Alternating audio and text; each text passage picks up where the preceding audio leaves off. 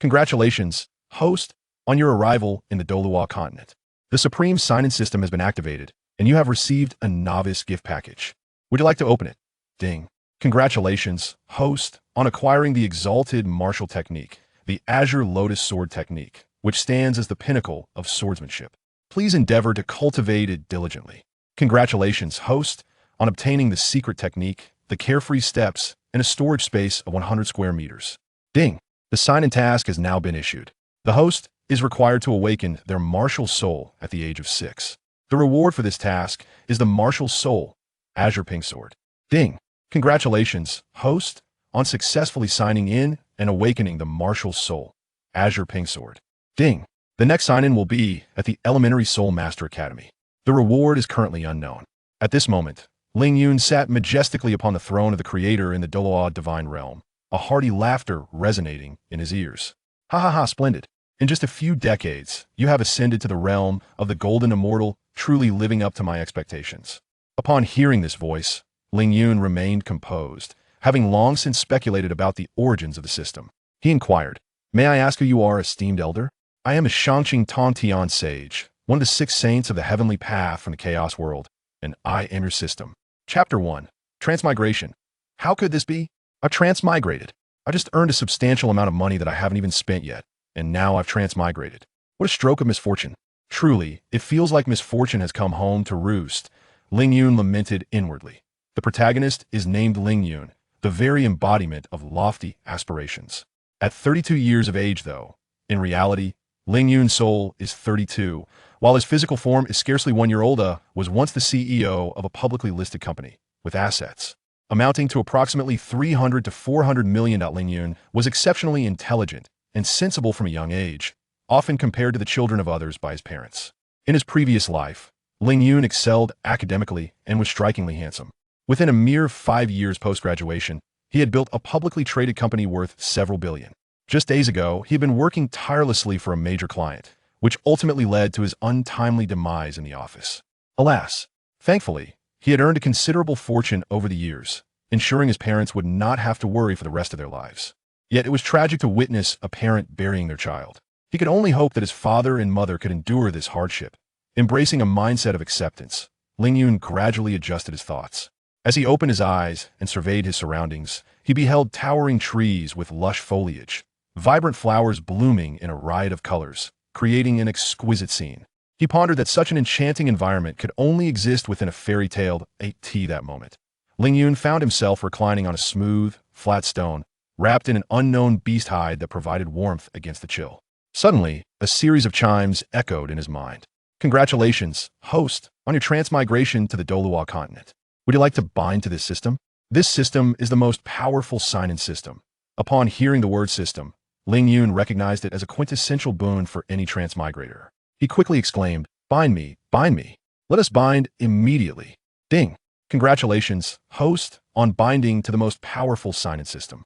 Congratulations, host, on receiving a novice gift package. Would you like to open it? Open the novice gift package. Beep. The novice gift package has been activated. Congratulations, host. You have obtained a supreme martial art, the Qingping Sword technique, a pinnacle of swordsmanship. Beep. Congratulations, host. You have acquired the elusive movement technique, the carefree steps. Beep. Congratulations, host. You have received a storage space of 100 cubic meters, which, for the time being, cannot accommodate living beings.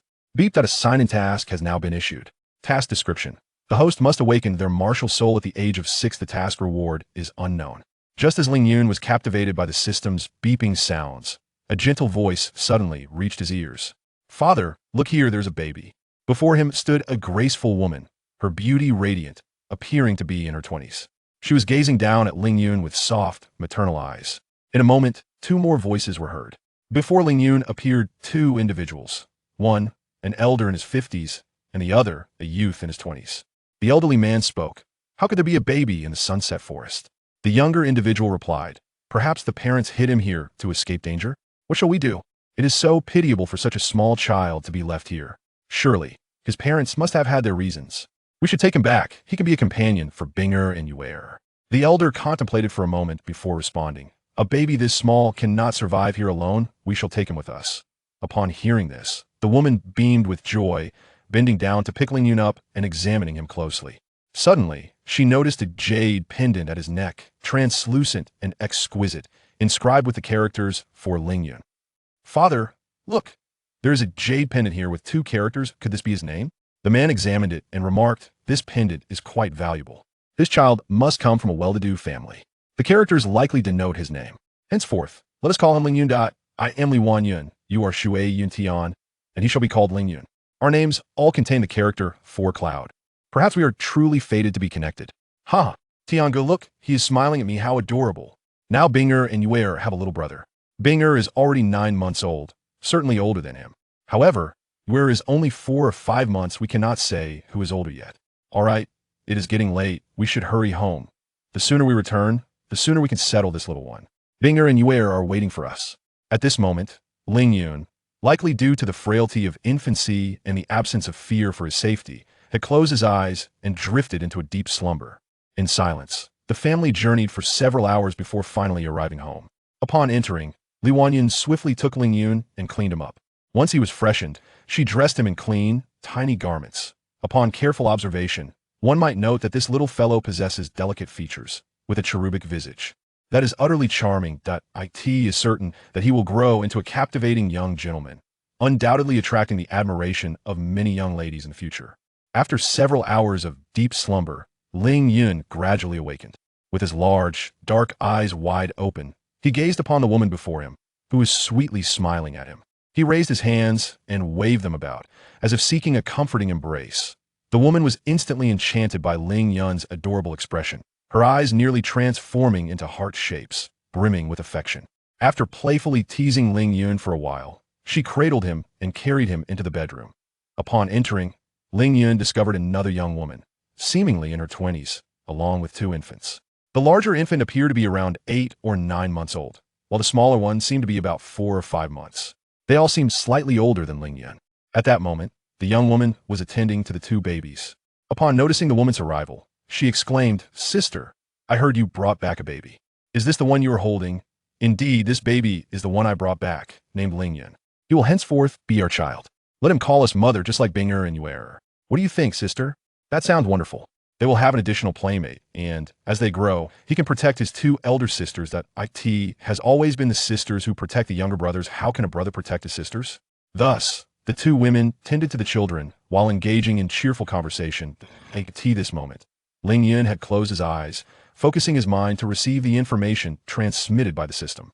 The system bestowed upon him 3 rewards: a cultivation method, a movement technique, and a storage space. The cultivation method was a swordsmanship training technique, suggesting that this would likely be the path Ling Yun was to embark upon. The movement technique was designed to complement the sword technique, significantly enhancing his combat abilities. As for the storage space, it is a standard provision for every transmigrator. The space within was quite ample, capable of accommodating various daily necessities and noble items. Lost in thought, Ling Yun gradually drifted back into slumber. Chapter 2. Finally grown-up. Time flows like a stream, fleeting in the blink of an eye. Day after day passes, and before one realizes it, Ling Yun is nearing 6 years of age. In the enchanting realm of Douluo Continent, this age holds great significance, for it is at this juncture that children awaken their martial souls. Yet, to this day, Ling Yun remains utterly unaware of her own martial soul. However, she distinctly recalls that her sister Binger possesses the martial soul of an ice phoenix, while her sister Yuer seems to have a dolphin-like martial soul, though the specifics elude her memory. As Ling Yun pondered these thoughts, she suddenly remembered an unfulfilled task related to her sign-in. Upon deeper reflection, this task appeared to be the awakening of her martial soul. The nature of the rewards following task completion remains shrouded in mystery, as the system has not divulged this information. Over the years, Ling Yun has gradually understood that she and Shui Binger were born in the same year, albeit with Binger arriving slightly earlier, while Ling Yun's birth came later. This means that she can awaken her martial soul alongside them. Having lived 2 lives, Ling Yun exhibits a maturity far beyond her peers. Throughout her upbringing, she has seldom cried or fussed. Since the age of 2, she has systematically organized her time and absorbed various knowledge of this world. Each morning, she dedicates 2 hours to reading, practices sword techniques and agility after breakfast, spends afternoons playing with her sisters, and in the evenings, retreats to her room to cultivate in solitude. Initially, during their reading sessions, their mothers would insist that the 2 sisters study alongside Ling Yun. which led to prolonged glances filled with deep resentment directed at her by Qingping and Yue. Bing'er's tranquil and gentle nature gradually adapted to this routine, while Yue, exuberant and lively, naturally found it difficult to remain still and frequently faced reprimands from their mother, Wanru. Whenever Lingyun practiced her sword techniques, Yue would join her. Indeed, Yue possesses considerable talent in swordsmanship, though her focus wavers as she prefers to play with Lingyun, while Bing'er quietly observes and reads on the sidelines. The sword techniques Lingyun refers to are simply the fundamental skills of slicing, hacking, thrusting, and swiftly drawing the sword. Since mastering the Xianyao step at the age of 5, Lingyun has shared it with her family, claiming it to be her self-created martial soul technique. She vividly remembers their astonishment upon learning that she had devised her own soul skill. From that moment onward, Lingyun's reputation as a prodigy began to spread, with many families in Tiando City becoming aware that the young scion of the Shui family could create a soul skill at the tender age of 5. As for her cultivation methods, she has withheld those from them, as the system has informed her that they are her exclusive techniques, inaccessible to others. According to the current timeline, Tang Xin should be of a similar age to Lingyun, and it is nearly time for him to awaken his martial soul. Lingyun recalls that he began practicing the Tang sect's ultimate techniques, such as the Xintian skill, Purple Extreme Demon Eyes, Xian Jade Hand, Ghost Shadow Misdirection, and various concealed weapon techniques from a young age. Although he possesses a comprehensive set of cultivation methods and, like Lingyun, is a transmigrator, Lingyun firmly believes that he will surpass him in the future, for he has a formidable advantage. With the assistance of the system, should he fail to be stronger than Tang San in the future, he might as well buy a block of tofu and end his life. Given his identity and innate talent, it is destined that he will eventually oppose the Spirit Hall, must the Shui family, then, become mere cannon fodder in the conflict between two factions as depicted in the original narrative? No, Lingyun will absolutely not allow such events to transpire. He must find a way to avert tragedy. With his exceptional talent and the support of the system and his family, he is destined to master his and his family's fate. The head of the Shui family, Shui Jun, who is Lingyun's grandfather, is currently an 88th level Soul Douluo, while Lingyun's stepfather, Shui Tian, has already reached level 72, and both of his mothers have surpassed level 60. Should Shui Jun break through to title Douluo within the next 5 years, many future endeavors would become significantly easier. Presently, Lingyun's cultivation methods cannot be practiced by his family, and he is uncertain if the system will reward him with a method that allows everyone to cultivate. If such a method exists, the cultivation speed of many within the family should see a considerable enhancement, and their potential for growth would significantly increase. At this moment, Lingyun is in his room practicing his techniques when he suddenly hears a knock at the door. As he approaches, he hears a girl calling out loudly at the entrance. Just from her voice, it is apparent that she has a lively and cheerful disposition. Lingyun, hurry and open the door. We come to play with you. Lingyun opens the door, allowing Shui Bing'er and Shui Yue to enter his room. Shui Yue eagerly speaks first. Tomorrow is the day for the martial soul awakening. I am so happy and excited that I cannot sleep. And I wonder what my talent will be like and what my martial soul will be. Aren't you nervous, Lingyun? Of course. I am also very nervous and excited, Lingyun replies. However, being nervous and excited is of no use. It cannot change the outcome. I just hope that my talent will be decent during the test tomorrow. If my martial soul is a sword, that would be even better. As you all know that my favorite weapon is the sword. Sister Bing'er, what about you? Lingyun inquires. Shui Bing'er responds, I am actually quite calm, after all. Both my parents have high soul power talents. By the laws of bloodline inheritance, the talents of Yue and I should not be low.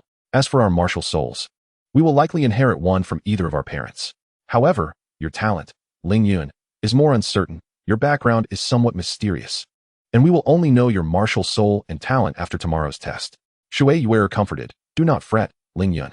Your innate understanding is so profound. You are already capable of creating your own soul techniques at the tender age of 4 or 5. Your diligence in cultivation is commendable, and I am certain your talent will be formidable, even if, hypothetically speaking, your innate abilities do not manifest as expected. Remember that both my sister and I will always be here to protect you. We will not allow anyone to bully you, so there is no need for concern.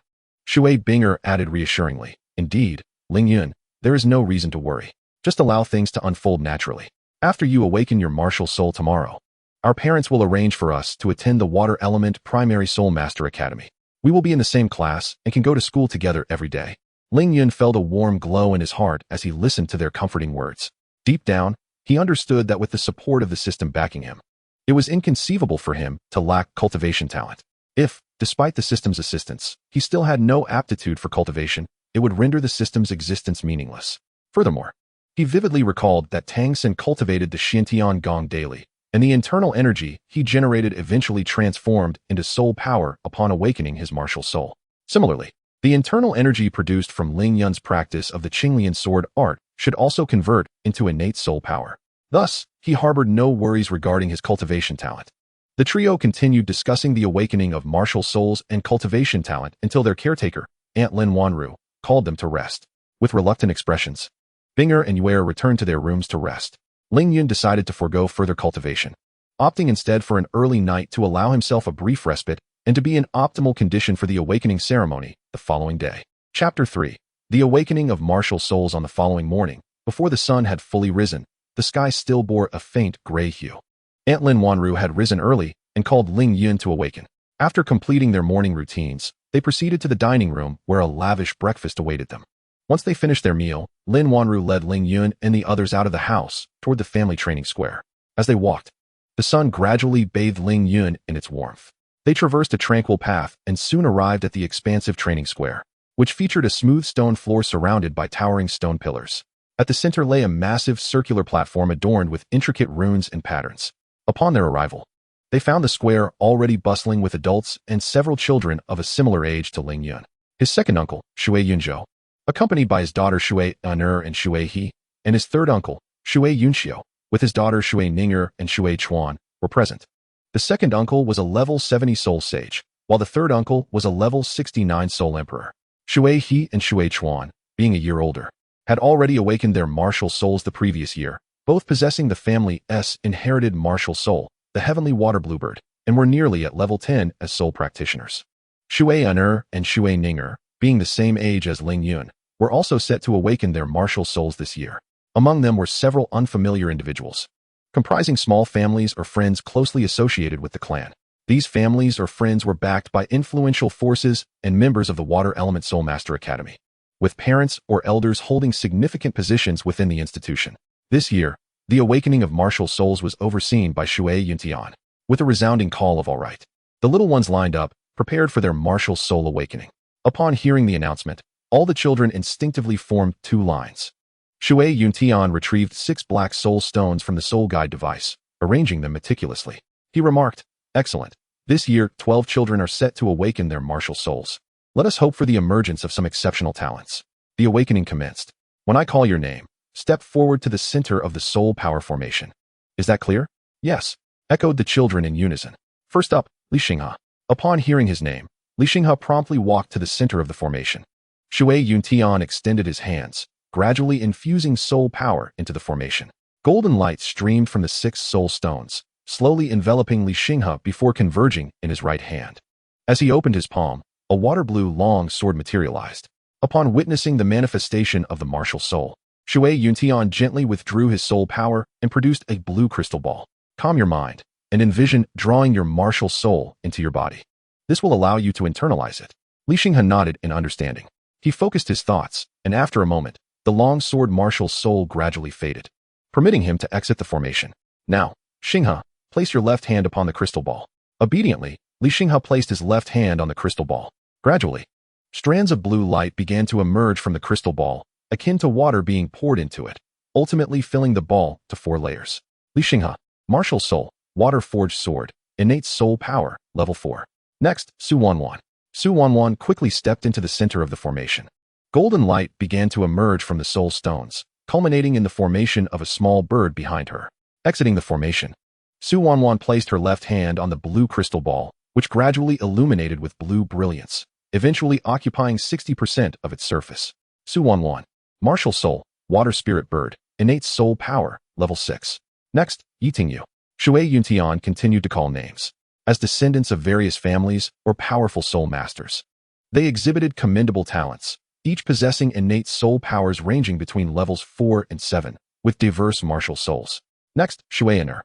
She was the young daughter of Uncle Ling Yun's family, born just a month later than Ling Yun. Joyfully, Shui Aner stepped into the center of the formation. As golden light gently emanated from the soul stones, ultimately coalescing into the shape of a large bird behind her.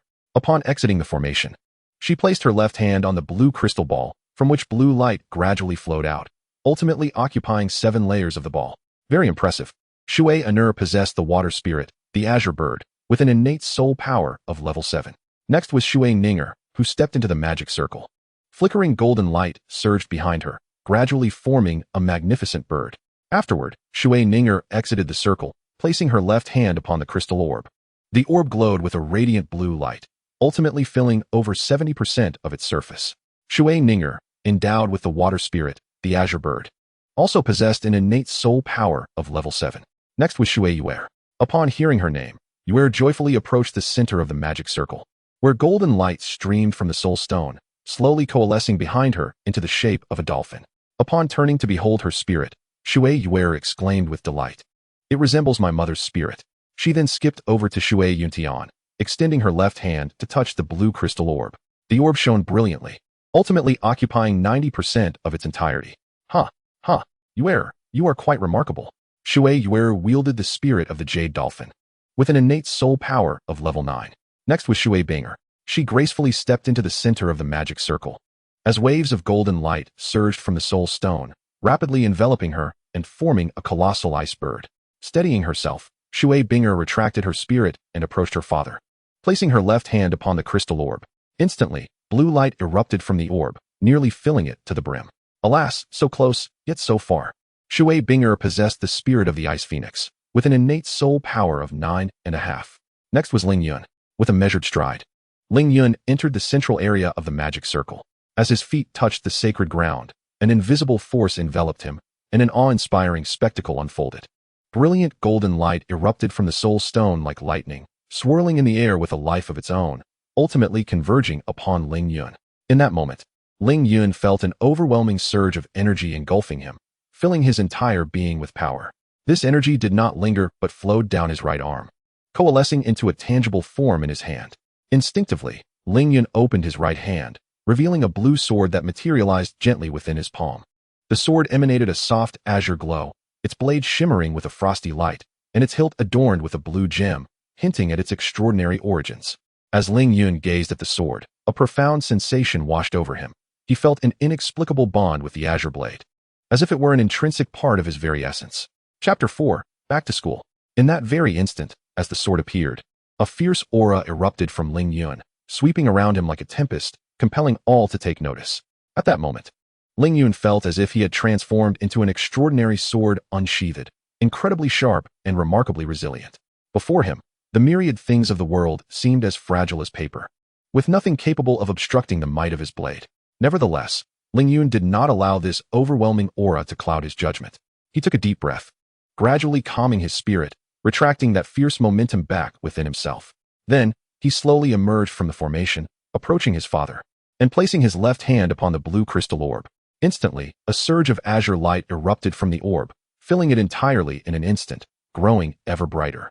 Gradually, cracks began to appear upon the surface of the orb, until, with a resounding explosion, it shattered into countless fragments.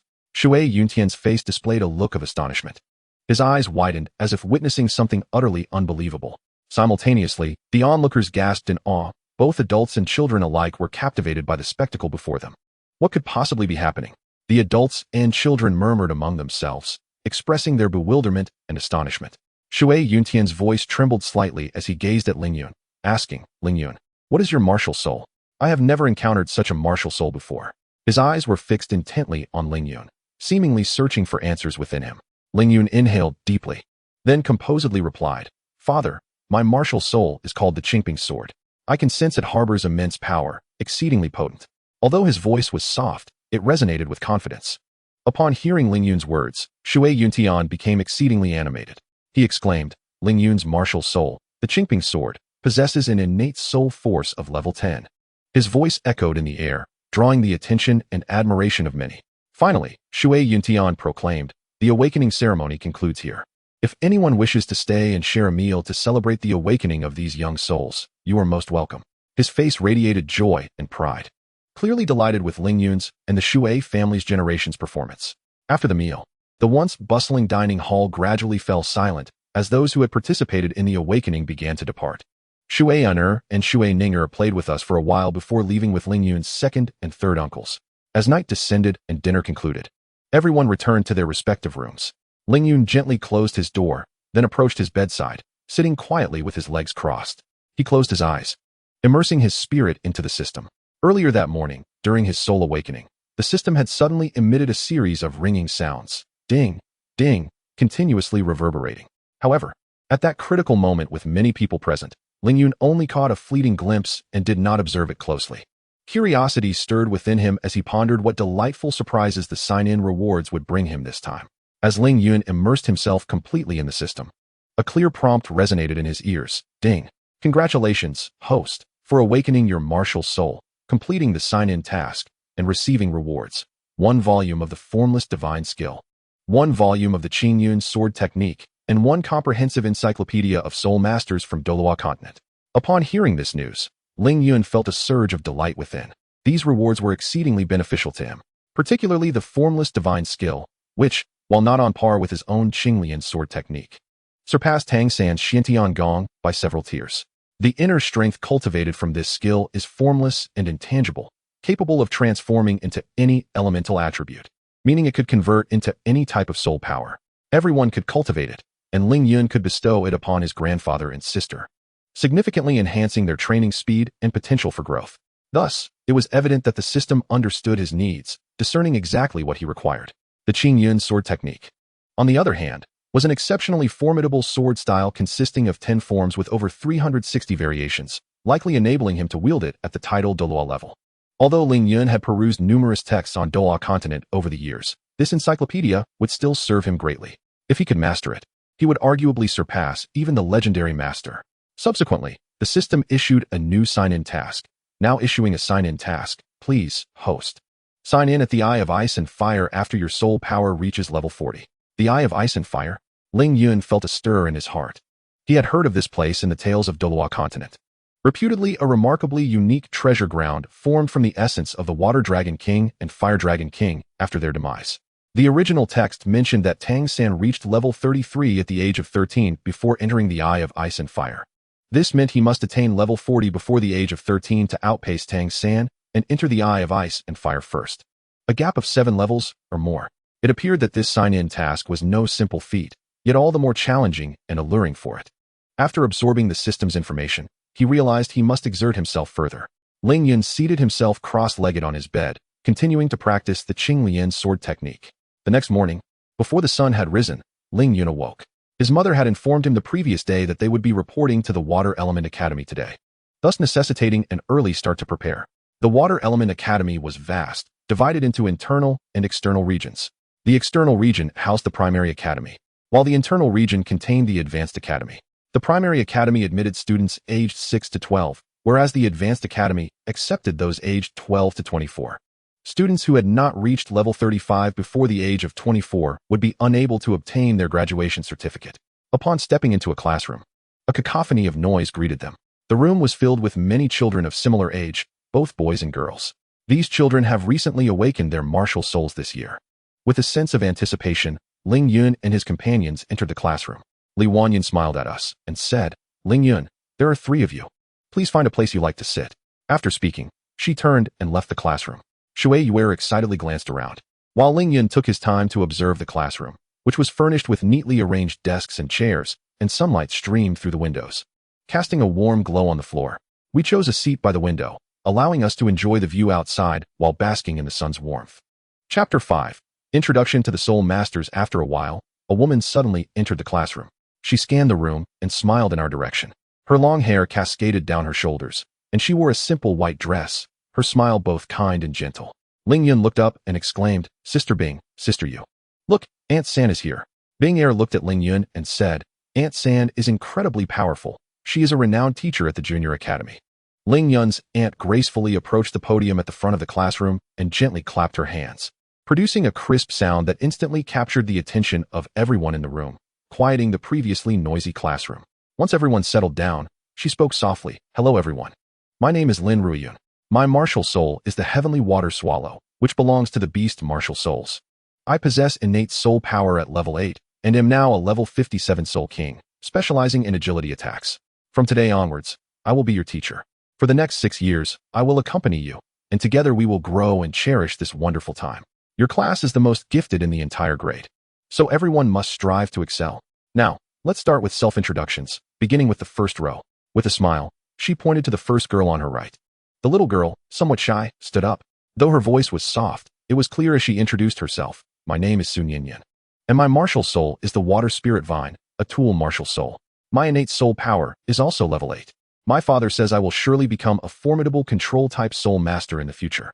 After finishing, she gently sat down, her cheeks adorned with a faint blush. Next, another girl sitting beside Sun Yin stood up, her voice bright and resonant. Hello everyone, my name is Jiang Wanning, and my martial soul is the Water Spirit Bird, also a beast martial soul. My innate soul power is likewise level 8, and I specialize in agility attacks. Following her, another classmate introduced herself. Hello, I am Su Jin, and my martial soul is the Water Shadow Leopard, a remarkably powerful beast martial soul. My innate soul power is an impressive level 9, and I possess incredible speed as an agility-type battle soul master. As the introductions continued, classmates took turns sharing about themselves, and time flew by until it was finally our group's turn. The first to stand was Shui Binger, who smiled and introduced herself. My name is Shui Binger, and my martial spirit is the Ice Phoenix, a powerful beast martial spirit. My innate soul power is also at the maximum level of 9. Furthermore, I am not only a control-type battle soul master, but also a strong attack-type battle soul master, making me a dual-system battle soul master. As soon as Shui Binger finished speaking, Shui Yuer shyly stood up next. I am Shui Yuer, and my martial spirit is the Glimmering Dolphin, another beast martial spirit. My innate soul power is also at level 9, but I am solely a strong attack-type battle soul master. Finally, it was my turn. Taking a deep breath, I confidently declared, Hello everyone, my name is Ling Yun, and my martial spirit is the Azure Green Sword, with an innate soul power of 10. I am a strong attack-type battle soul master. Upon completing my introduction, the classroom erupted with gasps of astonishment. As my innate soul power of 10 left my classmates in awe, it is known that such innate soul power is exceedingly rare. It is said that 1 in 10,000 soul masters may possess it. With such a talent, it is highly likely I could become a titled Douluo, or even stronger in the future. Wow, he is amazing. Indeed, he will surely become the leader of our class. My classmates murmured, casting admiring and envious glances in my direction. After introducing myself, I took my seat. Soon after, the students at the back began to rise one by one, introducing themselves. Each spoke with a hint of nervousness and anticipation, sharing their names, martial spirits, and dreams for the future in their youthful voices. As time passed, every student had completed their introduction. I surveyed my new classmates, and to my astonishment, even the lowest ranked among them had reached level 6, with the exception of Shui Binger and Shui Yuer. Several students boasted innate soul powers of level 8 or even 9. Their martial spirits and potential were remarkable, filling me with hope for the future. I thought to myself that these classmates might become valuable allies. After all, in the world of soul masters, having powerful teammates is of utmost importance. Naturally, I held the highest rank, as I was the only one in the class with innate soul power at its maximum. This undeniably provided me with a significant advantage. In truth, given Shui Binger's innate soul power level, she would likely reach level 10 within a month or so. At that time, we could embark on the journey to acquire soul rings and officially step onto the path of soul masters together. Although the wait for her might be slightly longer, it would not hinder my own training progress. At that moment, the teacher gently clapped her hands, signaling for silence. With a smile on her face, she looked at us and began, Now that you have all just awakened your martial spirits, your understanding of the soul master profession may still be shallow. Allow me to explain what a soul master truly is, how martial spirits are classified, the significance of innate soul power levels, and how these factors influence your future training and career choices. Let us embark on a preliminary exploration of the esteemed profession of soul masters. In this vast expanse of land, every individual awakens their unique martial soul upon reaching the age of 6. These martial souls are diverse and wondrous, ranging from the extraordinarily powerful to the relatively modest. Some individuals manifest martial souls that take the form of formidable weapons, such as sharp blades, mighty spears, and agile swords, endowing them with significant offensive capabilities and combat prowess. Conversely, there are those whose martial souls appear rather ordinary, such as a simple wooden stick or commonplace farming tools, which tend to have limited utility in battle. In addition to weapon-based martial souls, some may awaken potent animal souls, such as the fierce tiger, the majestic lion, or even the legendary creatures like dragons and phoenixes. These animal martial souls not only possess immense strength and unique abilities, but also confer an air of majesty and dominance upon their wielders. Of course, the variety of martial souls extends far beyond this. Some individuals may awaken beautiful floral or arboreal souls, which, while lacking direct offensive power, might possess other extraordinary capabilities, such as healing or support. Moreover, there are those who awaken unique intrinsic martial souls, represented by features of their own bodies, such as eyes, ears, or even shadows. These intrinsic martial souls are typically closely linked to the physical characteristics or abilities of the soul master, providing them with distinct advantages. In essence, the awakening of martial souls can manifest in myriad forms, encompassing nearly all that exists in the world. Furthermore, this awakening is not entirely random. It is significantly influenced by one's lineage. Generally, if a parent's martial soul possesses formidable bloodlines, their offspring are likely to inherit a powerful martial soul from either parent. However, these patterns are not absolute. The awakening of martial souls may also exhibit variations. Occasionally, even if a parent's martial soul is unremarkable, a child may awaken an exceedingly rare or potent martial soul, leading to unexpected delights for the soul master. Such mutations typically trend in two directions, for better or worse, though the majority of variations lean towards the unfavorable, with only a scant few exhibiting positive or neutral changes. For instance, in our class, Shui Binger has parents with avian martial souls. However, her own martial soul underwent a mutation, resulting in a non-pure-blooded phoenix, granting her a natural soul power of merely 9.5 levels. Having discussed the origins of martial souls, let us delve deeper into their classification. Martial souls can be broadly categorized into two principal types: weapon souls and beast souls. Among them, weapon souls can be further divided into weapon types, flora and fauna types, elemental types, and ordinary categories such as agricultural tools and books. Meanwhile, beast souls encompass animal types, avian types, insect types, and various formidable mythical creatures. It is essential to note that intrinsic martial souls do not fall within the aforementioned classifications. Next, let us explore the distinctions between different innate soul power levels. The innate soul power level fundamentally determines the future cultivation potential of the soul master. Innate soul power below level 1 is deemed a waste of martial soul, a matter we shall not dwell upon further. However, those with innate soul power ranging from level 1 to 3 fall within the category of ordinary soul masters. Although they are relatively commonplace among the soul master community, they are still held in high esteem across the continent. The reason is straightforward. Among the awakened individuals each year, only one soul master emerges from every 100. Thus, merely becoming a soul master is a stroke of fortune, granting one the qualification to step into the world of soul masters. With diligent cultivation, most of these soul masters can eventually reach around level 40, as 70% of the soul masters on the continent belong to this tier. Those with innate soul power between levels 4 and 6 can be regarded as geniuses. With dedicated training, they may aspire to become powerful beings ranging from level 50 to 70.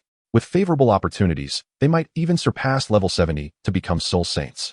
Such soul masters, when traversing the great roads, command immense respect wherever they go. Those whose innate soul power reaches level 7 to 9 are true high-level geniuses. Among them, the most exceptional may break through to level 90, attaining the title of Douluo, or even reach level 95, becoming a super Douluo. Consequently, these soul masters become the objects of desire for various sects and powers. Upon entering a sect, they receive substantial training and will eventually become pillars of strength and resources for their respective sections. As for those with a perfect innate soul power of level 10, they are extraordinary talents, rare as a gem. Provided they persist in their cultivation journey without encountering untimely demise, their future achievements are boundless. At the very least, their strength will not fall below level 95, and they may potentially break through to level 99, becoming the legendary limit Douluo, standing atop the continent as supreme beings. At that juncture, they will be revered and admired by countless individuals, becoming the focal point of attention. Without exception, these individuals will emerge as true power holders within formidable factions, wielding immense influence and resources. Next, let us explore the titles associated with soul masters of varying levels. Those who have just awakened their martial souls but have yet to obtain a soul ring, typically below level 10, are referred to as soul scholars. Once a soul scholar reaches level 10 and acquires a soul ring, they are designated as soul masters. If their soul power reaches level 20 without obtaining a soul ring, they are still referred to as soul masters. Only upon acquiring a soul ring does their title change. Following this pattern, for every increase of 10 levels, a soul master receives a new title. These titles are Soul Scholar, Soul Master, Great Soul Master, Soul Revered, Soul Sect, Soul King, Soul Emperor, Soul Saint, Soul Douluo, and Title Douluo. Each title signifies a crucial phase in the soul master's cultivation journey and serves as a reflection of their strength. Regarding the selection of a career direction for soul masters, individuals typically make decisions based on the characteristics of their martial souls. After all, different martial souls confer various advantages in distinct professional pathways. The career directions for soul masters can generally be classified into four main categories: strong attack, control, agility attack, and support. The assault-type soul masters are renowned for their formidable offensive capabilities, often wielding martial souls that possess immense physical or elemental damage potential. In contrast, control-type soul masters excel at manipulating the battlefield, employing various skills to restrict their adversaries' movements. Agile-type soul masters are characterized by their speed and nimbleness, allowing them to swiftly navigate the battlefield and deliver lethal strikes to their foes. Meanwhile, support-type soul masters primarily focus on providing various enhancements to their allies, thereby augmenting the overall strength of the team. However, exceptions abound. For instance, Shui Binger's martial soul, the Ice Phoenix, not only boasts significant attacking power, but also exhibits remarkable control capabilities. This unique martial soul enables Shui Binger to be versatile in combat, imposing unforeseen pressure on her opponents. Our teacher patiently elucidated this knowledge regarding soul masters, and the students listened intently, gaining a deeper understanding of this vocation. Time passed swiftly, and before we knew it, the morning had elapsed. At noon, Anson took us to the cafeteria for lunch. She is a thoughtful person, well aware of our culinary preferences, and had specially ordered a plethora of our favorite dishes. We gathered around, savoring the delectable food while engaging in cheerful conversation, creating a harmonious atmosphere. After lunch and a brief rest, we were set to commence our training in the afternoon, a crucial moment for enhancing our abilities, and everyone was filled with anticipation and vigor. The afternoon sun filtered through the water cypress forest, casting shimmering golden reflections upon the lake's surface. This expansive body of water was not a natural formation, but rather a colossal simulated training ground constructed by the Academy using soul power to manipulate underground water veins. From afar, dozens of azure floating platforms hovered above the cerulean waves, each adorned with flowing water-patterned runes, constituting the Academy's specially crafted water-gathering array, which could enhance the concentration of water elements by more than twofold. The floating platforms in the beginner's area were located on the western side. Be mindful of the soul power guiding lines beneath your feet, came the voice of Teacher Lin. At this moment, the lake was already bustling with activity. On the small floating platforms designated for beginners, younger students were engaged in foundational training. Some were pressing their palms together to concentrate water orbs, which shimmered with a crystalline luster as they spun in their hands. Others were invoking water currents to form rings around the platforms, with droplets of water on the ring walls refracting rainbows. A nearby boy, closest to Ling Yun and the others, was attempting to shape water into ice needles at his fingertips, yet due to insufficient control, the water shattered with a splash, eliciting giggles from the girls nearby. Sitting cross-legged, I attuned myself to the pull of the water elements. Teacher Lin approached the center of the platform, her fingertip gently touching the center of the runes inscribed on the surface. In an instant, a water curtain, half a person's height, surged around the platform, creating a barrier that isolated us from the outside world. As soon as Sister Binger settled down, a faint chill emanated from her, and the water element particles in her palms coalesced more swiftly than those of others, transforming into a small ice crystal lotus that spun delicately at her fingertips. Indeed, the affinity of the Ice Phoenix martial soul for water elements is truly exceptional. Teacher Lin nodded in approval before turning her gaze to me, stating that although my Qingping sword is not purely water-based, the sword's intent shares a commonality with the soft power of water that conquers the rigid. Attempting to merge soul power with the water element, Ling Yun immersed herself in its flowing trajectory. She closed her eyes and, in accordance with the Azure Lotus Sword technique, channeled her soul power. As her consciousness descended into her dantian, she distinctly heard the whispers of the water element, resembling countless delicate silver fish, flowing towards the floating platform under the guidance of the water-gathering array. Ling Yun extended her fingertip, allowing a strand of soul power to probe into the current. Immediately sensing the resilience and transformation of the water, it could entwine like silk or slice through the air like a razor. Suddenly, the water element at her fingertip solidified, unconsciously mimicking the intent of the Azure Radiance thrust, as a slender stream of water shot towards the water curtain, leaving a fleeting trace behind. "Oh," Teacher Lin remarked, "it seems your martial soul has begun to resonate with the water element. Remember, the water element is omnipresent. The mimicry field merely amplifies this affinity." Chapter 7. Acquiring the soul ring. As the sun dipped below the horizon, the water curtain of the training ground gradually dissipated. Ling Yun and her sister Binger rose, both feeling that the soul power within their dantian had condensed significantly more than usual. The ice crystals at Binger's fingertips had yet to fully vanish. In the distance, the floating platforms of the senior students illuminated with blue soul lamps, resembling stars sinking into a lake. All right, everyone, please return to the classroom to gather your books before dismissal, the teacher instructed as they led us back. During dinner, grandfather suddenly inquired, Ling Yun, your soul power has reached level 10. Do you plan to acquire your soul ring now, or wait for Binger to catch up, so you can obtain it together? Ling Yun pondered and decided, I think I will wait for Sister Binger. Her soul power is just a fraction short of level 10. It would save us a trip to go together. Binger, upon hearing this, was equally delighted. After dinner, Ling Yun proceeded to grandfather's study. She knocked gently on the door and called out, Grandfather, I have something to discuss with you. Come in, grandfather replied.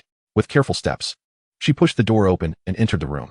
Standing before grandfather's desk, Ling Yun took a deep breath to steady herself, then slowly retrieved a book from her bosom. The book appeared somewhat worn, its cover slightly yellowed, yet it emanated an aura of mystery. Ling Yun placed the book gently on grandfather's desk and stepped back respectfully, saying, Grandfather, I stumbled upon this cultivation method, titled the Formless Divine Art. As far as I know, this technique can significantly enhance an individual's soul power cultivation speed. And the soul power cultivated through the Formless Divine Art possesses a quality far superior to that produced by conventional advanced meditation methods. Ling Yun paused momentarily before continuing. I wish to present this book to our family, so that all members may practice it, thereby strengthening our clan's power. Upon hearing her words, a look of surprise crossed grandfather's face. He slowly rose, approached the desk, and began to read the technique intently. As I delved deeper into the reading, my grandfather's countenance grew increasingly solemn, his hands beginning to tremble ever so slightly. Clearly, the contents of this martial art were profoundly shocking to him. After a considerable pause, he gently set the text down, lifted his gaze to meet mine, his eyes filled with incredulity. Yunner, are you truly willing to offer this formless divine skill to the family? You are still young and may not fully grasp its significance. This technique is exceedingly precious. Whichever family or faction possesses it will regard it as a treasure of the clan, a core legacy. Let me put it this way. Any force that acquires this skill will undoubtedly rise to become a dominant power in this continent within a century. Have you truly made up your mind? Yes, grandfather. I have resolved to present this martial art to our family because I too am a member of this lineage. Only by strengthening our family can I hope for a better life. Moreover, I desire for you, as well as my parents and sisters, to grow stronger. Ling Yun continued. Since my mother brought me back, both you and my parents have treated me as one of your own. Your concern for me is no less than that for my two sisters. I genuinely regard you as my true kin, as part of this family. Upon hearing this, my grandfather was visibly moved, for he understood the profound implications this martial art held for our family. Should all members of the family cultivate this skill, those with innate soul power reaching level 7 could potentially attain level 90, becoming titled Douluo Masters. Not to mention those who might reach innate soul power levels of 8 or even 9. Their future potential was almost unimaginable. At that moment, Ling Yun inquired, Grandfather, you are already at level 88. How long would it take to reach level 90 and become a titled Douluo if you were to cultivate this skill? My grandfather steadied his emotions and replied excitedly, Originally, I was confident I could reach level 90 within 5 years. However, with this martial art, I am now certain I can achieve it in just 3 years, becoming a titled Douluo. Yunner, please keep this matter to yourself for now. Tomorrow, I will confer with your father and your second uncle before making any decisions. It is getting late. You should return and rest. The following day, my grandfather and father deliberated throughout the morning, ultimately deciding on the criteria. The martial art could not be fully transmitted at once. The formless divine skill comprises 10 layers, precisely corresponding to the 10 levels of soul master cultivation. They resolved that direct descendants of the family would face no restrictions. As long as their soul power reached the requisite level, they could receive the corresponding layer of the skill from him. In truth, there are very few direct descendants in our family. Among my grandfather's generation, he is the sole representative. Among my father's generation, there are only 3 brothers alongside my mother and 2 aunts. In our third generation, there are merely 7 individuals. The rest are affiliated smaller factions or wandering soul masters, to whom only the first 3 layers would be imparted. Even these initial layers of the formless divine skill surpass many advanced meditation techniques of larger factions. I believe that our family should be able to recruit numerous wandering soul masters to serve our lineage. This would significantly enhance the family's strength. Should anyone render extraordinary contributions to the family, they will be duly rewarded, and the subsequent techniques will be passed down, though only the first 6 levels may be transmitted. Mastery of techniques beyond the 6th level is reserved solely for the core direct descendants of the family. In the blink of an eye, 3 weeks have elapsed. During the day, we attend school. In the mornings, we study soul master knowledge in the classroom, and in the afternoons, we engage in training at the simulated cultivation arena. On this day, Sister Binger finally reached the 10th level of soul power. Originally, it would have taken a month to attain this level. But since she began practicing the Wuxiang divine art, her training speed has accelerated considerably, allowing her to achieve this milestone more than a week ahead of schedule. As for Ling Yun, having commenced his training in the Qinglian sword technique at the tender age of 2, his years of dedication have allowed him to grasp the fundamentals of the technique. Both Ling Yun's physical and mental capacities now rival those of a level 20 soul master. Furthermore, the quality of Ling Yun's soul power far surpasses that of an ordinary soul master. This remarkable advancement can be attributed to his exceptional talent and comprehension, which are significantly superior to those of an average soul master, who would typically require a level 30 to even begin mastering such techniques. Additionally, Ling Yun has become proficient in the first 3 forms of the Qingyun sword technique. The weather today is particularly splendid. Last night, our father announced that he would accompany us to obtain our soul rings. Early in the morning, the 3 of us set off in a horse-drawn carriage towards the soul hunting forest. This forest, a sanctuary for soul beasts established by the royal family, is relatively small, with the oldest soul beasts within its boundaries being no more than 5,000 years old. The variety of soul beasts is limited, making it a relatively safe environment. Those seeking soul rings here are primarily lower-level soul masters, and both of you need only hunt century-old soul beasts for your first soul rings. Stay close to me and do not wander off. After walking for a while, we came upon a small river where numerous soul beasts were drinking. Most of them were low-level, and it was rare to even spot a century-old beast. We continued onward, and soon encountered many century-old soul beasts. Father pointed to a young green-feathered bird perched on a nearby branch and said, "Ling Yun, look, that is a green feather bird, approximately 300 years old. It would be an excellent choice for your first ring." Ling Yun pondered for a moment and replied, "Father, my physical condition is now comparable to that of a level 20 soul master. I should be able to acquire a soul ring close to 1,000 years old." "No, that would be far too dangerous," Father cautioned. "The process of absorbing a soul ring is perilous. Should you falter, the consequences could be dire, ranging from permanent disability to the catastrophic explosion of your soul power. There are no second chances. It is wiser to be more conservative." Chapter 8. Obtaining the Soul Ring 2. "Father, I can distinctly sense the strength of my body. If you doubt me, you may test me to verify my claims." "Very well, come here and let me assess you." Father raised his hand and carefully examined Ling Yun's arm, shoulder, and calf, performing what appeared to be a bone testing procedure. In the original text, when Tang San and his companions entered Shrek Academy, the testing instructor assessed their physical bone age, which also allowed for the evaluation of their physical strength. Your body indeed possesses the strength of a level 20 soul master. Consequently, you can select a soul beast with a spirit ring age ranging from 800 to 900 years. At this point, we have not yet reached the inner regions of the soul hunting forest, where the soul beasts generally have a lower age. We can venture deeper to explore further and see if there are any suitable soul beasts for Bing Air's spirit ring age. We proceeded along the river, moving further into the forest. Along the way, we did not encounter any soul beasts appropriate for Bing Air.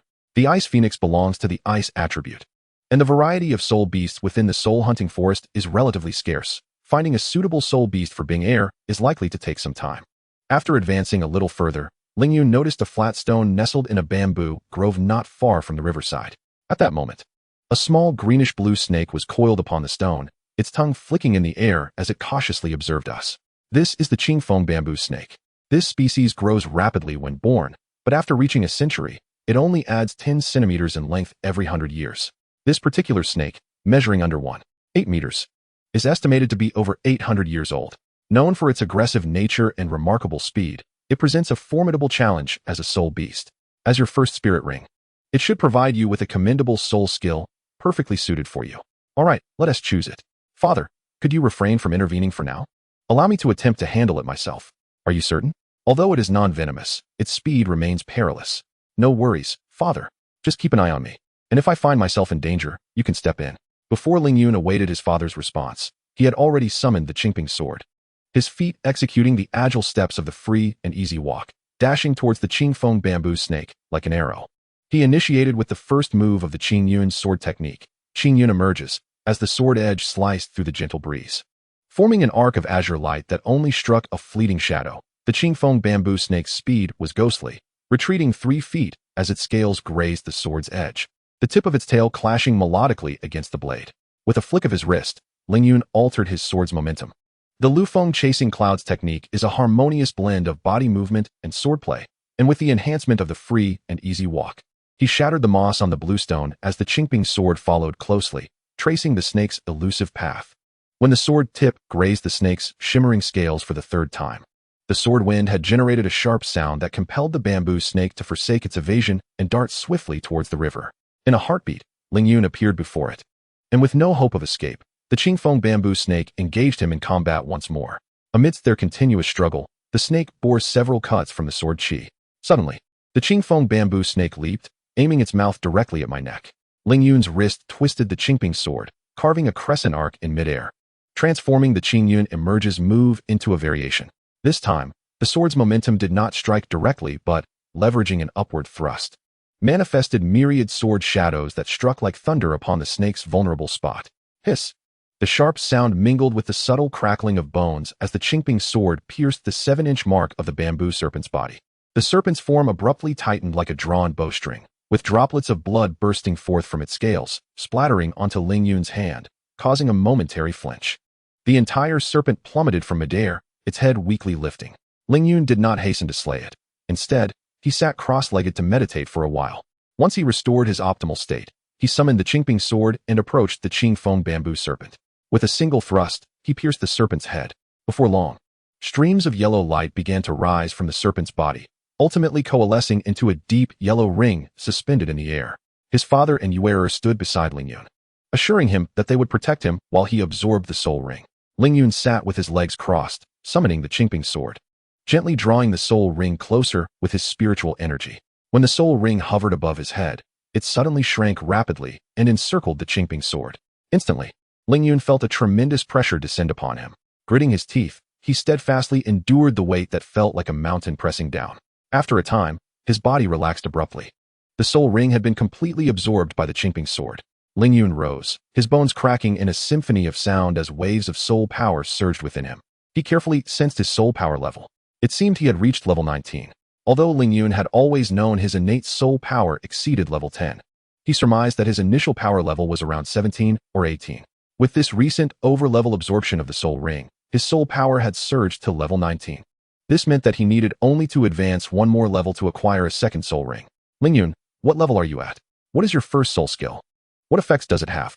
Lingyun summoned the Qingping sword and, facing a thicket of bamboo, shouted, Azure Light Thrust. Before him, the bamboo grove was cleaved at the roots by his sword. Lingyun sheathed his martial spirit and explained to his father, my first soul skill is Azure Light Thrust. It concentrates sword energy at the tip and thrusts forward in a rapid straight line, achieving remarkable speed and a piercing effect that can breach a portion of the enemy's defenses. It is a formidable soul skill with significant offensive power. Generally, a defensive-type second-ring soul master would struggle to withstand it. Let us tidy up and continue our search along the bamboo grove to see if there are any suitable soul beasts for Binger. We circumvented the bamboo thicket and walked further ahead, where a cave yawned in the left front, exuding a chilling air. The coldness emanating from within suggested the potential presence of a suitable soul beast for Binger. I will enter first, you two follow closely behind. Look, there is an ice silkworm. We had scarcely walked 10 meters when Binger let out a soft exclamation. Before us lay a small pond, its waters not very deep, with a protruding stone in the center upon which rested an ice silkworm. It appeared to be only 3 centimeters long. The age of the ice silkworm is easily discernible. It grows 1 centimeter every 100 years, making this one precisely 300 years old, just right for Binger's first soul skill. The ice silkworm possesses little offensive capability. Its sole means of attack is to exhale a chilling breath that freezes its target. The soul skill it provides is likely also of a freezing nature, perfectly suited to grant Binger a formidable control-type soul skill. Binger, I shall restrain it while you deliver the fatal blow, my father declared, channeling his soul power to firmly suppress the ice silkworm, rendering it immobile. Shui Binger drew a dagger from her waist, leaping onto a rock and swiftly piercing through the entire ice silkworm. From its lifeless form emanated streams of yellow light, coalescing in the air to form a ring. Perhaps due to its age, this ring's hue appeared significantly lighter than mine. Binger sat cross-legged upon the stone, summoning her ice phoenix martial spirit. The soul ring stirred, gradually floating above her head before swiftly encircling her body. I noticed Binger's body shudder violently, followed by a grimace of pain, as beads of cold sweat soon drenched her hair. After a moment, the anguish on her face began to fade, and the soul ring finally melded into her being. With her martial spirit now awakened, she proclaimed, "I seal." A blast of frigid air surged from Bingur's hand, instantly encasing the entire water pool in ice. She gracefully leapt onto the icy surface, landing before us. "Father, my first soul skill is Ice Seal, a control-type skill. Its effect is to mentally lock onto a target and completely freeze it. Most importantly, it has an instantaneous activation. Bingur's soul skill is exceptionally suited for you. With it, you shall become an outstanding control-type soul master, providing unparalleled support for your teammates on the battlefield. Well, our mission here is successfully accomplished. It is time to prepare for our return." Chapter 9, Encountering Tang San. We retraced our steps towards the exit of the soul-hunting forest when a sudden crack of breaking branches echoed from the depths of the woods. Ling Yun turned to his father, sensing the presence of someone in the forest. "Let us investigate," he said. We traversed through a thicket and beheld a nearly 4-meter-long mandala snake lunging towards a child's head. Its scales shimmered with a dark green sheen, and the venom it spewed sizzled as it corroded the ground, leaving behind smoking black pits. "Beware its paralyzing toxin," Ling Yun cautioned, deftly tossing the Qingping sword. The blade sliced through the air, precisely embedding itself in the gap between the mandala snake's scales, just below its vital point. At that moment, the sword vibrated, radiating a brilliant green light, and blood erupted from the snake's wound. Taking advantage of the chaos, Tang San rolled free, his purple extreme magic eye gleaming like a cold star in the twilight. Ling Yun sprang onto the snake's head, the Qingping sword twirling as he aimed to strike at its neck, but heard Tang San urgently shout, "Spare the sword." Before his words could fade, his short sword, with a whoosh, plunged directly into the serpent's head. The mandala snake fell with a thud, emitting a series of hisses as its body thrashed wildly, sending stones and broken branches flying until, with a dull thump, it collapsed to the ground. From its form surged streams of yellow light, ascending to form a slowly rotating soul ring above its head. "Thank you for your assistance, my brother." Tang San expressed his heartfelt gratitude, swiftly wiping the blood from the corner of his mouth. However, when his gaze fell upon Ling Yun's face, he momentarily froze in surprise. Just then, a hurried sound of footsteps echoed from outside, approaching rapidly. Soon, his father appeared, leading Bingur with a serious expression. His eyes were drawn to the soul rings on the ground and the unconscious figure of Yu Xiaojing nearby, causing his brow to furrow tightly. "Yu Xiaojing? He is from the Blue Lightning Tyrant Dragon clan?" A hint of astonishment laced his father's voice. Ling Yu nodded and clarified, "Yes, father, he is Yu Xiaojing." After a brief silence, his father retrieved a small jade-green vial from the depths of his storage soul guide. He carefully pried open Yu Xiaojing's jaw and gently poured the amber liquid from the vial into his mouth. As time passed, mere moments later, a soft cough escaped Yu Xiaojing's throat. Subsequently, his previously murky eyes began to clear. Upon fully regaining consciousness and noticing the soul ring atop the corpse of the mandala snake and the vial in his father's hand, a look of gratitude illuminated his face. He hurriedly expressed, "Thank you for saving my life, esteemed elder."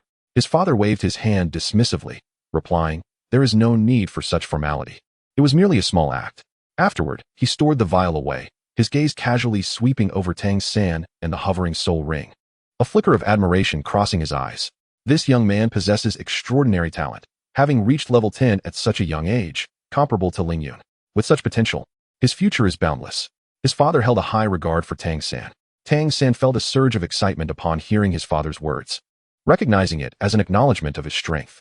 Turning to Tang San, his father advised, "Take a moment to regulate your breathing and restore your soul power before absorbing this soul ring."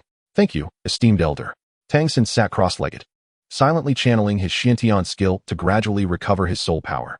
After a while, he summoned his blue-silver grass, witnessing the soul ring from the mandala snake slowly drifting towards him. Having practiced Xiantian skill since childhood, Tang San's physical capabilities far exceeded those of ordinary soul masters at the same level, making the absorption of this soul ring a matter of little strain for him. Half an hour later, Tang San completed the absorption of the soul ring and retracted his blue-silver grass martial spirit. He then approached his teacher. "I am Tang San. My martial spirit is blue-silver grass, a level 11 weapon spirit control-type soul master. I am grateful for this brother's assistance. May I inquire your name?" "Greetings, Brother Tang San. I am Ling Yun. My martial spirit is the Qingping sword, a level 11 weapon spirit of the assault type." Ling Yun feigned his soul power level, opting not to disclose that he was actually at level 19, knowing that Tang San's intelligence might lead to many deductions. "I am Yu Xiaojing, known in the soul master community as the Master. I deeply appreciate your timely rescue, esteemed elder. May I ask for your name?" Yu Xiaojing inquired of Tang San's father. "Master." I have heard of your esteemed name. My name is Shui Yuntian, the director of the Water Element Academy in Tiando City. There is no need to dwell on the earlier incident. After all, having one more friend while venturing into the world is always advantageous. May I inquire about your relationship with this young one? Tang San is my disciple. We ventured out to assist him in acquiring his first spirit ring. But we did not anticipate encountering such a formidable mantis snake. I am grateful for the assistance you and the young brother provided. Otherwise, our lives would have been in jeopardy. Please, there is no need to address me as senior. We are of similar age. If I may be so bold, might I inquire as to your current position, Master? I beg your pardon.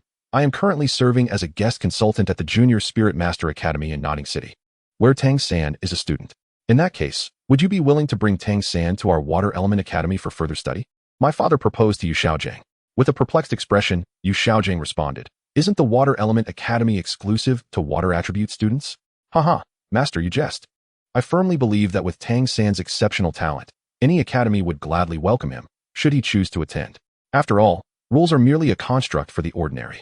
Yu Xiaojing glanced at Tang San and then turned to his father, saying, "What you may not know is that his father has other plans for him. So we must decline your generous offer." My father did not press further but stated, "In that case, it is getting late.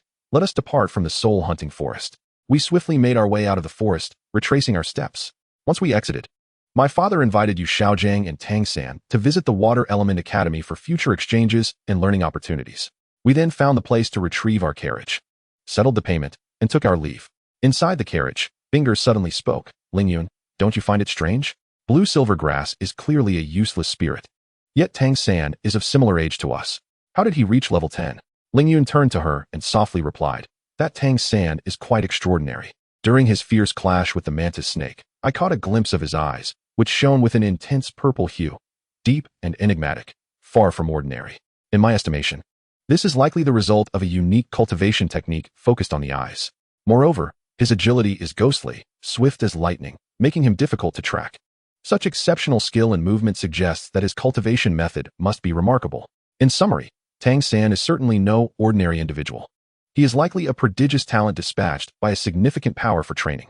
Although Lingyun is well aware of Tang San's true identity and background, I cannot directly reveal this in front of my father. Thus, Lingyun can only subtly hint at the underlying implications, hoping he might grasp their deeper significance." My father nodded slightly in understanding and replied, "Indeed, you make a valid point. As for Yu Xiaojing, I possess some knowledge of him. He was once affiliated with the blue electric Tyrannosaurus rex family, but unfortunately, he was later expelled for reasons unknown. My earlier invitation was, in fact, merely a test. I merely wished to seize this opportunity to observe the character of Tang San. It appears that he indeed possesses remarkable qualities, standing out distinctly from the crowd. Should you encounter him again in the future, do exercise caution." Throughout our journey, we shared laughter and conversation, a stark contrast to the feelings we held upon arrival, experiencing an indescribable sense of ease and joy. Chapter 10, Daily Training. Upon returning home, the night had already deepened, except for my stepmother, who anxiously awaited our return. The others had retired to their respective chambers for rest. After dinner, Ling Yun, as was his custom, slowly made his way to his room, collapsing onto the bed like a puddle of mud, instantly enveloped by drowsiness.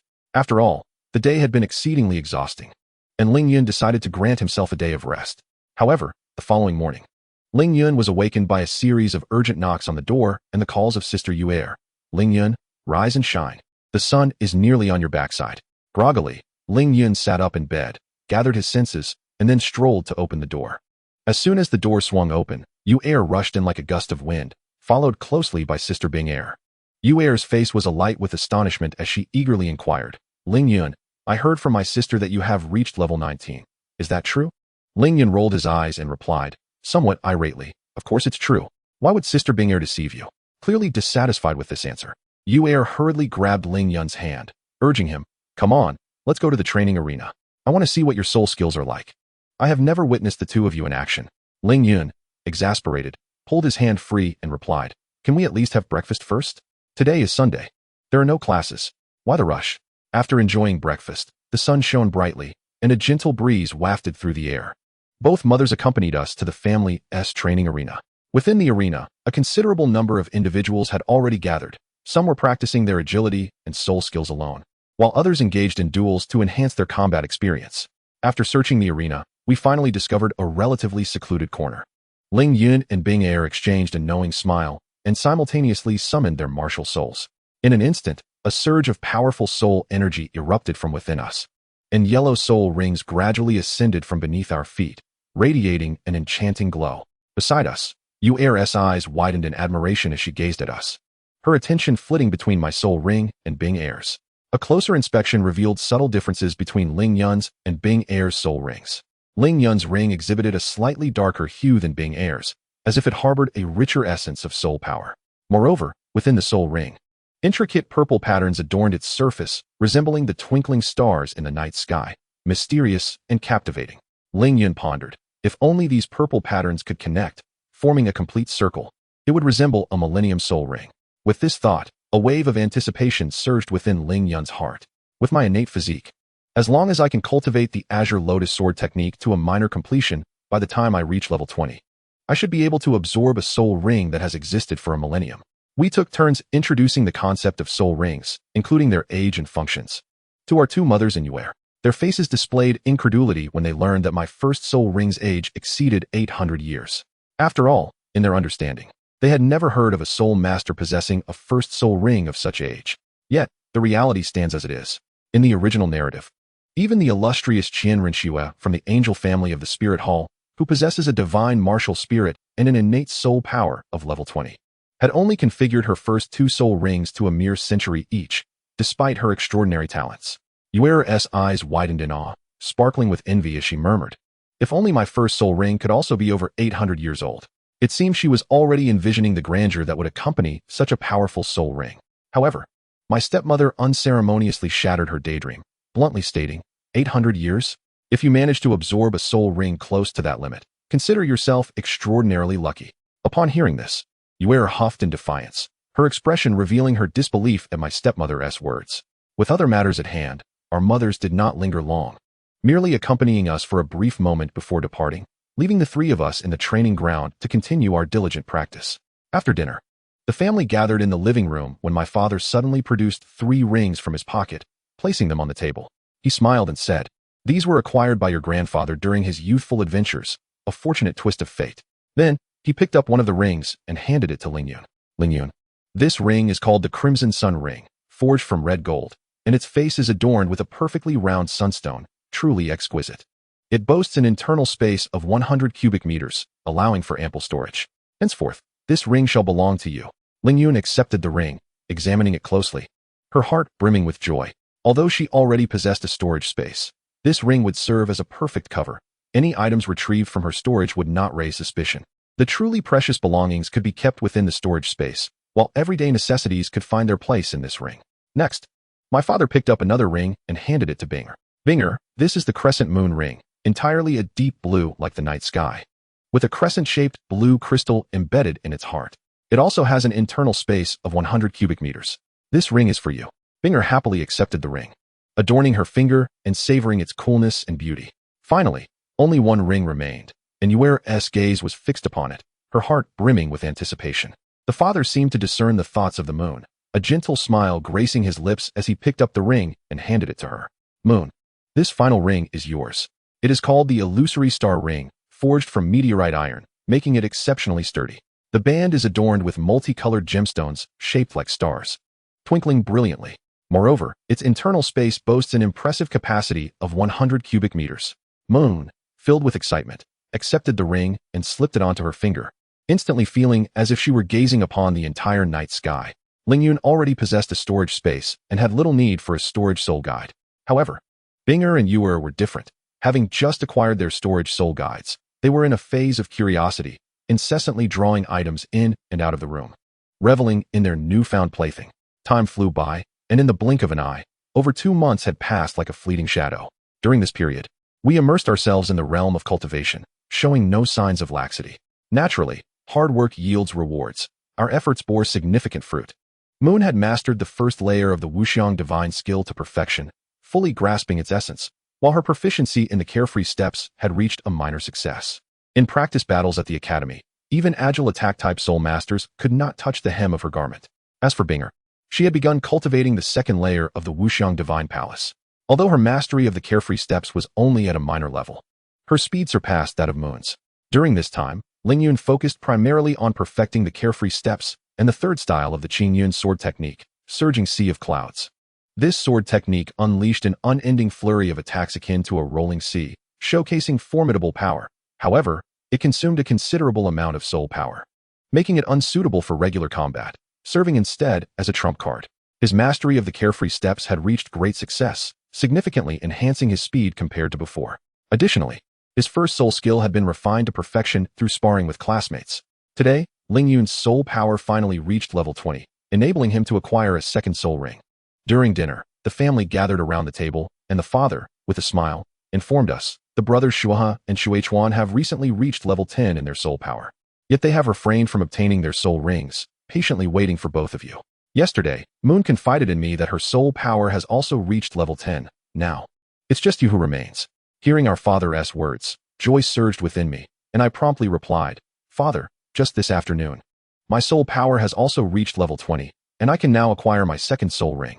Shui Yuntian looked at Ling Yun with a glimmer of pride in his eyes, and then inquired, excellent. Do you have any specific requirements for your second soul ring? Chapter 11, The Second Soul Ring, Part 1. Ling Yun pondered briefly before responding. Father, I hope the age of my second soul ring falls between 1,500 and 2,000 years, as this would greatly enhance my strength. Moreover, I currently find myself lacking in area attack capabilities. Therefore, it would be most advantageous for the second spirit ring to possess a group assault skill, thus granting us a significant edge in battle. Upon hearing my words, my father nodded in agreement and remarked, coincidentally, tomorrow is Friday, and with Saturday and Sunday following, the 3 days should suffice for us to locate a suitable spirit beast and acquire the spirit rings. Early the next morning, we gathered in the living room. This time, the number of individuals seeking spirit rings was considerable. Shui Yuer, along with Shui, he from my second uncle's family, and Shui Chuan from my third uncle's family, had all reached level 10. Including Ling Yun, we required 4 spirit rings in total. Binger also joined us on this expedition, with my father and second uncle accompanying us. Our group was bolstered for safety, given the larger number of participants. To accommodate our party of 7, my father arranged for a large carriage, which, of course, could not be pulled by ordinary horses. Such carriages are typically drawn by century-old spirit beasts known as unicorns. These unicorns bear a striking resemblance to the legendary unicorn, though they are black in color and possess a very gentle disposition, making them favored by many factions for their pulling power. My father skillfully drove the carriage toward the direction of the soul-hunting forest. The morning air was pleasantly cool, and we soon arrived at a small town. After securing the carriage, our group walked along the stone path that bordered the outskirts of the forest. The bushes on either side rustled with life, and we occasionally glimpsed the fleeting forms of small spirit beasts. Suddenly, my father raised his hand, signaling us to halt. He beckoned us closer, crouching down to point at several shallow paw prints imprinted in the soft soil by the roadside. What do you observe in these tracks? He inquired. Shui Binger leaned forward, examining the paw prints, which were arranged in a clover-like pattern, each marking edged with delicate pad impressions. Could they belong to a feline spirit beast? She ventured. My father nodded approvingly. Indeed, these are the tracks of the Gale spirit cat. They excel in speed, and the unique structure of their paw pads allows them to run almost silently. Observe the spacing of these prints. They indicate that this Gale spirit cat is relatively small, likely a juvenile. An adult would leave wider spaced tracks. He then gently sniffed near the prints, detecting a faint scent of grass mingled with musk, a method they employ to mark their territory. We mimicked my father's actions, crouching down to observe and inhale the scent. Just then, Shui, he let out a startled exclamation. He had inadvertently stepped into a small puddle by the roadside, splashing water and startling a type of small insect spirit beast hidden within the bushes, the stinging bee. In an instant, a swarm of stinging bees buzzed forth, darting toward us. My second uncle remained calm, raising his hand with a swift gesture, and a barrier of spirit energy materialized, shielding us from the approaching swarm. Do not fear. These stinging bees are merely 10-year spirit beasts with limited attack power. As he elucidated, he gestured for the trainees to observe the flight trajectory of the venomous wasps. See, they first hover in the air to lock onto their target before launching a surprise attack from behind. Therefore, the most effective countermeasure against them is, before he could finish his sentence, he raised his hand and released a thread of spiritual energy, deftly ensnaring the wings of the wasps, bringing them down one by one. Once the threat was neutralized, Uncle pointed to the fallen wasp corpses on the ground and continued his explanation. The stinger of the venomous wasp contains a paralyzing toxin. But if one promptly rinses the wound with clean water and applies this detoxifying herb that grows on damp rocky walls, one can neutralize the toxin. As he spoke, he retrieved a pale green herb from his soul guiding device to showcase to the group.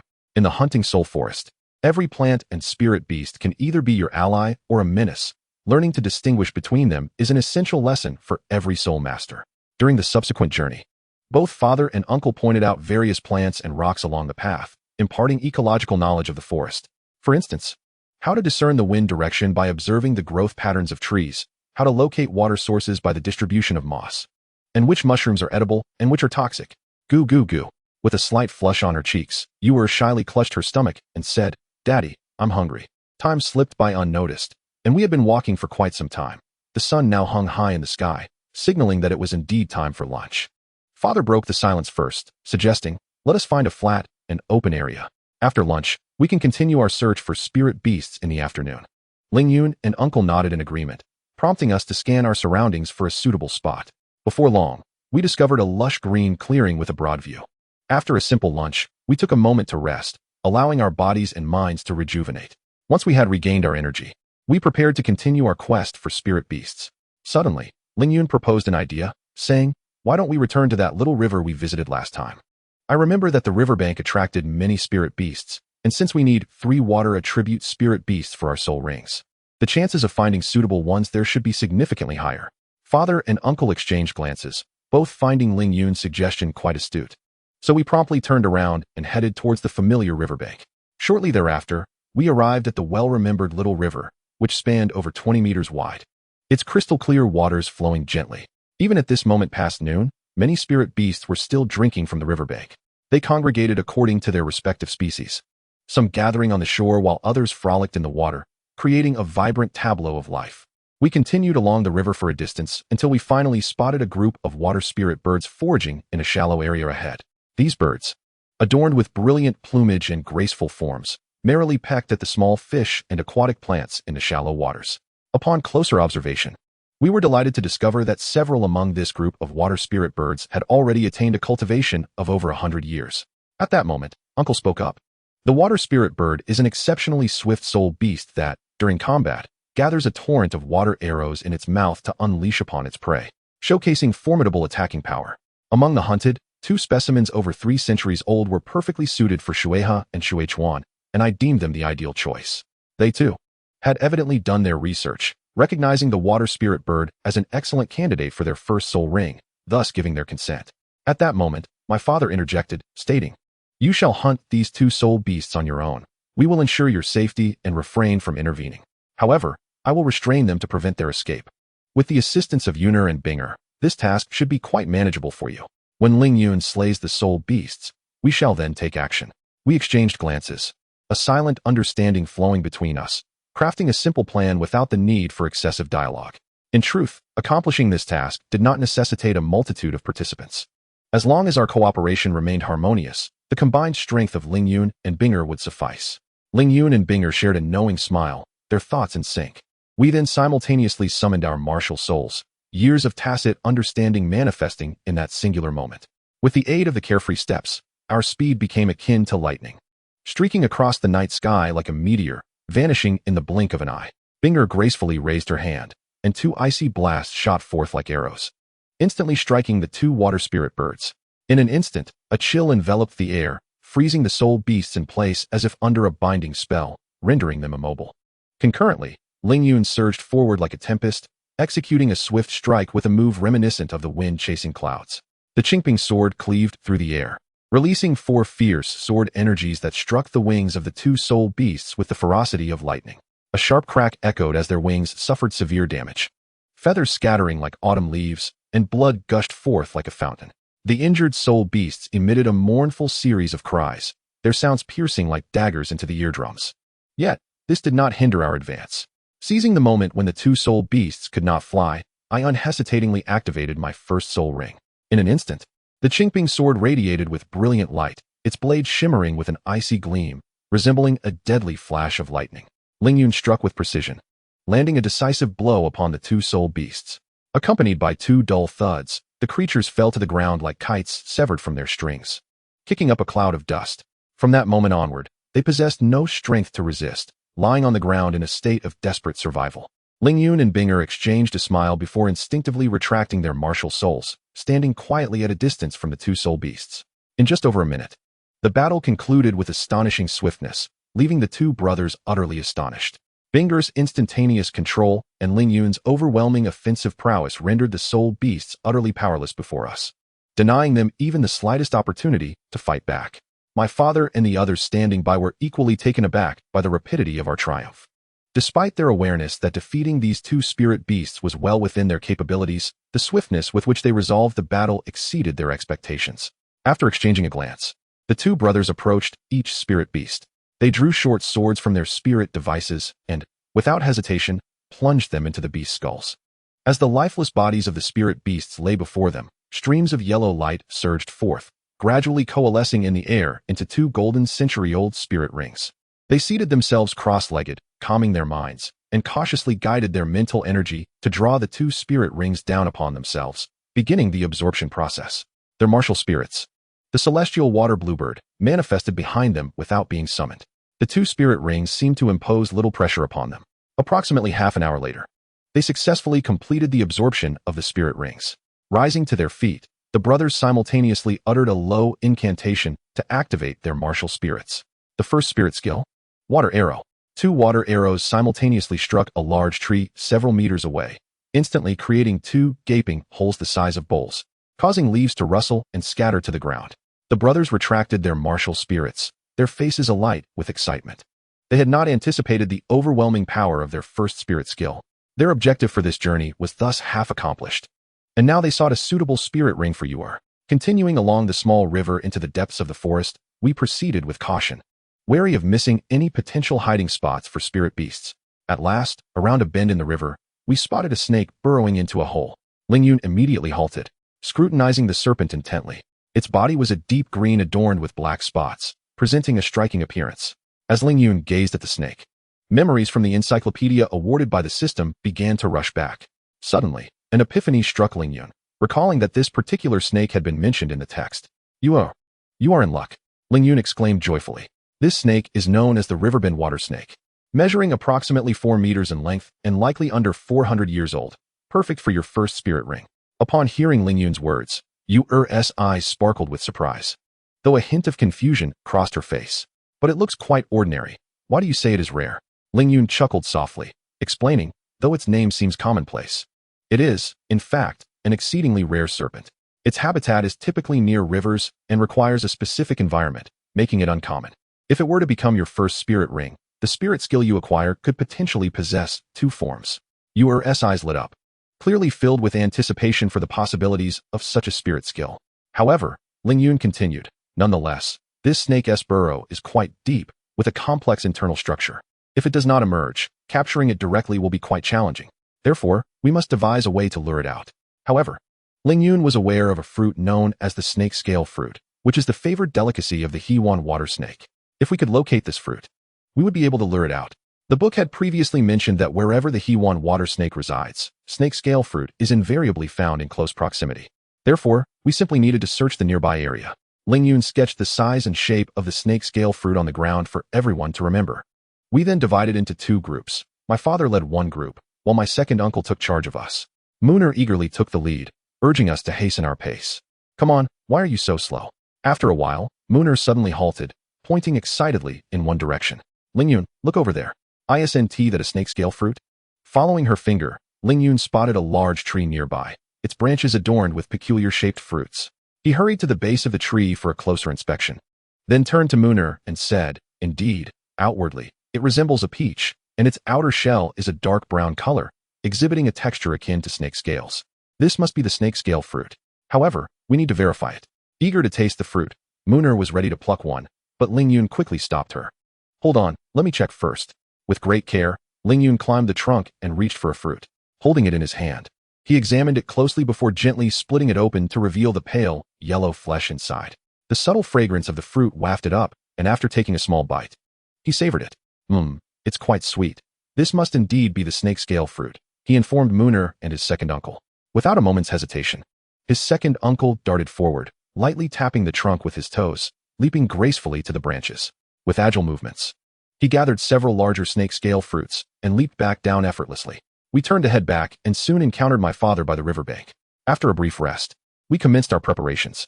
First, we cautiously split open one fruit, and placed it near the entrance of the burrow, ensuring it wouldn't alarm the Hewan water snake while remaining easily noticeable. Next, we systematically prepared the remaining fruits, positioning them at predetermined spots, and then quietly concealed ourselves nearby, holding our breath in anticipation of the water snake's arrival. As moments ticked by, finally, after several minutes, we heard a faint rustling at the burrow's entrance.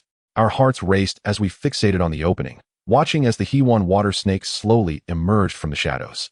Its tongue flicked in and out, seemingly sensing its surroundings. The water snake glided cautiously to the entrance, its gaze fixating on the solitary fruit. After a moment of hesitation, it opened its mouth and swallowed the fruit in one swift motion. Then, as if lured by the delectable aroma of the fruit, it began to glide towards the spot where we had placed the snake-scaled fruit. When the river bend water snake approached the fruit, we knew that our opportunity had arrived. Without hesitation, Shuichuan and Shueha launched their attacks simultaneously, their martial souls manifesting as they unleashed formidable soul skills. However, the river bend water snake was exceptionally vigilant. Sensing the impending danger, it swiftly evaded the two water arrows with a sudden flick of its body. Ice swiftly struck from Bing Er's hands, her soul skill resembling a bolt of lightning, accurately hitting the river bend water snake. In an instant, the snake was encased in a thick layer of ice, rendered completely immobile. Meanwhile, Lingyun hurled the Qingping sword, pinning the river bend water snake firmly to the ground. As the snake's struggles gradually weakened, Yu rushed over and swiftly dispatched it with a single stroke of her sword. A golden light began to emanate, coalescing into a soul ring in midair. Before we could utter a word, she sat cross-legged, commencing the absorption of the soul ring.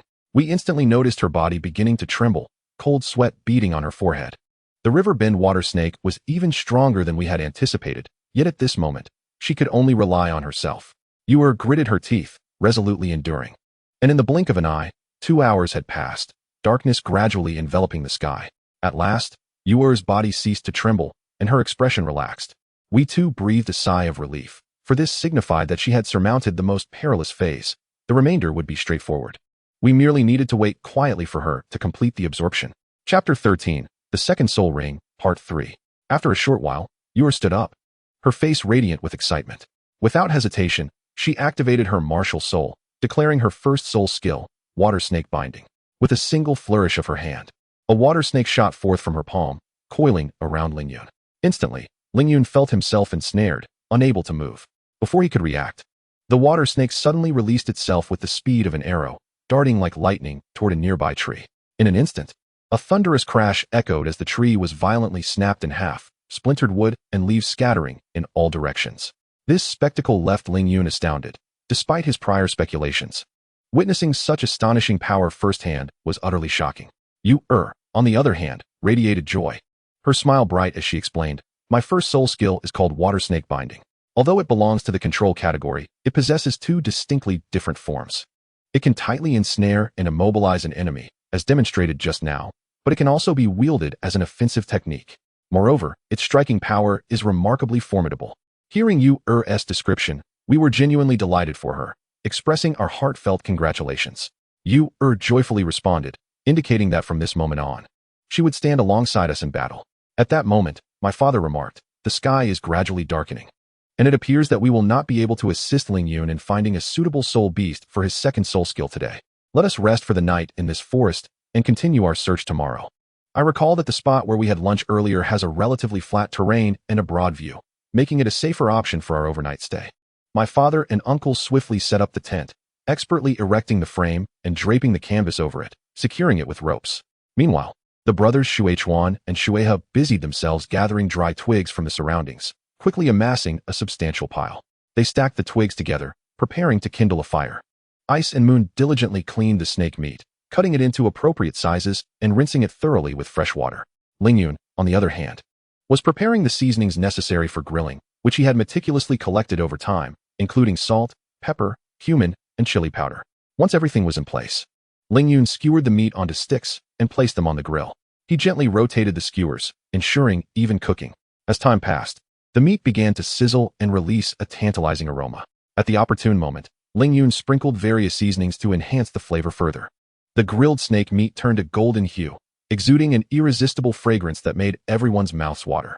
My father, uncle, Shuichuan, Shueha, Ice, and Moon were all captivated by the aroma, their mouths watering incessantly.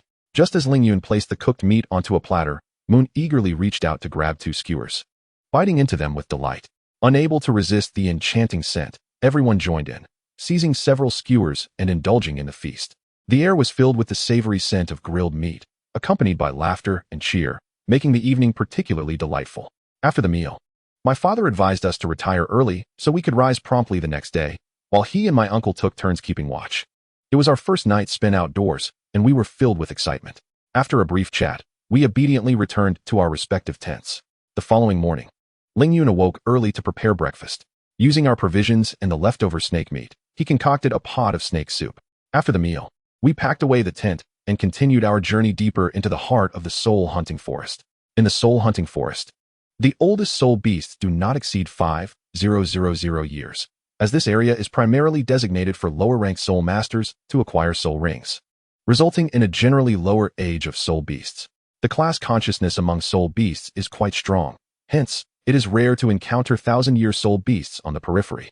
Since the age requirement for my second soul ring is between 1,500 and 2,000 years, we could only venture into the core area to see if there were any suitable soul beasts for me. Another half-day passed, yet we still had not found an appropriate soul beast. Just when we thought we would return empty-handed, we spotted a feather resting upon a nearby rock. Ling Yun carefully picked up the feather, examining it with great attention. The feather emanated a profound dark brown hue, its texture remarkably resilient, as if it harbored boundless strength within. Ling Yun could not help but recall the description of the sky-splitting eagle from the encyclopedia. The characteristics of this feather perfectly matched those documented in the text. This must be a feather that the sky-splitting eagle has shed, Ling Yun murmured to himself.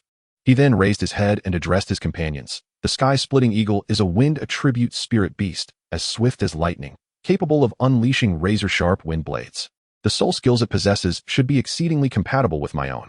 Ling Yun's gaze followed the direction of the feather, igniting a flicker of anticipation within him. I wonder how old this sky-splitting eagle is. If I could acquire this soul ring, it would undoubtedly enhance my strength significantly. With this thought in mind, Ling Yun resolutely declared, "Let us search further. The sky-splitting eagle must be nearby." Thus, we expanded our search radius, venturing onward. At last, in a vast expanse of grassland, we spotted the sky-splitting eagle, fiercely engaged in battle with a mandala snake. We concealed ourselves nearby, silently observing this breathtaking confrontation. The sky-splitting eagle moved with agility, darting through the air like a bolt of lightning, each of its strikes accompanied by fierce wind blades that left the mandala snake struggling to keep up. Although the mandala snake fought valiantly, it was evidently at a disadvantage, forced to retreat repeatedly under the relentless onslaught of the eagle's wind blades. We exchanged glances, mutually understanding that the outcome of this battle was already a foregone conclusion. Victory for the sky-splitting eagle was merely a matter of time. "Let us wait until their combat concludes before we make our move," I whispered. As moments ticked by, the sky-splitting eagle delivered a powerful blow that the mandala snake could no longer withstand. It was cleaved in two by a wind blade that struck its vital point. However, before the eagle could savor its triumph, Ling Yun unhesitatingly summoned the Qingping sword. As the soul ring shimmered, he glided through the air like a specter, moving with the swiftness of lightning towards the sky-splitting eagle. The Qingping sword sliced through the air, unleashing a barrage of sharp sword energy directed at the eagle's wings. The sword's sharpness was beyond imagination. With a single technique, flowing wind pursuing clouds, he severed a significant portion of the eagle's wing. Deprived of much of its wing support, the sky-splitting eagle could no longer sustain flight, plummeting heavily to the ground. Simultaneously, Bing Air and the others acted without hesitation, swiftly following Ling Yun's lead. Bing Air's soul ring illuminated, and a wave of frigid air surged forth, enveloping the eagle's remaining wing in a swift freeze.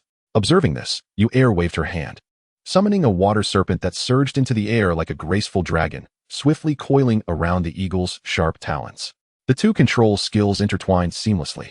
One cast a freezing spell while the other ensnared, completely immobilizing the sky splitter in its place, rendering it utterly incapable of movement. Shui Chuan and Shui, he stood undaunted, simultaneously gesturing as two water arrows, akin to arrows released from a bow, shot forth with unerring precision toward the wounded wing of the sky splitter. A sharp crack resonated through the air as the already precarious wing succumbed to the immense force, finally fracturing and plummeting to the ground. The entire battle unfolded with the swiftness of lightning, leaving the onlookers breathless. The sky splitter scarcely had time to react before it lost a wing. Plunging into a state of extreme vulnerability, it emitted a series of anguished cries, hauntingly sorrowful. The loss of its wing unleashed its ferocity, and the control exerted by Bing Air and the others faltered within mere seconds, allowing it to break free. It glared fiercely at us, its eyes ablaze with two raging fires, a terrifying amalgamation of fury and despair that sent shivers down our spines. Suddenly, it violently swung its remaining wing, and with the motion, blades of wind surged forth like lightning, slicing through the air with a fierce momentum, aimed directly at us. Chapter 14, The Second Soul Ring.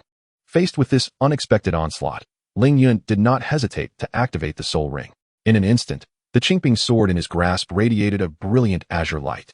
Initiating the first soul technique, the Qingping sword unleashed a flurry of azure sword rays, cutting through the void like bolts of blue lightning, colliding forcefully with the incoming wind blades. A series of crisp impacts echoed as the wind blades and sword light intertwined, releasing a multitude of energy bursts that scattered in all directions. The soul technique exhibited tremendous power, obliterating all wind blades and rendering them to nothingness. Before the sky splitter could respond, Ling Yun swiftly activated the carefree step, propelling himself off the ground with explosive force, akin to an arrow released from the bow, racing towards the sky splitter. In the blink of an eye, Ling Yun appeared before the sky splitter like a specter. He uttered a low command, surging seas of clouds. With this exclamation, he executed the third style of the Qing Yun sword technique. Waves of sword light surged forth, relentless and grand, akin to a tumultuous ocean, crashing down upon the belly of the sky splitter with overwhelming force. This strike was astonishingly powerful. The sky splitter was utterly unable to withstand it. Its body sent hurtling backward as if struck by a massive hammer. It crashed heavily to the ground, creating a deep crater upon impact. The sky splitter's abdomen suffered grave injury, blood gushing forth from the wound like a fountain, quickly pooling into a vast puddle. It writhed in agony, striving to rise once more, yet its injuries were far too severe, and despite its desperate efforts, it could not regain its footing. As time ticked by, the creature's struggles grew increasingly feeble, and ultimately, it slowly closed its eyes, succumbing to the void of life. A wisp of violet light slowly ascended from its lifeless form, coalescing in midair into a mysterious purple soul ring. Ling Yun steadied his emotions, gradually sitting upon the ground, channeling his mental energy to draw the soul ring above his head. As the ring encircled him, Ling Yun was immediately engulfed by an overwhelming pressure, akin to the weight of Mount Tai crashing down upon him. Gritting his teeth, he remained steadfast in spirit, feeling like a solitary boat adrift in a vast ocean, perilously close to being swallowed by tumultuous waves. Time trickled by, second, until Ling Yun felt he could endure no longer, at which point the soul ring abruptly contracted and merged into his being.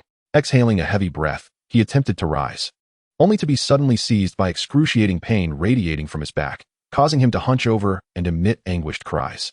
His wails instantly drew the attention of all present. Binger, her face etched with concern, turned to her father and asked, "What has happened to Ling Yun? Hasn't the soul ring been absorbed?" Her father reassured her, "Let us observe for now. I have not encountered such a situation before. However, I believe Ling Yun's life is not in danger, so try not to worry excessively." Both Binger and Yuer fixed their worried gazes on him, their faces reflecting deep concern. As they witnessed Ling Yun's torment and heard his cries of agony, their hearts ached painfully. Tears cascaded down their lovely faces like a flood breaking through a dam. Just then, a sharp sound echoed, and two long rips tore through Ling Yun's shirt on his back. Almost immediately, a pair of colossal wings erupted from his spine, stretching out to an astonishing length of 4 meters. The feathers of these wings displayed a profound chestnut hue, their texture remarkably resilient, seemingly imbued with limitless strength, shimmering softly in the sunlight. As the wings grew, the searing pain began to dissipate. Ling Yun gazed in astonishment at the wings that had so unexpectedly manifested, filled with curiosity. He tentatively flapped the wings, discovering he could maneuver them as effortlessly as his own arms. With cautious determination, he flapped the wings once more, and suddenly, a powerful force lifted him, his feet slowly leaving the ground. Excitedly, Ling Yun reveled in this enchanting sensation, feeling as though he had transformed into a bird soaring freely. After acclimating to the air for a moment, he gently descended and approached Binger and Yuer. Lowering his gaze, he saw their eyes swollen from tears, their faces streaked with sorrow, as they looked at him with deep concern.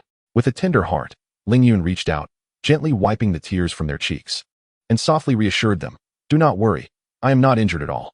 In fact, I have received a remarkable surprise." Steeling himself, Ling Yun concentrated and retracted the wings back into his body, landing gracefully on the ground. With a radiant smile, he lifted his head and proclaimed to all, "I have been extraordinarily fortunate. I have acquired an external soul bone in the form of wings. In the future, I too shall soar through the skies with the same freedom as those illustrious flying soul masters. Moreover, these wings not only bestow upon me the gift of flight, but also provide a considerable advantage in combat situations. After all, a flying soul master possesses inherent benefits. Even when faced with formidable opponents, should I find myself overwhelmed, I can simply take flight and escape. Thus, my means of self-preservation have significantly increased. In an instant, the expression on Yuera's face transformed like the unpredictable weather of June, shifting from a frown to radiant joy. Her eyes sparkled with excitement as she turned to me and exclaimed, "Lingyun, will you be able to take me flying with you? I'm so eager to experience the exhilaration of soaring through the heavens. It must be incredibly fun." Lingyun gazed gently at Yuera and replied softly, "Of course. However, I am still getting accustomed to these wings. Once I have practiced a bit more, I shall certainly take you out to enjoy the bliss of flying." Yuera then inquired, "Can you take me and my sister along as well? That way, the three of us can venture out together." Lingyun chuckled in response, "That should be possible. Though I may not yet be able to carry 2 people, I am confident that with time and increased strength, I will manage. Besides, with Ice's martial spirit being the Ice Phoenix, she will soon gain the ability to fly independently, so I will only need to bring you along." At that moment, Ice interjected, "Lingyun, what is your second soul skill? And what can you tell us about the external soul bone?" Remembering the rewards of this journey filled Lingyun's heart with joy, and he shared, "My second soul skill is called Shadow Blade Splitting Light. Its effect is to instantaneously release 3 sword energy phantoms that fan out in an attacking arc towards the target. Each blade possesses formidable offensive power while also incorporating a repelling effect, capable of disrupting the enemy's formation, a truly useful soul skill. As for my soul bone, that is a bit complex to explain now. Let us discuss it further on our way back." Lingyun then found a secluded spot and changed into a new set of clothing from his storage soul guide, making a simple adjustment to his appearance. His father led our group along the path we had come, making our way towards the exit of the soul hunting forest. By the time we emerged and reached the town, it was already midday. His father guided us to a restaurant, stating, "It's still early. Let us enjoy lunch here before heading back." The restaurant was bustling with noise, filled with patrons. The first floor was entirely occupied. Given the proximity of the town to the soul hunting forest and the higher spending power of soul masters, it was hardly surprising that many gathered here, ensuring the tavern's success. Without pausing, his father led us upstairs, where the atmosphere was notably more pleasant, complete with private dining rooms. He reserved a window-side room and ordered a selection of around 10 dishes. The pace at which the dishes were served by the establishment was remarkably swift. Soon the entire table was laden with an array of delectable offerings. Upon witnessing such a splendid spread, our appetites were undeniably stimulated. Although my culinary skills are commendable, dining amidst the comfort of a restaurant is certainly more pleasurable than in the depths of the forest. After our meal, we proceeded to retrieve the carriage. My father guided the carriage along the way, while we engaged in lively conversation inside. Chapter 15, External Spirit Bones. Suddenly, Binger inquired from within the carriage, "Lingyun, what is your current spirit power level? And what exactly are external spirit bones? Please enlighten us." Observing the eager expressions on everyone's faces, Lingyun began to explain. As we all know, the human skeletal structure consists of numerous bones. In infancy, the number of bones is at its peak, exceeding 300. However, many bones gradually fuse together during growth. For example, certain cranial bones amalgamate as development occurs. Consequently, the number of bones in the human body diminishes with age. An adult typically possesses just over 200 bones, which interconnect to form the skeletal system, supporting the body, protecting internal organs, and facilitating movement. The human skeletal structure is intricate and complex, classified into 6 primary categories: cranial bones, trunk bones, left arm bones, right arm bones, left leg bones, and right leg bones. A fascinating connection exists between humans and spirit beasts, and this skeletal classification system serves as a vital basis for the categorization of spirit bones. Thus, the spirit bones produced by spirit beasts are similarly divided into these 6 categories. Notably, the concept of integrity is associated with spirit bones. The stronger the spirit beast, the more complete the spirit bone it generates. Each complete spirit bone embodies the formidable power and life essence of the spirit beast.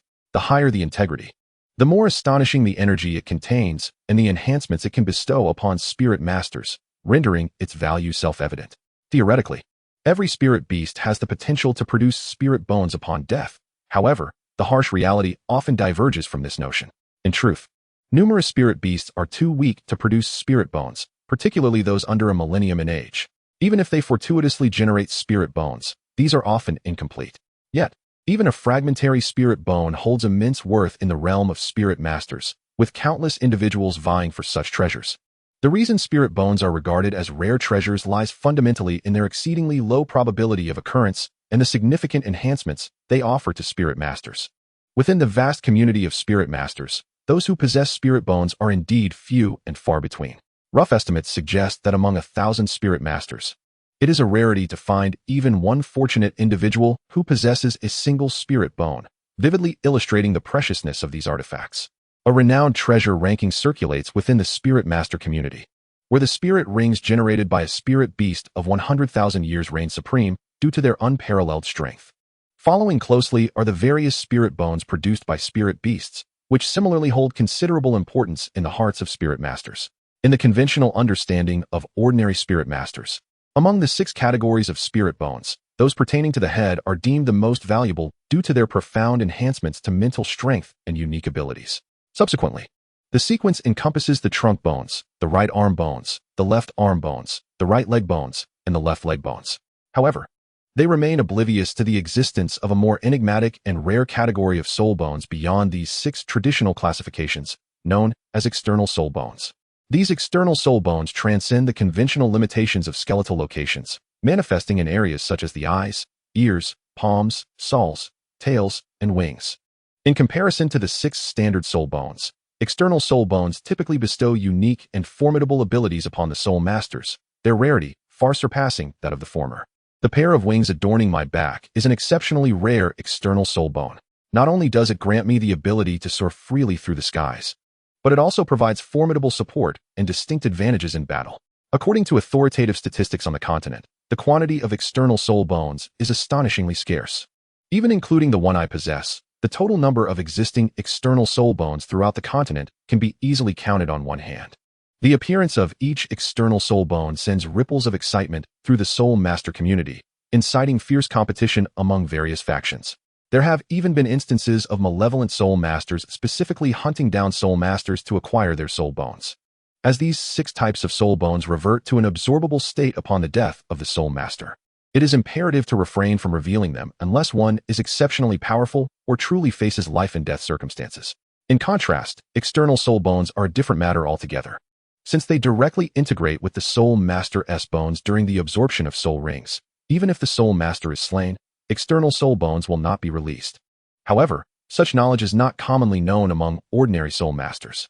Therefore, it is crucial to avoid exposing one's soul bones when venturing outside, as this may easily attract fatal peril, leading to regret when it is too late. Ling Yun continued, stating that although soul bones are exceedingly rare and precious, one should not hastily absorb them upon acquisition. Soul bones possess attributes, and it is advisable to first consult one's teacher or elder family members to ascertain the soul bone's properties before deciding on absorption. Certain soul bones, once absorbed, cannot be altered, such as those pertaining to the head and trunk, while the remaining 4 types of soul bones can be modified. The cost of doing so is exorbitantly high. To change an already absorbed soul bone, one must first sever the corresponding limb, and only after regeneration can the soul bone be reabsorbed. When selecting which soul bone to absorb, one should generally prioritize those that share the same attribute as oneself, followed by those that are complementary to one's attribute. It is crucial to avoid choosing soul bones that are contradictory or antagonistic to one's own attributes, as this may not only fail to enhance one's abilities, but also jeopardize one's foundational strength. You are suddenly interjected, inquiring why one should select soul bones that share the same or complementary attributes. Ling Yun glanced at you, and explained that this brings us to the essence of soul bones' function.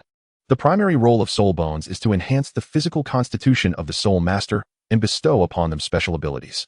It is well understood that the age at which a soul master can absorb soul rings is intricately tied to their physical constitution and mental fortitude. The stronger one's physique and spirit, the higher the age limit of the soul ring that can be absorbed. Conversely, a weaker constitution results in a lower limit. Much like the head and torso soul bones, their rarity is attributed to the fact that head soul bones enhance a soul master's mental faculties, which are notoriously difficult to cultivate. The torso soul bone significantly bolsters the soul master's physicality. Thus, the earlier one absorbs a soul bone, the greater the potential for absorbing soul rings accordingly. In addition to the aforementioned benefits, soul bones possess another crucial function. They augment the attributes of the soul master or bestow new skills entirely. Typically, Most soul bones, once absorbed, grant the soul master a unique skill. However, some soul bones primarily enhance the soul master's inherent attributes. Take Yuer as an example. If she were to absorb a soul bone, the ideal choice would undoubtedly be a water attribute soul bone. This is because water shares a foundational connection with her innate attributes, significantly amplifying her abilities. Additionally, gold and wood attribute soul bones represent commendable alternatives. As per the theory of the 5 elements, where metal nurtures water and water fosters wood, thereby further enhancing the potency of her various skills. Conversely, should Yuer opt for a soil or fire attribute soul bone, it may adversely affect her foundational balance, leading to chaotic internal attributes and even diminishing the strength of her skills. Naturally, many attributes are versatile, such as wind, thunder, space, and time. Soul bones corresponding to these attributes typically yield formidable abilities. Lingyun paused, a hint of embarrassment on his face, and remarked, "I am currently at level 22.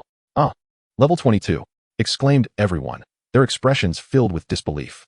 Yuer, taken aback, quickly interjected, "Shouldn't absorbing a soul ring result in level 21? How can it be level 22? This is so perplexing." Lingyun smiled gently and patiently elucidated. Under normal circumstances, absorbing a soul ring indeed results in level 21. However, my situation is somewhat unique and diverges from that of typical soul masters. Normally, the age limit for a second soul ring falls between 800 and 900 years, while mine is 1,500 years, constituting an exceptional absorption. Moreover, the soul power I gain from the absorption exceeds that of the average individual. Coupled with an additional external soul bone, these factors collectively elevate my soul power level to 22. Chapter 16. This system lacks martial integrity. Upon hearing my explanation, Yuer appeared dejected, akin to a frostbitten eggplant, pouting in a blend of joy and sorrow. She mumbled, "You are already at level 22, while I am only at level 11, merely half of your strength. When will I ever catch up to you? This is so disheartening. You must compensate me. Take me to all the fun places and buy me countless delicious treats. Otherwise, I shall never speak to you again." Gazing at the moon's delightful visage, Lingyun could not help but chuckle, then gently reassured her. All right. Do not be disheartened. I promise that once we return, I shall take you shopping. You may purchase whatever your heart desires. Surely, that will suffice?" The carriage glided along, filled with laughter and chatter. Suddenly, their father spoke up. "All right, we have arrived home." Lingyun leaned out of the carriage window and, in the distance, spotted 2 mothers waiting at the entrance. As they approached, they heard their father ask, "Why are you at the door? Our return time is never fixed." The elder mother replied tenderly, "It has grown late, and I could not help but fret. Rather than worry within the confines of the room, I thought it better to await your safe return here." Their father responded gently, "You are aware that the soul beasts in the soul hunting forest have a maximum lifespan of only 5,000 years. With the strength of my second brother and me, you need not be concerned. This time, our gains were substantial. Not only did we achieve our set objectives, but we also encountered unexpected delights. Let us return first, and I shall recount the details during dinner." At dinner, Yuer sat beside her aunt, beaming as she exclaimed, "Auntie, mother, can you guess what we obtained this time?" Her aunt, with a doting expression, replied, "I would wager that you acquired 4 soul rings." Yuer, her joy palpable, declared, "Not just that. Lingyun also obtained an external soul bone. Let me tell you, external soul bones are quite remarkable. Moreover, he has already reached level 22. Both mothers gasped in astonishment and inquired, "Is that true, Yinner?" Lingyun nodded earnestly. "Indeed, I have acquired a pair of wing-type external soul bones. It is precisely due to the enhancement of the soul bone that I ascended to level 22. Soon, I shall be able to soar through the skies." Lingyun then continued, "Father, mother, may I be excused from attending the Soul Master Academy daily?" Their father looked up, puzzled, and asked why. After contemplating his words, Lingyun articulated, "Firstly, the simulated soul power training facilities at school hold little benefit for me. Secondly, my level surpasses that of my peers significantly, rendering it impossible for me to engage in combat with them to gain practical experience. Thirdly, I have completed not only the knowledge from the Junior Academy, but also that of the Advanced Academy. I have devised alternative plans for my training. So I desire more freedom to devote to my practice. Attending school does not affect me." After a moment of contemplation, their father replied, "Very well. I shall discuss this matter with your grandfather." Once dinner concluded, Lingyun returned to his chamber, lying on his bed, reflecting on the events of the past 2 days. After a while, he inquired of the system, "Why do I not possess an attribute panel?" Beep. "Would the host like to generate panel data?" Lingyun responded, exasperated, "Generate." Beep. "Host panel data has been generated. Please review." Instantly, a panel appeared before Lingyun's eyes. Host, Lingyun. Martial Soul, Qingping Sword. Level, 22.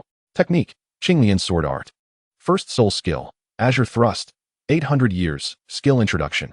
Concentrate sword energy at the tip of the sword, launching a swift thrust forward in a straight line, inflicting piercing damage capable of penetrating low defense targets. Second Soul Skill, Shadow Blade Split. 1,500 years, Skill Introduction. In a mere moment of swinging the sword, 3 afterimages of sword energy are released, attacking the target in a fan-shaped formation. Each strand of sword energy carries a repelling effect, disrupting the enemy's formation. Soul Bone. Rift Wing, External Soul Bone, capable of evolution, derived from the Soul-Splitting Eagle. 1,500 years, Soul Bone Skill, Gale. Skill Introduction. Instantly increases flight speed by 50 for a duration of 1 minute. Item, Storage Space. Cannot store living beings. Crimson Ring of the Sun. Skills, Azure Cloud Sword Technique, Carefree Step.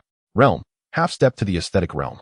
Upon reviewing Lingyun's attribute panel, a sense of frustration washed over him. He wondered if the system would have generated the attribute panel had he not asked. Please do not overthink, host, the system replied. I simply forgot momentarily. Once I recall, I will proactively generate the attribute panel for you. Lingyun, visibly disheartened, remarked, I have come to realize that among all the systems in traversing novels, you must be the least competent. Please do not underestimate this system, came the response. It possesses its own strengths. Other systems offer task rewards, a system marketplace, and various powerful techniques, miraculous elixirs, artifacts, and the essential Panga blood. What do you provide? Aside from a martial spirit and a technique, what else do you have? You do not even possess Panga blood. Please remain calm. This system primarily assists in accelerating growth. Do not overly rely on external resources. What about the system marketplace? Surely, that exists. That is available, but the offerings are quite simplistic. Would you like to open the system marketplace? Excitedly, Lingyun replied, yes, open it quickly. The system marketplace is now open. Please check it. Upon hearing the voice, Lingyun eagerly accessed the system marketplace. However, when he beheld the items within, he was rendered speechless, utterly dumbfounded. There was only a single item available, albeit precious, it was still far too scarce. Lingyun voiced his discontent loudly. Why is there only one item in this system marketplace? Where are my chaos pearls? The Homan level techniques? If nothing else, throw in some Panga blood or the 9 turns Xian Yuan technique. Yet, you present only a divine gifted soul ring, and not even a martial spirit. Is it that your system is impoverished, or am I simply unworthy? Please maintain your composure. The level of this realm is too low. Even if I were to provide you with advanced items, you would be unable to utilize them. Therefore, I implore you not to aim too high. Only through grounded cultivation can one become a true powerhouse. Please strive diligently. This system requires rest now. Farewell.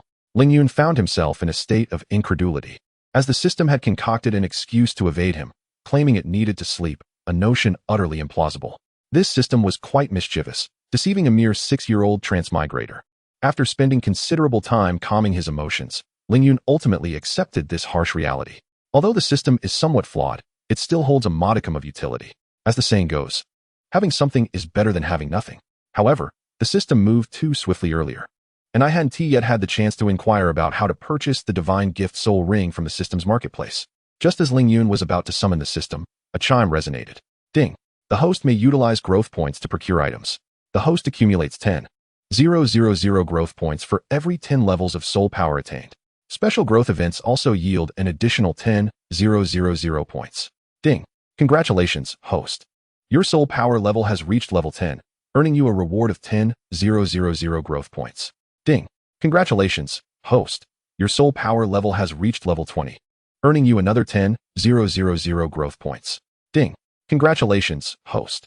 You have absorbed an external soul bone, fulfilling the conditions for special growth, and have been rewarded with 10,000 growth points. Upon hearing the notifications, Lingyun fell into deep contemplation, analyzing the preceding reward information. The essence of growth points lies within the term growth. Whether it be an increase of 10 levels in soul power or the absorption of an external soul bone, both signify personal enhancement. In other words, as long as one becomes stronger, it constitutes a form of growth, thereby allowing the acquisition of growth points.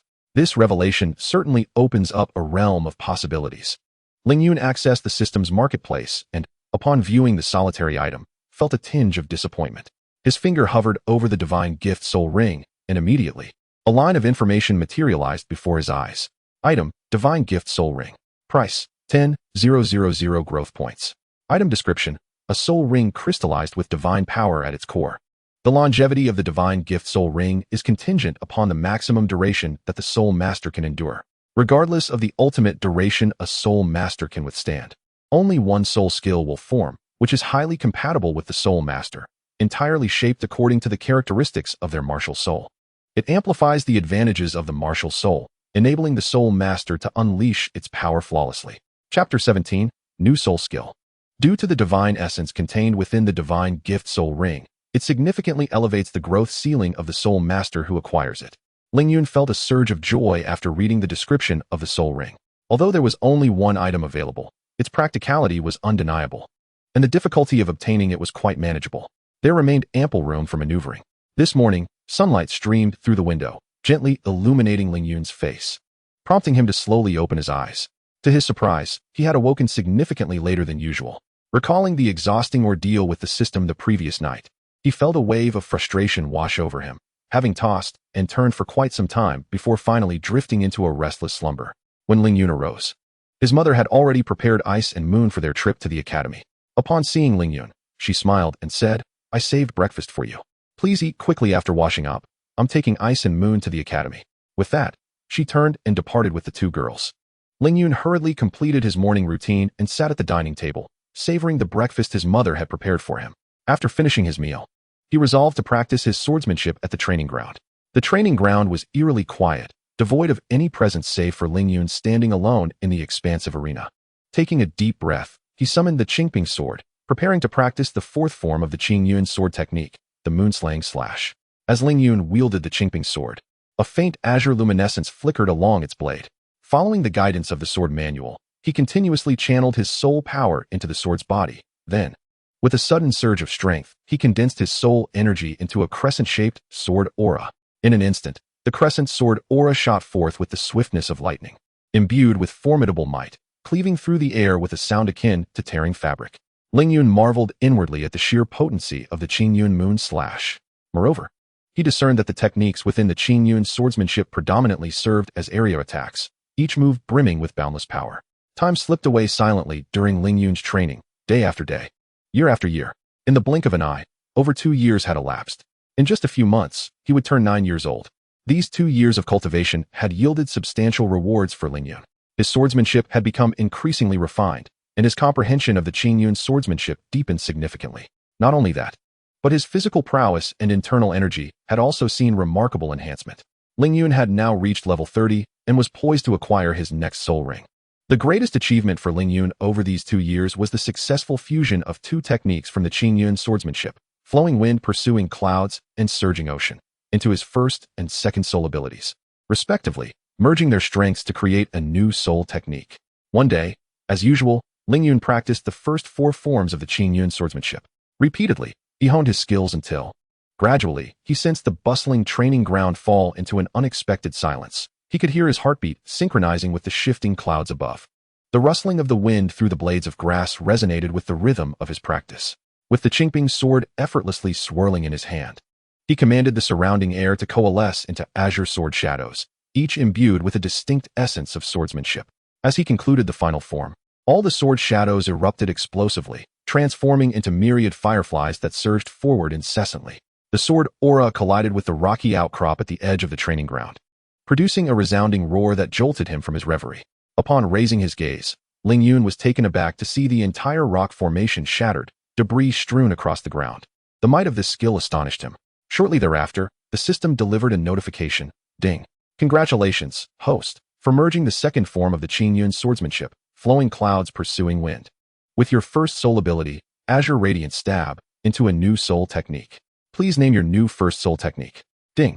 Congratulations, host, for merging the third form of the Qingyun swordsmanship, Surging Ocean, with your second soul ability, Sword Shadow Splitting Light, into a new soul technique. Please name your new second soul technique. Lingyun paused momentarily, then inquired of the system, aren't soul techniques fixed upon absorption? How can they form a new soul technique? Ding. The host has reached the pinnacle of understanding martial techniques and soul abilities, generating a unique comprehension that, upon entering a state of enlightenment, has been fully integrated and transformed into a personal new soul technique. This new soul technique has transcended the fixed forms of the Qingyun swordsmanship and the first soul ability. now wholly belonging to the host. Therefore, the host possesses the privilege to name the new soul technique. Will you name it yourself, or allow the system to generate a name at random?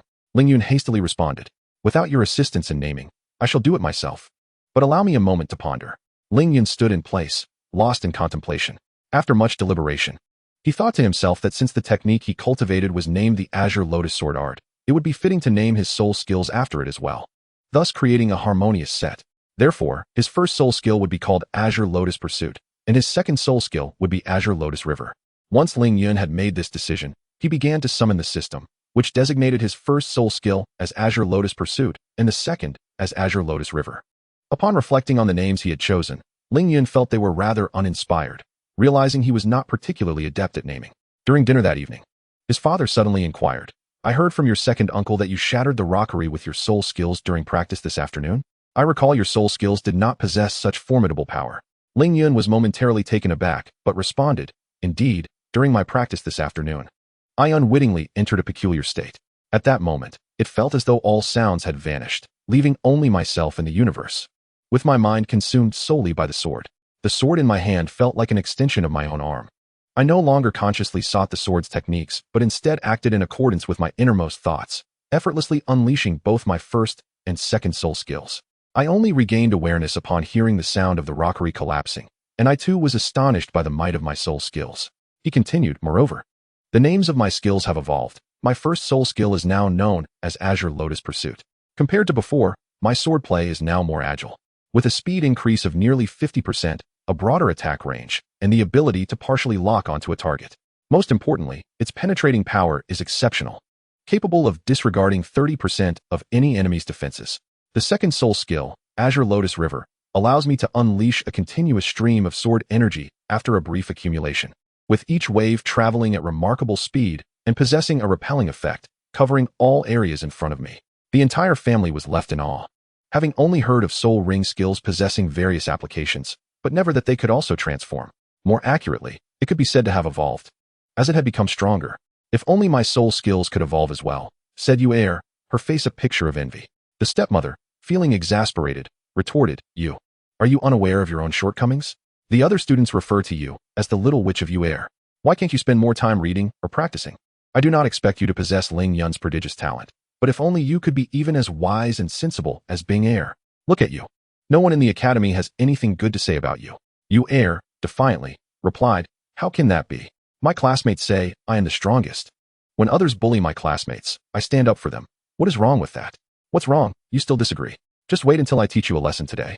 The stepmother said, rising to fetch a weapon, but the aunt quickly restrained her, advising, Yu is simply a lively spirit, and that is not a bad thing. Besides, she has not done anything wrong. Let her off this time. Ling Yun and Bing stifled their laughter, while Yu almost faced a reprimand from her stepmother today.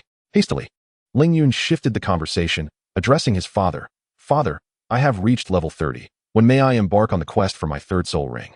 As soon as Ling Yun's words fell, Bing and Yu stared at him in astonishment, exclaiming in unison, you are already level 30? That is astonishing. We are merely at level 19 and will require at least another month to reach level 20. Could you possibly wait for us to join you in acquiring the soul rings? Even Dama expressed her surprise, stating, you are not yet 9 years old and have achieved level 30. Many individuals in their teens or 20s may not reach such a level. Your cultivation speed is remarkable. His father, equally astonished, replied, perhaps tomorrow would be suitable. It happens to be Friday. 3 days should suffice for you to obtain the soul ring. As for the two of you, you shall wait. When you reach level 20 and are ready to acquire your soul rings, let Yun'er accompany you. Would that be agreeable? Bing and Yu reluctantly nodded in acquiescence. Turning back to Ling Yun, his father inquired, Yun'er, what are your thoughts regarding the third soul ring? Chapter 18. The Third Soul Skill, Part 1. Ling Yun responded, my first and second soul rings are both offensive in nature. I now find myself lacking in control capabilities. Thus my third soul ring should ideally possess control attributes. After conducting some research, I discovered a soul beast known as the Qingping Magic Tiger, whose icy breath can freeze and slow its targets. This would provide me with a splendid soul skill. Furthermore, my third soul ring must be between 7,000 and 8,000 years old. His father nodded. In the soul hunting forest, the oldest soul beasts do not exceed 5,000 years. Those beyond that age must be sought in the Sunset Forest or the Star Doe Great Forest. Although the Star Doe Great Forest boasts a richer supply of soul beasts, One can procure 7,000 to 8,000 year old soul beasts in the Sunset Forest. Rest early tonight. We shall depart after breakfast tomorrow. Upon returning to his room that evening, Ling Yun lay on his bed and opened the system panel. Host: Ling Yun Martial Soul. Qingping Sword Level 30 Cultivation Method. Qingping Sword Art First Soul Skill. Qingping Chasing Wind 800 Years Skill Effect. Increases attack speed by 50. Releases streams of sword energy that can lock onto targets, ignoring 30 points of the enemy's defense, irrespective of level. Second Soul Skill. Qingping Sword Light 1. 500 Years Skill Effect. After a brief charge, releases a continuous stream of sword energy that travels swiftly, with each wave bearing a repelling effect, covering all targets in its path. Soul Bone. Rift Wing, External Soul Bone, can evolve, sourced from the Soul Splitting Eagle, 1, 500 Years, Soul Bone Skill, Gale. Skill Description: increases flying speed by 50 for a duration of 1 minute. Items: storage space, cannot store living beings, Red Ring of the Sun. Skill: Qingyun Sword Technique, first 4 forms, carefree steps, completed. Realm: half step to the aesthetic realm. Growth points: 30,000. After reviewing his attributes, Ling Yun turned over and fell into slumber. On the following morning, as the sun gently ascended, its golden rays streamed through the window, illuminating the figures of Ling Yun and her father. We hastily consumed our breakfast, brimming with anticipation as we set forth. Given the proximity of the Sunset Forest to our home, we arrived at our destination in a remarkably short time. Standing at the edge of the Sunset Forest, Ling Yun was awestruck by the breathtaking scenery before her. Although the Sunset Forest was considerably smaller than the Starry Forest, it exuded an alluring and mysterious ambience. Nestled within the borders of the Tiando Kingdom and not far from Tiando City, the forest has become a favored locale for many soul masters. At the entrance of the Sunset Forest lies the Grand Sunset Town, a bustling hub characterized by a plethora of shops and taverns lining its streets, teeming with visitors and a vibrant atmosphere. The quality of soul masters in Sunset Town is notably superior to that in Hunting Soul Town, predominantly frequented by those above level 30. The lower-ranked soul masters primarily serve the needs of their more advanced counterparts. The Sunset Forest is home to a multitude of soul beasts, although most possess low levels, typically under 10,000 years. The presence of those over 10,000 years is exceedingly rare, and never has a 100,000-year soul beast been encountered. Nevertheless, the forest continues to attract a vast number of soul masters seeking to hunt for soul rings. At the entrance, numerous soul masters gathered in small clusters, vocally strategizing their hunts. Soul beasts are not easily vanquished due to their formidable physical strength, often necessitating the collaboration of multiple soul masters to achieve a successful hunt, thereby giving rise to numerous hunting teams. When in need of soul rings, they may band together for mutual support or enlist the assistance of others for a fee.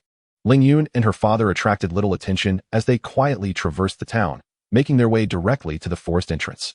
Upon crossing the threshold, they stepped into the outskirts of the Sunset Forest, and after advancing a short distance, they began to encounter some low-level 10-year soul beasts.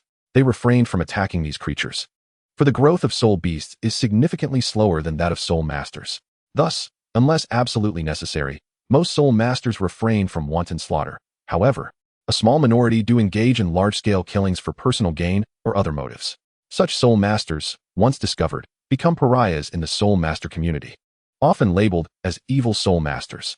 Unbeknownst to them, they had already reached the inner perimeter of the Sunset Forest. Observing the path ahead, her father spoke. "Let us halt here. We have now entered the inner region of the Sunset Forest, where soul beasts exceeding 5,000 years in age begin to appear." Ling Yun nodded, her gaze sweeping the surroundings as her mind pondered deeply. The Qingping magic tiger possesses both power and ice attributes. To locate it, one must seek out areas that are moist or relatively cold. Her father seemed to discern her thoughts, offering a gentle smile as he said, "The last time I acquired a soul ring, I did come across a location that fulfills your criteria. It lies not far ahead, near the heart of the Sunset Forest. Let us now venture forth, and with a stroke of fortune, we may encounter the glacial demon tiger, thus saving ourselves considerable time." A glimmer of anticipation flickered in my eyes as I promptly exclaimed, "Excellent. Let us hasten our steps." My father, accompanied by Ling Yun, swiftly made their way toward that location. Along the journey, we encountered few formidable soul beasts. Occasionally, a few thousand-year-old soul beasts passed us by, instinctively avoiding our presence, sensing the formidable aura emanating from my father. Ling Yun remained unconcerned about alarming any powerful soul beasts, for he was well aware of my father's prowess. With his strength, as long as we did not cross paths with soul beasts exceeding 70,000 years in age, we would face little peril. After some time, we finally beheld a cavern upon a nearby mountain. The mouth of the cave was impressively large, spanning a diameter of 7 or 8 meters, reminiscent of a colossal maw, seemingly intent on devouring everything in its vicinity. My father pointed toward the cave entrance, his expression grave as he remarked, "This cave is exceptionally deep, with a gradual descent and a rather intricate internal structure. During our previous exploration, we traversed approximately 400 to 500 meters before encountering numerous ice columns and icicles, a sight truly breathtaking." He paused momentarily before continuing. "More importantly, during our last visit, we heard the roar of a tiger. If there exists a location within the Sunset Forest where the glacial demon tiger might reside, it is likely here." Ling Yun's heart stirred as he recalled descriptions of the glacial demon tiger he had once perused in an encyclopedia. The text stated that subterranean ice caverns often served as habitats for the glacial demon tiger, where temperatures remained not only constant but also exceedingly low, harmonizing perfectly with the ice attributes of the creature while providing a relatively undisturbed environment. Upon hearing these revelations from my father, a flicker of hope ignited within me. Perhaps this time we would indeed uncover the glacial demon tiger, rendering our expedition worthwhile. As Ling Yun and my father advanced approximately 100 meters into the cave, they were met with a chilling gust. Ling Yun peered inside, noting that the cavern remained spacious, with silvery ice columns faintly visible in the dim light. We pressed onward, and Ling Yun inquired of my father why it was so frigid. "Such cold should not exist within the Sunset Forest," he mused. Suddenly, an idea struck Ling Yun, and before my father could respond, he posed another question. "Father, what lies beyond the opposite side of this mountain?" My father pondered for a moment before replying. "The opposite side of this mountain leads to the core region of the Sunset Forest. As for the origin of this cold, I am uncertain." "Why do you ask?" Ling Yun silently contemplated, recalling that the original text of Tang Sen had mentioned the existence of the ice and fire yin yang eye, one of the 3 great treasure troves located in the heart of the Sunset Forest. Could it be that the chill emanating from this ice cavern was seeping from the ice and fire yin yang eye? If that were the case, the source of this ice cavern would be elucidated. "No," Ling Yun responded, though his heart was already in tumultuous upheaval. Despite having come to understand the reasons behind the circumstances, Ling Yun presently has no intention of elaborating to his father. After all, the master of the ice and fire duality is no ordinary individual. He is the formidable titled Douluo known as the Poison Douluo Dugobo. Ling Yun mused silently. Perhaps it would be prudent to wait a while longer. Once his grandfather successfully breaks through to level 90 and becomes a true titled Douluo, we will possess the strength necessary to pay a visit to this powerful entity. Chapter 19, The Third Soul Skill, Part 2. Just as Ling Yun was lost in thought, a series of thunderous roars from deep within the ice cave abruptly shattered the silence. This sudden bellowing startled both Ling Yun and his father, and they exchanged glances, each perceiving a flicker of surprise and vigilance in the other's eyes. Without a moment's hesitation, they instinctively quickened their pace, racing like the wind towards the source of the sound. As they drew nearer, the roars became increasingly distinct, resonating through the very walls of the cave. At last, upon getting closer, the sight before them filled them with astonishment. At the end of the cavern lay 4 magnificent silver-white tigers. Their massive forms were imposing, with the largest measuring approximately 5 meters in length, resembling a small mountain. The slightly smaller one was nearly 4 meters long, exuding an air of majesty. The remaining 2, though only just over a meter long, radiated an equally unsettling aura. His father spoke. "You are indeed fortunate. One of them is perfectly suited for you. The Qingping magic tiger is a high-level soul beast, growing 1 meter every 2,000 years. Its age can be directly inferred from its length. The largest, measuring 5 meters, should be around 10,000 years old, while the smaller one, less than 4 meters, is likely under 8,000 years. As for the last 2, they have just reached 1,000 years. Once I severely injure the 2 larger Qingping magic tigers, you may strike the final blow. Let us spare the 2 smaller cubs." Ling Yun replied, "Father, you merely need to incapacitate the 2 smaller ones, and then intercept the 10,000-year Qingping magic tiger. The remaining one shall be left to me. Should I find myself unable to handle it, I will call upon your assistance." After a moment of contemplation, his father nodded in agreement. He unleashed his soul pressure to stun the 2 smaller Qingping magic tigers before taking the initiative to confront the 10,000-year beast. Once his father engaged, Ling Yun summoned the Qingping sword and charged toward the remaining Qingping magic tiger. Observing the 2 small tigers rendered unconscious, the beast let out a furious roar and lunged at Ling Yun. Its speed was astonishing, and in an instant, it was before him, raising its paw to strike. Ling Yun activated the Xiaoyao step, deftly evading its attack and slipping to its side. Seizing the moment, the Qingping sword glowed with a cerulean light. and with a swift maneuver, he executed the Qingping chasing wind, striking its abdomen. Blood seeped through the skin of its belly, splattering onto the ground in droplets. The tiger halted, glaring fiercely at Ling Yun, emitting a series of furious roars. Ling Yun remained focused, slowly shifting to the left. As it observed Ling Yun moving towards the two small tigers, it opened its mouth, and in an instant, a breath of icy frost shot forth towards Ling Yun. Ling Yun adeptly evaded it by employing the carefree steps. With a brief accumulation of energy, the Qingping sword unleashed its second soul skill, the Azure Lotus Sword River. Instantly, the sword energy surged forth like a vast river, striking the Qingping magic tiger. The Qingping magic tiger emitted a piercing scream within the torrent of sword energy. And by the time the energy dissipated, it lay on the ground, gravely weakened. At that moment, Ling Yun turned his gaze towards his father. Discovering that he had already vanquished the ancient Qingping magic tiger, whose lifeless body now bore a black soul ring floating above it. Ling Yun shook his head and murmured in regret, "What a pity." He then refocused, taking a moment to regulate his breathing. A stream of purple light gradually ascended from the corpse of the Qingping magic tiger, ultimately converging into a deep purple soul ring in the air. Seated cross-legged on the ground, Ling Yun used his mental energy to draw the soul ring closer. As soon as the ring encircled him, he felt an immense pressure descend upon him. Gritting his teeth, he steadfastly endured. The overwhelming force crashed against his body like a tidal wave, causing his internal soul power to surge and flow rapidly. Moments stretched into what felt like eternity. Finally, the soul ring was absorbed, and Ling Yun slowly opened his eyes, feeling an exhilarating surge of power within him, as though he possessed boundless energy. Just then, a notification from the system echoed in his mind. Beep. The host has acquired the third soul ring. Current reward, growth points 10,000. Beep. The host panel has been updated. Would you like to view it? Ling Yun mentally reiterated. Not yet. Rising to his feet, he looked up at his father, who regarded him with a face full of pride. Yunner, you have successfully absorbed this soul ring over 7,000 years old, elevating your strength to a new level. What soul skill has the Qingping magic tiger bestowed upon you? Ling Yun stretched his limbs, feeling the potency of the new soul ring coursing through him. A force of icy energy flowed through his meridians, enveloping him in a chilling aura of sword energy. My third soul skill is called Frost Sword Domain, he replied. It emanates from the Qingping sword, creating a domain of frost that reduces the movement speed of enemies within its range by 50. The sword blades carry a chilling effect, inflicting freezing and slowing effects upon attack. The Qingping magic tiger's power, combined with its ice attributes and breath, has transformed into this domain control ability. His father sighed, indeed. The soul skills produced by the soul rings absorbed beyond one's level are remarkably powerful. Yunner, your talent is exceptionally high. If you can maintain this pace of progress, your future will be boundless. With that, he declared, now that the soul ring has been absorbed, it is still early. Let us hasten home before noon. As they swiftly exited the icy cavern, Ling Yun lamented, I am quite disappointed. These two Qingping magic tigers did not even yield a single soul bone.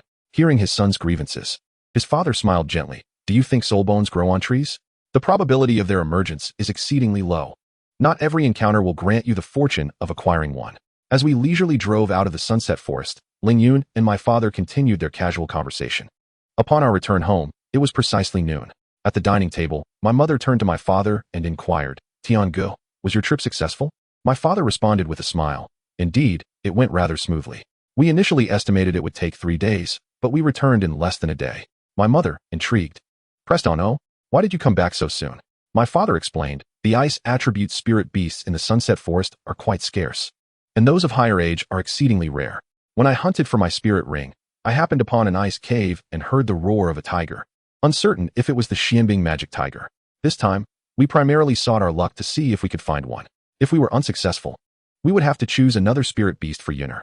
To our surprise, fortune smiled upon us, as the cave indeed housed a Qingping magic tiger, perfectly suitable for Yunner.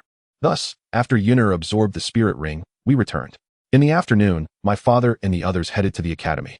Ling Yun went alone to the training ground, where she was the sole occupant of the vast space. She practiced her newly acquired spirit skill repeatedly. It was not until Ice and Yu returned from school and called for Ling Yun to join them for dinner that she had mastered the new skill. After dinner, Ling Yun returned to her room, lay on her bed, and mentally commanded the system to open the attribute panel. Upon absorbing the spirit ring that morning, the system had sent 2 notifications. Ding. Host attribute panel has been opened. Please review. Host, Ling Yun. Martial Soul, Qingping Sword. Level, 31. Cultivation method, Qingping Sword Art. First spirit skill, Qinglian Chasing Wind, 800 years. Skill effect, increases attack speed by 50. Releases sword chi that can lock on targets, ignoring 30 of the enemy's defense, regardless of level. Second spirit skill, Qinglian Sword Light, 1,500 years. Skill effect, after a brief charging period. Releases a continuous stream of sword chi, moving at great speed. Each sword chi possesses a repelling effect, affecting all targets in its path.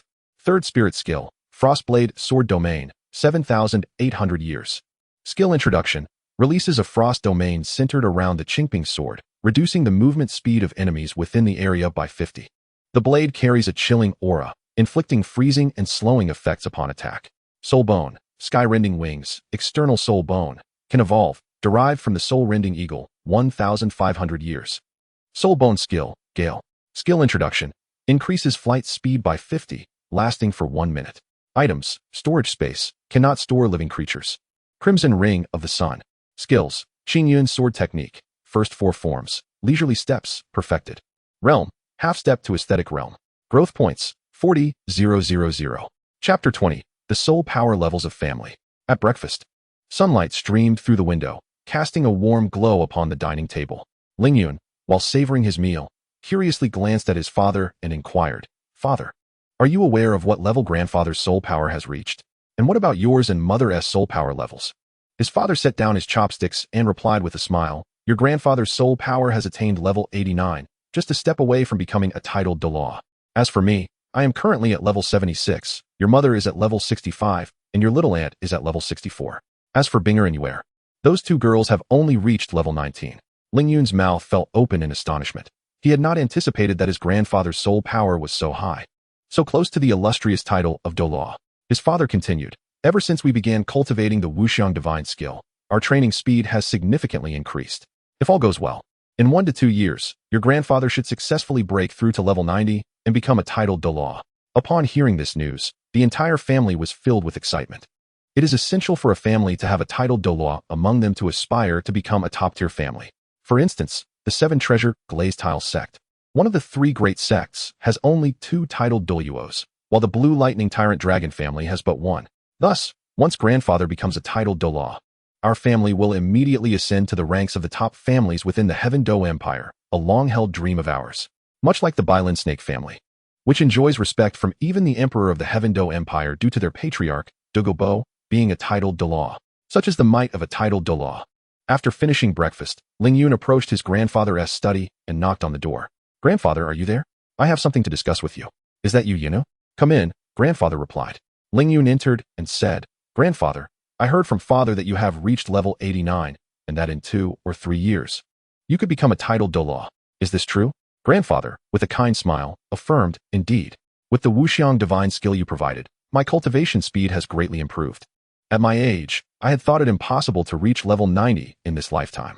Noticing grandfather's inquiry, Lingyun's expression grew serious as he lowered his voice. "Grandfather, when you break through to level 90, do not seek a soul ring.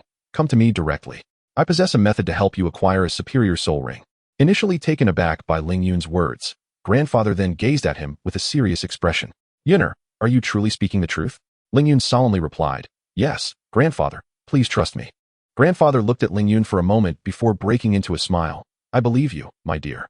I know you harbor many secrets, just as you did with the Wuxiang divine skill and the carefree steps. But rest assured, you need not share them. As a family, we trust one another." Lingyun felt a warm surge of emotion upon hearing those words. "Grandfather, there are certain secrets I am unable to reveal at this moment. Yet I implore you to trust me. When the time is right, I shall unreservedly share everything with you and the family. If there are no further matters you wish to address, I shall take my leave to join Binger and Yuer in their playful endeavors." Lingyun gently pushed open the door to her grandfather's room and stepped out with a light-hearted step. With today and tomorrow being days of rest, she resolved to seize this opportunity to take Binger and Yuer on an outing, allowing them a chance to unwind. Arriving at their door, she softly knocked before entering. Inside, Binger and Yuer were seated at the bedside, engaged in cheerful conversation. Upon seeing Lingyun, their faces instantly illuminated with radiant smiles. Lingyun, returning their joy with a smile, suggested, "Since it's a day off, how about we venture out together?" Yuer, brimming with excitement like a little rabbit, sprang to her feet and exclaimed, "Really? Let us hurry. I want to buy lots and lots of things and indulge in plenty of delicious treats." With that, She eagerly grasped Ling Yun's hand, while pulling Binger along with her as they dashed out the door like a gust of wind. The Tiando Royal Palace stood majestically, akin to an unshakable mountain, proudly towering above the city. Its grandeur seemed to merge with the heavens, inspiring awe in all who beheld it. The ancient, colossal stone walls served as silent witnesses to history, whispering tales of the former glory and splendor of the Tiando Empire. As one of the core cities of the Douluo Continent, Tiando City resembled a vast magnet, drawing countless soul masters who flocked to it like moths to a flame. The streets, wide and immaculate, resembled shimmering silver ribbons that interconnected every corner of the city. The shops that flanked either side of the streets were a dazzling array, akin to twinkling stars, captivating in their brilliance. From upscale soul guide instrument stores and weapon shops to humble grocery stores, clothing boutiques, and accessory shops, everything one could desire was available in abundance. Within the soul weapon shop, various weapons and gear, glimmering with soul power, sparkled like stars in the night sky, enticing numerous soul masters to come and select their treasures with rapt fascination. In the armor and weapon stores, exquisite armors and weapons shone with a metallic luster, seemingly showcasing the masterful craftsmanship and endless creativity of their makers. The food street was permeated with the enticing aromas of diverse delicacies, akin to a magnificent symphony that ensnared the senses. Golden brown and crispy grilled fish, fragrant meat skewers, and delectable pastries filled the air with their irresistible scents, awakening the most primal desires within the hearts of those who passed by. At this moment, Binger and Yuer were engrossed in an intense battle with the delightful treats in their hands. The food they held, whether it be the crispy yet tender grilled fish, the mouth-watering aroma of the meat skewers, or the sweet yet not overly rich pastries, was utterly irresistible. Their expressions suggested they were intent on devouring every morsel available on the food street. In their left hands, they clutched beverages, while in their right, they held skewers of grilled meat. Meanwhile, Ling Yun grasped 3 lollipops in her left hand and carried a considerable heap of packages in her right. With even her back burdened, one couldn't help but feel a sense of awe. Indeed, shopping possessed an irresistible allure for women, regardless of their age, rendering it a formidable experience that could instill fear. The Soul Arena at night is the liveliest place in Heavendo City, where various thrilling soul battles take place daily. Soul Masters showcase their martial spirit skills in the arena, and the fierce combat ignites the audience's passion, with cheers and shouts resonating in waves. Both of them wore excited expressions, their faces flushed and bodies glistening with sweat. However, their visit was not solely for amusement. It also pertained to Ling Yun's upcoming training regimen, and today was an opportunity to familiarize herself with the surroundings.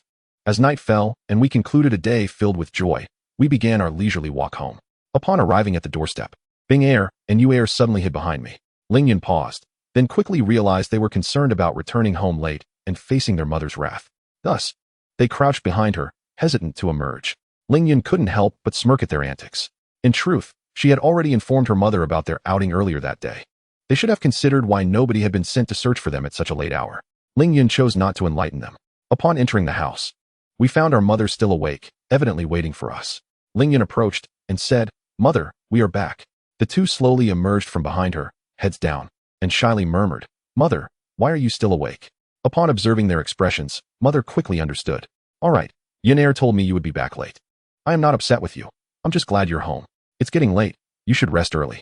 With that, she returned to her room. Hearing this, Ling Yun immediately sensed trouble brewing. Indeed, when she turned around, she found the two glaring at her with fierce expressions. Yuer, hands on her hips, declared, "You're so wicked, Ling Yun." After saying this, she dragged Binger away. Binger, too, shot an angry glare at Ling Yun as they departed. Ling Yun could only facepalm in dismay. It seemed she had offended both of them at once. Shaking her head, she retreated to her own room. Chapter 21. A new method of training. Upon rising in the morning, Ling Yun went to the dining room for breakfast, where Binger and Yuer glared at her with fierce intensity. Her father noticed their strange demeanor and was about to inquire, but her mother whispered a few words in his ear, prompting him to lower his head and continue eating. The two mothers remained silent. Breakfast was consumed in this peculiar atmosphere. After the meal, the mothers departed, leaving Ling Yun and the two girls in the dining room. Ling Yun looked at them and said, "Please don't be angry. Today I will spend the day with you as an apology for yesterday. How does that sound? However, we must not stay out too late. We have to go to the academy tomorrow." Upon hearing the news, the two of them immediately brightened with joy, pulling Ling Yun along as they ventured outside. Thus, Ling Yun spent an entire day in their company, only returning home at dinner time. That evening, upon reaching his room, Ling Yun fell into deep contemplation. The carefree steps had been cultivated to the pinnacle of perfection, leaving no further avenues for advancement at present, allowing him to set it aside for the time being. However, he had successfully mastered the fourth form of the Azure Cloud Sword technique, seamlessly integrating the second and third forms into his soul skills.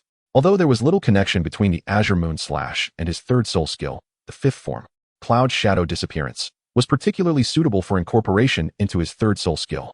If he could weave the fifth form into the Frostblade Prison before reaching level 40, it would undoubtedly elevate his power to new heights.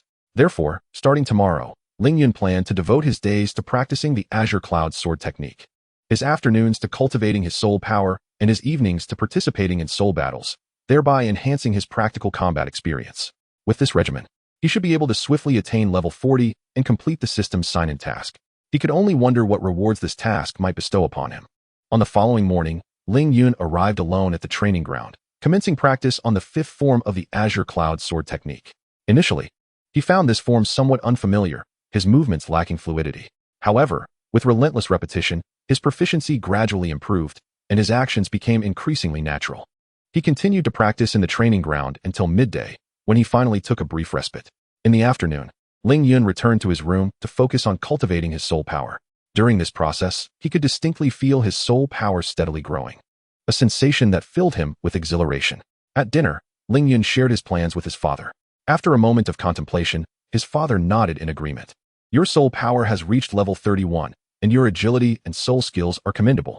However, the area where you lack is practical combat experience. I am somewhat uneasy about you attending soul battles alone. Henceforth, I shall accompany you to the arena each time. Additionally, given your youth, you may attract too much attention. I will arrange for 2 masks, one large and one small. We shall wear masks to the soul battles. Also, refrain from using your real name. Choose a nickname instead. Do you have any specific requests for the masks? Ling Yun replied, Thank you, father. Please prepare a mask adorned with a blue lotus for me. As for the nickname, call me the Azure Lotus Sword Immortal. That evening, Ling Yun and his father arrived at the Grand Soul Arena of Tiando City. Looking up, Ling Yun observed that the Grand Soul Arena was oval in shape, soaring to a height of 200 meters, its grandeur and majesty overwhelming. From a distance, it resembled a colossal oval mountain standing proudly in the heart of the city. We traversed through the throngs of spectators and entered the grand arena of the Soul Fighting Arena. Inside, the venue comprised a main fighting area, 12 auxiliary arenas, and 48 subsidiary arenas, capable of accommodating an audience of up to 100,000, including 180 VIP boxes. The forms of combat in the arena were categorized into 3 types: competitive battles, deathmatches, and gambling duels, with an abundance of methods for contesting. Ling Yun had come primarily to augment his practical combat experience, focusing mainly on the competitive battles, but he also hoped to partake in some gambling duels, thereby not only honing his skills, but also earning some coin in the process. His father interjected, You should have familiarized yourself with the arena's rules yesterday, so I shan't elaborate further. Should you wish to enter a gambling duel, do inform me, for I could use some pocket money as well. Go ahead. You can participate in the fights after registering your fee over there.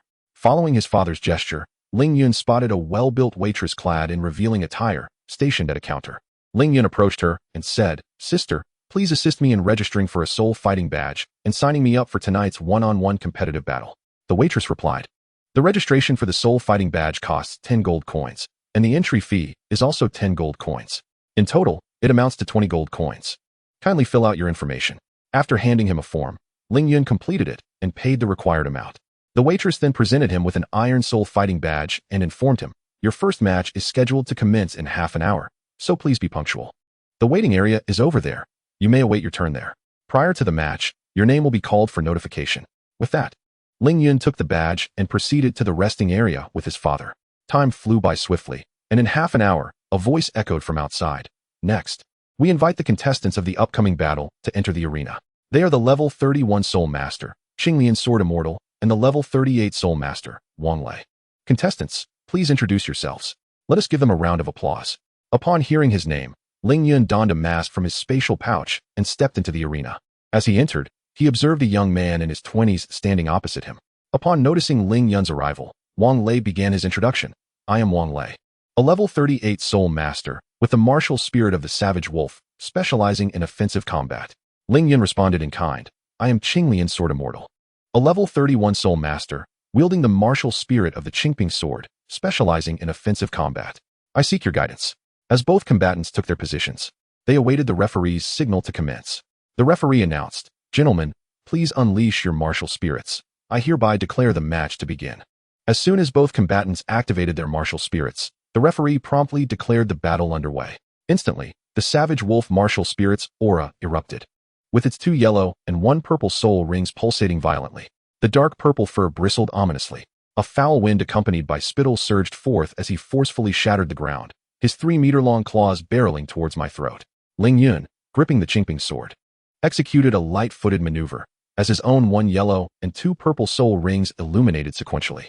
The sword's blade suddenly transformed into myriad shards of azure light, coalescing in the air into a radiant net that deflected the Savage Wolf's onslaught entirely. Ling Yun then spoke. "I countered your move with one of my own. The first soul skill, Azure Lotus Pursuit of Winds, followed immediately as the Azure Green Sword unleashed a torrent of sword energy. The speed of the sword energy was so astounding that the Savage Wolf had no time to evade and was engulfed by it. Upon landing, he discovered that the tips of his claws were oozing fine blood, realizing with shock that those seemingly fragile sword energies were, in fact, remarkably sharp.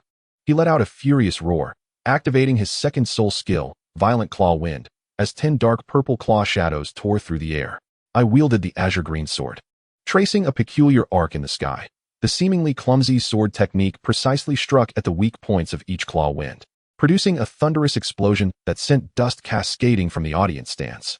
Seeking death, the Savage Wolf's martial spirit, now thoroughly enraged, abruptly activated his third soul skill, Wolf God Possession. His form surged to 3 meters in height, a colossal wolf head phantom emerging behind him, with his claws emanating a chilling bluish toxic glow. As he charged towards me, Ling Yun's second soul ring also illuminated. In response, the Azure Green Sword unleashed a river of sword energy, hurtling towards him. The sword energy river first collided with his wolf god phantom, shattering it into fragments, and then propelled him directly out of the soul fighting arena. This was still a result of Ling Yun holding back much of his strength. Otherwise, he might have been utterly annihilated by the sword energy river. He stood up, conceding, "I admit defeat. I know you did not use your full power. Please tell me how much soul power you employed to make my loss clear." Ling Yun looked at him and replied, "I only used 40% of my soul power." After a moment of silence, he spoke again, "I concede, wholly and sincerely. Your sword is simply beyond what a mere human can withstand." With that, he departed. The audience erupted into thunderous applause as I retracted the Azure Green Sword and inclined my head slightly in acknowledgement. The referee then stepped onto the arena and proclaimed loudly, "I hereby declare the victory of the 31st level Soul Master, Azure Lotus Sword Immortal." Chapter 22, Level 90. Ling Yun slowly descended from the arena, still immersed in the intensity of the recent battle. Upon entering the waiting area, he noticed the absence of his father's figure but paid it little mind, understanding that his father had gone elsewhere. Thus, he found a spot to sit and quietly awaited his father's return. After about 10 minutes, his father finally appeared, approaching Ling Yun with a smile and saying, "Let us discuss on the way." Ling Yun nodded, stood up, and walked out of the Great Soul Arena alongside his father. As they walked, his father suddenly remarked, "Today was quite the windfall. We earned 50,000 gold soul coins." Ling Yun was taken aback by this revelation and inquired, "How could it be so much?" His father chuckled and explained, "Your odds were 10 to 1. I only wagered 5,000 gold soul coins, and thus the earnings. However, as your winning rate increases and your fame grows, your odds will inevitably diminish. But that matters not. Earning is merely a bonus. We have already profited considerably before this." Ling Yun contemplated his father's words, realizing the potential for such substantial returns in gambling. However, Ling Yun was acutely aware that gambling was not a reliable pursuit. Thus he did not exhibit excessive excitement. His father seemed to perceive Ling Yun's thoughts and remarked, "Upon our return, do refrain from informing your 2 mothers. This is my little treasure trove." Ling Yun promptly nodded in agreement, contemplating that it would be prudent not to disclose this matter to his mothers. Shortly thereafter, we arrived home. Mother had yet to retire for the night. Upon seeing us return, she hastened over, concern etched upon her face, and inquired, "Was your opponent formidable? Were you injured? Come here, let me see." Ling Yun smiled reassuringly, responding, "I am unscathed. Mother, do not worry." Only then did Mother exhale in relief, proceeding to inspect Ling Yun meticulously. Once she confirmed that he indeed bore no injuries, her anxiety dissipated. Mother then spoke again, "You must be hungry. I have prepared a late-night snack for you. Eat quickly and rest early." Ling Yun lay quietly on his bed, his eyes gently closed, as visions of the day's battles danced in his mind. Each movement, every strike, and each defense were meticulously recalled as he pondered his shortcomings. Before he realized it, he succumbed to slumber. Time passed swiftly. Each morning was dedicated to soul technique training, while afternoons were devoted to enhancing his soul power. In the evenings, Ling Yun would visit the soul arena, competing against other soul masters to amass further combat experience. Thus, over the span of a little more than a month, remarkable growth in combat experience was achieved, and his mastery of soul techniques reached an extraordinary level. One day, his father suddenly said, "Yesterday, Ice and Moon reached level 20 in their soul power. Tomorrow, I shall take them to the soul hunting forest to procure soul rings. You should accompany us as well, for it shall serve as an exercise." Ling Yun contemplated for a moment, recognizing the opportunity as indeed favorable, and readily consented. "Very well, father. I have been deeply immersed in training lately, and this outing will provide a welcome diversion."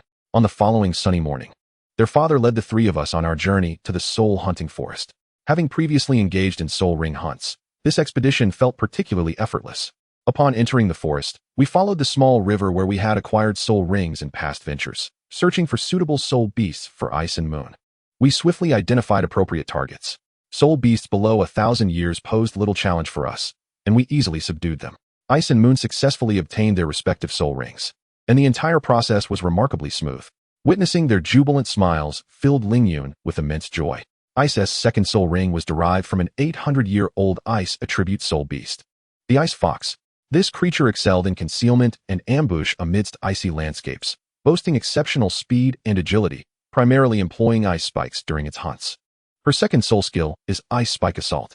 The skill's effect allows her to condense sharp ice spikes from the surrounding ice elements and swiftly launch them at her foes. The quantity of ice spikes is considerable, enabling area attacks, and these spikes possess piercing and freezing effects, inflicting damage upon the enemy while slowing their movements. Yuera's second soul skill, also 800 years old, is derived from a soul beast named Lake Spirit Butterfly, and her skill is called Misty Obscuration. This skill releases a vast expanse of water mist, capable of bewildering the enemy's vision and diminishing their perception. After assisting Binger and Yuer in acquiring their soul rings, life returned to the routine of daily training, and before they knew it, over a year had slipped by. One day, sunlight streamed through the window, casting a warm glow upon Ling Yun, who was immersed in the realm of cultivation. Suddenly, he heard his father's voice. "Yuner, your grandfather wishes to speak with you. He has asked me to take you to the secret chamber." Ling Yun felt a surge of curiosity. When had the family acquired a secret chamber? He had never heard of such a thing.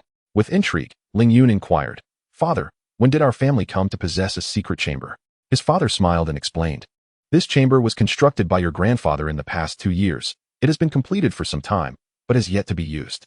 With that, he rose, beckoning Ling Yun to follow him.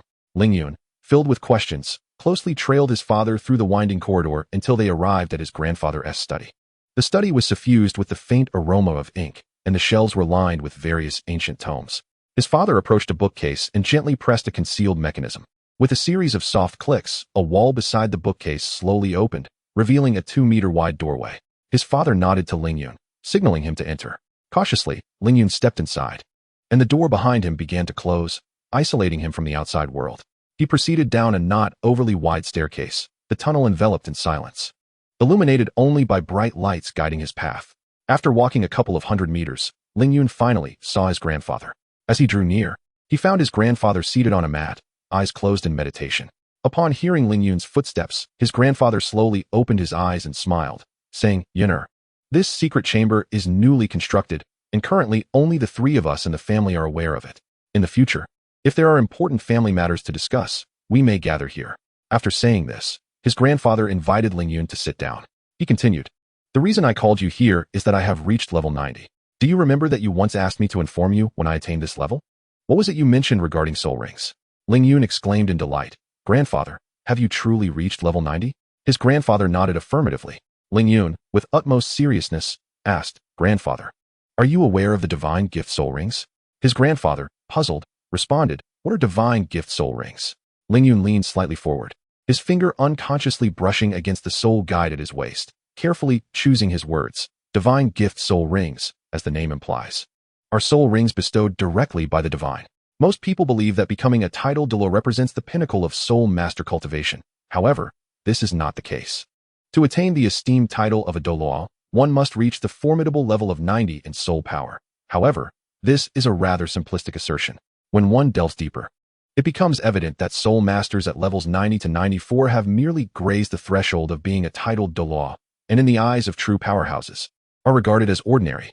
It is only upon reaching level 95 that one truly enters the realm of Super Douluo, capable of invoking the elemental energies of the universe with a mere flick of a wrist. The pinnacle of achievement, the limit Douluo, at level 99, is an exceedingly rare entity, with soul power so refined it becomes tangible, effortlessly capable of splitting mountains and parting seas. At this juncture, Lingyun lowered his voice, stating that even a limit Douluo merely represents the ceiling that mortals can aspire to. Beyond this lies the legendary realm of level 100, whereupon a soul master shatters the constraints of soul power and transcends Douluo Continent, ascending to the status of an immortal deity. Presently, the three universally acknowledged apex powerhouses of Douluo Continent are all at the 99 level. The Angel Douluo of the Spirit Hall, wielding the six-winged angel martial spirit that has been inherited for millennia, is revered as the unparalleled force of the skies. Tang Chun of the Haotian sect, brandishing the Haotian hammer, commands respect even from the Spirit Hall, earning the title of the Invincible on land. Additionally, the High Priestess of Sea God Island, Poseidon, is said to possess the ability to command the might of the entire ocean, being hailed as the Invincible of the seas. Upon concluding his thoughts, Lingyun promptly accessed the system and entered the marketplace, purchasing a divinely bestowed soul ring. A notification from the system chimed. Congratulations to the host for redeeming a divine soul ring, deducting 10,000 growth points. The divine soul ring has been placed in the storage space. Please check. Lingyun retrieved a soul ring shimmering with a mysterious golden hue from his storage, the golden radiance dancing before his grandfather's eyes. This is what I refer to as the divine soul ring, a gift only bestowed by those who have achieved divinity. The divine soul ring forms in accordance with the soul master's martial spirit, exhibiting an exceptionally high degree of compatibility. This heightened compatibility magnifies the martial spirit's strengths, allowing the soul master to unleash its power more perfectly, thereby enhancing combat effectiveness. Moreover, the lifespan of the divine soul ring is not fixed. It is generated based on the limits of the soul master's physical and spiritual fortitude. If the soul master possesses sufficient strength, theoretically, the lifespan of the soul ring could reach a staggering 1 million years. Legends even suggest that the divinity within the divine soul ring can induce the evolution of the soul master's martial spirit. This is precisely why I dissuaded my grandfather from hunting soul beasts. This divine soul ring is my gift to him for reaching level 90. Stunned, my grandfather gazed at me in silence for an extended period. After a while, he swallowed hard and trembled as he spoke.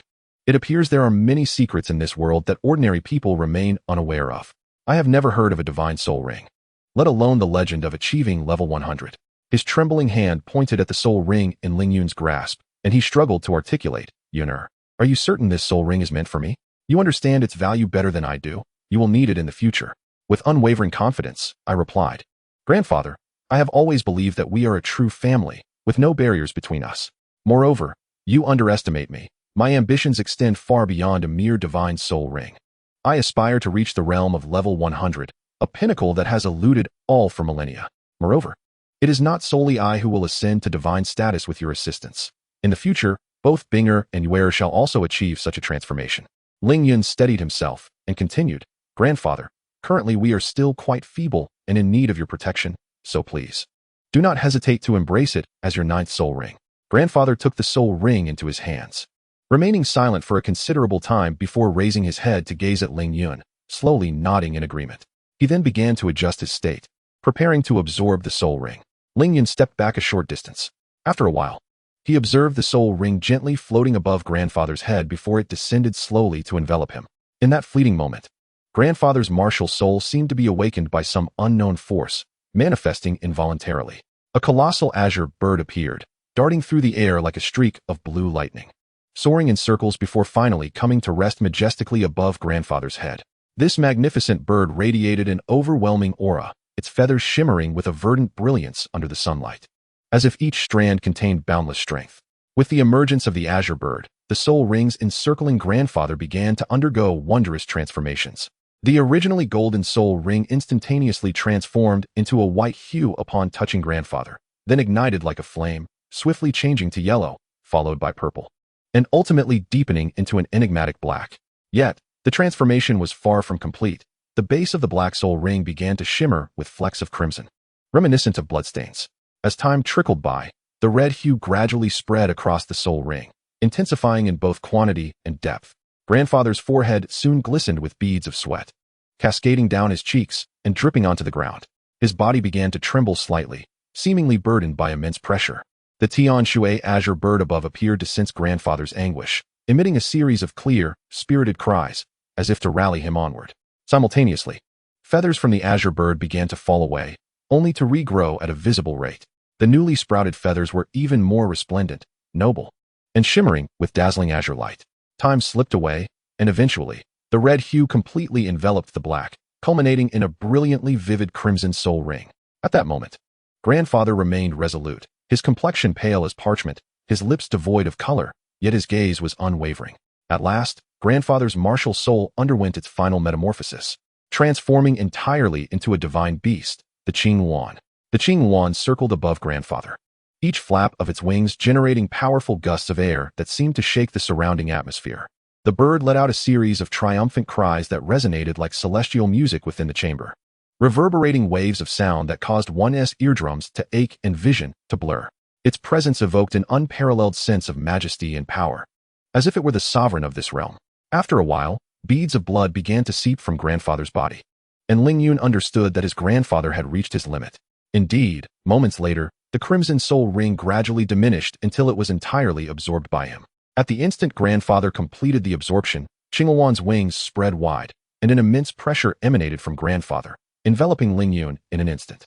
Ling Yun, bracing himself against the ground, gritted his teeth and persevered, blood trickling from the corners of his mouth.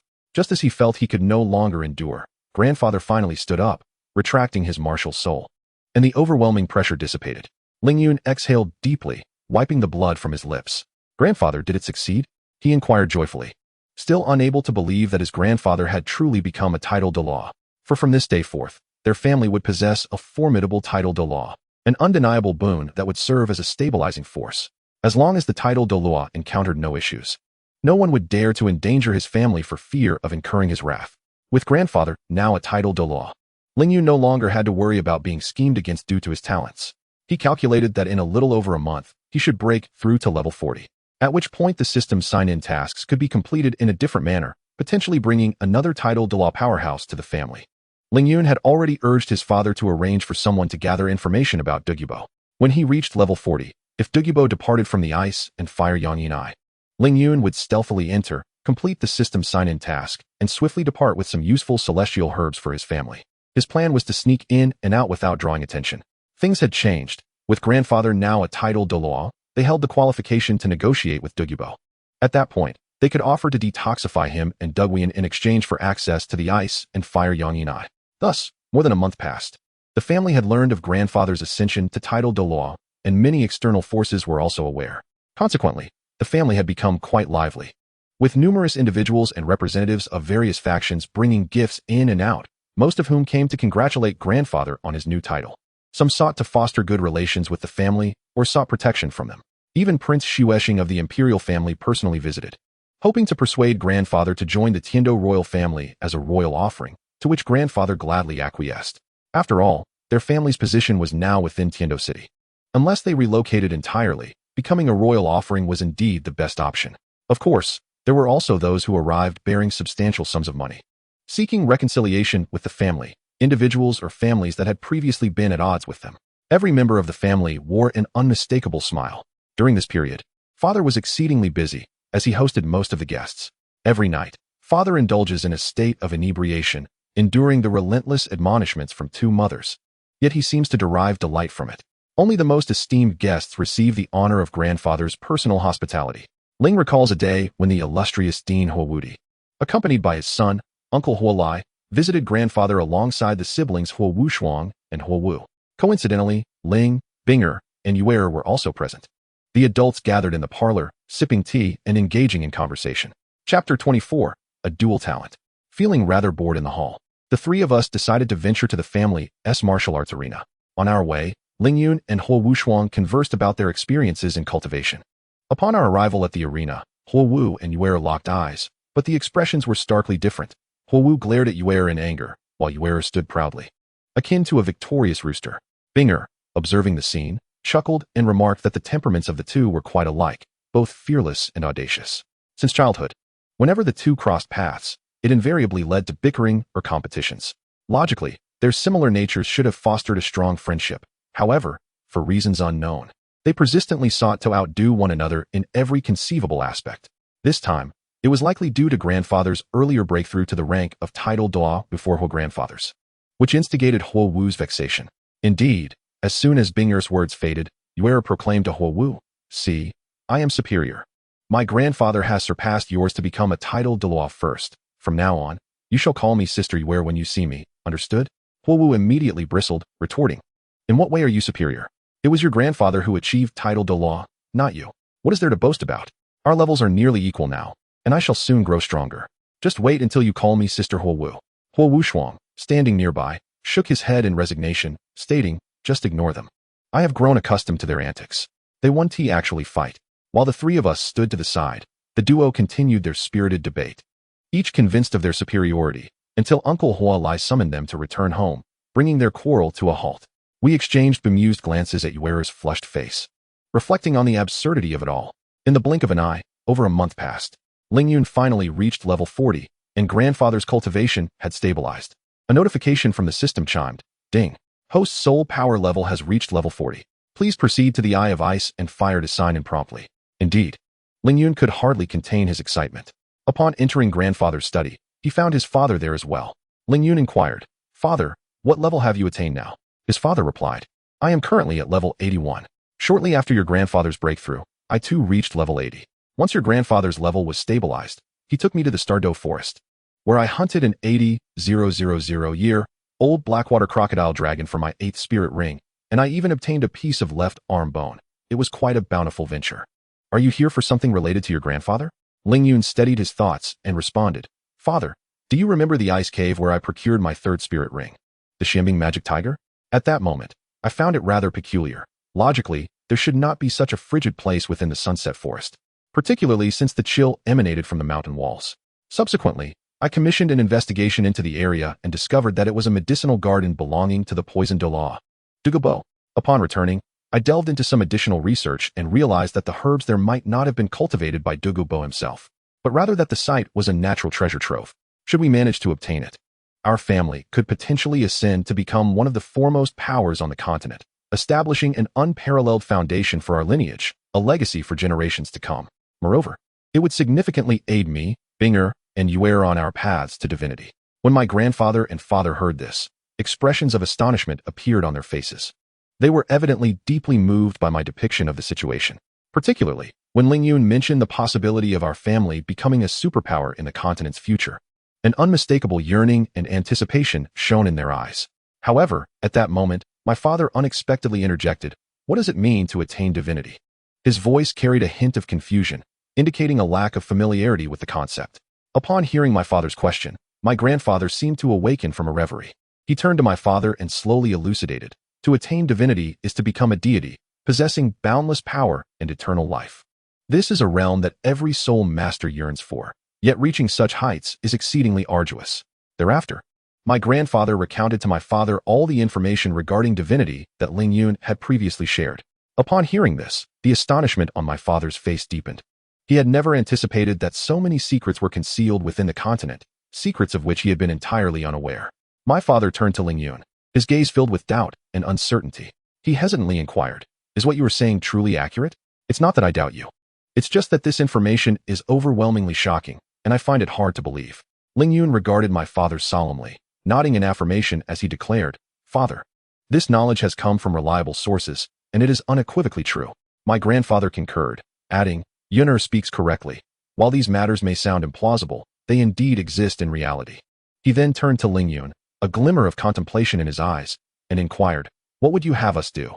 Lingyun took a deep breath to steady himself, and then asked my grandfather, "Grandfather, your strength should surpass that of Dugubo, correct?"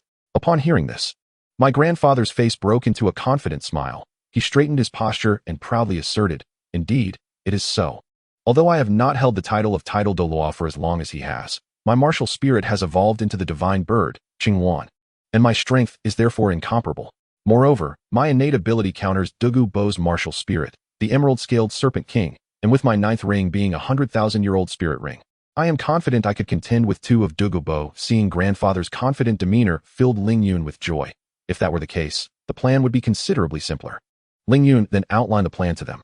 My father, still somewhat skeptical, questioned, "Are you certain this is feasible?" To which Ling Yun replied, "It is undoubtedly feasible."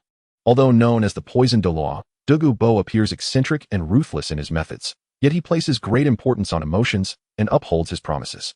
However, his understanding of poison is limited. Otherwise, his son would not have succumbed to the torment of toxins, ultimately leading to his demise. Presently, Douluo Bo values his granddaughter, Douluo Yin, above all else. We presume that the two of them would agree to exchange the antidote for the Eye of Ice and Fire, as he would not wish to witness Douluo Yin suffer the same fate as his son. This matter concerning Yuner is pivotal for the family's fortune. Henceforth, all resources and manpower of the family shall adhere to your directives without exception, including myself. Upon hearing his grandfather's decree, father was taken aback. It is crucial to acknowledge that the family's current resources are incomparable to those of the past, and such extensive authority has been entrusted to Ling Yun, indicating the profound trust his father has in him. This was, of course, something he hoped to witness. Father spoke slowly, "I have no objections. This matter shall be decided by you. However, do not bear too much pressure, for both your grandfather and I are here to support you." Days passed as Ling Yun prepared diligently. Finally, his uncle brought significant news. Douluo Bo had ventured into the Sunset Forest. A spark of realization ignited within Ling Yun. He understood that Douluo Bo might be experiencing another bout of poison, necessitating the unique powers of the Eye of Ice and Fire for suppression. Ling Yun resolved that waiting was no longer an option, and he hastily sought out his grandfather, urging him to accompany him and father to the heart of the Sunset Forest. Upon grasping the situation, grandfather readily agreed. Under his guidance, they raced through dense woodlands and rugged terrain, swiftly arriving at the core of the Sunset Forest. Standing at the valley's entrance, Ling Yun gazed at the area shrouded in dark green toxic mist, a wave of anxiety washing over him. Grandfather surveyed the surroundings before turning to Ling Yun, who nodded in affirmation, leading him to conclude that Douluo Bo was indeed within the valley. Taking a deep breath, grandfather summoned his soul power and sent forth a series of sound waves. Under the reign of the Poison Douluo, I, Qingping Douluo, the Dean of the Water Element Academy of Heavendo City, come to pay my respects. Please, show yourself. His voice resonated like a mighty bell throughout the valley, stirring echoes in response. The profound sound waves unleashed a formidable force that reverberated through the valley, causing stones atop the surrounding peaks to tumble down, as if the entire valley quaked. After grandfather's voice faded, several minutes passed before the toxic mist began to roil violently, as though alive. Within the depths of this mist, a figure gradually emerged. As the poison swirled, the silhouette became clearer, revealing an elderly man stepping forth slowly. This old man, slender yet erect, resembled a venerable pine tree, exuding an air of having weathered many storms. His hair and beard were a deep green, and even his eyes mirrored that hue, emanating a mysterious and uncanny aura. He stood silently amidst the noxious mists, his expression inscrutable as he gazed at us, seemingly untouched by the surrounding toxins. After a moment, he finally spoke. "Qingping Douluo, we have had no prior dealings. What brings you to seek me today?" My grandfather, with a serene smile, replied unhurriedly, "This place is rife with chatter, making conversation rather inconvenient. Perhaps it would be prudent to discuss matters further within." As he spoke, he gestured towards the depths of the toxic haze. However, Douluo Bo's pupils constricted sharply, his demeanor revealing a wariness towards my grandfather's suggestion. He responded decisively, "I find this location quite suitable. Let us converse here." My grandfather, unfazed by Douluo Bo's refusal, smiled faintly, signaling for Ling Yun to take the lead in the dialogue. Ling Yun, comprehending the unspoken cue, stepped forward and bowed respectfully, addressing Douluo Bo. "I am Ling Yun, here to pay my respects to the Poison Douluo. I seek to propose a transaction." Yet, Douluo Bo paid no heed to Ling Yun's words, his gaze remaining fixed on my grandfather, as if anticipating an explanation from him. It was evident that he believed Ling Yun, being of a younger generation, was unworthy of direct discourse. My grandfather understood this implication clearly. The negotiation would be entirely in Ling Yun's hands. After a moment, Douluo Bo scrutinized me intently before speaking. "Rumors have long circulated in Tiando City regarding your exceptional talents, young Master Ling Yun, and indeed, they do not seem unfounded. What is it that you wish to trade?" Ling Yun replied with utmost respect, "Esteemed Douluo Bo, I possess the ability to alleviate the poison within you." His declaration struck Douluo Bo like a thunderclap, stirring tumultuous waves of surprise within him. He quickly regained his composure, bursting into laughter. "Ha, ha, ha, alleviate my poison? Young man, do you know what my title is? How could I possibly be poisoned?" Ling Yun remained unfazed by the derision, continuing respectfully, "I am well aware, esteemed elder, that your title is the Poison Douluo. However, What does that have to do with your susceptibility to poison? If my instincts are correct, you experience an itching sensation in your ribs whenever it rains, and at midnight. You endure sharp pains in your head and soles. These are all symptoms of poisoning. As a master of toxins, surely you recognize them? Douluo was taken aback, an involuntary question escaping his lips. How do you know this? Even my grandfather and father were taken aback, astonished that Ling Yun's words held such truth. I spoke respectfully. Esteemed elder, I genuinely possess the means to dispel the poison within you. Might we proceed inside to discuss this further? I gestured towards the path behind the toxic mist. Douluo pondered for a moment before nodding. Follow me, but do not stray. The poison here could claim your life. With that, he waved his hand, parting the toxic fog to reveal a narrow pathway. We exchanged glances and followed him inside. Upon entering the valley, we were all struck with awe at the sight before us. In the very heart of the valley lies a wondrous hot spring, astonishingly characterized by its water, which exhibits a striking duality of red and white hues. These two colors are as clearly defined as the yin and yang fish in Tai Chi, remaining untouched by one another. Surrounding the hot spring flourishes an array of exotic flowers and rare herbs. Ling Yun murmured to himself, I have struck it rich this time. All of this is mine. Though his voice was soft, it was unmistakably audible to the formidable Douluo, whose expression darkened as he glared at me. What do you mean it is all yours? This is my medicinal garden, and everything within it belongs to me. Ling Yun turned to Douluo and, scratching his head with an awkward smile, said, Senior Douluo, please do not take offense. The terms of our transaction are simple. After I assist you in resolving your poison, this medicinal garden will rightfully belong to me. What say you? Douluo regarded Ling Yun with a cold smirk, retorting, You certainly possess the audacity to make such demands. Wishing to claim my garden, don't indulge in fantasies. If you can truly resolve the poison within me, I shall grant you a mere 20% of the medicinal herbs here. Ling Yun countered, That is unacceptable. 20% is far too little. This garden must belong to me. The terms are non-negotiable. Douluo snorted dismissively.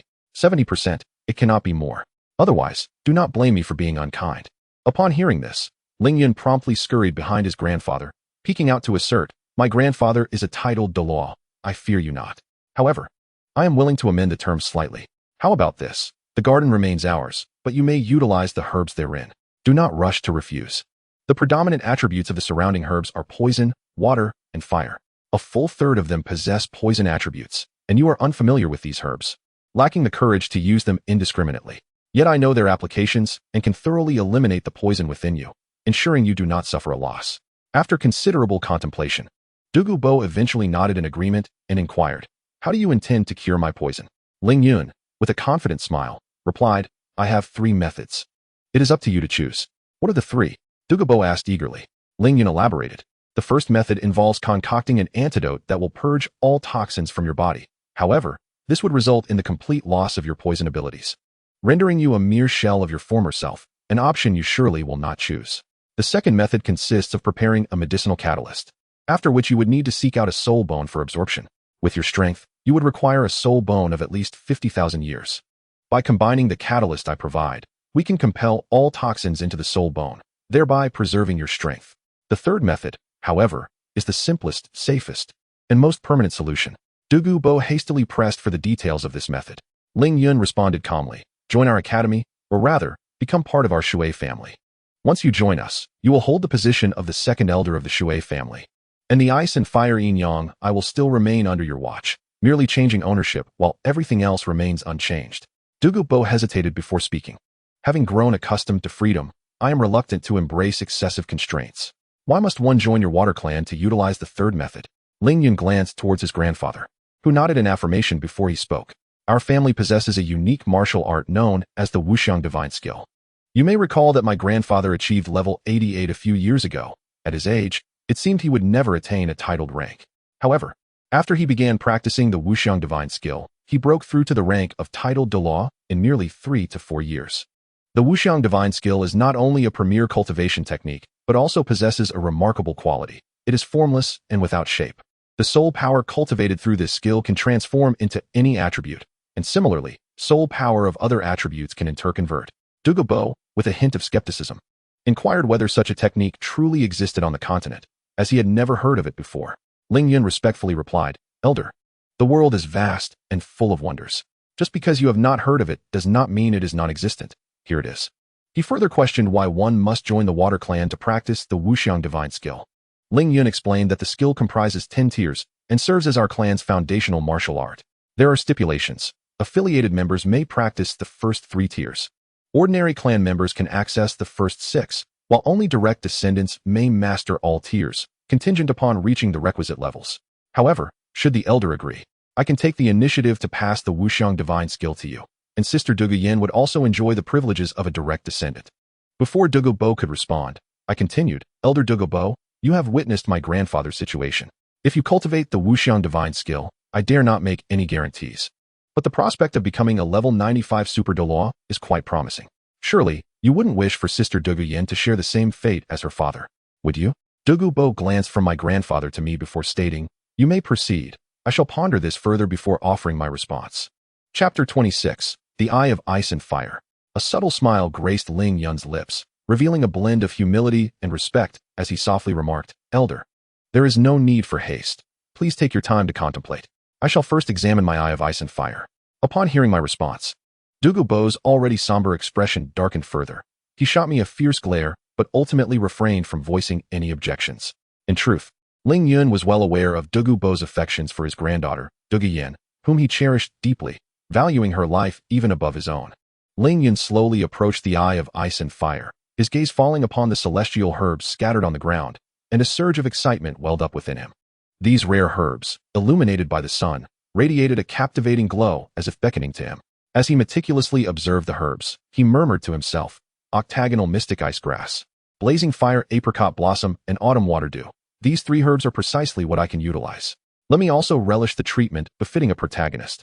As for the other herbs, if they prove useful to my family, I shall take them home. If not, they will remain here for future needs. In a moment, I shall select a few plants for Dugu Bo. Unlike the miserly Tang San from the original tale, who, after indulging in another's hot springs and savoring their divine herbs, commanded them about without a hint of gratitude, I am willing to share. Just as Ling Yun was lost in thought, Dugu Bo's voice resounded. Are you certain that if I join the family, I will receive the entirety of the Wuxiang divine skill, along with the privileges befitting Yin Yin as a member of the direct lineage? I affirmed with a yes. The Wuxiang divine skill comprises 10 tiers, corresponding to soul masters of levels 1 to 100. Should you cultivate the skill to its utmost perfection, you would indeed attain level 100. Dugu Bo was taken aback by my explanation. Isn't it only up to level 99? Seeing Dugu Bo's astonishment, my grandfather patiently reiterated what he had previously conveyed to my father. After absorbing my grandfather's clarification, Dugu Bo remained silent for a considerable time, allowing his emotions to settle. With a gaze that was a tapestry of complexities, he addressed me. If you agree to one condition, I will consent to join. I inquired, what condition? Dugu Bo replied, You are aware that I have a granddaughter named Dugu Yin. If you promise to marry her once you come of age, I shall agree. How does that sound? My Yin Yin is exceptionally beautiful. Her beauty ranks among the top in the entire Tiando Imperial City. This is indeed a splendid opportunity. Upon hearing Dugu Bo's words, Ling Yun rolled her eyes in exasperation and retorted, setting aside the fact that Dugu Yin is several years my senior. I have learned that she is currently in a relationship with Yu Tianheng from the Blue Lightning Tyrant Dragon clan. Are you attempting to disrupt their romance? Are you not afraid that should Yin Yin discover this, she might pluck every hair from your face? Dugu Bo fell silent, well aware of his granddaughter's temperament. If Dugu Yin were to learn of his meddling, she might indeed act on her ire. After casting a fierce glare my way, he relented. Very well, I agree. Ling Yun exhaled in relief at Dugu Bo's acquiescence. Suppressing her delight, she approached my grandfather, retrieving a divine herb from her spatial pouch. This herb is known as the Qingwan Xianhua lotus.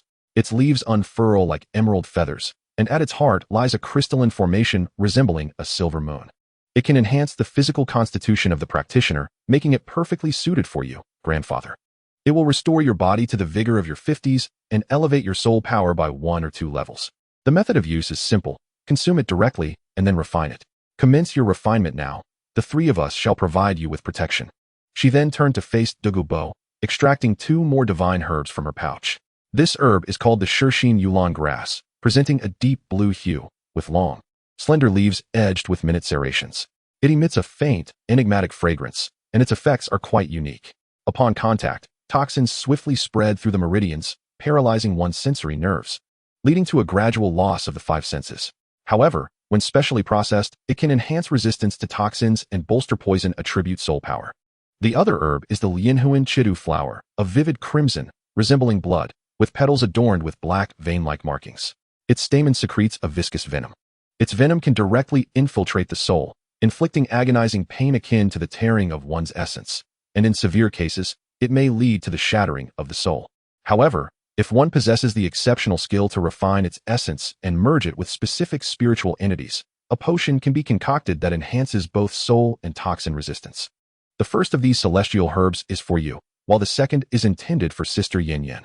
Once you both have mastered the Wuxiang Divine Art and fully transformed the toxins within your bodies, return to me, and I shall assist you in your endeavors. With these two celestial herbs, both you and Sister Yin Yin have the potential to break through to level 95. Having said this, I paid no further heed to the astonished Douluo. Ling Yun approached his father and produced a celestial herb known as the Xian Shui Yu Sui Lotus, which typically flourishes in the frigid depths of icy lakes or glaciers. The lotus leaves exhibit a translucent ice blue hue, while the flowers are of a pristine white. Within the heart of the flower lies a droplet of crystal clear liquid resembling jade essence, which is its quintessence. Upon refinement, this herb significantly enhances the soul power of practitioners attuned to water or ice attributes, bolstering their mastery over these forces, while also refining the physical form to better endure extreme cold. Additionally, it possesses miraculous properties of resurrection and healing for severe wounds. The method of consumption involves first drinking the central droplet of water, followed by swallowing the entire herb, after which one can proceed with the refinement. Once grandfather has completed the refinement, you may use it. After distributing the celestial herbs, the three of us sat aside to converse. Douluo regarded me and remarked, "You rascal. Have you given any thought to my Yin Yin?" Ling Yun shot him an exasperated glance and threatened, "When I find the time, I shall inform Sister Yin Yin of your meddling. Let us see how she deals with you." Just as Douluo was about to respond, a resounding phoenix cry emanated from grandfather, as a magnificent Qingluan circled majestically overhead, its formidable presence enveloping us in overwhelming pressure. Douluo was taken aback, muttering, "How powerful! It surpasses me by such a margin." Father promptly positioned himself before me, shielding Ling Yun from grandfather's oppressive force, for otherwise, Ling Yun might sustain grave injuries under such pressure. After a while, grandfather finally refined the energy of the celestial herb. He gradually stood up, his hands trembling slightly as he retracted his martial soul back within. With his eyes tightly shut, he quietly sensed the flow of soul power within him, and after a moment, a joyous smile graced his face. Haha, I have actually ascended by 2 levels. Grandfather's voice was laced with uncontainable excitement, and he felt as if his body had rejuvenated, as though he had returned to his youthful prime. Ling Yun, standing beside him, shared in his joy, smiling as he said, "Grandfather, with your current physical condition and the practice of the Wuxiang Divine Art, you are destined to break through to level 99 and become the next limit de law." Grandfather nodded in agreement at Ling Yun's words. His gaze shifted to Ling Yun as he inquired, "Yunner, what should we arrange next?" After a moment's contemplation, Ling Yun turned to father and said, "Father, please take Senior Douluo home first and impart the Wuxiang Divine Art to him. Once the esteemed Senior Douluo has mastered the technique, you may then proceed to refine the celestial herbs in seclusion. As for the celestial herbs suitable for mother and the others, I shall bring them back at the appropriate time." Upon hearing Ling Yun's arrangements, father nodded without a hint of hesitation, replying promptly, "Very well, Yunner, we shall proceed as you have suggested." Subsequently, Ling Yun turned his gaze towards Douluo and solemnly addressed him, "Senior Douluo, the Wuxiang Divine Art corresponds with the rank of Soul Masters. Both you and Sister Yin Yin are capable of cultivating this technique, but it is not suitable for others. Moreover, this technique is a secret of our family and must not be divulged without the family's permission." Douluo quickly responded, "Rest assured, you little rascal. I fully understand this rule. I will ensure that others in the family retrieve the technique themselves and will not impart it to outsiders." After father and Douluo departed, I spoke to grandfather. "You may cultivate beside the eye of ice and fire. The spiritual energy here is exceedingly abundant, making cultivation remarkably effective. My cultivation method is rather unique. I require those 2 celestial herbs and will harness the power of the eye of ice and fire to refine them. At that time, regardless of what you witness, do not intervene. Simply protect me and ensure that no one disturbs my process." Ling Yun gestured towards the octagonal ice herb and the blazing apricot blossom. Chapter 27, Bountiful Sign-In Rewards. Grandfather nodded, saying, "Do not worry. I shall not let anyone disrupt you." Ling Yun cautiously approached the convergence of the eye of ice and fire, silently praying for everything to proceed smoothly. Once positioned, he took a deep breath, focused his mind, and summoned the Qingping sword. The blade shimmered with a chilling light, seemingly awaiting his command. Without hesitation, Ling Yun swiftly executed 2 strikes, the sword energy slicing through the octagonal ice herb and the blazing apricot blossom like lightning. After severing the 2 celestial herbs, they were propelled into the air by the force of the sword. Ling Yun quickly retracted his martial soul, concentrating his soul power in his hands and forcefully waving them, creating a current of energy that drew the 2 celestial herbs toward him. The herbs floated gently in the air, as if imbued with life. Ling Yun watched them intently, anxious to avoid any misstep. As the celestial herbs reached Ling Yun, he unhesitatingly extended his hands, catching the octagonal ice herb and the blazing apricot blossom. He did not take the time to examine the herbs closely, knowing that time was of the essence, and any delay could prove detrimental. Firmly grasping the 2 celestial herbs, he promptly swallowed them whole. The moment the herbs entered his mouth, he felt a cool and fiery energy intertwining in his throat before swiftly spreading throughout his body. Immediately thereafter, Ling Yun plunged into the eye of ice and fire. The chilling water and searing flames enveloped him, and he felt as though he had entered a realm where ice and fire coalesced. The sound of splashing water resonated loudly in the stillness, startling grandfather, who was in the midst of his cultivation. He abruptly opened his eyes, witnessing Ling Yun leap into the eye of ice and fire, and was taken aback, quickly rising to his feet, eager to rescue him. However, just as he took a step forward, he recalled Ling Yun's earlier words. Ling Yun had been instructed not to prevent his entry into the eye of ice and fire, for it was a trial he must endure. His grandfather's footsteps abruptly halted in midair as he stood at the water's edge, quietly observing Ling Yun struggle within the depths of the eye. The moment Ling Yun plunged into the icy flames, a series of incessant notifications echoed in his mind. Yet, before he could comprehend these alerts, an overwhelming pain surged upon him like a tidal wave, engulfing him entirely. The dual forces of water and fire ravaged his body with wild abandon, akin to untamed stallions colliding chaotically, leaving Ling Yun in excruciating torment. He clenched his teeth, summoning every ounce of strength to endure the agony, striving to suppress his cries. However, the intensity of the pain proved insurmountable, and soon he succumbed to unconsciousness. During his unconscious state, the battle between the icy and fiery energies within him raged on, relentlessly consuming and merging with one another. The sun descended beyond the hills only to ascend once more into the clouds. Days slipped by in a fleeting moment. His grandfather, growing increasingly anxious by the shore, found himself on the verge of intervening several times, yet he restrained himself. Ling Yun awoke in the water, intending to assess the changes within his body, when he was bombarded by a relentless barrage of system notifications. Ding. System notification. Host soul power has reached level 40. You are currently at the eye of ice and fire, meeting the sign-in conditions. Would the host like to sign in? Ling Yun pondered why there had been no sign-in prompt upon entering the valley. It appeared that only by entering the eye of ice and fire could he complete the sign-in task. He steadied his mind and responded affirmatively. System, proceed with sign-in. Ding. Congratulations, host, on completing the sign-in. Rewards are now being distributed. Ding. Congratulations, host, you have received the reward, Sun and Moon Divine Eyes. Ding. Congratulations, host. You have acquired the advanced movement technique, Azure Lotus Wind. Detecting that the host's carefree steps have reached perfection and can now integrate with Azure Lotus Wind, commencing integration. Ding. Congratulations, host. Azure Lotus Wind has now reached the minor success stage. Ding. The host's storage space has been upgraded. Upgrading. Ding. Congratulations, host. Your storage space has expanded to 1,000 cubic meters and can now accommodate living entities. Ding. Detecting that the host's Azure Lotus Sword technique has reached minor success, granting the host the Azure Lotus Sword body. Ding. All rewards have been dispensed. Ding. The system is now issuing a sign-in task. The sign-in condition is for the host to reach Soul Power Level 70, location, City of Slaughter. Sign-in rewards are unknown. The host is encouraged to diligently cultivate in order to complete the sign-in task promptly. Ling Yun exhaled deeply, releasing a breath of pent-up frustration, and addressed his grandfather at the shore. Grandfather, I am uninjured. I shall continue my cultivation. You should also pursue your own training. With that, Ling Yun immersed his consciousness into the system, eager to examine the rewards he had just received. First on the list was the Sun and Moon Divine Eyes, which possessed 2 distinct methods of utilization. The first method harnesses the power of the Sun and Moon Divine Eye, unleashing a radiant beam that inflicts immense damage upon the enemy's psyche and soul. Those with weakened mental fortitude may be vanquished outright, while those with stronger spirits may suffer severe harm to their souls or be rendered incapacitated. The effects vary according to the adversary's strength. The second method involves activating the Sun and Moon Divine Eye to create a protective barrier capable of withstanding any psychic assault that does not exceed twice one's own mental prowess. The Azure Lotus Wind is an advanced technique of the carefree steps. Upon mastering the Azure Lotus Wind, Ling Yun's speed has increased at least twofold.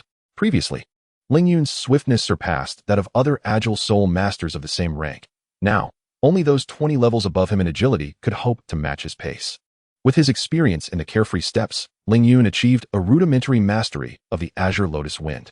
The storage space has undergone two significant transformations. The first pertains to an expansion of the storage area, which is self-explanatory. More importantly, the second transformation allows for the storage of living entities, a crucial advancement.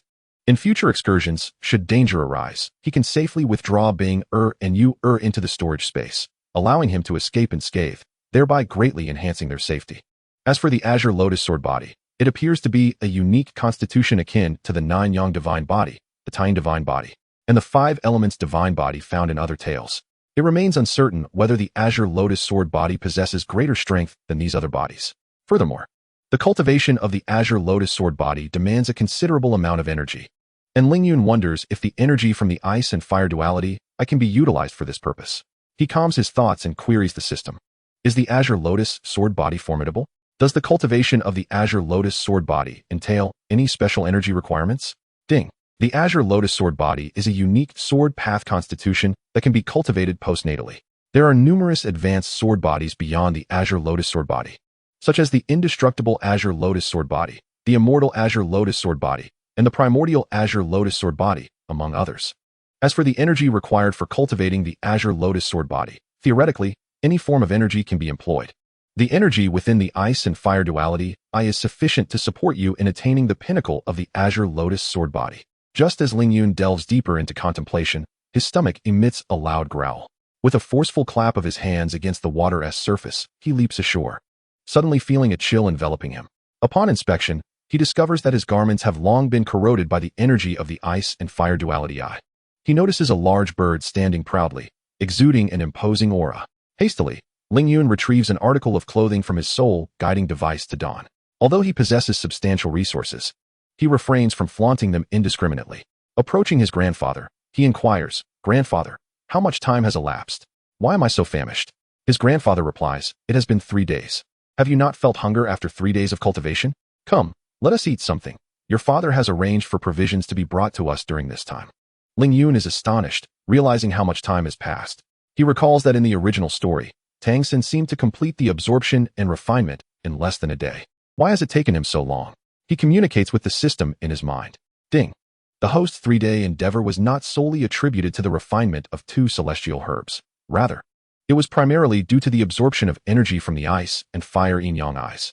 The physical strength of the host is astonishingly beyond imagination, far surpassing that of Tang San when he first entered the ice and fire yin-yang eyes.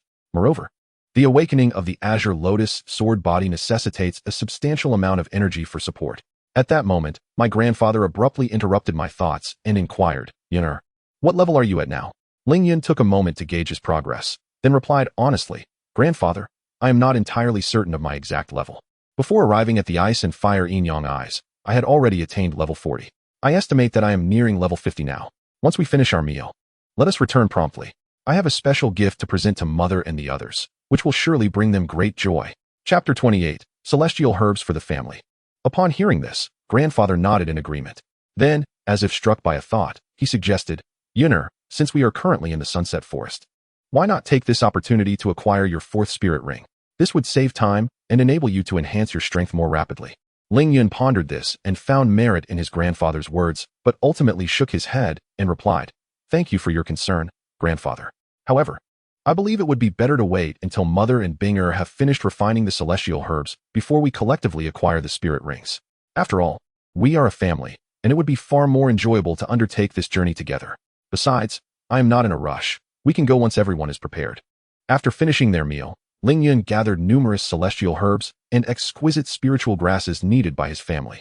The water attribute celestial herbs were scarce, so he could only substitute them with the finest spiritual grasses. Ling Yun stored the herbs in the system space and then returned home with his grandfather. As they entered the family abode, they coincidentally encountered father and mother. The moment Mother laid eyes on Ling Yun, she hurried forward, her gaze filled with concern. "Yun'er, how have you fared these past few days? Have you sustained any injuries?" Mother's care enveloped Ling Yun like the warm sun in winter or the gentle breeze in spring. caressing his heart and filling him with warmth. Ling Yun smiled and reassured her, "Mother, please do not worry. I am perfectly fine. Grandfather has been by my side, protecting me. He is quite formidable." At that instant, Yuera rushed to Ling Yun like a jubilant little bird. With wide, eager eyes, she exclaimed, "Ling Yun, where's my gift? Daddy said you would bring us something extraordinary." Hearing Yuera's words, Bing'er and Mother also turned their hopeful gazes toward Ling Yun, their eyes brimming with anticipation. These past few days, since Father refined that celestial herb, his transformation had indeed been remarkable.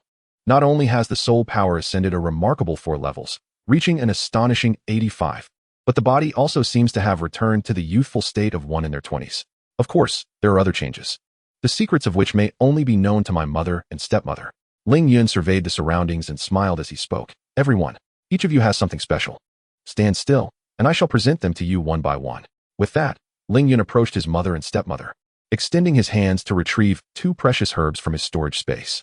He handed the herb in his left hand to his mother and the one in his right hand to his stepmother. Ling Yun pointed to the herb held by his mother and said, "This herb is called Jade Bone Revitalizing Mushroom. Upon consumption, it can enhance one's constitution, reshape the skeletal structure, rendering it exceptionally resilient. Additionally, it possesses beautifying properties that can restore youthful radiance to the face and delay the signs of aging. The method of consumption is to remove the root and eat the rest entirely. Once absorbed and refined, it should elevate your soul power by 3 to 4 levels." Then, pointing to the herb in his stepmother's hand, he continued, "This herb is known as Ice Clear Moistening Mushroom, frequently found in places shrouded in mist and frost, nurtured by the ethereal energies of cold water. The Ice Clear Moistening Mushroom can regulate the balance of water attributes' spiritual energy within the body, preventing disruptions. It also enhances the skin quality of the user, making it as delicate as a lotus emerging from water, appearing pure and pristine, while also possessing certain longevity-enhancing effects. The method of use is the same as that of the Jade Bone Revitalizing Mushroom. Once absorbed and refined, it should also elevate your soul power by 3 to 4 levels." Upon hearing this, both mothers affectionately patted Ling Yun's head and each planted a kiss on his cheek, joyfully exclaiming, "This gift is truly to our liking. You have not suffered in vain, my dear." Ling Yun then approached Bing'er and Yuera, noticing their large, sparkling eyes gazing at him, filled with happiness and anticipation. He looked at them gently and said, "I have a special herb for you, to be precise. The king of herbs, which has reached the divine quality. However, its method of use is quite unique, and I am not sure if you too can utilize it. But fret not, for I have also prepared alternative herbs for you." At Ling Yun's words, everyone was drawn closer. His father inquired, "What is divine quality? What makes this herb so special?" Observing the curiosity in everyone's eyes, Ling Yun retrieved a flower known as Heartbreak Red from his storage. He addressed them, saying, "This herb is called Heartbreak Red, capable of reviving the dead, transforming bones to flesh, and altering the very fabric of heaven and earth. It recognizes only one master in its lifetime. To harvest it, one must think of their beloved with utmost sincerity and devotion, spilling a drop of blood upon its petals to claim it. Should one harbor even a hint of doubt, no matter the sacrifice, it cannot be obtained." It is said that this herb is intertwined with a poignant love story. Long ago, a young man adored a flower above all else, moved the flower fairy to unite with him in matrimony. In 2 days, the wrath of the celestial beings will summon the flower goddess back to the divine realm. The young man learns that the white peony in the garden is the reincarnation of his beloved wife. He could destroy the flower to bring her back to the mortal realm, yet he cannot bear to do so. Ultimately, he dies of heartbreak, and in his final moments, he sheds blood onto the petals, causing the peony to transform into grass. The petals, stained with his blood, become the poignant red of yearning. Everyone is deeply moved by Ling Yun's tale. The mothers among them weep openly, their gazes toward their fathers filled with tenderness. Bing'er and Yuera quietly observe the poignant red of yearning before looking up gently at Ling Yun, remaining silent for an extended period. Only grandfather witnesses this scene. He sighs and shakes his head without uttering a word. Ling Yun gazes tenderly at Bing'er and Yuera, asking which of them will go first. Bing'er steps forward lightly, holding the poignant red of yearning, and softly declares, "I shall go first." She does not begin immediately, but instead casts a deep glance at Ling Yun. Then, she channels her soul force, forcing forth a drop of blood to sprinkle upon the flower. The blood gradually seeps into the poignant red of yearning, which begins to pulsate gently. After a while, the flower slowly detaches from the Wuju stone and floats into Bing'er's hands. Ling Yun gazes, entranced, at the flower in Bing'er's grasp, then meets her bright eyes. Bing'er, lifting her gaze to Ling Yun, finds herself caught in his gaze, prompting him to smile foolishly. Seeing his silly grin, she shyly lowers her head. Yu Er, with a hint of melancholy, gazes at Ling Yun and inquires, "Is there no more poignant red of yearning? I could partake as well." Ling Yun, unable to meet Yu Er's gaze, quickly replies, "There is none left, but I have other celestial herbs prepared for you." He hastily retrieves 2 celestial herbs from his storage space, explaining, "This herb is called 8-petal celestial orchid, known for its gentle and rich medicinal properties, effective in fortifying the foundation and expelling impurities. This one is called water immortal jade skin bone. Its branches shimmer like jade, and its white petals, pure as a pristine lotus, can nourish tendons and strengthen bones, promoting the flow of energy throughout the meridians, thus significantly enhancing soul force. These 2 herbs have been specially treated and can be used simultaneously. The method is simple, just consume them directly. They should elevate your level by 10 and greatly increase your future cultivation speed, akin to the effects of the poignant red of yearning." Only then does Yu Er regain her smile, haughtily declaring, "Given your thoughtfulness, I shall forgive you this time." Meanwhile, father observes the interaction between me, Bing Er, and Yu Er with a contemplative expression. Suddenly, a thought strikes him, and his face darkens as he mutters, "This troublesome boy. Just wait and see how I will deal with you." Mother gently interjects, "Yun Er has grown up before our eyes. He is gentle-natured and exceptionally capable, treating Bing Er and Yu Er with utmost kindness. What is there to worry about?" Father replies with a sigh, "I am aware of all that you say, yet I feel a twinge of discomfort, as if the little cabbage I have diligently nurtured is being eyed by a pig, and the worst part is that I brought this pig home myself." The thought alone is quite vexing. 2 mothers stifled their laughter, casting a sidelong glance at the father, choosing not to speak further. Ling Yun turned to his mother and suggested, "Let us each find a place to absorb and refine the celestial herbs, as grandfather and father are nearby to protect us." Chapter 29, Evolution of the Martial Spirit, Part 1. Ling Yun found a secluded spot, sitting cross-legged, and retrieved 2 celestial herbs from his spatial pouch. Curious, his father inquired, "What are the properties of these 2 celestial herbs?" Ling Yun explained, "The herb on the left is called the verdant dew lotus. The dew condensed at its core enhances the cultivator's comprehension, making it easier to grasp martial arts and techniques, allowing for deeper understanding. The herb on the right is known as the autumn water gaze. Its vibrant green body and 3 pristine white leaves, adorned with droplets of water, when consumed, grants one the ability to cultivate the fiery eye, enabling one to perceive the world with clarity and augment their mental strength. These herbs are not meant to be eaten. Rather, one should gently inhale the dew from their petals."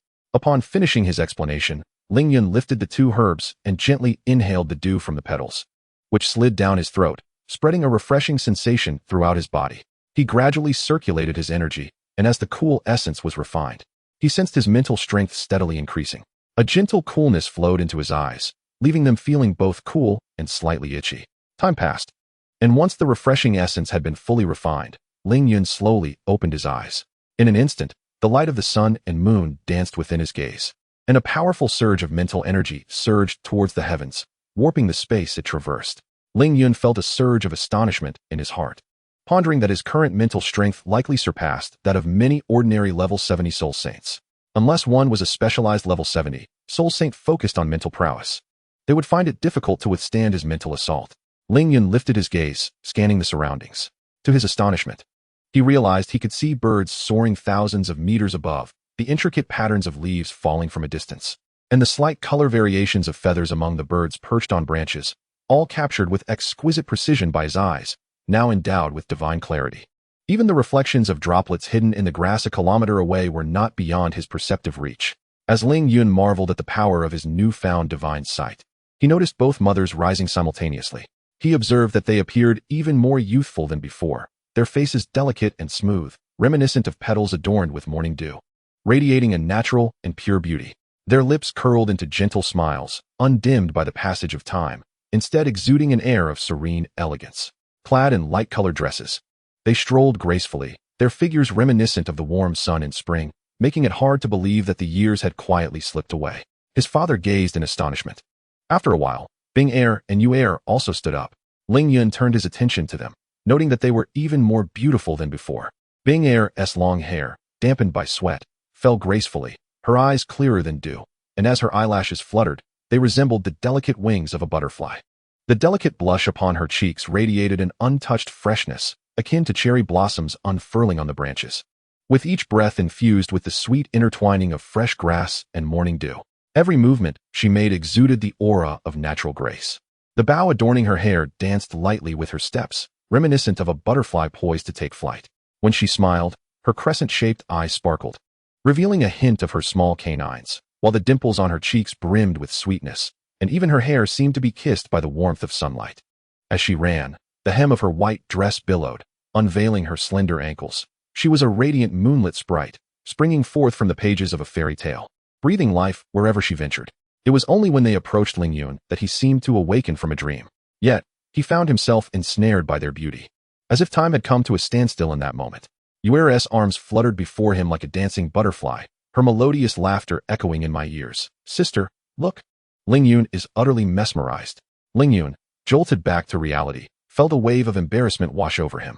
He awkwardly ran his fingers through his hair, attempting to mask his discomfort, and then inquired, "So, how have you both progressed? What level are you now?" Binger appeared uncertain about her own level. After a brief hesitation, she replied, "I'm not quite sure, but I'm at level 30 now, eligible to obtain my third soul ring." Upon hearing this, Yuera swiftly interjected, "I'm also at level 30. This means we can acquire our soul rings together."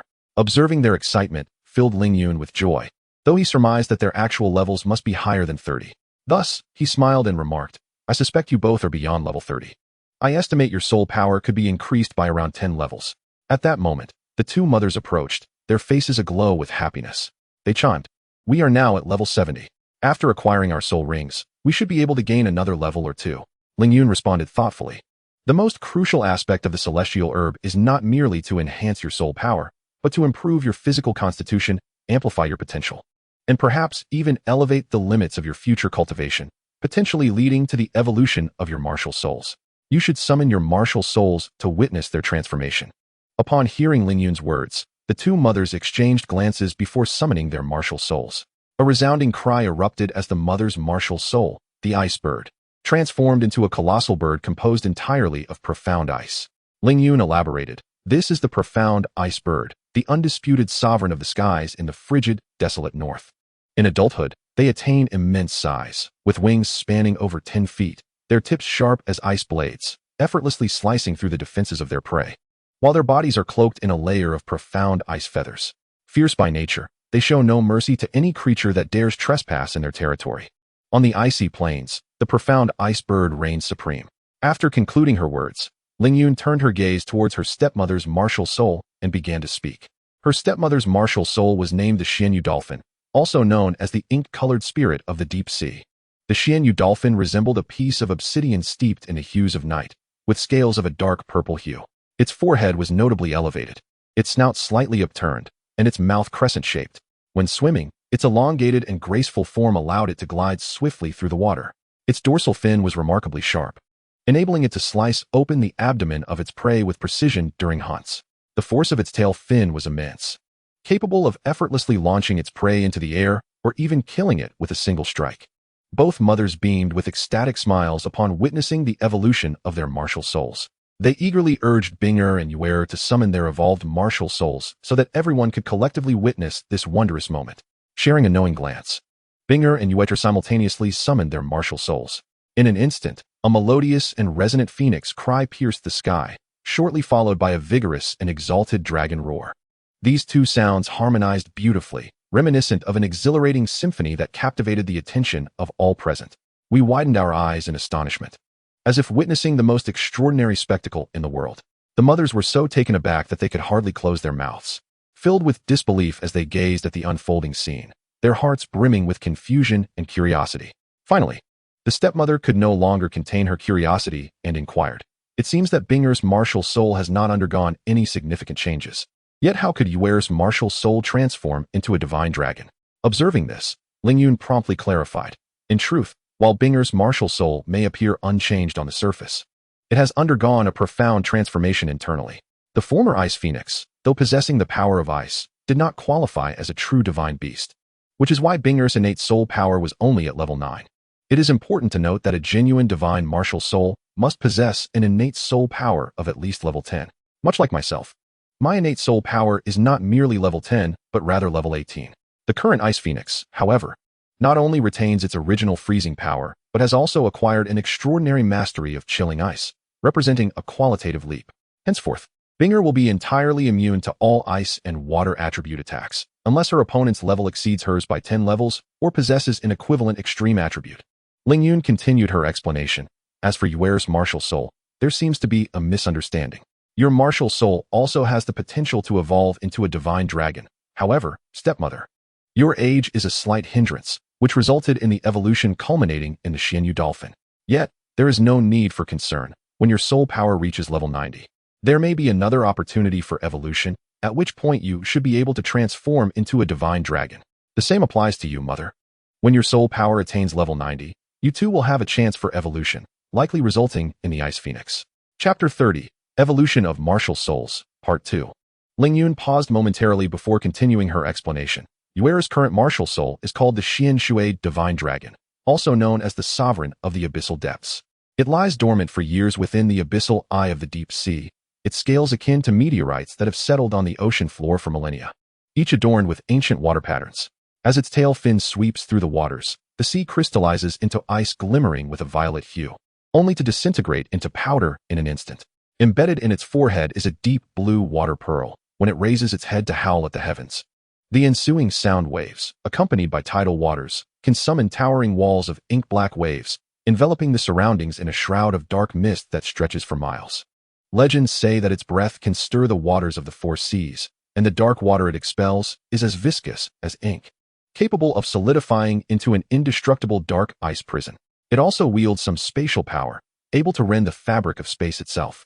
The dark water dragon is regarded as the embodiment of the forbidden power of the deep sea, feared even by legendary deities. Upon hearing Lingyun's explanation, the expressions of the two mothers brightened with joy, realizing they had encountered an extraordinarily precious opportunity. Their eyes began to glisten with tears, and they slowly approached Lingyun. When they reached him, they gently extended their arms and embraced him tenderly. The warmth and softness of their embrace enveloped him in boundless affection. They whispered softly in his ear, "Yuner, thank you. Without you, we may never have hoped to break through to level 90 in this lifetime." Lingyun tightly wrapped his arms around both mothers, feeling their warmth and heartbeat. He softly replied, "Mother, it is I who should express my gratitude to you. Had you not brought me home and cared for me as if I were your own son, I might have perished in the wilderness, never to grow up as healthy and happy as I am now. I truly feel fulfilled and cherish every individual in this family." At that moment, Binger and Yuer, standing aside, were likewise moved by the poignant scene, their eyes reddening as if tears could fall at any moment. Just then, their father approached. Observing the heartwarming tableau of their family, a gentle smile of contentment gracing his lips, he cleared his throat softly before shifting the topic. "Yuner, what are your plans moving forward?" Lingyun released the embrace of his mother's slightly, pondering for a moment before responding. "Well, next we need to acquire several soul rings to enhance our strength. Both mothers and Binger require ice attribute soul rings, and the age requirement for those rings is quite high. Only the frigid expanse of the far north can satisfy that. As for Yuer and me, we have a broader selection of soul ring attributes and can directly obtain them from the Sunset Forest. Therefore, we shall need to split our efforts. Grandfather and father will take both mothers and Binger to the far north to hunt for soul rings, while Senior Douluo will accompany Yuer and me to the Sunset Forest. Once we acquire our soul rings, we will cultivate in the Valley of the Ice and Fire Duality Eye. When grandfather returns with your soul rings, simply send Binger to the Ice and Fire Duality Eye. Henceforth, Binger and Yuer shall not attend the academy. I will take them to cultivate within the Ice and Fire Duality Eye. Regarding the theoretical knowledge within the academy, I shall take the time to impart it to them." Suddenly, Lingyun shifted the conversation and inquired, "Grandfather, I recall that the elite competition for advanced soul master academies across the continent is to be held in a few years, is it not?" Upon hearing my question, grandfather momentarily paused, then responded, "Are you suggesting?" Lingyun, fully aware of grandfather's line of thought, interjected before he could finish, "Indeed, grandfather. That is precisely what I am suggesting. This time, the champion of the elite competition will undoubtedly be our Tianshui Advanced Soul Master Academy. With both Ice and Moon by my side, other academies shall stand no chance against us. Therefore, I would like to request your assistance in locating some exceptionally talented students within the academy, from whom I can select suitable teammates, thereby amplifying our strength." Grandfather gazed at Lingyun, a flicker of surprise crossing his eyes, yet more so a sense of pride and trust in me. He was inspired by Lingyun's confidence and without hesitation declared, "Very well, I shall grant your request. You may proceed with unwavering determination. I will support you wholeheartedly." Upon hearing grandfather's words, Lingyun felt a surge of excitement and hurried to stand before him. carefully retrieving a splendid jade box from his storage space and presenting it to grandfather. He then said, "Grandfather, within this box lie 12 exquisite spiritual herbs known as nine-tiered purple Ganoderma. While they may not reach the level of celestial herbs, they possess the ability to strengthen one's foundation and enhance vitality, truly a treasure among spiritual mushrooms. It is not that I am being stingy, but the ice and fire duality has yielded no water-attributed celestial herbs. Most of the herbs surrounding the ice and fire duality possess ice, fire, or poison attributes. Given that the majority of our family members are water-attributed, the availability of water-attributed celestial herbs is rather limited, while those of fire and poison attributes remain unused. Hence, I could only select the finest spiritual herbs for our family's use. Though their efficacy may slightly pale in comparison to celestial herbs, they are still exceedingly rare. I propose that the nine-tiered purple Ganoderma be first administered to my second uncle and aunt. The surplus shall be preserved for future occasions, to reward any family member who achieves great merit." Grandfather patted Ling Yun's shoulder and comfortingly said, "Your intentions are commendable. Do not fret. While celestial herbs may be rare, ordinary individuals have yet to even glimpse the appearance of spiritual herbs, let alone utilize them. I will clarify matters with your second uncle and the others. They will harbor no other thoughts." The following morning, grandfather and father departed with both mothers and ice. Ling Yun and Moon watched them leave. Moon then asked, "Ling Yun, will grandfather and mother be gone for a long time? I am beginning to miss mother and sister." Ling Yun gently took her hand and reassured her, "It won't be long. Grandfather is a formidable titled Douluo. With his protection, father and mother will be safe. We must diligently cultivate at home and await their return." Ling Yun then led Moon to seek out Douluo. Upon arriving at Douluo's residence, the servants did not impede our entry but instead welcomed us inside. Clearly, Douluo had already given his instructions. Upon our entrance, we did not encounter him. Instead, we found Douluo idly engrossed in a book. Ling Yun approached her and greeted, "Hello, Sister Douluo. I am Ling Yun, here to seek out Senior Douluo. Is he at home?" Douluo looked up at me, then glanced at my companion, Yuer, before responding, "So you are Ling Yun, the little rascal my grandfather speaks of." Feeling somewhat aggrieved, Ling Yun replied, "I have not offended the senior. On the contrary, I have assisted him greatly. Why must he refer to me in such a manner?" Upon witnessing Ling Yun's distressed expression, Douluo chuckled. "Hee, you two wait here for a moment. I will fetch grandfather." With that, she hurried off. After a while, Douluo returned with Douluo. He approached Ling Yun and quietly remarked, "You've seen my granddaughter, haven't you? Isn't she quite lovely? What I mentioned earlier still stands. Have you given it any thought?" Yuer, overhearing this, inquired, "What did Senior Douluo mean?" Ling Yun felt a twinge of guilt. He couldn't possibly explain that Douluo intended to marry his granddaughter to him. Hastily, he shifted the conversation, saying, "It's nothing." The senior was inquiring about our previous matter. Fearing Douluo might say something further, Ling Yun quickly added, "Senior, I wish to request your assistance for both of us in obtaining soul rings in the Sunset Forest. Would that be possible?" Douluo replied calmly, "Certainly. I also need to take Yenner to hunt for her third soul ring. We might as well assist you in acquiring 200-year soul rings while we're at it. We can set off shortly." Ling Yun, with a serene demeanor, interjected, "Senior, you might be mistaken. Yuer is seeking her third soul ring, while I aim to acquire my fourth and fifth. Moreover, the requirements for both my fourth and fifth soul rings are identical, necessitating a minimum of 40,000 years each." Chapter 31. They were astonished for the entire day. Douluo abruptly turned his head, staring at Ling Yun with skepticism, seemingly unable to fathom the words he had just heard. Furrowing his brows, he queried, "Did you perhaps misspeak? How could this little girl possibly be at level 30? And you, surely you are not claiming to have reached level 50? Not only that, but you intend to consecutively hunt for 2 soul rings, with the fourth requiring over 40,000 years. If I recall correctly, you two are merely 10 years old." After speaking, his gaze swept back and forth between us before finally resting on Douluo, as if to verify whether I had erred or to draw a comparison. Douluo, upon hearing this, was equally astonished, her mouth agape and her eyes wide. Unable to believe the information she had just received, she looked at us with disbelief, as if we were creatures from beyond the Douluo Continent.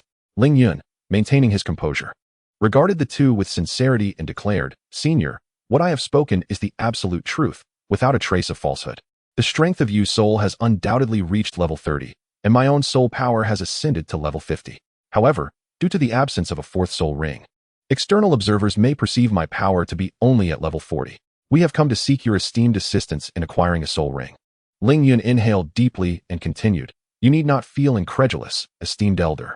We have diligently practiced the Wuxiang divine art since our youth. This profound technique is both vast and intricate, coupled with the aid of the celestial herbs. These two elements harmoniously complement each other, enabling us to attain such high levels of soul power at such a tender age. After a brief pause to gauge the elder's response, and noticing no interruption, Ling Yun continued, "Once the toxins within Sister Yin are purged, she will be able to refine and absorb the celestial herbs I previously provided her. At that juncture, her soul power will undoubtedly surge forward, swiftly reaching level 40.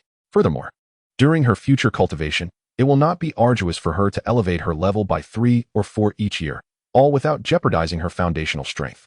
On the contrary, this will only serve to enhance her future cultivation, such as the marvel of the celestial herbs and the might of the Wuxiang divine art." While they remained in a state of astonishment, Ling Yun suddenly inquired, "How is your practice of the Wuxiang divine art progressing?" Douluo replied, "I have attained the 4th layer of the Wuxiang divine art, while Yin Yin has only just begun her training at the 2nd layer. At my current pace, it will take me approximately 6 months to reach the 9th layer, while Yin Yin will require an additional 2 to 3 months. Ling Yun remarked, "That is quite commendable. Your formidable strength and high starting point facilitate rapid progress. By the time you reach the 9th layer of the Wuxiang divine art, the toxins within you should also be completely transformed. Although Sister Yan's strength is not as pronounced, she harbors little toxin as well. Once she reaches the 3rd layer, she will be able to eliminate all toxins from her body. I advise against her obtaining a 3rd soul ring until the toxins are fully transformed. She can certainly wait a few months before doing so." At this moment, Douluo Yin interjected, "If I do not acquire the 3rd soul ring, how can my soul power continue to advance?" Ling Yun turned to her and explained, "Many soul masters fall into a common misconception. When a soul master's power reaches a peak stage, it is not mandatory to obtain a soul ring to continue their cultivation. Even without acquiring a soul ring, one can still progress in cultivating their soul power, which will manifest once a soul ring is obtained. Just like in my case with you, my soul power stands at a minimum of level 50, yet I have not acquired a 4th soul ring. And Yu's power far exceeds level 30. Ling Yun then turned to Douluo and proposed, "I have a suggestion and would like to know if you might be interested." Both Douluo and Douluo Yin looked at Ling Yun, with Douluo asking, "What is your suggestion?" Ling Yun expressed his desire to request his esteemed senior to transfer Sister Douluo Yin to the Tianshui Academy. He was uncertain if this could be arranged. He intended to establish a new Tianshui battle team within the Advanced Soul Master Academy, specializing in water elements, in preparation for the elite tournament of Soul Master Academies across the continent in a few years. He wished to invite Sister Yin to join as a team member. He reassured that there was no immediate need for a response, as time was still ample for consideration. Upon hearing Ling Yun's words, Douluo, initially wearing a serious expression, displayed a contemplative demeanor. He nodded slightly, acknowledging Ling Yun's intention. "Very well, I will discuss this matter thoroughly with Yin Yin," he responded, turning to look at Douluo Yin, his eyes reflecting a hint of inquiry. Douluo Yin, having heard Ling Yun's proposal, did not immediately acquiesce. Instead, she paused in silence, seemingly deep in thought. After a moment, she lifted her gaze to Douluo, saying, "Grandfather, you may take them both to acquire their soul rings this time. I shall wait until the toxins within me are completely transformed before I join." Douluo, upon hearing Douluo Yin's response, revealed a satisfied smile and nodded in agreement. He then turned to face Ling Yun and Yu Er, smiling as he said, "In that case, let us set forth." With that, he began to walk, leading Ling Yun and Yu Er towards the sunset forest. Throughout the journey, Douluo frequently engaged Ling Yun in conversation, inquiring about the cultivation of the Wuxiang divine art. Although Ling Yun had not truly practiced this technique, he was well versed in it, as it had been awarded to him by the system. Thus, he was able to provide detailed answers to many of Douluo's questions. Douluo listened intently, nodding occasionally to indicate his understanding. After Ling Yun elucidated a question, Douluo would reflect in silence for a moment before posing the next inquiry. Thus, as they walked and conversed, time flew by unnoticed. With their combined strength, they arrived at the sunset forest in just over an hour. The forest was vast and lush, with sunlight filtering through the leaves, creating dappled patterns of light and shadow. Douluo was evidently well acquainted with this place, expertly guiding them through the woods with ease. After Ling Yun articulated the requirements for the age and attributes of the soul rings, Douluo swiftly led them to the requisite soul beasts. They first sought a 5,000-year-old clear-scale river crocodile for Yu Er. Although the age of the crocodile exceeded the usual limits for a 3rd soul ring that ordinary soul masters could absorb, Yu Er's enhanced constitution, altered by celestial herbs, allowed her to successfully absorb it without peril. She joyfully leapt in celebration of her success. Ling Yun also found himself capable of transcending the age limit for absorbing a soul ring. His third soul ring was over 5,000 years old, and his third soul skill, known as Water Crocodile Impact, enabled him to condense water elements into a crocodile-shaped form to strike his foes, causing both damage and a repelling effect. Quite impressive indeed. At that moment, Douluo declared, "All right, the soul ring for you, my dear you, has been successfully absorbed. Now it is your turn. Given the high requirements for your soul ring's age, you must venture into the core area of the Sunset Forest. I am aware that within this core region, 2 soul beasts meet your criteria for the 4th and 5th soul rings. Approximately 2 kilometers north of the Eye of Ice and Fire lies a 40,000-year-old cracked rock giant lizard, which aligns perfectly with your requirements for the 4th soul ring. Furthermore, if you traverse 5 kilometers around the valley, you will encounter a towering and dense forest inhabited by numerous poisonous spider-type soul beasts. Among these creatures resides a particularly rare and exceptional silver silk spider. The silver silk spider is undeniably the sovereign of the spider clan, wielding absolute dominion over its kin. Despite its age of merely 40,000 years, its combat prowess is undeniably comparable to that of an ordinary 80,000-year-old soul beast. Even I would have to pay a price to subdue it. Are you certain you can absorb such a being?" Douluo regarded me with skepticism. Ling Yun, observing his doubts, explained, "Senior, please do not question my capabilities. My soul power has already reached level 50, and I have previously absorbed celestial herbs, in addition to possessing certain unique opportunities. Therefore, a 40,000-year soul ring poses little challenge for me. Rest assured on this matter." Chapter 32. Shocked yet accustomed. Douluo, taken aback by Ling Yun's unwavering confidence, led us toward the northern expanse of the Eye of Ice and Fire. After a brief journey, we indeed spotted a group of cracked rock giant lizards within a forested area. Douluo spoke. "This region is home to a tribe of cracked rock giant lizards. The largest among them approximately 50,000 years old, with 3 others aged around 40,000 years. Choose one from the 3, and I will severely injure it and drag it over for you." Upon hearing this, Ling Yun raised his gaze and scrutinized them closely, noting their bodies composed of rock and mineral, boasting formidable and robust physiques, with a heavy rocky armor enveloping their backs and limbs, a relatively small head, and a thick, powerful tail ending in a sharp, rock-like structure. Ling Yun pointed at the 3 similarly sized cracked rock giant lizards and said to Douluo, "I shall select the one on the far left. That one is male." Douluo, hearing Ling Yun's remark, rolled his eyes in disbelief and replied, "Are you truly concerned about whether the soul ring is from a male or female?" Ling Yun merely smiled and remained silent. Douluo then leaped toward the group of cracked rock giant lizards. Indeed, as a title Douluo, Douluo summoned his martial soul and, with only a few strikes, incapacitated the cracked rock giant lizard, rendering it unable to resist. The other cracked rock giant lizards, overwhelmed by Douluo's formidable presence as a title Douluo, fled in terror. Ling Yun soared to the incapacitated cracked rock giant lizard's side, summoned the Qingping sword, and swiftly pierced its neck. The creature thrashed violently in response. After a moment, the cracked rock giant lizard gradually ceased its struggles, and wisps of black light began to emanate from its corpse, coalescing into a pitch-black soul ring in midair. Ling Yun immediately settled into a cross-legged position, using his spiritual energy to draw the soul ring toward him. As the soul ring encircled Ling Yun's form, an immense pressure descended upon him. Although the pressure was immense, it was not insurmountable for Ling Yun. After some time, the soul ring was successfully refined and absorbed into his body. At this moment, Ling Yun sensed that the greatest danger was imminent. The most perilous aspect of absorbing a 10,000-year soul ring lay in the soul shock resulting from the death of the soul beast. If he could endure the soul shock, he would successfully absorb the 10,000-year soul ring. Deep within his mind, a colossal rock lizard unleashed a series of furious roars, charging fiercely towards Ling Yun's soul. Just as it was about to collide with Ling Yun's essence, a radiant aura, shimmering with both golden and silver light, enveloped his soul. The enraged rock lizard repeatedly crashed against his spirit, creating ripples upon the protective barrier formed by the luminous aura, yet the shield held firm, safeguarding Ling Yun resolutely. Ultimately, with a reluctant roar, the spirit of the rock lizard gradually dissipated within Ling Yun's mental ocean. At this moment, Ling Yun felt a wave of relief, knowing that the absorption of the soul ring had been successful. As time passed, he finally completed the absorption.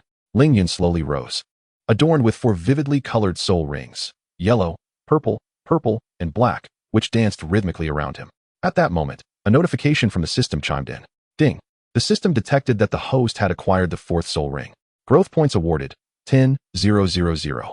Upon hearing the system's announcement, Ling Yun silently mused. I now possess 40,000 points, which will enable me to purchase 4 soul rings in the future.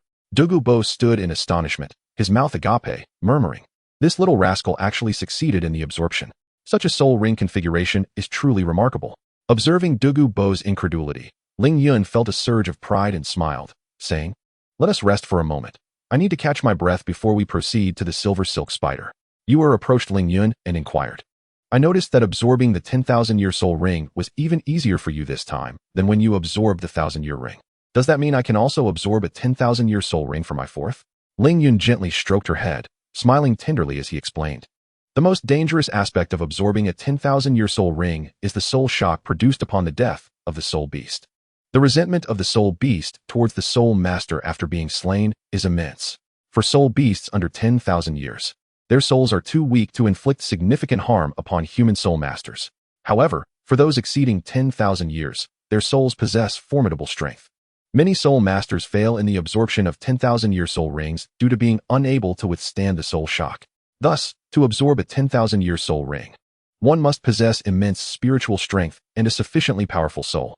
My circumstances are unique. My soul is innately strong, my physical form is robust, and my soul power level is sufficiently high, which allows me to absorb the 4th soul ring of 10,000 years despite its rarity. Ling Yun continued. Although your spiritual power and physical strength surpass that of ordinary soul masters, they are still insufficient for absorbing a 10,000-year soul ring. I will contemplate ways to help you and Binger absorb rings of the same caliber in the future. Upon hearing Ling Yun's words, Yuer was filled with joy and responded with a radiant smile. My 4th soul ring relies on you. My sister and I also desire the 4th soul ring of a millennium. It will surely be stunning. Moreover, what is the name of your 4th soul skill? And what effects does it possess? Ling Yun smiled as he spoke. My 4th soul skill is named Sword Piercing the Firmament. Its effect entails charging power and then unleashing a massive sword energy that strikes in an arc, inflicting damage upon a wide array of targets ahead.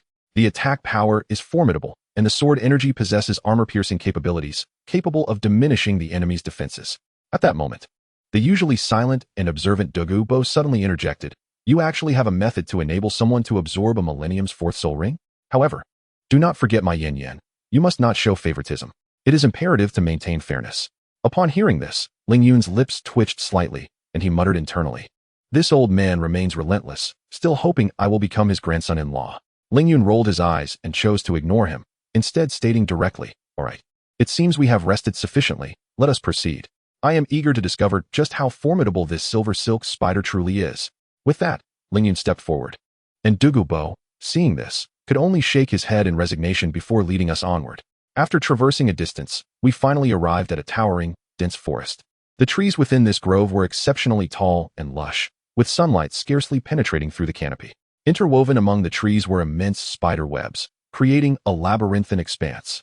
Adding to the sense of dread, numerous spiders of varying sizes crawled back and forth along these webs. Each one appeared grotesque and terrifying, instilling a sense of fear within anyone who beheld them. Douluo Bo pointed ahead, addressing us. Behold, this is the territory of the silver silk spider. The number of spiders here is vast, and many have lifespans exceeding a millennium. You too should refrain from entering to avoid danger. Once I have severely injured the silver silk spider, I will drag it out for you, and then you will be able to effortlessly slay it and absorb its soul ring. Ling Yun nodded in agreement. Thank you, esteemed elder. Our powers are still insufficient, so we will not intrude and cause you trouble. We appreciate your efforts. Douluo Bo replied, No need for concern. This is my duty. Just remember my yin-yang when the time comes. With that, Douluo Bo leaped forward, swiftly disappearing into the dense forest. After a while, the sounds of a fierce battle erupted from within. The sound of towering trees crashing down echoed around us. Half an hour later, Douluo Bo emerged, dragging a massive silver-white spider. This creature was colossal, its body divided into a head and abdomen, with a back that shimmered in silver while the underside was predominantly black or dark brown. Its 8 legs extended from its sides, each measuring 2 to 3 meters in length, adorned with glistening barbed hooks that resembled razor-sharp scythes. The silken threads it emitted shimmered with a silvery hue, glistening brilliantly under the illumination.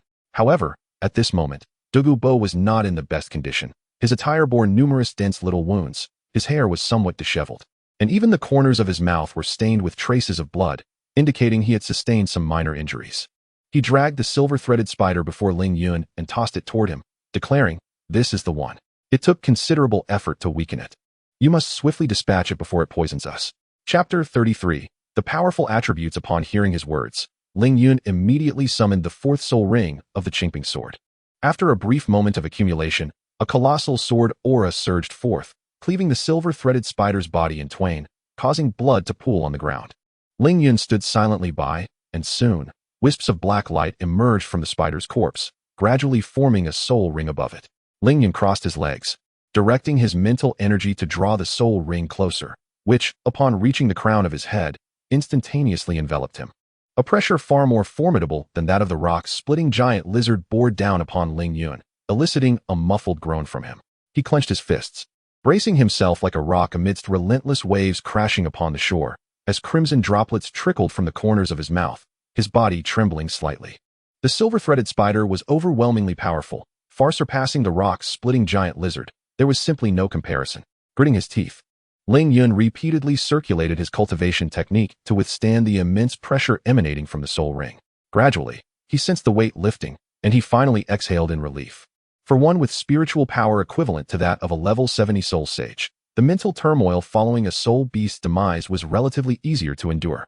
Just as Ling Yun had anticipated, when the pressure dissipated completely, a gigantic silver spider materialized in his mind, emitting piercing shrieks.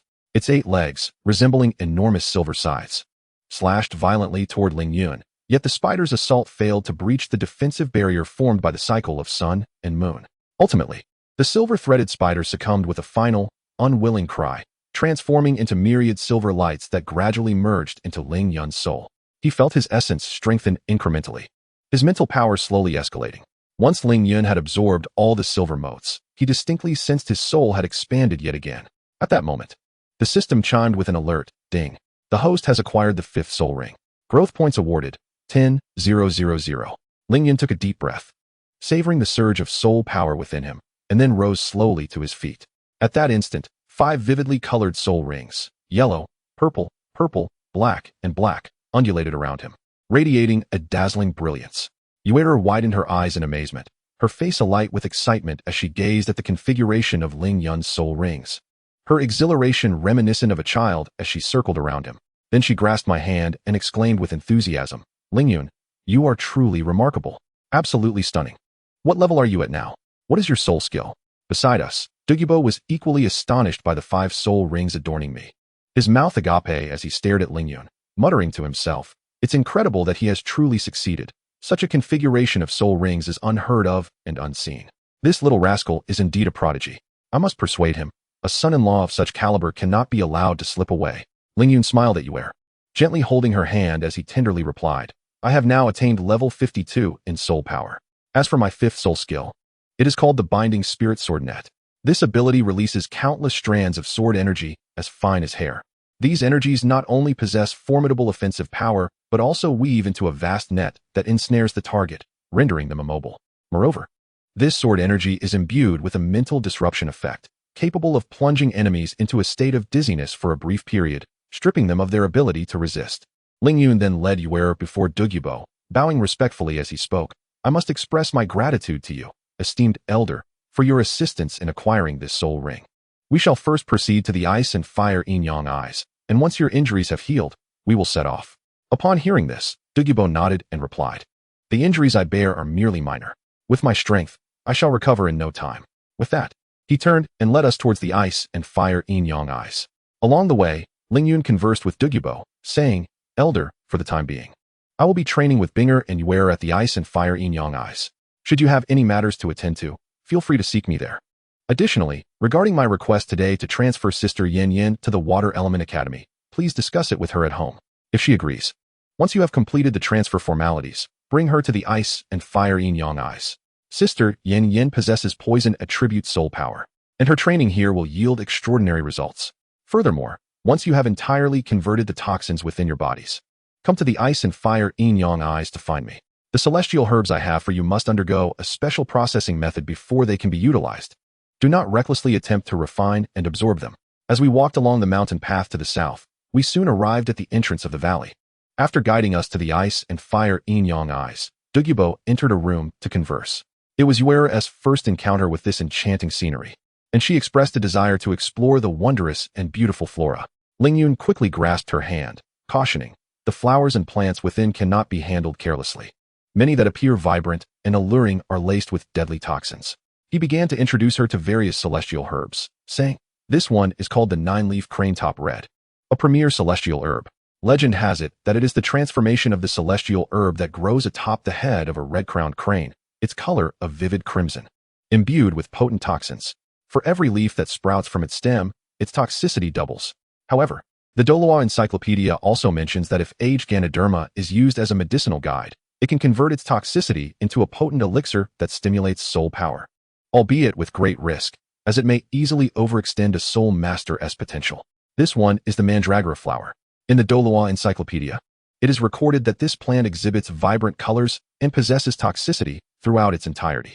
The fragrance of its flowers can enchant the hearts and minds of soul masters, inducing vivid illusions. However, legend has it that if its petals are soaked in moonlight for 49 days, they can be transformed into a secret potion that allows for brief communication with spirits. This remarkable herb, known as the purple flame body refining grass, possesses extraordinary capabilities. It harnesses its intrinsic purple flame power to temper the body of a soul master, much like a blacksmith forging steel, thereby enhancing physical strength and resilience significantly. With such a robust physique, you will find it much easier to absorb soul rings. I shall utilize this purple flame body refining grass as the primary ingredient to concoct several potions for you. By bathing in these elixirs, your bodily strength will witness a notable enhancement. However, some discomfort may be experienced during the process, which will require your endurance. Furthermore, I will prepare a special elixir aimed at augmenting your mental prowess.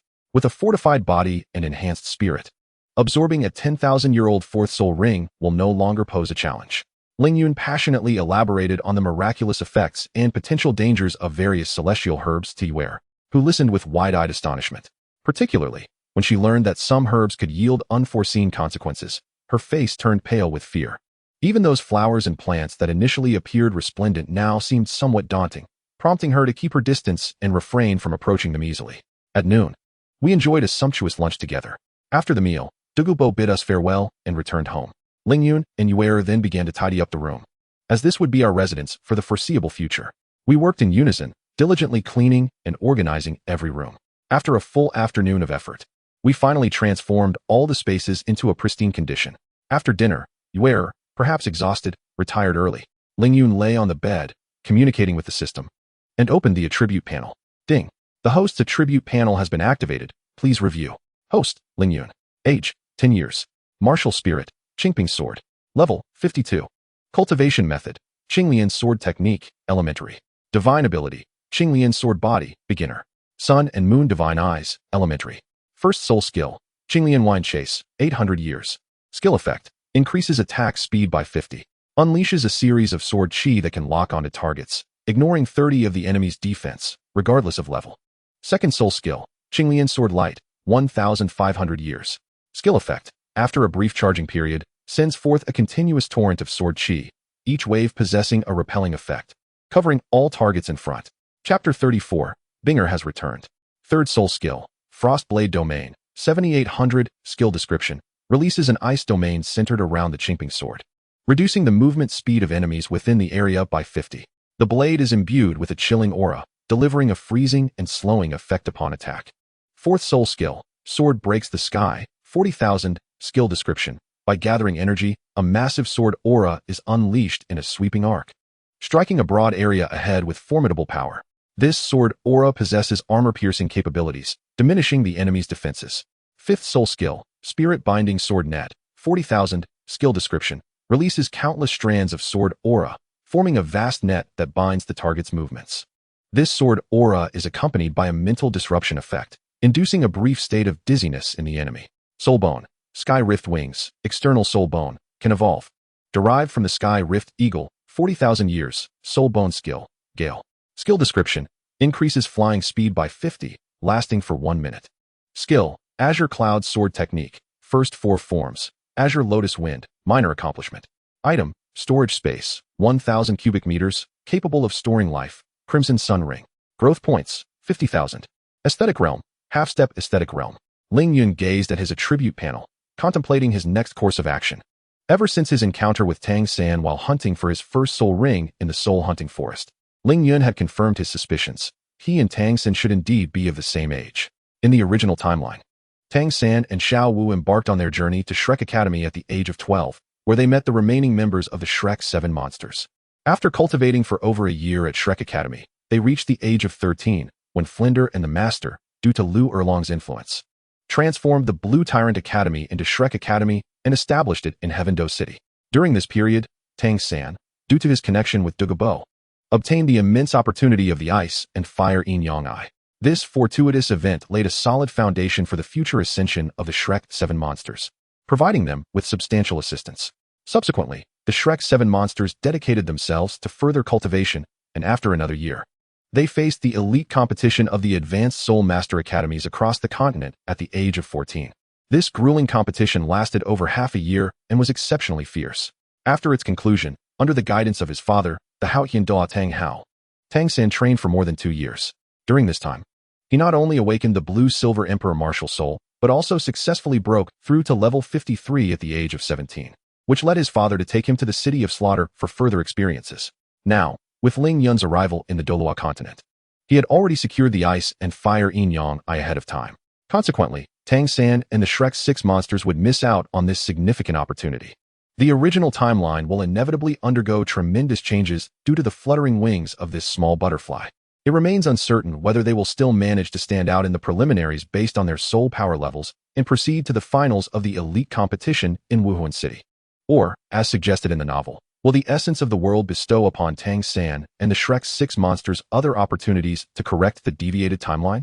Regardless of the circumstances, I have already acquired a significant preliminary advantage, far ahead of Tang San. According to the timeline of the original work, Tang San should only be at level 20-something at this point, while I have already reached level 52. Thus, the advantage lies with me. The next task for my daily sign-in is to achieve a soul power level of 70, and then proceed to the City of Slaughter to complete the system sign-in. However, I must wait until I have participated in the Continental Advanced Soul Master Academy Elite Tournament to accomplish this.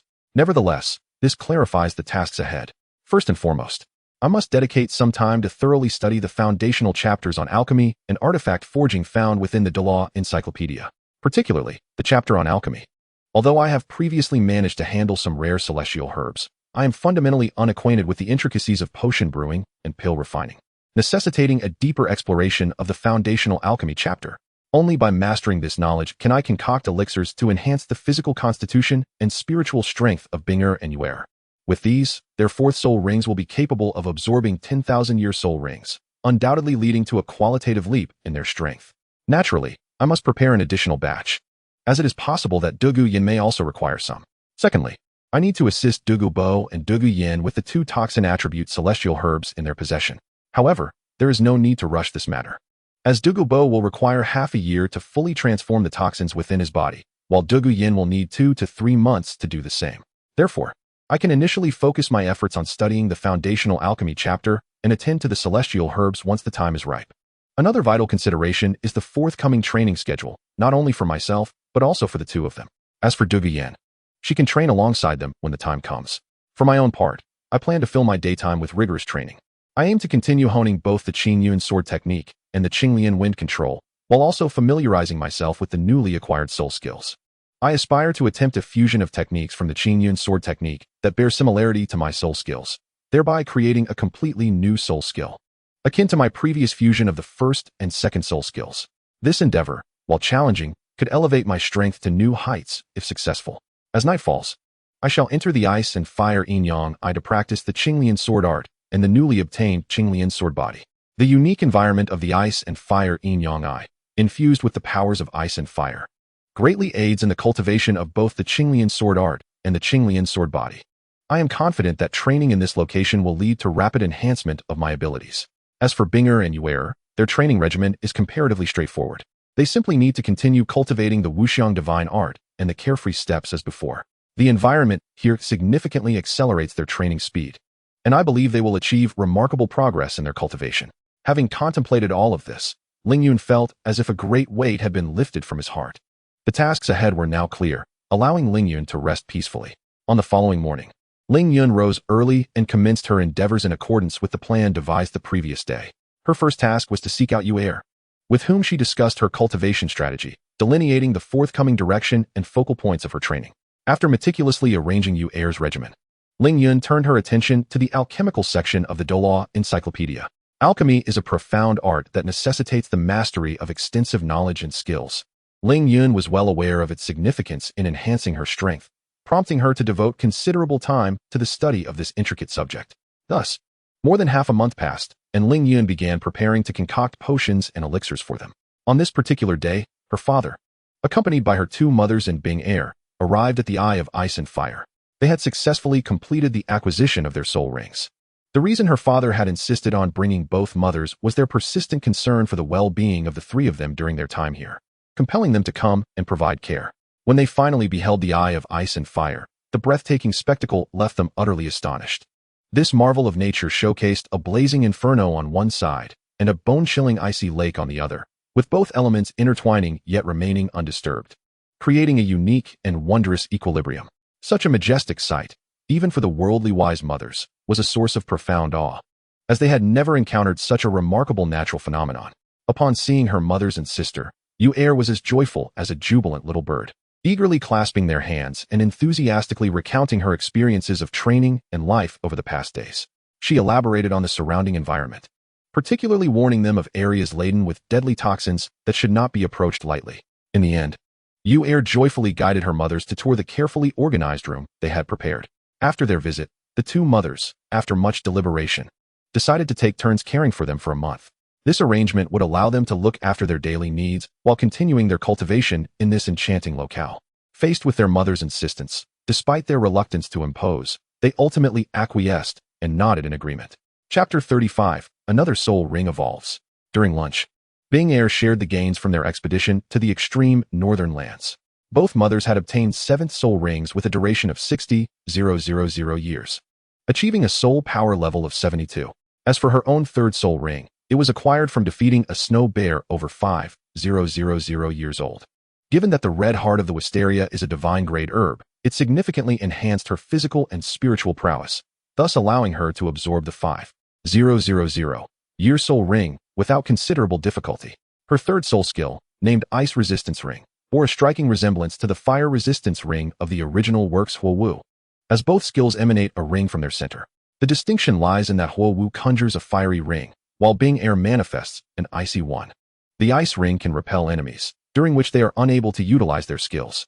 Simultaneously, the ice ring emanates a chilling aura, allowing adversaries to experience a profound sense of cold and suffer from mild frostbite. As inferred by Ling Yun, Ice Air's soul power level matches that of Yu Er, both reaching the remarkable level of 38. This undoubtedly attests to the extraordinary efficacy of the divine-grade elixir, as Ice Air, having consumed merely a single instance of the Heartbreak Red, achieves effects equivalent to Yu Er consuming both the 8-petal celestial orchid and the water fairy's jade flesh and bone simultaneously. After lunch, Yu Er, brimming with enthusiasm, took her mother and Ice Air to tidy their room, while Ling Yun engaged in conversation with his father in the living room. Ling Yun began, "Father, I spoke with Douluo Bo about the possibility of transferring Douluo Yin to our academy." His father, wearing a look of curiosity, inquired, "What has prompted such a notion?" Ling Yun took a deep breath and elaborated. "There are 2 primary reasons.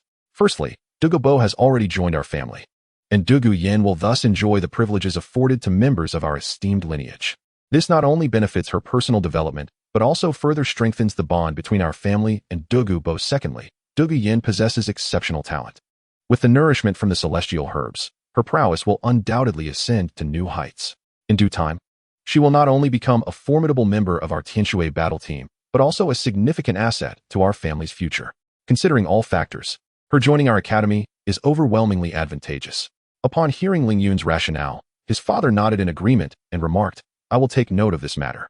Once your mothers have finished tidying the room, I shall return with your little mother. Ensure your safety while I am away." In the evening, his father departed with the little mother, while the mother remained to care for them, making their training considerably more harmonious. Days passed in their diligent practice, and Ling Yun's understanding of pharmacology deepened. Ice Air and Yu Er continued their training in a methodical manner. One day, Douluo Bo arrived with Douluo Yin at the Eye of Ice and Fire to seek Ling Yun. He stated, "I have successfully transferred Yin Yin to the Advanced Water Element Soul Master Academy, and the toxins within her have been fully transformed. I have brought her here to request your assistance in processing the celestial herbs. Once she has refined and absorbed them, I will take her to acquire her 3rd soul ring. Henceforth, she will train alongside you." Lingyun nodded. Please bring forth the 2 celestial herbs you possess. I shall process them together. Their usage is quite straightforward. Simply swallow and refine. As for Sister Yin, rest assured, she will train alongside Ice Air and You Air.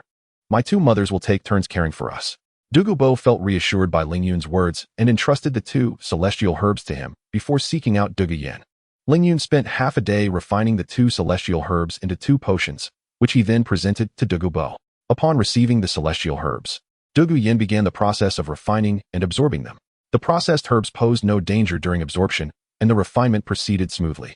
Due to her reaching level 30, she was uncertain of the exact number of levels she had ascended.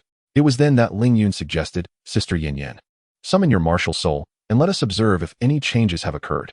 Douluo, perplexed, inquired, will my martial soul truly transform after refining and absorbing the celestial herb? At this moment, Yuer chimed in, of course. Both my sister and our mother's martial souls have evolved, becoming exceedingly powerful. Yours may also have the potential to evolve. Upon hearing this, Douluo promptly summoned her martial soul. A serpentine creature, resplendent in emerald green, coiled majestically in the air behind her. Its scales shimmered like jade, emitting a cool luminescence that refracted enchanting halos under the light. The serpent's elongated and robust body had a notably broad triangular head, with its eyes resembling blood-red gemstones, glinting with a chilling and ruthless glimmer. Douluo gasped in astonishment. This is the Emerald Scale Serpent King. Just like my martial soul, Yin's has indeed evolved. I only experienced such a transformation upon breaking through to the title Douluo level. If Yin can achieve that, what might be possible? Douluo, eyes wide with disbelief, gazed at her own martial soul. Lingyun then interjected, the Emerald Scale Serpent King is an evolution of the Emerald Scale Serpent Martial Soul. When a soul master reaches the title Douluo level or encounters significant fortune, the Emerald Scale Serpent Martial Soul undergoes a profound metamorphosis, evolving into the Emerald Scale Serpent King, greatly enhancing both the quality of the martial soul and the toxicity it harbors. Should Sister Yin surpass the title Douluo level, there is a possibility that her martial soul may evolve once more under certain fortuitous circumstances. The 2 were filled with excitement upon hearing Lingyun's words. Douluo remarked, You rascal, consider this a favor owed to you. Rest assured, I am sincerely committed to joining the Shui family. If you require anything in the future, do not hesitate to approach me. I will not shirk even a single request. Lingyun responded, Senior, you are overthinking. Since you and Sister Yin have joined the family, I shall treat you both as one of my own. Furthermore, with the enhancement from the celestial herb, the potential lifespan of Yin's 3rd spirit ring should far exceed that of an ordinary soul master. Douluo inquired, How many years do you think Yin's 3rd spirit ring can encompass? Lingyun suggested, You may select between 3,000 to 4,000 years for Sister Yin. It will pose no danger. Douluo, after considering Lingyun's recommendation, replied, Understood. I shall take Yin to acquire her 3rd spirit ring, and once she successfully absorbs it, I will bring her back to train with you all. After their departure, Lingyun did not engage in his usual study or training, as his mother was preparing dinner. Douluo acted swiftly, and before dinner was served, they returned. The 3rd spirit ring selected for Douluo was a 4,000-year-old twin-headed spear snake, with the sole skill of twin spear piercing, allowing her to manipulate 2 energy entities resembling spear snakes to pierce and attack her enemies with formidable strength, infused with potent venom. After absorbing the soul ring, Douluo's soul power level reached 36, merely 2 levels lower than Binger and Yuer. This discrepancy left her feeling quite disheartened, as she was older than both yet possessed lesser soul power. That evening, Douluo did not stay for dinner. He dropped Douluo off before departing. The following day, Douluo practiced alongside Binger and the others, while Lingyun continued to delve into the knowledge of alchemy. In the blink of an eye, over a week had elapsed. After such an extensive period of study, Lingyun began to prepare to concoct potions and elixirs for them. She first took out the celestial herbs intended for the potions and elixirs to process them, followed by gathering the other necessary herbs. Using the purple flame body refining herb as the primary ingredient, she skillfully combined it with other rare medicinal materials to create 3 vials of purple flame body refining liquid, which she stored in 3 jade bottles. Subsequently, she utilized the spiritual essence purifying herb and the ice soul calming orchid as the main ingredients to refine 9 spirit nourishing pills, which were then placed into 3 additional jade bottles. After lunch, Lingyun presented 6 jade bottles and spoke. These 3 bottles contain the purple flame body refining liquid, crafted from the celestial purple flame body refining herb combined with other materials. This potion harnesses your inherent purple flame power to temper the physical body of the soul masters, enhancing physical strength and resistance to impact. enabling the body to withstand greater forces. The method of use is to add 3 drops of the purple flame body refining liquid to your bathwater before bathing, and then absorb it while practicing the Wuxiang Divine Technique. Each of you shall receive 1 bottle. Chapter 36. The elixirs are complete. Ling Yun then gestured towards the remaining 3 bottles, stating, "These 3 jade bottles contain 9 spirit-nourishing pills, refined using the celestial spiritual essence, purifying herb, and ice soul calming orchid as the primary ingredients, along with other rare spiritual herbs. Their efficacy lies in purifying the soul of the soul master, alleviating mental fatigue, and significantly enhancing spiritual power, allowing for sharper and clearer thinking during cultivation. Each of you shall receive 3 pills. The method of use is to consume 1 pill once a month, then practice the Wuxiang Divine Technique to refine it." Taking a deep breath, Ling Yun continued, "Once you have consumed all the elixirs I have provided, it signifies that you possess the capability to absorb a 10,000-year 4th soul ring." As her words lingered in the air, the eyes of the 3 sparkled like stars in the night sky, instantly alight with anticipation, their gazes fixed on the precious elixirs before them, as if they were the most coveted treasures in the world. Seeing their eager expressions, Ling Yun could not help but smile slightly, then added, "Starting tomorrow, you will execute the training plan I have tailored specifically for you. Of course, you may occasionally come to spar with me in the mornings. This will enhance your practical experience and greatly benefit your cultivation." At this juncture, Ling Yun paused briefly before concluding, "However, I must also commence my own training regimen. During my cultivation, it is advisable for you to maintain a considerable distance from the eye of ice and fire, for the energy contained within is immensely powerful. It could corrode all my garments as if they were mere fabric. Thus, I implore you to remember this." However, as Ling Yun uttered these words, she suddenly noticed a delicate blush spreading across the faces of the 3 girls, akin to ripe apples, evoking a sense of tenderness in onlookers. Subsequently, as if sharing a silent understanding, they simultaneously cast a fierce glare at Ling Yun, each grabbing a jade vial from the table before turning away without a backward glance, leaving Ling Yun standing alone, gazing at their departing figures, feeling inexplicably bewildered. After dinner, Ling Yun approached the Eye of Ice and Fire, observing the distinct waters before her. She recalled the narrative from the original work, Douluo 2, which spoke of the formation of the eye stemming from the Dragon God War in the Divine Realm.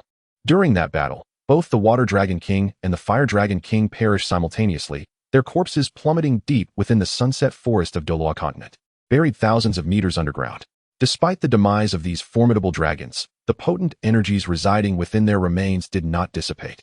Over the course of countless millennia, these energies gradually converged and fused, ultimately giving birth to the extraordinary existence known as the Eye of Ice and Fire. The 2 types of spring water within represent the extreme elemental powers of water and fire. This implies that if I can successfully refine and absorb these dual elemental forces, I shall simultaneously possess the pinnacle attributes of both water and fire, significantly enhancing my strength. With this thought, I hesitated no longer. I shed my outer garments and leaped into the spring.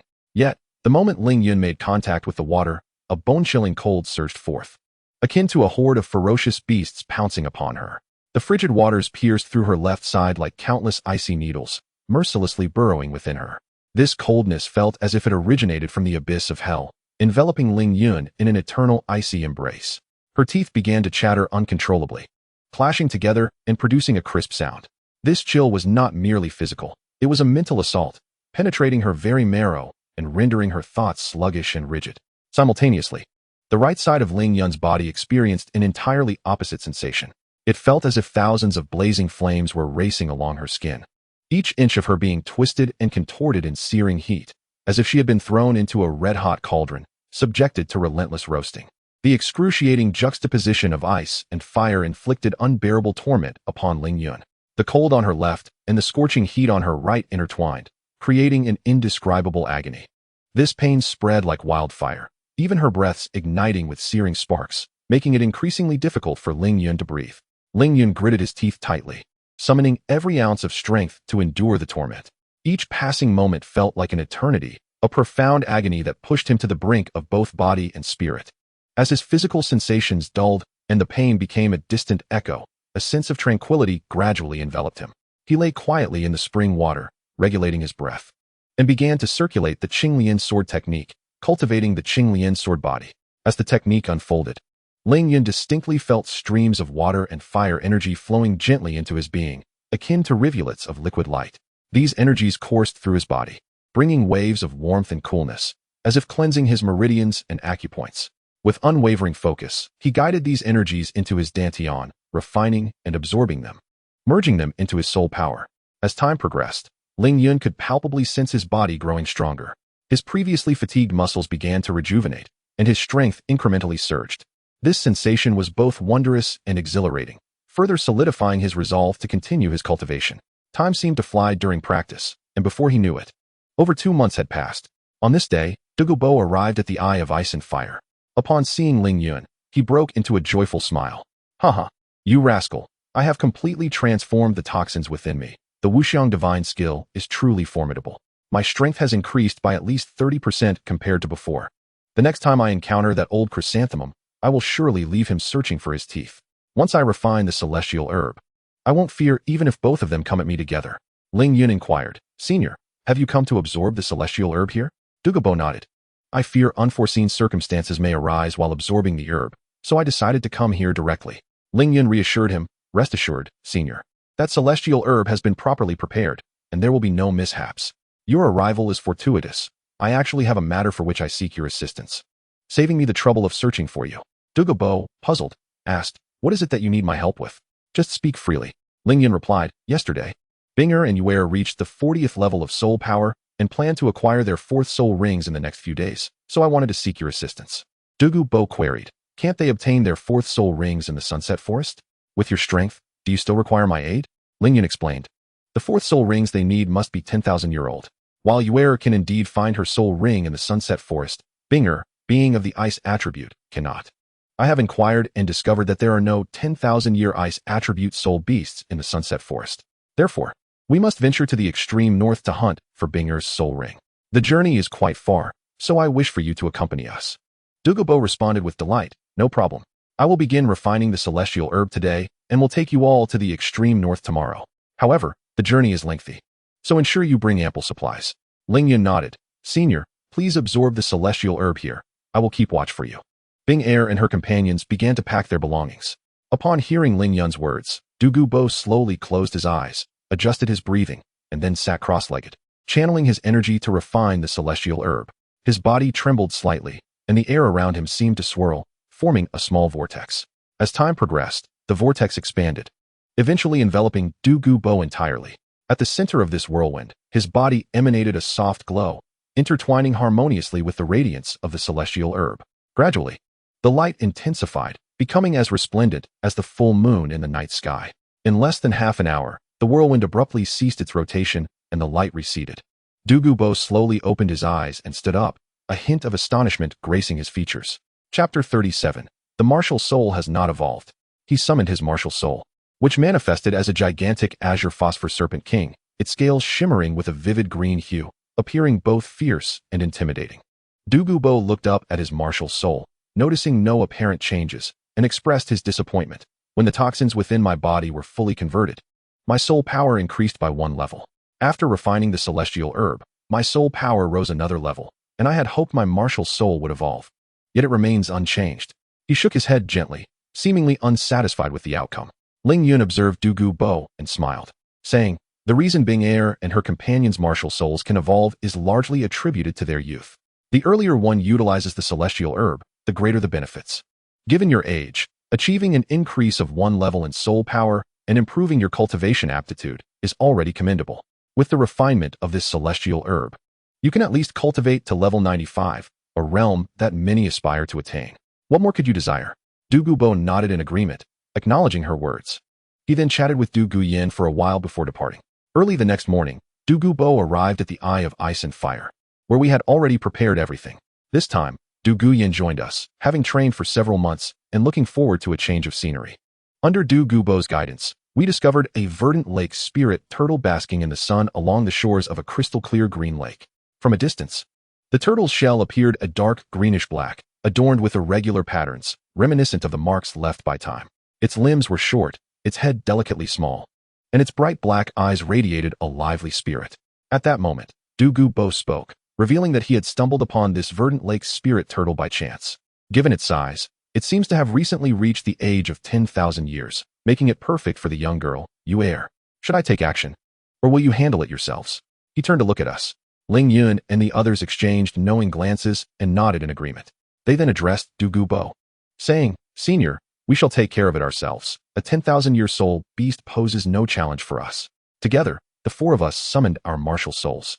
Douluo Yin unleashed her first soul skill, Verdant Scales and Crimson Poison, enhancing our attack power and movement speed by 20. Immediately, Binger unleashed her first soul skill, encasing the Emerald Lake Spirit Turtle in ice.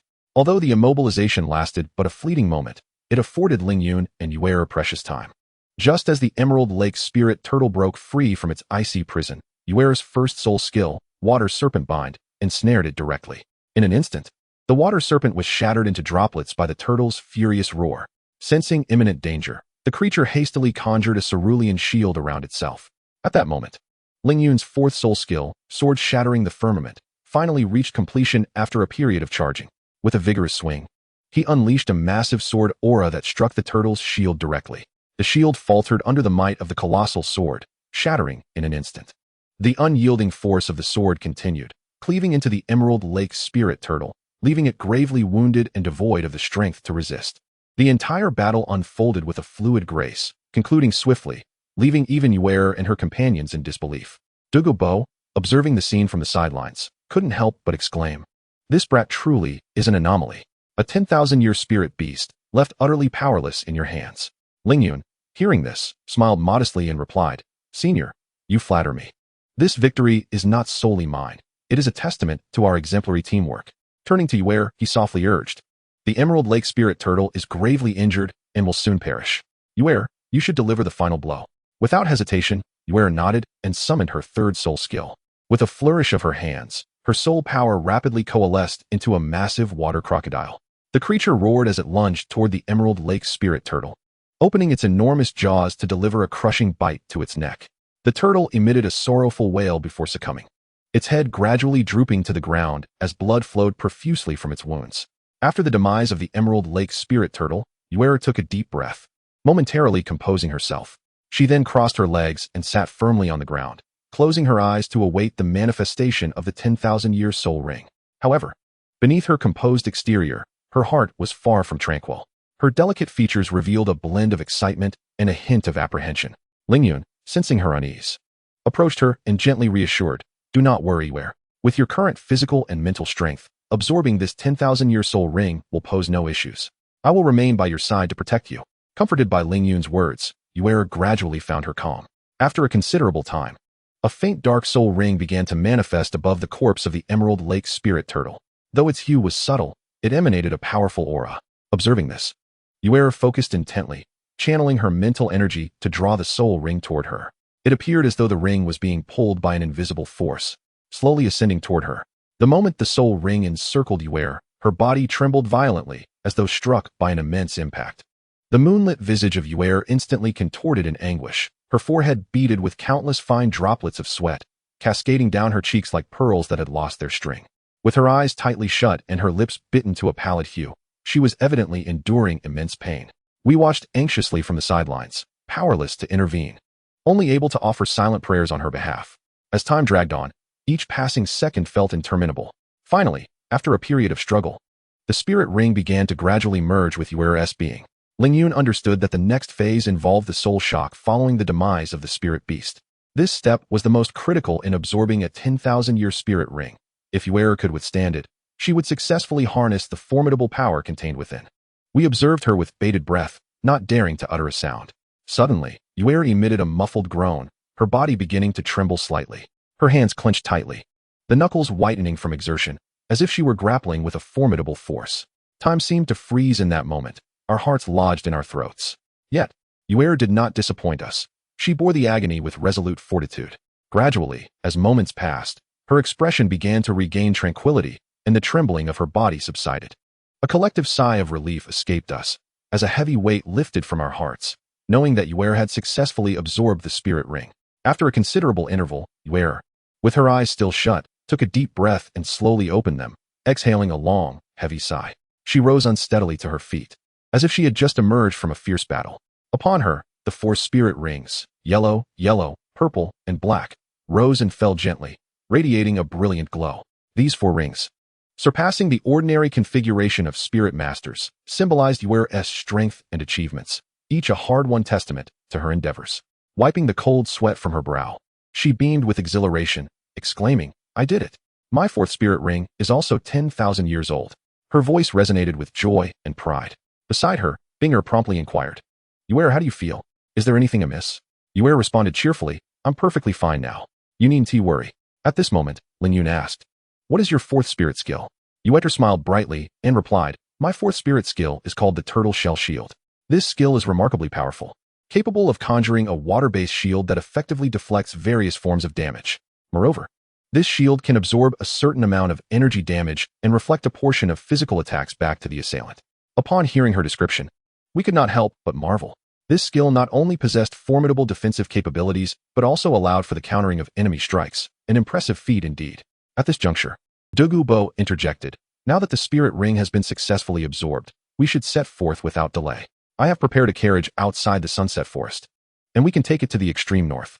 Chapter 38, The Extreme North. Having departed from the Sunset Forest, our party boarded a horse-drawn carriage. Ling Yun and Douluo occupied the front, skillfully guiding the horses while engaging in lively conversation. The three of us nestled within the carriage whispered sweet nothings, their tinkling laughter occasionally resonating within the confines. Upon exiting the Tiando Imperial City, we journeyed northward.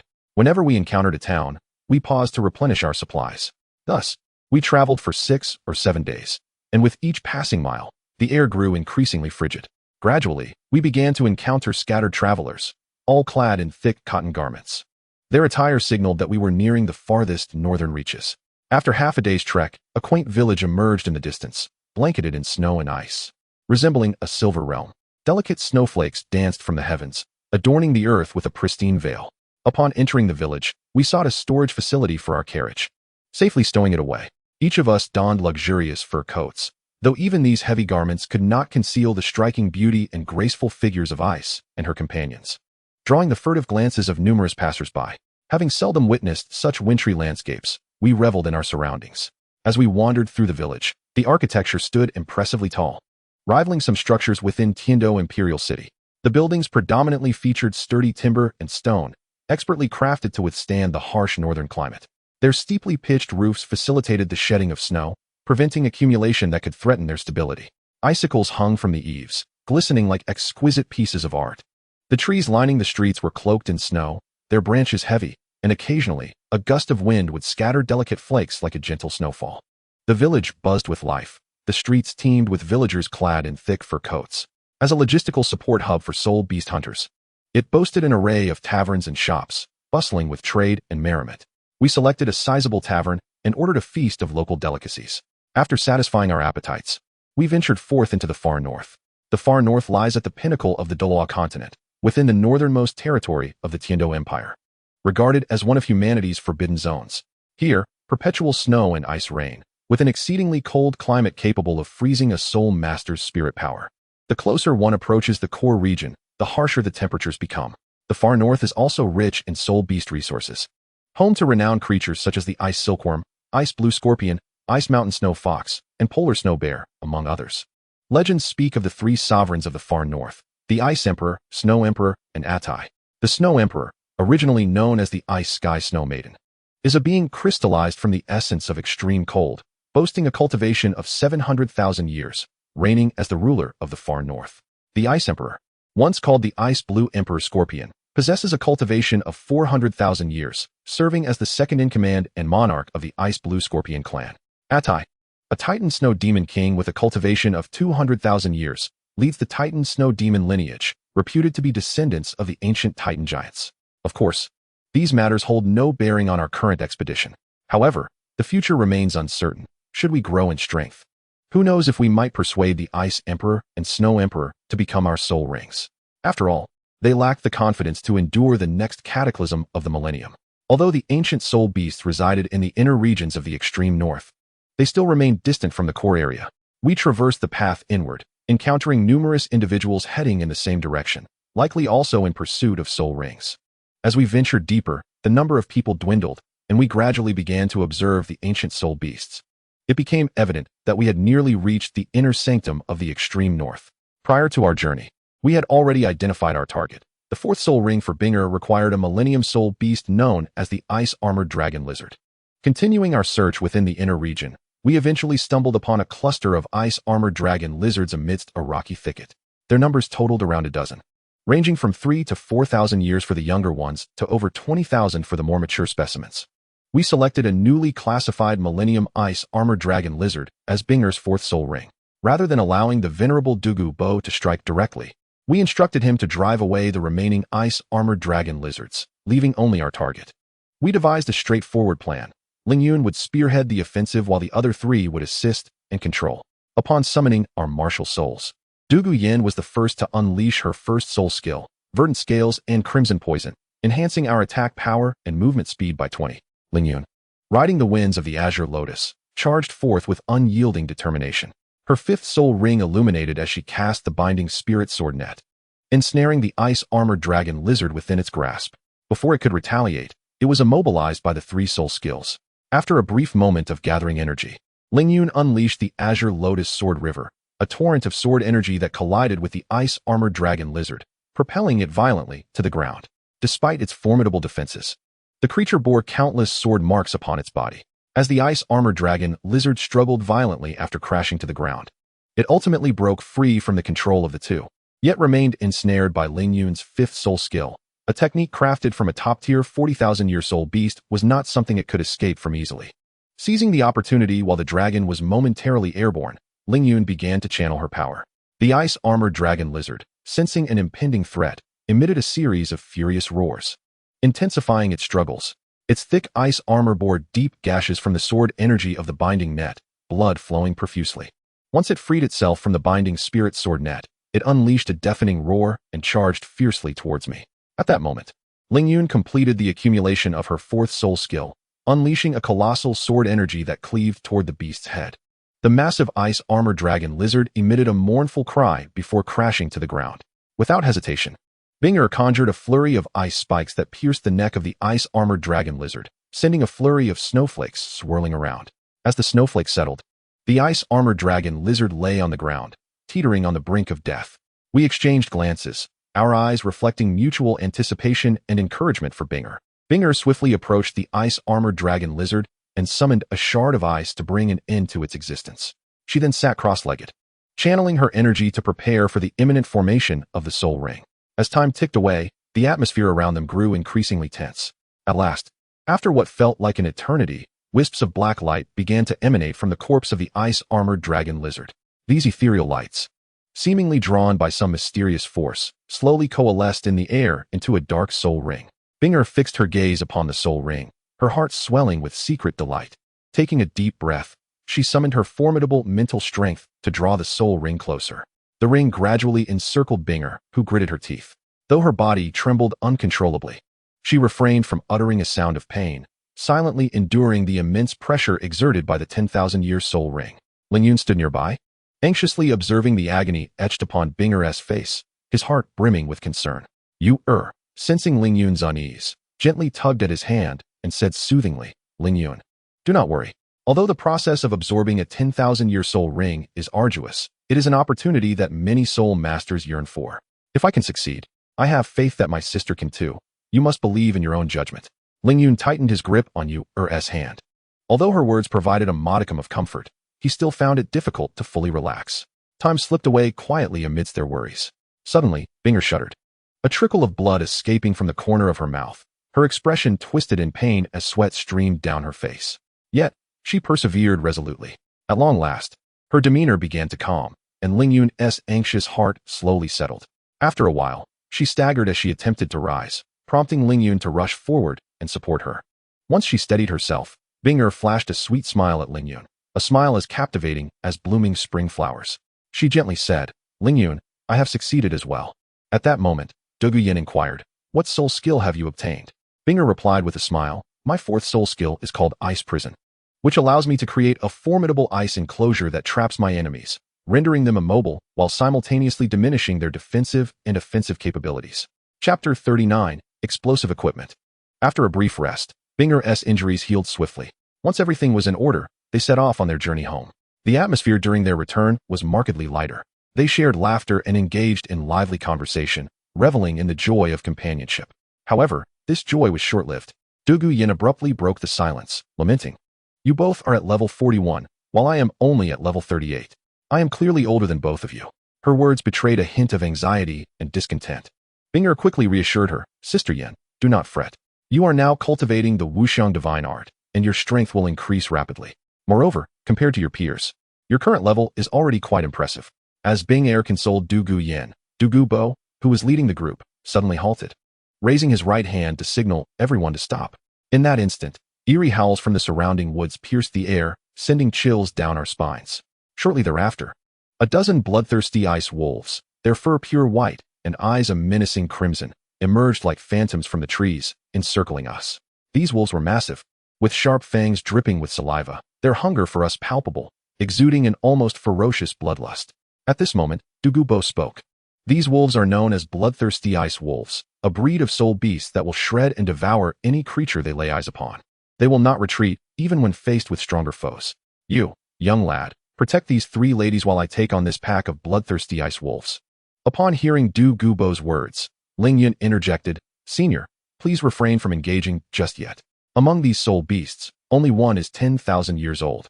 The rest are merely a few thousand years. Allow us to handle this, and you can support us from the rear." Taking a deep breath, Ling Yun addressed her companions. "Yin Jia, first grant us a buff, and then each of you select a few bloodthirsty ice wolves. Use your soul skills to control them, while the rest will be left to me." The 3 of them nodded in understanding of my intentions. We then summoned our respective martial souls. Douluo Yin was the first to act. Her first soul skill, Azure Scale Red Venom, enveloped us in a crimson glow, enhancing our attack power and movement speed by 20. Ling Yun wasted no time and activated her 4th soul skill, Powerful Soul Energy, surging within her like a tumultuous wave. Simultaneously, Bing'er unleashed her 1st soul skill, swiftly freezing 5 bloodthirsty ice wolves in place, rendering them immobile. UAR's water serpents followed suit, nimbly weaving through the pack and ensnaring 2 more wolves. Just then, Douluo Yin's 2nd soul ring illuminated fiercely, and her soul skill activated once more, firmly controlling an additional 3 bloodthirsty ice wolves. After this flurry of attacks, the once mighty pack was reduced to merely 6 wolves. The remaining creatures, sensing the fate of their companions, had their eyes turn an even deeper shade of crimson, letting out low growls before launching themselves at us in a frenzy.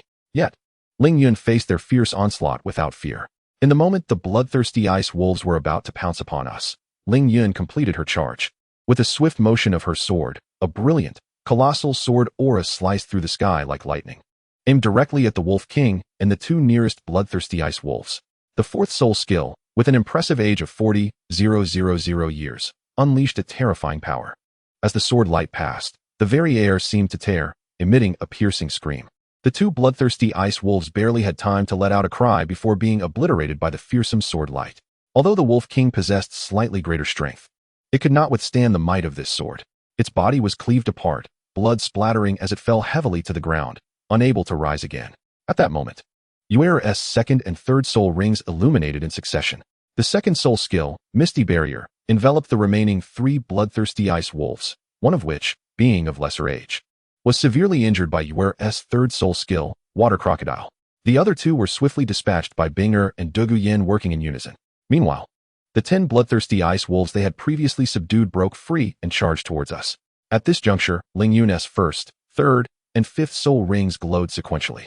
The 1st soul skill swiftly eliminated one of the weaker bloodthirsty ice wolves, while the 3rd soul skill, Frost Sword Domain, encompassed the remaining 9, significantly reducing their speed.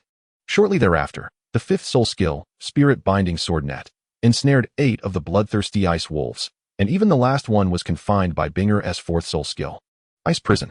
Seeing that all the bloodthirsty ice wolves were under control, Ling Yun began to channel her 2nd soul skill, while Bing'er and the others prepared their offensive soul skills. As the bloodthirsty ice wolves were on the verge of breaking free, Ling Yun wielded her Qingping Sword, unleashing a sweeping blade of energy that surged towards the pack, coinciding with the release of their soul skills. In an instant, anguished howls of the wolves echoed through the air. Once all the attacks subsided, not a single bloodthirsty ice wolf remained standing. Ling Yun nonchalantly dispatched several sword energies, finishing off the severely wounded ones. With the continuous use of soul skills, our soul power was nearly depleted. Under the watchful gaze of Senior Douluo Bo, we promptly settled into a meditative position to recover our soul power. As we did so, A multitude of purple soul rings and one black soul ring floated above the corpses of the bloodthirsty ice wolves. Before long, half an hour had passed, and our soul power was restored. As we rose, the soul rings in the area had not yet fully dissipated. Gazing at the swirling rings in the air, Yuer suddenly remarked, "What a shame, so many soul rings wasted. I wonder if any soul bones have been produced." No sooner had she spoken than she dashed over to inspect them one by one. Moments later, a sudden shriek pierced the air. "Come quickly, you must see this." Indeed, there was a soul bone. We hurried towards the sound, only to find Yuer holding a left leg bone, evidently produced by the Wolf King. Our spirits soared, for this was the second soul bone we had encountered. At that moment, urgent shouts echoed from the front. "Hurry, this way." As the words fell, 7 figures burst forth from the woods, appearing before us. Ling Yun scrutinized them closely. This group was likely a soul-hunting team, led by a soul king, accompanied by 2 soul masters, with the remainder being soul emperors of around level 30. Their eyes widened as they beheld us and the corpses of the soul beasts, as well as the soul bone in Yuer's hand. The leader, with a greedy glint in his eyes, demanded, "Hand over the soul bone, as well as your storage soul guide devices. Otherwise, none of you shall leave here alive." At this moment, one of the soul sect members remarked, "Brother, these 3 young ladies are quite exquisite. Let us keep them for our amusement. The old one can be disposed of, but that young man is truly handsome. Selling him to Chief Qin should fetch a substantial sum, as he has a penchant for such types." Upon hearing their vile words, a surge of fury welled up within Ling Yun. These scoundrels not only had their sights set on Bing Er and the others, but they also sought to sell Ling Yun to a man. This was simply intolerable. Douluo Bo snorted coldly and was about to take action when Ling Yun stopped him, saying, "Senior, allow us to handle this. I wish to make them aware that not everyone is someone they can provoke." Ling Yun cast a glance at Douluo Yin and the others, who nodded in agreement, their eyes aflame with indignation. They swiftly arranged themselves into formation and summoned their martial spirits once more. Douluo Yin unleashed her first soul skill, Azure Scale Red Poison, to enhance their state, followed by her second soul skill to paralyze their foes. Taking advantage of their paralysis, Bing Er activated her first soul skill, encasing 5 of the adversaries in ice. Yuer then followed suit with her first soul skill, conjuring 2 water serpents that ensnared 2 more. Ling Yun subsequently employed his 5th soul skill, Spirit Binding Sword Net, enveloping them all, while his 4th soul ring glowed, gathering power. The Soul King, being of greater strength, was the first to break free from the ice, and with his 4th soul ring shining, he formed a spear in midair to thrust at Yuer. Without hesitation, Yuer activated her 4th soul skill, Turtle Shell Shield. To protect herself, the spear struck the shield but failed to penetrate. Instead, it was repelled by an unseen force. At this juncture, Bing Er's 4th soul ring also illuminated, imprisoning the Soul King within an icy prison. Meanwhile, Ling Yun's 4th soul skill had completed its charge, and the Qingping sword unleashed a massive sword energy, cleaving towards the remaining 6 foes. Under the immense force of the attack, they were all slain before they could even release their soul skills, leaving a gruesome array of corpses on the ground. Chapter 40, The Reverse Scale. The Soul King, still trapped within the icy prison, was rendered speechless by the sight before him, utterly at a loss. His legs buckled, and he involuntarily knelt, trembling uncontrollably. "My lords," he cried in terror, "I am a fool for not recognizing your greatness and have offended you. I implore you to show mercy and spare my life. I am willing to serve you, to follow you eternally, and heed your every command. As long as you do not kill me, I will do anything you desire." However, Ling Yun remained unmoved by the Soul King's desperate pleas. The moment they harbored ill intentions towards Bing Er and the others, their fates had been sealed. Death was inevitable. Ling Yun slowly raised his right hand, and his 2nd soul ring suddenly illuminated, radiating a brilliant light. After a period of charging, the Qingping sword in Ling Yun's hand quivered slightly, as if sensing his murderous intent. At that instant, Bing Er instinctively retracted her soul skill, creating space for Ling Yun's assault. Without hesitation, Ling Yun swung the Qingping sword, and a torrent of sword energy surged forth like a rainbow piercing the sun, hurtling directly towards the Soul King imprisoned within the icy confines. Upon witnessing the unfolding events, the Soul King's countenance transformed dramatically. In haste, he activated his 1st soul ring, conjuring a protective shield around his body in a desperate attempt to withstand my thunderous strike. However, under the relentless assault of the sword energy, his shield succumbed in an instant, shattering like mere paper. Bereft of its protection, the remaining sword energy descended upon the Soul King with the ferocity of a famished tiger, mercilessly cleaving through him. In that fleeting moment, the icy prison reverberated with the harrowing screams of despair. When the sword energy finally dissipated, the once formidable Soul King lay lifeless upon the ground, reduced to a mere puddle of formless clay. Gazing at the scattered corpses strewn across the floor, we, having taken a life for the first time, found ourselves grappling with an unsettling disquiet. Douluo Yan's complexion paled, while Binger's hands trembled slightly, and Yuer bit her lip tightly. Lingyun inhaled deeply, feigning composure on the surface, though tumult brewed within her. Douluo Bo approached, placing a reassuring hand on my shoulder, and remarked, "It is entirely natural to feel this way after taking a life for the first time. Yet, in this world governed by the law of the jungle, one must be resolute, otherwise, one becomes prey to others." Lingyun nodded in agreement and began to tidy the battlefield. From the fallen members of the soul hunting squad, we discovered a plethora of soul-guiding devices and some wealth. Yuer, brimming with excitement, collected these treasures eagerly. Subsequently, we embarked on our journey home, bearing the left leg soul bone. The atmosphere was notably subdued, each of us lost in contemplation of the recent events. However, I recognized that this battle had fostered our growth. We would emerge stronger in the perilous realm of Douluo Continent. It was not until we returned to the small town that we fully regained our composure. Lingyun proposed a day of rest in the town, to which the others readily acquiesced. We found an inn, and after enjoying our midday meal, retreated to our rooms for repose. Barely had Lingyun rested when a knock echoed at the door, accompanied by Yuer's voice. "Lingyun, don't rest anymore. Come join us for a stroll." Upon hearing Yuer, Lingyun rose and opened the door, only for Yuer to eagerly pull her outside. As they walked, Yuer chattered excitedly, "Since we are here, let us not waste time in the room. Let us explore the streets and buy some gifts for our parents." Observing the eager expressions of her companions, Lingyun nodded and joined them. Throughout our excursion, we acquired an abundance of local specialties and delicacies, each of them munching joyfully like little squirrels, cheeks puffed with treats. Later, we purchased gifts for our families, and the four of us continued our adventure until evening, skipping dinner entirely. The following morning, we rose at dawn, and after breakfast, we retrieved the carriage. Once again, it was Douluo Bo and I who drove, while the others chatted merrily within. The return journey felt particularly effortless. Thus, we traveled for over a week before finally arriving home. Douluo Bo and Douluo Yan headed straight to their residence, while we spent several days recounting our experiences to our parents and presenting them with the gifts we had brought back. After spending a few days at home with my parents, we tidied up our belongings and returned to the Ice and Fire Yin Yang for our cultivation. Time passed swiftly during our training, and before we knew it, we had all turned 12. At this juncture, Lingyun had grown to nearly 1.8 meters tall, with a poised stature and handsome features, exuding an air of calm confidence in every gesture. Binger and Yuer had both reached 1.7 meters, while Douluo Yan was slightly taller. Binger possessed a gentle and graceful disposition, her voice always soft and melodic, with her eyes curving like the gentle warmth of spring. When she tied her hair in a low ponytail, a few stray strands framed her cheeks, lending her an aura of softness. Her actions were methodical, and her gestures in serving tea were both elegant and natural, providing a comforting presence in our interactions. Yuer, on the other hand, was spirited and adorable. Her laughter transformed her eyes into crescent moons, her playful little fangs adding to her charm. She bounced about with an energetic gait, her ponytail swaying in rhythm. Her eyes sparkled with curiosity, reminiscent of a lively fawn, continuously chattering and sharing joy with those around her. Douluo Yan emanated an enchanting allure, her softly curled long hair cascading around her shoulders, and her subtly pursed red lips were particularly captivating. As she walked, her skirt swayed gracefully, and every movement was imbued with elegance. When she smiled, her eyes sparkled, and a mere glance could compel one to look again, radiating a unique charm. Our recent training session reached a significant milestone.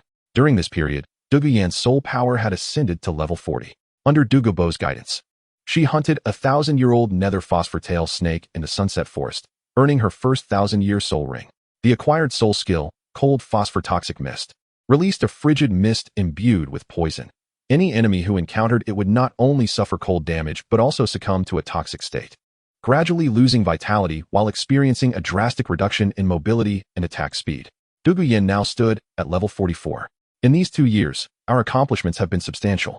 Binger and Yuer had both attained level 46, and their skills in the carefree steps had reached a mature level. At this pace, by the time we participated in the elite competition of the Continental Advanced Soul Master Academy, the three of us could potentially become Soul Kings above level 50. At that point, even if Lingyun refrained from intervening, we might still have a chance at victory. As for Lingyun, his progress over these 2 years was even more remarkable. Each night spent in the Ice and Fire Yin Yang, I propelled his Qingping Sword technique and Qingping Wind control to a perfected state. The Qinglian sword body and the Sun Moon divine eyes, having absorbed the vast energy of the ice and fire yin yang eye, reached new heights. The Qinglian sword body entered a minor success realm, while the Sun Moon divine eyes made significant advancements, nearing a perfected state. Half a year ago, Ling Yun experienced a profound epiphany. During this moment of enlightenment, he integrated the fourth and sixth forms of the Qingyun sword technique into his fourth soul skill, creating a new soul skill, Qinglian Breakthrough. He also merged the fifth form, Cloud Shadow Mysterious Trace, into his third soul skill, Frost Blade Domain, resulting in a new soul skill, Qinglian Sword Domain. This greatly enhanced the power of both his third and fourth soul skills. With Ling Yun's current prowess, an ordinary level 70, Soul Saint would undoubtedly be no match for him. In his mind, he silently communicated with the system, invoking it to display his attribute panel. Ding. Host's attribute panel has been opened. Please review. Host. Host, Ling Yun. Age, 12 years. Martial Soul, Qingping Sword. Level, 58. Cultivation Technique, Qinglian Sword Art, Mastery. Divine Abilities, Qinglian Sword Body, Minor Mastery. Sun and Moon Divine Eyes, Minor Mastery. First Soul Skill, Qinglian Pursuit, 800 years. Skill Effect, increases attack speed by 50.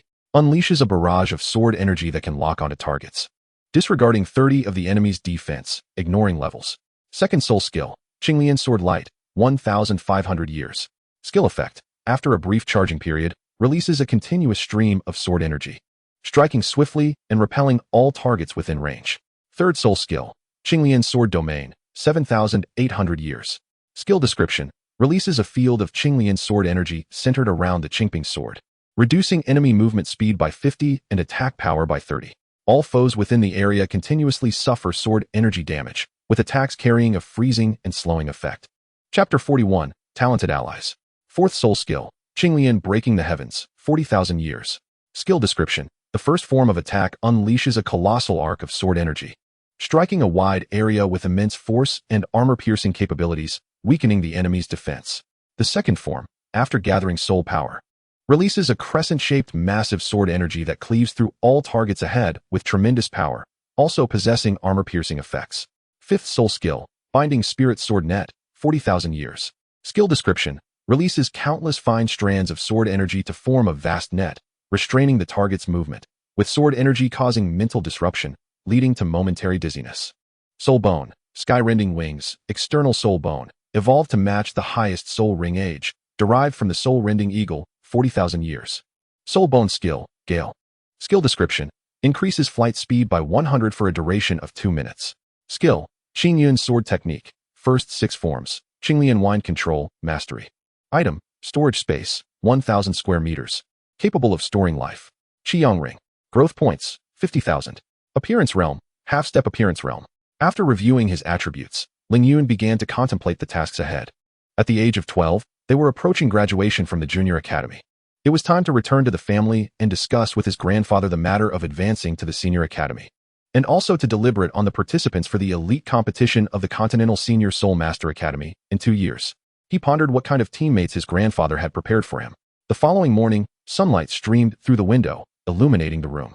They rose early, beginning to pack their belongings in preparation for the journey home. Looking at the house they had called home for 2 years, their hearts brimmed with nostalgia and reluctance. The moonlight cascaded through the window as she stood, gazing at the scenery outside, softly inquiring, "Will we return here in the future? I am somewhat reluctant to leave this place." Her gaze swept across every corner of the room, as if she wished to imprint it deeply in her heart. Ling Yun approached her, taking her hand gently, and replied, "Of course we can. This place belongs to us, as long as you wish to return. You may come back any time for a while. Moreover, once we have completed our tasks, we shall definitely return here to continue our cultivation." Upon hearing my words, a faint smile illuminated her face, and she nodded, seemingly filled with anticipation for the future. After organizing our luggage, we embarked on our journey home. Throughout the trip, a contemplative silence enveloped us, each person quietly reminiscing about the myriad moments spent in this place. In a couple of hours, we arrived home.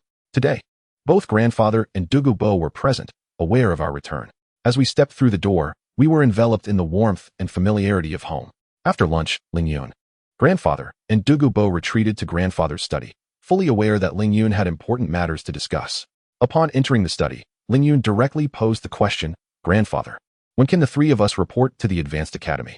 Grandfather, looking at Ling Yun with a smile, responded, You have trained in the eye of ice and fire for such a long time. You must be weary. Take a couple of days to rest first.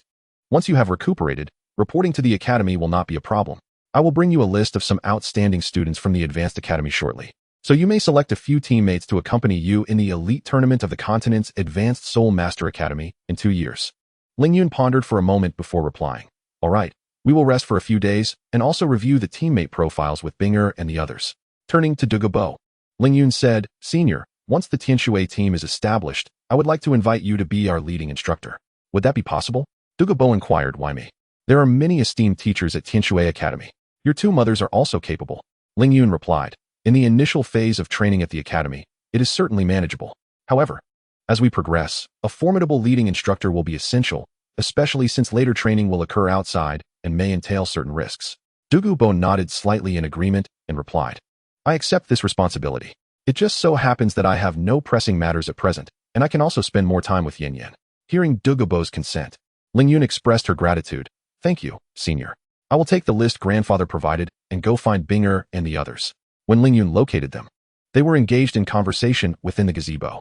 She presented the list, stating, here is the list of some outstanding students from the Advanced Academy. Let us review it together and select a few teammates. Binger examined the list, contemplating for a moment before speaking. According to the regulations of the elite tournament of the continent's Advanced Soul Master Academy, a team must consist of no fewer than 7 and no more than 11 members, with 7 designated as official team members and the remainder serving as substitutes. Now, we have 4 members, and we still need 3 official team members, with a maximum of 4 substitutes. After extensive deliberation over the list, we ultimately selected 6 individuals. After Ling Yun submitted the list to his grandfather, he returned to rest. In the following days, we roamed around Tiando City, alleviating the stress accumulated from 2 years of rigorous training. Joyful moments always seemed to pass swiftly.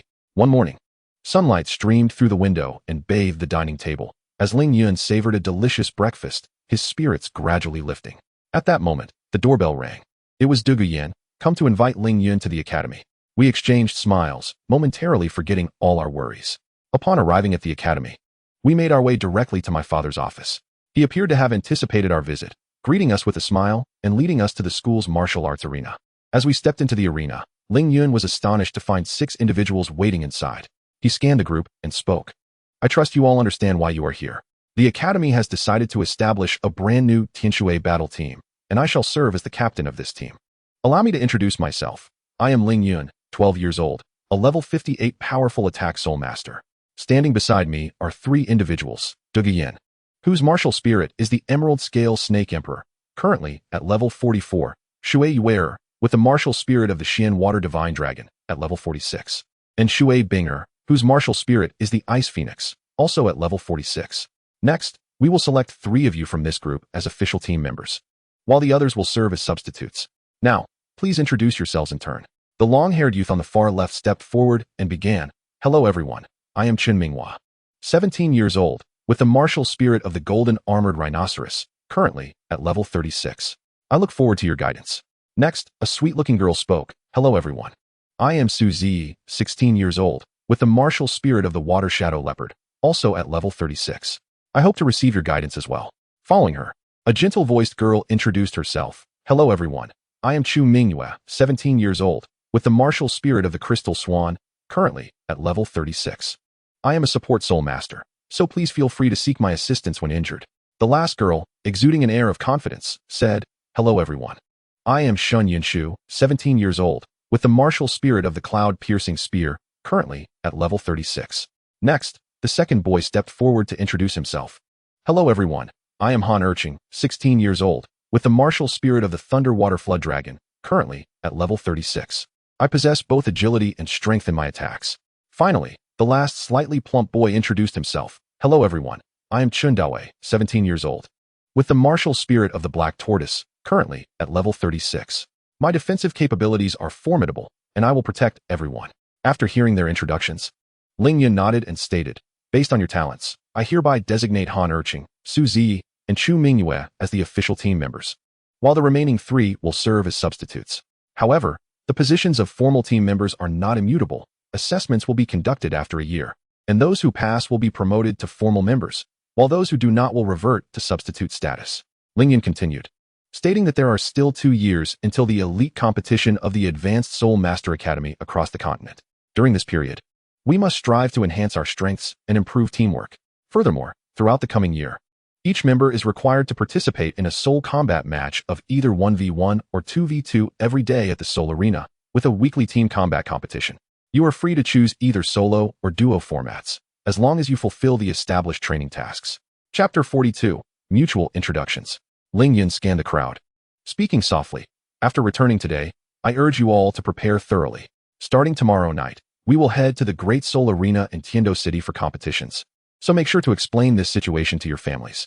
After a brief pause, Ling Yun inquired, have you all participated in soul combat matches before?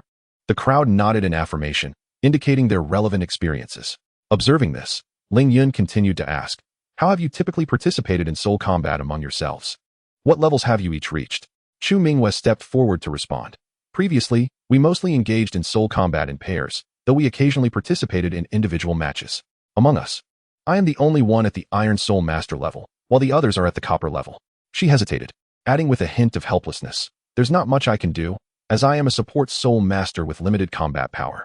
Thus, I can only team up with them for 2v2 matches, which naturally slows down the pace of my point accumulation. Captain, do you have any suggestions or methods? Ling Yun smiled at her, responding calmly, your current level is indeed somewhat lacking. If you were to team up with me, you would only be able to participate in matches for levels above 50, which may not hold much significance for you. However, once your soul power reaches level 40, you can pair with Binger or Yuer, and at that point, your point accumulation will be quite impressive. At that moment, Chun Minghua, standing nearby, interjected, Captain, could you showcase your soul rings for us? I am quite curious about the configurations of soul rings possessed by such talented soul masters who have reached levels in the 40s and 50s at such a young age. As soon as he finished speaking, several others chimed in, expressing their eagerness to witness this as well. Ling Yun noticed the expressions of keen curiosity on their faces, their eyes fixed upon us, seemingly filled with anticipation for our soul rings.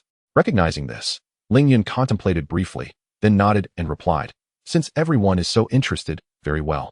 Let us each introduce our own situations. With that, Ling Yun turned his gaze to Dugu Yen, smiling as he said, Sister Yen, you may begin. Dugu Yen nodded with a smile and gracefully stepped forward. She took a deep breath and suddenly let out a melodious and enchanting cry, Martial Soul Manifestation. As her words resonated, a formidable surge of soul power erupted from within her, instantly enveloping her form, her hair dancing gracefully, enhancing her allure. Greetings, I am Dugu Yen, 15 years of age, and my martial soul is the Emerald-Scaled Serpent Sovereign, a level 44 control-type battle spirit. Her voice was clear and resonant, echoing throughout the space, as if all could hear her self-introduction. Concurrently, behind her, a colossal Emerald-Scaled Serpent Sovereign gradually materialized. This magnificent serpent, immense in size, glimmered with a vibrant green hue, its scales reflecting a chilling light that emanated an oppressive aura. Its presence left the onlookers in awe, some even retreating a step in the face of such overwhelming power. After showcasing her martial soul, Dugu Yin gently waved her hand, causing the immense emerald-scaled serpent sovereign to dissipate like mist. She returned to her original appearance. Yet an air of confidence and authority lingered about her. Next, Bing Air stepped forward. Her movements were light and elegant, as if gliding upon snowflakes. Once she had settled, she too inhaled deeply and softly declared, Martial Soul Manifestation. In an instant, a wave of frigid soul power surged from her, enveloping her in a crystalline mist of ice. As the mist dissipated, Bing Air underwent a remarkable transformation. Her hair became as pure as freshly fallen snow, and her skin radiated a faint blue luminescence. I am Shui Bing Air, 12 years of age, and my martial soul is the Ice Phoenix, a level 46 control-type battle spirit. Her voice was akin to a heavenly melody, crisp and delightful, yet tinged with an icy chill. Simultaneously, a magnificent ice phoenix soared behind her, transparent as if sculpted from ice crystals, its wings spanning several meters, each feather glimmering with a frosty light that exuded an almost suffocating coldness. For soul rings, 2 yellow, 1 purple, and 1 black, manifested around her, swirling gently, enhancing her ethereal appearance. Bing Air smiled at the assembly, softly expressing, I hope to enjoy pleasant interactions with all of you. Her words, though simple, conveyed a sense of sincerity and kindness. Yu Air playfully stepped forward, taking 2 strides, and with a spirited exclamation, summoned her martial soul. A flash of blue light appeared, and a formidable Xian Shui divine dragon ascended behind her. Releasing a series of resounding roars, as if proclaiming its existence to the world. Yu stood confidently, a smile adorning her face, introducing herself to the gathering. Hello everyone. I am Shui Yu, 12 years of age, and my martial soul is the Xian Shui Divine Dragon, a level 46 assault-type battle spirit. With a twinkle in her eye, she added, if you have some free time, feel free to come and play with me. She concluded with a mischievous wink, revealing a playful grin. However, despite the sweet and charming appearance of the moonlit maiden, which endeared her to many, the attention of the crowd was entirely captivated by the terrifying martial spirit looming behind her and ice. The divine martial spirit emanated an overwhelming pressure, akin to a mountain weighing upon the onlookers, compelling them to instinctively retreat, their garments rustling in the ensuing gust. After a moment, the two gradually retracted their martial spirits, causing the formidable pressure to dissipate. The spectators exhaled in relief, yet before they could fully recover from their astonishment, I stepped forward again. Ling Yun inhaled deeply, and with a sudden flourish of his right hand, a powerful surge of soul force erupted from within him. As he summoned the Qingping sword into his grasp, it radiated a dazzling azure light. Ling Yun's martial spirit was adorned with 5 soul rings, 1 yellow, 2 purple, and 2 black, each pulsating with an unsettling aura of soul power. The impact of these 5 rings eclipsed that of the previous martial spirits, leaving all present wide-eyed and aghast, their gazes fixed upon Ling Yun. With poise, Ling Yun introduced himself. I am Ling Yun, 12 years of age. My martial spirit is the Qingping sword, and I am a level 58 powerful attack soul king. I hope we can support one another and grow stronger together. Upon concluding, he retracted his martial spirit and surveyed the crowd. He noted their mouths agape. Expressions of disbelief etched across their faces. Ling Yun vaguely caught whispers of the term prodigy among them. They exchanged glances, swallowing nervously. Ling Yun smiled and reassured them. There is no need for such astonished looks. Our circumstances differ from those of ordinary soul masters. Should you earn my recognition in the future, I shall grant you a significant opportunity. As noon approached, he added, allow me to treat you to lunch. With that, he led the way to the second floor of the academy's cafeteria, a place typically reserved for faculty and students of noble lineage, seldom frequented by their ilk. They settled at a table by the window. Ling Yun encouraged, do not hold back, order whatever you desire. The training ahead will be arduous. Mornings will be dedicated to practicing soul skills or sparring, afternoons to cultivating soul power, and evenings to engaging in battles at the Great Soul Arena in Tiando City. Our schedule will be quite packed, so prepare yourselves. Noticing their initial timidity, Ling Yun took the initiative to order a lavish spread from the menu.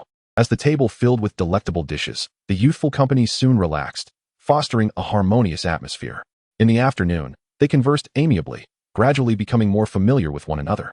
The boys engaged in lively discussions about amusing anecdotes from school, while the girls chatted about Tiando City, where the best attractions and culinary delights could be found. From their conversations, Ling Yun discovered that, apart from Su Zi, the rest were common students. Moreover, Su Zi has a younger sister, Su Jiying, who entered the junior academy with us.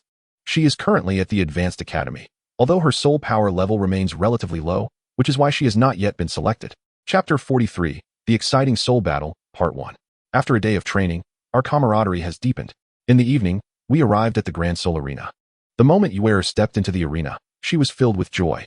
She exclaimed, a few days ago, during our break, I wanted to come here, but my mother wouldn't allow me to return too late, so I didn't come. However, from now on, I can come openly. Today, I will participate in the soul battle. Lin Yun interjected, to participate in the soul battle, you must first register for a soul battle badge and then pay the registration fee. Follow me, and we shall go together. Captain, have you never participated in a soul battle? Li Minghua inquired. Lin Yun replied, I have participated, but they have not. They have been engrossed in their cultivation and Haven T had the opportunity to join the soul battle. Captain, what level is your soul battle badge? Chu Minghua asked. Upon hearing her question, Lin Yun retrieved a golden badge from her space and responded, I just obtained the golden soul battle badge before returning to cultivate, and since then, I haven't participated. Chu Minghua took the soul battle badge from my hand and examined it. Upon seeing the words Qinglian Sword Immortal, she suddenly let out a shriek. Qinglian Sword Immortal. Captain, you are the Qinglian Sword Immortal from 2 years ago. Lin Yun questioned, if no one shares my name, then it must indeed be me. Is there a problem? Chu Minghua excitedly replied, there is a significant problem. 2 years ago, in the Grand Soul Arena, there was a mysterious young man wearing a Qinglian mask who won consecutively from the Black Iron Soul Badge to the Golden Soul Badge, without losing a single match. However, after he obtained the Golden Soul Battle Badge, he vanished and has not been seen since. Many have investigated, and all they could ascertain was that he belonged to a prominent family. It turns out he is our captain. Will you participate in the soul battle today? Linyan shook her head and replied, not today. Given my current soul power level, it would be exceedingly difficult to find a suitable opponent, so I will refrain from participating. You may begin your registration for the soul battle. At that moment, Yuer joyfully approached me, holding an Iron Soul Battle badge, and said, Linyan, look, this is my Iron Soul Battle badge. My title is Divine Dragon Maiden, my sister's title is Phoenix Celestial Maiden, and Yinyan's title is Emerald Scaled Serpent Queen. What do you think? Our names are quite beautiful, aren't they?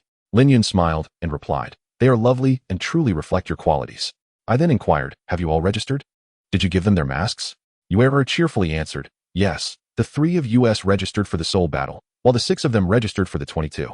We have given the masks to both of them, and they will wear them when it is our turn to compete. Just then, at this exhilarating moment, the referee's resounding voice echoed across the arena. Now, let us welcome the soul masters of the second match of the day to shine on stage. They are the Phoenix Maiden, endowed with the Ice Phoenix Martial Spirit, and the Iron-Armored Behemoth, possessing the Iron-Armored Rhinoceros Martial Spirit. Now, let us extend a warm round of applause to welcome these 2 formidable soul masters, who shall grace us with a breathtaking soul combat match. As the referee's words echoed, the lights on the arena suddenly illuminated, casting a brilliance akin to midday.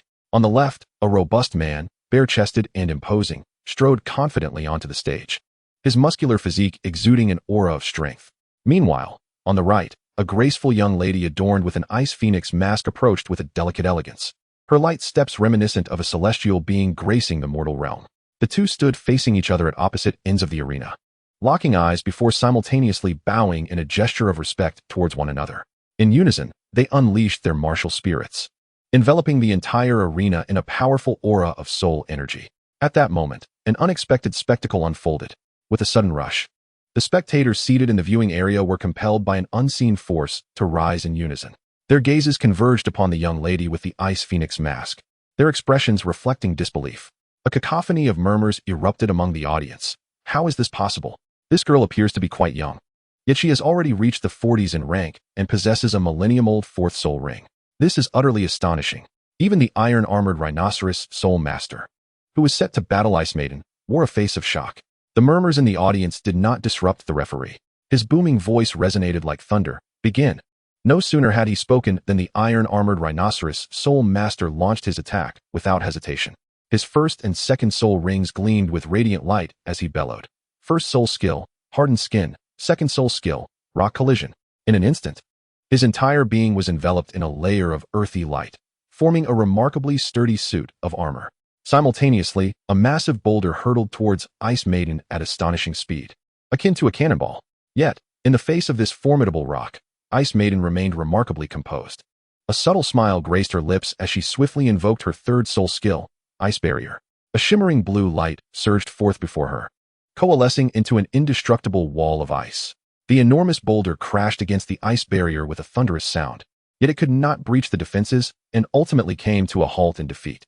However, Ice Maiden's counterattack was only just beginning. As the boulder was repelled, her 1st and 2nd soul rings ignited simultaneously, and a torrent of frigid air erupted from her hands.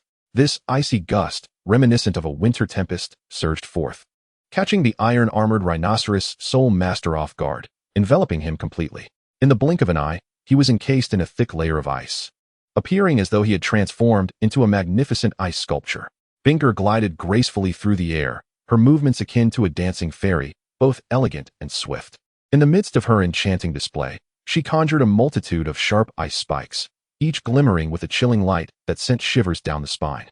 Just as the armored Rhinoceros Spirit Master was on the verge of breaking free from the ice, Binger seized the moment, her delicate hands sweeping through the air, unleashing the ice spikes like arrows released from a bow, aimed directly at the Rhinoceros Spirit Master.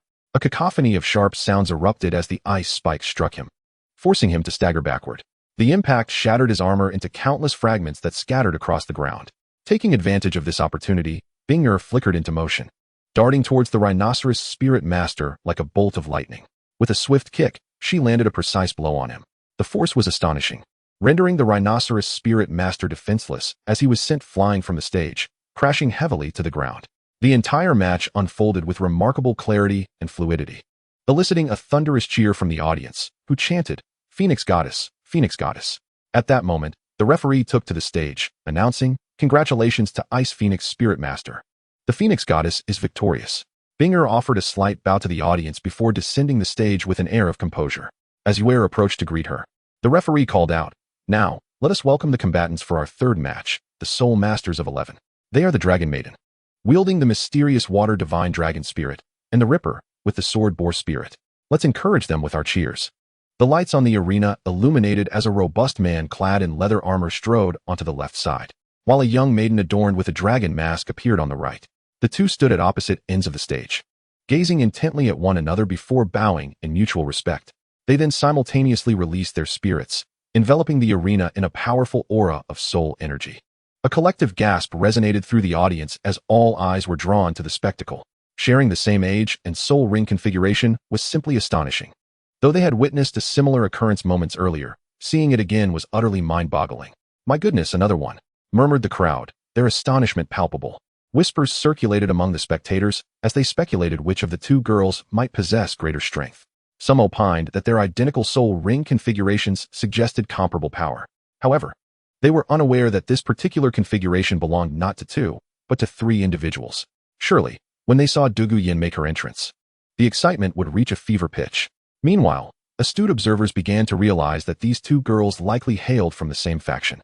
After all, nurturing two such exceptional successors simultaneously is no trifling matter. Consequently, many began to speculate about which formidable force could possess such profound heritage. However, regardless of the audience's conjectures and discussions, the progression of the competition would not be hindered. Following a brief tumult, the contest resumed, and the spectators' focus returned to the arena. The Porcupine Soul Master, fully aware of the minuscule odds of victory in this battle, harbored no thoughts of surrender. Taking a deep breath, his gaze sharpened, and without hesitation, he launched the first attack. He summoned the soul power within him, enveloping his entire being in a faint brown glow, signaling the activation of his first soul skill, Porcupine Charge. With a fierce roar, he surged forward like a cannonball, racing towards Yuer with a speed akin to lightning streaking across the night sky. In the face of such a rapid onslaught, Yuer remained remarkably composed. She danced lightly, her movements ethereal, evading the Porcupine Soul Master's charge with effortless grace. Immediately, she unleashed her second soul skill, Misty Barrier. In an instant, a powerful jet of mist erupted from her hands, billowing forth like thick smoke, swiftly enveloping the entire arena in a shroud of opaque vapor. The spectators were suddenly engulfed by this unexpected fog, their vision blurred, only faintly discerning the silhouettes of the two combatants amidst the mist. At that moment, Yuer struck again, activating her first soul skill, Water Serpent Bind. A massive water serpent emerged from the mist, lunging forth with astonishing speed to ensnare the Porcupine Soul Master, tightly binding him. Alarmed, the Porcupine Soul Master swiftly realized he was under control. However, instead of succumbing to panic, he reacted with alacrity. Without hesitation, he invoked his third soul skill, Armored Defense, along with his fourth soul skill, Frenzied Assault. As the third skill activated, a thick layer of armor enveloped the Porcupine Soul Master, rendering him akin to an impregnable fortress, securely safeguarding him within. Simultaneously, he forcefully broke free from the water serpent's grasp, harnessing the power of his fourth skill to launch himself at Yuer like a frenzied beast. Although Yuer found herself in the midst of the mist, she was unfazed, as the fog was a manifestation of her own soul skill. Instantly aware of the Porcupine Soul Master's impending attack, she decisively activated her fourth soul skill, Turtle Shell Shield. In a heartbeat, a soft blue light shimmered before her, forming a robust shield that encased her securely. The Porcupine Soul Master's assault struck against her shield, creating ripples but inflicting no damage. He then proceeded to unleash his second soul skill, Blade Strike. He extended his hands, unleashing a barrage of sharp spikes that struck against Yuer's shield, producing a cacophony of clinks and clatters. As the second soul skill of Yuer came to a close, she unleashed her second soul skill, Water Crocodile Charge, which severely injured the Porcupine Soul Master, leaving him unable to rise for quite some time. The audience was a sea of faces, the din rising and falling like ocean waves, a continuous clamor enveloping the arena. The atmosphere was electric, the cheers of the spectators deafening, as if they would pierce the heavens. Dragon God Maiden! Dragon God Maiden! The crowd's cries resonated like thunder throughout the Soul Arena, filled with fervor. At that moment, the referee ascended the stage, his voice ringing clear and powerful, cutting through the tumultuous crowd to reach every ear. Thank you to both formidable Soul Masters for delivering such a spectacular performance. Congratulations to the Soul Master with the mystic water divine dragon martial spirit, the Dragon Maiden, for her victory. With the referee's proclamation, the applause erupted like a volcanic eruption, reaching a fever pitch. The audience erupted in cheers for the victor, the entire Seoul arena immersed in a joyous sea of celebration. Yuer, brimming with excitement beneath the stage, resembled a jubilant little bird, eagerly recounting the events that had just transpired, due to her sole skill obscuring the view. Many spectators had not been able to witness the action clearly, yet this did not diminish their exhilaration in the slightest. Yuer animatedly described her performance in the match, her words infused with confidence and pride. We too were swept up in her enthusiasm, joining in the celebration of her triumph. Just as our conversation reached a fervent pitch, we suddenly heard the referee from the adjacent arena call out loudly. Next, we present the third match of today as Seoul Battles. The two teams about to take the stage were familiar faces at our Seoul arena, namely the Xianlei team and the Baoxiong team. Now, let us welcome them onto the stage. The referee's voice echoed across the arena. First, let us welcome the Xianlei team. This duo, comprised of two formidable Soul Kings, was not to be underestimated. One Soul Master wielded the Thunderwater Flood Dragon Martial Spirit, a powerful offensive spirit capable of unleashing tremendous electrical force, while the other possessed the Xuanwu Martial Spirit, a defense-oriented spirit with impenetrable fortitude. The audience's cheers thundered, brimming with anticipation for this soul battle performance. Following this, the referee introduced the Baoxiong team. Next, we welcome the Baoxiong team. They were a pair of half-brothers, the elder named Zhang Long and the younger Zhao Hu, both sharing the same martial spirit, the Blazing Bear, an extraordinarily potent offensive spirit capable of unleashing ferocious flames. Amidst the crowd's raucous encouragement, Han Erqing and Chun Dawei stood upon the stage, locking eyes for a brief moment before confidently revealing their martial spirits. In an instant, a colossal thunder dragon materialized behind one, while a majestic Xuanwu appeared behind the other. The thunder dragon shimmered with dazzling arcs of lightning, emitting torrents of violet bolts from its mouth, as if to rend the very heavens. In contrast, the black tortoise stood resolutely like an impregnable fortress, exuding an aura that sent shivers down the spine. Meanwhile, across the arena, Zhang Long and Zhao Hu summoned their martial spirits, the Inferno Bears. Two colossal bears of flame roared, their bodies ablaze with fierce fire, projecting an overwhelming presence. At the referee's command, the four spirit masters surged towards each other like arrows loosed from a bow, their speeds akin to lightning, colliding with tremendous force. A deep, resounding impact echoed as if the very platform trembled beneath them. The collision was so powerful that it generated a shockwave, rippling outward through the surrounding air. In that fleeting moment, Han Erqing unhesitatingly unleashed his first spirit ability, Thunder Binding. Brilliant arcs of lightning, akin to ethereal serpents, rapidly ensnared Zhang Long, tightly constraining him. With a vigorous sweep of his arm, Han Erqing hurled Zhang Long away like a kite severed from its string. However, Zhang Long was far from defeated. In the instant of being cast aside, he exhibited remarkable reflexes, grasping Han Erqing's arm and leveraging that momentum to send Han crashing to the ground. The impact was resounding, echoing through the arena. Yet, Zhang Long was not unscathed. The lightning binding had left him flickering with arcs of electricity, momentarily paralyzing his movements. At that critical juncture, Chun Dawei seized the opportunity, activating his third spirit ability, Black Tortoise Charge. A massive silhouette of the Black Tortoise erupted from behind him, striking Zhang Long with unparalleled force. The blow was devastating. Zhang Long had no time to react, being hurled off the platform like a cannonball. The speed of the assault was so swift that even Zhao Hu was caught off guard. Nonetheless, Zhao Hu would not remain passive. He immediately unleashed his second spirit ability, Bear Fury Barrage, his body inflated, muscles bulging, and he charged at Chun Dawei with the ferocity of a rampaging bear. However, Chun Dawei was prepared. He swiftly activated his first spirit ability, Black Tortoise Aegis, encasing himself in a layer of formidable tortoise shell. Although Zhao Hu's barrage was immensely powerful, it was effortlessly thwarted by this protective barrier. Following this, Han Erqing's second spirit ring flared to life, and he unleashed his second spirit ability, Thunder Strike. A violent bolt of lightning surged directly toward Zhao Hu. In response, Zhao Hu activated his third spirit ability, Bear's Wrath. His physique expanded once more, muscles becoming even more robust, as a tremendous force erupted from within him. He steadfastly absorbed Han Erqing's Thunder Strike, charging forward like an uncontrollable truck, crashing into Chun Dawei with unyielding might. The force of the collision was utterly terrifying. Chun Dawei was powerless to withstand it. His body flung like a marionette with severed strings, soaring out of the arena. Observing this, Han Erqing seized the opportunity without hesitation, unleashing his third soul skill, Thunder Roar. A colossal phantom of a thunder dragon erupted from behind him, its tail raised high, striking Zhao Hu with the ferocity of a whip. The power of this attack was formidable. Zhao Hu barely had time to emit a cry before he was sent hurtling backward by the overwhelming force, crashing heavily to the ground and sustaining grave injuries, ultimately being thrown out of the arena. The spectators erupted in cheers and applause, captivated by the thrilling battle. At that moment, the referee ascended the stage, his voice resonant and commanding, cutting through the clamor of the crowd, reaching every ear with clarity. He announced loudly, expressing gratitude to the 4 formidable Soul Emperors for their spectacular display and congratulating the Xianlei team on their victory. As we exited the grand arena, the hour was late. Yu Air, brimming with excitement, exclaimed, "The match we just witnessed was truly magnificent." Chen Dawei and Chun Minghua possess exceedingly powerful martial souls, making them unmatched by ordinary soul masters of the same rank. Han Erqing's thunderous might flowed like agile dragons across the arena, not only exhibiting immense offensive strength, but also remarkable speed.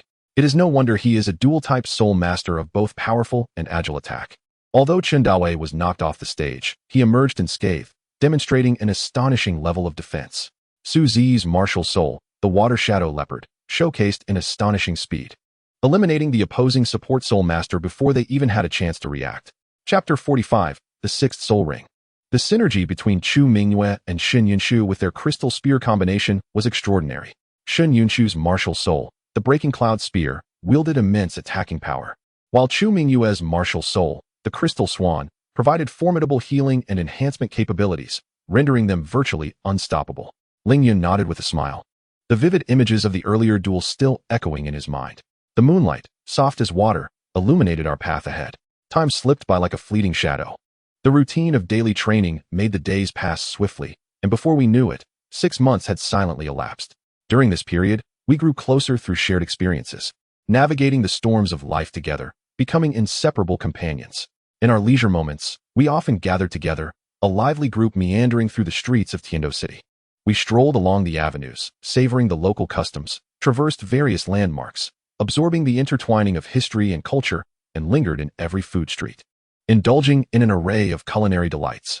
After our morning training, Ling Yun called everyone together, saying, "After this period of practice, I have now broken through to level 60. Tomorrow, I shall embark on a journey to the Star Do Forest alongside my grandfather and the esteemed Douluo in pursuit of my 6th spirit ring. Given the considerable age required for my 6th spirit ring, this endeavor will consist solely of the 3 of us, while the others shall remain at the academy to continue their training." Before I could finish my words, Chu Mingyue eagerly interjected, "Captain, how many years will your 6th spirit ring require?" Ling Yun smiled faintly and replied, "It must be between 80,000 and 100,000 years, as any spirit beast within that range would suffice for my needs." Their astonishment was palpable, and Chun Minghua could not help but exclaim, "Captain, you truly are a prodigy. Your 6th ring is akin to the 9th ring of a titled Douluo. Fortunately, I did not set you as my goal, or I fear my resolve would shatter." The others chimed in agreement. Ling Yun, with a gentle smile, patted his shoulder and encouraged, "Focus on your training, with your talents. You shall all become formidable forces on the continent in due time. Now, you should continue your practice. I must return to prepare, so I shall take my leave." With that, he turned and departed. Upon returning to my family, Ling Yun went directly to his grandfather's study. After knocking, his grandfather welcomed him inside. Ling Yun approached his grandfather and said, "Grandfather, I have reached level 60. For this journey to the Star Do Forest to obtain my spirit ring, I hope you and Elder Douluo can accompany me."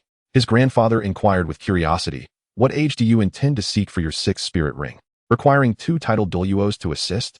Ling Yun responded, "In recent days, I have researched a rare celestial sword eagle within the Star Do Forest, which is nearly 100,000 years old and perfectly suited for me. As flying spirit beasts tend to counter Elder Douluo's martial spirit, I wish for you to join me." His grandfather frowned and asked, "Are you certain you can absorb a spirit ring of such high age? Might this not be rather perilous?" Ling Yun smiled reassuringly. "I am fully aware of my limits, grandfather. I would never jest with my own life." His grandfather replied, "As long as you are confident, that is sufficient. I shall discuss this matter with Old Poison shortly. We shall depart tomorrow, at the break of dawn the following day." The 3 of us set forth towards the Star Do Forest. With our combined strength, we reached the forest in merely 2 days.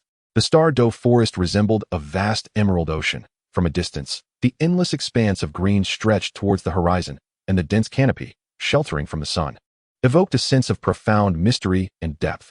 We did not linger at the periphery. After a brief respite, we ventured into the heart of the Douluo forest. As we progressed deeper, it felt as though we had entered another realm altogether. Towering trees pierced the clouds, their trunks so robust that they required several people to encircle, and their bark bore the scars of time, as if narrating the forest's history. Sunlight filtered through the layers of leaves, casting dappled shadows upon the ground, resembling golden scales scattered across the earth. The forest was suffused with a damp, earthy aroma. We journeyed further inward, not pausing at the outskirts. As the celestial sword eagle resided on steep cliffs, only manifesting in the core region of the Douluo forest, we journeyed for the better part of the day, traversing from the realm of century-old spirit beasts to millennia-old ones, and now, we found ourselves amidst the increasingly frequent appearances of 10,000-year-old spirit beasts. I recognized that we had reached the heart of the Douluo forest. In the distance, a range of mountains undulated majestically before us, marking our destination. We quickened our pace and, after another half-hour, arrived at the foot of the mountains. Ling Yun turned to his grandfather and remarked, "The records state that within this mountain range resides a celestial sword eagle. The timing is ideal for spirit beast hunting. The celestial sword eagle may very well be nearby. Let us first partake in a meal before we continue our search." We found a flat area to rest and began our meal. Just as we were halfway through, a piercing cry of an eagle echoed from the sky. Looking up, we beheld a colossal eagle, spanning over 10 meters, soaring overhead. We exchanged glances, quickly rising to pursue it. After another half-hour, we finally spotted its figure atop a steep cliff. Grandfather and the esteemed Douluo exchanged knowing looks, simultaneously summoning their martial spirits and charging toward the celestial sword eagle. Sensing the impending danger, the eagle let out a fierce cry, flapping its wings to unleash a barrage of razor-sharp wind blades toward them. Grandfather's martial spirit radiated a blue light, transforming into a water-blue shield that deflected the onslaught of wind blades. Douluo, with a swift movement, darted to the eagle's side, enveloping his hands in a toxic mist as he lunged toward the beast. Though besieged by the two, the celestial sword eagle held its ground, suddenly diving with its sharp claws aimed for Grandfather's throat. Grandfather evaded with a sidestep, his right hand sweeping forth, slicing through the air with a glimmer of cold light aimed at the eagle. The eagle nimbly dodged, ascending high into the sky, circling as it sought the opportune moment to strike again. Observing this, Grandfather flapped his wings and pursued the celestial sword eagle. In response, the eagle dove toward him. Just as they were about to collide, the eagle executed a sharp turn, swooping over Grandfather's head and flicking its tail, releasing a flurry of feathers that shot toward him like arrows. Anticipating the attack, Grandfather glimmered with light as a layer of water-blue armor manifested, deflecting the feathers. Seizing the moment, he grasped one feather and flung it forcefully back at the eagle, the sound of slicing air accompanying its flight. The celestial sword eagle screeched, flapping its wings to disperse the feather with a powerful gust. At that moment, Douluo launched a surprise attack from the side, enveloping the eagle in a thick cloud of toxic mist. The eagle struggled within the haze, emitting a furious roar. With a powerful flap of its wings, it dispelled the mist and unleashed a fierce wind blade aimed at Douluo. He hastily retreated, the wind blade grazing past him and tearing through his garments. Ling Yun observed the unfolding battle, keenly searching for the opportune moment to act. Suddenly, Ling Yun discerned a momentary flaw in the attack of the heavenly sword eagle. Without hesitation, he summoned the soul bone, shattering wings, which manifested behind him, instantly doubling the speed of his soul bone ability. He unleashed his fourth soul skill, Azure Lotus Breakthrough, targeting the creature's wing. Although this strike did not inflict severe damage, it disrupted its flight equilibrium. Seizing the opportunity, Grandfather employed his ninth ring soul skill to slash at the heavenly sword eagle's wing. The creature emitted a piercing shriek as it plummeted to the ground with a thunderous crash. Observing this, Douluo immediately enveloped the heavenly sword eagle with his martial spirit, while the emerald scale serpent king bit down upon its neck. The heavenly sword eagle began to thrash violently, desperately flapping its wings and stirring up a fierce wind in an attempt to escape Douluo's grasp. The immense force caused the ground to tremble and dust to swirl around them. After a while, the poison within the heavenly sword eagle began to take effect, and its struggles grew increasingly sluggish. Sensing the creature's grave injuries, Douluo retracted his martial spirit, exhaling a sigh of relief. Grandfather turned to Ling Yun, his eyes filled with satisfaction. "Well done, now it's your turn." Ling Yun took a deep breath and slowly approached the heavenly sword eagle. His fourth soul ring illuminated, and he concentrated his soul power into the Azure Pingle sword, which radiated a brilliant azure light. The fourth soul skill, Azure Lotus Breakthrough, struck the creature's neck, ending its life. Chapter 46, The Soul Bone Emerges. Ling Yun inhaled deeply, seated himself cross-legged, and began to channel his soul power, preparing to absorb the hard-earned sixth soul ring. The radiant glow flickered as the soul ring floated from the carcass of the heavenly sword eagle, gradually integrating into Ling Yun's body.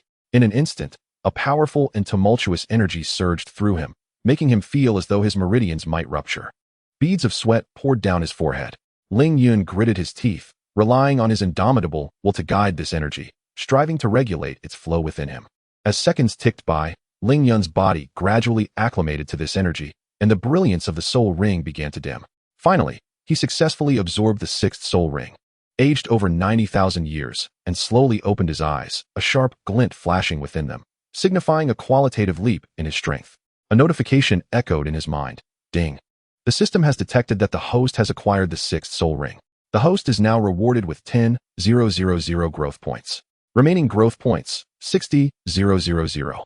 Just as Ling Yun rose to his feet, he heard Douluo inquire, "You rascal, how is this soul ring? What soul skill has it granted you?" Ling Yun sighed, expressing his regret. "It's somewhat disappointing. This soul ring is 98,000 years old. If only it were 2,000 years older. However, the soul skill is indeed formidable. My sixth soul skill is called 10,000 Swords Return to Origin. Its effect allows me to summon countless sword energy phantoms centered around myself, converging from all directions to unleash a concentrated strike on a single target, resulting in an extraordinarily powerful attack. Very few, even among titled Douluo, could withstand the full force of my sixth soul skill." Hearing Ling Yun's words, Douluo replied with delight, "You ungrateful brat. Your sixth soul ring's duration surpasses even my ninth soul rings. As a mere soul emperor of the sixth ring, your combat prowess is already comparable to an eighth ring soul Douluo. What more could you possibly desire?" Upon hearing Ling Yun's words, grandfather chuckled joyfully, saying, "Yunner, you are already quite formidable. Do not be too harsh on yourself. Let us inspect the corpse of the sky sword eagle for any soul bones, for given its age, the probability of finding one is significantly high." Taking his grandfather's advice to heart, Ling Yun began rummaging through the remains of the sky sword eagle. As he lifted one of its wings, he noticed something glimmering at the position of its left leg. To his astonishment, it was a remarkably intact left leg soul bone. Ling Yun presented the soul bone to his grandfather, and the esteemed senior, Douluo remarked, "While we anticipated a high probability, I did not expect to actually uncover a soul bone. This piece extends from the sole of the foot to the upper thigh, making it a truly exquisite leg soul bone. You rascal, seize the moment and absorb it before the day wanes." Hearing Douluo's encouragement, grandfather added, "Since old Douluo has spoken, you should proceed with the absorption. When both the soul ring and soul bone originate from the same soul beast and are absorbed by the same soul master, the benefits are immensely magnified. Absorbing this soul bone should significantly enhance your capabilities. Begin now, and we shall protect you." Without hesitation, Ling Yun settled into a cross-legged position, preparing to absorb the soul bone. He pressed the leg soul bone against his left leg, and immediately, a torrential surge of energy engulfed him like a powerful tide, overwhelming him in an instant. It felt as if his left leg had been plunged into molten lava, with excruciating pain piercing through him like countless steel needles, every nerve screaming in agony.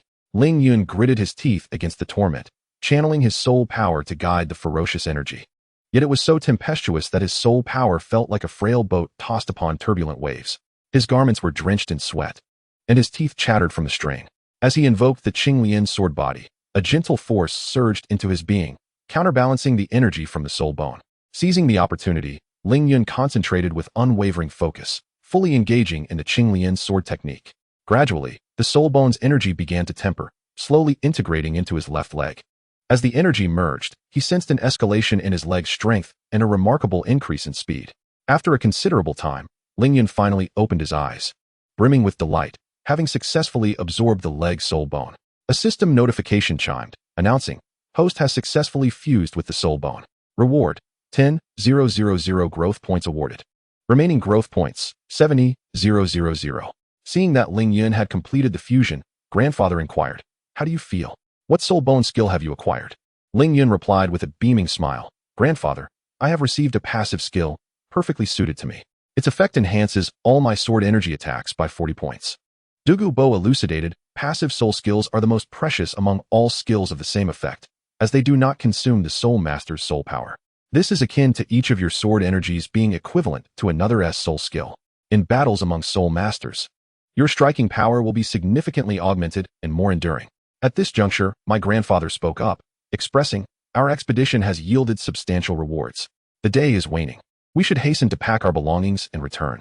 We pressed onward with great determination, finally reaching the quaint town bordering the Douluo forest before nightfall. Although darkness had enveloped the sky, the town remained remarkably vibrant. The calls of street vendors echoed, and pedestrians bustled about, painting a scene of bustling prosperity. We chose a modest inn to rest for the night. The following morning, we gathered for breakfast. I, Ling Yun, addressed my grandfather, saying, "Grandfather, I do not intend to return with you." "Why not?" my grandfather inquired, puzzled. Ling Yun replied, "I have already attained level 62. Continuing to train with Binger and the others would yield little benefit. Therefore, I wish to embark on my own journey of experience. After years of relentless training, I yearn for the opportunity to explore the world. This occasion is perfect for me to wander and see new sights." My grandfather voiced his concerns. "Isn't it somewhat perilous for you to venture alone? Perhaps I should accompany you." A subtle smile of confidence graced Ling Yun's lips as he gently reassured, "Grandfather, you need not worry. With my current prowess, an ordinary soul Douluo is hardly a match for me.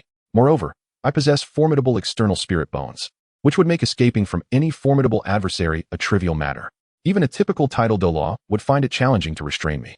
Ling Yun paused momentarily, denying his grandfather the chance to interject, and continued, "Grandfather, please refrain from dissuading me further. I have formulated a comprehensive plan for this journey. It will not be prolonged. At most, it will last 6 months to a year. And I assure you I will return in time for the prestigious elite tournament of the continent's advanced soul master academies. You need not fret. Upon my return, I will reconnect with Binger and the others. Kindly inform them not to worry about me." Seeing the resolute determination in Ling Yun's eyes, my grandfather understood his decision was final and ceased his attempts to persuade him otherwise. After a brief silence, he slowly spoke, "Since you have made up your mind, I shall not hinder you any longer. However, I have 3 stipulations that you must agree to. First, while you are out in the world, exercise caution and prudence. Do not act rashly, and in the face of danger, do not take unnecessary risks. Safety is paramount. Second, you are to write home once a month, so we may know of your well-being. Third, upon arriving at each new destination, you must leave a mark representing our family, so that, should any issue arise, we may locate you promptly. Do you understand?" Ling Yun regarded his grandfather earnestly, responding, "Grandfather, I shall remember your words with utmost seriousness. Rest assured, I will exercise great caution." After finishing breakfast, my grandfather, alongside the elder Douluo, reiterated several instructions to Ling Yun before finally departing with a sense of relief. Ling Yun began to pack his belongings and procure essential supplies and food in the small town, even deliberately purchasing a map for unforeseen circumstances. Once adequately prepared, he stepped out through the town's gates. Standing at the entrance, Ling Yun unfurled the map, meticulously studying the route. After determining his direction, he resolutely set forth towards Soto City. Chapter 47. Arrival at Soto City. However, after taking only a few steps, Ling Yun sensed the presence of someone in the nearby woods and promptly halted. Gazing into the forest, he called out loudly, "Stop hiding and come out." His voice echoed through the air, yet no one emerged. "Big brother, this kid has truly discovered us? Could he be trying to deceive us?" A stout man in the woods queried the imposing figure beside him. "Surely not. Let us wait a moment longer," the burly man replied. Noticing the stillness in the woods, Ling Yun continued, "If you don't show yourselves, I shall turn back." As he spoke, he prepared to return to the city. A slender man from the forest urged, "Big brother, let us go out. If we don't, this kid will leave." The robust man responded, "Let us proceed. After all, he is alone." At that moment, 3 individuals swiftly emerged from the grass along the roadside, forming a line to block Ling Yun's path. One of them spoke, "Hey kid, where do you think you're going? We've been watching you for quite some time. Seeing how much you've purchased in town, you must have a fair amount of money on you. If you know what's good for you, hand over your cash quickly. Or don't blame us for being unfriendly." Ling Yun scrutinized the 3 robbers before him. Among them was a Soul King and 2 Soul Ancestors. A formidable trio for bandits. The Soul King, with a buzz cut and a scar on his face, was imposing, his eyes fierce, and his muscular frame was bare. To his left stood a gaunt figure, appearing so frail that a gust of wind could easily topple him. With hair obscuring one eye and a mouth full of yellowed teeth, rendering him exceedingly unattractive. On the right was a bald, portly man, his face round and his stature short, resembling a barrel. Ling Yun smiled faintly and replied, "And if I refuse to comply, what will you do?" Upon hearing Ling Yun's words, the Soul King retorted, "Hey, you disrespectful brat, are you asking for punishment? Brothers, summon your martial spirits and eliminate him." With that, they invoked their martial souls. Ling Yun observed as beneath the Soul King, 5 spirit rings appeared, 1 white, 2 yellow, and 2 purple, while the 2 soul ancestors displayed 4 rings. 1 white, 2 yellow, and 1 purple. The 3 then charged towards him. As the intent to kill was evident, Ling Yun's expression turned cold. He summoned his Qingping sword, manifesting 6 spirit rings beneath him, 1 yellow, 2 purple, and 3 black. Simultaneously, the 3rd spirit ring illuminated, and the 3rd spirit ability, the Qinglian sword domain, enveloped all 3 assailants. The 3 individuals halted upon witnessing my soul ring configuration, yet it was too late. They had already entered the range of my 3rd soul skill. The deceleration effect of the Azure Lotus Sword domain significantly diminished their speed, and the invisible sword aura within the domain instantaneously tore their flesh apart. They promptly summoned their most formidable defensive soul skills and pleaded for mercy. "Young hero, there has been a misunderstanding. We did not intend to rob you.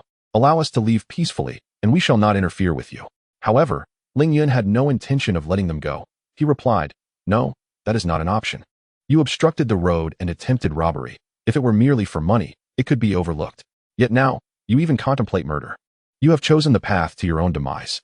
As he spoke, Ling Yun's 2nd soul ring illuminated, and the Azure Lotus sword shimmered with a cerulean light. He unleashed his 2nd soul skill, the Azure Lotus Sword Radiance, sending forth a river of sword aura towards the 3 assailants. Seeing that Ling Yun was resolute in his intentions, the trio exchanged glances, gritting their teeth and shouting, "Brothers, this brat refuses to grant us a way out. We shall fight him." They each unleashed their most powerful attacking soul skills, charging towards Ling Yun against the torrent of sword aura. However, they gravely underestimated Ling Yun's might. As the sword aura dissipated, the 2 soul masters were slain, while the Soul King lay on the ground, gravely injured and unable to rise. Ling Yun approached the wounded Soul King, the Azure Lotus sword glimmering faintly with a cerulean light, preparing to deliver the fatal blow. The Soul King cried out, "Young hero, spare me. I possess great wealth. I will give it all to you. Please, grant me a chance to live. I promise I shall never offend you again." Ling Yun slowly approached, each step seemingly treading upon the strings of the Soul King's heart. When he stood before him, their terrified gazes locked. Ling Yun could see the fear, despair, and a hint of malice in his eyes. Ling Yun softly spoke, "You do not fear because you have changed. You fear because you recognize your impending death." His voice, though gentle, struck like a hammer upon the Soul King's heart. The man's face turned pale. His lips trembled as if he wished to utter something, yet all that escaped was a faint whimper. Ling Yun granted him no further opportunity to speak. In an instant, he swung his sword, a swift and fierce sword aura slicing through the air, striking directly at the Soul King's throat. His body convulsed violently before collapsing to the ground like a marionette with severed strings, blood gushing from his wound and staining the earth around him. Observing him lying in a pool of blood, Ling Yun exhaled deeply. Though it was not his first act of killing, the intense discomfort lingered like a shadow. He closed his eyes, striving to calm his tumultuous emotions, allowing the surging feelings to gradually subside. After a moment, Ling Yun slowly opened his eyes and bent down to collect any valuables from their bodies. Though these items bore little significance, even the smallest morsel is still sustenance. Once he had gathered everything, Ling Yun rose, dusted off his clothes, and continued his journey without hesitation towards the direction of Soto City. Unbeknownst to Ling Yun, the entire battle had been observed by his grandfather and the esteemed senior, Douluo.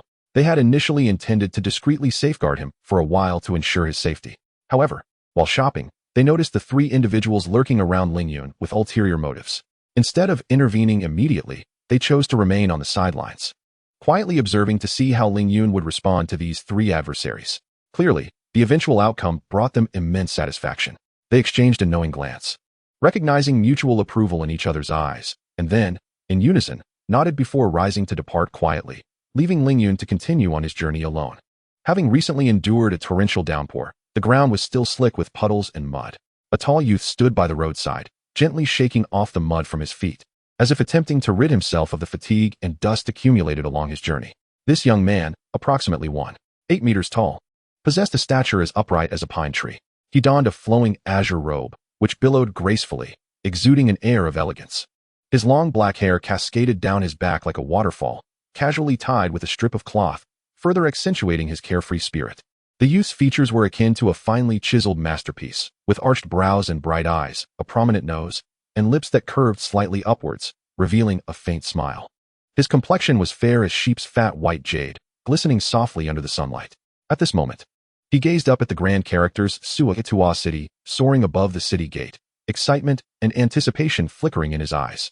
He inhaled deeply, as if savoring the unique essence of the city. After more than a month of arduous travel, he had finally arrived. The young man murmured softly, his voice tinged with a hint of sentimentality.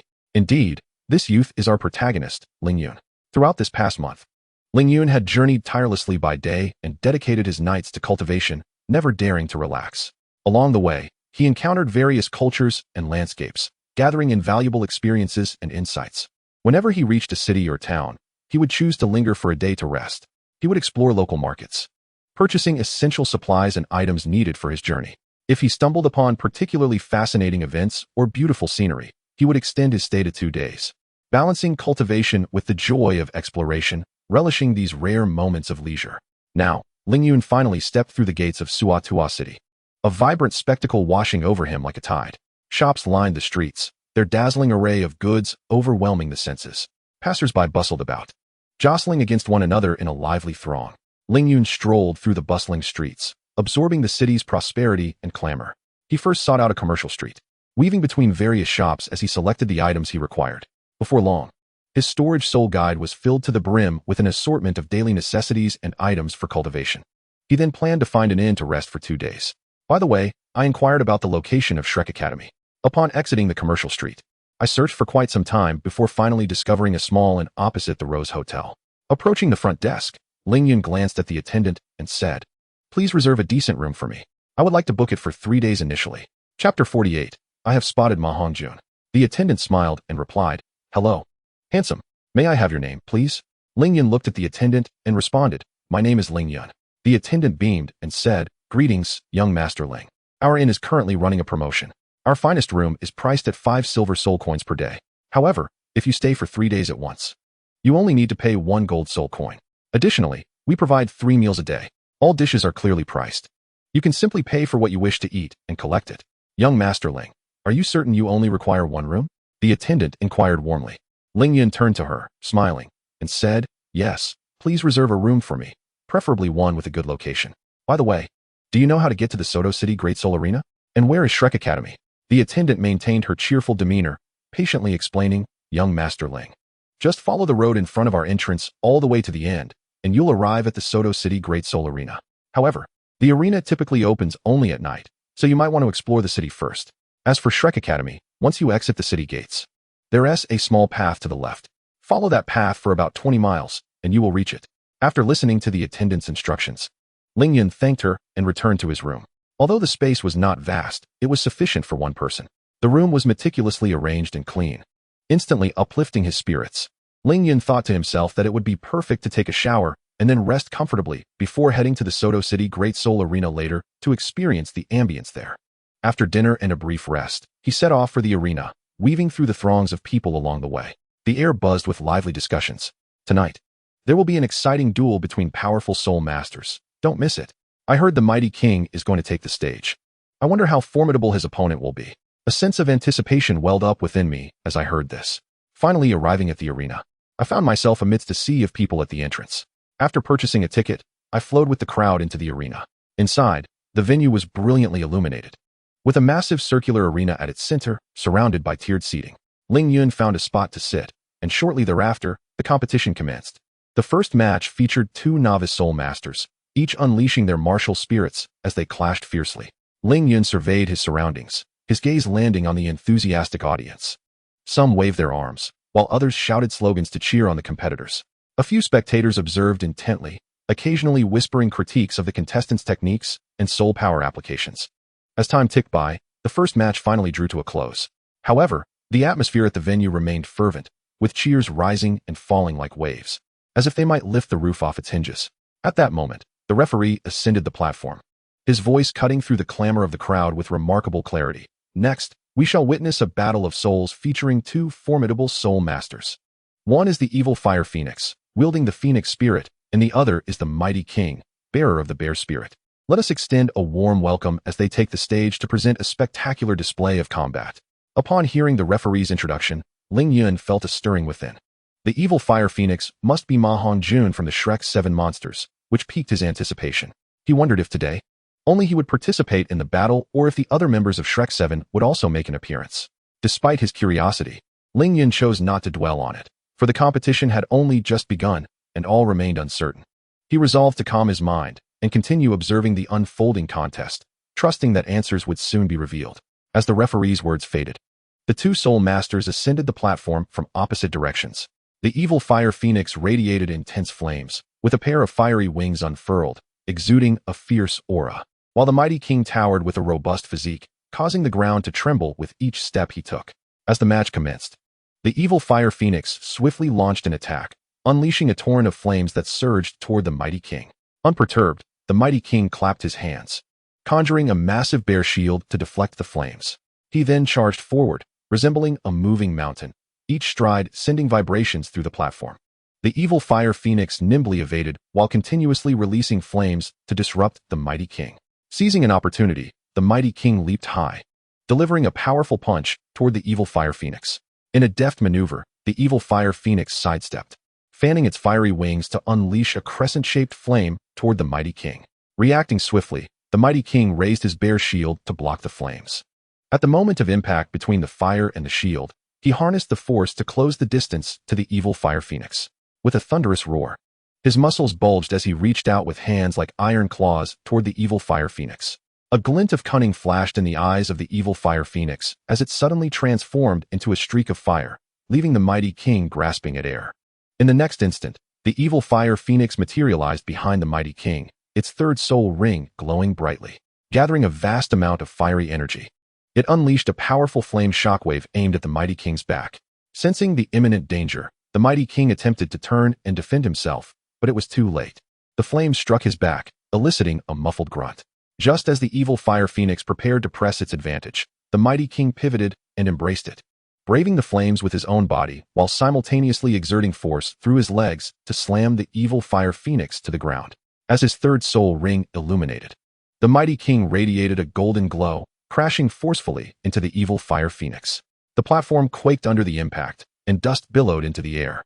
As the dust settled and the scene on the platform became clear, the evil fire phoenix lay defeated, devoid of the strength to continue the fight. The audience was captivated by the thrilling duel, rising to their feet and erupting in fervent applause.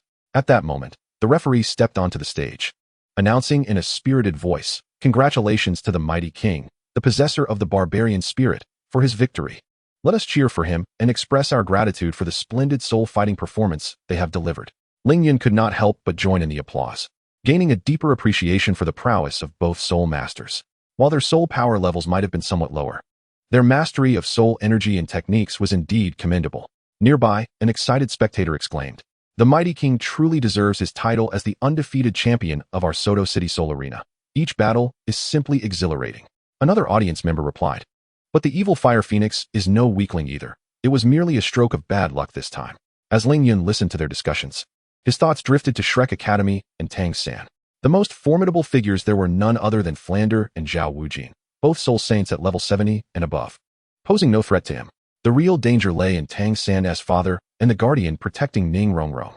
Tang San's father, the Haotian Douluo, possessed immense strength.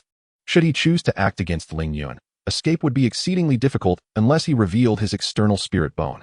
However, he should have long departed from Shrek Academy after entrusting Tang San to Yu Xiaojiang, thus making a chance encounter unlikely. Yet, approaching Ning Rongrong carried its own risks. The Seven Treasure Glazed Tile School undoubtedly had guardians discreetly watching over her. Should Ling Yun find himself in a conflict with her at Shrek Academy, her protectors would certainly report his presence to the Seven Treasure Glazed Tile School. Given the doting nature of Sword Douluo Qinshin and Bone Douluo Gu Rong towards Ning Rongrong, trouble would surely follow. Nevertheless, it seemed that there were existing connections between his family and the Seven Treasure Glazed Tile School. Even if they did confront him, as long as he made his identity known, they would likely refrain from acting against him. While Ling Yun pondered these matters, Ma Hongjun had already descended from the arena, and the referee was preparing to announce the third soul fighting match. Ling Yun quickly maneuvered through the crowd towards the resting area. Upon reaching the entrance to the lounge, he noticed Ma Hongjun making his way out of the soul arena. It appeared that he was the only one participating in the matches today. Ling Yun thought to himself that there was little left to see, so he decided to follow. As they exited the arena, night had already fallen. Ma Hongjun headed towards a narrow street adorned with vibrant lanterns. A few scantily clad women stood at the entrances of the small shops, beckoning passers-by. Ling Yun felt a twinge of surprise, not expecting Ma Hongjun to visit such a place at this late hour. Shaking his head, he turned away and departed. Chapter 49. Shrek Academy. Upon returning to the hotel, Ling Yun felt a pang of hunger and decided to grab a late-night snack. Afterward, he lay on his bed and communicated with the system. System, please open my attribute panel. Ding. The host's attribute panel has been opened. Please review it. Host, Ling Yun. Age, 12 years. Martial Soul, Qingping Sword. Level, 62. Skill, Qinglian Sword Technique, Great Achievement. Divine Ability, Qinglian Sword Body, Minor Achievement. Sun and Moon Divine Eye, Minor Achievement. First Soul Skill, Qinglian Chasing Wind, 800 years. Skill Effect, increases attack speed by 50, releasing waves of sword energy that can lock onto targets, ignoring 30 of the enemy's defense, irrespective of level. Second Soul Skill, Qinglian Sword Light, 1,500 years. Skill Effect, after a brief charging period, unleashes a continuous stream of sword energy that travels at an extraordinary speed, each wave possessing a repelling effect, covering all targets in front. Third Soul Skill, Qinglian Sword Domain, 7,800 years. Skill Description, releases a domain of Qinglian sword energy centered around the Qingping sword, reducing the movement speed of enemies within by 50 and their attack power by 30. All enemies within the range continuously suffer sword energy damage, with the sword attacks additionally inflicting freezing and slowing effects. Fourth Soul Skill, Qinglian Breaking the Heavens, 40,000 years. Skill Description, the first attack method involves swinging a colossal wave of sword energy, delivering a sweeping arc strike against a broad range of targets, boasting immense attack power and armor-piercing effects that weaken enemy defenses. The second method involves gathering soul power to release a crescent-shaped gigantic wave of sword energy, striking all targets ahead with formidable attack power and armor-piercing effects. Fifth Soul Skill, Binding Spirit Sword Net, 40,000 years. Skill Description, releases countless threads of sword energy to form a vast net, restraining the target's movement. The sword energy carries a mental interference effect, causing the enemy to experience a brief state of dizziness. Sixth Soul Skill, 10,000 Swords Return to Origin, 98,000 years. Skill Description, summons countless phantoms of sword energy centered around oneself, converging from all directions to strike the target with an explosive concentrated attack. It can also target multiple foes, showcasing formidable attack power. Soul Bone, Rending Sky Wings, External Attached Soul Bone, evolved to match the highest soul ring age, sourced from the Soul Rending Eagle, 98,000 years. Soul Bone Skill, Gale. Skill Description, increases flight speed by 200 for a duration of 5 minutes. Heavenly Sword Left Leg Bone, sourced from the Celestial Sword Eagle, 98,000 years. Soul Bone Skill, Sword Energy Sharpness. Skill Description, passive skill that enhances all sword energy attacks by 40 attack power. Skill, Qingyun Sword Technique, first 7 forms. Qinglian Wine Control, Great Achievement. Item, Storage Space, 1,000 square meters, capable of storing life, Qiang Ring. Growth Points, 70,000. Aesthetic Realm, Half-Step Aesthetic Realm. Upon reviewing his attributes, Ling Yun felt an increased confidence for his upcoming journey to Shrek Academy. With this newfound assurance, he gradually drifted into slumber. The following morning, sunlight poured through the window, illuminating his face as Ling Yun rose energetically. After packing his belongings, he set off towards Shrek Academy. Exiting the city gates, he traversed a winding path for about 20 miles before finally catching sight of a quaint village. The village appeared somewhat dilapidated, surrounded by lush green fields where numerous farmers diligently toiled, their figures bustling under the radiant sunlight. Ling Yun strolled into a quaint village, his gaze sweeping over the scattered yet orderly houses and narrow pathways. In the fields, he spotted an elderly man laboring diligently, his face etched with deep wrinkles that spoke of a life well lived, radiating simplicity and kindness. Ling Yun approached the elder with brisk steps, politely inquiring about the location of Shrek Academy. The old man paused his work, lifted his head, and scrutinized Ling Yun with his cloudy eyes before smiling and gesturing in a certain direction. After expressing his gratitude, Ling Yun followed the indicated path. As he journeyed onward, he traversed several narrow alleys and crossed a small bridge, eventually arriving at an expansive clearing. Just as Ling Yun prepared to continue, a sudden commotion caught his attention. The sounds emanated from a nearby thicket, and driven by curiosity, he turned to see a youth of similar stature standing there. With flowing golden locks and resplendent attire, he exuded an air of striking handsomeness.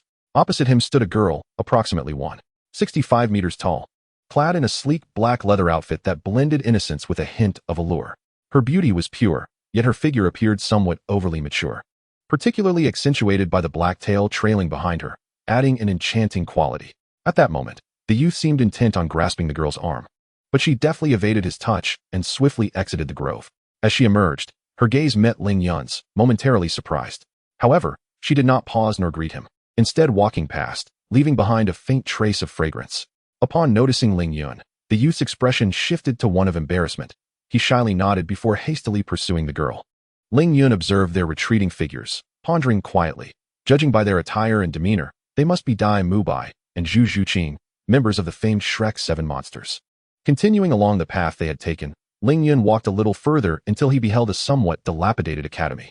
Above the entrance, a weathered plaque bore the words Shrek Academy in simple characters. Beside it, an illustration of a green monster's visage adorned the sign, undoubtedly the emblem of this institution, Shrek himself. Ling Yun approached the school entrance, immediately drawn to the scene on the playground. A middle-aged man stood there, animatedly addressing a group of 7 young boys and girls. It was clear to Ling Yun that they were the protagonists of the original tale, the Shrek 7 monsters, while the middle-aged man was none other than the esteemed Master Yu Xiaojiang. Gently, Ling Yun rapped on the door, producing a rhythmic sound that echoed through the empty campus. Capturing their attention, upon hearing the noise, Yu Xiaojiang paused mid-sentence, turned to face Ling Yun, and began to stride towards him. "Young brother, whom do you seek here?" Yu Xiaojiang inquired with a smile as he approached me. Ling Yun, upon seeing Yu Xiaojiang, remarked, "Greetings, Master Yu. I never anticipated encountering you in this place." Yu Xiaojiang, puzzled, asked, "Have we met before, young brother?" Ling Yun replied, "I have grown since then. Perhaps you do not remember. 6 years ago, my father and I encountered you and Tang San in the soul hunting forest, where you were assisting Tang San in acquiring his first soul ring. Do you recall this, Master Yu?" At that moment, Tang San and his companions arrived, and Tang San spoke up. "Ah, I remember now. You are brother Ling Yun. I must express my gratitude to you and your father. Otherwise, my teacher and I would have been in peril. Come, step inside," Yu Xiaojiang exclaimed, recalling the incident. And he eagerly led Ling Yun into the training ground, introducing him to everyone. "This young brother is Ling Yun, who once saved my life and Tang San's with his father's help." Ling Yun quickly waved his hand, saying, "Master Yu, you flatter me. Without our assistance, Tang San's strength would have merely required a bit more effort." Tang San, intrigued, asked, "Isn't your home in Tiando City, brother Ling Yun? How did you end up in a small village near Sotuo City?" Ling Yun responded, "I have ventured out for training. Having practiced in my family for too long, I sought some movement after a period of stillness. It was by chance that I heard about a peculiar academy here in Sotuo City, so I came to see for myself. Upon arrival, I found it quite strange. It seems you are the only students in the entire academy. Why is that? Furthermore, given your remarkable talents, why have you chosen to study here?" Ma Hongjun, overhearing my words, exclaimed, "What's wrong with our academy? You must clarify." Ling Yun turned to Ma Hongjun, smiling gently. "Dear brother, I meant no offense. I am merely curious. With your talents, you could certainly attend more prestigious institutions." At this juncture, Yu Xiaojiang interjected, "Although this academy may appear somewhat dilapidated, its faculty is indeed formidable. Now enough of this. Since you are here for training, why not stay at the academy for a while? Allow Tang San and me to extend our hospitality." Ling Yun turned to Xiaojiang, saying, "Thank you, Master Yu. I was indeed seeking a tranquil place to refine my skills while experiencing the academy's teaching style. Additionally, I will provide 1 gold coin daily for meals and accommodation. Please do not hastily refuse. If you do, I shall have to seek lodgings in Sotuo City." Chapter 50, Training with the Main Characters, Part 1. Yu Xiaojiang, with a resigned nod, turned to Tang San, instructing, "Tang San, please go to the boys' dormitory and prepare a room for Ling Yun." Tang San, upon hearing this, took Oscar with him to arrange the room. At that moment, Xiao Wu stepped forward and inquired, "Master mentioned you saved his and Tang San's lives. So you must be quite formidable." Ma Hongjun, seizing the opportunity, interjected before I could respond, "How powerful could he possibly be? Let me have a word with him." After speaking, he took a few steps forward to summon his martial soul and declared, "I am Ma Hongjun, with the martial soul of the Fire Phoenix. And I am a level 32 soul master. Please, enlighten me." Ling Yun looked at Ma Hongjun and suggested, "Perhaps it would be best not to compete. It would not be good if you were injured." Ma Hongjun, upon hearing Ling Yun's words, became even angrier and retorted, "If you wish to harm me, you must first demonstrate your capability." He unleashed his first soul skill, Phoenix Fire Line, without allowing Ling Yun to respond. The first soul ring illuminated, and a searing line of fire shot towards Ling Yun. Provoked by such persistent taunts, Ling Yun felt a surge of anger rise within him. However, he refrained from immediately summoning his own martial soul, opting instead for a more direct method to counter the challenge. With a swift motion, Ling Yun brought his hands together. unleashing a formidable sword energy that shot forth like lightning from his fingertips, racing directly towards Ma Hongjuan's Phoenix fire line. In the blink of an eye, the sword energy collided head-on with the fire line, producing a crisp cracking sound, as Ma Hongjuan's fiery attack was effortlessly cleaved in two by Ling Yun's sword energy. This astonishing display left everyone present speechless, as they had not anticipated that Ling Yun could so easily dismantle Ma Hongjuan's first soul skill without even using his own martial soul. Ning Rongrong's astonishment was palpable as she exclaimed, "This handsome guy is yet to use his martial soul, and with just a casual sword energy. He easily countered the chubby one's first soul skill. This level of power is truly terrifying." Yet, Ling Yun paid little mind to the astonishment around him. His focus solely trained on Ma Hongjun, intent on delivering a lesson. Without hesitation, Ling Yun unleashed 3 more sword energies, streaking through the air like meteors, aimed directly at Ma Hongjun. Sensing the potency of these 3 strikes, Ma Hongjun did not dare to hesitate and quickly activated his second soul skill, Blazing Phoenix. In an instant, his body was engulfed in roaring flames, resembling a phoenix reborn from the ashes, radiating intense heat. With the activation of his second soul skill, Ma Hongjuan's strength and defensive capabilities surged dramatically.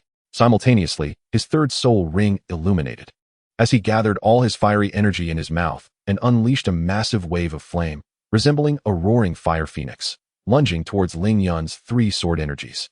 The moment these 2 attacks collided, our surroundings were engulfed in dazzling flames, with fire scattering and waves of heat rolling forth. As the flames dissipated on the playground, Ling Yun stood directly before Ma Hongjun, the sword energy poised at his neck. In a calm voice, he stated, "This ends here," before lowering his arm. Ma Hongjun swallowed hard, remaining silent as he retracted his martial soul. All onlookers were left in stunned silence, unable to comprehend the scene before them. At that moment, Tang Sen arrived upon hearing the commotion and, witnessing the spectacle, remarked, "I always sensed your strength, but I never imagined you were this powerful. What level are you at now?" Ling Yun glanced at Tang San and smiled, saying, "I am doing quite well, having experienced several extraordinary adventures. My soul power level is just a tad higher than yours." Only Ning Rongrong murmured softly beside them, "What good is being handsome? He is just a miser," unwilling to even show his level.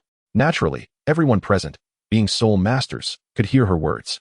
Ling Yun paid no heed, thinking to himself, "Not revealing my level is merely to spare your feelings. Truly, you fail to appreciate good intentions." Undeterred, Ma Hongjun inquired, "How old are you this year?" Ling Yun cast him a glance and replied, "I awakened my martial soul in the same year as Brother Tang San, and on the very same day, I acquired my soul ring." At that moment, Yu Xiaojing interjected, "Ling Yun, it is already noon. Let us proceed to the cafeteria and converse while we eat." Upon hearing Yu Xiaojing's suggestion, Ling Yun joined them in heading to the cafeteria. The atmosphere in the dining hall was rather subdued, perhaps due to the presence of an unfamiliar face among them, which made them somewhat reserved. The meals served were not particularly lavish, merely adequate to stave off hunger. Given the financial constraints of Shrek Academy, one could consider it a blessing to have enough to eat. Ling Yun's gaze swept across each individual, and among them, he found only Zhu Zhuqing and Oscar truly commendable. Oscar epitomized the spirit of overcoming adversity. As a food system soul master, he faced immense challenges in his cultivation. Yet he never wavered, persistently striving for improvement. Oscar's journey transformed him from a somewhat frivolous youth into a mature and responsible individual, willing to endure disfigurement in his quest to become a combat soul master. The scars on his face could be regarded as badges of honor, symbolizing his growth and resilience through countless trials. Ultimately, his innate talent caught the attention of the god of food, who sought him out to bestow a divine test upon him, leading to his eventual ascension to the status of god of food. Zhu Zhuqing possessed a serene demeanor coupled with a tenacious spirit. Though she appeared aloof, she exhibited unwavering loyalty to her friends and family, readily offering assistance to those in need, fully aware of the desperation one feels when in dire straits. Growing up under immense pressure, she understood that strength was essential for survival. Thus, she persevered on her path of cultivation. With the speed and explosive power granted by her martial soul, the Nether Cat, she consistently achieved remarkable feats in battle, proving to be a vital asset to her team. Initially, Ning Rongrong exhibited a haughty and self-centered disposition, looking down upon soul masters of humble origins and displaying the temperament typical of a spoiled heiress. However, she eventually overcame her shortcomings, evolving into a courageous individual with a sense of team responsibility. This transformation could be seen as a reflection of a typical princess from a prominent family, whose character underwent significant changes due to differing environments, yielding an overall positive development. As for Yu Xiaojing, he was the source of Ling Yun's disdain. First, he betrayed Bibi Dong in matters of the heart.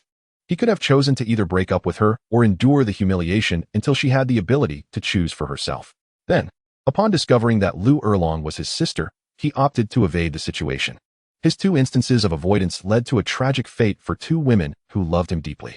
The theory of the 10 core competencies of martial souls, proposed by Yu Xiaojing, is somewhat amusing, although it has, to a certain extent, propelled the advancement of martial soul research and provided guidance for certain soul masters' cultivation. Its limitations and one-sidedness render it far from being a comprehensive textbook for soul masters. In the face of the intricate and ever-changing environment of Douluo Continent and the multifaceted martial soul system, it appears rather ludicrous. Furthermore, it is well known that the achievement of any research outcome is by no means a trivial endeavor. It often necessitates the investment of considerable human and material resources. Yu Xiaojing has openly stated that he devoted a significant amount of time to explore various locations in pursuit of knowledge. In my opinion, his so-called explorations were not mere travels, but rather purposeful journeys of inquiry. Based on his background and experiences, it is highly likely that the places he visited included the library of the Blue Lightning Tyrant Dragon Clan, the library of the Martial Soul Hall, and perhaps even, through the unique status of Bibi Dong, access to certain repositories within the Martial Soul Hall that are typically beyond the reach of ordinary individuals. In these locations, Yu Xiaojing meticulously organized and compiled information from various books and materials, ultimately appropriating this knowledge to formulate his own theory of 10 core competencies. However, this action severely compromised the ancestral knowledge of both the clan and the Martial Soul Hall, infringing upon the taboos of numerous powerful factions. It is crucial to recognize that the ancestral knowledge of a clan is of paramount importance to these factions. Fearing repercussions from the Martial Soul Hall and potential punishment for Yu Xiaojing, the Blue Lightning Tyrant Dragon Clan had no choice but to expel him.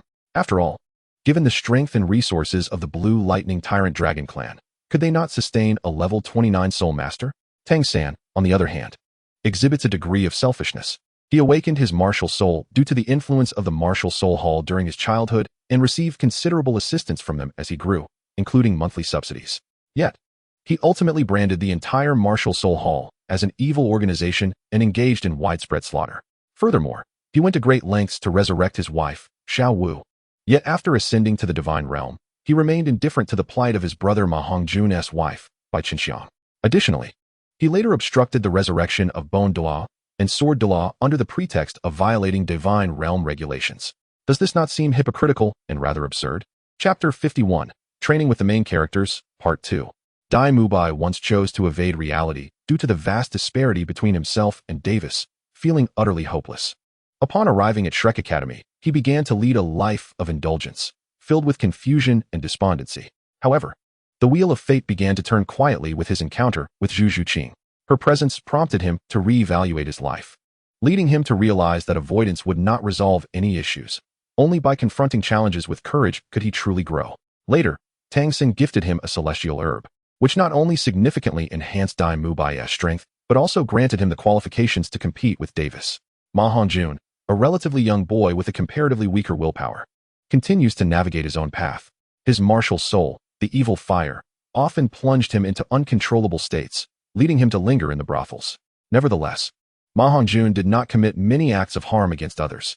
Xiao Wu, a girl of pure heart and kind spirit, lively and playful, displayed unwavering loyalty to her friends and family.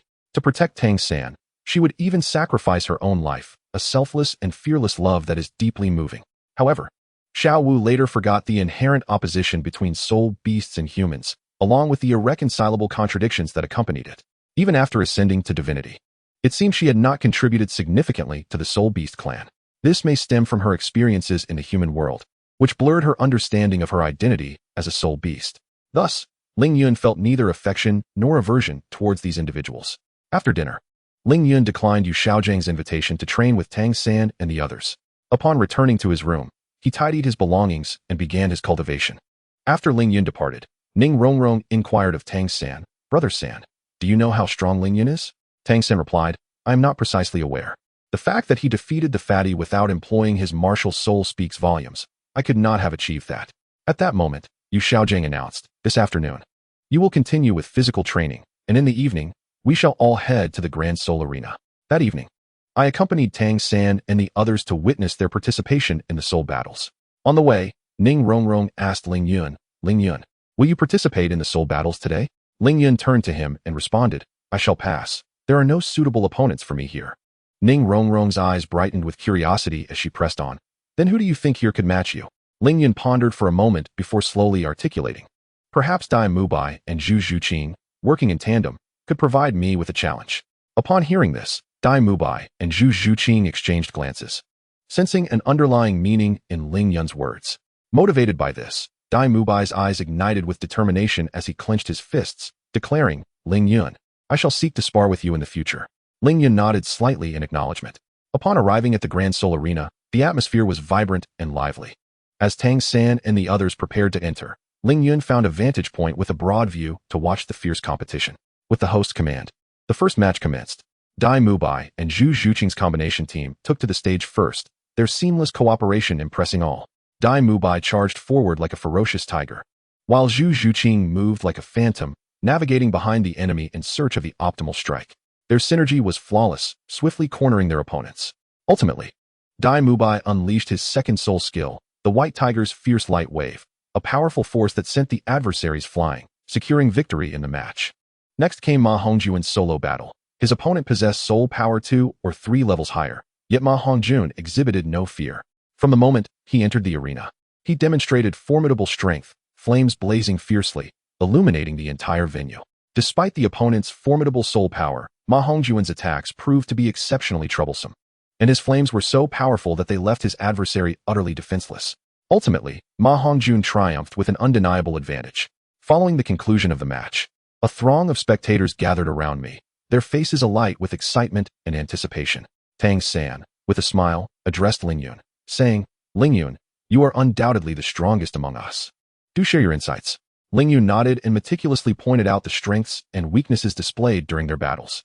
The audience listened intently, occasionally posing questions, to which Ling Yun responded with patience. The next day, after breakfast, Ling Yun was preparing to take a leisurely stroll on the playground when he suddenly heard someone call his name. Turning around, he discovered it was Dai Mubai. Approaching me with a hint of shyness, Dai Mubai said, Ling Yun, I would like to spar with you, if that is permissible. Ling Yun regarded him with a smile, thinking to himself that the lad possessed quite a bit of courage, and thus nodded in agreement, replying, certainly, that would be no issue.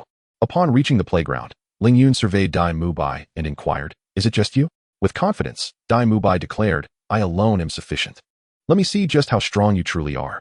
Without hesitation, he summoned his martial soul, a colossal evil eye white tiger. The tiger merged with him, enhancing his stature and exuding an imposing presence. Ling Yun, however, calmly retrieved a wooden sword from his soul guide device. Noticing Ling Yun brandishing a wooden sword, Dai Mubai felt a surge of irritation.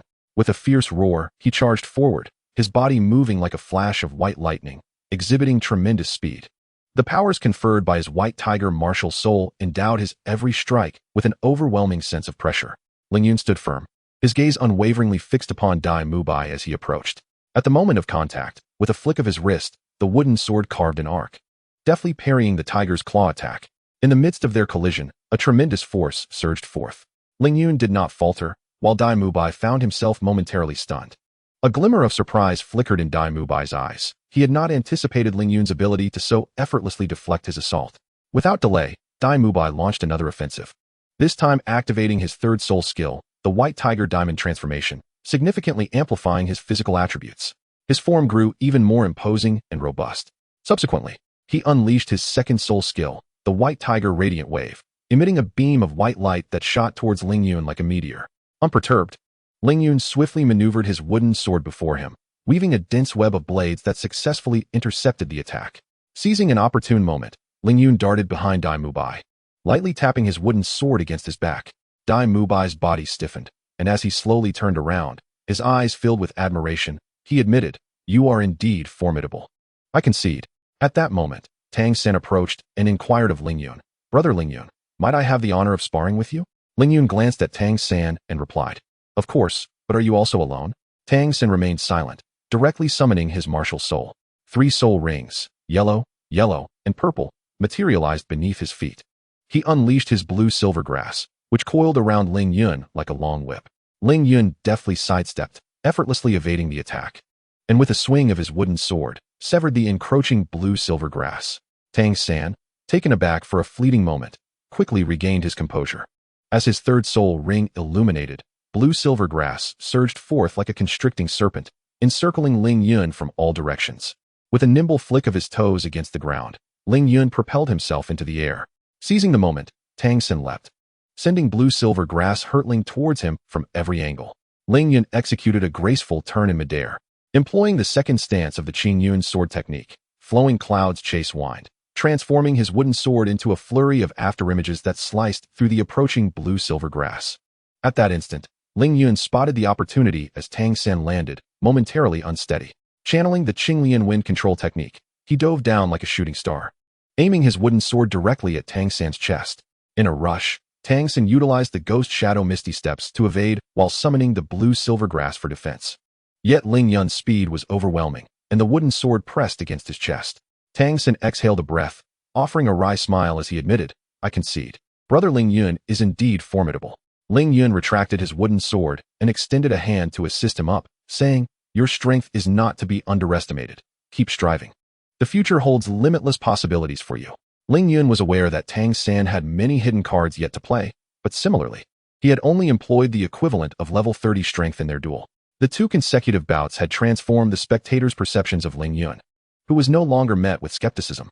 At that moment, Ning Rongrong turned to Ling Yun and inquired, "Brother Xin mentioned that your family resides in the imperial city of Tiando. May I ask which family you belong to?"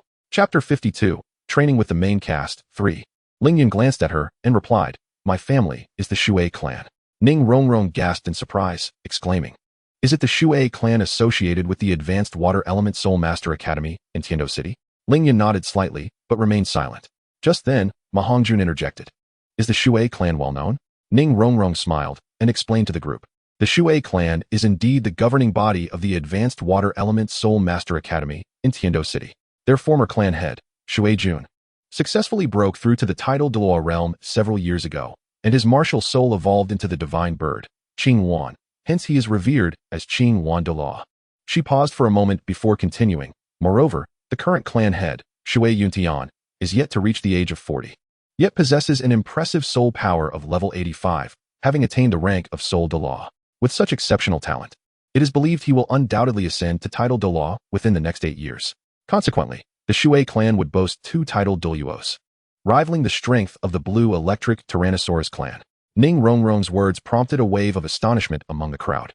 However, she appeared to have more to say, and after a brief pause, she added, "Even more astonishing is that the 3rd generation of the Shui clan is exceptionally gifted. The clan's eldest daughter, Shui Binger, and second daughter, Shui Yuer, are merely 12 years old, yet their soul power has already reached over level 30. Furthermore, it is said that there exists a young master named Ling Yun, whose talents surpass those of his 2 sisters." Upon hearing Ning Rongrong's words, each of them displayed expressions of envy, their eyes collectively fixed upon me. Ma Hongjun could not help but exclaim, "Wow, a powerful lineage, extraordinary talents. And coupled with that handsome appearance, you are truly the epitome of a life well lived. Why do I lack such fortune?"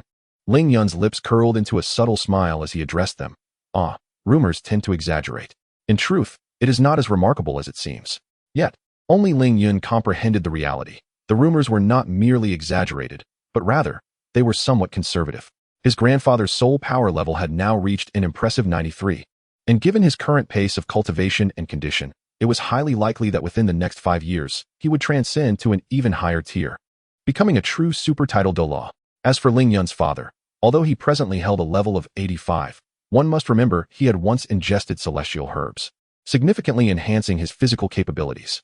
Coupled with the assistance of the Wuxiang divine art, his cultivation speed would far surpass that of ordinary individuals. Ling Yun was confident that within 5 years, his father would undoubtedly achieve the rank of title Douluo. Moreover, Binger and Yuer possessed exceptional gifts. At merely 12.5 years of age, their soul power had already reached an astonishing 47. Such a terrifying rate of advancement was truly jaw-dropping. By the time they participated in the elite competition of the Continental Advanced Soul Master Academy, with their innate talent and diligence, they should at the very least attain a soul power level of 52. At that moment, Yu Xiaojing approached, casting a deep glance at Ling Yun before speaking. "Since you have all completed your sparring, let us commence training. You have all been excellent in the past, and I shall refrain from further comment. Now that you have witnessed someone more outstanding, it is imperative that you strive even harder. Today's training volume will be doubled for everyone." His words instantly elicited a chorus of lamentation. All gazes turned toward Ling Yun with a hint of reproach. Ling Yun shrugged, indicating his inability to assist, and took his place in the usual training area to begin his practice. That evening, they would venture to the Soto City Great Soul Arena for a soul battle. As per usual, Ling Yun found a front-row seat to appreciate their combat. The first to take the stage were Tang San and Xiao Wu, forming a formidable trio. With the referee's signal, the battle commenced as all four summoned their martial spirits. Tang San and Xiao Wu demonstrated seamless teamwork. Tang San unleashed his blue-silver grass, employing his first soul skill to entangle and control their adversary, while Xiao Wu seized the opportunity to launch her first soul skill in an offensive strike. Their opponents were no mere pushovers. One soul master activated their second soul ring, summoning a massive rock puppet that hurtled toward Tang San and Xiao Wu. Tang San's blue-silver grass could not reach the soul master, but managed to ensnare the legs of the rock puppet, hindering its movement.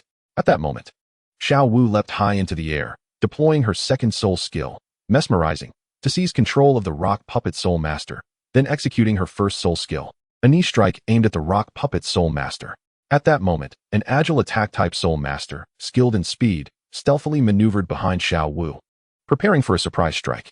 However, Tang San was already on guard. His third soul skill, blue-silver grass, ensnared the soul master in an instant. Seizing the opportunity, Xiao Wu delivered a fatal blow. The audience erupted in enthusiastic applause as Tang San and Xiao Wu triumphed in this soul duel, observing their splendid performance. I couldn't help but marvel at their formidable strength. Next to take the stage were Ma Hongjun and Zhu Zhuqing, engaged in their 11th soul duel. Dai Mubai cast a warning glance at Ma Hongjun, signaling him to temper his efforts. Ma Hongjun shrugged, muttering under his breath, "Got it, boss Dai." He and Zhu Zhuqing then ascended the duel platform. With the referee's command, the two instantly entered combat mode. Ma Hongjun was the first to unleash his phoenix martial soul, enveloping himself in a blazing inferno, resembling a burning phoenix. Zhu Zhuqing transformed into a ghostly spirit cat, darting across the duel platform with remarkable speed, almost like a wraith. Ma Hongjun continuously unleashed fiery assaults, attempting to force Zhu Zhuqing into the open. Yet, with her nimble agility, Zhu Zhuqing skillfully evaded each attack. Suddenly, she darted behind Ma Hongjun, ready to execute her second soul skill, Ghostly Claw. Anticipating her move, Ma Hongjun swiftly turned and unleashed his first soul skill, Phoenix Fire Line. Zhu Zhuqing leapt to evade, but the flames grazed the edge of her garment. As the two found themselves in a standoff, Ma Hongjun unexpectedly shifted his strategy, opting for defense. Sensing an opportunity, Zhu Zhuqing accelerated her offensive rhythm, thinking he was fatigued. However, at the very moment she unleashed her first soul skill, Ghostly Thrust, Ma Hongjun activated his third soul skill, Phoenix Roar, striking Zhu Zhuqing directly. She was sent flying, crashing to the ground. The referee declared Ma Hongjun the victor. Upon exiting the Grand Duel Arena, Dai Mubai shot a fierce glare at Ma Hongjun and warned, "Fatty, I'll remember this, and you'd better watch out." Ma Hongjun, looking aggrieved, protested, "Boss Dai, this is unjust. I held back. Otherwise, with the power of my third soul skill, Zhuqing would definitely have been severely injured." To his astonishment, no one paid him any heed. As we continued our journey, laughing and conversing, our spirits were high. We even bought some delectable late-night snacks, cheerfully making our way towards Shrek Academy. However, shortly after leaving Soto City, we were abruptly confronted by 4 unwelcome guests. These individuals did not appear to be of good intent, particularly the man at the forefront, whose presence was distinctly unsettling. One of the lecherous older men, with a menacing expression, pointed at Xiao Wu and viciously declared, "Boss, it's this little girl. Last time, she defeated me so thoroughly that I was bedridden for over a month." Xiao Wu, unyielding, pointed back at him and retorted without hesitation, "Oh, look who it is. The lewd old man himself. What's the matter? Didn't he get enough of a beating last time? Are you looking for another round?" As the two sides remained locked in a stalemate, the leader of the group finally spoke. With an air of arrogance, he addressed us with a smirk, saying, "You little rascals dare to bully my brother? As his elder brother, I cannot stand idly by. However, I am not devoid of reason. I offer you 2 choices. The first option is to compensate my brother with 5,000 gold soul coins, and we shall consider this matter resolved. The second option, is that I shall give this little girl a beating as well, allowing her to languish in bed for 2 months to experience the consequences. The choice is yours." Upon hearing the leader's words, Tang Sen instinctively wanted to step forward. However, Ling Yun placed a hand on his shoulder, saying, "He is a soul king. For now, you are no match for him. Allow me to handle this." Chapter 53. Training with the protagonist. Ling Yun stepped forward and addressed the leader. "I have a proposition. Let us compete in a duel. If I win, this matter ends here. What do you say? The leader replied with a scoff. Heh, kid, you've got guts. I agree.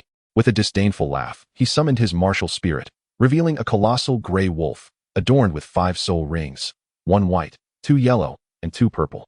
With a mighty roar, he activated his first white soul ring, launching the wolf towards me.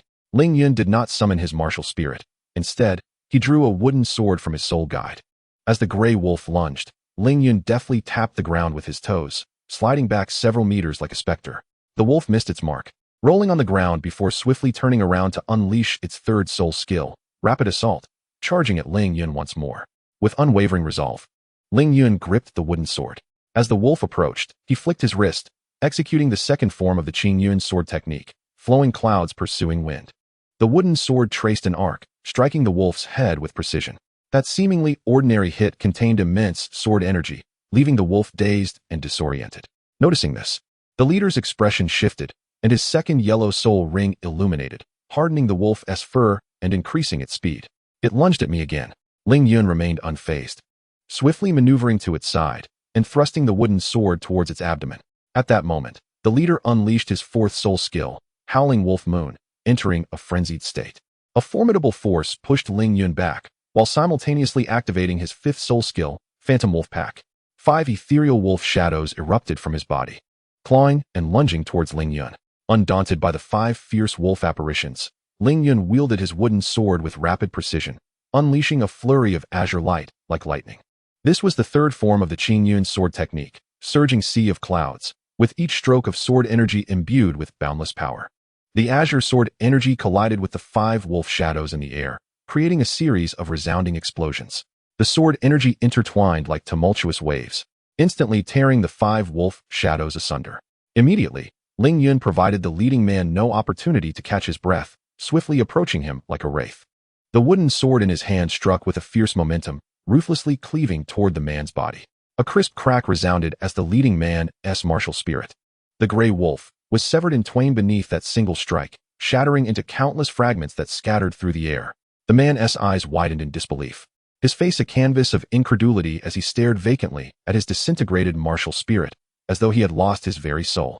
Ling Yun smiled at him and remarked, "Now, I believe this matter should come to a close." Just as the leading man opened his mouth, a mouthful of blood erupted forth, wiping the blood from his lips. He conceded, "You are right, young brother. This situation was indeed our fault. We shall take our leave and will not trouble you again." With that, he departed alongside his 2 reluctant companions. Ling Yun turned to find everyone regarding him with astonished expressions. He smiled gently and inquired, "What is it? Why do you look at me so?" Oscar was the first to regain his composure, his eyes wide with incredulity as he gazed at Ling Yun and exclaimed, "Just how strong are you? You fought against a soul master without summoning your martial spirit. And now you don't even need to call forth your martial spirit to contend with a soul king. This is simply outrageous." His voice resonated with awe and confusion, as if Ling Yun were an enigma beyond his comprehension. The others nodded in agreement, equally astonished by Ling Yun's prowess, pondering how he had ascended to such heights of cultivation. Tang San's gaze towards Ling Yun was notably complex, filled with gratitude for Ling Yun's past assistance, yet tinged with a hint of apprehension regarding his strength. After all, Ling Yun was significantly more powerful, and Tang San had never fully unraveled the depths of his capabilities. With the soul of an adult and the mindset to match, Tang San, from his former life in the Tang sect, was inherently arrogant and proud. For someone like him to acknowledge another's superiority was a challenge akin to scaling the heavens. Yet, the undeniable truth remained that Ling Yun surpassed him, a reality that struck a severe blow to his pride, rendering it difficult for him to accept.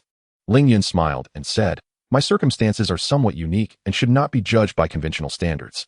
He then added, "Well, it's getting late. Let us return swiftly. You all have training to attend to tomorrow." Upon returning to the dormitory, the hour had grown late. Ling Yun sat cross-legged on his bed, beginning to cultivate his soul power. At his level of mastery, he could substitute cultivation for sleep. However, the habits formed over many years occasionally necessitated sleep to alleviate the pressures of his training. The following day, after breakfast, Ling Yun had just arrived at the training grounds when Tang San and Dai Mubai approached him, expressing their desire to team up for a sparring match. Ling Yun nodded in agreement. Still, he refrained from summoning his martial spirit, opting instead to retrieve a wooden sword from his soul guide. Tang San and Dai Mubai exchanged glances before each summoned their martial spirits. The blue silver grass appeared on Tang San's right hand, with 2 yellow and 1 purple soul rings shimmering upon him. Dai Mubai, on the other hand, had his fur bristling, transforming into the form of the evil eye white tiger. The two advanced towards me in a pincer movement. Dai Mubai launched the first attack, his tiger claws slicing through the air with a fierce wind aimed directly at me. Ling Yun swiftly sidestepped, lightly flicking his wooden sword to deflect the blow. Simultaneously, Tang San's blue-silver grass slithered from the ground like a serpent, blocking Ling Yun's retreat. With a push from his toes, Ling Yun leapt into the air, performing a somersault to evade the grasp of the blue-silver grass. Seeing Ling Yun suspended in the air, Dai Mubai launched another aggressive assault. Leaping high and opening his massive jaws to bite down on me, Ling Yun steadied himself midair, his wooden sword tracing a graceful arc as he aimed for Dai Mubai's tiger mouth. Dai Mubai winced in pain, raising both hands to shield himself, then withdrew his claws.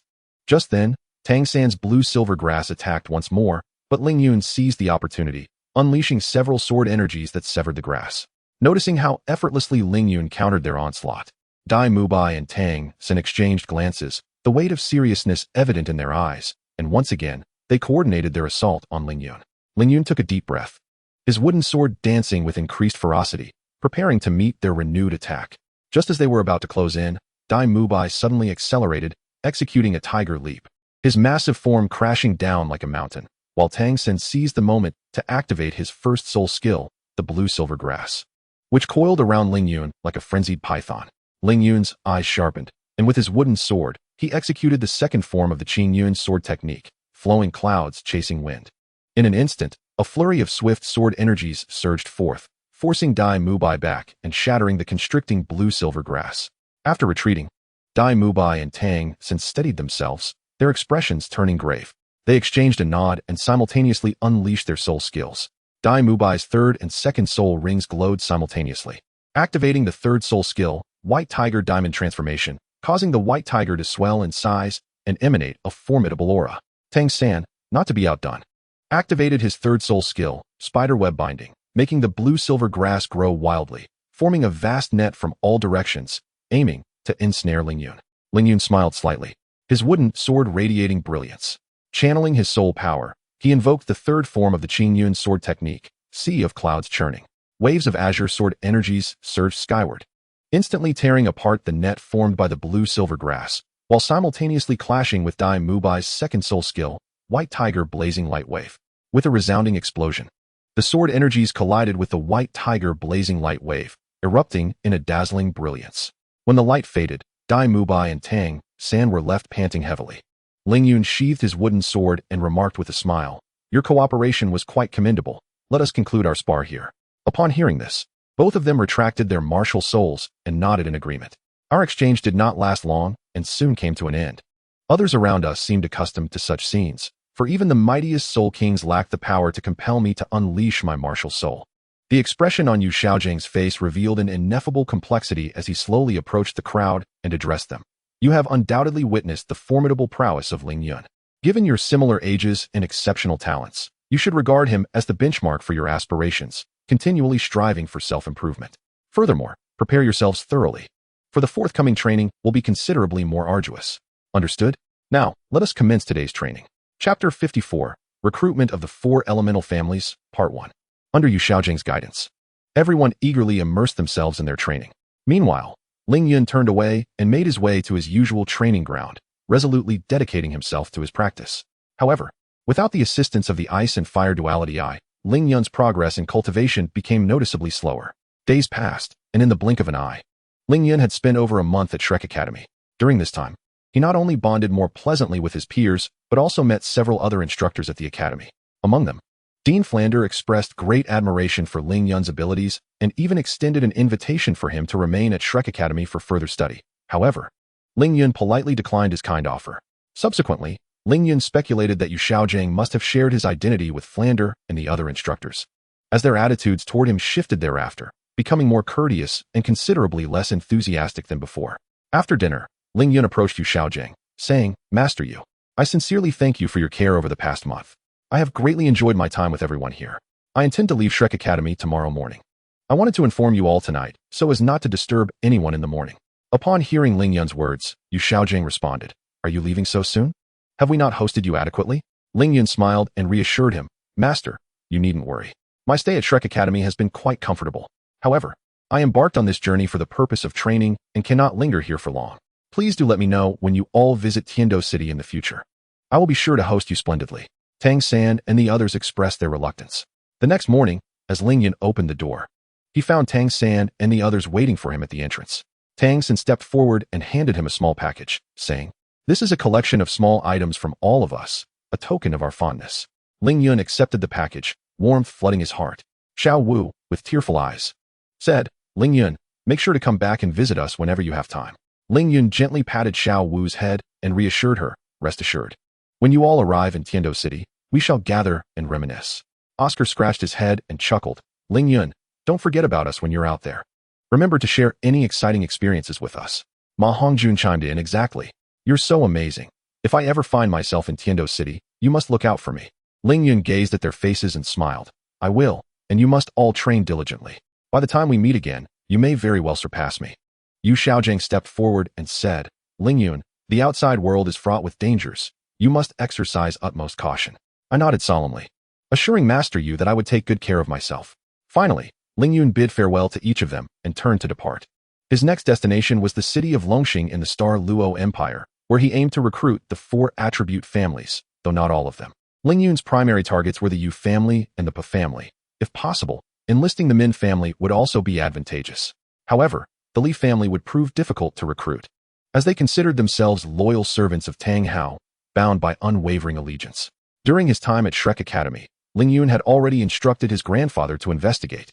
Coincidentally, the 4 attribute families were scheduled to convene at the Yu family during this period, making Ling Yun's timing fortuitous. Thus, he embarked on his journey to Longxing City. Unlike before, he did not indulge in sightseeing along the way. After several days of travel, Ling Yun finally arrived at Longxing City, which was not significantly smaller than Suodo City. The Yu family's residence was situated on the outskirts of the city, featuring an ancient and stately manor. Standing before the entrance, the estate exuded an air of grandeur and solemnity, fortified and stable. The courtyard walls were thick, towering over 4 meters, while the main gate was exceptionally sturdy, surpassing 2 feet in thickness. The gatehouse rose over 6 meters high, reflecting the estate's dignity and authority.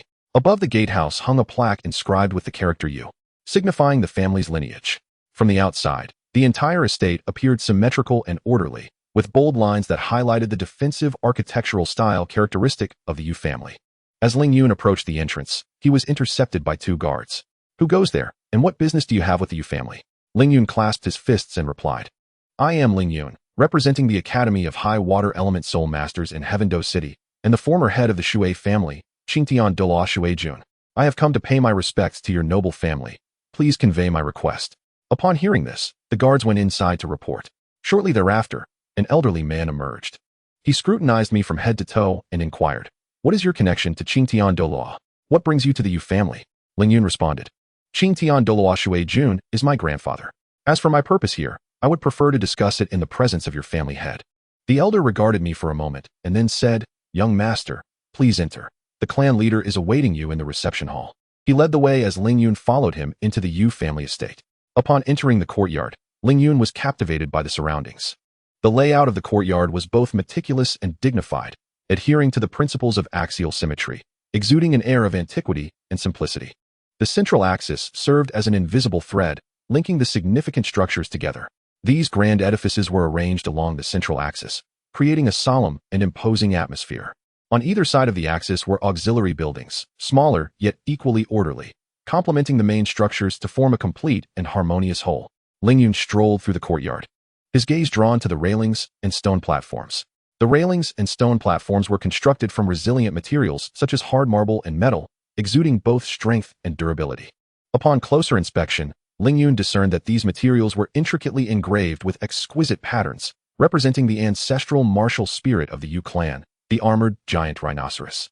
These designs were so lifelike that it felt as if the armored giant rhinoceros were galloping right before his eyes, showcasing the remarkable craftsmanship of the Yu clan in these delicate details, evoking admiration. Continuing along the central path, Ling Yun eventually arrived at his destination, where a spacious and imposing parlor unfolded before him.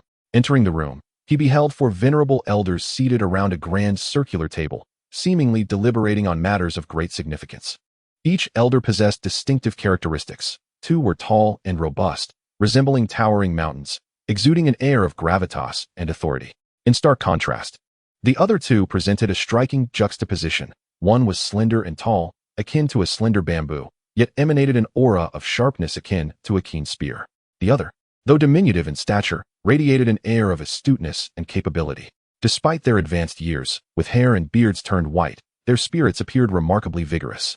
According to Ling Yun's understanding of the original text, the burly elder adorned with horns was undoubtedly the patriarch of the Yu clan, Niu Gao. His presence served as a pillar of this estate, instilling an immense sense of reassurance.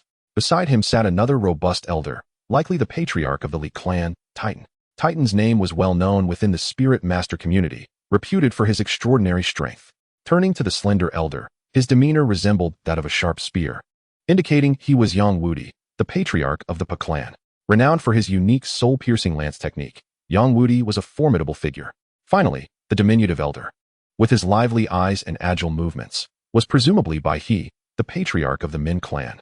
Bai He was acknowledged as the king of speed within the Spirit Master realm, his swiftness likened to lightning. All four elders were formidable in their respective fields, comparable to titled Douluo. Upon Ling Yun's arrival, the previously engaged conversation abruptly ceased, and four pairs of eyes simultaneously fixed upon him. In that instant, Ling Yun felt an overwhelming pressure descend upon him like a mountain, nearly rendering him breathless, causing even his previously light steps to feel burdened. Taking a deep breath to steady himself, Ling Yun advanced a few paces closer to the four elders, bowed respectfully, and announced in a clear voice, "I am Ling Yun, here today to pay my respects to the esteemed elders. Should I cause any disturbance, I humbly ask for your forgiveness." As soon as Ling Yun finished speaking, Niu Gao, seated at the head of the table, addressed him. "The steward mentioned you claim to be the grandson of Her Highness Qingwan. Do you have any proof?" His voice was deep and resonant, tinged with a hint of scrutiny. Upon hearing this, Ling Yun retrieved a token from his storage space and presented it before Niu Gao, stating, "This is a token bestowed upon me by my grandfather. It is the only one of its kind within our entire family. With this token, I possess the authority of the family head. Esteemed elder, please take a look." Seeing this, Niu Gao extended his hand to accept the token, examining it with great care. The token was crafted from a rare, deep-sea blue gold, its exquisite craftsmanship remarkable.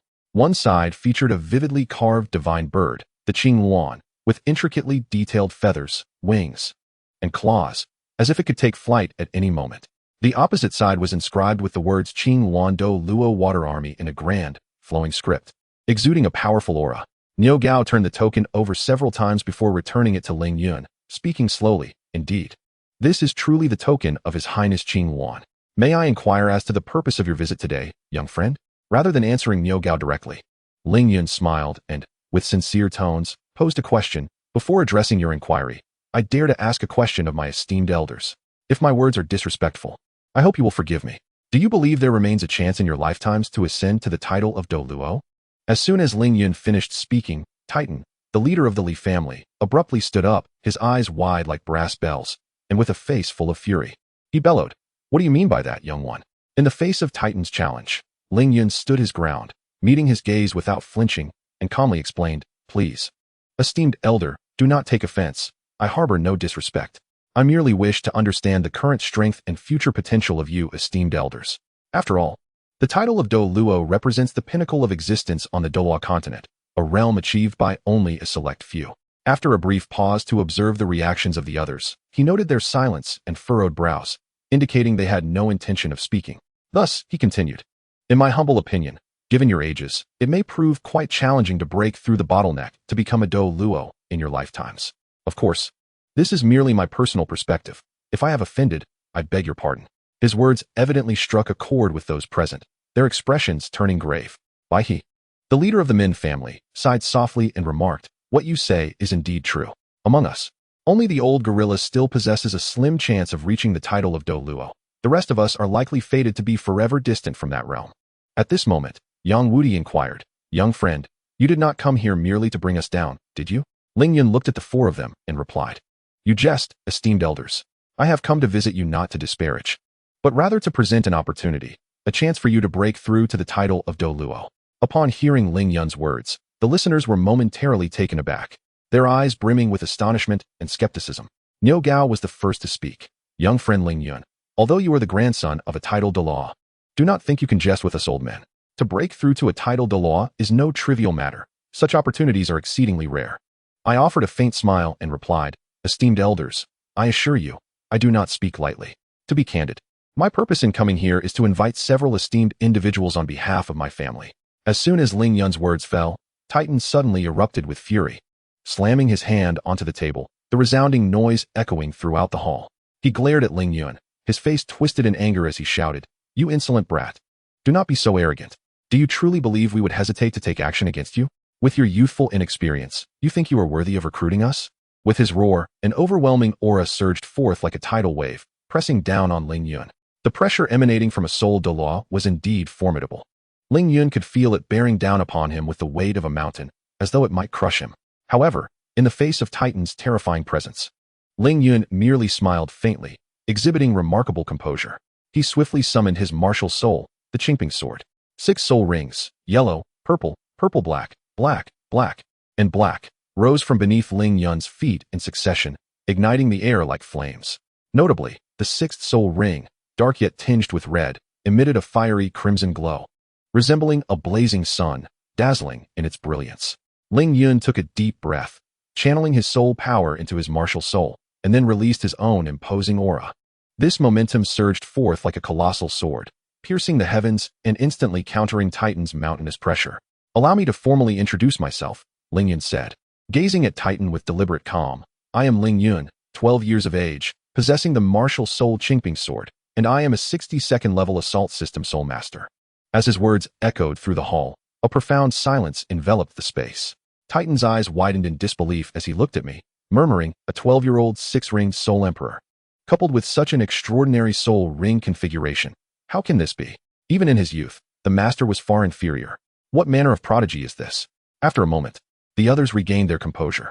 Niu Gao remarked, "While I concede that your talent is remarkable and your future potential is limitless, to think you could recruit us based solely on this is rather fanciful, is it not?" Upon hearing Niu Gao's words, Ling Yun slowly retracted his martial soul, then spoke with a steady and confident tone.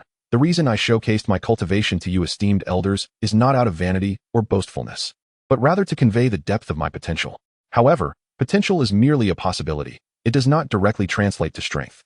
Hence, I would never presume that I could enlist your support based solely on this." As his words concluded, Ling Yun turned to Yang Wudi and inquired, "Might I ask, esteemed elder, if you are familiar with the concept of celestial herbs?" Yang Wudi was evidently taken aback by my sudden inquiry, yet he swiftly regained his composure. A subtle smile gracing his lips as he responded, "Oh, my young friend is also acquainted with the celestial herbs?" Ling Yun nodded affirmatively, replying, "Indeed, I possess a rudimentary understanding of celestial herbs." He then took a deep breath and continued, "I have come to recruit a few esteemed seniors, and my earnest offer includes a celestial herb for each of you, alongside the ancestral technique of my Shui family, the Wuxiang divine art. Since the esteemed seniors already possess some knowledge about celestial herbs, I shall refrain from elaborating further. Instead, I wish to focus on introducing the Wuxiang divine art to you all." Ling Yun paused momentarily to gather his thoughts before elaborating. "The Wuxiang divine art is an unparalleled technique that has been passed down through generations in my Shui family, and its intricacies are beyond mere words. This art is divided into 10 tiers, each corresponding to the 10 realms of a soul master. In other words, should the esteemed seniors choose to join my Shui family, I would have the authority to impart this Wuxiang divine art to you. With the nurturing of celestial herbs and the practice of the Wuxiang divine art, I am confident that the esteemed seniors will be able to break through to the title Douluo rank within no more than 8 years. What are your thoughts on this, esteemed seniors?" At that moment, Niu Gao abruptly interrupted our conversation, a look of confusion adorning his face as he queried, "Young friend Ling Yun, to my knowledge, there should only be 9 realms for soul masters. Yet you just mentioned 10. What is the significance of this?" Upon hearing his question, Ling Yun smiled gently and turned his gaze toward them, slowly explaining, "Esteemed seniors, regarding this 10th realm, it pertains to certain concealed secrets within the soul master community. Until you have decided whether to join our Shui family, I find it rather inappropriate to divulge these secrets." After a brief pause, he added, "However, I can inform you, esteemed seniors, that joining our Shui family will not only grant you access to these hidden truths, but also present unforeseen advantages. Senior Yang Wudi, with your wisdom and experience, you may be able to surmise some of them. As for the rest, I shall refrain from further elaboration. Once you join us, the knowledge will naturally be revealed." Niu Gao and Yang Wudi exchanged glances, seemingly communicating silently. After a moment, Niu Gao addressed Ling Yun, saying, "Young friend, may we take a few days to rest at your estate? This would afford us the opportunity to deliberate thoroughly." Ling Yun responded with a smile, "Thank you, esteemed senior. I shall impose upon you for a few days, awaiting your deliberated response." However, at that instant, the previously silent Titan interjected, "What is there to deliberate? My loyalty to my master is unwavering. I shall serve but one master in this lifetime and will never abandon my allegiance." His tone was resolute, leaving no room for negotiation. Ling Yun, however, was not overly concerned with his attitude, for he was well aware of Titan's temperament prior to his arrival and understood that he would be an impossible recruit. Thus, Ling Yun merely shook his head gently and resolutely followed the butler to their resting place. However, just as Ling Yun turned to leave, Titan suddenly spoke up, saying, "Old Rhino, what are your true thoughts? Why would you consider accepting his invitation?" After a brief silence, Niu Gao slowly replied, "Ever since the battle between Tang Hao and the Pope of the Spirit Hall, Qian Sunji, the Haoyan sect has become a thorn in the side of the Spirit Hall, a source of relentless targeting. Even our 4 attribute clans have faced oppression from the Spirit Hall. In the end, the Haoyan sect's retreat into isolation has left us abandoned, resulting in tremendous losses. In truth, I harbor more resentment towards the Haoyan sect than the Spirit Hall. I despise their ingratitude. Yet, what can we do? Alas, we are too weak, lacking even a title Douluo." He paused momentarily before continuing, "My clan, relying on our architectural skills, manages to get by. Your clan, skilled in blacksmithing, also sustains itself. The Pa clan, adept in alchemy, barely scrapes by. But what of the Bai clan? They can only survive through our support, and their numbers have dwindled to a mere 1 or 200. After all these years, we truly need to devise a better future for our clans." Suddenly, the leader of the Min clan, Bai He, interjected, "As far as I know, the current head of the Shui clan, Shui Yuntian, possesses extraordinary strength, having reached level 85 at just over 30 years of age. With his talent, he will undoubtedly ascend to title Douluo within 5 years. At that point, the Shui clan will boast 2 title Douluos, and the prestige of having dual title Douluos will surely elevate their reputation." Bai He paused briefly before continuing, "Moreover, the Shui clan controls the prestigious Water Element Advanced Soul Master Academy in Tiando City, an exceptional institution for cultivating soul masters. Additionally, the Shui clan is financially robust, with substantial resources at their disposal, coupled with the extraordinary talent of young friend Ling Yun, whose potential is nothing short of monstrous. The rise of the Shui clan seems inevitable, barring any unforeseen circumstances." The more Bai He spoke, the more fervent he became, ultimately concluding, "Thus, in my view, joining the Shui clan at this juncture offers us only advantages, with no drawbacks. Furthermore, the generous terms presented by the Shui clan are simply too enticing to refuse." Yang Wudi, remaining silent for a moment, then slowly remarked, "In truth, I am aware of certain hidden secrets, and it is these secrets that render the Shui clan's offer irresistible. Regardless of your ultimate decisions, I have resolved to join the Shui clan." Upon hearing this, Titan turned sharply to Yang Wudi, his face contorted with anger as he exclaimed, "I absolutely will not agree. While I too resent the Haoyan sect for abandoning us, my master is innocent. He too has been cast out by the Haoyan sect. He is merely in seclusion now, but will emerge in due time. Even without the divine herb or their techniques, I can still achieve title Douluo. I reiterate, I will never betray my master." Niu Gao's eyes widened with fury as he glared at Titan, his voice trembling slightly with indignation. "Titan, Tang Hao and the Haoyan sect once regarded us as expendable, subjecting us to immense suffering. Yet you still favor Tang Hao? Where do you place us, your old comrades? This is nothing short of betrayal. You have deeply disappointed us." Bai He, standing nearby, echoed Niu Gao's sentiments, his own anger palpable. "Indeed, Titan, look at the tragic plight of our Min family. All of this stems from Tang Hao and the Haoyan sect. Have they ever cared for our lives over the years?" Listening to the accusations from his companions, Titan's expression darkened, yet his resolve remained unwavering. He clenched his teeth and declared, "If you choose to leave, then so be it. I shall never betray my true master. Since you have decided to align with the Shui family, I have nothing further to say. From this day forth, do not summon me to gatherings of the 4 attributes clans." With that, he abruptly turned and stormed away, his anger palpable as he did not look back. Despite the attempts of the others to dissuade him, Titan stubbornly chose to depart, leaving the 3 behind feeling both regretful and helpless. After Titan's exit, Niu Gao turned his gaze towards Yang Wudi and Bai He, a hint of uncertainty in his tone. "Have both of you truly resolved to join the Shui family?" Exchanging a knowing glance, Yang Wudi slowly nodded and replied, "We have deliberated thoroughly, and aligning ourselves with the Shui family indeed offers us many advantages. Ling Yun had just followed the steward outside when he encountered a young lady. The girl was tall and graceful, her figure lithe and elegant, with striking purple hair and violet eyes. She often donned a purple midriff-exposing skirt, exuding an air of vitality. "Who are you?" the girl inquired, her curiosity piqued. "I have never seen you before." At that moment, the steward interjected, "Miss Qinxiang, this young man is Ling Yun, a distinguished guest of the clan leader. The leader has requested that I escort him to the guest room for rest." Bai Qinxiang scrutinized Ling Yun before saying, "Steward, you may return now. I will take this young man to his quarters." The steward nodded and departed. Ling Yun regarded Bai Qinxiang politely, saying, "I appreciate your assistance, Miss Bai." Bai Qinxiang playfully winked and said, "Follow me." As they walked, she occasionally glanced back at him, her eyes sparkling with curiosity. "Ling Yun, do you seek out Grandpa Niu Gao for a particular reason?" After a moment of contemplation, Ling Yun decided to be forthright. "I wish to persuade the 4 Attributes clans to join the Shui family."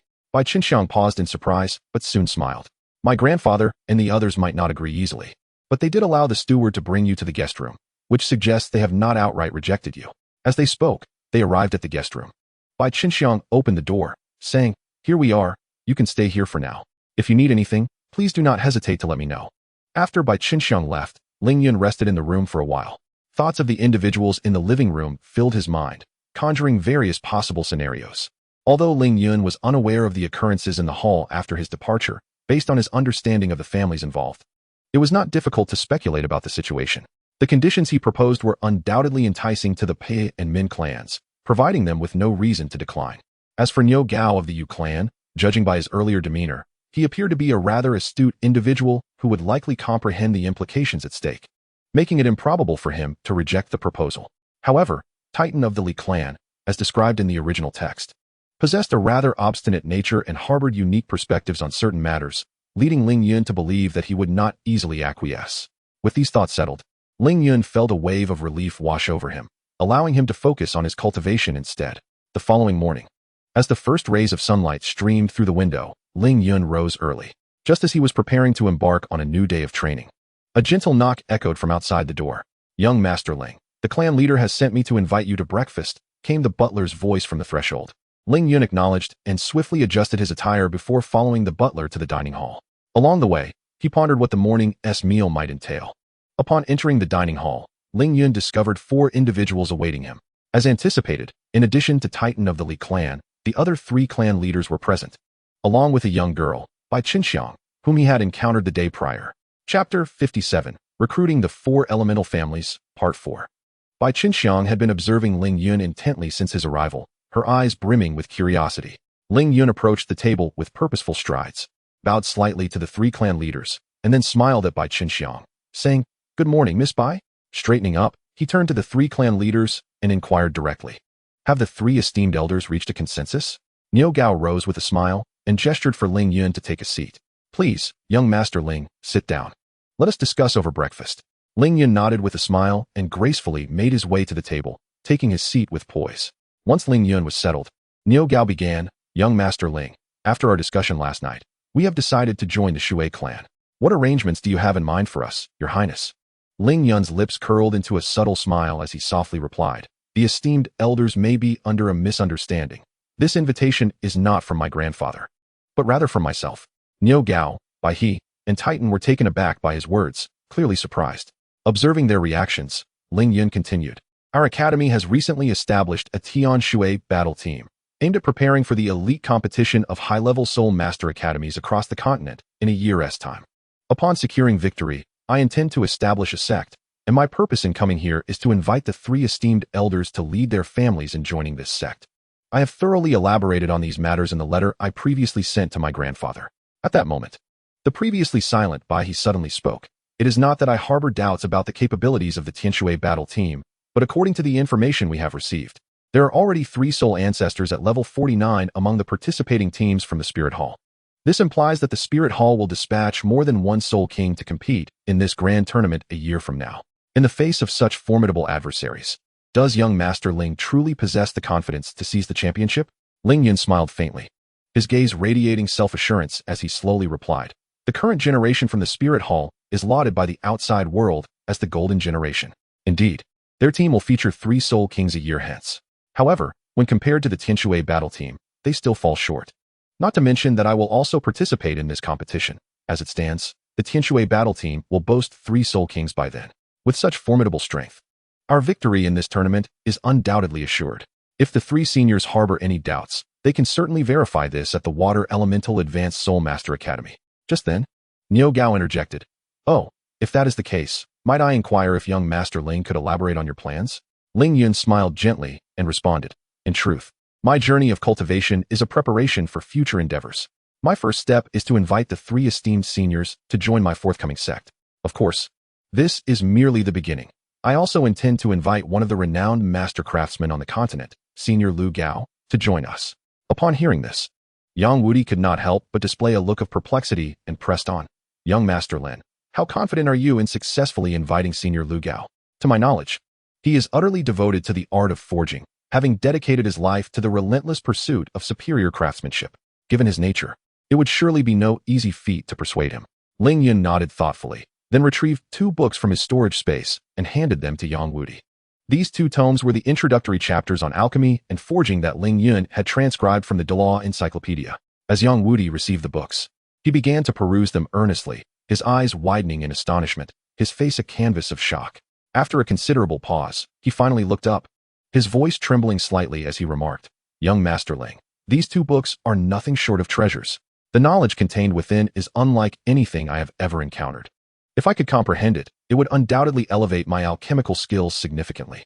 Ling Yun smiled warmly and said, Senior Yang, consider these 2 books a token of my sincerity. I hope the 3 esteemed seniors can perceive my determination and capabilities. By joining us, our future sect is destined to shine brilliantly across the continent. Although Senior Lu Gao is enamored with forging, I am confident that this introductory volume on forging will entice him to join us. Moreover, these are merely the introductory texts. There will also be intermediate and advanced volumes to follow. Niu Gao, Bai He, and Yang Wudi exchanged glances, each harboring a hint of intrigue.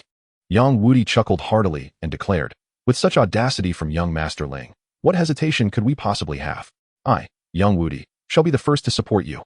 The White Crane and Niu Gao nodded in agreement, expressing their willingness to join me in striving for the future of our sect. Yang Wudi, filled with excitement, declared, with this introductory volume on refining weapons, Lu Gao will undoubtedly consent to young Master Ling's invitation. My heart swelled with joy. As I realized that our plan had successfully taken its first step, Ling Yun cheerfully remarked, it is truly wonderful that the 3 esteemed seniors have agreed to join my future sect. In that case, I kindly ask each of you to return and prepare. Then proceed to the Shui family in Tiando City. After I extend my invitation to Senior Lu Gao, I shall meet with all of you to discuss the specific matters concerning our sect. As soon as he finished speaking, Niu Gao interjected, Young Master Ling, I have a humble request, if I may.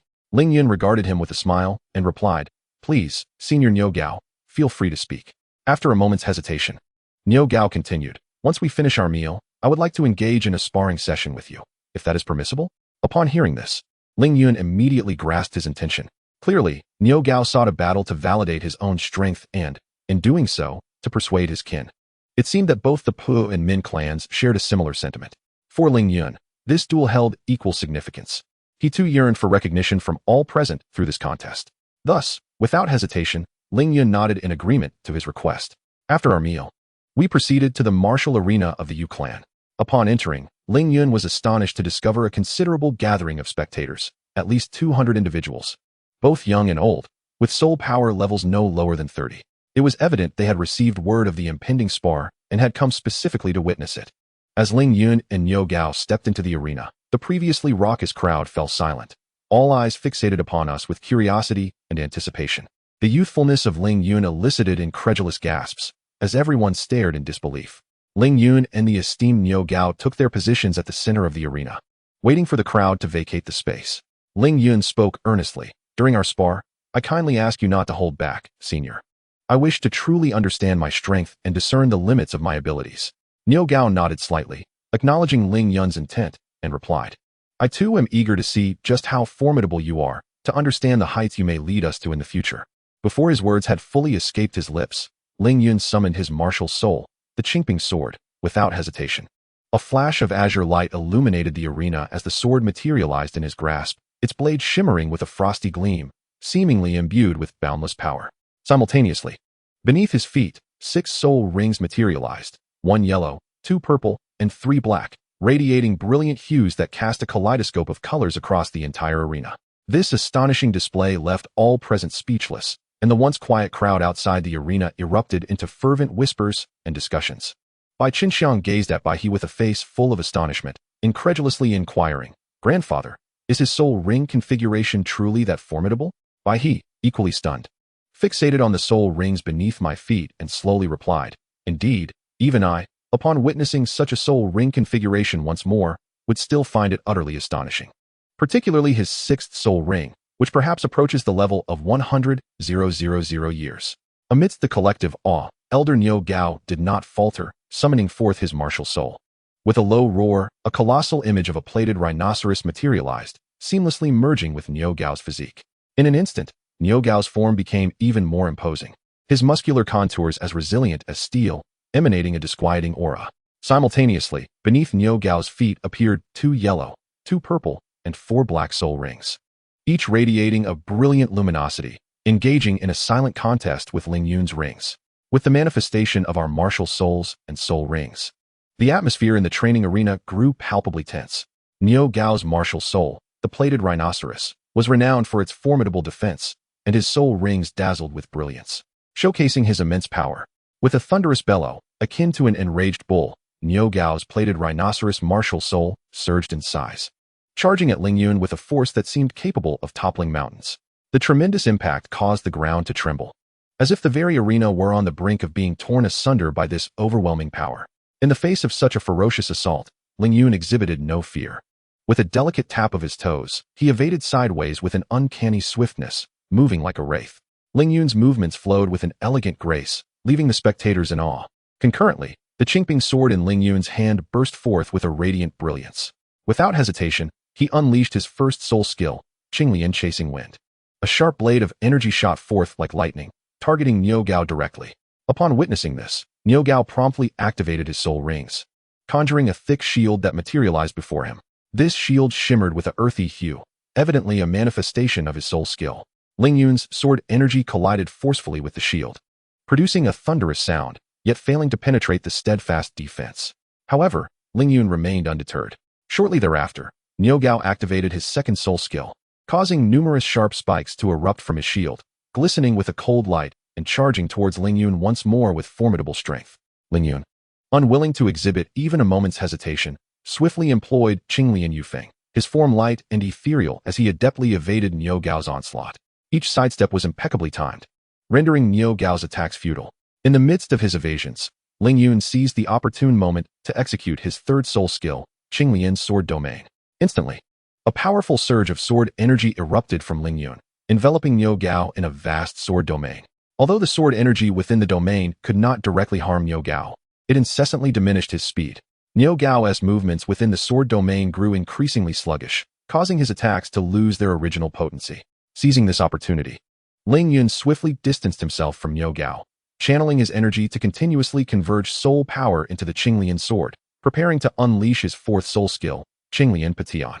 Niu Gao, naturally aware of Ling Yun's intentions, did not hesitate to activate his own fourth soul skill, Yujia Fan Rang. The rhinoceros armor enveloping him radiated a dazzling light, seemingly indomitable. At the moment when Ling Yun maximized his soul power, a colossal azure sword aura manifested atop the Qinglian sword, resembling a roaring azure dragon, exuding an overwhelming might. Without any hesitation, Ling Yun swung the Qinglian sword, and the azure sword aura surged forth like a bolt of lightning, striking directly at Niu Gao's defensive armor. A thunderous crash resonated as the sword aura collided with the armor, producing a deafening roar. The tremendous force caused Niu Gao's body to shudder violently, compelling him to retreat repeatedly, each step leaving a deep imprint upon the ground. In an instant, the arena was ablaze with flashing sword lights and the fierce clash of the rhinoceros charge. As Ling Yun and Niu Gao's assaults intertwined with the ferocity of a tempest, mesmerizing all who watched. The surrounding spectators were captivated by this intense battle, their eyes glued to every movement on the stage, their respect for Ling Yun's prowess growing ever deeper. The sparring gradually escalated into a fervent climax amid the back-and-forth exchanges. At a moment of stalemate, Ling Yun suddenly proclaimed, "Senior's defense is indeed impeccable. My ordinary attacks may hardly inflict any substantial damage. Henceforth, I shall unleash my most formidable strike. Should you withstand it, I shall willingly concede. Niu Gao replied. Feel free to exert your full strength. Let me witness the extent of your power. Niu Gao abruptly unleashed his entire soul power, the 7th and 8th black soul rings shining brilliantly. He first manifested his martial soul's true form, followed by his most potent defensive soul skill, Jian Yu Shouhu. The immense armored rhinoceros resembled a mobile fortress, entirely enveloped in a thick layer of armor, its hardness akin to forged steel, exuding an unshakable presence reminiscent of a towering mountain. Standing on the arena, Ling Yun faced this colossal entity, feeling an overwhelming pressure swell within him. However, he did not succumb to this weight. Instead, he inhaled deeply, calming his mind.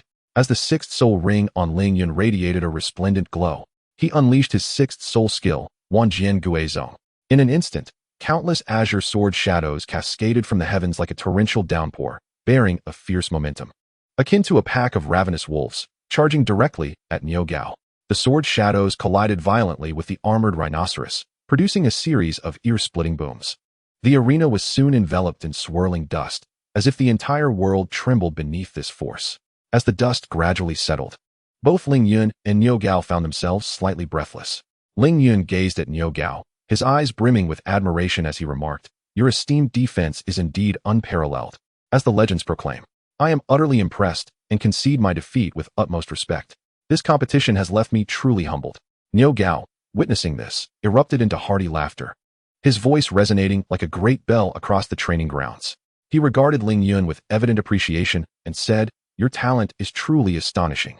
At such a tender age, to wield such formidable soul skills is indeed a rarity. My defenses are formidable enough to withstand even the mightiest of titled Douluos, which suggests that your offensive prowess has likely reached the level of an ordinary titled Douluo.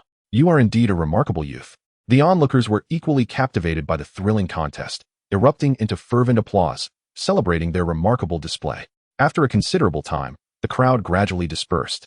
Once the throng had dissipated, Ling Yun and the 3 elders returned to the parlor. Ling Yun turned to them and spoke softly, Esteemed elders, I plan to set forth this afternoon to Qingping City to invite Elder Lu Gao.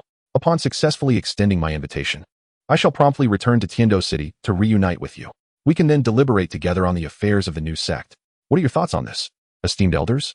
As soon as Ling Yun finished speaking, the 3 exchanged glances and, in unison, replied, We shall leave everything to your discretion, young Master Ling.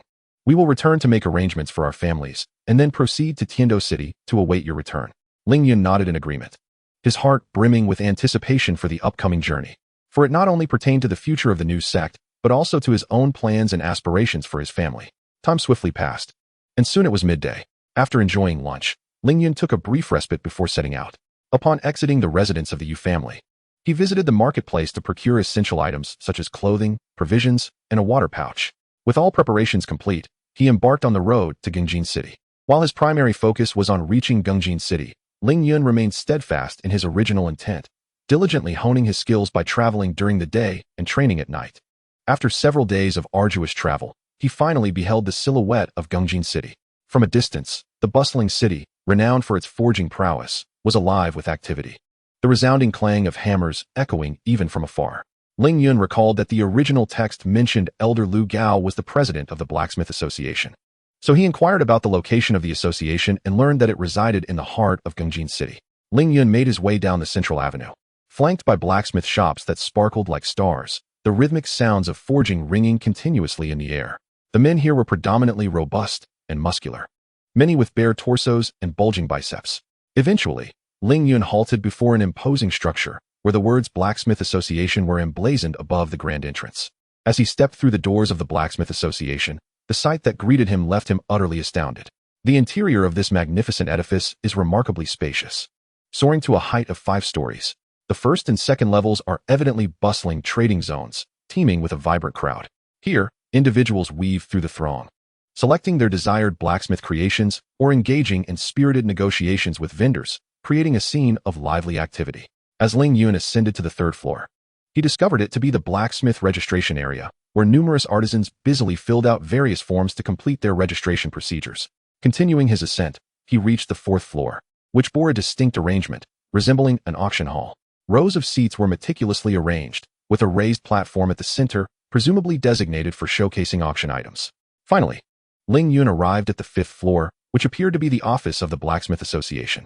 After a brief exploration of the corridor, he eventually encountered a staff member. "Good day, miss." Ling Yun greeted her courteously. "May I inquire where I might find Master Lu Gao?" The staff member glanced at him, smiling as she inquired. "Do you have an appointment? If not, the president typically does not meet with visitors." Ling Yun calmly replied, "I do not have an appointment. However, I am here on behalf of the Qingwan Douluo for a visit. I kindly ask for your assistance in relaying this message. Thank you."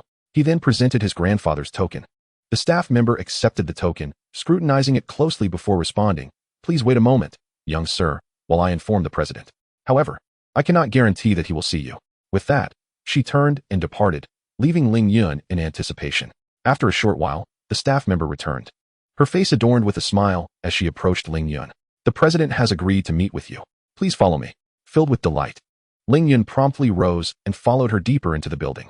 We traversed a long corridor, enveloped in tranquility, with only the sound of our footsteps echoing in the emptiness. After some distance, we arrived at the door of an office. The staff member halted, gently knocking on the door before respectfully announcing, "President, the visitor has arrived." As the invitation to enter was extended, she slowly pushed the door open and stepped aside to allow Ling Yun to enter. Upon entering the room, he immediately spotted the elderly gentleman seated behind the desk. This elder must be Lu Gao, Ling Yun mused internally. The man was engrossed in sketching a blueprint, seemingly oblivious to Ling Yun's arrival. Choosing not to disturb him, Ling Yun stood quietly to the side, patiently awaiting the completion of his task. Although Lu Gao was advanced in years, with hair as white as snow, his physique remained impressively robust.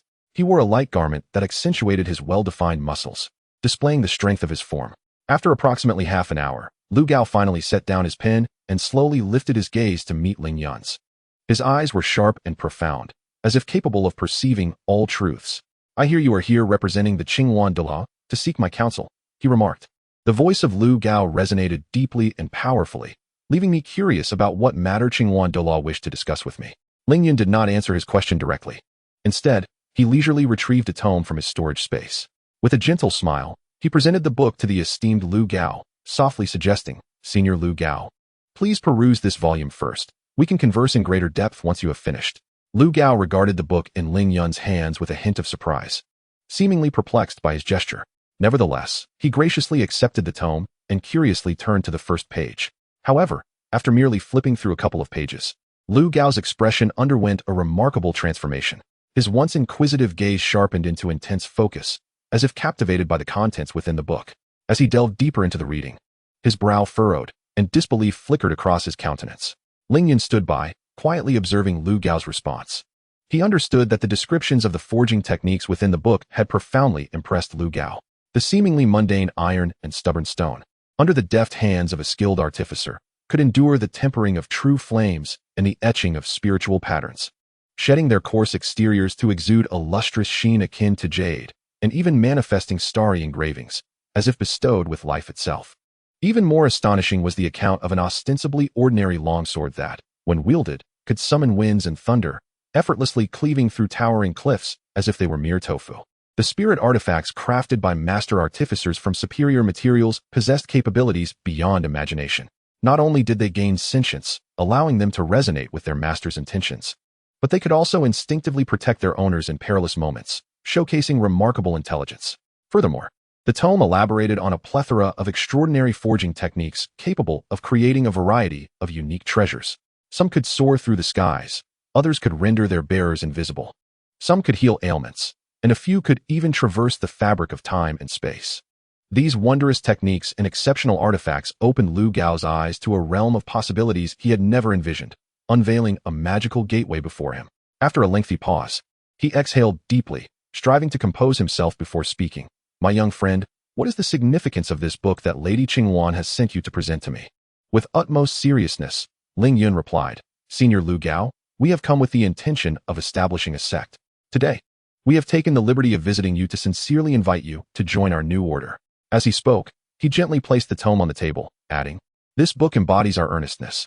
Lu Gao laid aside the book, lifting his gaze to meet Ling Yun's with penetrating intensity, seemingly assessing the authenticity and resolve behind his words. After a moment's contemplation, he finally remarked, "Establishing a sect is no trifling endeavor. It demands substantial human, material, and financial resources, while also necessitating the fortitude to face challenges and pressures from various quarters. How confident is Lady Qingwan in this undertaking? In the face of lofty skepticism, Ling Yun remained undeterred, exuding confidence as he replied, Senior Lofty, prior to my arrival here, I successfully attracted several formidable figures to our cause. Among them are the Poison Douluo, Douluo, and esteemed clans of the Four Attributes, the Pa clan, the Yu clan, and the Min clan, all of whom have graciously agreed to join our new sect. Ling Yun paused momentarily, allowing Lofty the time to absorb this information before continuing.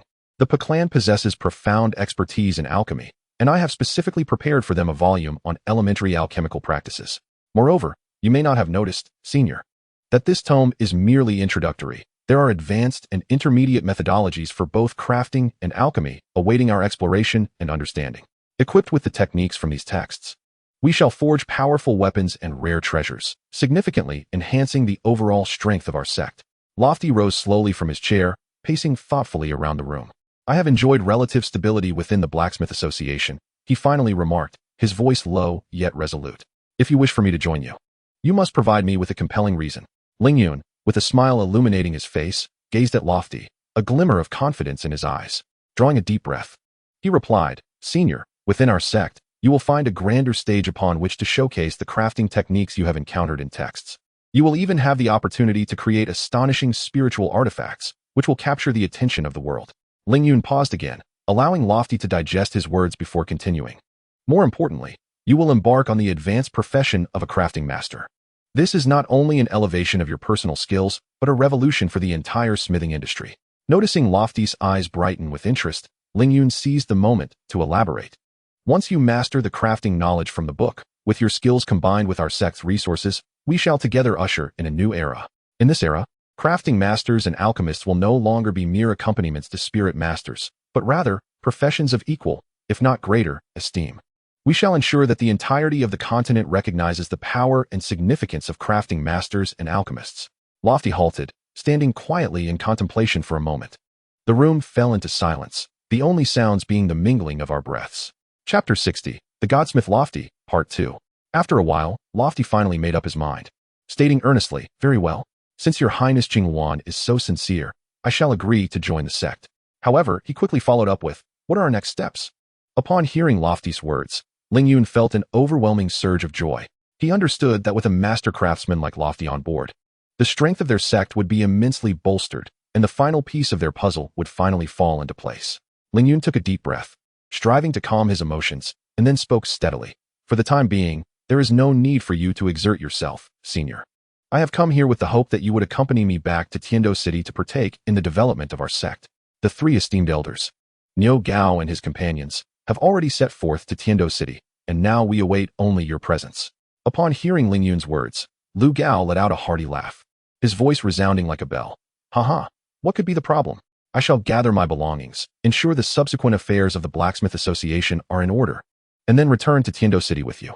It is indeed a great honor for me, Lu Gao, to partake in the construction of our sect.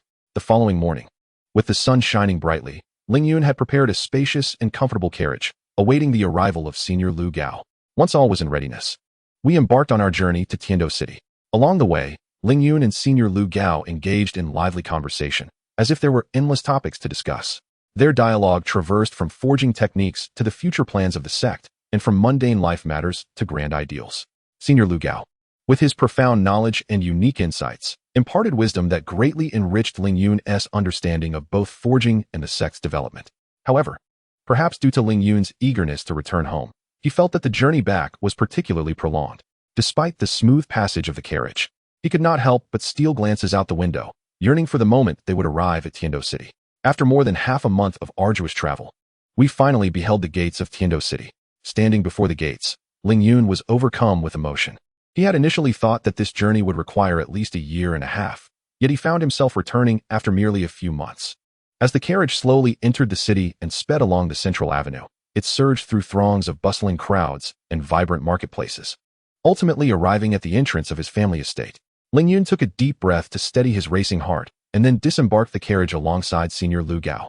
The estate guards, upon seeing his return, broke into joyful smiles and hurried towards him, exclaiming, "Young master, you have finally returned. The two madams and the young ladies will be overjoyed to hear of your arrival." As one guard led us towards the hall, another rushed ahead, calling out loudly, "The young master is back." Ling Yun followed the guard, accompanied by Senior Lu Gao, towards the family hall. Just as they reached the entrance, two graceful figures dashed towards Ling Yun.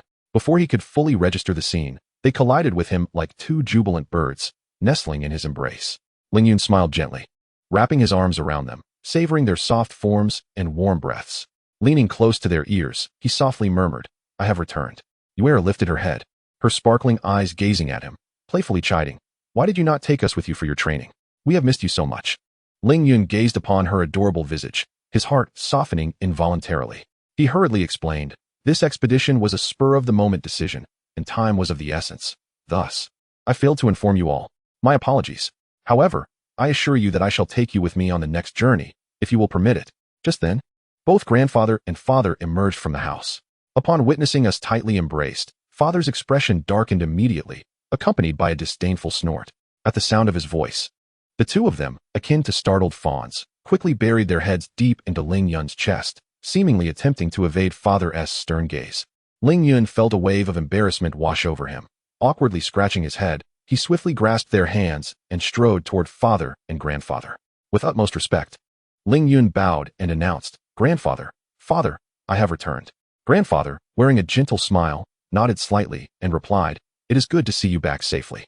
I breathed a sigh of relief and turned to grandfather, proceeding to introduce, "Grandfather, this is the illustrious Senior Lu Gao, one of the three renowned divine generals of the continent." Upon hearing my introduction, Senior Lu Gao promptly stepped forward, bowing deeply with an exceptionally respectful demeanor, stating, "Lu Gao pays his respects to your Highness Qing Yuan. It is truly an honor to receive your acknowledgement. Henceforth, I shall dedicate myself wholeheartedly to the sect with unwavering loyalty." Grandfather, upon witnessing this, could not help but burst into hearty laughter, his laughter resonating like a mighty bell through the air. With a jovial tone, he remarked, "Brother Lu Gao, you are far too courteous. From now on, we are all family. Feel free to express any requests without such formalities." At that moment, father smiled and addressed grandfather, saying, "Father, I have instructed the servants to prepare lunch. Perhaps we could invite Senior Lu Gao to the living room for a brief chat?" Grandfather, upon hearing this, turned to Ling Yun and warmly instructed, "Yun'er, go fetch the three brothers of Niu Gao. Additionally, have the steward invite the poisoned Douluo as well." After relaying these instructions, grandfather turned back to Senior Lu Gao and said, "Brother Lu, let us proceed to the living room for a while. When everyone has gathered for lunch, we can discuss matters in detail." Ling Yun nodded in agreement, then took hold of Binger and Yuer, leading them out of the room. First, we sought out the steward to convey grandfather's message, and then we made our way directly to the residence of the three esteemed brothers of Niu Gao. Before long, Binger led me to the doorstep of the three elders. Ling Yun gently knocked on the door. "Come in," came the resounding voice of Elder Niu Gao, echoing like a mighty bell from within. Ling Yun opened the door and entered the room, addressing Elder Niu Gao. "Elder Niu Gao, are you comfortable in your current accommodations?" Elder Niu Gao responded with delight, "Your Highness Qing Yuan has arranged everything splendidly. My brothers and I are quite at ease." Ling Yun continued, "I am glad to hear you are comfortable. Grandfather has sent me to invite you and the other two elders to the living room for lunch, where we shall discuss certain matters." Upon hearing this, Elder Niu Gao erupted into hearty laughter, exclaiming, "Haha, splendid. It is indeed essential for everyone to gather and deliberate together." The three esteemed seniors tidied up and accompanied us to the living room. Along the way, Senior Niu Gao patted Ling Yun on the shoulder and inquired, "Was your journey to Gingjin City successful?" I smiled and nodded. Senior Lu Gao has already given his consent. Moreover, he is currently awaiting us in the living room. As we spoke, we arrived at the living room where my grandfather and father warmly greeted everyone, creating a lively atmosphere within the room. After a while, Dugubo entered the living room with Duguyen. Everyone rose, exchanged polite greetings, and then took their seats. The four of us whispered amongst ourselves. After some time, my grandfather chuckled and said, "Lunch is ready. Let us proceed to dine while we converse." Ice and her companions were aware that we had important matters to discuss during lunch, so they chose not to join us. Everyone responded in agreement and moved to the dining room. Once seated, my grandfather surveyed the surroundings and gently addressed everyone. "I shall not conceal the truth from you all. The invitation extended to you is a joint decision made by Yun'er and myself. All matters pertaining to the establishment of the sect will be entirely under Yun'er's authority." As soon as my grandfather finished speaking, the gaze of everyone present converged upon me. Only Senior Lu Gao appeared curious, questioning, "Your Highness Qing Yuan, I mean no offense, but I find myself puzzled. Given the significance of sect affairs, Is it truly wise to entrust everything to the young master? Upon finishing his query, he turned to seek the opinions of seniors Niu Gao and others. Seeing this, Senior Niu Gao laughed heartily and proclaimed, "Brother Lu Gao, you may not fully comprehend the young master's capabilities. Do not be deceived by his youth. He is, in fact, a genuine six-ring soul emperor." Hearing this, Senior Lu Gao's expression transformed to one of astonishment, his eyes wide with disbelief as he stared at me, his mouth agape, struggling to find words. Chapter 61, The Yinhuang Sect, Part 1.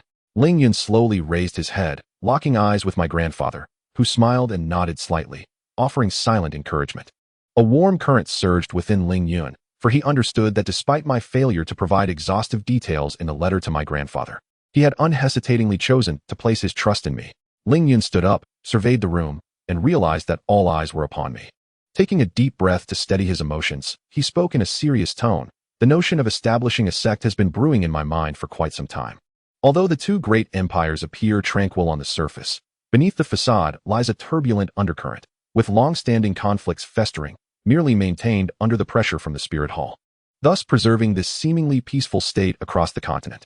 While the Star Luo Empire may have a relatively small territory, its unique mechanism for succession has produced astute rulers throughout its history, rendering their military might exceptionally formidable. In contrast, although the Heavenly Dou Empire boasts vast territories, the imperial family and the aristocracy are steeped in decay, resulting in a relatively feeble military force. Ling Yun paused momentarily before continuing. The Spirit Hall, as one of the most formidable powers on the continent, not only commands a significant majority of spirit masters, but it is also likely to possess no fewer than 10 titled Douluo. Particularly, the current pope is exceptionally talented and fiercely ambitious, intent on unifying the continent.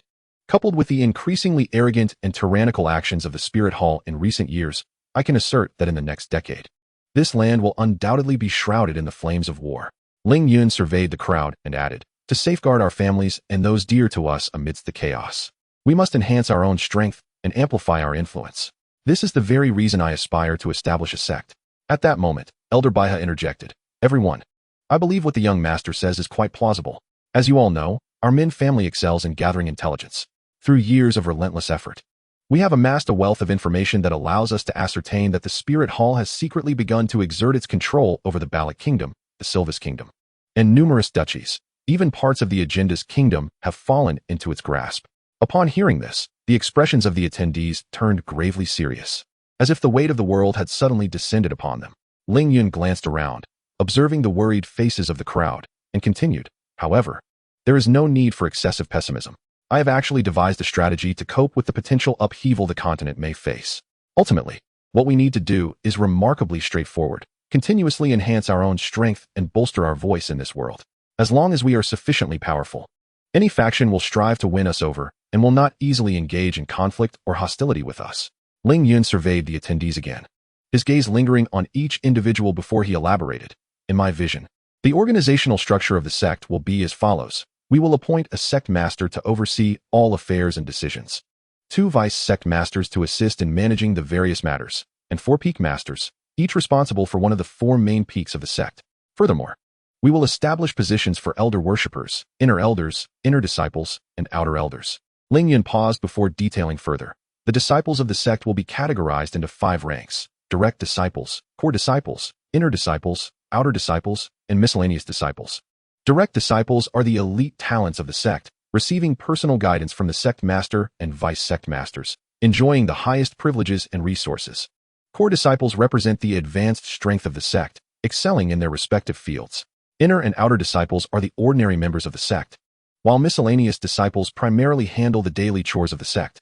Ling Yun took a deep breath and emphasized, "It is worth mentioning that the position of the elder of worship can only be held by a titled Douluo, with a status equivalent to that of the vice master of the sect, possessing immense power and authority. The peak masters, inner court elders, and disciples of direct transmission hold equal standing, subordinate to the vice master. Meanwhile, the outer court elders, inner court stewards, and core disciples share the same status, positioned beneath the peak masters." Finally, Ling Yun turned to his grandfather and the esteemed elders, smiling as he inquired, "Grandfather and esteemed elders, do you have any additions or suggestions regarding the organizational structure of the sect?"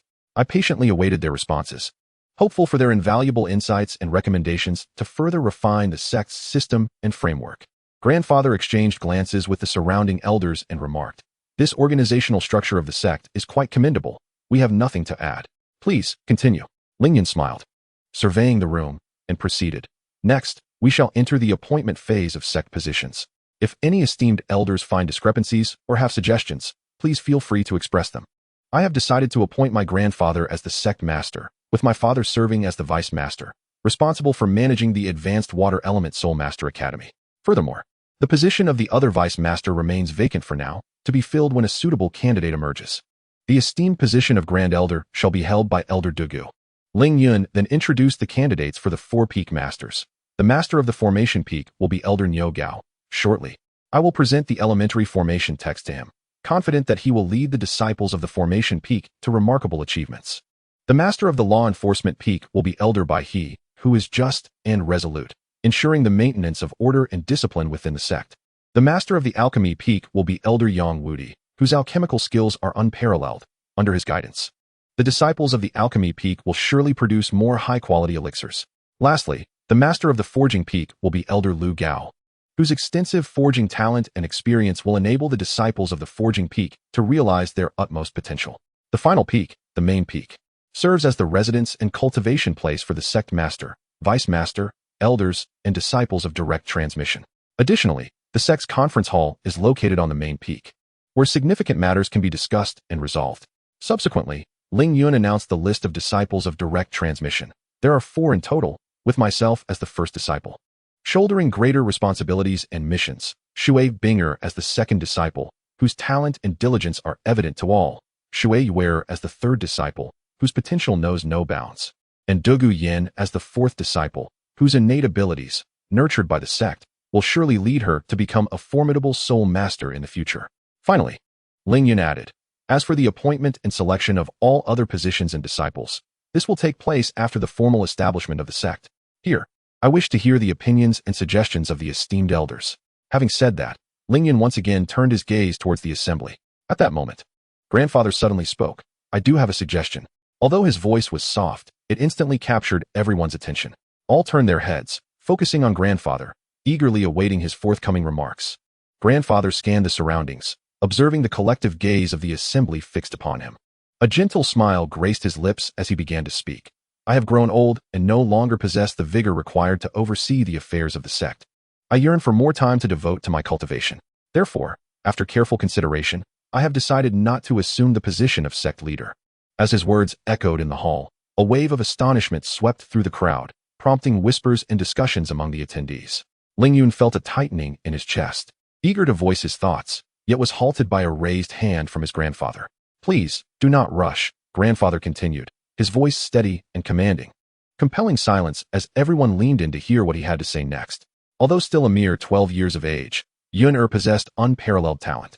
His soul power had already attained level 62, a remarkable achievement among his peers. Grandfather's words brimmed with admiration and pride for me.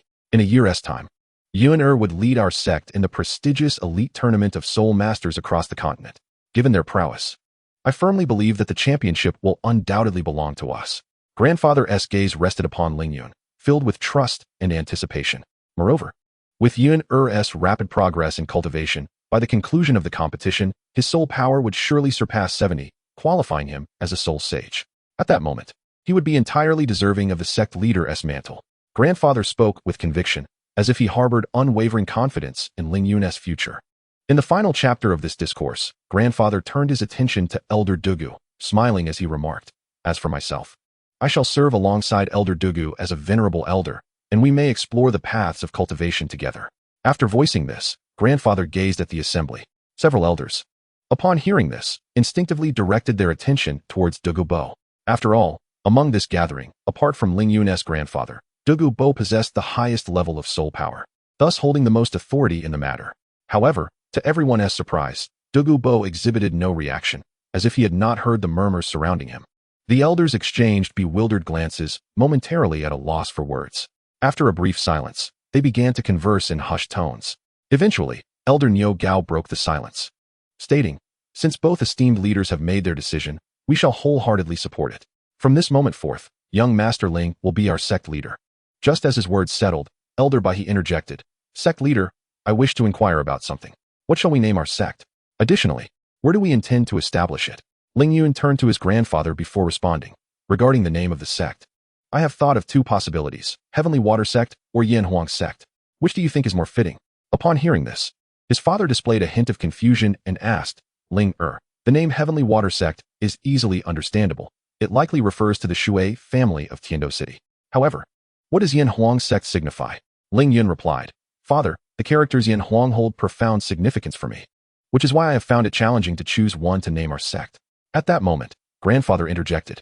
While the name Tian Shui Sect indeed represents our Shui family in Tiando City, it seems somewhat one-dimensional.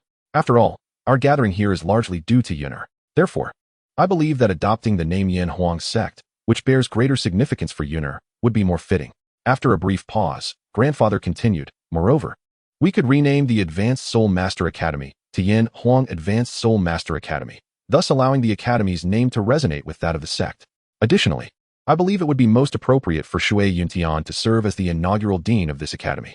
Upon hearing grandfather's words, Ling Yun felt an indescribable joy welling up within him. For Ling Yun, Yin Huang was not merely a name. It represented a deep emotional connection and spiritual symbolism within his heart. Ling Yun stood up, his face solemn as he addressed grandfather. Thank you, grandfather. I am truly grateful for your support, and I shall strive to lead the Yin Huang sect to greater heights, never to disappoint the hopes that you and everyone else have placed in me.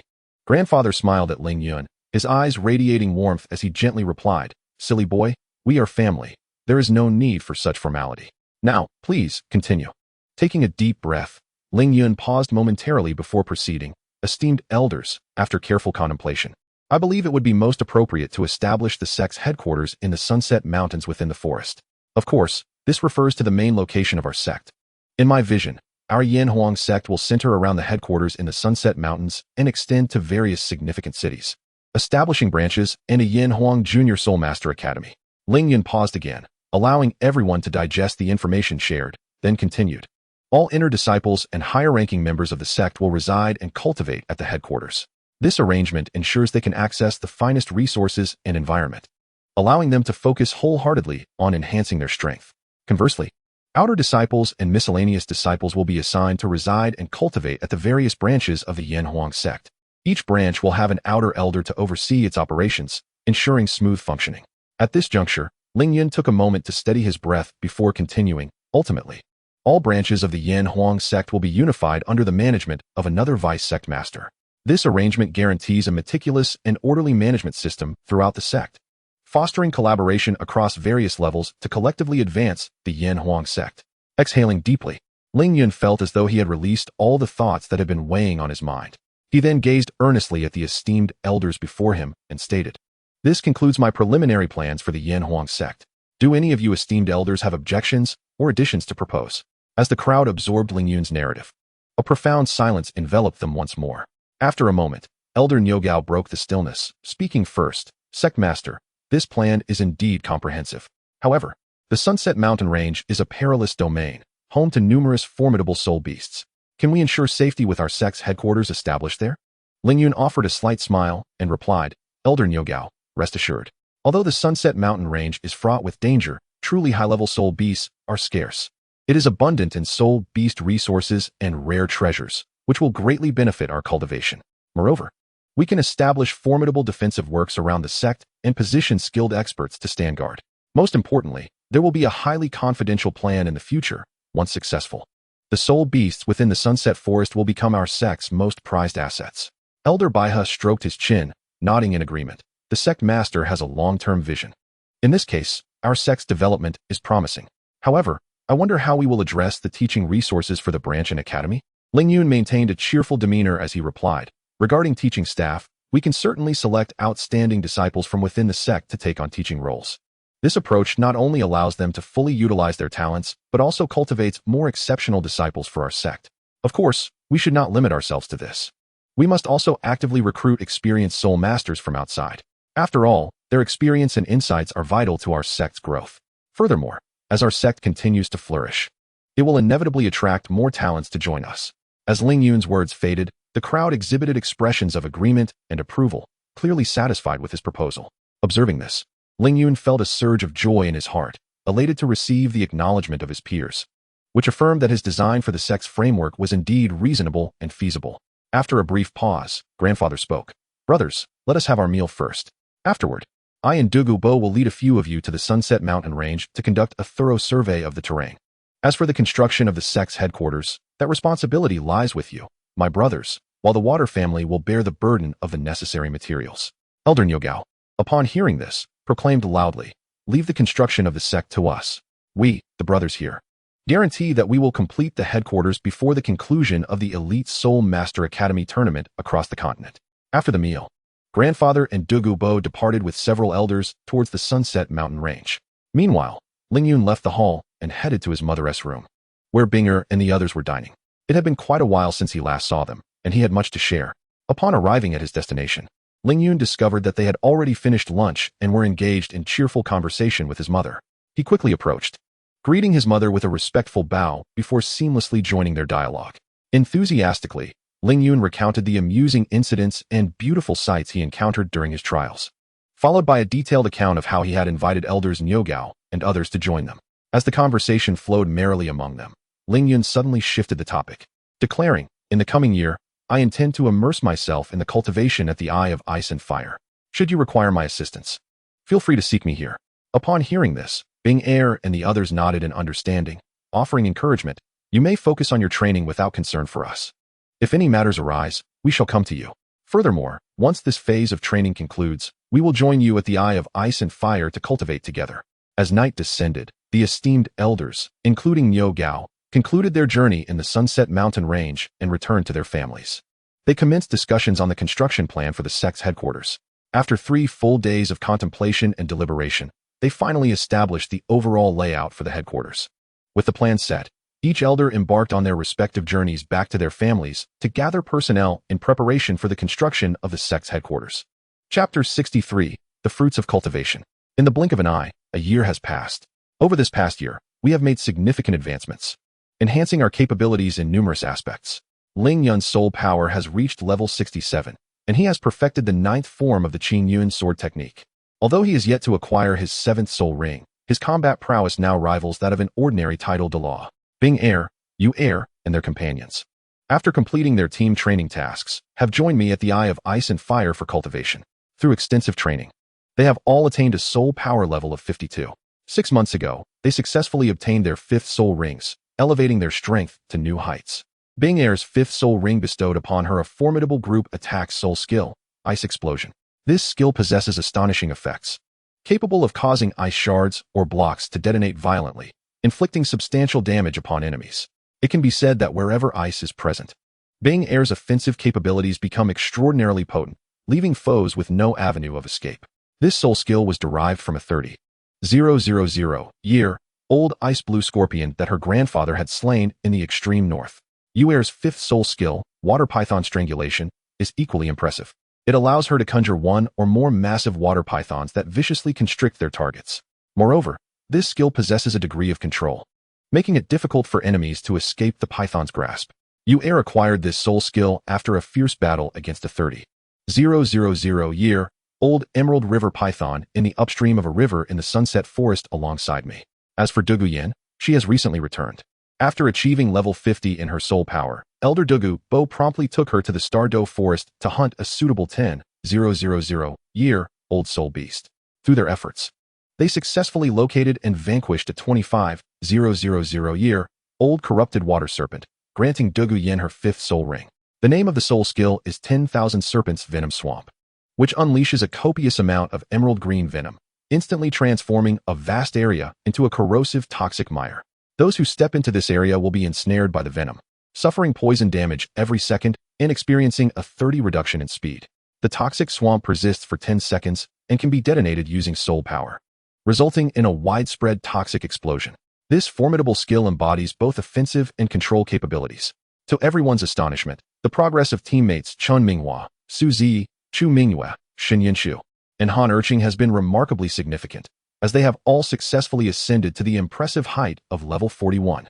Among them, Shin Minghua wields the 4th soul skill named Gravitational Field, a highly potent control-oriented ability. Once activated, enemies within this domain will feel their own gravitational pressure doubled, leading to sluggish movements and, in some cases, being crushed to the ground, rendering them incapable of resistance. Su Zi's fourth soul skill, Shadow Leopard Doppelganger, allows her to summon two identical copies of herself during an attack, thereby disorienting the enemy's judgment. These doppelgangers also possess a certain degree of offensive capability. Moreover, when she employs this skill, her own movement and attack speeds experience a remarkable enhancement, enabling her to navigate combat with remarkable agility. Chu Mingyue's fourth soul skill, Swan Dance, is equally formidable, as it bestows dual enhancement effects upon her teammates, bolstering both their defense and attack power. In group battles, the efficacy of this skill becomes particularly pronounced, significantly amplifying the overall combat strength of the entire team. Shen Yunshu's fourth soul skill, Rending Clouds and Shattering Realms, boasts a powerful armor-piercing effect, granting her a substantial advantage when facing defensive soul masters. No matter how robust the enemy's defenses may be, they may crumble instantaneously before this soul skill. Furthermore, Han Erqing's fourth soul skill, Thunderous Radiance of the Nine Heavens, exemplifies a group-oriented offensive skill. By summoning an abundance of thunderous energy, he can immobilize opponents in an instant, rendering them motionless. Simultaneously, this thunderous power possesses exceptional attack strength, capable of delivering devastating blows to adversaries. Chen Daoi's fourth soul skill, Black Tortoise Guardian, is extraordinarily powerful. It can bestow a shield upon teammates, with the shield's defensive strength increasing as the number of recipients decreases. Should it be applied to a single teammate, the shield's protective capacity would be sufficient to withstand attacks from Soul Kings. However, over the course of the past year, Ling Yun has not solely focused on cultivation. Although the water attribute celestial herbs near the Eye of Ice and Fire have been exhausted, many other water attribute spiritual herbs remain. Thus, Ling Yun skillfully utilized these water attribute spiritual herbs to meticulously concoct a batch of elixirs. This potion is designed to enhance soul power, and Ling Yun intends to distribute it among his teammates to bolster their strength. In addition, utilizing two thunder attribute spiritual herbs, he successfully crafted a potion. While its effects may not be as pronounced as those of the celestial herbs, they are nonetheless quite comparable. This potion is intended for Han Erqing, whose extraordinary talent and diligent training promise great potential. With the aid of this potion, his martial soul is poised to evolve into a pure lightning attribute, undoubtedly elevating his strength to new heights. As for the celestial herbs promised to several esteemed seniors, Ling Yun had already delivered them to their hands a year prior. These herbs, located near the Eye of Ice and Fire, significantly aid in their cultivation. Regrettably, despite the enhancement in soul power and improvement in their cultivation aptitude following the use of the herbs, their martial souls have shown no remarkable transformation.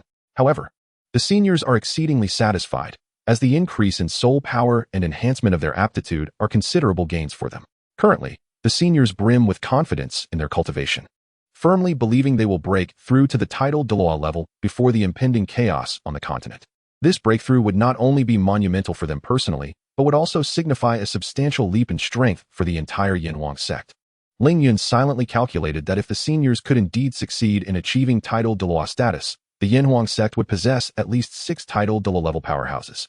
Coupled with his own cultivation speed, Ling Yun felt assured he could ascend to godhood before Tang San and Qianren Xue.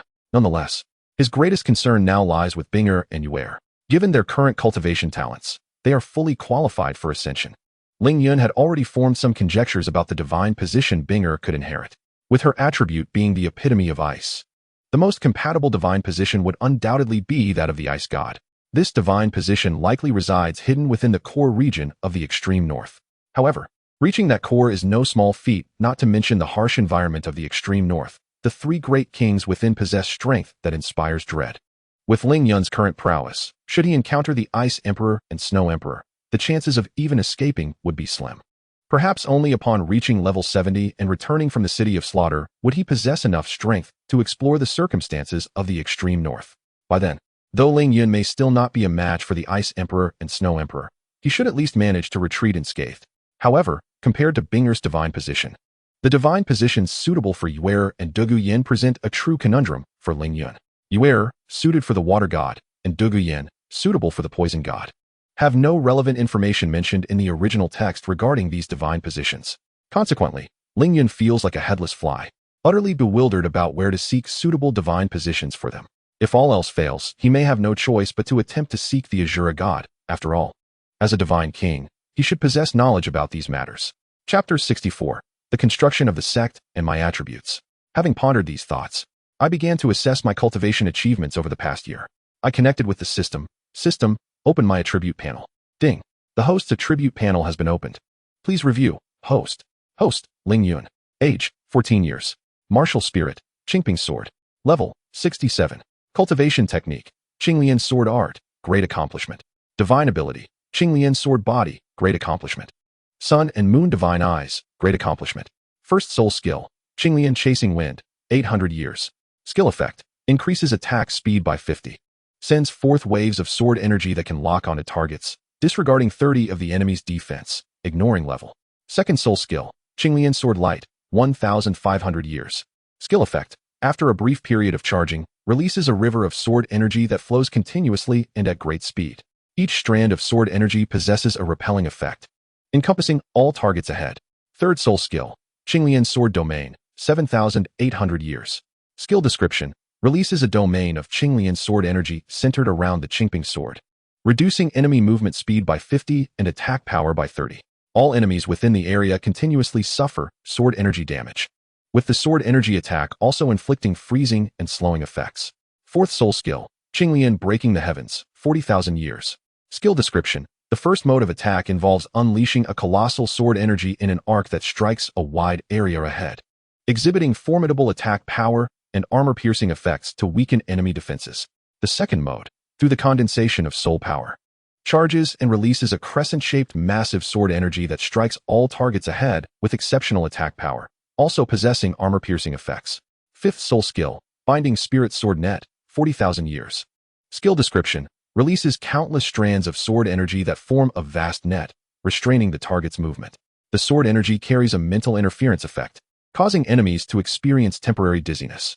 Sixth soul skill, 10,000 Swords Return to Origin, 98,000 years. Skill description, summons countless illusory sword energies centered on oneself, converging from all directions to attack the target, resulting in an extraordinarily explosive concentrated strike. This skill can also target multiple enemies, demonstrating formidable attack power. Soul Bones, Rift Wing, External Soul Bone, evolved to match the highest soul ring's age, originating from the Soul Rift Eagle, 98,000 years. Soul Bone skill, Gale. Skill description, increases flying speed by 200, lasting for 5 minutes. Heavenly Sword Left Leg Bone, originating from the Celestial Sword Eagle, 98,000 years. Soul Bone skill, Sword Energy Sharpness. Skill description, passive skill that enhances all sword energy attacks by 40 attack power. Skill, Qingping Sword Technique, first 9 forms. Qingping Manipulating Wind, great accomplishment. Item, storage space, 1,000 cubic meters, capable of storing life. Red Sun Ring, growth points, 70,000. Aesthetic Realm, half-step aesthetic realm. Upon reviewing his attributes, Ling Yun could not help but feel a surge of joy within. Through relentless effort over this period, Ling Yun's cultivation speed had indeed soared remarkably. With the current progress, Ling Yun was confident that he would successfully break through to level 70 after the conclusion of the elite competition at the Advanced Soul Master Academy across the continent. At that time, he could venture to hunt for soul rings, further enhancing his power. Following the acquisition of the soul rings, he would be poised to head to the City of Slaughter to complete the system's sign-in task. Having gathered all his belongings, Ling Yun stepped out of the Valley of the Ice and fired Dual Eyes. Standing at the mouth of the valley, he glanced back, observing the once tranquil Sunset Mountain Range, which had undergone a complete transformation near the vicinity of the Ice and Fire Dual Eyes. The peak closest to the Ice and Fire Dual Eyes had been magnificently developed into the main summit of the sect. This soaring peak towered majestically into the clouds, resembling a grand edifice that overlooked the entire Sunset Mountain Range. Surrounding this main peak were 4 other peaks, each repurposed into the sect's Pill Refining Peak, Weapon Forging Peak, Formation Peak, and Law Enforcement Peak. Viewed from above, these 4 peaks resembled 4 gleaming swords, encircling the even more imposing main peak. The architectural layout of the entire sect was meticulously organized and harmoniously arranged, imparting a sense of solemnity and grandeur. Bridges of iron chains connected each peak, crafted from fine steel forged by the disciples of the Weapon Forging Peak under the guidance of their esteemed predecessors, who had mastered the foundational techniques. The Yu family truly excelled in the field of construction. Senior Nyohao had ingeniously integrated formations with architecture, using the main peak as the focal point to create a vast spirit-gathering formation encompassing the 5 peaks, enabling cultivation within the sect to progress at a pace 15 times faster than in the outside world. Meanwhile, the Min family utilized all available storage soul tools within the sect to transport the necessary materials for construction. The Pa family was equally industrious, with Senior Yang Wudi leading the disciples of the pill refining peak to establish an expansive medicinal garden surrounding the ice and fire dual eyes. The area around the ice and fire dual eyes had now been divided into numerous medicinal fields, flourishing with various herbs. After surveying the progress of the sect's construction, Ling Yun exited the Sunset Forest and made his way to Tiando City. Rather than returning to his clan, he headed directly to the Yanhuang Advanced Soul Master Academy. At this moment, the Yanhuang Academy had undergone a remarkable transformation. Its previous water blue hue was now enriched with a multitude of colors, presenting a more aesthetically pleasing and grand appearance. Since the previous year, the academy had begun enrolling students of various attributes and had recruited numerous outstanding teachers from both within and beyond the community. Upon entering the academy, Ling Yun found the special training ground used by the Yanhuang battle team, where all team members were currently engaged in training. As Ling Yun entered the training ground and clapped his hands to signal everyone to halt, there was no surprise among the team members at his arrival. Although Ling Yun had been cultivating at the ice and fire dual eyes, he occasionally visited the academy to chat and share meals with them. Once everyone had ceased their activities, Ling Yun spoke. As you all know, the elite competition of the Advanced Soul Master Academies across the continent is approaching. Before that, I have a matter to discuss with you. I have established a sect named Yanhuang Sect, and I would like to invite you to join. I wonder if you would be willing. Upon hearing this, the team members were initially taken aback, but soon began whispering among themselves. Before long, they ceased their discussions, and with unwavering resolve, they collectively stated, "Captain, we are willing to join the Yanhuang Sect. Within the academy, we have already sensed your prowess and leadership abilities. Now that you have established your own sect, we firmly believe that following you will lead to greater development." The other team members nodded in agreement, expressing their willingness to join. Ling Yun revealed a smile of satisfaction, remarking that with your participation, the Yanhuang Sect is destined to flourish. Our next endeavor is to wholeheartedly prepare for the elite competition of the Advanced Soul Master Academy across the continent, where we shall showcase the splendor of the Yanhuang Sect. Subsequently, Ling Yun leisurely retrieved 2 exquisitely crafted jade vials from his pocket, their translucent surfaces emanating a subtle fragrance of medicine.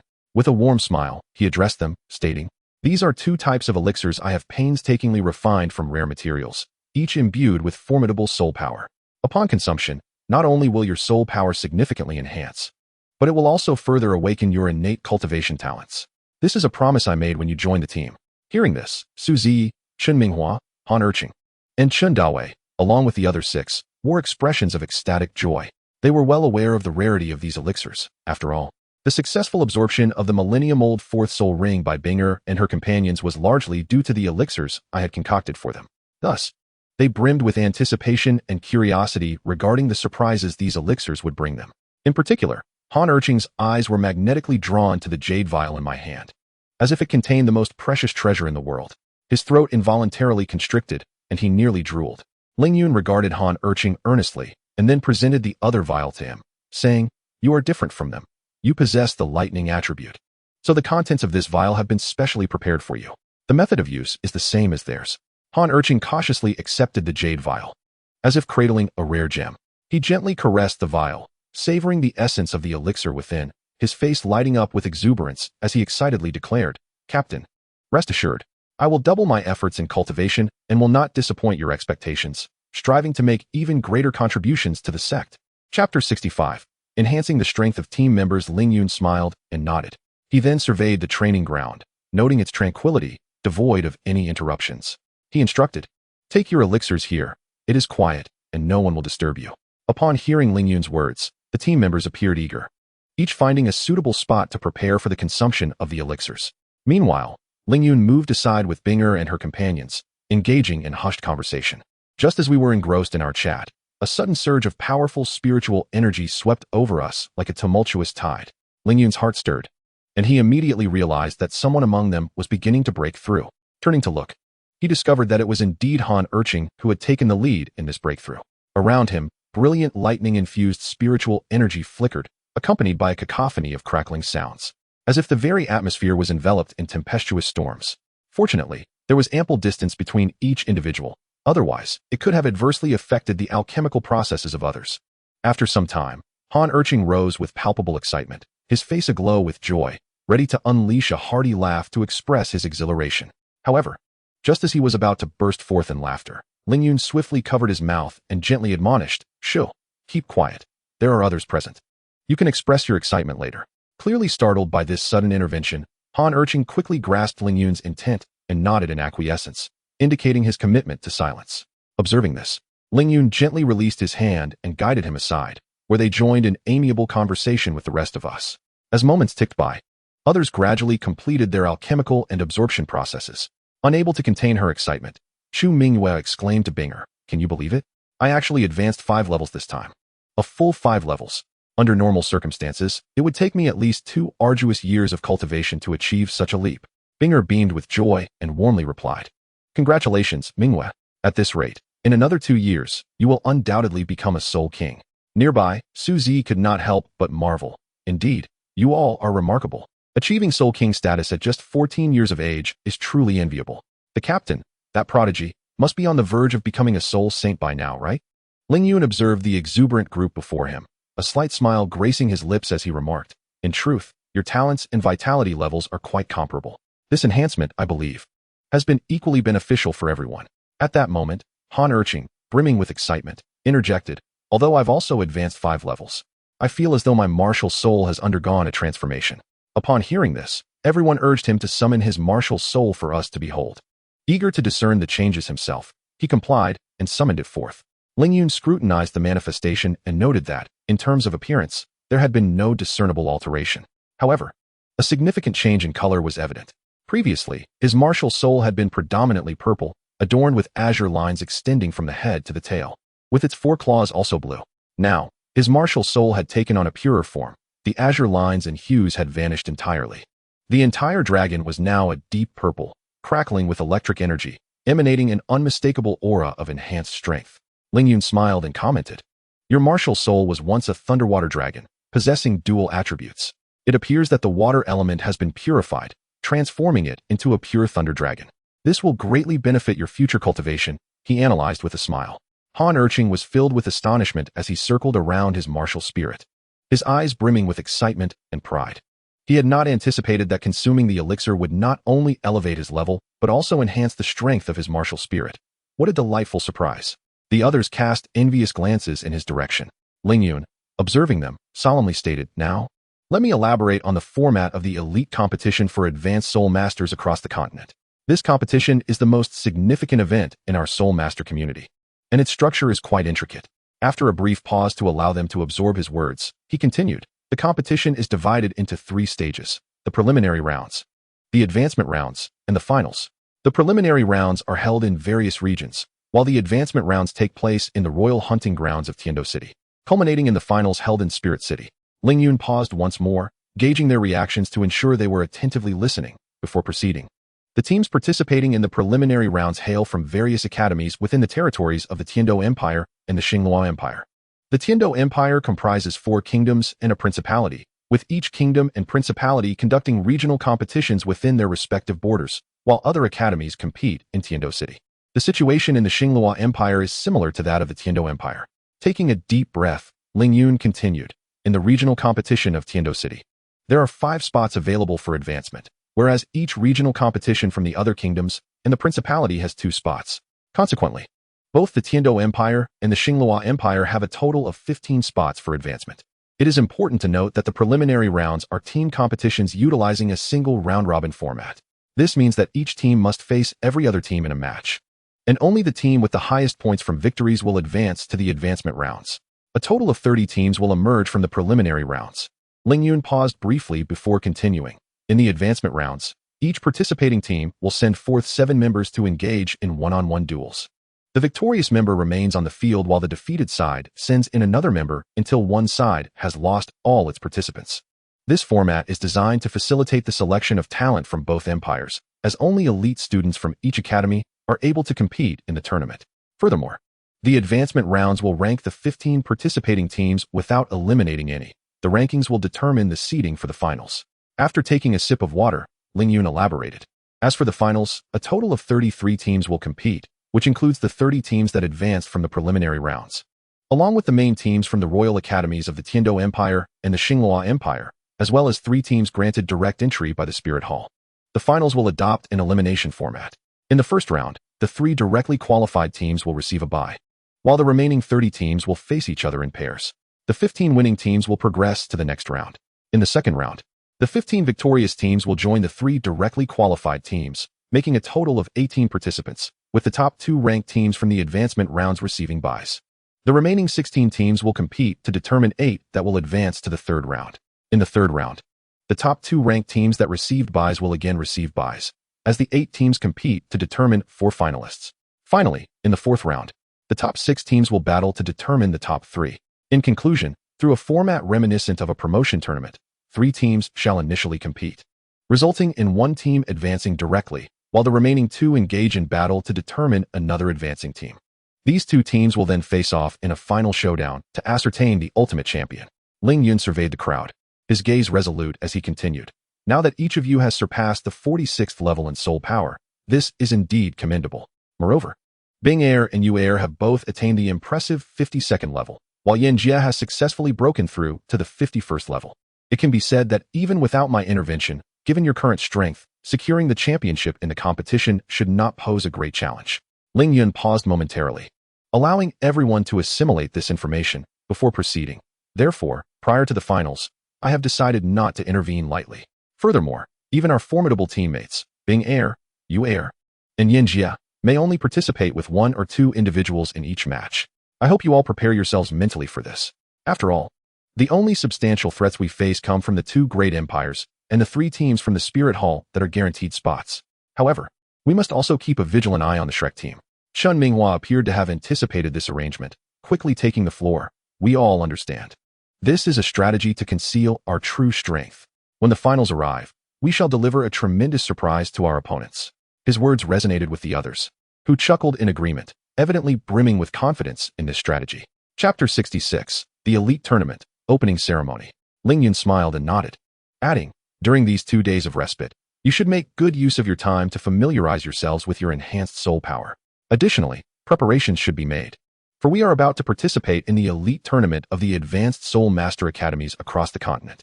This is a significant competition, and everyone must give their utmost. Once Ling Yun concluded, his teammates expressed their understanding and gradually took their leave. Watching them depart, Ling Yun felt a swell of anticipation, confident that they would achieve remarkable results in the forthcoming matches. Ultimately, after all the teammates had left, Ling Yun, along with Bing Air, Yu Air, and Yan Jia, exited the academy to make final preparations for the imminent tournament. Upon returning to the family estate, they found grandfather and senior Douluo Bo deliberating in the hall. After bowing respectfully, the 4 of them seated themselves nearby to listen. They continued their conversation for a while longer before grandfather looked up at them and inquired, in a few days, the elite tournament of the Advanced Soul Master Academies will commence. Are your team members prepared? Ling Yun replied, casting a glance at his grandfather. They are ready. They have already consumed the pills I prepared for them, and now all 6 possess soul power at the 46th level. We came to request Senior Douluo Bo to lead us. May I ask if you have the time? Douluo Bo smiled in response. I have the time. As it happens, I have been rather idle lately. Besides, I had already promised you previously. Would I go back on my word? Ling Yun bowed respectfully to his esteemed senior, Douluo Bo, and smiled as he said, in truth, with my strength, we are quite secure within the confines of the Heaven Do Empire. However, I am concerned about potential complications during the finals, which will be held in Wuhan City. Thus, I sought your guidance as our team leader for this endeavor. I truly appreciate your assistance, Senior. Douluo Bo waved his hand dismissively and replied with a hearty laugh. Rest assured, with me present, nothing untoward will befall you. Have you reviewed the competition format? Ling Yun smiled at Douluo Bo and expressed his gratitude. Thank you, Senior. I have been studying the competition format for quite some time and just discussed it with my teammates at the academy. They then conversed about various considerations pertinent to the competition before parting ways to prepare for the event. Upon returning to his room, Ling Yun did not engage in preparations. Instead, he retrieved a dossier concerning Shrek Academy. This document had been meticulously collected upon his request and mirrored the original narrative precisely, detailing how Tang San and Flinder had arrived in Heaven Do City as anticipated and fortuitously joined Lu Erlong's Blue Tyrant Advanced Soul Master Academy.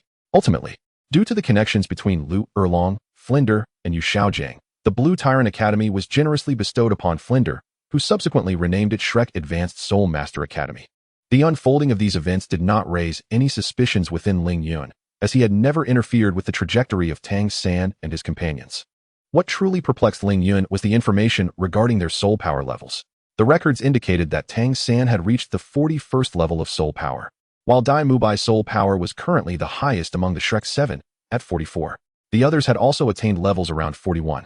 This was largely consistent with his recollection of the original story, particularly concerning Xiao Wu's soul power level. In the original tale, Xiao Wu had not utilized the Heartbroken Red, resulting in her soul power being inferior to her teammates, with a mere 39 at the time of the competition. However, the current records revealed that her soul power was now 2 levels higher than in the original narrative, leaving Ling Yun in a state of confusion. After all, he had already seized the opportunity of the Ice and Fire Yin Yang Eye. What could account for their rapid enhancement in strength? Had Tang San discovered another treasure trove in which he found celestial herbs? Or had they encountered some extraordinary fortuity during their training? These questions swirled in Ling Yun's mind, fueling his curiosity and intrigue about the experiences of Tang San and his companions. In truth, Ling Yun was not overly concerned about the threat posed by Tang San. His primary intrigue lay in understanding the reasons behind their newfound strength. Was it due to the world's essence correcting the timeline? Or was there a mysterious hand orchestrating these events? Nevertheless, at present, Ling Yun maintained a significant advantage. With these thoughts settled, he gradually drifted into slumber. In the blink of an eye, 3 days had swiftly passed. On this particular morning, the residents of Heaven Do City commenced their day as usual. Yet unlike any other day, the streets were imbued with an atmosphere of excitement and anticipation.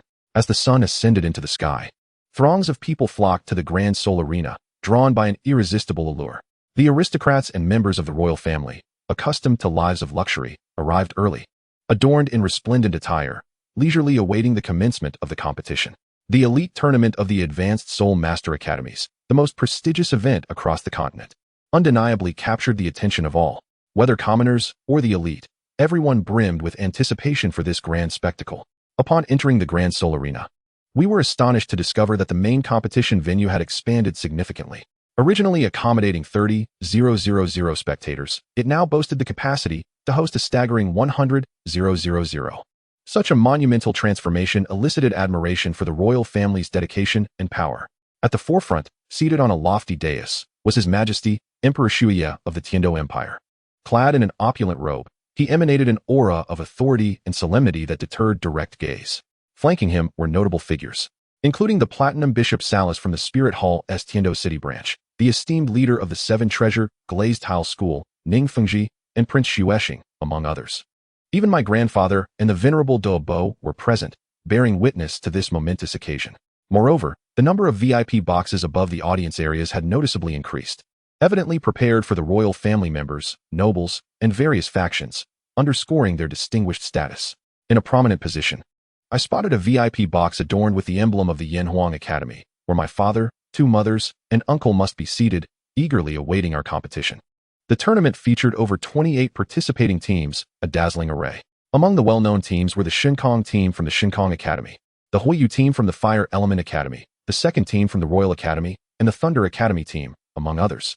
In a less conspicuous corner, I also noticed the Shrek team representing Shrek Academy, in stark contrast to the vibrant and distinctive uniforms of other academies. The Shrek Academy's attire could only be described as dismal. The overall hue of their uniform was a ghastly shade of brownish green, akin to a forgotten lump of mud. The emblem on the chest, a green Shrek figure, was devoid of aesthetic appeal, instead evoking a sense of absurdity. Moreover, the back bore a promotional advertisement for Shrek Academy, rendering the entire ensemble even more cheap and garish. In comparison, our Yanhuang team's uniform stood out remarkably.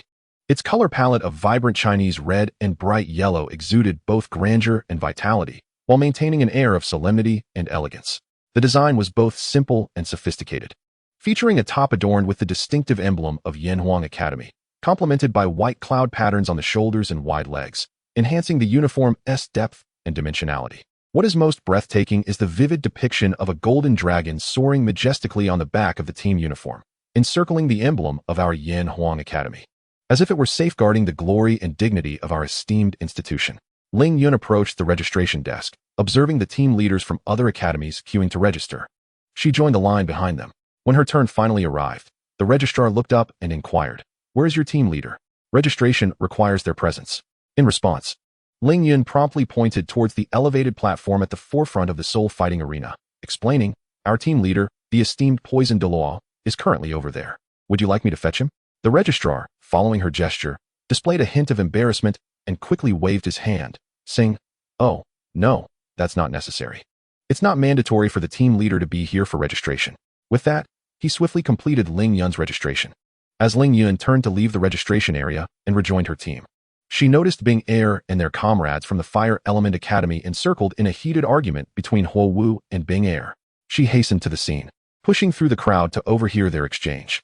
Huo Wu, hands on her hips and brimming with defiance, declared to Bing Er, "What are you? I assure you. I will never concede to you. Even if your rank surpasses mine, once we are on the arena, I can still defeat you." However, despite her resolute words, a slight tremor in her voice suggested uncertainty. Yu Er replied with a haughty laugh. "Heh, a stubborn duck refusing to admit defeat. Let us settle this on the arena. Just don't make excuses if you lose." Ling Yun interjected with a smile. "All right, the competition hasn't even begun yet. Everyone has a chance. However, remember, friendship comes first and competition second. I hope we can present a thrilling showdown for the audience." Huo Wu huffed, but refrained from further comments. At that moment, the announcement echoed, instructing all teams to assemble in the designated area for the opening ceremony. Our Yanhuang team and the Fire Element Academy proceeded to the gathering zone.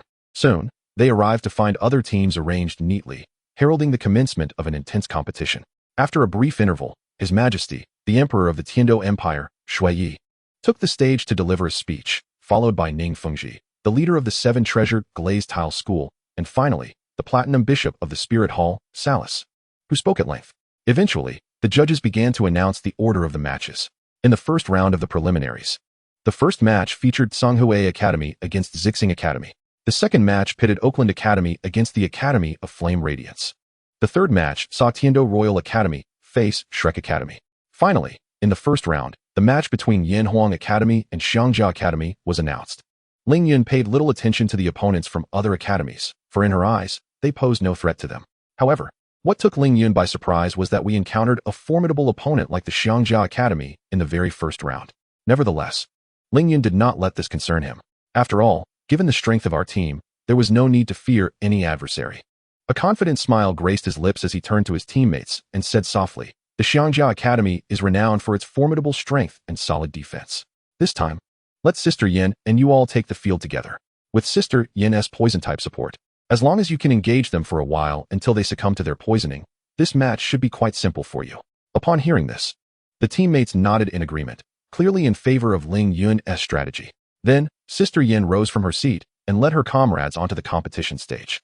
At that moment, the team from Xiangjia Academy also began to ascend the platform. Their players were towering and robust, resembling iron towers, each step seemingly capable of causing tremors in the ground, making the entire stage quiver as if it might collapse under their weight at any moment. Once both sides took their positions, the atmosphere grew tense. The captain of Xiangjia Academy, Hu Yanli, looked across at the Yanhuang Academy team with an air of arrogance. In a disdainful tone, he declared, "Xiangjia Academy, Captain Hu Yanli, Level 40 Defense-type Soul Master. I hear your academy has been renamed to Yanhuang Advanced Soul Master Academy? Huh, you don't think merely changing the name will make you stronger, do you? Our goal at Xiangjia Academy is to secure a top 3 finish in the finals. So you might as well recognize your limitations and step down from the stage." Hu Yanli's words dripped with mockery and disdain. However, faced with his provocation, Du Gu Yin of Yanhuang Academy remained remarkably composed. A slight smirk formed at the corners of her mouth as she replied leisurely, "Yanhuang Academy team member, Du Gu Yin. Level 51 Control-type Soul King." Though her voice was soft, it resonated clearly in the ears of everyone present. Her introduction was like a stone cast into a tranquil lake, stirring ripples of excitement. Particularly when people heard the terms Level 51 and Soul King, the entire scene erupted into a frenzy. As Du Guyan finished speaking, the audience on both sides of the stands exploded with thunderous cheers and gasps, as if ignited by a powder keg. Whispers filled the air, with many expressing their astonishment at Du Gu Yan's prowess. Other competing teams on nearby platforms also paused their activities, turning their attention to the Yanhuang team, their faces displaying incredulity. The crowd buzzed with disbelief, murmuring, "A Soul King has appeared in the first round of the preliminaries. It's simply astounding. She must be the granddaughter of the poisoned Douluo." A nearby spectator responded, "Indeed, she has become a Soul King at such a young age. This is a level that many strive for their entire lives, yet fail to attain." On the high platform, the Emperor of the Heaven Do Empire, Shui Yi, chuckled and remarked, "The granddaughter of the poisoned Douluo possesses an extraordinary beauty. Her future accomplishments are boundless. I wonder if she is of marriageable age?" Elder Dugu Bo smiled and replied, "Your Majesty's praise is greatly appreciated, Yet I must confess that this girl has been rather spoiled by my indulgence. I am no longer in a position to dictate her choices. At that moment, the platinum figure of the Spirit Hall, Salus, interjected. I have heard that your granddaughter was once at the Royal Academy in Heavendo City, serving as the vice-captain of the Royal First Battle Team. However, I am curious as to why she later transferred to the Advanced Water Element Soul Master Academy. Elder Douluo smiled and responded. There is no need for you to concern yourself with such matters, Salus. Perhaps you should devote your attention to the Xiangjia Academy instead. Upon hearing Elder Douluo's unyielding words, Salus's expression darkened considerably. Suppressing his fury, he spoke with a gloomy countenance. What of a Soul King? Among our Spirit Hall battle team, 3 members are hailed as the Golden Generation, and their strength far exceeds that of an ordinary Soul King. With her mere level 51 Soul King status, she poses no threat whatsoever. The championship of this Continental Advanced Soul Master Academy Elite competition will undoubtedly belong to our Spirit Hall. However, Elder Douluo dismissed Salus's assertions with a hint of disdain, a smirk playing at the corners of his lips. He leisurely remarked, "Oh, is that so?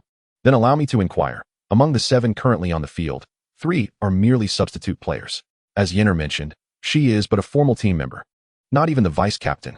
Now, I wonder, what levels of soul power do the remaining 3 formal team members possess?" Elder Douluo's words struck like a thunderbolt, causing an uproar on the high platform. Everyone was left speechless, exchanging bewildered glances, uncertain of how to respond. Gradually, their gazes converged on the grandfather, who had remained composed and silent, seemingly anticipating his response. In the face of their scrutiny, the grandfather appeared remarkably unperturbed. His smile grew increasingly enigmatic as he softly stated, "The competition is about to commence. The answers will soon be revealed, will they not?" With that, he fell silent, his gaze fixed on the competitors in the arena, as if he held all the strings of fate in his grasp. At that moment, the referee announced loudly, "Both teams, please bow to each other." Upon hearing the referee's command, Douluo Yin led all the members of the Yan Huang battle team to bow to the team led by Hu Yanli of the Xiangjia Academy. After observing the mutual salutation, the referee continued, "The first match of the preliminary round officially begins." As the referee's voice echoed, the atmosphere erupted with energy. In that instant, the dozens of individuals on the field unleashed their martial spirits. Colorful soul rings illuminated each participant, shimmering brilliantly in the sunlight, akin to the dazzling stars in the night sky.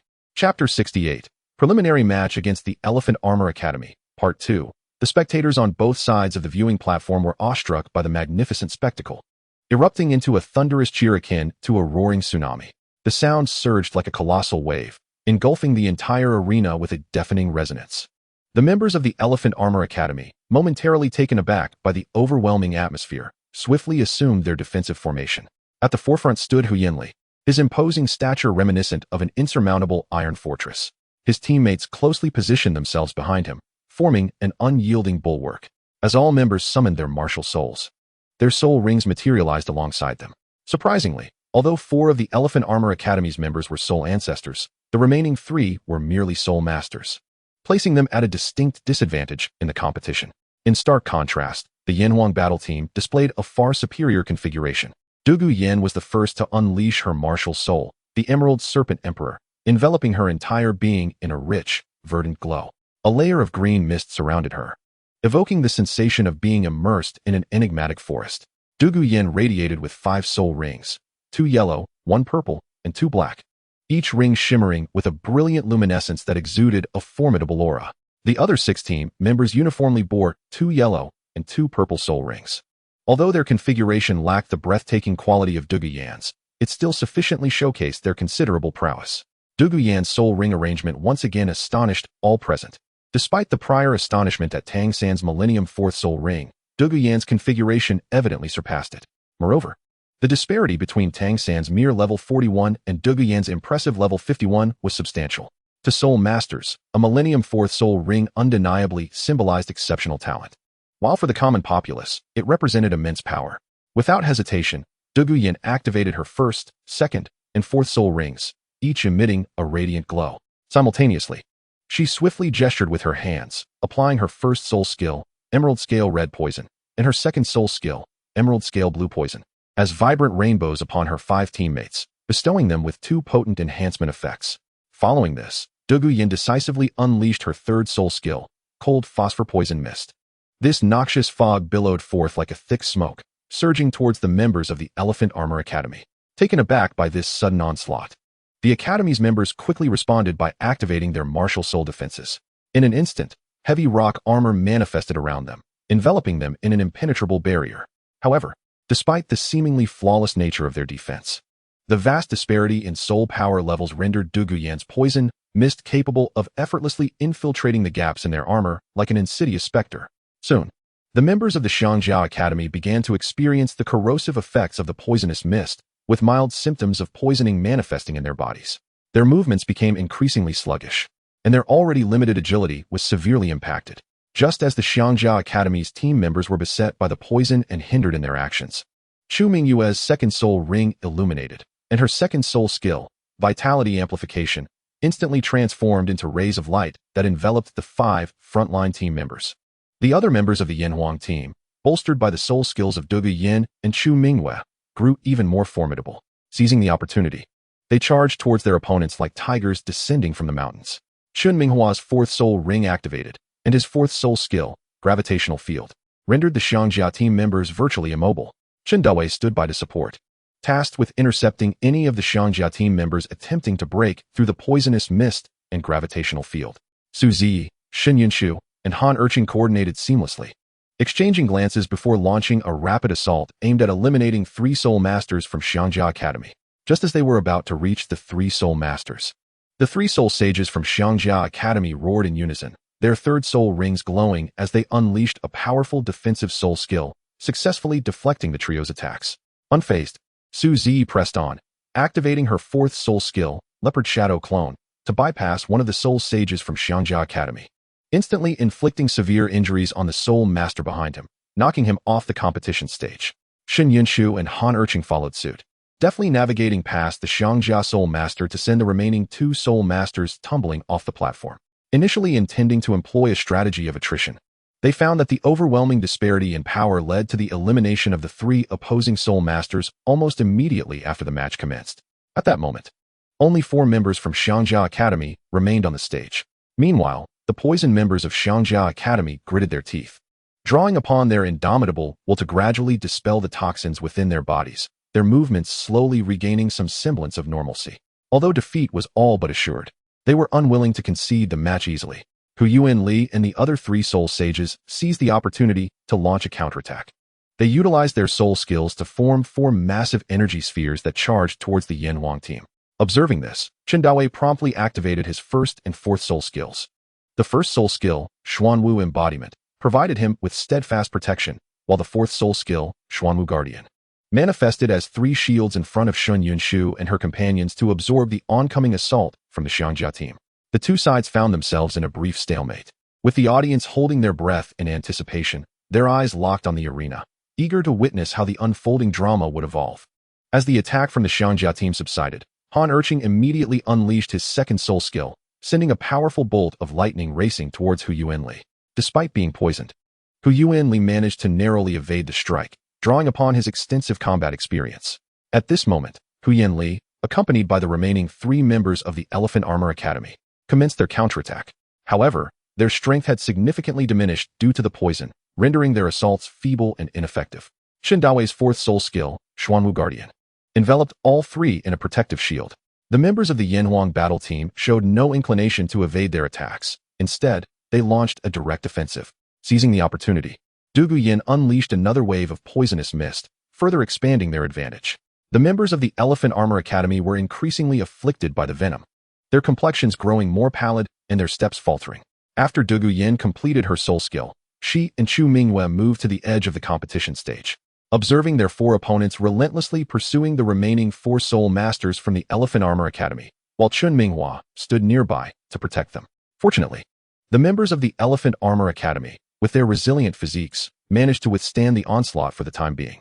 However, as time progressed, the symptoms of their poisoning worsened, and they nearly lost their capacity to resist. The 4 members of the Yanhuang battle team effortlessly dispatched them from the competition stage. Ultimately, the referee announced Yanhuang Academy as the victors. The venue erupted with thunderous applause, and the members of the Yanhuang battle team rejoiced in exhilaration. They had achieved this initial victory with remarkable ease, instilling a profound confidence for the ensuing matches.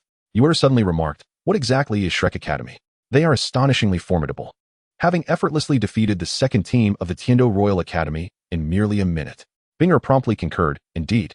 Several members of that Shrek Academy possess exceptional talent and unparalleled combat experience. Particularly their captain, Dai Mubai. I sense his fighting prowess rivals that of Han Erqing. However, what perplexes me is that their vice-captain, Tang San, gives off an even more menacing aura. Ling Yun gazed at both of them with a smile and elaborated. In fact, Shrek Academy was formerly known as the Blue Tyrant Academy, and they have 7 official members, referred to as the Shrek 7 Monsters. Today, Tang San, Dai Mubai, and Xiao Wu are all members of this elite group. Yue, astonished, exclaimed, "Are you implying that they have not even exerted their full strength, yet still effortlessly triumphed over the second team of the Tiando Royal Academy?" Ling Yun, observing Yue's astonishment, smiled gently and replied, "The strength of the Shrek Academy team is indeed formidable. In today's battle, they have yet to unleash even half of their true power. Should you encounter them in the future, you must pay special attention to the following 3 points. Chapter 69, Preliminary Match, Confrontation with the Fire Element Academy, Part 1. Yue and the others listened intently as Ling Yun continued. Firstly, there exists a powerful martial soul fusion technique between Dai Mubai and the yet-to-appear Zhu Zhuqing. This skill is immensely potent, and once activated, it will undoubtedly impose tremendous pressure upon you. Yue furrowed her brow slightly, seemingly apprehensive about this martial soul fusion technique. Ling Yun paused briefly before continuing. Secondly, there is Tang San. His combat prowess can only be described as terrifying, despite currently holding a mere level 41. When he exerts his utmost effort, few beneath the rank of Soul Sage would stand as his adversaries. Yue's eyes widened in astonishment. Clearly taken aback by Tang San's prowess, Ling Yun took a deep breath and continued. Thirdly, there is that little dancer, Xiao Wu. Although her own combat strength is not particularly formidable, she is Tang San's Achilles heel. Should she incur any harm, Tang San would instantly succumb to a berserk state, unleashing attacks far beyond the ordinary. Therefore, as you engage in battle with the Shrek Academy team, you must exercise utmost caution around Xiao Wu, ensuring she does not suffer severe injury. As Ling Yun meticulously analyzed the situation of the Shrek Academy team, to Yue, Duguian led the members of the Yan Huang team down from the competition platform. Upon seeing us, Chen Dawei eagerly exclaimed, "Captain, you cannot fathom how resilient the members of the Elephant Armor team are. Ordinary attacks merely bounce off them." Ling Yun smiled and replied, "The Elephant Armor Academy specializes in defense, and only the Yuji clan from the Array Peak within our sect can rival them in this regard." Ling Yun then shifted the topic, saying, "Each academy participates in only 1 match per day. The remaining time is free for activities or observing other academy matches. This provides us with an opportunity to gauge the strength of the other academies, enabling us to make timely adjustments should we encounter them." The day's competition swiftly passed in a tense and exhilarating atmosphere. As the audience began to disperse, Binger remarked, "Today's matches were truly splendid. Through observing the events, I have identified 5 academy teams within the Tiando City competition that warrant our particular attention." She paused briefly before continuing. "These teams are the Blaze Academy, the Divine Wind Academy, the Tsanghui Academy, the Shrek Academy, and the Elephant Armor Academy. Notably, we have already faced the Elephant Armor Academy in prior matches. According to the rules of the preliminary rounds, we shall not meet them again. Thus, our focus must now shift to the remaining 4 academies." Binger's gaze turned towards the direction of Shrek Academy, her voice slightly elevated. "Among these 4 teams, the one we must heed most carefully is Shrek Academy. In today's competition, only 3 official members of Shrek Academy participated, indicating they still possess considerable strength. Therefore, in any forthcoming matches against Shrek Academy, we must exercise extreme caution and never underestimate them." Ling Yun nodded in agreement with Binger's assessment, then smiled at the group, saying, "However, there is no need for excessive concern. With our strength, I firmly believe the ultimate championship shall belong to us. Now, everyone, you have all worked hard today. It is time to return and rest. Remember to gather at our doorstep tomorrow morning for the competition." The team members nodded enthusiastically and dispersed. Early in the morning, Ling Yun arrived at the entrance to await the team. Before long, everyone gradually assembled. On the way to the arena, laughter and lively discussions filled the air as everyone speculated about the opponents they might encounter that day. Upon arriving, the atmosphere was vibrant and bustling, with participants from all academies engaged in their warm-up routines, each face brimming with anticipation. Observing our next adversaries, Ling Yun and Binger simultaneously turned their gazes toward Yue. "Will you be taking the field this match?" I inquired of Yue. After a moment's contemplation, she hesitantly replied, "Perhaps I shall refrain from participating. My level far exceeds that of Huo Wu. It would be akin to bullying her." A faint smile graced Ling Yun's lips as he looked at Yue and gently suggested, "Since you are somewhat reluctant to compete, let Sister Yin and the others take the stage for this match." He then redirected his attention to the other team members, meticulously detailing the information about the Blaze Fire team. The Blaze Fire team boasts 2 soul ancestors, namely Huo Wushuang and Huo Wu. The remaining 5 members are all soul sages. Among them, the twin brothers possessing the Fire Crane martial soul, Hui Yun and Hui Yu, are both at level 39.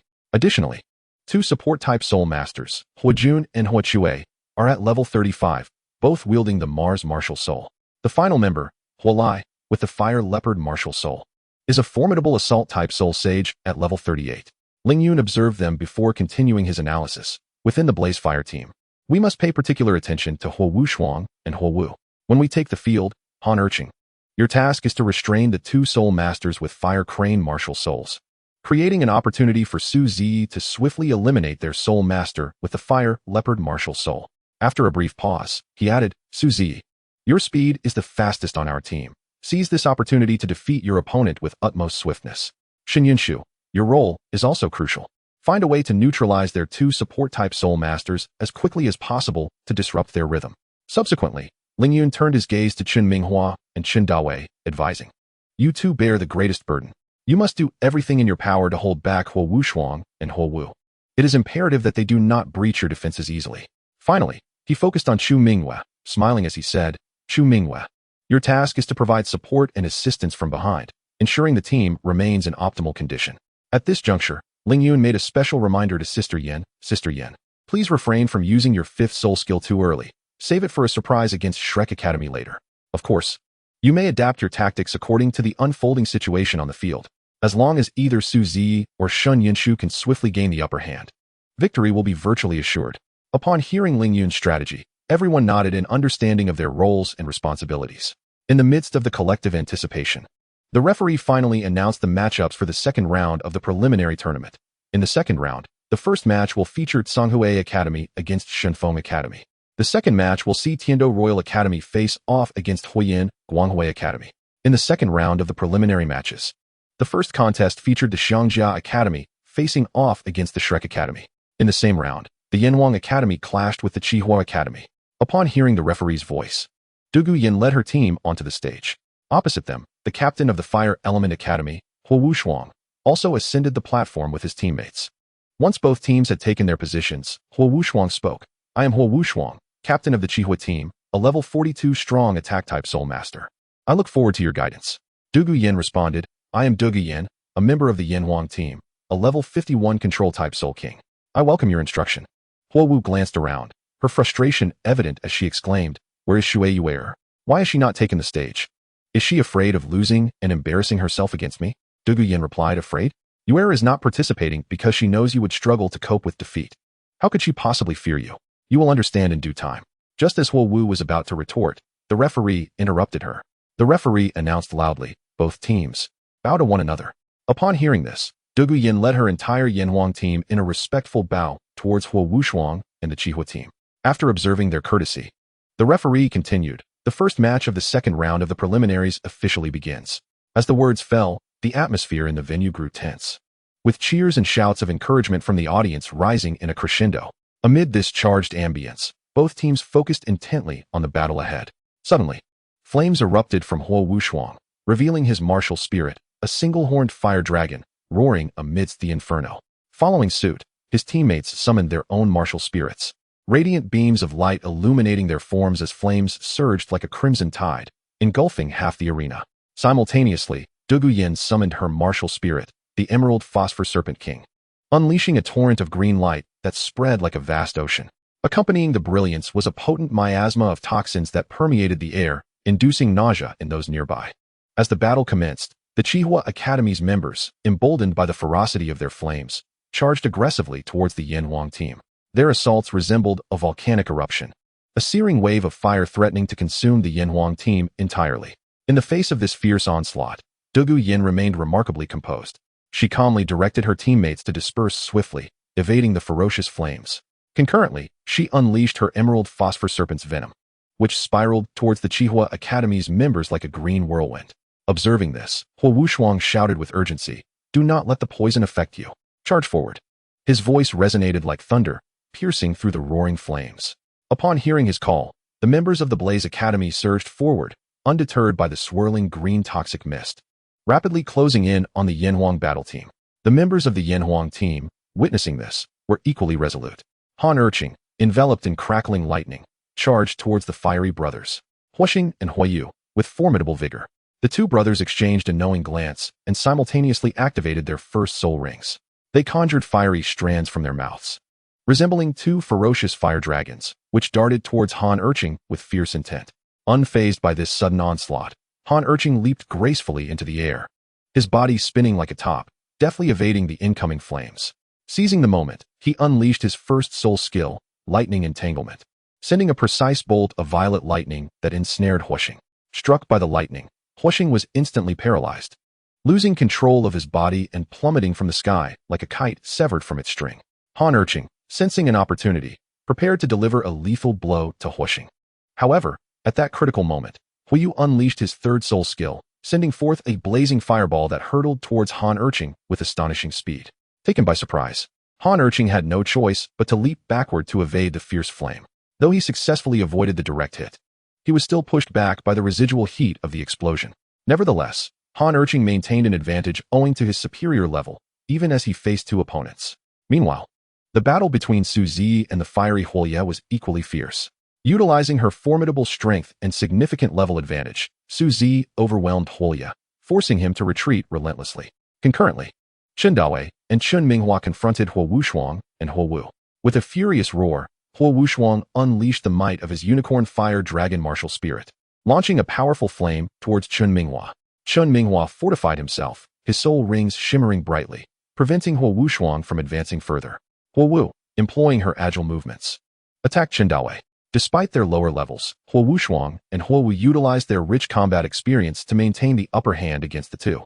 At this juncture, Chu Mingyue timely released her support soul skill, bolstering the defenses of Chun Dawei and Chen Minghua. Seizing the opportunity, Su Zi deftly sidestepped Huoye's attack and retaliated with a potent soul skill aimed at him. Huoye hastily retreated, a look of astonishment crossing his face. Meanwhile, Shen Yinshu was not idle. She skillfully maneuvered around the other members of the Blaze Academy, swiftly closing in on the two support-type soul masters. She unleashed her second soul skill, Cloud Vortex Stabs, executing a series of fierce attacks that forced the two support soul masters into a hasty retreat.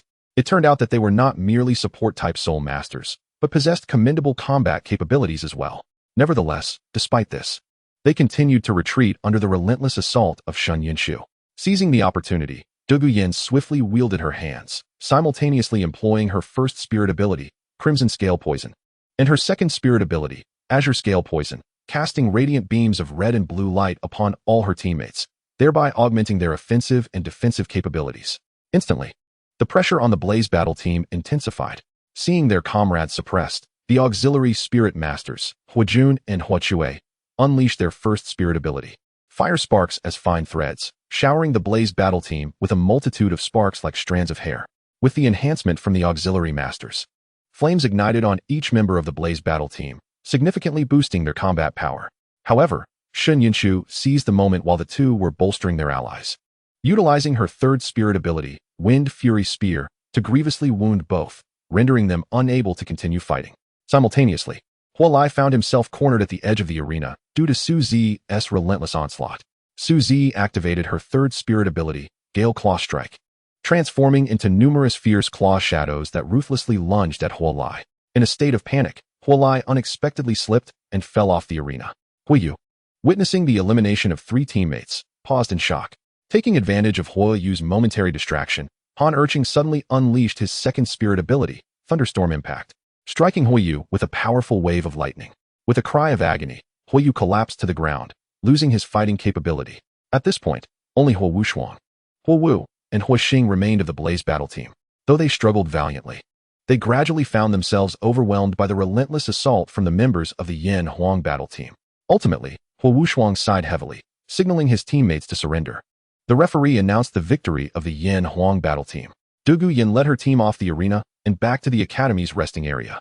Ling Yun observed them and remarked, "Everyone performed admirably. The execution of your tactics was commendable. You even defeated the Blaze battle team without utilizing your fourth spirit abilities." showcasing impressive prowess. The team members beamed with pride. Noticing their expressions, Ling Yun continued, "However, do not let pride cloud your judgment. Our match concluded swiftly. We were the first team to finish. The other academy matches are still ongoing, allowing us to observe their combat strategies." Upon hearing this, the team members turned their attention to the other academies still engaged in battle. Among these, the clash between the Divine Wind Academy and the Tsanghui Academy was nearing its conclusion, yet the disparity in strength was glaringly evident. Tsanghui Academy had been thoroughly suppressed by Divine Wind Academy from start to finish, showing no ability to retaliate. Their defeat was inevitable. In contrast, the battle between the Tiando Royal Academy and the Flame Radiance Academy appeared rather dull, resembling a lackluster exchange between novices with little entertainment value. However, the true spectacle lay in the breathtaking confrontation between Shrek Academy and the Elephant Armor Academy. This battle was nothing short of extraordinary. Tang Sen ingeniously utilized Oscar's flying mushroom sausage to securely bind all teammates with blue silver grass, subsequently lifting them into the air to launch an aerial assault on the Elephant Armor Academy. In a climactic moment, Dai Mubai and Zhu Zhuqing executed their martial soul fusion technique in perfect harmony with Tang San's ultimate control, ultimately triumphing over Elephant Armor Academy with great difficulty. This battle was nothing short of exhilarating and spectacular, leaving even me in awe of Tang San's wisdom and strategic prowess. After witnessing the matches of all the academies, Binger couldn't help but exclaim, "The Shrek team is indeed formidable." They only deployed 5 official members and succeeded in defeating the Elephant Armor Academy team. Both Oscar's miraculous support capabilities and Dai Mubai and Zhu Zhuqing's martial soul fusion technique showcased extraordinary strength. However, what was most astonishing was Tang San's exceptional team control ability, which undoubtedly significantly enhanced Shrek Academy's overall combat effectiveness. If we were to face Shrek Academy, we would certainly need to exert some of our true strength. Chapter 71. Intercepting Tang San's Soul Bone. Ling Yun attentively listened to Binger's analysis, nodding in agreement as he remarked, "Binger's insights are indeed astute. Although your levels are generally higher than theirs, we must never let our guard down when facing them. We need to be doubly cautious." He continued, "All right, the next round of matches is about to commence. Let us continue watching the competitions while also gathering information on other teams." In the subsequent matches, aside from the thrilling scenes from Thunder Academy, the other academies displayed relatively lower-level participants, offering little in terms of valuable lessons or insights. The following morning, the Yanwang team arrived early at the Grand Seoul Arena. Ling Yun made his way to the registration desk to check the opponent's information for the day's matches, while Binger patiently waited with the others in the academy's rest area. Upon Ling Yun's return to the rest area, he noticed them eagerly gathered together, animatedly discussing which academy they might encounter that day. Yue, with her keen eyes, spotted Ling Yun from afar and instantly approached him with a radiant smile, eagerly inquiring, "Which academy's team are we facing today?" Seeing their expectant faces, Ling Yun joyfully responded, "Haha, today you can take a well-deserved rest. We drew the opponent of Shilua Academy. Their team's average level is merely 36, 10 levels lower than ours. Given such a disparity in strength, they have no intention of competing. Thus they have forfeited the match." Upon hearing this, the group was momentarily taken aback before erupting into cheers. "How wonderful! A day off. Just in time to adjust our condition," they chattered excitedly. At that moment, Ling Yun noticed Tang San exiting the Shrek Academy's rest area. Although he was aware that their opponent had also forfeited, Ling Yun felt an unsettling sense of having forgotten something significant as he watched Tang San's retreating figure. Ling Yun furrowed his brow, diligently searching through his mind. Suddenly, an epiphany struck him as he slapped his forehead. He immediately directed his gaze towards the resting area of Tsanghui Academy, where he indeed spotted their supervising teacher, Shinian, departing shortly after Tang San. Ling Yun observed the direction of their exit and turned to Bing Er, saying, "I've forgotten something and must return home briefly. Please continue watching the match here." Bing Er, with concern, replied, "Make haste and return swiftly. Be careful on your way." Ling Yun nodded at her and swiftly pursued the path taken by Tang San and the teacher from Tsanghui Academy. Ling Yun was acutely aware of Shinian's motives for following Tang San. Shinian had somehow obtained advanced knowledge that Tsanghui Academy's opponent the following day would be Shrek Academy. He fully understood that Tsanghui Academy stood no chance against Shrek Academy and thus planned to resort to underhanded methods to discreetly eliminate Shrek Academy's most exceptional students. As for why he had not targeted Ling Yun and his companions, Ling Yun surmised that there were primarily 2 reasons. Firstly, he was well aware of Douluo Yan's identity as the granddaughter of the poisoned Douluo. Should he attempt to harm Douluo Yan, regardless of the outcome, he would face dire consequences. After all, the poisoned Douluo was not to be trifled with, and a mere teacher from Tsanghue Academy would not dare provoke him. Secondly, Ling Yun, Bing Er, and Yu Er had yet to reveal their true capabilities, leaving Xinian entirely ignorant of their actual strength. Most importantly, they had a titled Douluo backing them, which would naturally deter him from making any rash moves that could bring calamity upon himself. Reflecting on the events in the original narrative, Xinian's actions could be described as a classic case of losing more than he gains. Not only did he fail to eliminate Tang San, but he also fell victim to a counterattack, ultimately providing Tang San with a precious head spirit bone, a rather ironic twist of fate indeed. Ling Yun quickened his pace and soon caught sight of them. At that moment, Xinian was lurking in a secluded corner, a sinister smile plastered across his face as he watched Tang San, whose seventh spirit ring was pulsating with dark energy. Tang San had already collapsed to the ground, writhing in agony. Ling Yun understood that part of this was a performance intended for Xinian's eyes. Upon closer inspection, he noticed a flicker of purple light in Tang San's eyes, indicative of the formidable mental power derived from his cultivation of the purple extreme magic eyes. It was precisely this mental fortitude that enabled him to withstand Xinian's spirit attack. Tang San appeared to be waiting for the opportune moment, intending to strike decisively as Xinian drew near. Ling Yun knew that he could wait no longer. He took a deep breath and summoned the Qingping sword. With his eyes slightly closed, he focused his mind, channeling an unending stream of soul power into the Qingping sword. In an instant, the sword's radiance intensified dramatically. Simultaneously, the golden and silver lights began to flicker in his eyes, signaling the activation of his mental attack, the sun and moon divine light. Ling Yun concentrated a vast amount of mental energy into his gaze, forming a powerful mental shockwave that surged directly towards Xinian's mind. At the moment when Xinian summoned his martial soul, he sensed the presence of an unfamiliar soul energy. Alert, he followed the direction of his instinctive perception, and upon his gaze landing on Ling Yun, he instantly recognized him. After all, he possessed a portion of Ling Yun's dossier. However, the very instant he identified Ling Yun, the radiant light of the sun and moon divine force surged towards him like a bolt of lightning. Xinian had no time to react. The powerful psychic shockwave struck his mind with the force of a thunderclap. Ling Yun's spiritual power was extraordinarily vast, and this assault was akin to a mountain crushing an egg, severely wounding Xinian's soul. He felt as though his head might explode, the pain unbearable, his eyes instantly bloodshot, and he coughed up a mouthful of blood, his entire being appearing as though it had lost its essence, falling into a state of stupor. Seeing this, Ling Yun unhesitatingly activated his sixth soul ring. In an instant, the sixth soul ring radiated a dazzling light, enveloping the Qingping sword entirely. The sword, invigorated by the soul power, hummed as it emitted fierce sword energy. Ling Yun, with his fingers shaped like a sword, made a powerful sweep, and the Qingping sword sprang to life, spiraling rapidly through the air. Each stream of sword energy resembled shooting stars streaking across the sky, wielding unparalleled might, all aimed at Xinian.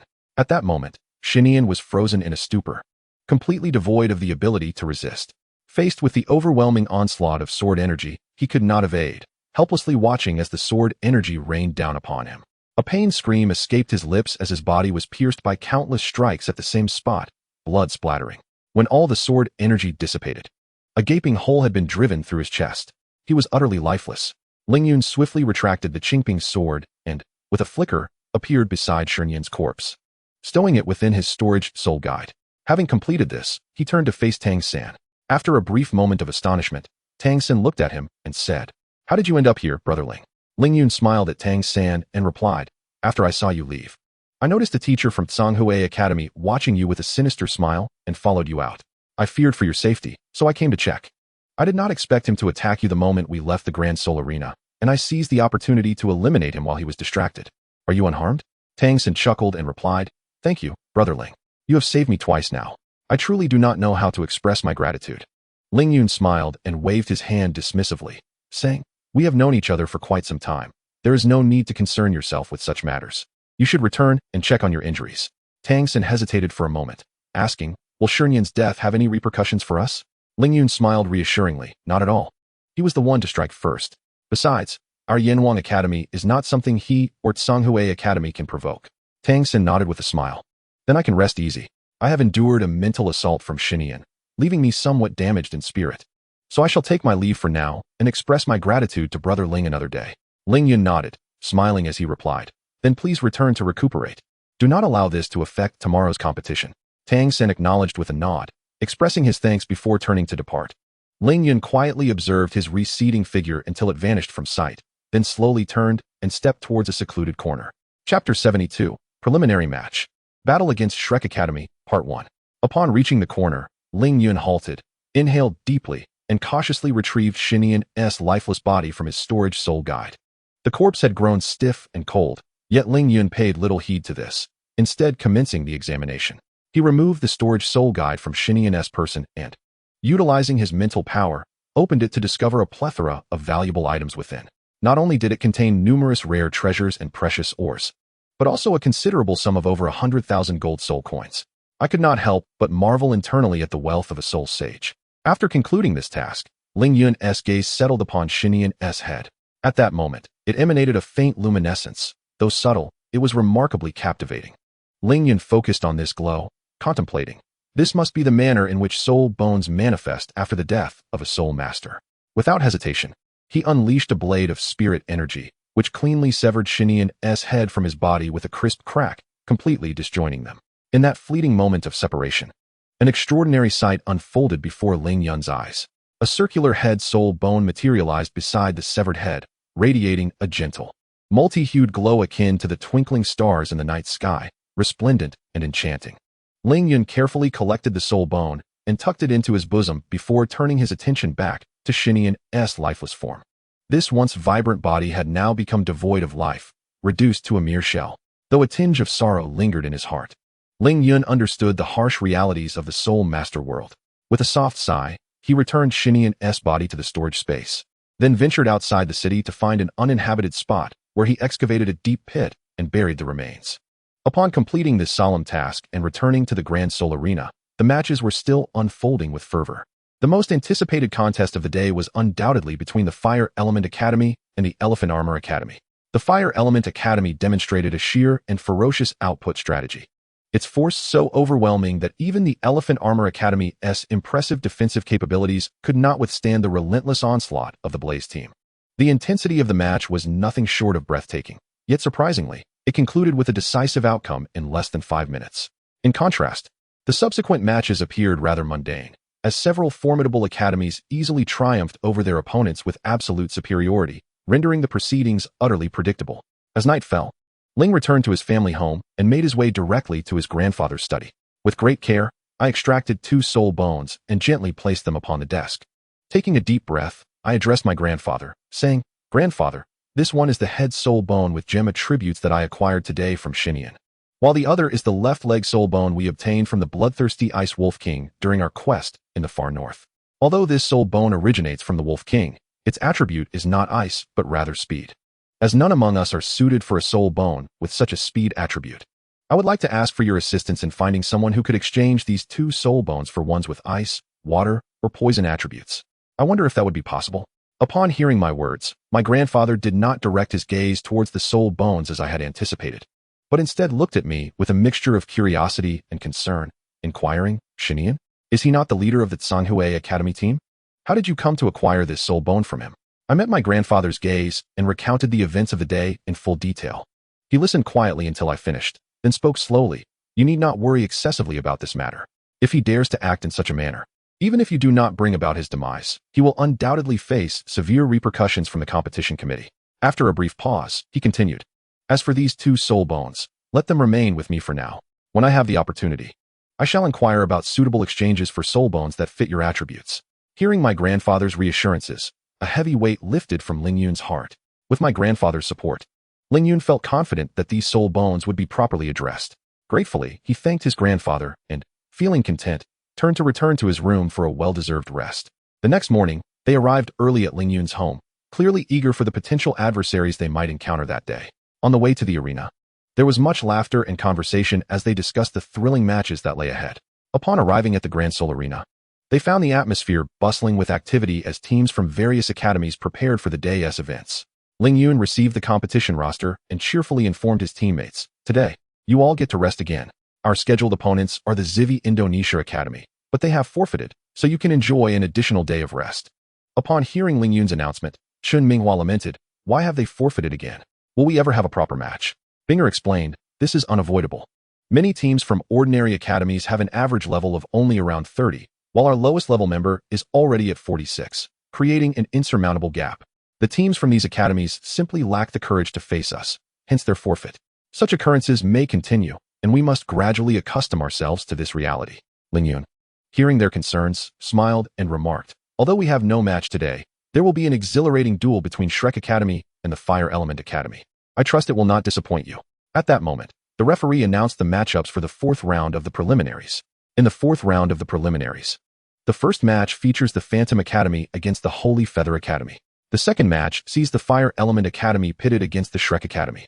In the same round, the Yanwang Academy faces the Zivi Indonesia Academy, which has already forfeited. The referee announced loudly, "The players from both sides, please bow to each other."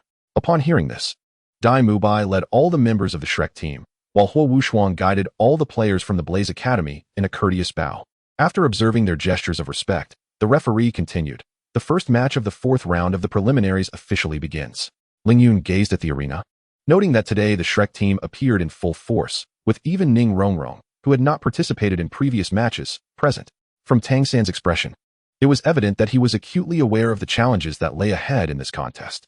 Surprisingly, the Blaze team adopted an identical lineup to that which had confronted them previously, likely to counter Oscar's flying mushroom sausage, undoubtedly adding further unpredictability to the match.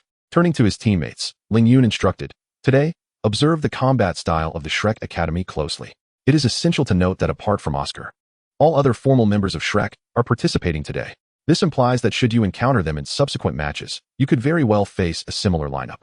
Therefore, it is imperative to prepare thoroughly in advance." The team members nodded in understanding, fully concentrating on the unfolding contest, leaving no room for complacency. At that moment, the Snow Knight Emperor, smiling, addressed Ning Fengji. "The girl in the sky blue attire must be Rongrong, correct?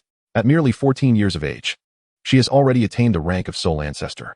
Such talent surely bodes a bright future." The Snow Knight Emperor paused, then continued, "Time truly flies. In the blink of an eye, this child has grown so much, and she is becoming increasingly beautiful. With her looks and abilities, I wonder how many outstanding young talents she will captivate in the future." Ning Fengji responded with a smile, "Your Majesty, you flatter her. Rongrong still has much to learn." The Snow Knight Emperor then remarked, "Lord Ning, given Rongrong's talents and the foundation of the seven-treasure glazed tile school, suitable suitors will not be in short supply. Might I inquire if you have any candidates in mind?" Ning Fengji felt a stir within. He understood the deeper meaning behind the Snow Knight Emperor's words. After a moment's contemplation, he replied, "Rongrong is still quite young, so it is premature to discuss this matter. However, should there arise someone who can truly capture her heart and possesses both virtue and talent, I would certainly welcome it." Chapter 73, Preliminaries, Confrontation with Shrek Academy, Part 2. As the conversation unfolded, the battle within the arena intensified. Both the Shrek Academy and the Fire Element Academy fought with all their might. Dai Mubai and Zhu Zhuqing unleashed their martial soul fusion technique, thoroughly suppressing Huo Wushuang and his teammates. Despite Tang San employing various extreme control tactics, he found himself continuously under pressure from Huo Wu, leading to a stalemate in the conflict. Ling Yun stood in the audience, engrossed in the fierce competition unfolding before him. Yet his mind began to wander. His teammates were intently observing the match involving Shrek Academy, leaving no detail overlooked. During this scrutiny, Ling Yun noticed several perplexing phenomena. Firstly, Ma Hongjun and Ning Rongrong's martial spirits had not undergone any evolution. They remained in their original forms and abilities, which left Ling Yun with a hint of confusion. Next, Tang San's martial spirit, Blue Silvergrass, was repeatedly incinerated by Huo Wu's flames during their confrontation. This spectacle astonished Ling Yun, for if Tang San had acquired opportunities beyond the ice and fire yin yang eye, one would logically expect the blue silver grass to exhibit some enhancement. Yet, it appeared no different from an ordinary blue silver grass. Contemplating this, Ling Yun's gaze shifted to Xiao Wu. As he focused on her, he noticed a faint red aura enveloping her, seemingly isolating her from the outside world and obscuring her true state from view.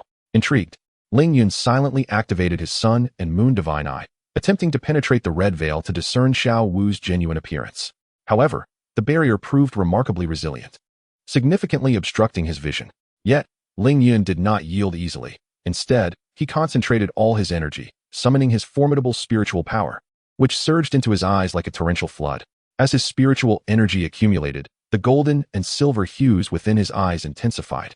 Finally, under the might of his spiritual force, the red veil gradually became translucent.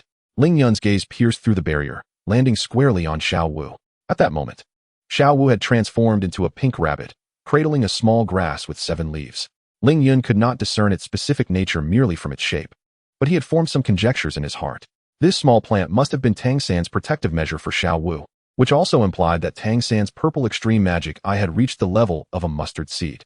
It is known that once the purple extreme magic eye attains this stage, it not only grants formidable insight and analytical capabilities, but also greatly enhances the practitioner's spiritual power. Thus, the treasures employed by all formal members of the Shrek team could only be those that augment soul power. Having unraveled these thoughts, Ling Yun redirected his attention back to the match. At this point, the competition had entered its final, heated phase, with both teams expending their utmost efforts and nearly depleting their soul power. In this critical moment, Huowu suddenly unleashed her 4th soul skill, Fire Dance Sunday. She raised her hands high, rapidly condensing a dazzling orb of light between them, resembling a miniature sun, and hurled it towards Tang San. Caught off guard by this sudden assault, Tang San had no time to evade. He decisively enacted his blue-silver grass spirit ability, enveloping himself in layers that formed an impenetrable defensive shield, protecting him from the direct impact of the soul skills. As the radiant light gradually dissipated, Tang San appeared before the crowd somewhat disheveled, yet remarkably unscathed. Although his blue-silver grass defense had only mitigated a fraction of Huowu's formidable power, the majority of the damage had been absorbed by the 8 massive spider legs protruding from his back. These legs, as resilient as steel, encased Tang San's body firmly, effectively withstanding Huowu's 4th soul skill. This was an external spirit bone. On the platform, Grandfather and Ning Fengji suddenly rose in astonishment. The Snow Knight Emperor looked at Grandfather with curiosity and inquired, "What is an external spirit bone?" Grandfather explained to the Snow Knight Emperor, as is widely known. Spirit bones are categorized into 6 types: head spirit bone, left arm spirit bone, right arm spirit bone, torso spirit bone, left leg spirit bone, and right leg spirit bone. Beyond these 6 categories exists a rare type known as external spirit bones. These are exceedingly scarce, with perhaps only one among 100 spirit bones. Consequently, many individuals remain unaware of their existence. Upon hearing Grandfather's words, the onlookers gazed at Tang San with glimmering eyes, and had the venue not been so crowded, some might have been unable to restrain themselves from attempting to seize it. At this moment, on the competition stage, Tang San sensed the avaricious gazes directed at him. Yet he remained unfazed, focusing instead on the members of the Blaze Battle team. All team members had exhausted their spirit power and were no longer capable of fighting. Tang San addressed them, saying, "Your spirit power is depleted. Do you not concede?" Huowu looked at Tang San with reluctance and replied, "We concede." She and her teammates supported each other as they departed the competition stage. Ling Yun turned to his teammates. Noticing they were still reeling from the revelation of the external spirit bone, he patted the shoulder of a companion, saying, "Focus now." This match was a spectacular victory for Shrek. However, you need not worry. When we face them, either Binger or Yuer will certainly take the stage. His teammates regained their composure and nodded in agreement. Binger added, "I never expected Tang San to be so formidable. Even I cannot claim I would definitely defeat him." Ling Yun smiled at Binger and replied, "You need not concern yourself with that. Your task is merely to hold him off. Given your strength, he will undoubtedly exert his full effort against you. Just have faith in your teammates." At that moment, the announcer declared Shrek Academy the victors, and the audience erupted into enthusiastic applause. The subsequent matches lacked excitement, as the opposing teams from various academies were predominantly ordinary. Time flew by, and in the blink of an eye, nearly a month had passed since this intense competition began. During this period, the audience had witnessed numerous thrilling and captivating duels. The opponents matched against our team predominantly forfeited, rendering us the most effortlessly victorious squad throughout the entire preliminary rounds. Nonetheless, several matches were replete with excitement. Among them, the most peculiar and astonishing contest was undoubtedly the clash between the Shrek Academy and the Zhanghui Academy. All members of the Zhanghui team possessed gem-type martial souls, a rarity in competitive play. True to the original narrative, they executed a fusion technique known as the 7 Demonic Illusions, a synergistic attack involving 7 participants. This technique conjured an extraordinarily vivid illusion, immersing the spectators in a realm that blurred the lines between reality and fantasy. The members of Shrek Academy found themselves disoriented within this illusion, ensnared in dire straits. Just as everyone presumed Shrek Academy was on the brink of defeat, Tang San unveiled his remarkable prowess and indomitable spirit. He shattered the confines of the illusion with formidable mental strength, not only rescuing his teammates, but also dismantling the Zhanghui team's fusion technique. However, the members of Zhanghui suffered from a backlash to their souls, leaving them mentally incapacitated. The outcome of this match was profoundly lamentable and deepened the understanding of Shrek Academy's formidable might. Ultimately, citing severe injuries, the Shrek team forfeited their subsequent 2 matches. Aside from this bizarre match, another equally thrilling encounter unfolded between the Thunder Academy and the Divine Wind Academy. The Divine Wind team, characterized by their wind attribute martial souls, showcased speed akin to lightning, with attacks that resembled a tempest, exhibiting immense explosive power. They could inflict substantial damage upon their opponents in an instant, leaving them defenseless. In contrast, all members of the Thunder team wielded Thunder attribute martial souls, which not only delivered paralyzing electric shocks, but also yielded high-intensity output. Their offensive capability and explosive force were terrifying, imbued with a sense of ferocity and destruction, capable of inflicting overwhelming damage in combat. This match unfolded with breathtaking speed. A fierce exchange of blows, both sides refusing to yield, rendering the scene exceptionally intense. The audience's hearts raced in sync with the unfolding drama, almost perceiving the might of the lightning and fierce winds. Ultimately, it was the captain of the Divine Wind team, Feng Xiaotian, who triumphed over the Thunder team with his self-created soul skill, the Gale Demon Wolf 36 slashes. Chapter 74, Preliminary Rounds, Battle against Shrek Academy, Part 3. Following the conclusion of today's matches, Ling Yun took a moment to review the point standings of each Academy's teams. Unsurprisingly, the Yanhuang team claimed the top position, boasting an impressive record of 26 matches with 26 victories, establishing themselves as the most resplendent presence in this preliminary phase. Close behind were the Divine Wind team, the Thunder team, and the Shrek team, all exhibiting commendable performances with 26 matches and 24 victories. In contrast, the Qihua team lagged slightly, ranking 5th with 26 matches and 23 victories. Comparatively, the Xiangjia Academy's team fared poorly, currently holding a record of 26 matches and 21 victories, placing them 6th among all teams, with little hope of advancing to the next stage. It is indeed remarkable that the Shrek team forfeited 2 matches, specifically against the Thunder team and the Windstorm team. Even more astonishing is the fact that the Thunder team was defeated by the Windstorm team, which subsequently lost to the Blazing Fire team. Yet, the Blazing Fire team succumbed to the Thunder team in their encounter. This cyclical pattern has created a peculiar chain of victories and defeats. Ultimately, apart from the Shrek team, every other Academy team has faced a loss against the Yanhuang team at least once, undeniably attesting to the formidable strength of the Yanhuang team. Tomorrow marks the final day of the preliminary rounds, and among the 27 teams, only the Shrek Academy has yet to compete against the Yanhuang team. Thus, it is without a doubt that the opponent of the Yanhuang team will be the Shrek team. Upon sharing this news with his teammates, Ling Yun observed an unusually exuberant reaction. It was as though their long-suppressed emotions had finally found release.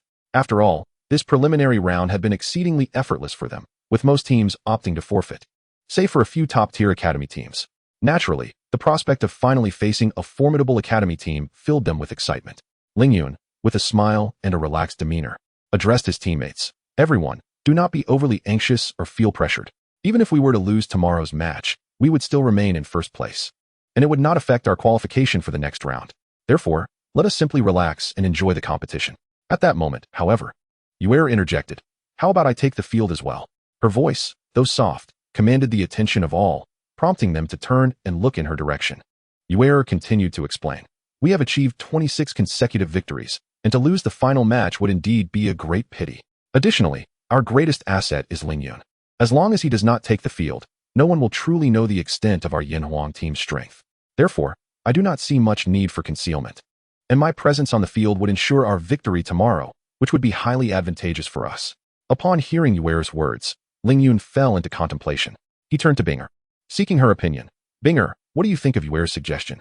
After careful consideration, Binger replied, "I believe this idea is quite sound.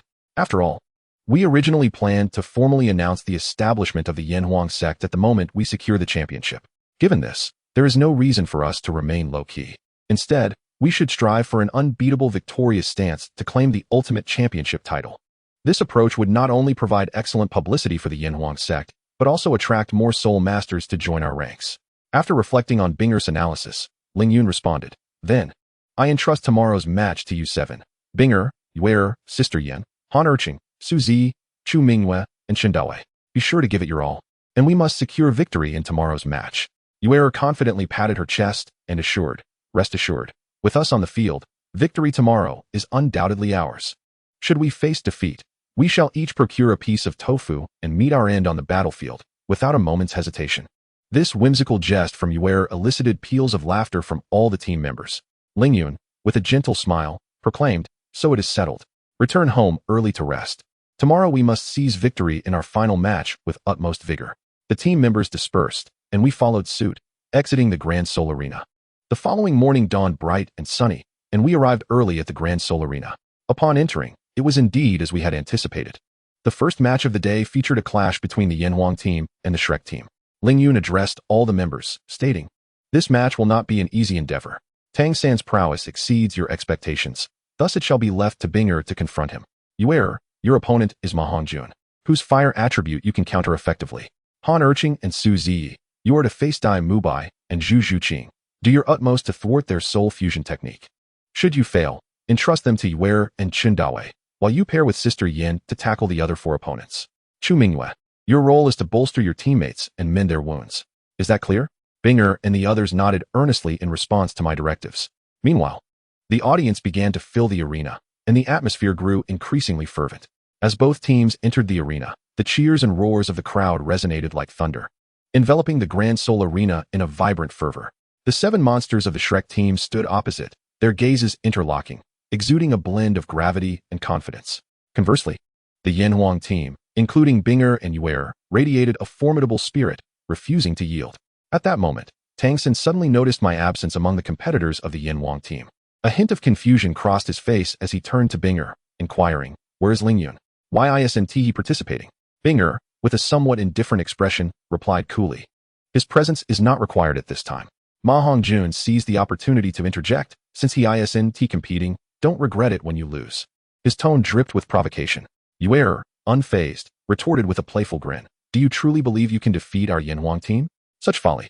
Her words were infused with unwavering confidence and disdain. Lingyun stood quietly in the rest area, observing the unfolding scene. Upon witnessing the lineup of the Shrek team, I comprehended that Tang San was not one to relinquish this match easily. His pride would not permit him to falter before the battle had even begun. Just then, the referee announced the matchups for the 27th round of the preliminaries. Round 27, Match 1, Zivian Indonesia Academy versus Flame Radiance Academy. Round 27, Match 1, Fire Element Academy versus Holy Feather Academy. Round 27, Match 1, Yanhuang Academy versus Shrek Academy. The referee declared, "Both teams, please bow to one another." Upon hearing the referee's words, Dai Mubai led all the members of Shrek Academy, while Binger guided her team from Yanhuang Academy, and they all bowed respectfully to one another. After witnessing their mutual gesture of respect, the referee continued, "The 27th round of the preliminary matches, the first contest officially commences." As his voice echoed through the arena, the atmosphere instantly grew tense. The audience's gaze was firmly fixed on the competitors, eagerly anticipating the display of their prowess. On the Yanhuang team's side, Binger took a deep breath, abruptly opened her eyes, and declared, "I am Bing the vice captain of Yanhuang Academy, a level 52 control system Soul King." In that moment, a powerful surge of soul power erupted from her being. A faint blue light enveloped her, and then a colossal ice phoenix manifested above her head. This ethereal phoenix, seemingly carved from ice and snow, radiated an aura of chilling cold. Its wings spread slightly, and each feather glimmered with a frosty sheen, as if it could effortlessly tear through the air. The ground beneath Binger's feet swiftly crystallized into a thin layer of frost, extending outward in all directions. Simultaneously, Binger's soul rings illuminated in succession, 2 yellow, 1 purple, and 2 black, 5 soul rings gleaming brilliantly, casting her in the ethereal light of an ice goddess. Before the audience could fully absorb this spectacle, Yue promptly summoned her own martial spirit, proclaiming, "I am Yue, a member of Yanhuang Academy, a level 52 assault system Soul King." As she spoke, deep blue light radiated from her body, swiftly coalescing in the air into a magnificent azure water dragon. This dragon, imbued with a deep blue hue and scales shimmering with a cold brilliance, appeared as if forged from steel. Its body stretched for several meters, coiling majestically behind Yue, exuding an air of dominance. Likewise, its 2 yellow, 1 purple, and 2 black soul rings pulsated rhythmically, emanating formidable waves of soul power. Reminiscent of a ruler of the seas, the 2 divine beasts, one of ice and one of water, merged their essences, and an overwhelming pressure enveloped the arena, leaving everyone in awe. The audience erupted in a chorus of gasps, the atmosphere transforming into a cacophony of excitement. This marked the first appearance of Binger and Yue in the preliminary matches, and their displayed strength exceeded all expectations, leaving an indelible impression on everyone present. Moreover, the spectators began to fervently discuss the capabilities and backgrounds of these two competitors, piquing the interest of even those participating in adjacent matches, who paused their actions to direct their attention toward the unfolding drama. In the rest area of the Blaze team, Huo Wu, with an expression of astonishment, murmured to herself, "No wonder she didn't compete against me before. She has already become a Soul King." Huo Wushuang echoed her sentiment. Indeed, she likely refrained from participating to spare you some dignity, fearing it might be too embarrassing for you. Upon hearing this, Huo Wu's anger flared as she shot a fierce glare at Huo Wushuang, reproaching, "Mind your tongue." Then, her gaze returned to the arena, her expression becoming exceptionally intricate. Meanwhile, the high platform erupted into a cacophony of astonishment. Everyone was astounded by the remarkable soul ring configurations of Binger and Yuer, rising to their feet in disbelief. The Emperor of the Snowy Night was particularly taken aback, exclaiming, "I have long heard that this generation of the Shui family has produced 3 extraordinary prodigies, who, at merely 12 years of age, have already ascended to the rank of Soul Master." Witnessing this firsthand, I realized that such rumors do not do justice to their prowess. If I recall correctly, they should only be 14 years old, right? A Soul King at 14. The Shui family is poised to welcome 2 more titled Douluo in the future. At this point, the Emperor's gaze turned deeply towards the Elder, as if seeking some explanation from him. The Elder, smiling gently at the Emperor, replied slowly, "Your Majesty, you flatter them, while they possess some talent. They are still quite young and will need to exert themselves doubly in the future." At this moment, Ning Fengji interjected, "I had initially thought that Tang San and his companions were exceptionally gifted and would undoubtedly emerge as the leaders of the younger generation. Yet, I never anticipated that these 2 young ladies would possess such astonishing talent at the same age. Their soul power surpasses that of Tang San and the others by a whole 11 levels. They are destined to become the vanguards of the new generation in the world of Soul Masters." Hearing this, Salus curled his lips into a dismissive smile, unabashedly scoffing. With just these few young girls, they dare to aspire to be leaders of their generation? In our Spirit Hall, there are several Soul Kings among the youth. When the finals arrive, they shall witness what true Soul King prowess entails. It is essential to understand that only those truly matured talents can be deemed geniuses. Before he could finish speaking, 2 immense pressures descended upon Salus, akin to a mountain crushing an egg. This overwhelming force emanated from the Elder and the veteran Douluo, both of whom had darkened expressions. Salus, caught off guard, felt as though an immense weight bore down upon him. He let out a muffled groan, blood seeping from the corner of his mouth. The Elder coldly remarked, "If you cannot speak wisely, then seal your lips. If this occurs again, I shall not concern myself with your status as a Platinum Bishop of the Spirit Hall." With that, the Elder turned his gaze back to the arena. Douluo, expressionless, fixed his stare upon Salus, much like a venomous serpent fixating on its prey. A faint wisp of toxic gas emanated from Douluo's fingers, silently drifting towards Salus like a ghost. Though this gas appeared trivial, its toxicity was exceedingly potent for someone of Salus's soul power. While this gas would not claim his life, Douluo's current strength was sufficient to subject him to prolonged torment in the time to come. Meanwhile, the sword Douluo Qingping, standing nearby, felt a tightening in his heart upon sensing the formidable pressure released by the Elder and Douluo. He furrowed his brow, intently observing the situation in the arena. Lowering his voice, he whispered into Ning Fengji's ear, "The naval forces and Douluo's soul power have already reached levels above 94. With their strength, they will likely ascend to the realm of a 95-level super title Douluo within a year or 2. Upon hearing the words of the sword Douluo, a look of astonishment crossed Ning Fengji's face. He was acutely aware that his grandfather had only recently achieved the status of a title Douluo, and now he was on the verge of breaking through to the 95-level super title Douluo realm, which was almost unbelievable. At that moment on the competition stage, as Binger and Yuer summoned their martial spirits, all members of the Yan Huang team also called forth their own. The sight of the 3 Soul Kings from the Yan Huang team left the Shrek team members taken aback, as they had not anticipated such formidable trump cards hidden within their ranks.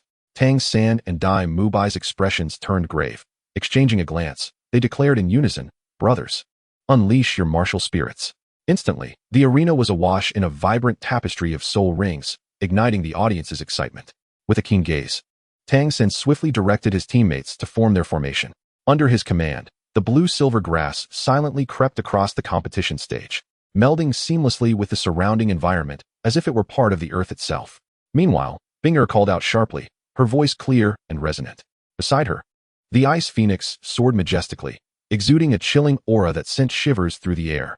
Without hesitation, Binger unleashed her second soul skill, conjuring a barrage of ice spikes that rained down upon Tang San like a tempest. Tang San's reflexes were remarkable. He executed the ghost shadow perplexing track, his form becoming elusive as he deftly sidestepped all the ice spikes. Though the projectiles were swift, they appeared to him in slow motion, easily evaded by his agility. However, Tang San was not content with mere evasion. Seizing the opportunity amidst Binger's assault, he quickly employed his first soul skill, entangling. The blue-silver grass sprang forth like agile serpents, darting upward from the ground to ensnare Binger with blinding speed. Binger, taken aback yet composed, channeled her soul power and unleashed waves of frigid air.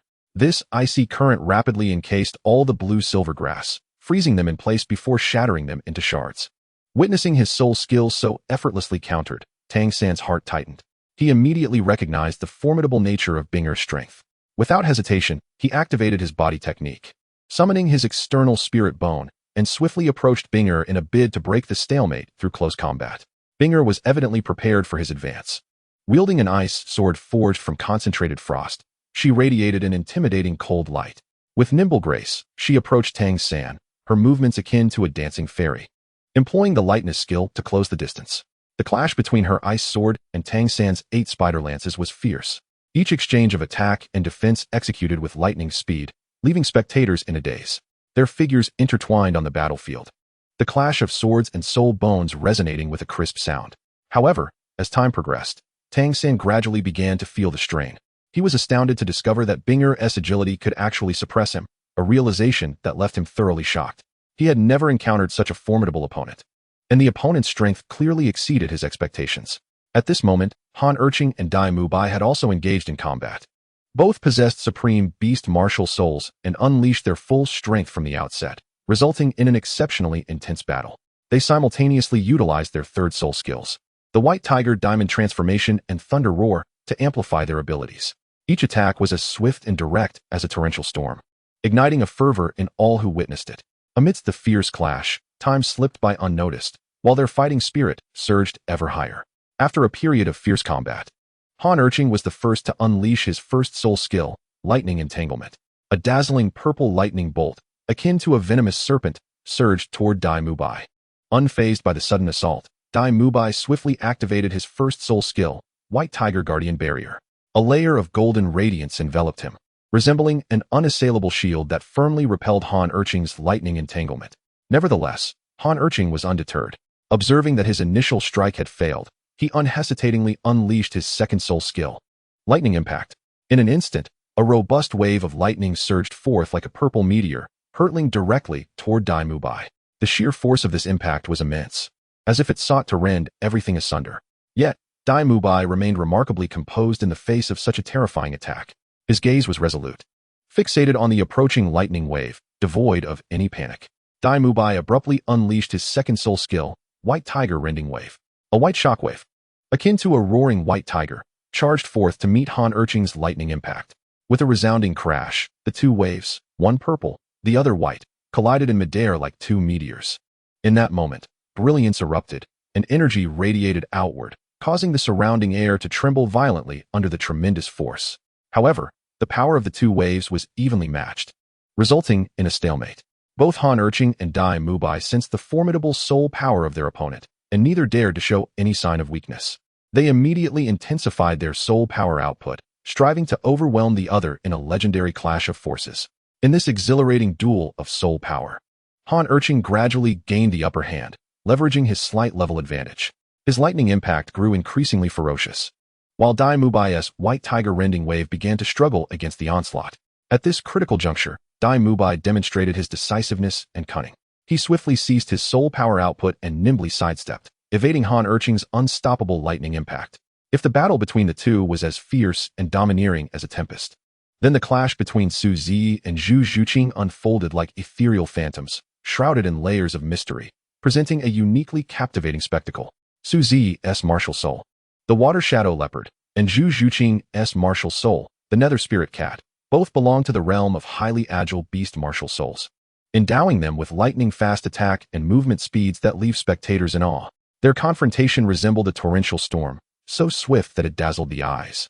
With the release of soul skills occurring almost simultaneously, Zhu Zhuqing unleashed her first soul skill, nether stab, propelling her body towards Su Zi with ghostly swiftness. Her claws glistening with a cold light as they aimed for Su Zi's vital points. However, Su Zi's response was equally swift. She instantly activated her first soul skill, Phantom Assault, evading Zhu Zhuqing's attack like a wisp of illusion and countering with a fierce claw strike.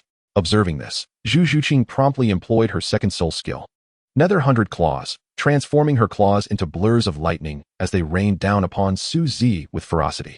Su Zi, not one to back down, immediately executed her third soul skill, Gale Claw Strike, her claws slicing through the air like a tempest, colliding with Zhu Zhuqing's Nether 100 Claws, producing a series of crisp sounds of impact.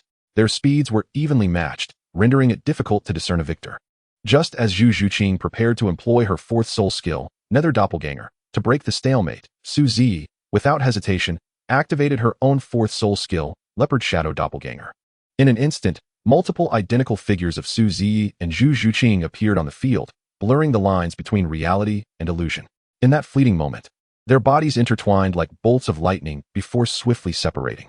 Yet, with Su Zi possessing a slightly higher soul power level, her Leopard Shadow Doppelganger proved more formidable, allowing her to temporarily gain the upper hand over Zhu Zhuqing. On the other side, Ma Hongjun found himself in a rather dire situation, utterly suppressed by Yuer. No matter how he deployed his soul skills, he could not escape her relentless pursuit. Yuer followed him like a shadow, leaving him no opportunity to breathe. Though Ma Hongjun's flames were formidable, they paled in comparison to Yuer's abilities. After all, the water attribute she wielded was not ordinary but of the purest essence, making it a natural nemesis to Ma Hongjun's fire. Thus, regardless of his efforts, his flames posed no threat to her. Had it not been for Ning Rongrong's timely augmentation, Ma Hongjun would have likely succumbed to Yuer's prowess long ago. However, even with Ning Rongrong's support, Ma Hongjun could merely hold his ground against Yuer. Prevailing over her seemed nearly impossible. Turning to the side of Du Guyan, she, accompanied by Chun Dawei and Chu Minghua, faced off against Xiao Wu and Ning Rongrong, as well as Oscar, resulting in a battle characterized by a stark disparity in power. Du Guyan and Chun Dawei clearly surpassed Xiao Wu and her companions in strength, and with Du Guyan periodically releasing toxic mists to attack, it rendered Xiao Wu and her allies almost defenseless. Had it not been for Ning Rongrong's unwavering focus on Xiao Wu, continually providing her with amplifications and support, it is likely that Xiao Wu would have struggled to endure even 3 minutes. Nevertheless, Xiao Wu's current predicament remains exceedingly arduous. A moment's carelessness could expose her to the poisonous mists unleashed by Dong Guyan. Meanwhile, Oscar must periodically concoct several antidote sausages to alleviate the toxin affecting his companions. The weight of this responsibility is immense, for should he fail to administer the antidote in a timely manner, both Xiao Wu and Ning Rongrong would succumb to poisoning, leading to dire consequences. On the competition stage, the situation is evidently dire. The Shrek team finds itself at a distinct disadvantage. Without the implementation of extraordinary measures, defeat is almost inevitable. Tang San, with a penetrating gaze, recognizes this reality. He swiftly turns to Dai Mubai and Zhu Zhuqing, calling out with resolute urgency, "Dai boss." Dai Mubai and Zhu Zhuqing, sharing an unspoken understanding, exchange a glance at Tang San's call and promptly nod in agreement. In an instant, they converge towards each other with the swiftness of lightning. This maneuver does not escape the keen observation of their opponent, Han Erqing. After a moment of contemplation, he swiftly comprehends Dai Mubai and Zhu Zhuqing's intentions. They aim to execute a martial soul fusion technique. Fully aware of the formidable power such a technique possesses, Han Erqing realizes the catastrophic implications should they succeed. Without hesitation, he shouts to his companion, Su Zi, hold her back. They must not be allowed to approach. Upon hearing Han Erqing's urgent command, Su Zi instantly grasps the gravity of the situation. She acts without delay, attempting to impede Zhu Zhuqing and Dai Mubai's advance. However, Zhu Zhuqing's speed is unparalleled, akin to a specter, as she swiftly closes the distance to Dai Mubai. In that fleeting moment of their convergence, a tremendous surge of soul power emanates from the two, enveloping them in a powerful wave akin to a roaring tide. Black and white light bursts forth from their forms, intertwining and coalescing into a dazzling orb of brilliance, captivating the attention of all present.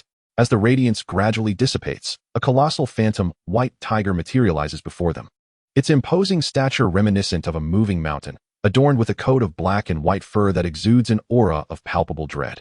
This magnificent creature is the manifestation of Zhu Zhuqing and Dai Mubai's martial soul fusion technique, and its emergence sends a shockwave through the arena. With a thunderous roar that reverberates like a clap of thunder, the phantom white tiger unleashes a series of ferocious growls, sending terrifying sound waves radiating outward from its epicenter. The force of these sonic waves is staggering, causing Su Zi and Han Urching to stagger backward, nearly losing their footing.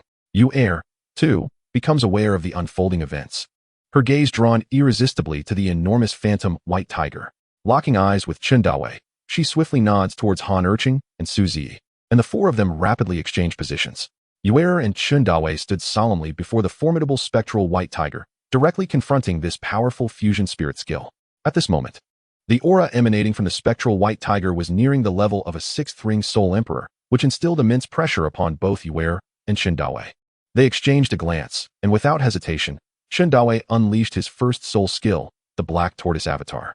Instantly, his body was enveloped in a layer of black radiance, akin to donning a suit of impenetrable armor, rendering him as indestructible as the Black Tortoise itself. Chen Dawei positioned himself in front of Yu Er, braced for the impending assault of the spectral white tiger. Without delay, the spectral white tiger charged forward like a cannonball, hurtling towards Chen Dawei with lightning speed. In the blink of an eye, it was upon him, raising its right paw, imbued with unparalleled strength, and struck down fiercely. This claw descended with the force of a mountain, overwhelming in its might, and sent Chen Dawei flying. Fortunately, his defense was remarkably robust, though propelled away. He sustained no substantial harm. Performing a flip mid-air, he landed steadily on the ground, readjusting his stance to brace for the next wave of attacks. At this critical juncture, Yu Er decisively cast her first soul skill. With a flourish of her hands, a brilliant blue light flared, and a massive water serpent materialized from thin air. This serpent, robust and deep blue, lunged straight at the spectral white tiger, swiftly coiling around it and binding it tightly, rendering it immobile. Simultaneously, Yu Er activated her second soul skill, unleashing a dense fog that enveloped the spectral white tiger completely.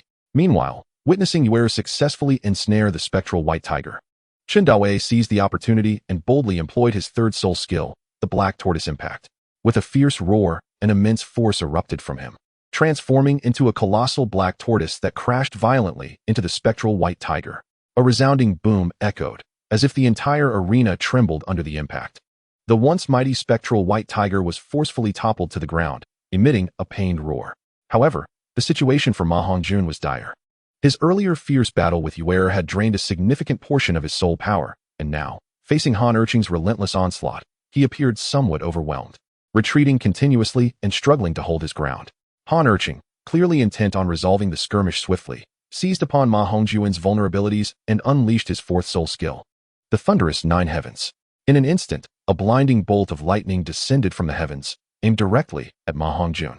In this moment of peril, Ning Rongrong keenly sensed the dangerous predicament of Ma Hongjun.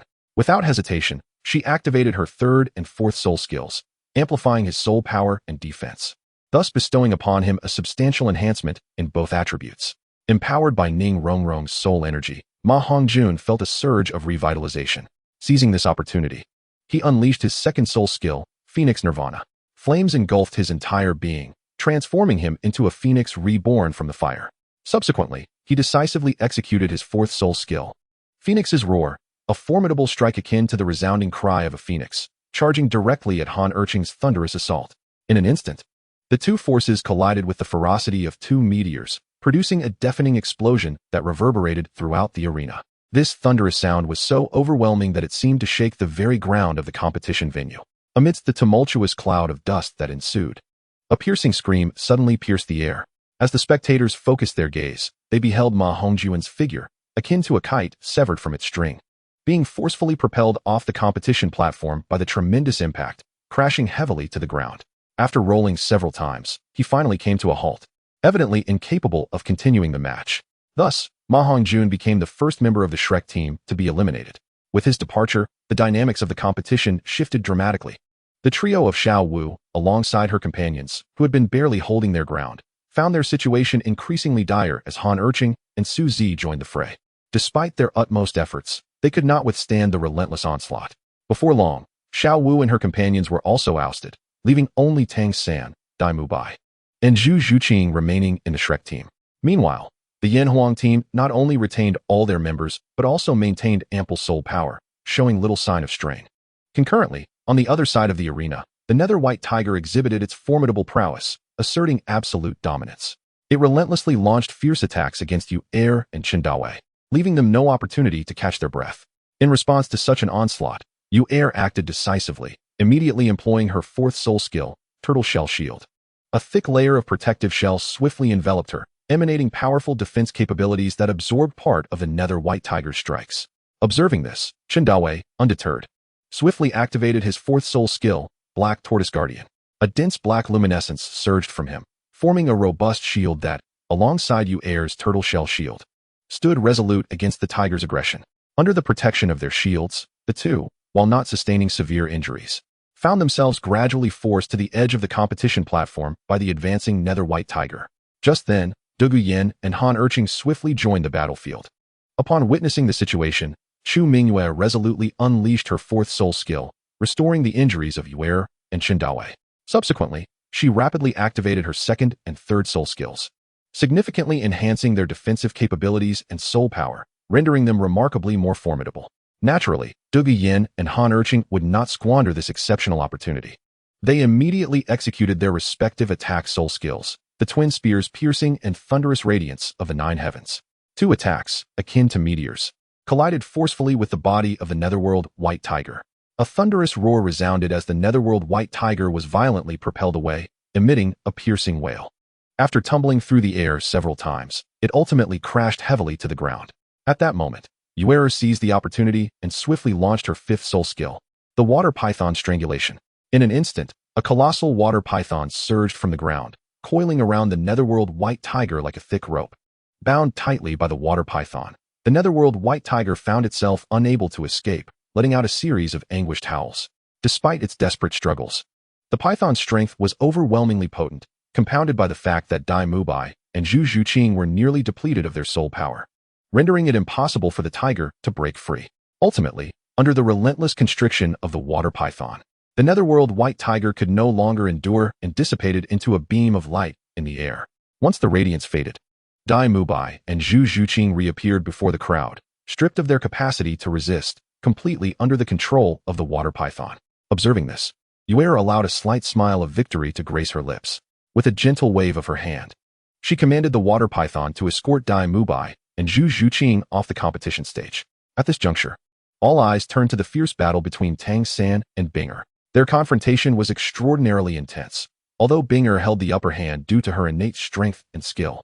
Tang San was far from an ordinary adversary. His formidable combat techniques and versatile attack strategies made it exceedingly difficult for Binger to secure a swift victory. The audience was captivated by the fervent clash, their emotions running high as they enthusiastically engaged in lively discussions. Some marveled at Binger's prowess, while others expressed admiration for Tang San's resilience.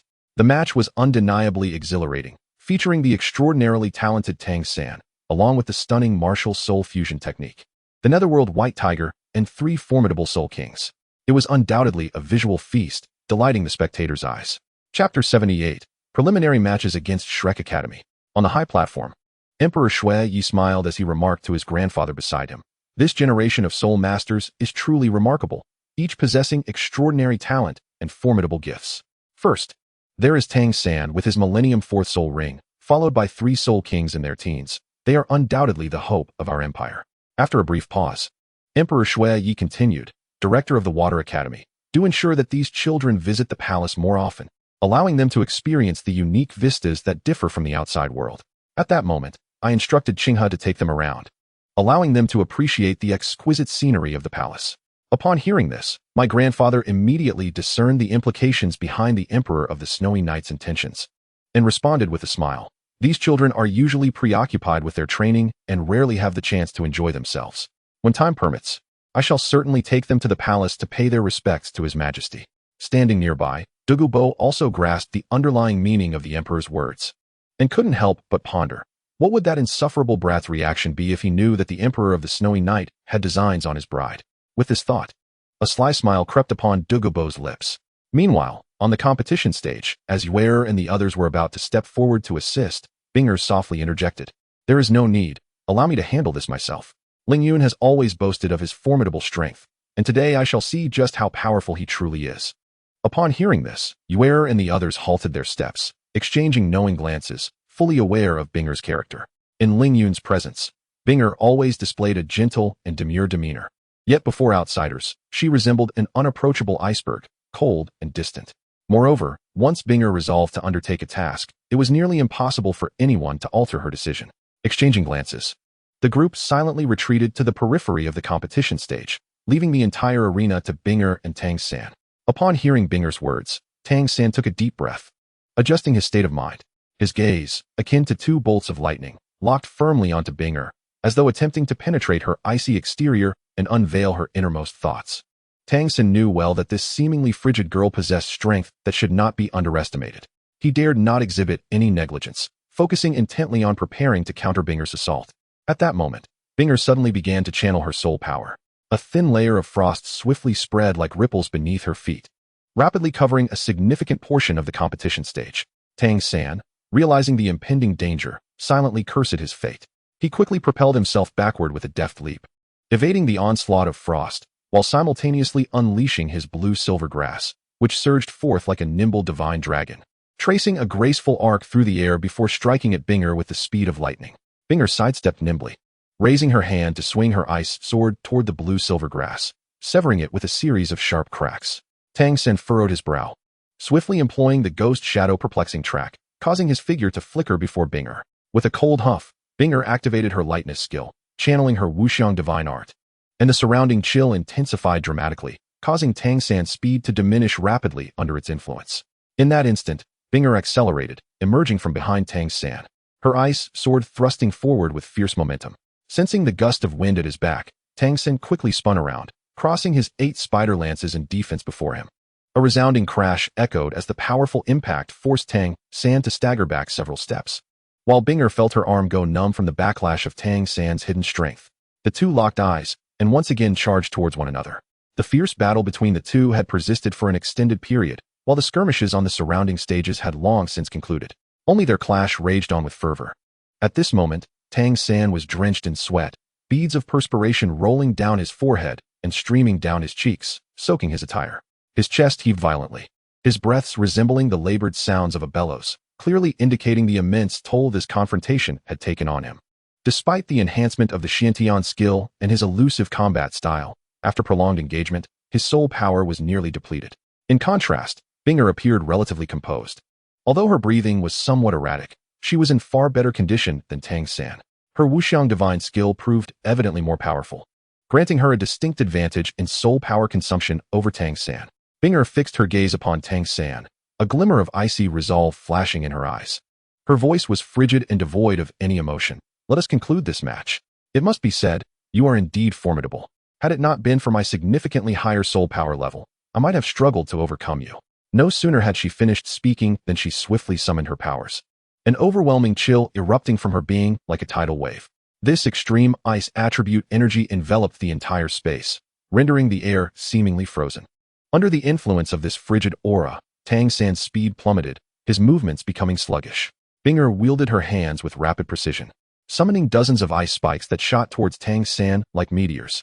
These icy projectiles raced through the air, imbued with a biting chill, as if intent on piercing him instantly.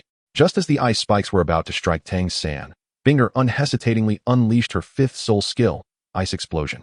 In an instant, every ice spike detonated as if ignited, unleashing a powerful shockwave that surged outward. Tang San felt a tightening in his chest, acutely aware of the formidable threat posed by this shockwave. However, having been hindered by Binger's chilling aura previously, he could not fully evade this lethal strike in time. In a moment of desperation, Tang San resolutely activated his 4th soul skill, Blue-Silver Prison. Countless strands of blue-silver grass erupted around him, swiftly intertwining to form a robust cage that enveloped him protectively. Immediately afterward, he called forth the 8 spider lances, positioning them in front of himself to create an additional layer of defense. Nevertheless, he remained vigilant, fully attuned to the impending consequences of the unfolding situation.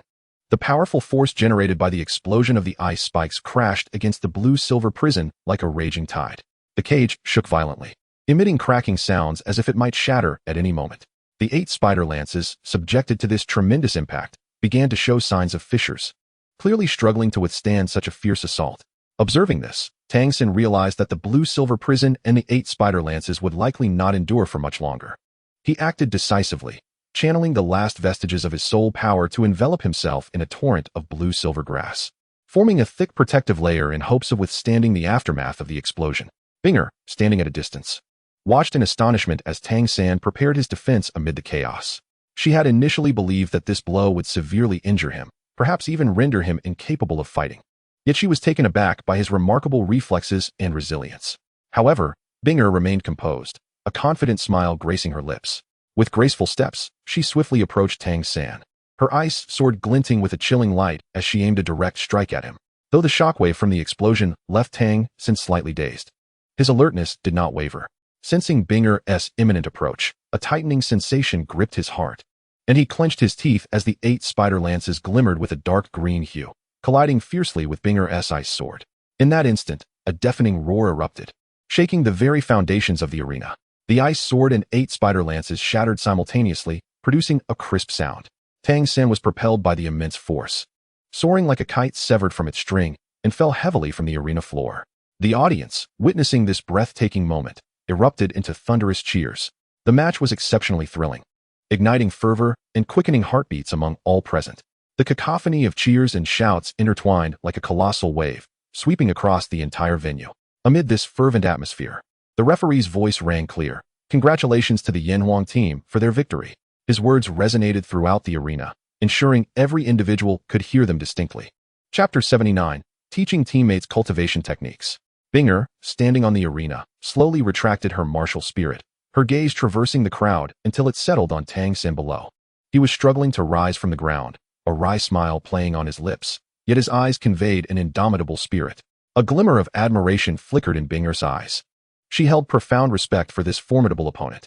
Amidst the cheers of the audience, the Yanhuang team, with an impeccable record of 27 victories out of 27 matches, secured the first place in the preliminaries without contest. Once all participants had exited the arena, the referee returned, holding a list in hand, and announced aloud the 5 teams advancing from the Tiando City division.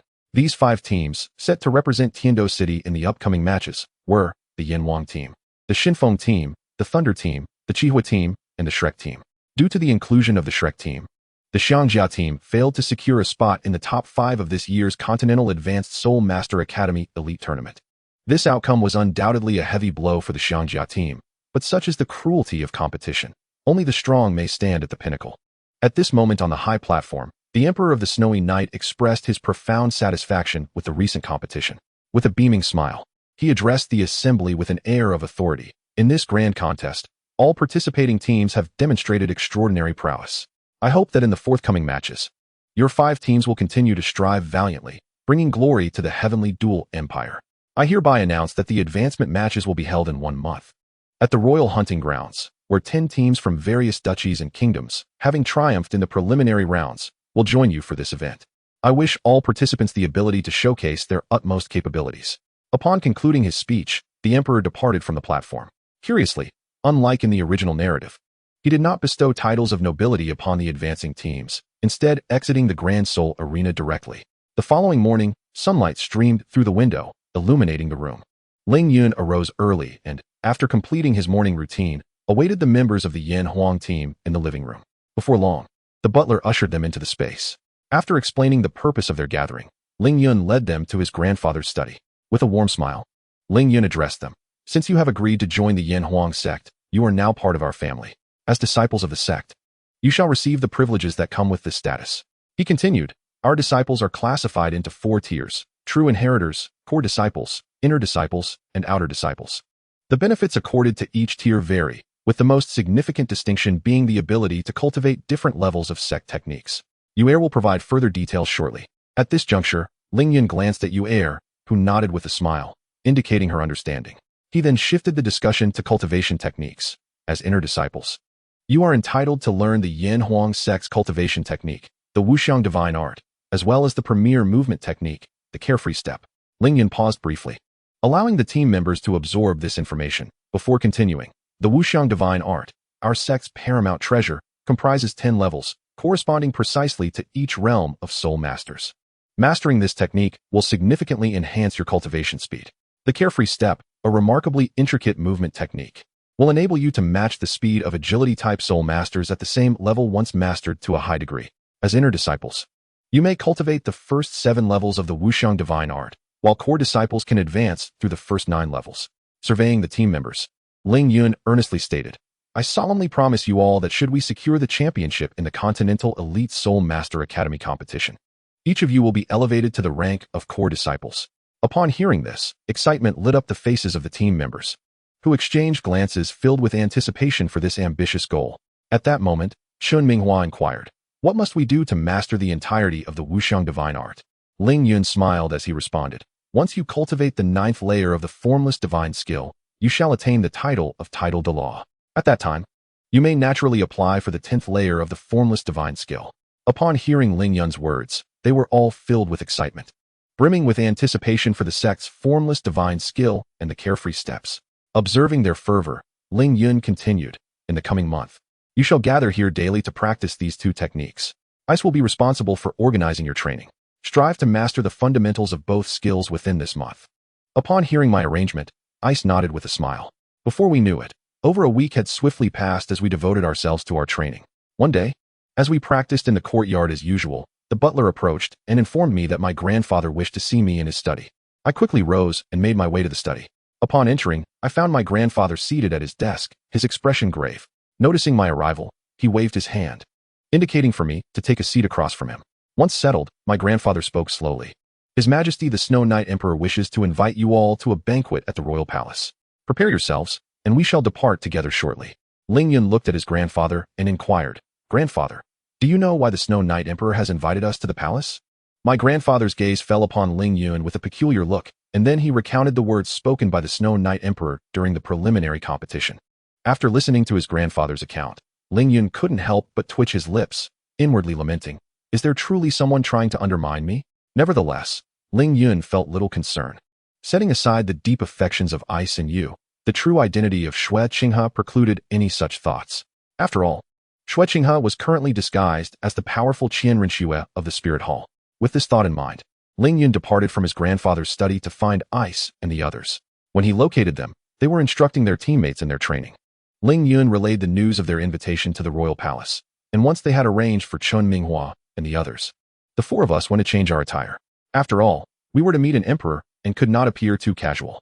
During the carriage ride, my grandfather shared some fundamental etiquette of the palace, and we listened attentively, silently committing it to memory. Upon our arrival at the palace gates, the guards inspected my grandfather's token before granting us entry. Stepping into the heavenly palace, we were greeted by the magnificent sight of towering halls, resplendent with gold and jade, showcasing the regal splendor of the imperial court. Following my grandfather along the bluestone path, we encountered numerous palace attendants, who all bowed respectfully. Before long, we were led to the banquet hall. The Snow Knight Emperor sat at the head of the table, with the Crown Prince Xue Qinghe standing beside him, wearing a gentle smile. To our surprise, seated nearby were the sect leader of the 7 Treasures Glazed Tile sect, Ning Fengji, as well as the Sword Douluo Continent, Tang San, and Ning Rongrong.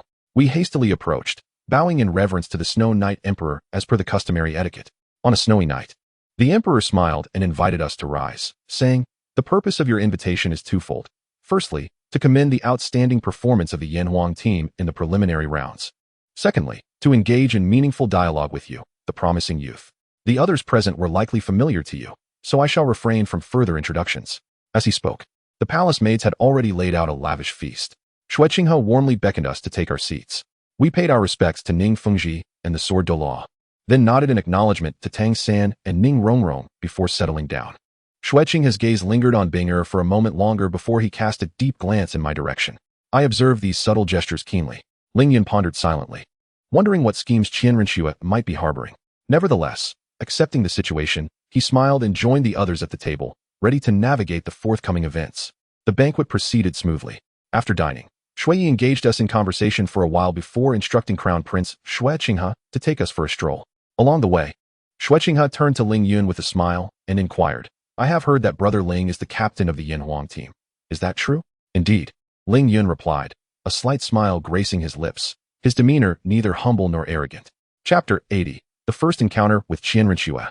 Xue Qinghe seemed dissatisfied with Ling Yun's response. He stepped slightly forward and continued. It is said that Brother Ling did not take action throughout the entire preliminary round. May I ask what level your soul power has reached? His question caused Tang San and Ning Rongrong to pause, exchanging glances filled with mutual curiosity. After all, despite having spent some time together, Ling Yun had never mentioned his soul power level. Upon hearing Xue Qinghe's inquiry, Ling Yun did not respond immediately. Instead, he regarded him quietly, his expression remarkably calm. Xue Qinghe evidently recognized his rudeness. His complexion shifted slightly, and he hurriedly explained, "I apologize for my impoliteness. If it is inconvenient for Brother Ling to disclose, I shall not press further." Ling Yun offered a gentle smile, shaking his head lightly, and replied in a soothing tone, "Your Highness, there is no need for such formality. My soul power level is not a secret. I am happy to share. I currently possess a soul power level of 67. What?" Upon hearing my response, Xue Qinghe and Tang San appeared as though struck by a thunderbolt, their pupils contracting sharply. Their faces a portrait of disbelief. Ning Rongrong, beside them, widened her eyes and parted her lips, as if attempting to articulate something but found herself speechless. After a considerable pause, the three exclaimed in unison, "Are you truly at level 67? Ning Rongrong's voice was filled with astonishment and doubt, clearly taken aback by the figure. Ling Yun nodded with a smile, responding lightly, "Indeed, this is why I hesitated to share.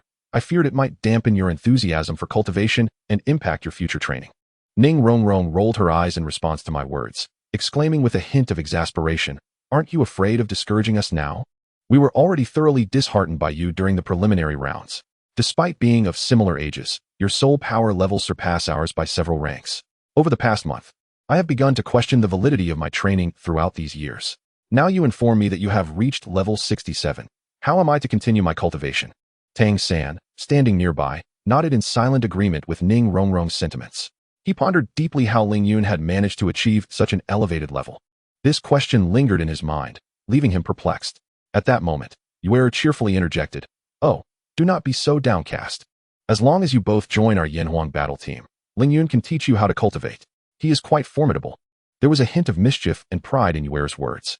Binger and Sister Yin also smiled and nodded in affirmation.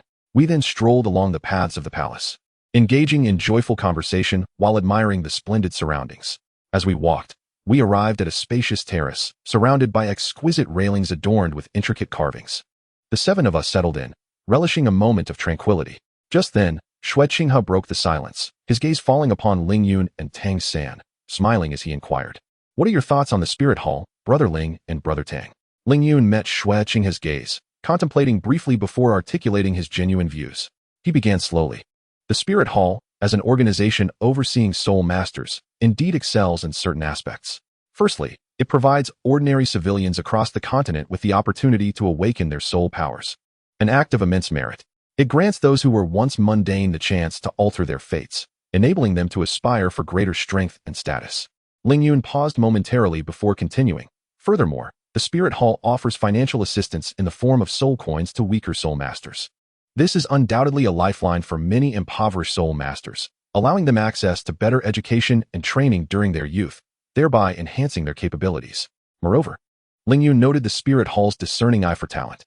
As far as I know, both the current Pope and the reigning Saintess of the Spirit Hall hail from common backgrounds. This indicates that the Spirit Hall values merit over lineage, focusing instead on individual talent and potential." Finally, Ling Yun summarized, "Additionally, the Spirit Hall enforces a crucial regulation. Soul masters are prohibited from harming ordinary civilians or engaging in large-scale hunts of soul beasts. This rule, to a certain extent, safeguards the rights of ordinary individuals and soul beasts, maintaining the ecological balance of the continent." Upon hearing Ling Yun's words, a profound silence enveloped the group. After a considerable pause, Tang San finally spoke. "Brother Ling's insights indeed hold merit. However, the Spirit Hall has been expanding its influence in recent years, and the current Pope, Bibi Dong, is particularly ambitious, making increasingly bold moves. This situation may not bode well for the entire continent." Ling Yun pondered silently. Although Tang San's words were not explicitly stated, their meaning was unmistakably clear. His stance regarding the Spirit Hall was evidently one of hostility. Given Tang San's intelligence, he must have long been aware of his own lineage and the antagonistic relationship between himself, the Haotian sect, and the Spirit Hall. After all, from the perspective of an ordinary person, such statements would be inconceivable. At that moment, Xue Qinghe's gaze suddenly flickered, as if recalling something of great significance. He then pressed further with a pointed question. "If one day the Heavendo Empire truly becomes an enemy of the Spirit Hall, how would you both choose?" This inquiry was direct and incisive, prompting Ling Yun to reflect for a moment. He understood that this question was complex, as it pertained to matters of allegiance and interests. Nevertheless, without hesitation, he provided his answer. If the actions of the Spirit Hall align with justice, I would naturally not oppose it.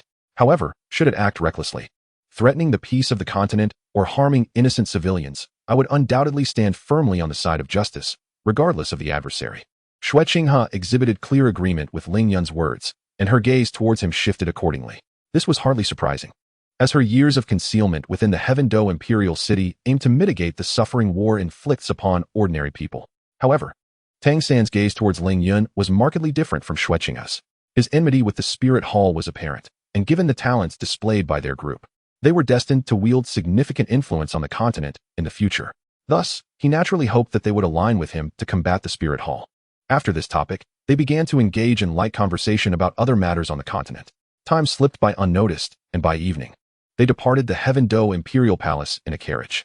Grandfather did not accompany them, but instead headed to the Seven Treasure Glazed Tile sect to discuss important affairs with Ning Fengji.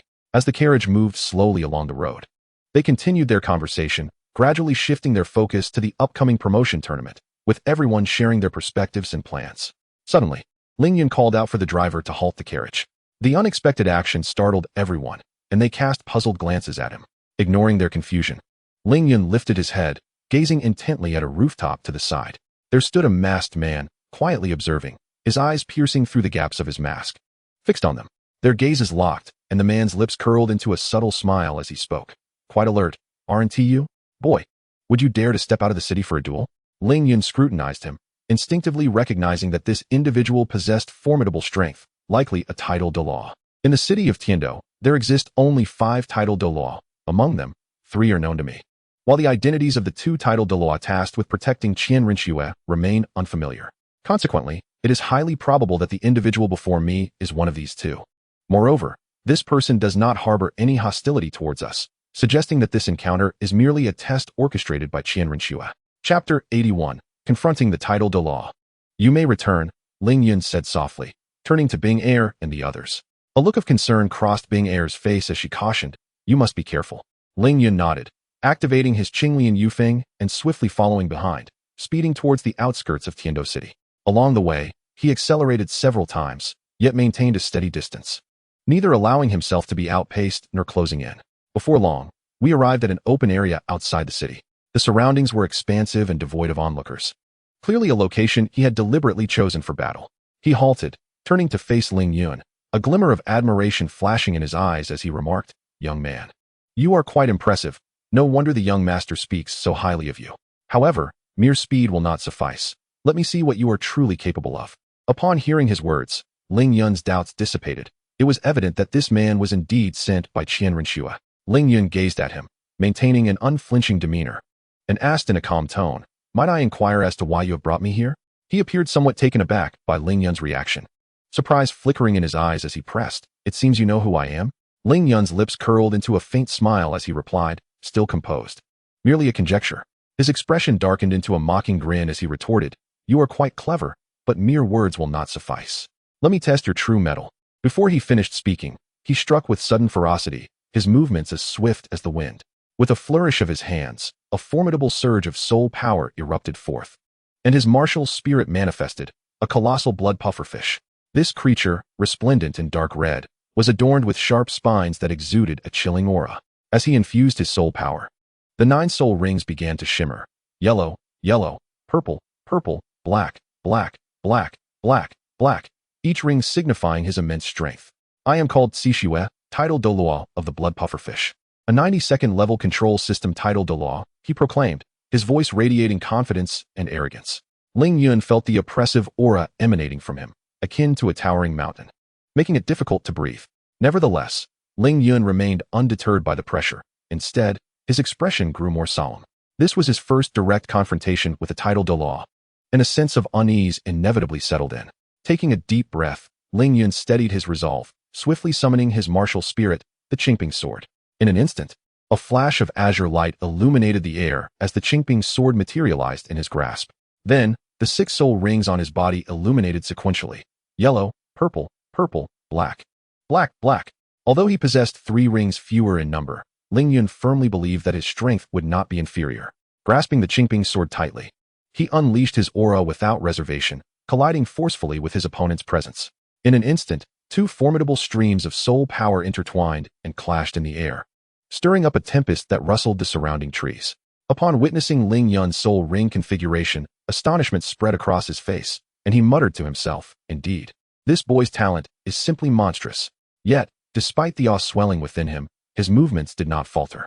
The stingray Douluo moved his hands with the swiftness of lightning, unleashing the dazzling brilliance of his fourth soul ring. With a thunderous roar, he activated his fourth soul skill, Stingray Dance. Countless stingray pufferfish shot forth from behind him like torrential raindrops, densely aimed at me. Unfazed by the overwhelming assault, Ling Yun brandished the Qingping sword, his figure flickering like a specter, swiftly appearing to the side. Immediately, the Qingping sword danced through the air with the grace of a spirited dragon, its shimmering blade deftly intercepting each incoming stingray pufferfish. Noticing that his attack had failed to hit its mark, the stingray Douluo's eyes flashed with surprise. But he wasted no time in launching another assault. This time, he unleashed his fifth soul skill, Pufferfish Poison Fog. As his voice echoed, a swirling mass of dark green poison mist rapidly spread like a dense smoke. Wherever the mist drifted, flora withered, leaving a desolate silence in its wake. Observing this, Ling Yun furrowed his brow slightly, realizing the gravity of the situation. The potency of this poison fog was evidently tremendous. Once enveloped, the consequences would be dire. However, Ling Yun remained calm, immediately employing the Qinglian sword technique to form a layer of Azure soul power shield that enveloped him tightly. Upon contact, the Azure glow crackled as if the two forces were locked in a fierce struggle. Yet, no matter how ferocious the poison mist was, it could not penetrate the Azure light's defense, remaining at bay. Aware that a protracted battle was not in his favor, Ling Yun made a decisive move. With the illumination of his third soul ring, a surge of powerful soul energy erupted from within him like a raging tide. Subsequently, Ling Yun unleashed his third soul skill, Qinglian Sword Domain, enveloping the stingray Douluo within a realm woven from countless strands of Qingping sword energy. The stingray Douluo, clearly sensing Ling Yun's impending attack, did not back down. His sixth soul ring shone with radiant brilliance, and crossing his arms before him, he bellowed, "Sixth soul skill, Pufferfish Barrier." In an instant, a shield composed of stingray pufferfish materialized before him, providing steadfast protection. However, just as the pufferfish barrier was formed, Ling Yun unfalteringly activated his fourth soul skill, Qinglian Breakthrough. A colossal Azure Lotus Sword energy surged forth, slicing through the night sky like a bolt of lightning, colliding fiercely with the spiny pufferfish barrier. In an instant, two formidable forces clashed, erupting in a dazzling display of light that captivated the senses. The Azure Sword energy relentlessly battered against the pufferfish barrier, producing a cacophony of crackling sounds, as if intent on tearing this solid shield asunder. The pufferfish Douluo, witnessing this, let out a cold snort, and his seventh soul ring suddenly radiated a resplendent glow. With a furious roar, he unleashed his martial soul's true form, causing it to expand rapidly like an inflated balloon, transforming into a colossal spiny blood pufferfish in the blink of an eye. Concurrently, the pufferfish barrier grew even more resilient, resembling an impregnable fortress. Faced with such formidable defense, Ling Yun felt a shiver of trepidation, yet he exhibited no inclination to retreat. Swiftly, he recalibrated his strategy and resolutely employed his fifth soul skill, the Binding Spirit Sword Net. Countless streams of Azure sword light intertwined like a spider's web, forming an expansive spiritual net that enveloped the pufferfish Douluo tightly. Under the relentless strain of both skills, the pufferfish barrier appeared to falter, rapidly depleting its strength. The pufferfish Douluo, taken aback, was compelled to activate his eighth soul skill, Pufferfish Bomb. Bombs shaped like pufferfish hurtled towards Ling Yun like meteors, their speed astonishing. Ling Yun dared not delay, immediately activating his agility technique, weaving through the bombs with ghostly grace. Simultaneously, he executed the eighth form of the Qingyun sword technique, stepping on clouds and chasing the moon.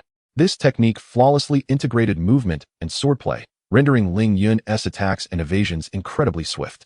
While evading the pufferfish bombs, Ling Yun remained vigilant, observing the pufferfish Douluo's every move.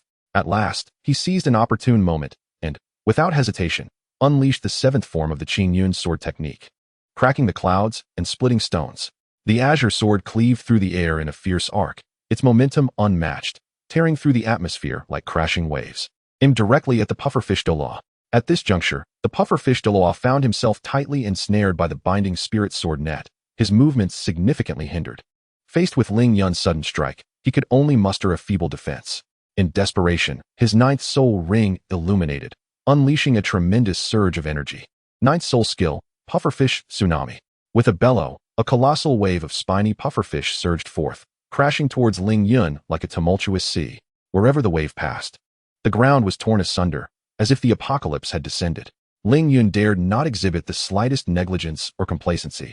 He concentrated fully, channeling the Qingping sword formula, continuously gathering soul power into the Qingping sword. As the soul power infused, the Qingping sword began to radiate a brilliant azure light, as if merging with Ling Yun's very soul. Chapter 82. The promotion matches commence. Ling Yun took a deep breath and, without hesitation, invoked his sixth soul skill. All swords returned to origin. In an instant, an innumerable array of colossal Azure Lotus Sword energies erupted into the sky like a volcanic explosion, imbued with boundless might and force, racing directly towards the Porcupine Soul Douluo. Faced with such a fierce assault, the Porcupine Soul Douluo did not dare to be negligent. He swiftly brandished his enormous fin, resembling an indomitable fortress, in an attempt to deflect all these Azure Lotus Sword energies. However, despite the formidable strength of the Porcupine Soul Douluo, the power of Ling Yun's myriad swords returning to their origin was equally astonishing, and several Azure Lotus Sword energies breached his defenses, striking him with tremendous impact. The sound of piercing was heard as the Azure Lotus Sword energies effortlessly penetrated the protective soul power surrounding the Porcupine Soul Douluo, leaving deep gashes upon his body. Blood gushed forth from the wounds, staining his garments crimson. After a considerable time, the dust gradually settled, revealing the figure of the Porcupine Soul Douluo. By then, he had reverted to his human form. Although the wounds still bled, his aura remained undeniably potent. The Porcupine Soul Douluo gazed at Ling Yun, a glimmer of admiration flickering in his eyes. "You are quite impressive, young one. No wonder the young master holds you in such high regard. Let this battle conclude here for today." With that, his figure flickered and, like a phantom, he vanished from sight, leaving Ling Yun standing alone. Unable to regain his composure for a while, Ling Yun exhaled a long breath, silently relieved. This encounter with the titled Douluo, although immensely pressurizing, had also yielded significant insights. He not only gained a clearer understanding of his own strength, but also recognized the vast potential for further improvement. After resting for a brief moment and adjusting his state, he prepared to embark on his journey back towards the direction of Tiando City. Just as he had taken a few steps, he suddenly spotted a figure rushing towards him with great urgency. As the figure approached, Ling Yun realized it was his father. His father's face was etched with worry, clearly having sensed the fluctuations from the battle nearby, prompting him to hasten to check on Ling Yun's condition. "Are you all right?" his father inquired without delay, concern evident in his tone. Ling Yun quickly smiled and shook his head reassuringly, saying, "Do not worry, father, I am fine." The opponent bore no ill intentions. He merely wished to gauge my strength. Upon hearing Ling Yun's words, his father seemed to relax slightly, yet his brow remained tightly furrowed, indicating lingering apprehension about the matter. "Do you know the identity of your opponent?" he asked next. Ling Yun nodded, responding with a smile. It was the Porcupine Soul Douluo from the Spirit Hall. At this revelation, his father's expression instantly turned grave. He fell into silence for a moment before slowly inquiring, "What did he want with you?" The smile that once adorned Ling Yun's face vanished in that instant, replaced by a serious demeanor. He truthfully replied. He did not mention any specific matters. He only stated that he was sent to test my true capabilities on behalf of someone. Upon hearing this, my father's already furrowed brow tightened further, his gaze revealing a hint of concern and contemplation, as if he were endeavoring to untangle the intricacies of this perplexing situation. The emergence of a titled Douluo from the Spirit Hall in the city of Tiando was indeed a most curious affair. His voice was grave and serious, pondering the fact that someone could summon a titled Douluo in Tiando City. Just how powerful were the forces behind this? What could their intentions possibly be? Ling Yun listened intently to his father's analysis, quietly reflecting on his own thoughts. In truth, he had been contemplating various matters deeply of late. Deep within Ling Yun's heart, he harbored a desire for the Spirit Hall to achieve unification. After all, compared to the iron-fisted policies of the Star Luo Empire and the decaying aristocracy of the Tiando Empire, the Spirit Hall's attitude towards ordinary citizens was far more benevolent and inclusive, making it a more suitable ruler. In Ling Yun's vision, if the Spirit Hall could unify the two great empires, with the right guidance, the continent would surely develop rapidly, bringing greater welfare and opportunities to the common people. However, Ling Yun was also acutely aware of the impact and harm that the war for unification would inflict upon ordinary civilians. Moreover, the gravest concern lay in the fact that Bibi Dong's aim in unifying the two empires was not for development, but rather for revenge against the Angel family and the destruction of the Spirit Hall. This was something Ling Yun could absolutely not tolerate or accept. Bibi Dong's actions would not only bring catastrophe to countless individuals, but also lead the once glorious organization of the Spirit Hall towards ruin. Thus, it became paramount for Ling Yun to strengthen himself, to enhance his own power and amplify his voice, ensuring that he would have more opportunities to pursue his desires in the future. Yet, these thoughts were not something he could share with his father at present.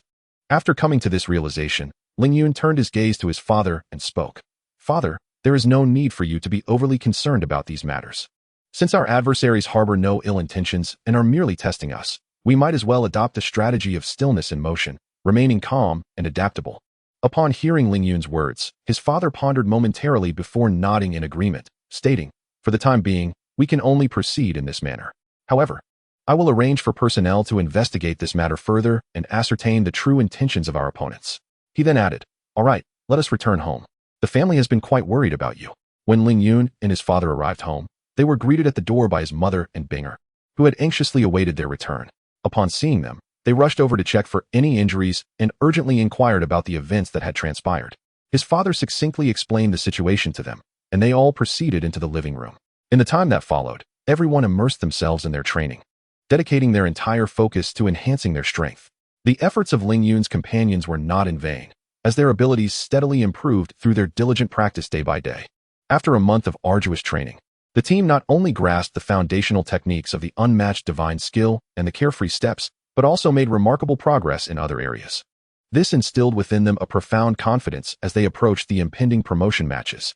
At last, the long-awaited promotion tournament commenced amidst the anticipation of all. Early that morning, we set off towards the royal hunting grounds, which would serve as our primary battleground for the forthcoming weeks. Upon our arrival, we discovered that many academy teams had already gathered, either chatting in small groups or preparing in their respective resting areas. The atmosphere was abuzz with excitement and chatter. Our entrance drew the attention of numerous teams, as the outstanding performance of the Yanhuang team in the preliminary rounds had already spread throughout the two great empires, making us the center of attention. With all members boasting soul power levels above 46, including 3 soul kings, our strength was unparalleled among the participating teams. Rivaled only by the teams from the Spirit Hall, guided by a designated attendant, we proceeded directly to the Yanhuang team's resting area. Along the way, we encountered members from several other teams, exchanging brief greetings before parting ways to their respective areas to conserve energy for the upcoming matches. The next morning, sunlight streamed through the clouds, illuminating the royal hunting grounds as the curtain of the promotion tournament officially rose. On the platform, familiar figures remained seated. However, unlike the preliminary rounds, today's audience consisted solely of participants from various academies, as commoners and nobles were barred from entering this royal venue. Emperor Shuya rose slowly from the platform, his voice resonating clearly through the soul-guiding devices across the grounds. The promotion tournament officially begins today. Over the next 14 days, I hope each of you will demonstrate your true abilities and showcase your talents. As his words concluded, the arena erupted with enthusiastic applause and cheers. Subsequently, the participating teams began to enter one after another. Ling Yun stood in the academy's resting area, his gaze fixed intently on the 10 newly arrived teams. Upon closer inspection, he discerned that their strength did not quite meet his expectations. Their soul power levels were even inferior to those of several elemental academy teams. However, upon reflection, this was not entirely surprising. After all, the city of Tiando housed the elite of the entire Tiando Empire, resulting in exceptionally fierce competition. In contrast, the relatively weaker teams from other regions were to be expected. Chapter 83, The Aggressive Defense-Type Soul Master, Part 1. On the stage of the promotion tournament, an intense confrontation was about to unfold. The first match was a duel between the Blazing Fire team and the Shibuya team. The Shibuya team, relatively weaker among the many participants, was considered the most vulnerable team in the tournament. The Blazing Fire team effortlessly dismantled the entire Shibuya team, relying solely on the formidable prowess of the sibling duo, Huo Wushuang and Huo Wu. As the competition commenced, the Blaze squad shone brightly like a dazzling star, capturing the attention of the entire arena. The ensuing matches, however, unfolded in a relatively mundane manner. The various academies from different kingdoms and principalities struggled to contend with the formidable might of the Shrek squad and several other elemental teams, who steamrolled their opponents with absolute superiority. Finally, it was the turn of the Yanhuang squad to make their appearance. Their adversary was the Sylvis Academy from the Sylvis Kingdom, whose team bore the same name. This squad exhibited a rather average overall strength, with only their captain reaching the formidable level of 41 as a powerful assault-type Soul Master, while the other members possess soul power levels as low as 36. Faced with such a rival, the Yanhuang squad dispatched merely 2 defensive Soul Masters, Chen Minghua and Chen Dawei, who effortlessly triumphed over the Sylvis squad, demonstrating their overwhelming prowess.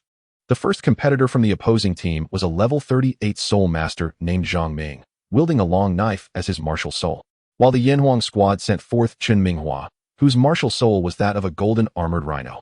As Zhang Ming entered the arena, his eyes blazed like flames.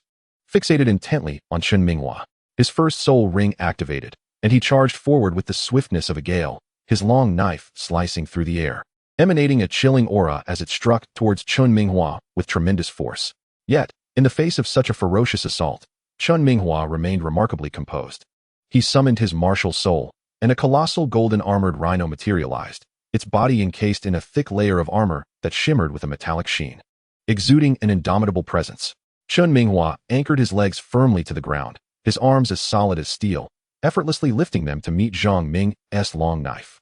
The clash echoed with a resounding bang as the knife struck the armor, igniting sparks but failing to inflict any harm upon Chen Minghua. Zhang Ming, taken aback by this unexpected resilience, was momentarily astonished. He had not anticipated that Chen Minghua could so easily withstand his attack. However, he quickly regained his composure. Activating his third soul ring, the long knife trembled slightly, and a layer of azure flame ignited along the blade, rendering it even more menacing.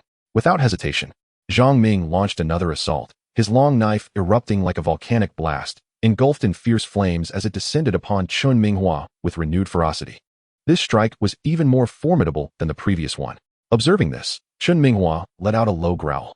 His body quaked with a sudden surge of power, as he unleashed his first soul skill, Earthquake Rebound. With this explosive force, a powerful counterattack surged forth like a tidal wave, crashing violently into Zhang Ming. The latter felt as though he were being struck by an overwhelming force, causing him to stagger backward, retreating several meters.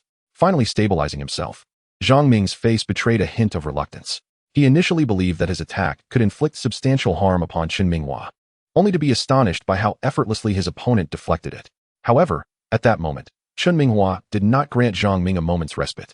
With the grace of a carefree dancer, he surged forward like a bolt of lightning towards Zhang. His aura intensified with each passing second. Chen Minghua unleashed his fourth soul skill, the Gravity Domain. In an instant, a formidable gravitational force descended upon Zhang Ming, akin to a mountain pressing down on an egg. Zhang felt his body become exceedingly heavy, as if weighed down by an enormous boulder, rendering him completely immobile. Without hesitation, Chen Minghua activated his second soul skill, Rock Barrier. A colossal rock barricade, resembling an indomitable fortress, thunderously collided with Zhang Ming. The sheer force of the strike was overwhelming. Zhang was unable to withstand it, and was sent crashing off the competition stage, landing heavily upon the ground. The teammates at the sidelines erupted into jubilant cheers, their excitement palpable as they celebrated Chen Minghua's remarkable display. Meanwhile, Chen Minghua stood poised, awaiting the arrival of the next contender. Before long, the opposing team's second player ascended to the competition stage.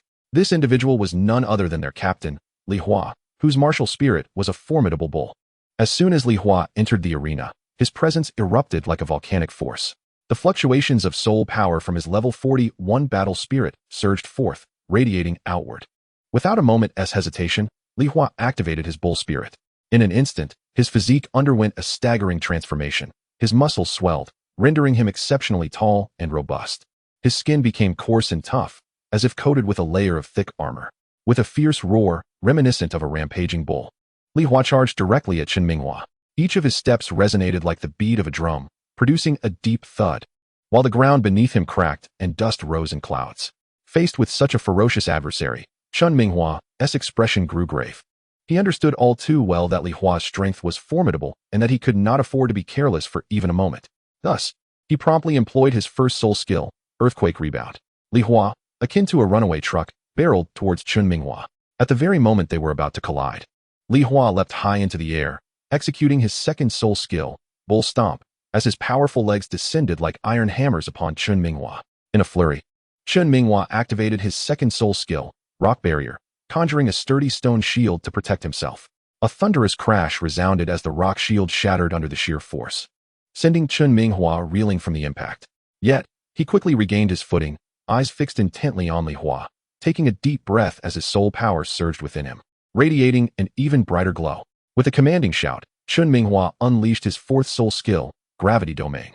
The overwhelming gravity significantly slowed Li Hua's advance. Subsequently, Chun Minghua employed his second soul skill, Rock Barrier once more, charging towards Li Hua like a golden rhinoceros clad in armor, with the might to topple mountains. Upon witnessing the scene, Li Hua's eyes flickered with a hint of panic, yet he swiftly regained his composure. He invoked his third soul skill, the Bull's Protection, and his fourth soul skill, the Bull's Charge, intending to test his strength against Chun Minghua. However, Chun Minghua's soul power level surpassed his by 5 levels, rendering the attack overwhelming. The two engaged in a brief stalemate before Li Hua was forcefully propelled several meters away. He fell to the ground, unconscious. The referee promptly declared Chun Minghua the victor. The teammates on the sidelines erupted in cheers, applauding Chun Minghua's remarkable performance. Gradually, Chun Minghua made his way to the edge of the arena, celebrating with high fives from his teammates. The third opponent to enter the fray was a level 39 Agile Attack Soul Master, whose martial spirit was that of a hunting dog. From the onset, this adversary aimed to exhaust Chun Minghua through attrition. The hunting dog Soul Master exhibited remarkable agility, darting around Chun Minghua in rapid circles and occasionally launching surprise attacks. Yet, Chun Minghua remained unhurried, leveraging the defensive advantage of his golden armored rhinoceros martial spirit to respond calmly, leaving his opponent at an impasse. Soon, the hunting dog Soul Master realized that engaging in a war of attrition with Chun Minghua was futile, prompting him to promptly alter his strategy. With a sharp exclamation, he summoned his second soul skill, the hunting dog charge, his soul power surging around him. In an instant, he leapt into the air with the grace of a swift hound, extending his sharp claws towards Chun Minghua's neck with astonishing speed, akin to a bolt of lightning. Faced with this sudden onslaught, Chun Minghua remained unperturbed. He deftly sidestepped the hunting dog Soul Master's claws, swiftly extending his arm to seize the opponent's limb with a grip as firm as a vice. With immense strength, he hurled the hunting dog Soul Master forcefully to the ground, producing a resounding thud as the adversary crashed down, kicking up a cloud of dust.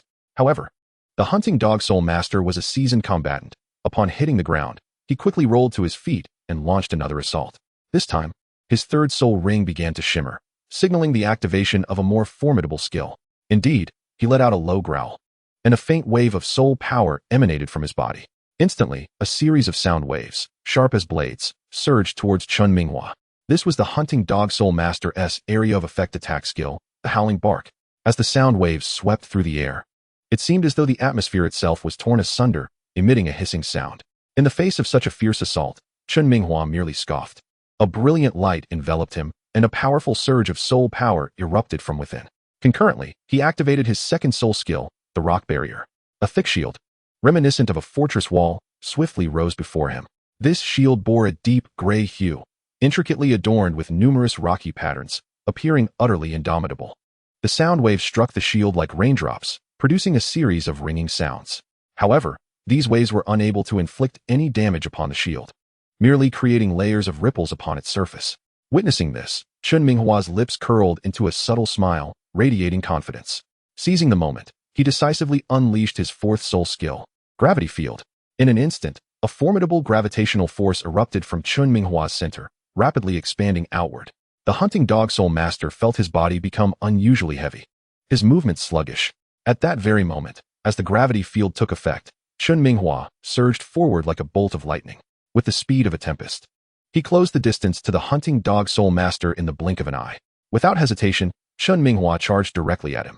A thunderous crash echoed as Chun Minghua, enveloped in a rocky barrier, collided with the hunting dog Soul Master like a battering ram. The immense force of the impact sent the hunting dog Soul Master flying, akin to a kite severed from its string, soaring out of the competition arena. The referee declared Chun Minghua the victor once more, eliciting cheers of jubilation from his teammates. The fourth opponent to enter the fray was their vice-captain, Ding Hu, a level 39 Agile Attack Soul Master, whose martial soul was that of a Black Panther. As he stepped onto the field, he summoned his martial soul, his physique becoming lithe and agile, resembling a true Black Panther, exuding a sense of wildness and authority. With each breath, his eyes sharpened, taking on a fierce glint. Without hesitation, Ding Hu activated his second soul skill. He moved like a streak of black lightning, reaching Chun Minghua in an instant. His claws gleamed with a chilling light under the sun, razor-sharp, aimed directly at Chun Minghua's throat. Yet, Chun Minghua was far from defenseless. Anticipating the attack, a flash of light enveloped him as Ding Hu lunged forward. This was his first soul skill, Earthquake Reflection.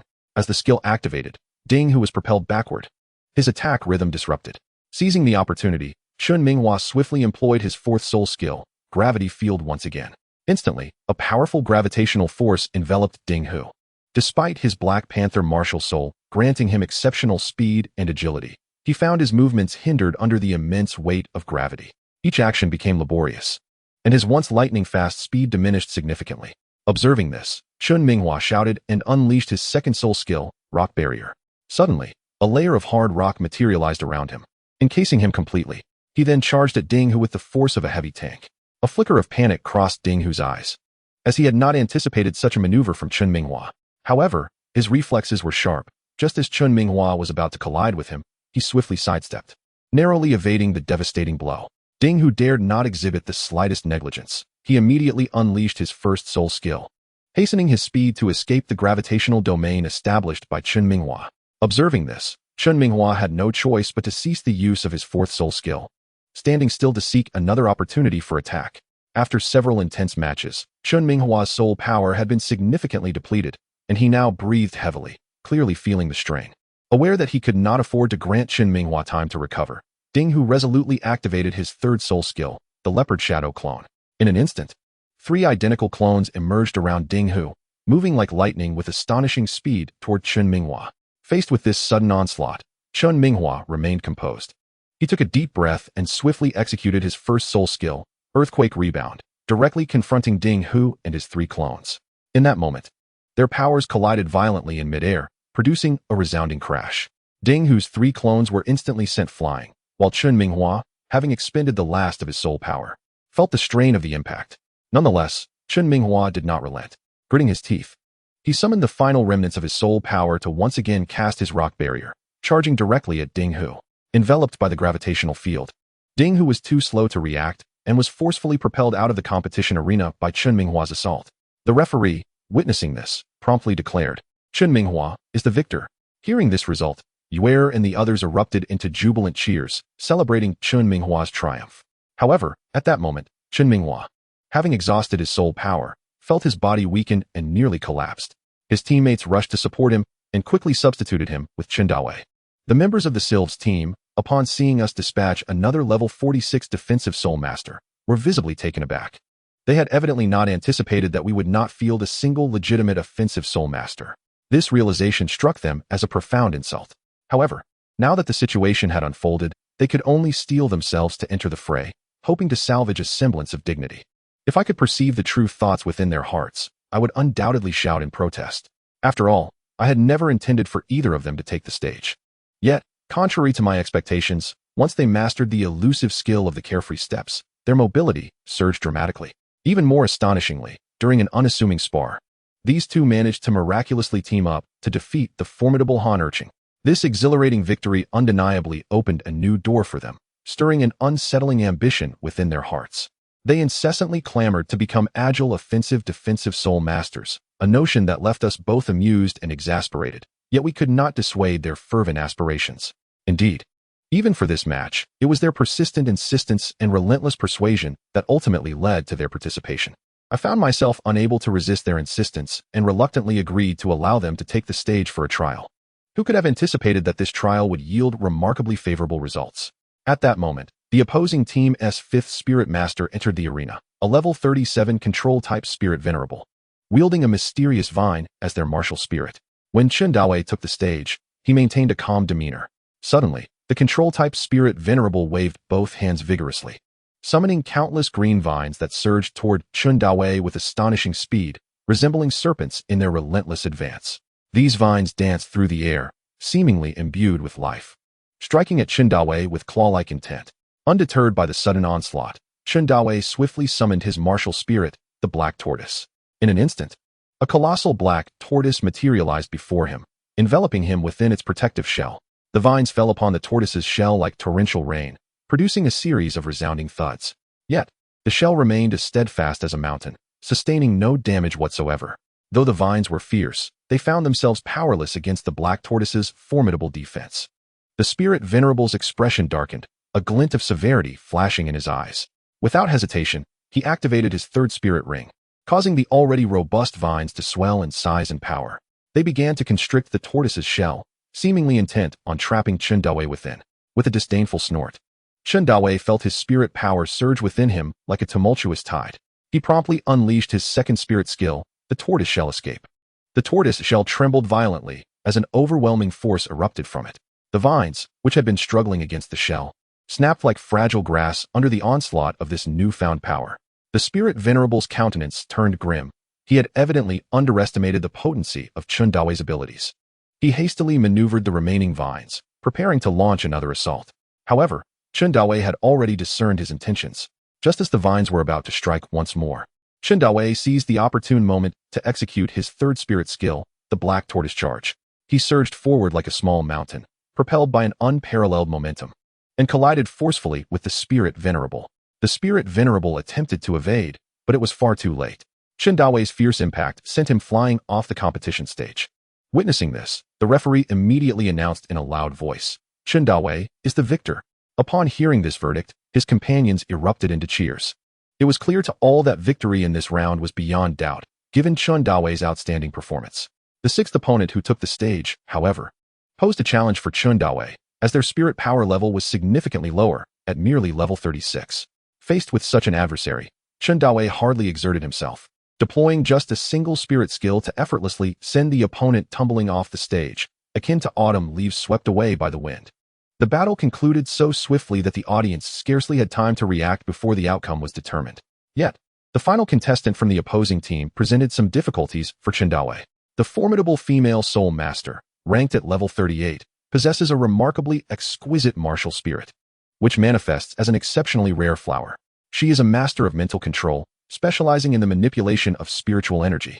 From the onset of the match, she unhesitatingly employed her soul abilities, successfully restraining Chen Dawei's movements.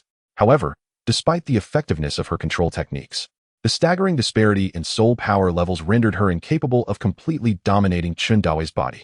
Although temporarily subdued, his formidable strength remained largely unscathed.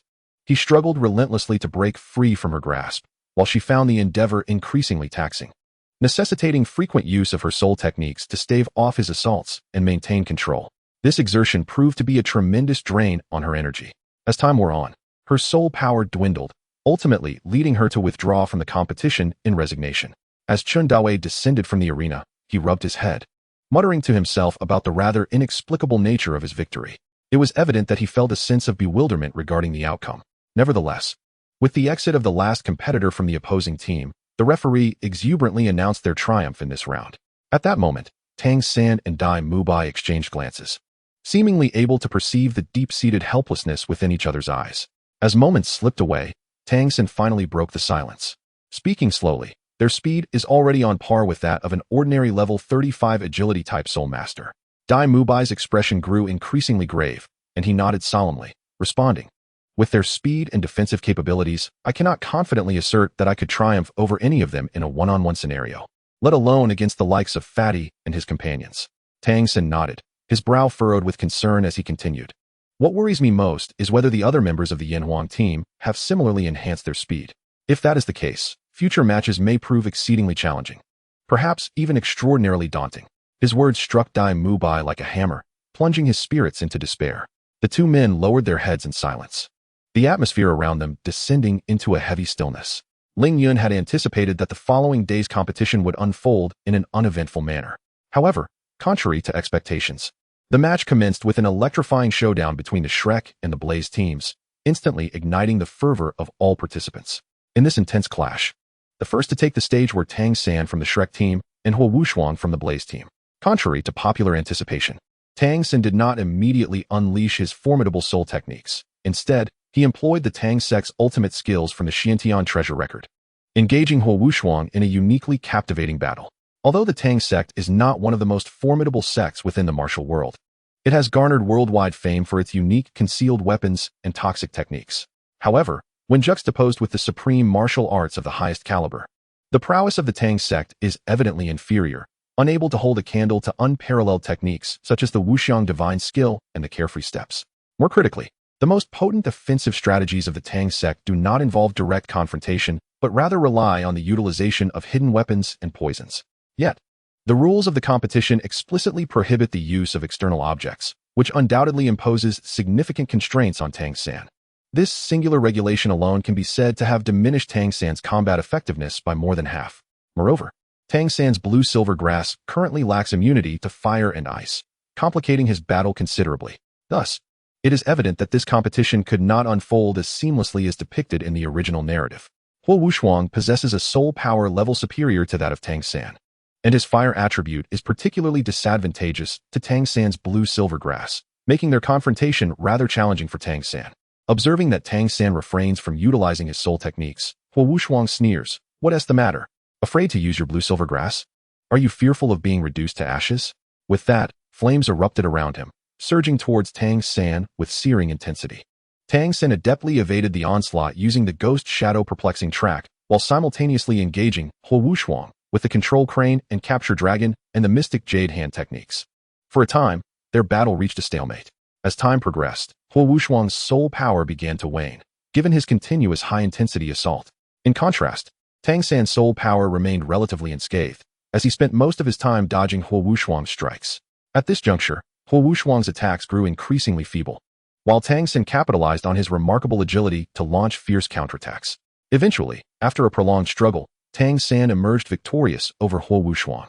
The second member of the Blazing Fire team to enter the fray was the 39th level Huo Yu, whose martial soul was the Fire Crane, a flying agility-type soul master. Huo Yu ascended into the air with graceful wings, surveying Tang San from his elevated vantage point. With a powerful flap of his wings, countless fiery feathers shot toward Tang San like arrows. This time, Tang San refrained from employing the Tang Sect's ultimate techniques and swiftly conjured the blue-silver grass, weaving it into a vast net that intercepted the fiery projectiles. However, the net was rapidly consumed by flames. Huo Yu, exhibiting remarkable speed, incessantly shifted positions to launch his attacks, leaving Tang San in a state of near disarray, forcing him to rely on the Ghost Shadow Perplexing Track for evasion. Simultaneously, Tang San activated the Purple Extreme Demon Eye to concentrate his mental energy, preparing for a psychic assault on Huo Yu. Sensing impending danger, Huo Yu suddenly retracted his wings and dove towards Tang San like a shooting star. Remaining composed, Tang San executed the Control Crane and Capture Dragon just as Huo Yu was about to close in, altering Huo Yu's flight trajectory. Huo Yu stumbled, nearly losing his balance. Seizing this opportunity, Tang San unleashed his third soul technique, Spider Web Binding, ensnaring Huo Yu firmly. In response, Huo Yu was filled with both astonishment and fury. He bellowed, summoning all his strength to activate his second soul technique, the Fireball Cannon. In an instant, the flames engulfing him erupted like a powder keg ignited, consuming the web that bound him in a fierce blaze. However, the web woven by Tang San possessed more than mere binding capabilities. It harbored a potent venom within. As the fiery rain liberated him from the web, he inevitably inhaled some of the toxic fumes released by the burning strands. These toxic vapors swiftly permeated his body, rapidly depleting his soul power in the struggle against them. Within mere seconds, he found himself incapacitated, collapsing to the ground in a weakened state. Thus, Tang San triumphed in the second match. Chapter 86. Tang San's Blue-Silver Grass is No Fire Immunity, Part 2. The third contestant from the Blaze team is Huoxing, who is the twin brother of Huo Yu. Not only do they share the same martial spirit, but they also possess identical ranks, both being soul masters of level 37. Clearly having learned from Huo Yu's experience, Huoxing launched a relentless barrage of long-range attacks upon entering the arena, bombarding Tang San with fiery assaults that fell like torrential rain, leaving him no opportunity to close the distance. Faced with Huoxing's overwhelming offensive, Tang San dared not exhibit the slightest complacency. He deftly employed Ghost Shadow Misty Steps to evade, while simultaneously utilizing his blue-silver grass skills for defense, all the while seeking an opportunity for counterattack. Yet, the ferocity of Huoxing's assault was overwhelming, causing Tang San's soul power to deplete at an alarming rate. To overcome Huoxing, Tang San was compelled to employ every ounce of his skill, continuously dodging with Ghost Shadow Misty Steps while utilizing soul skills for defense, which further accelerated the consumption of his soul power. Ultimately, after a fierce exchange, Tang San seized upon a moment of vulnerability in Huoxing's defense, successfully tripping him with his blue-silver grass. Without hesitation, Tang San unleashed his fourth soul skill, Blue-Silver Prison, ensnaring Huoxing within its confines. Despite Huoxing's desperate struggles, he remained unable to break free from the bindings of the Blue-Silver Prison. In the end, Tang San secured a narrow victory in the third match. However, after this intense battle, his soul power was utterly exhausted, and he reluctantly called upon Ma Hongjun to take the stage. Ma Hongjun's martial spirit conjured a unique flame, characterized by exceptional adhesion and an extraordinarily high temperature. With his formidable fire, he ultimately triumphed over 2 members of the Blaze team, though he too depleted his soul power in the process.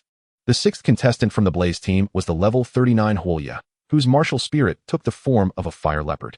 The 3rd contestant from the Shrek team was the level 41 Zhu Zhuqing. As the battle commenced, Huoya let out a low growl, flames surging from his body as he transformed into a fierce fire leopard, darting swiftly towards Zhu Zhuqing. In a flash, Zhu Zhuqing evaded with a ghostly agility, reappearing at Huoya's flank in the next moment, employing her first soul skill, Phantom Stab, as her sharp claws aimed for Huoya. Reacting quickly, Huoya sidestepped while unleashing his first soul skill, spewing forth a torrent of flames. Zhu Zhuqing nimbly leaped aside to avoid the inferno, then, harnessing the force of her landing, charged once more toward Huoya. The fiery entity incessantly unleashed a barrage of flame attacks, enveloping the arena in a sweltering aura. Seizing the moment, Zhu Zhuqing executed her 4th soul skill, Phantom Shadow Clone, surrounding the fiery opponent with several clones. In a state of disarray, the fiery adversary resorted to various soul skills, depleting his soul power rapidly. At that crucial juncture, Zhu Zhuqing identified a flaw and launched a surprise attack from behind, her sharp claws piercing through his back with brutal precision. The fiery opponent roared in agony, yet was too weary to continue the fight. The referee swiftly declared Zhu Zhuqing the victor. On the competition stage stood Huo Wu, her presence ignited like a blazing flame, exuding an exhilarating aura. Zhu Zhuqing, having endured an intense battle, was significantly drained. Huo Wu unleashed her 2nd soul skill, Inferno Blaze, enveloping Zhu Zhuqing in a roaring inferno. Despite her desperate resistance, Zhu Zhuqing's efforts proved futile against Huo Wu's overwhelming soul power. Ultimately, Zhu Zhuqing became incapacitated, easily defeated by Huo Wu, thus exiting the arena. Following this, the agile Xiao Wu from the Shrek team took the stage. Her speed and nimbleness were her strengths, yet faced with Huo Wu's fiery resistance, she found it impossible to approach. Although Xiao Wu exerted every ounce of her strength, she could not penetrate Huo Wu's defenses. As time progressed, her soul power dwindled, leading to her eventual expulsion from the arena. The situation for the Shrek team grew increasingly dire, with Dai Mubai emerging as their last hope. He understood the gravity of the match. Defeat could mean Shrek's elimination at the hands of the Blazing team, a prospect unacceptable to all. Despite Huo Wu's seemingly effortless victories, she too had expended a considerable amount of soul power. With a fierce roar, Dai Mubai summoned his martial spirit, unleashing a potent aura as his fur bristled. Like a bolt of white lightning, he charged towards Huo Wu, his claws slicing through the air with a fierce gale. Though fatigued, Huo Wu, seasoned in battle, adeptly sidestepped while unleashing a torrent of searing flames towards Dai Mubai. He countered with his first soul skill, White Tiger Barrier, successfully shielding himself from the onslaught of flames. Seizing an opportunity, he activated his 3rd soul skill, White Tiger Diamond Transformation, augmenting his size, durability, and strength. Huo Wu felt the immense pressure and, gritting her teeth, invoked her 3rd soul skill, Tyrant Dragon's Fury, enhancing her state and launching an assault on Dai Mubai. Undeterred, he wielded his claws to deflect all of Huo Wu's strikes before swiftly maneuvering behind her to unleash his 4th soul skill, White Tiger Meteor Shower. Reacting swiftly, Huo Wu turned and countered with her 4th soul skill, Fire Dance Radiance, engaging Dai Mubai in a direct confrontation. However, due to the energy expended in her previous battles, she ultimately succumbed to Dai Mubai's might. The referee then announced Dai Mubai as the victor, securing Shrek's advancement, which brought relief to the entire team. The next match was set between the Yanhuang team and the Shibuya team. The first contestant from the Yanhuang team, without a shadow of a doubt, was Chun Minghua. Following yesterday's match, both he and Chun Dawei found themselves in a state of exhilarating excitement. With a broad smile illuminating his face, Chun Minghua stepped onto the arena, appearing as though victory was already secured. Meanwhile, the members of the Shibuya team were also keenly observing the entrance from the Yanhuang team. Over the past couple of days, they had amassed a wealth of information regarding their opponents through various channels. Upon witnessing Chun Minghua's entrance, the team members exchanged glances, each harboring a flicker of hesitation about whether to proceed. At that moment, the vice captain of the Shibuya team spoke up, suggesting, perhaps we should forfeit. Given our current capabilities, it is highly likely that we would be entirely overwhelmed by their 2 defensive spirit masters. If we were to suffer such a humiliating defeat, would we not become the laughingstock like the Sylvis team? As his words settled in the air, the other team members nodded in agreement. The captain surveyed his teammates, Noticing their overwhelming support for the idea of forfeiting, and with a resigned sigh, he called out to the referee, "Referee, we forfeit this round." Upon hearing the Shibuya captain announce their forfeit, Chun Minghua and Chun Dawei felt as though a cold bucket of water had been thrown over their previously exuberant spirits. Chun Minghua widened his eyes in disbelief, looking incredulously at the Shibuya captain, his voice tinged with evident dissatisfaction. "Please do not forfeit. I am fully prepared to engage in a thrilling match." Chun Dawei chimed in, "Indeed. I have recently made significant breakthroughs in my footwork and was eager to test it in this match. How can you so easily choose to forfeit?" His tone carried a hint of urgency, clearly reflecting his anticipation for the contest. The captain of the Shibuya team felt a wave of frustration wash over him, recognizing the desires of Chun Minghua and Chun Dawei to showcase their prowess. Yet, he was acutely aware of his own team's predicament. However, the decision to forfeit sparked a chain reaction. Subsequent teams encountering the Yanhuang team followed suit, without exception choosing to forfeit as well. This left Chun Minghua and Chun Dawei in utter dismay, their potential untapped and their hopes for exhilarating contests dashed. What had once promised to be a series of thrilling matches had devolved into predictable farces, leaving them feeling profoundly helpless. This situation persisted until the conclusion of the qualifying rounds. During this time, there were indeed several electrifying matches, particularly the fierce confrontations between the major elemental academies and the Shrek Academy. Nevertheless, the most breathtaking encounter undoubtedly unfolded between the Shrek team and the Kamikaze team. The overall strength of these two teams was remarkably balanced, creating an atmosphere thick with tension and excitement throughout the match. Both sides exerted every ounce of their strength, battling until the very last moment, with even the final contestant being sent into the fray. Chapter 87, Journey to Spirit City. The leader of the Kamikaze squad, Feng Xiaotian, possesses extraordinary strength, effortlessly defeating two substitute members of the Shrek squad in quick succession. At this moment, only one member remains from the Shrek squad, the yet-to-appear Tang San. Once Tang San enters the fray, the battle with Feng Xiaotian becomes exceptionally fierce, with a myriad of attacking methods intertwining like a torrential storm, leaving spectators awestruck. The confrontation between the two is evenly matched, with neither able to gain the upper hand in the short term. In a climactic moment, Feng Xiaotian unleashes his self-created soul skill, the Gale Demon Wolf 36 strikes. The power of this soul skill is terrifying, with each slash exponentially increasing in speed and strength. Upon reaching the 36th strike, its might reaches astonishing heights. Despite Tang San employing all his skills in an intense struggle, he remains unable to overcome Feng Xiaotian. Even with the Tang sect's ultimate technique, the Xianyu hand, he is unable to withstand the relentless onslaught of Feng Xiaotian. In a moment of determination, Tang San takes a deep breath and summons his second martial soul, the Haotian hammer. This hammer radiates a dark luminescence in his grasp, crackling with electric energy and exuding a formidable aura. Tang San tightly grips the Haotian hammer, channeling all his soul power into the weapon.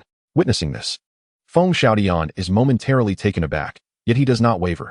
Instead, he continues to execute his Gale Demon Wolf 36 strikes, ready to clash with Tang San's Haotian hammer. In an instant, their attacks collide like two spinning tops, erupting in a dazzling display of light. The immense force of the impact seems to tear the surrounding air apart, eliciting gasps of astonishment from the audience. However, amidst this breathtaking exchange, the Haotian hammer reveals its unparalleled might. Through the cumulative effects of the soul skill, the chaotic wind hammer method, it ultimately shatters Feng Xiaotian's wings, dismantling his Gale Demon Wolf 36 strikes and causing him to lose his balance and crash heavily to the ground, gravely injured. Ultimately, Tang San, empowered by the formidable strength of the Haotian hammer, emerges victorious in this contest.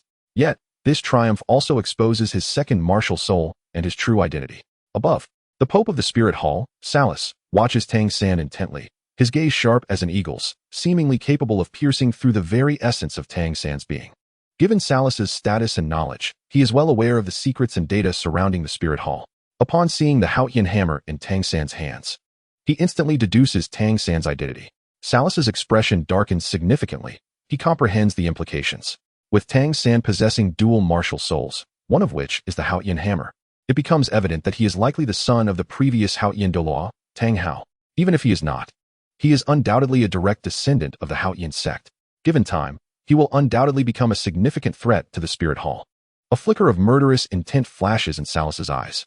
He understands that with Tang San's potential, the threat to the Spirit Hall will escalate tremendously, and he is resolute in ensuring that Tang San does not continue to grow. One must, at all costs, devise a means to eliminate Tang San. From the battles witnessed in the promotion tournament, it is evident that the truly formidable teams hail solely from the Tiando City division. Although the Advanced Soul Master Academy of Exotic Beasts and the Advanced Soul Master Academy of Plants possess a certain degree of strength, they pale in comparison to the major elemental academies. Moreover, the disparity becomes even more pronounced when compared to our Yinhuang team. Time flows swiftly, and today marks the final day of the promotion tournament. Despite the Yinhuang team's resounding success in clinching first place with an unblemished record, there is a palpable lack of fulfillment within. After all, for the Yinhuang team, this tournament proved to be exceedingly effortless. As the competition concluded, the Emperor of the Snowy Night delivered an impassioned speech, generously bestowing substantial rewards and numerous promises. In his closing remarks, he solemnly announced that the Crown Prince, Xue Qinghe, would serve as the envoy representing the Tiando Empire to participate in the ultimate finals at the Spirit Hall. With the upcoming finals taking place at the Spirit Hall, all teams were granted 3 days to make necessary adjustments following the promotion tournament. 3 days hence, the Crown Prince Xue Qinghe, accompanied by the Royal Guard, would personally escort the 15 participating teams to the Spirit Hall. 3 days later, a grand procession departed from Tiando City, resembling a sinuous dragon on its way to the Spirit Hall. This entourage, comprising over 1,000 individuals, was indeed an impressive sight, exuding an air of grandeur. Due to the large number of accompanying personnel, the pace of the procession was exceedingly slow. At this rate, the journey from Tiando City to the Spirit Hall would require no less than a month. As time quietly slipped away, the convoy found itself on the road for over half a month.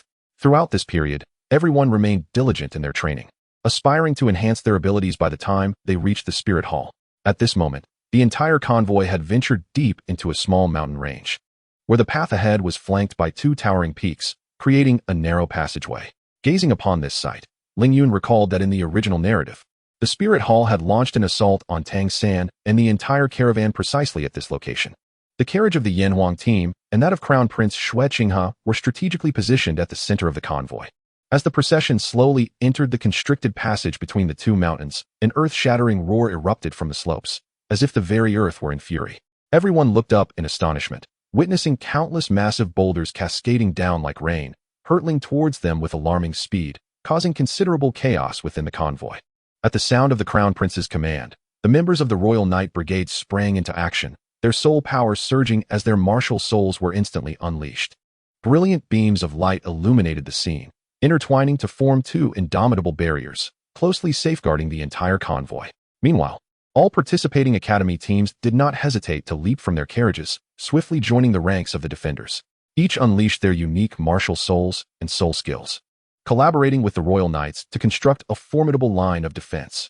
Ling Yun stood at the center of the formation, his gaze fixed intently upon the mountain peaks flanking them. Suddenly, stones began to rain down from the heights like a torrential downpour, crashing with immense force against the defensive barriers of the Yinhuang team.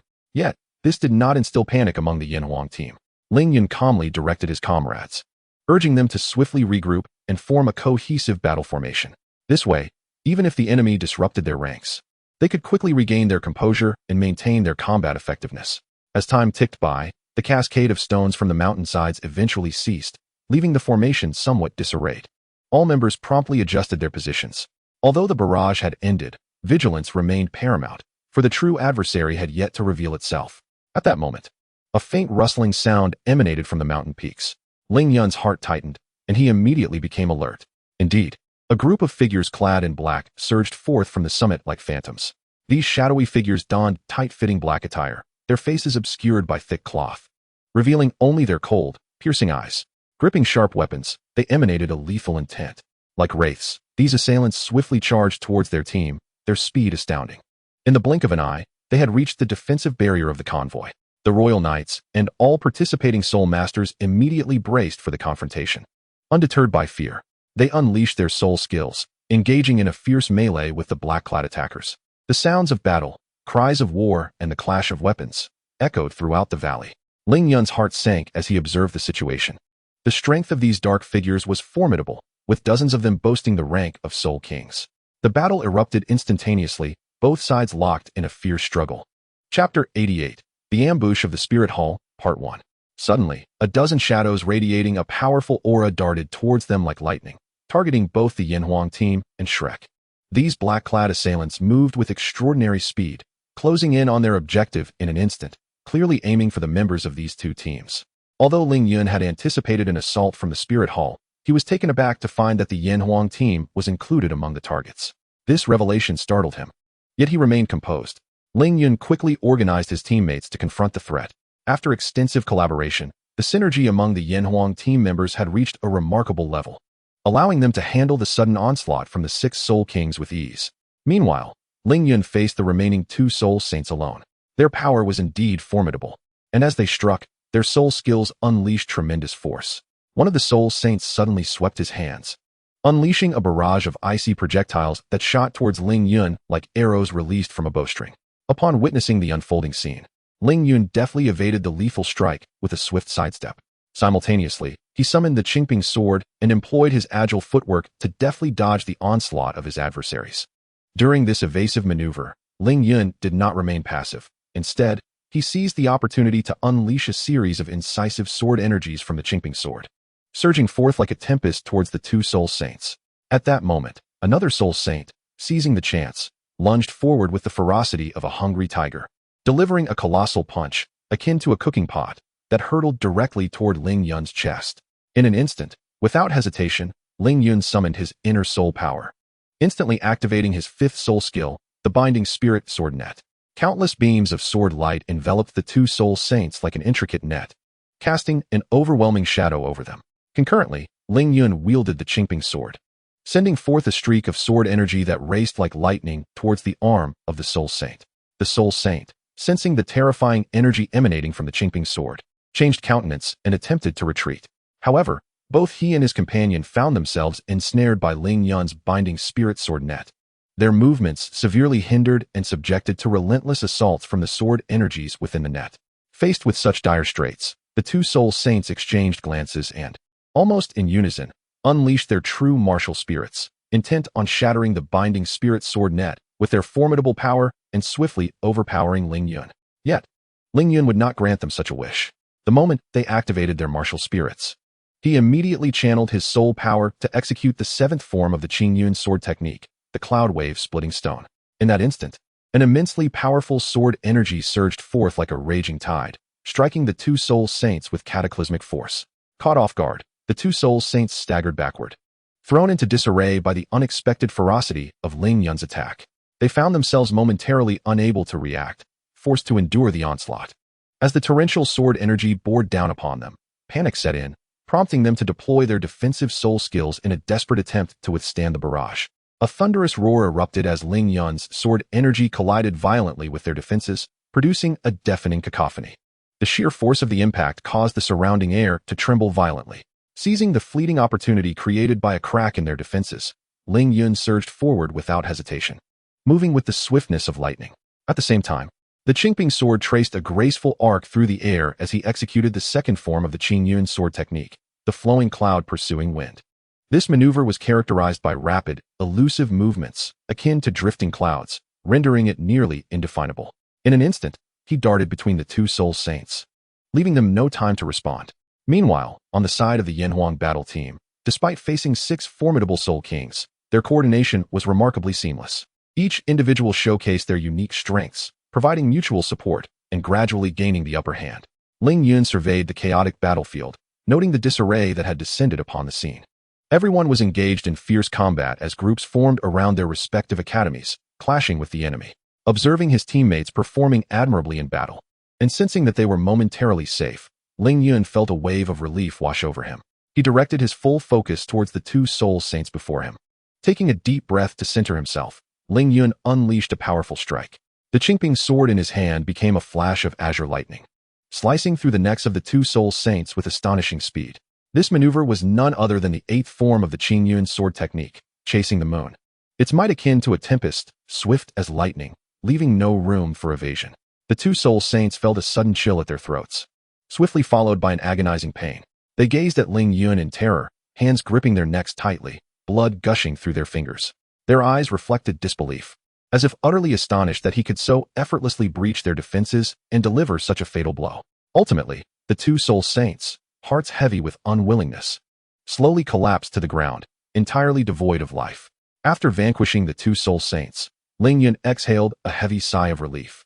He took a moment to catch his breath, preparing to assist his teammates in dispatching the 6 Soul Kings when, without warning, a ghostly figure materialized close by. The apparition seemed to have emerged from thin air, instilling a sense of dread. As Ling Yun focused, he beheld a tall figure with a stern visage, eyes sharp as a hawk's, emanating a chilling aura. His movements were light, yet enigmatic, making it difficult to predict his trajectory. As the figure drew nearer, multiple soul rings appeared around him, 9 in total, colored yellow, yellow, purple, purple, black, black, black, black, black, radiating a dazzling brilliance. He approached Ling Yun, halting before him, and summoned his martial soul, a black ghost leopard, its body adorned with dark patterns, resembling a phantom of the night. The leopard's head bore resemblance to that of a lion, yet it was more fearsome and menacing, exuding an otherworldly ferocity, as if it had emerged from the depths of hell. Quite impressive, young one, to have slain 2 soul saints so swiftly, he remarked, his voice low and hoarse, echoing as though it originated from the depths of the abyss, sending shivers down one's spine. It appears I must intervene personally. He regarded Ling Yun with a sinister gaze, a cruel smile playing upon his lips. Faced with this malevolent grin, Ling Yun stood resolute, undaunted by the oppressive aura. He inhaled deeply, steadying his nerves, and met the figure's gaze with silent determination. Based on the power and characteristics of the martial soul he had just witnessed, Ling Yun had formed a rough deduction about the figure's identity. If his assumptions were correct, he was likely the ghost leopard Douluo of the Spirit Hall.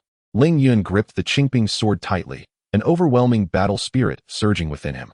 He took the initiative to unleash his 5th soul skill, the Binding Spirit Sword Net, enveloping the ghost leopard Douluo within its confines. The ghost leopard Douluo narrowed his eyes slightly, taken aback by Ling Yun's audacity to strike first. He swiftly raised both hands, his 9 soul rings glowing brilliantly. In an instant, his ghost leopard martial spirit expanded into a colossal shadow of darkness, roaring as it lunged towards Ling Yun.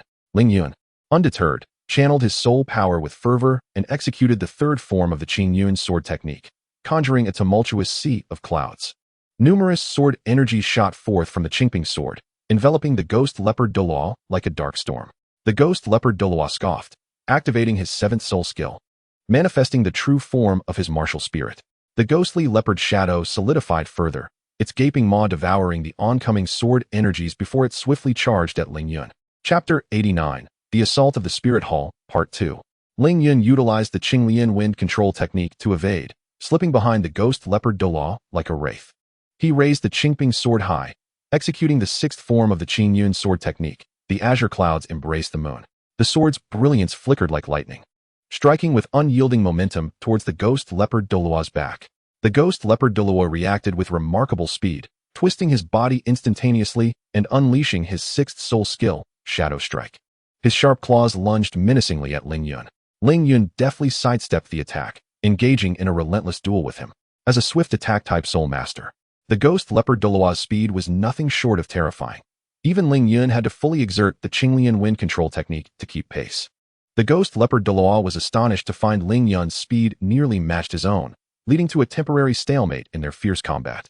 Meanwhile, the personnel sent by the Spirit Hall had already suffered considerable casualties. Over at Shrek Academy, the Chrysanthemum Douluo and the Ghost Douluo were embroiled in battle with the Sword Douluo, Chinexan.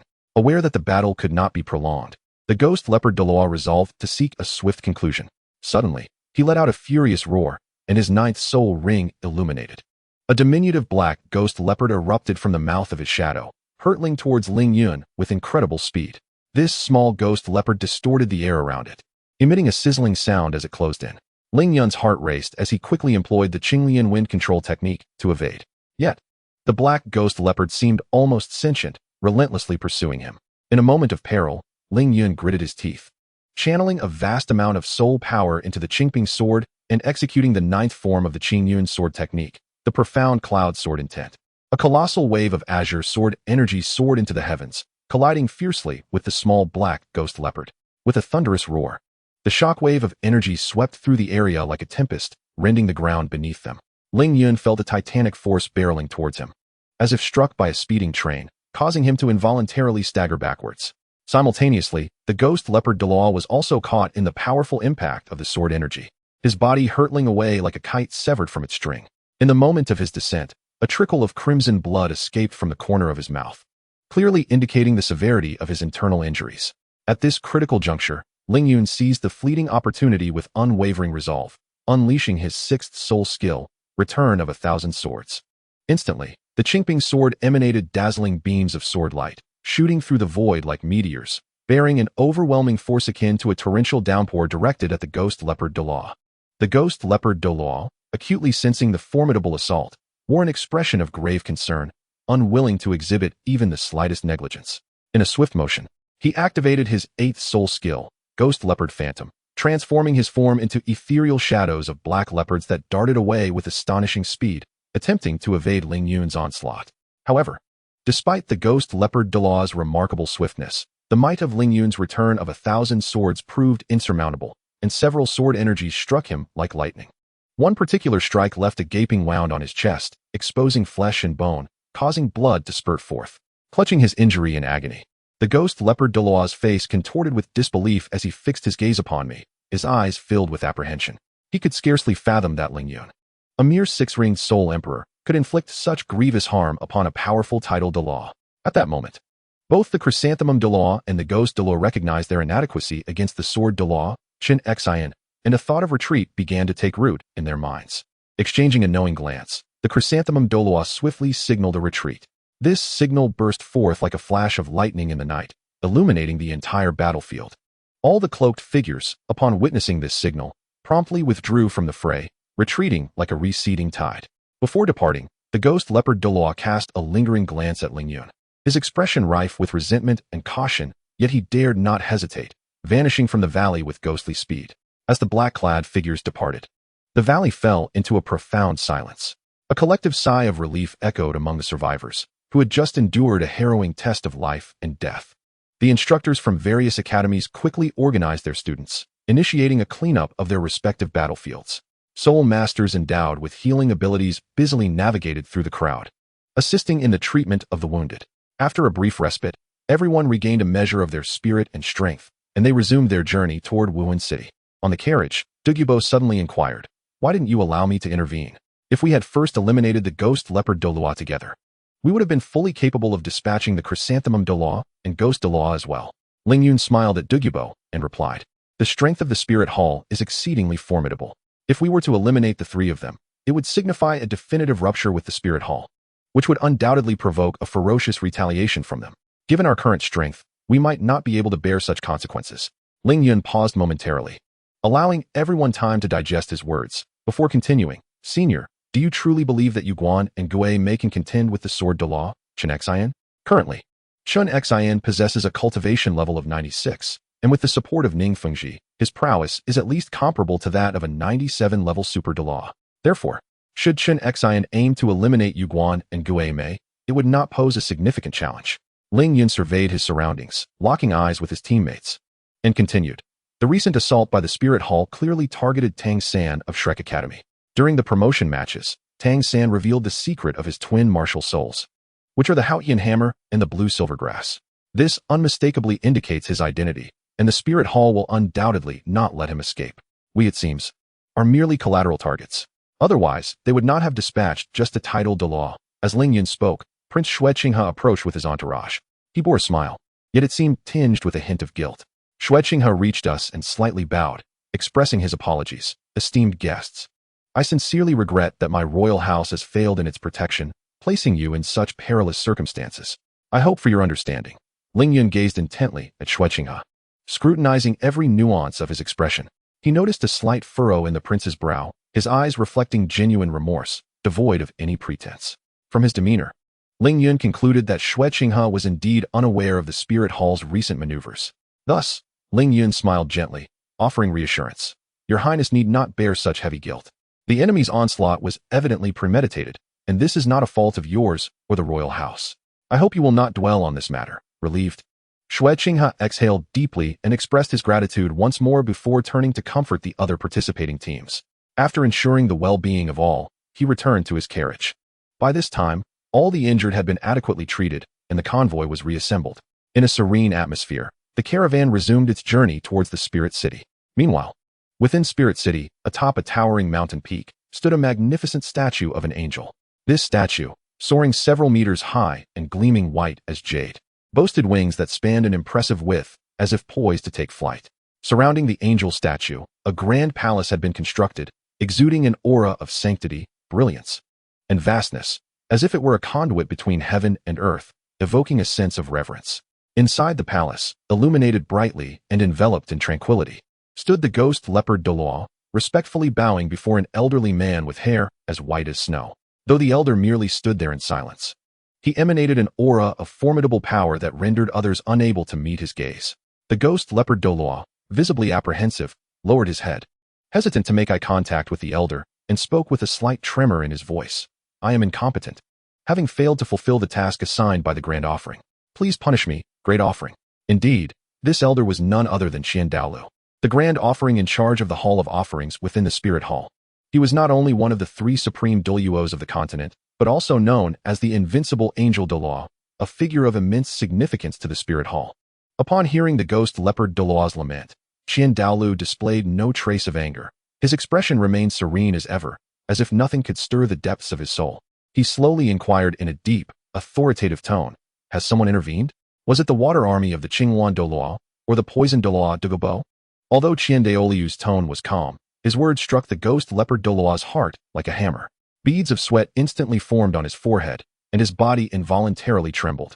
Faced with Douluo's probing, the ghost leopard Douluo dared not conceal any truth, replying in a panic. No one intervened. That young man defeated me solely through his own strength.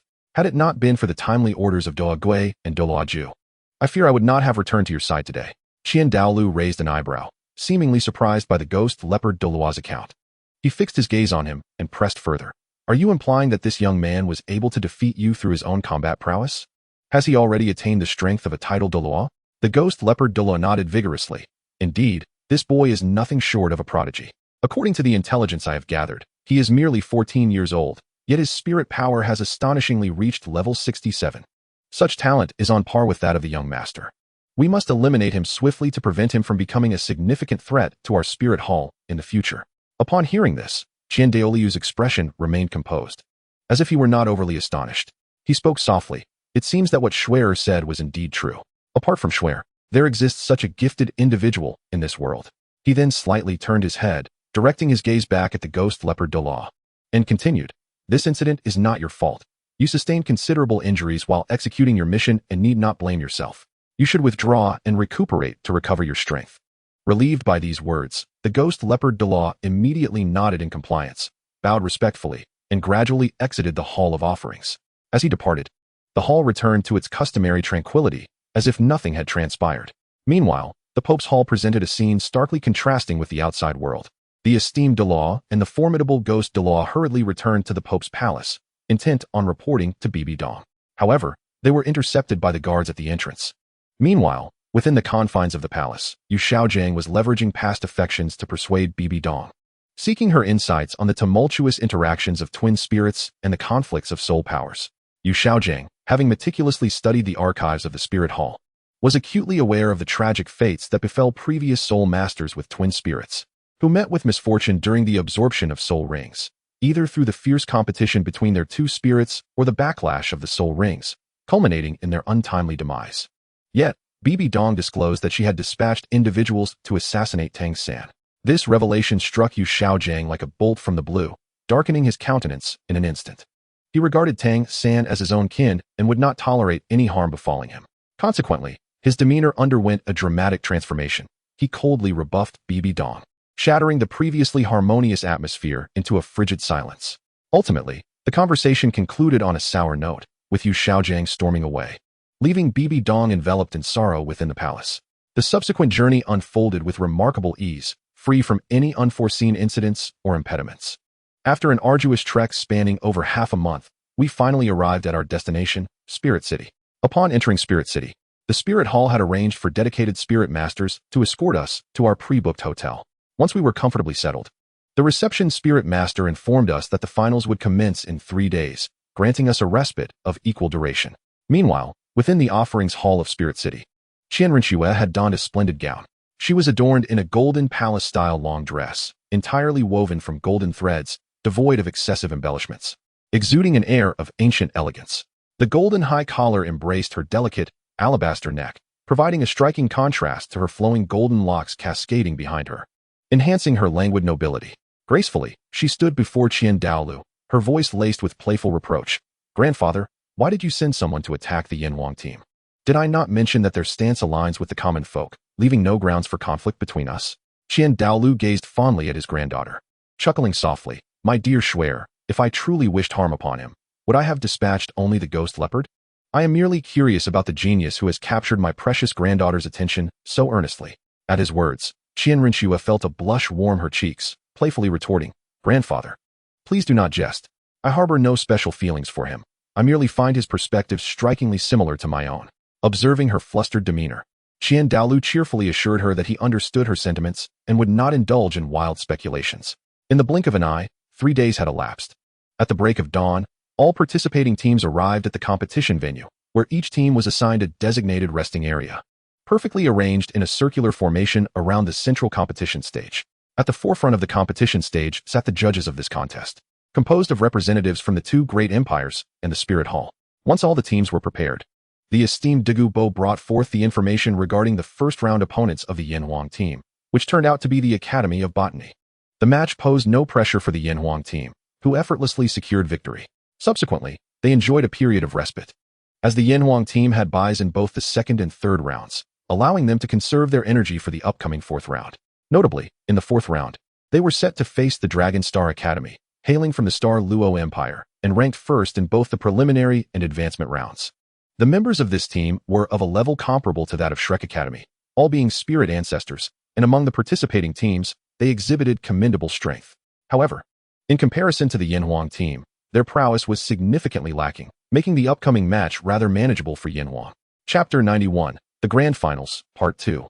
After the conclusion of the 4th round, the top 3 positions of the Continental Elite Spirit Master Academy tournament were determined: the Spirit Hall Academy team, Shrek Academy team, and the Yin Huang Academy team, with the Yin Huang team being the most formidable.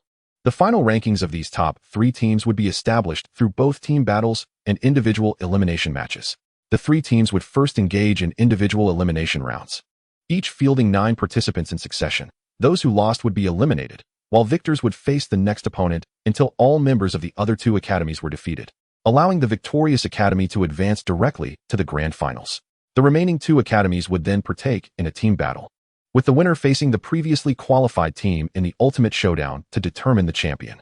The finals would take place in the Grand Plaza before the Hall of the Pope, where a row of opulent seats had been arranged. Pope Bibidong occupied the central seat, flanked on her left by Ning Fengji from the 7 Treasure Glazed Tile School, Sword Douluo Chen Xian, and the esteemed Douluo Bo, while to her right sat the 3 distinguished Douluo from the Spirit Hall, Jiu Douluo, Gui Douluo, and Gui Bao Douluo. In the morning's elimination rounds, the draw results for each academy were revealed. Yin Huang Academy drew the number 1 lot, Spirit Hall the number 2, and Shrek Academy the number 3. This implied that the opening match would be contested between the Yin Huang team and the Spirit Hall team, with the victor advancing to face Shrek Academy in the subsequent round, continuing this cycle until only 2 teams remained, leading to the final match. Ultimately, the victorious team would secure a place in tomorrow's finals. As the referee announced the commencement of the match, Chen Minghua resolutely stepped onto the competition stage, his face radiating with a confident smile, clearly brimming with anticipation for the contest ahead. The representative from the Spirit Hall was a level 43 defense-type spirit ancestor named Ma Hua, whose formidable spirit was a powerful iron-armored turtle. The 2 faced each other on the stage, exchanged formalities, and quickly summoned their respective spirits. Upon invoking his spirit, the golden-armored rhinoceros, Chen Minghua swiftly dashed towards Ma Hua with the grace of lightning, employing his elusive steps. Upon witnessing the scene, Ma Hua could not help but feel a jolt of surprise. He had initially presumed that Chen Minghua, as a defensive soul master, would not possess remarkable speed. However, the reality before him left him astounded, for Chen Minghua's swiftness far surpassed that of an ordinary defensive soul master. Confronted with such a rapid onslaught, Ma Hua displayed not a trace of panic. He swiftly unleashed his first soul skill, Iron Armor Shield, and a remarkably sturdy barrier materialized before him, effectively nullifying Chen Minghua's assault. As both parties exhibited extraordinary defensive capabilities, the clash between them was nothing short of fierce, with every punch and kick infused with palpable power, as if each sought to utterly vanquish the other. However, after a prolonged struggle, they were astonished to discover that neither could secure a definitive victory. Each stood resolute against the other's attempts to prevail. Chen Minghua's initial exhilaration gradually waned amidst the unrelenting stalemate, replaced by a sense of helplessness and anxiety. Ultimately, In a moment of desperation, they both instinctively resorted to the most primal form of combat, an outright contest of strength. Without a hint of hesitation, they simultaneously channeled their soul power to its fullest, unleashing their most formidable defensive soul skills. Like two ferocious beasts, they charged directly at one another. A thunderous crash reverberated through the arena, akin to the sound of a mighty thunderclap, shaking the very ground beneath them. In an instant, they collided with tremendous force, the impact propelling them backward like kites severed from their strings. Chun Minghua's body traced an arc through the air before he landed heavily at the edge of the arena. Lying on the ground, momentarily dazed as if the overwhelming force had rendered him unconscious. In a more dire state, Ma Hua was flung off the platform, crashing to the ground below and raising a cloud of dust, succumbing to unconsciousness. Thus, Chun Minghua emerged victorious in the first match. After a short while, he gradually rose to his feet, shaking his head in an attempt to dispel the lingering dizziness, though with little success. Nevertheless, he persevered through the discomfort and made his way to the center of the arena, quietly awaiting the entrance of the next contestant from Shrek Academy. Before long, the first competitor from Shrek Academy appeared in the spectator's view. Named Jing Ling, he was a level 35 agile attack soul master, his martial spirit resembling a skeleton. Upon ascending the arena, Jing Ling did not engage Chun Minghua in a direct confrontation as anticipated. Instead, he adeptly employed his agile movements, continuously maneuvering around Chun Minghua, swiftly depleting his soul power. Faced with Jing Ling's elusive tactics, Chun Minghua found himself at a disadvantage. After the exhausting previous battle, he had already expended a significant amount of soul power. Now, confronted by such an opponent, his strength was considerably diminished. Despite his utmost efforts to retaliate, he ultimately succumbed to fatigue and reluctantly chose to exit the arena. After the fierce confrontation between Chun Minghua and Ma Hua, all three parties gained a clearer understanding of each other's strengths. Consequently, in the ensuing matches, an unspoken agreement emerged to refrain from fielding defensive soul masters. In such intense competition, the utility of defensive soul masters is relatively limited. The Yanwang team, consisting of only 10 members, included one support type, Chu Mingwei, and 2 defensive soul masters. Thus, the actual players eligible to participate dwindled to merely 8. Under these circumstances, Ling Yun, initially intended as the final player, was regrettably relegated to the penultimate position on the roster. The morning's elimination rounds progressed swiftly. In the blink of an eye, it was time for Shrek Academy's Dai Mubai to take the stage, facing our team S. Shui Binger. At this juncture, the Spirit Hall team was reduced to just 3 members, while Shrek Academy had only Tang San yet to compete. Shrek Academy's individual prowess was notably weaker, placing them at a disadvantage in the elimination rounds. In contrast, the Spirit Hall team, with its members possessing higher individual levels, gained a significant edge in this fierce contest. With the referee's signal, Binger and Dai Mubai simultaneously summoned their respective spirits. Instantly, all eyes in the arena were magnetically drawn to Binger's soul rings. Though the audience had previously witnessed the soul ring configurations of Dugu Yin and Yuer, the display of Binger's soul rings still elicited an indescribable awe. Everyone marveled at the extraordinary talent that could emerge from a single academy. Dai Mubai's expression turned grave as he regarded Binger, acutely aware of the disparity in strength between them. This battle represented a daunting challenge for him. Thus, the moment he stepped onto the stage, he unleashed his full power without reservation. Without hesitation, Dai Mubai activated his third soul skill, White Tiger King Kong. As his soul power surged, his body was enveloped in a radiant golden light, his muscular definition becoming more pronounced, and his strength significantly amplified in an instant. Subsequently, Dai Mubai shot towards Binger with astonishing speed, each stride imbued with force and determination. However, in the face of Dai Mubai's aggressive advance, Binger remained remarkably composed. Her gaze was as piercing as a cold star, unwaveringly fixed on Dai Mubai, devoid of any hint of disdain. Just as Dai Mubai was nearing Binger, she swiftly summoned her inner soul power and unhesitatingly unleashed her first soul skill, Ice Seal. In an instant, an intense cold emanated from Binger, sweeping through the arena like a chilling current. This frigid wave spread with astonishing rapidity, encasing Dai Mubai in a thick layer of ice almost instantly. His charge was abruptly interrupted by the unforeseen Ice Seal, leaving him trapped within the icy confines, momentarily unable to break free. However, Dai Mubai did not surrender. He exerted all his soul power within the icy confinement, striving to break free from the grip of the solid ice. Meanwhile, Shui Binger swiftly conjured numerous sharp ice spikes in the air, glistening like lethal arrows under the sun, aimed directly at the encased Dai Mubai. Sensing the impending attack, Dai Mubai was frantic, summoning every ounce of strength to escape the icy prison. At last, his efforts bore fruit as cracks began to form in the ice, culminating in a sharp crack as it shattered. Seizing the opportunity, Dai Mubai freed himself from the icy constraints, darting away to evade Shui Binger's assault. Yet, her attack was lightning fast, arriving in the blink of an eye, leaving Dai Mubai with no means of evasion. In this moment of dire peril, he had no choice but to unleash his first soul skill, the White Tiger Barrier. Instantly, a luminous white aura enveloped him, forming a formidable shield that encased him securely. Aware of the insurmountable disparity in soul power between himself and Shui Binger, he recognized that his soul power would inevitably dwindle against hers. Thus, he resolutely opted for a swift resolution, aiming to determine the victor in the shortest span of time. He poured forth his soul power without reservation and unleashed his fourth soul skill, the White Tiger Meteor Shower. Countless radiant beams shot forth like raindrops toward Shui Binger, akin to meteors streaking across the night sky, a spectacle both awe-inspiring and heart-stopping. Faced with such a fierce onslaught, Shui Binger remained composed. Taking a deep breath, she swiftly summoned a crystalline ice sword, subsequently executing the third form of the Azure Cloud Sword technique, the tumultuous Sea of Clouds. In an instant, a torrent of frigid air swirled around her, as countless icy sword energies rapidly coalesced, surging forth to meet Dai Mubai's White Tiger Meteor Shower with overwhelming might. The two formidable attacks collided in midair, producing a deafening crash that reverberated throughout the arena. Yet, this was merely the beginning. Seizing the momentum, Shui Binger unleashed her fourth soul skill, the Ice Prison. A colossal wall of ice erupted from thin air, ensnaring Dai Mubai within, rendering him unable to escape. In a flash, Shui Binger advanced like a specter, swiftly closing in on the imprisoned Dai Mubai. Before he could react, she launched a powerful kick, sending him hurtling off the competition stage. As Dai Mubai's body soared out of the arena, this thrilling contest drew to a close. Shui Binger, showcasing her exceptional prowess and skill, triumphed over Dai Mubai, securing victory. She gracefully approached the edge of the stage, standing in quiet anticipation for the next participant from the Spirit Hall to make their entrance.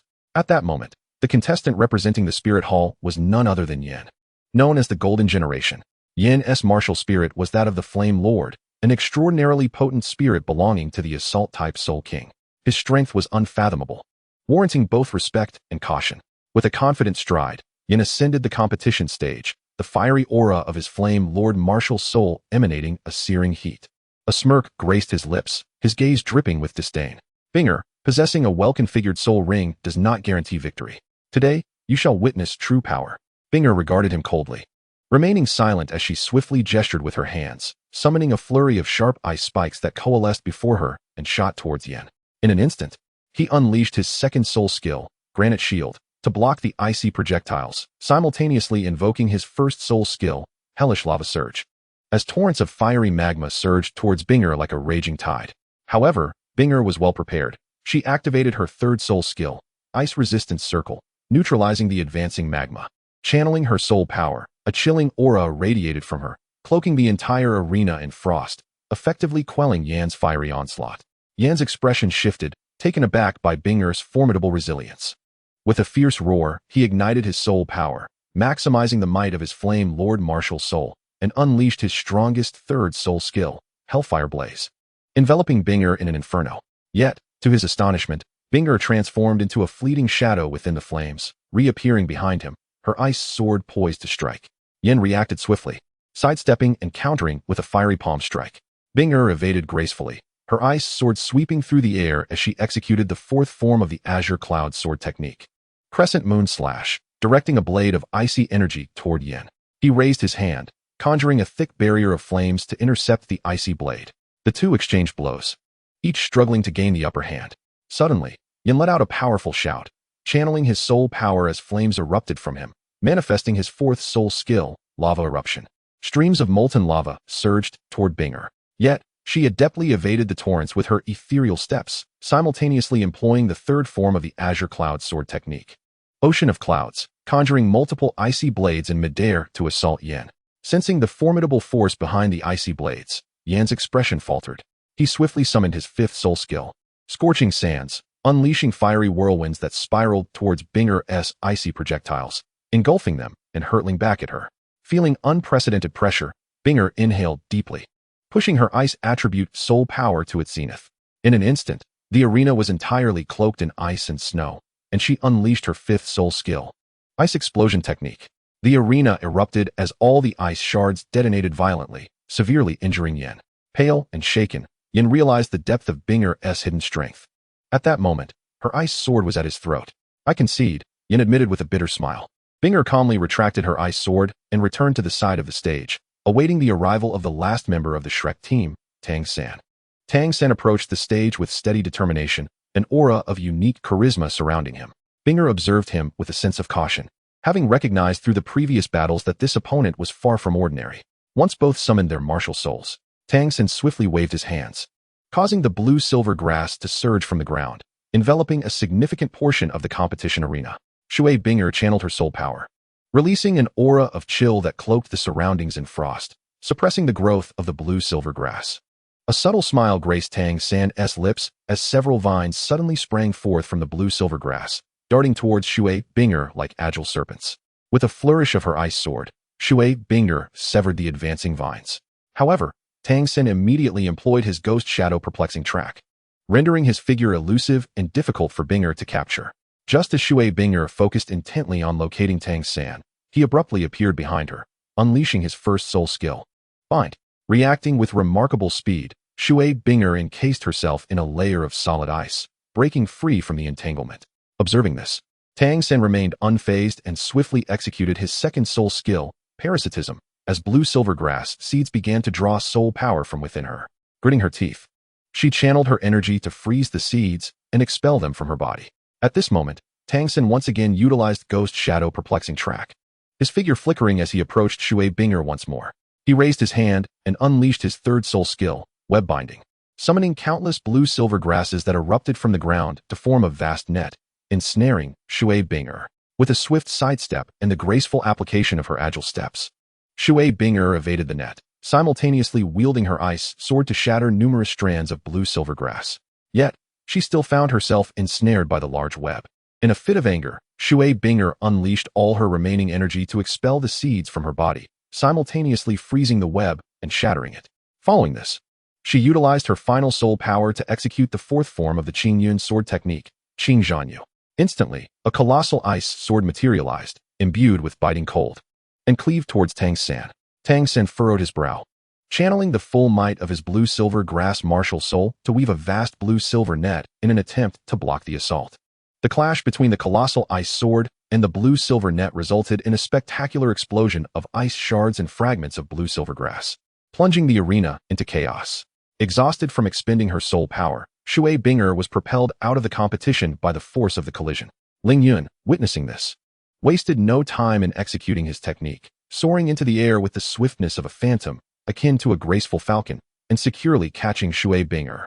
At that moment, beads of perspiration had formed on her forehead, glistening like pearls as they trickled down her fair skin, dampening a few strands of hair that clung to her forehead, rendering her an enchanting sight. Shui Binger's lips were pressed together, a hint of grievance evident as if she wished to express something, yet hesitated. Her bright eyes were veiled with a thin mist, exuding a sense of vulnerability. Ling Yun gently brushed aside her hair, his touch tender and delicate. In a soft voice, he inquired, "Why exert yourself so fiercely? You still have me." Upon hearing Ling Yun's words, Shui Binger felt a slight alleviation of her unease. Yet she bit her lip and murmured in a barely audible tone, I lost the match."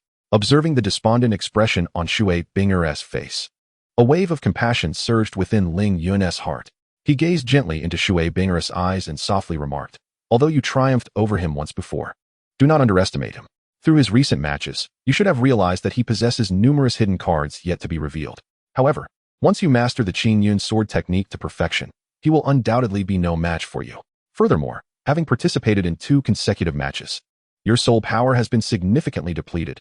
Thus, it is hardly surprising that you could not secure a victory against him under such circumstances." In truth, only Ling Yun understood the intricacies of the situation. Tang San, with the profound foundation from his previous life and years of cultivation in many Tang sect secret techniques, rendered Shui Binger incapable of competing with him at present. During their last encounter, Shui Binger's victory over Tang San was primarily due to his deliberate concealment of his true strength and hidden capabilities, as he wished to avoid premature exposure. Ling Yun tightly held Shui Binger's hand as they walked together to the resting area of the Yanhuang team, continuing to observe the competition. At that moment, Tang San stood on the competition stage, his gaze fixed intently upon the Yanhuang team, and the Spirit Hall team, his brow furrowed in deep contemplation. Tang San was acutely aware that, despite his previous victory over Shui Binger, he had expended a substantial amount of soul power. Given his current condition, it was impossible for him to overcome the remaining 4 members of both the Spirit Hall and Yinhuang teams. This also signified that the Shrek team was destined to enter the defeat group, necessitating a contest against one of these 2 teams for a chance to qualify for the finals. With this thought, Tang San took a deep breath, abruptly turned to face the referee, and declared loudly, "I forfeit this match." With that, he turned and descended from the stage. Everyone was astonished, gazing incredulously at Tang San as he left the competition platform. The referee, after a brief moment of shock, promptly announced the continuation of the matches. Ling Yun shook his head while looking at Tang San and calmly ascended the competition platform. Those present were astute individuals who, upon reflection, quickly grasped Tang San's intentions. Since the preliminary rounds, Ling Yun had maintained a low profile, revealing not a single flaw, existing as an enigmatic presence that eluded scrutiny.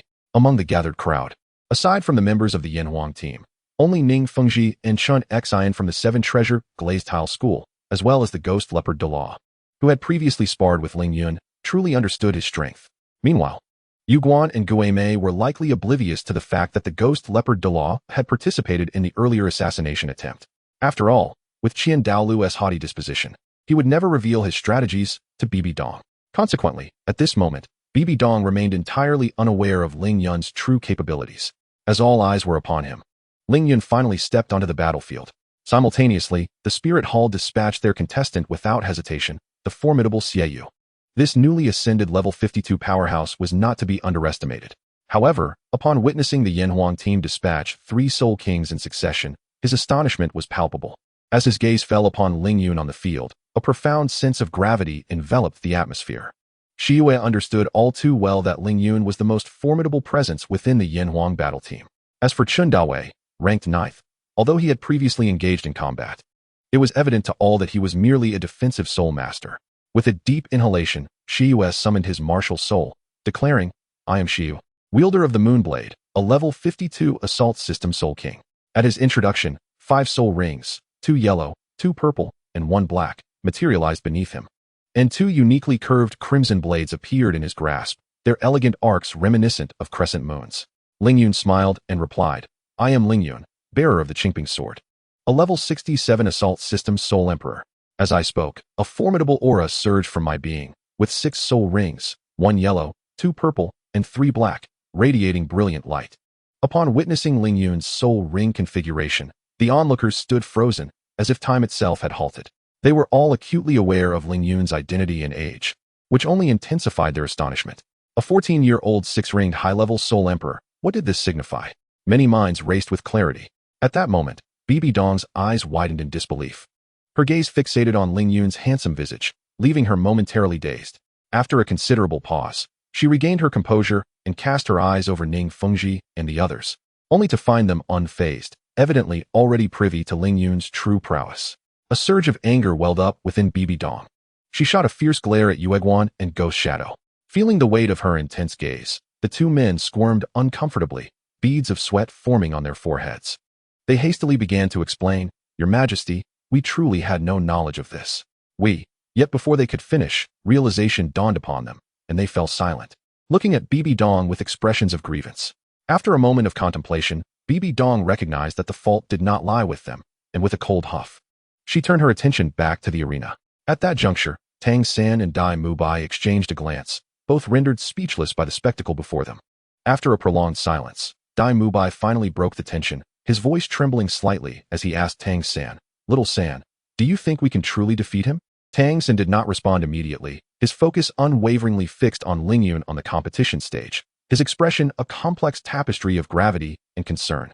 Having studied extensively under Yu Shaojiang, he possessed a deep understanding of soul rings. In that instant, he recognized the significance of Ling Yun's 6th soul ring, marked by a red line, which was perilously close to achieving the terrifying level of 100,000 years. Despite Tang San possessing numerous hidden cards and formidable strength, he could not help but be engulfed by a profound sense of helplessness in the face of such a formidable adversary. However, while everyone's attention was riveted on the competition stage, no one noticed the presence of 2 individuals, one elderly and one young, on a discreet balcony. The elder, with hair and beard as white as snow and a kindly demeanor, stood beside a young girl clad in a resplendent golden palace gown. Her graceful figure and exquisite beauty captivating. At that moment, both were equally astonished by the spectacle unfolding on the competition stage, their faces reflecting sheer disbelief. Suddenly, the elder spoke, remarking, "This young man's talent is not in the slightest inferior to yours from years past. Only such an exceptional individual could be deemed worthy of you. As for matters concerning the two of you, I hereby give my consent." Upon hearing the elder's words, the girl was momentarily taken aback. Yet, in an instant, she regained her composure and swiftly reached out towards the elder, seizing a tuft of his beard and yanking it forcefully. "Enough of your nonsense." Her face flushed a deep crimson, embarrassment and indignation evident in her expression. As her words echoed, a pained groan escaped the elder's lips, his hand instinctively clutching his beard, his countenance marred by anguish and reproach. "Swear, why do you persist in tugging at Grandpa's beard? It has taken me considerable effort to grow it this long." The elder's voice brimmed with lament, as if he had suffered an immense injustice. Qian Renxue, unfazed, let out a cold snort, seemingly indifferent to the elder's grievances. With a slight arch of her elegant brows and a glint of mock anger in her beautiful eyes, she retorted, "Who told you to spout such absurdities? If you dare to utter another word of nonsense, I shall truly pluck every last hair from your beard." It was revealed that the elderly man and the young girl were none other than the grand offering Qian Douluo and Qian Renxue, who had just returned to Spirit City a few days prior. Meanwhile, on the competition stage, the expression of Xie Yu darkened significantly. His eyes widened in disbelief. Overwhelmed by the realization that Ling Yun was a Soul Emperor-level powerhouse, and the configuration of his soul rings was nothing short of terrifying, far exceeding his expectations. Gripping the moon blade tightly, his fingers turned pale from the intensity of his hold. He felt an unprecedented pressure crashing upon him like a tidal wave. Yet as a member of the golden generation of the Spirit Hall, he could not easily retreat. With a mighty roar, he summoned his soul rings, their radiance flickering as he unleashed his fourth soul skill, amplifying his aura dramatically. Then, employing his first soul skill, he transformed into a fleeting shadow, lunging towards Ling Yun. A faint smile graced Ling Yun's lips as he wielded the Qingping sword, channeling his soul power to emanate a vibrant azure glow from the blade. In a swift motion, he darted like a specter through Xie Yu's afterimage, skillfully countering the first soul skill with the fluid movements of his Qingping sword. He then executed the fourth form of the Qing Yuan sword technique, the Azure Moon Slash, unleashing a fierce wave of sword energy aimed directly at Xie Yu's true form. In the midst of an intense confrontation, Xie Yu sensed the imminent threat of sword energy and swiftly concentrated his soul power to unleash his fifth soul skill, Kill. A colossal blood-red crescent moon surged toward Ling Yun with a menacing howl, slicing through the air with a resonating hum. The azure sword energy clashed violently with the blood-red crescent in the sky, erupting in a thunderous roar. Utilizing the Qinglian Yufeng technique, Ling Yun darted forward like a bolt of lightning, seizing the opportunity to charge at Xie Yu. Upon witnessing Ling Yun's advance, Xie Yu promptly invoked his self-created soul skill, Round Moon. Two crescent blades spun at high speed, resembling a brilliant white full moon, showcasing formidable power. It was noted in the original text that Xie Yu had previously employed this technique to defeat a teacher of the Soul Emperor level, ranked 68. This was his most potent move, albeit with a considerable drain on his soul power. Faced with the rotating round moon, Ling Yun smiled faintly, his Qingping sword radiating brilliant light. He executed the sixth form of the Qing Yuan sword technique. Qing Yuan embraces the moon. A giant azure sword shadow soared skyward, imbued with an unstoppable momentum, cleaving toward the round moon. The collision of sword shadow and round moon unleashed a dazzling brilliance, with energy surging forth. The protective barrier surrounding the competition stage vibrated with a resonant hum. Xie Yu's complexion turned pale as he felt his round moon gradually being suppressed beneath the overwhelming sword shadow. With a resounding crash, the round moon shattered, and the azure sword shadow continued its relentless descent towards Xie Yu. He sensed an icy chill creeping up his spine, realizing the peril he faced, only to find Ling Yun's Qingping sword poised at his throat. Feeling the cold steel against his neck, a bitter smile tugged at his lips. In just 2 moves, he had been defeated. Taking a deep breath, he spoke with a sense of resignation, "I concede." The spectators were left in stunned silence, astonished at the spectacle before them. While they acknowledged Ling Yun's strength, none anticipated such a staggering display, defeating the level 52 Xie Yu in merely 2 moves. How could one possibly contend with such prowess? As the referee's voice rang out, Hulaina from the Spirit Hall stepped onto the stage, her expression grave, gazing at Ling Yun. A flicker of intrigue danced in her eyes as she summoned her martial spirit, declaring, "I am Hulaina, wielder of the Fox Spirit. A level 51 control system battle soul king. Ling Yun regarded her with calm composure, unaffected by her alluring tone. Please, he replied succinctly, positioning the Qingping sword before him in readiness for battle. With a playful laugh, Hulaina swayed her tail, emanating an enchanting allure. Activating her second soul skill, Fox Charm, she sought to disrupt Ling Yun's focus. Yet, Ling Yun's formidable mental fortitude rendered her efforts futile. A glimmer of surprise crossed Hulaina's eyes. She had not anticipated that Ling Yun possessed not only high soul power, but also exceptional mental strength. However, she quickly regained her composure, swiftly executing her third soul skill, Fox Transformation, significantly enhancing her strength and speed. Simultaneously, she invoked her first soul skill, Fox Fire, launching a searing blaze toward Ling Yun. In a flash, Ling Yun evaded the incoming Fox Fire with the Qinglian Yufeng technique, reappearing behind Hulaina. With the Qingping sword striking like lightning, he aimed for her vulnerable back. Hulaina reacted with remarkable swiftness, her form swiftly transforming into a mere shadow, evading the deadly strike. Ling Yun, whose attack had missed its mark, was not surprised. With a flick of his wrist, the Qingping sword traced an arc in the air, once more targeting Hulaina. She let out a delicate cry, her body shimmering with light, as she unleashed her fifth soul skill, Enigmatic Charm. In an instant, a potent allure enveloped Ling Yun, warping the surrounding scenery into a phantasmagorical illusion. He found Hulaina's gaze entrancing, her every smile and frown ensnaring his very soul, her every movement radiating an irresistible grace. Seeing Ling Yun ensnared by her charm, Hulaina seized the opportunity to strike from the side, her hands morphing into sharp fox claws, fiercely lunging towards him. Yet, Ling Yun wore a smile, his eyes shimmering with gold and silver light as he regarded Hulaina. At that moment, the Qingping sword danced into a luminous barrier, thwarting her assault. Quite intriguing, Ling Yun remarked, a smirk gracing his lips. Having endured your mental assault, I shall borrow from you in kind. With that, he concentrated his mental energy, the golden and silver light of the sun and moon divine eyes intensifying, releasing a radiant beam of divine light that surged toward Hulaina's mental sea. Hulaina's expression shifted, hastily gathering her mental strength to defend herself. However, the divine light collided with her mental defenses, shattering them instantaneously. With a muffled groan, Hulaina succumbed to unconsciousness. Seeing her fall, Xiaoyu swiftly appeared on the competition stage, supporting Hulaina. Meanwhile, Yan also hastened to the stage, his gaze fiercely directed at Ling Yun, though his anger was fleeting. Ling Yun, observing Yan's expression, felt a sense of bemusement. He silently mused that he was indeed a devoted admirer, one who ultimately ends up with nothing. Calmly, he assured, "Do not worry, she has not sustained severe injuries. A brief rest will suffice." After speaking, he turned his attention away from them. Simultaneously, the referee announced that the Yanhuang team had secured their place in the final match, causing an uproar among the spectators, with cheers resonating throughout the arena. As Ling Yun descended from the stage, his teammates surged toward him, patting his shoulders with admiration and excitement shimmering in their eyes. Chapter 95. The Final, Part 6. Tang San, recovering from his earlier astonishment, approached and extended his hand, saying, "Congratulations. Your prowess has truly opened my eyes." Ling Yun smiled as he grasped his hand, replying, "Thank you. Let us compete earnestly in the finals." Meanwhile, on the balcony, Qian Daolu massaged his beard, observing the conclusion of the match, and remarked to Qian Renxua, "This young man possesses the potential for divinity. He is destined for greatness. The Spirit Hall requires talents such as him. He may become a formidable asset to you in the future." With a haughty sniff, Qian Renxua retorted, "I do not require his assistance. You need not concern yourself with such matters, grandfather."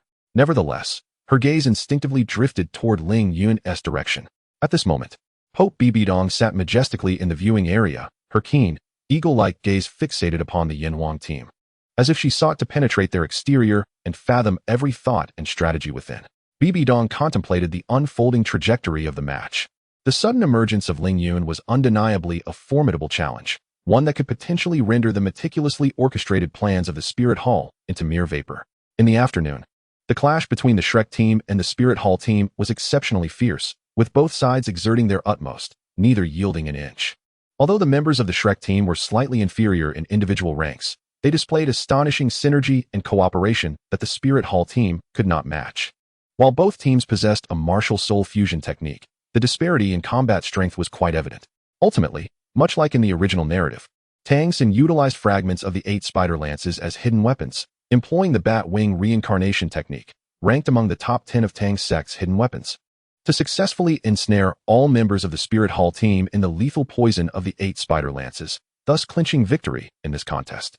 Consequently, the Spirit Hall, as the host of the finals of the elite competition for advanced soul masters across the continent, found itself unable to participate even in the final match, which was undoubtedly a tremendous humiliation.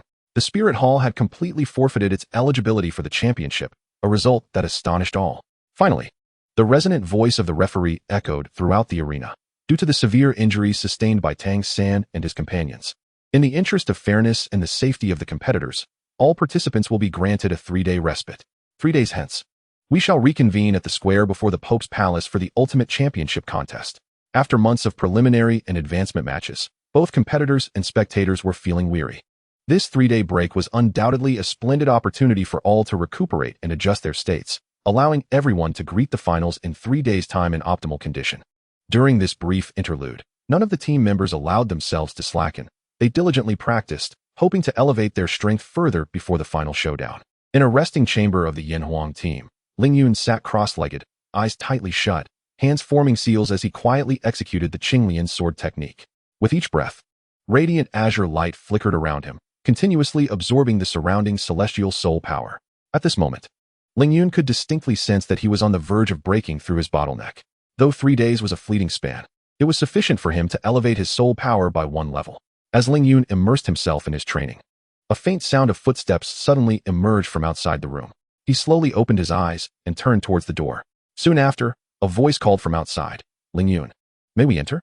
Ling Yun responded affirmatively and rose to open the door, only to be met with the smiling faces of his teammates. At this moment, Shui Yuer joyfully remarked, "Their soul powers have all increased by a level, and even the 3 of us are on the verge of an upgrade." Ling Yun replied with a smile, "Excellent. This significantly enhances our overall strength."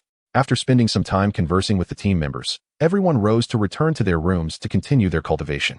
Ling Yun watched the departing figures of his teammates, nodding with a smile before turning back to his own room, preparing to immerse himself once more in the practice. Time flew by swiftly, and in the blink of an eye, 3 days had passed. During this period, Ling Yun remained deeply engrossed in the realm of cultivation, almost entirely oblivious to external affairs. It was only when Shui Yuer unexpectedly visited him, sharing news about the Shrek team, that he was drawn back to reality. She had learned that throughout these 3 days, the Shrek team had been diligently strategizing, spending nearly all their time huddled in a single room, with guards stationed at the entrance to prevent any disturbances. Upon hearing this, Ling Yun's heart stirred slightly. He pondered to himself, could the Shrek team be secretly developing the 7-in-1 fusion technique from the original story? After all, Yu Xiaojing had been studying martial souls for many years and possessed considerable expertise. If they could indeed execute this technique, their strength would see a tremendous enhancement. Nevertheless, Ling Yun did not dwell excessively on the Shrek team's strategies. He held sufficient confidence in his and his teammates' abilities, and with his current prowess. Even if the Shrek team did employ the 7-in-1 fusion technique, he would be able to handle it with ease. However, to err on the side of caution, Ling Yun conveyed what Yuer had informed him to the other team members, advising them to exercise extra care during the competition. After all, no opponent should be underestimated, particularly in a crucial contest for the championship. With this thought in mind, Ling Yun mentally communicated with the system. System, open my attribute panel. Ding. The host's attribute panel has been opened. Please review. Host, Ling Yun. Age, 14. Martial Soul, Qingping Sword. Level, 68. Cultivation Method, Qingping Sword Technique, Great Accomplishment. Divine Abilities, Qingping Sword Body, Great Accomplishment. Sun and Moon Divine Eyes, Great Accomplishment. First Soul Skill, Qingping Chasing Wind, 800 years. Skill Effect, increases attack speed by 50. Releases waves of sword energy forward, locking onto targets and ignoring 30 of the enemy's defense, ignoring level. Second Soul Skill, Qingping Sword Light, 1,500 years. Skill Effect, after a brief charging period, releases a torrent of sword energy forward, with continuous and rapid strikes. Each wave of sword energy carries a repulsion effect, affecting all targets in its path. Third Soul Skill, Qingping Sword Domain, 7,800 years. Skill Introduction, centers around the Qingping Sword to unleash a domain of Qingping Sword energy, reducing enemy movement speed by 50 and attack power by 30 within the area. All enemies within the range continuously suffer sword energy damage, with sword attacks additionally inflicting freezing and slowing effects. Fourth Soul Skill, Azure Lotus Breakthrough, 40,000. Skill Description, the first method of attack involves unleashing a colossal sword aura that arcs forward, striking a wide range of targets with formidable power while possessing a penetrating effect that diminishes the enemy's defense. The second method of attack requires gathering soul energy to charge, then releasing a crescent-shaped gigantic sword aura that cleaves toward all targets ahead, boasting exceptional attack power and also featuring a penetrating effect. Fifth soul skill, Binding Spirit Sword Net, 40,000, skill description. This skill releases countless strands of sword energy, forming an expansive net that restrains the target's movements. The sword aura carries a mental interference effect, causing enemies to experience a brief moment of dizziness.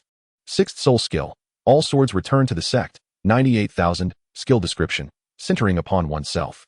This skill summons myriad sword energy illusions that converge from all directions to strike the target, delivering an extraordinarily powerful concentrated assault. It can also engage multiple targets with immense attack strength. Soul Bone, Skyrending Wings, External Soul Bone, evolved to match the maximum soul ring age, sourced from the soul-splitting eagle. 98,000 years, Soul Bone skill, Gale. Skill description, increases flight speed by 200 for a duration of 5 minutes. Heavenly Sword Left Leg Bone, sourced from the Celestial Sword Eagle. 98,000, Soul Bone skill, Sword Aura Sharpness.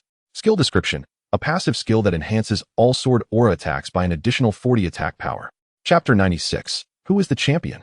Part 1, Skill, Azure Cloud Sword Technique, Initial 9 Forms, Azure Lotus Wind, fully realized. Item, Storage Space, 1,000 cubic meters, capable of storing life, Crimson Sun Ring. Growth Points, 70,000. Aesthetic Realm, Half-Step Aesthetic Realm. Observing his attributes, Ling Yun smiled confidently. During these 3 days, his soul power had also ascended by 1 level, bringing him remarkably close to level 70. The final match was about to commence, with the Shrek team and the Yanhuang team already positioned on the competition stage. Sensing the formidable aura emanating from the Yanhuang team, everyone in the Shrek team wore solemn expressions, not daring to be complacent in the slightest. Tang San's gaze was resolute as he looked at Ling Yun, stating in a serious tone, Ling Yun, for our teacher and for Shrek Academy, I will give my all today. Ling Yun's lips curled into a smile as he replied, I heard you have been devising new strategies these past few days. To be honest, I am curious to know where your limits lie. With the referee's command, the match officially began. The Shrek team swiftly assumed their signature formation. With Ning Rongrong and Oscar quickly retreating to the rear, Tang San positioned in the center, and Dai Mubai and Ma Hongjun standing at the forefront, while Xiao Wu and Zhu Zhuqing rapidly flanked from both sides. They coordinated seamlessly as they advanced towards the Yanhuang team. The Yanhuang team was equally unyielding, with Ling Yun leading the charge, his Azure Ping sword gleaming brilliantly. He employed his third soul skill, Azure Lotus Sword Domain, causing an expanse of Azure sword energy to envelop the first 4 members of the Shrek team.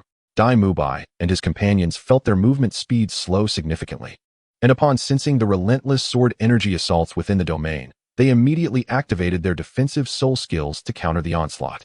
Upon witnessing the unfolding scene, Ning Rongrong promptly employed her 4th spirit skill to bolster Zhu Zhuqing, Xiao Wu, and Ma Hongjun with an additional 40 points of defensive power, as they were the only ones among them lacking defensive spirit skills.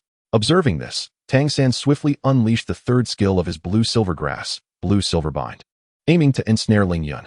The Blue-Silver Grass slithered towards Ling Yun like a constricting serpent, but with a flash of movement, Ling Yun executed the Qinglian Yufeng, evading the attack while simultaneously wielding his Qingping sword to unleash the 2nd form of the Qingyun sword technique, Lu Feng Zhiyun, effortlessly shattering all of the Blue-Silver Grass. At that moment, members of the Yanhuang team hastily joined the fray, significantly increasing the pressure on the Shrek team. Several members of the Yanhuang team had elevated their spirit power by a level over the past few days, and with the assistance of 3 Spirit Kings, they rendered the Shrek team utterly defenseless, forcing them to retreat continuously. Tang San, seeing his comrades being driven back relentlessly, realized that if this continued, the Shrek team would soon face defeat. Thus, he shouted to his teammates, Fusion. In an instant, as if their minds were intertwined, the Shrek team members quickly retreated and then converged together, forming a vertical line. What followed was a breathtaking spectacle. The radiance emanating from all members of the Shrek team surged dramatically, their energies intertwining as if coalescing into a perfect whole. This formidable energy rapidly concentrated around Tang San at the forefront, augmenting his momentum. At this juncture, Tang San withdrew his blue-silver grass martial spirit, and in his right hand appeared a blue hammer, crackling with arcs of electricity, the Haotian hammer, the inherited martial spirit of the Haotian sect. As the foremost weapon spirit in the Douluo Continent, its might was unparalleled, with the entirety of the Shrek Seven's spirit power funneled into Tang San. The Haotian hammer rapidly transformed in size, ultimately becoming a colossal hammer several meters tall, exuding an overwhelming sense of pressure. With the assistance of his teammates, Tang San had unlocked the true martial spirit manifestation typically attainable only by a spirit saint at level 70. Gripping the hammer's handle with both hands, he soared into the air, directing the Haotian hammer downwards towards the Yanhuang team with the force of a mountain. Faced with such a terrifying assault, Ling Yun's gaze sharpened. He could sense the immense aura emanating from Tang San, now reaching the level of a spirit saint. However, Ling Yun was not intimidated by this force. He decisively commanded all his teammates to retreat to evade the impending strike. Yet, rather than retreating himself, Ling Yun advanced, his Qingping sword radiating a blinding brilliance as if merging with his very soul. Without hesitation, he unleashed the seventh form of the Qingyun sword technique, Yuntao Laisher. In an instant, a colossal wave of Azure sword energy erupted from the Qingping sword, enveloping the entire blade.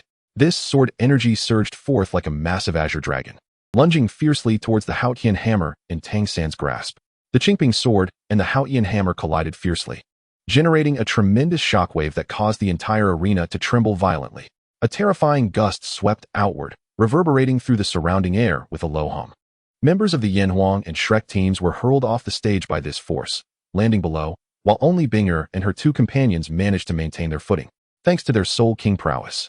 Ling Yun felt a slight numbness in his arm, and his palm throbbed with pain, while Tang San fared worse, spewing a mouthful of blood before being thrown backward to the edge of the arena. The Haotian hammer, renowned as the premier weapon spirit of the Douluo Continent, exhibited immense power, rivaling that of a typical title Douluo even at level 70 due to its sheer strength. As Ling Yun reflected on this, he suddenly sensed a fleeting presence of a soul beast, which, though momentary, was swiftly detected by his keen instincts. Following the direction of the aura, he noticed several powerful gazes fixated on the scene. Unexpectedly, as Xiao Wu tumbled down, a small sprout slipped from her embrace. Though she hastily tucked it back, Ling Yun instantly recognized the plant, its leaves shimmering in 7 distinct colors, reminiscent of a radiant rainbow. It was the legendary 7-colored illusionary god herb, known for its exceedingly rare properties, primarily to significantly enhance the user's mental power or to form an invisible mental shield around the owner, effectively repelling others' mental probing. Although the herb had only briefly left Xiao Wu's possession, that fleeting moment was sufficient for numerous title Douluo to detect the aura of the soul beast emanating from her.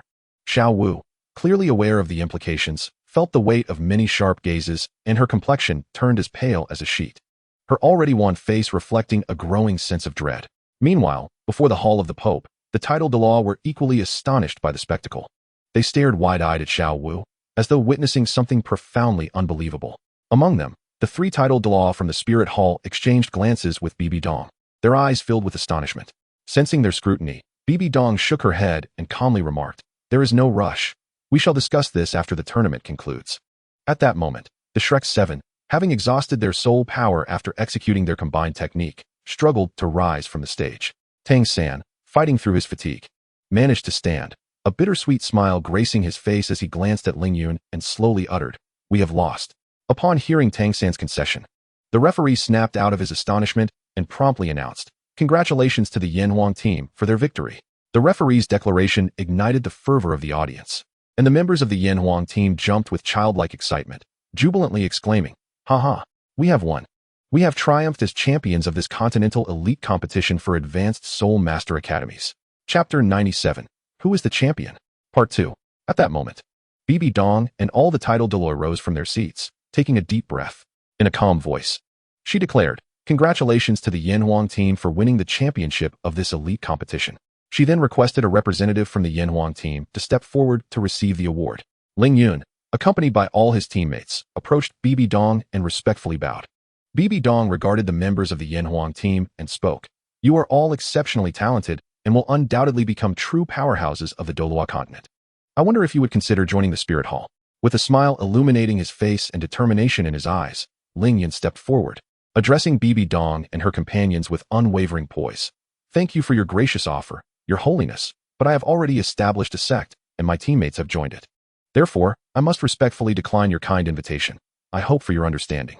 His voice, though not loud, resonated throughout the hall, and every individual present heard him clearly. Ling Yun's words were like a stone cast into a tranquil lake, creating ripples of astonishment that left everyone dumbfounded, especially Tang San and his companions. who could scarcely believe their ears. They had never imagined that at the tender age of 14, Ling Yun had already founded a sect. It was utterly inconceivable. Upon hearing Ling Yun's unwavering refusal of Bibi Dong's offer, Ghost Douluo was instantly consumed by rage, bellowing, "Impudent! How dare you disrespect Her Majesty's goodwill?"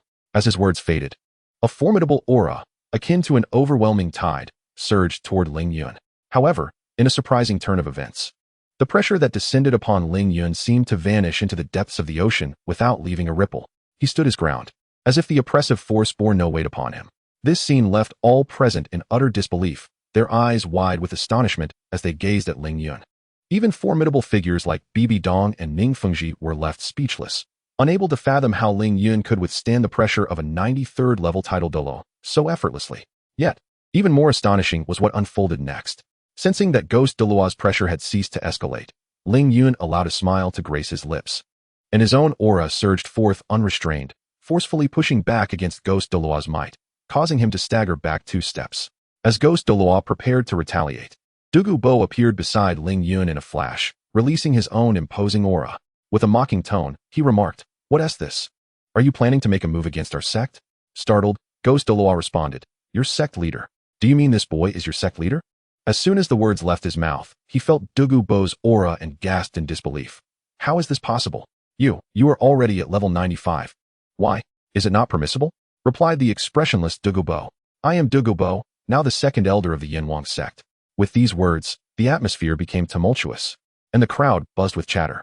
Ma Hongjun, filled with envy, remarked, "Brother Ling Yun is merely 14 years old, yet he has already become the sect leader. Not to mention there is another titled Douluo in the sect. How can there be such a disparity among people?" Oscar interjected, giving Ma Hongjun a light pat. "Fatty, can you not count? It's not 1, but 2. Have you forgotten that Ling Yun's grandfather is also a titled Douluo? The chief elder of their sect must be Ling Yun's grandfather." Dai Mubai added, "Next time we meet, we can no longer address him as Brother Ling, but rather as sect leader Ling." After a brief moment of astonishment, Bibi Dong regained her composure and took a deep breath. "Silence," she commanded, and at her words, the venue fell quiet. Zhu Douluo and Gue Douluo retreated behind Bibi Dong. After surveying the crowd, Bibi Dong's gaze settled on Ling Yun and Douluo Bo calmly. She remarked, "I see, what a pity. I had intended to take you as my disciple. Your sect has yet to be formally established, correct?" Ling Yun bowed slightly and replied with a smile, "Not yet. We hope your excellency will grace the inauguration ceremony of the Yanhuang sect." Bibi Dong responded with a faint smile. "If I am available at that time, I shall certainly attend." Bibi Dong then took a tray from one of her attendants, upon which lay 3 precious items. Her gaze lingered on the treasures for a moment, and after taking a deep breath to regain her composure, she presented the tray and stated, "Here are the champion prizes of this competition: the wisdom skull of spiritual condensation, the left leg bone of swift advancement, and the right arm bone of explosive flame. These invaluable treasures now belong to you." Ling Yun stepped forward, bowed before Bibi Dong, and graciously accepted the tray containing the 3 soul bones, saying, "Thank you, Your Holiness." He then turned to his teammates and said, "We shall distribute these soul bones upon our return." Naturally, his teammates had no objections. After another bow, they returned to the resting area of Yanhuang Academy alongside the esteemed Douluo Bo. Ling Yun was acutely aware of the events that were about to unfold, prompting him to lead his team away from the Hall of the Pope to avoid the impending conflict. As the Yanhuang team departed, Bibi Dong cast a stern glance at Xiao Wu from the Shrek team and commanded, "Zhu Douluo and Gue Douluo, seize that girl."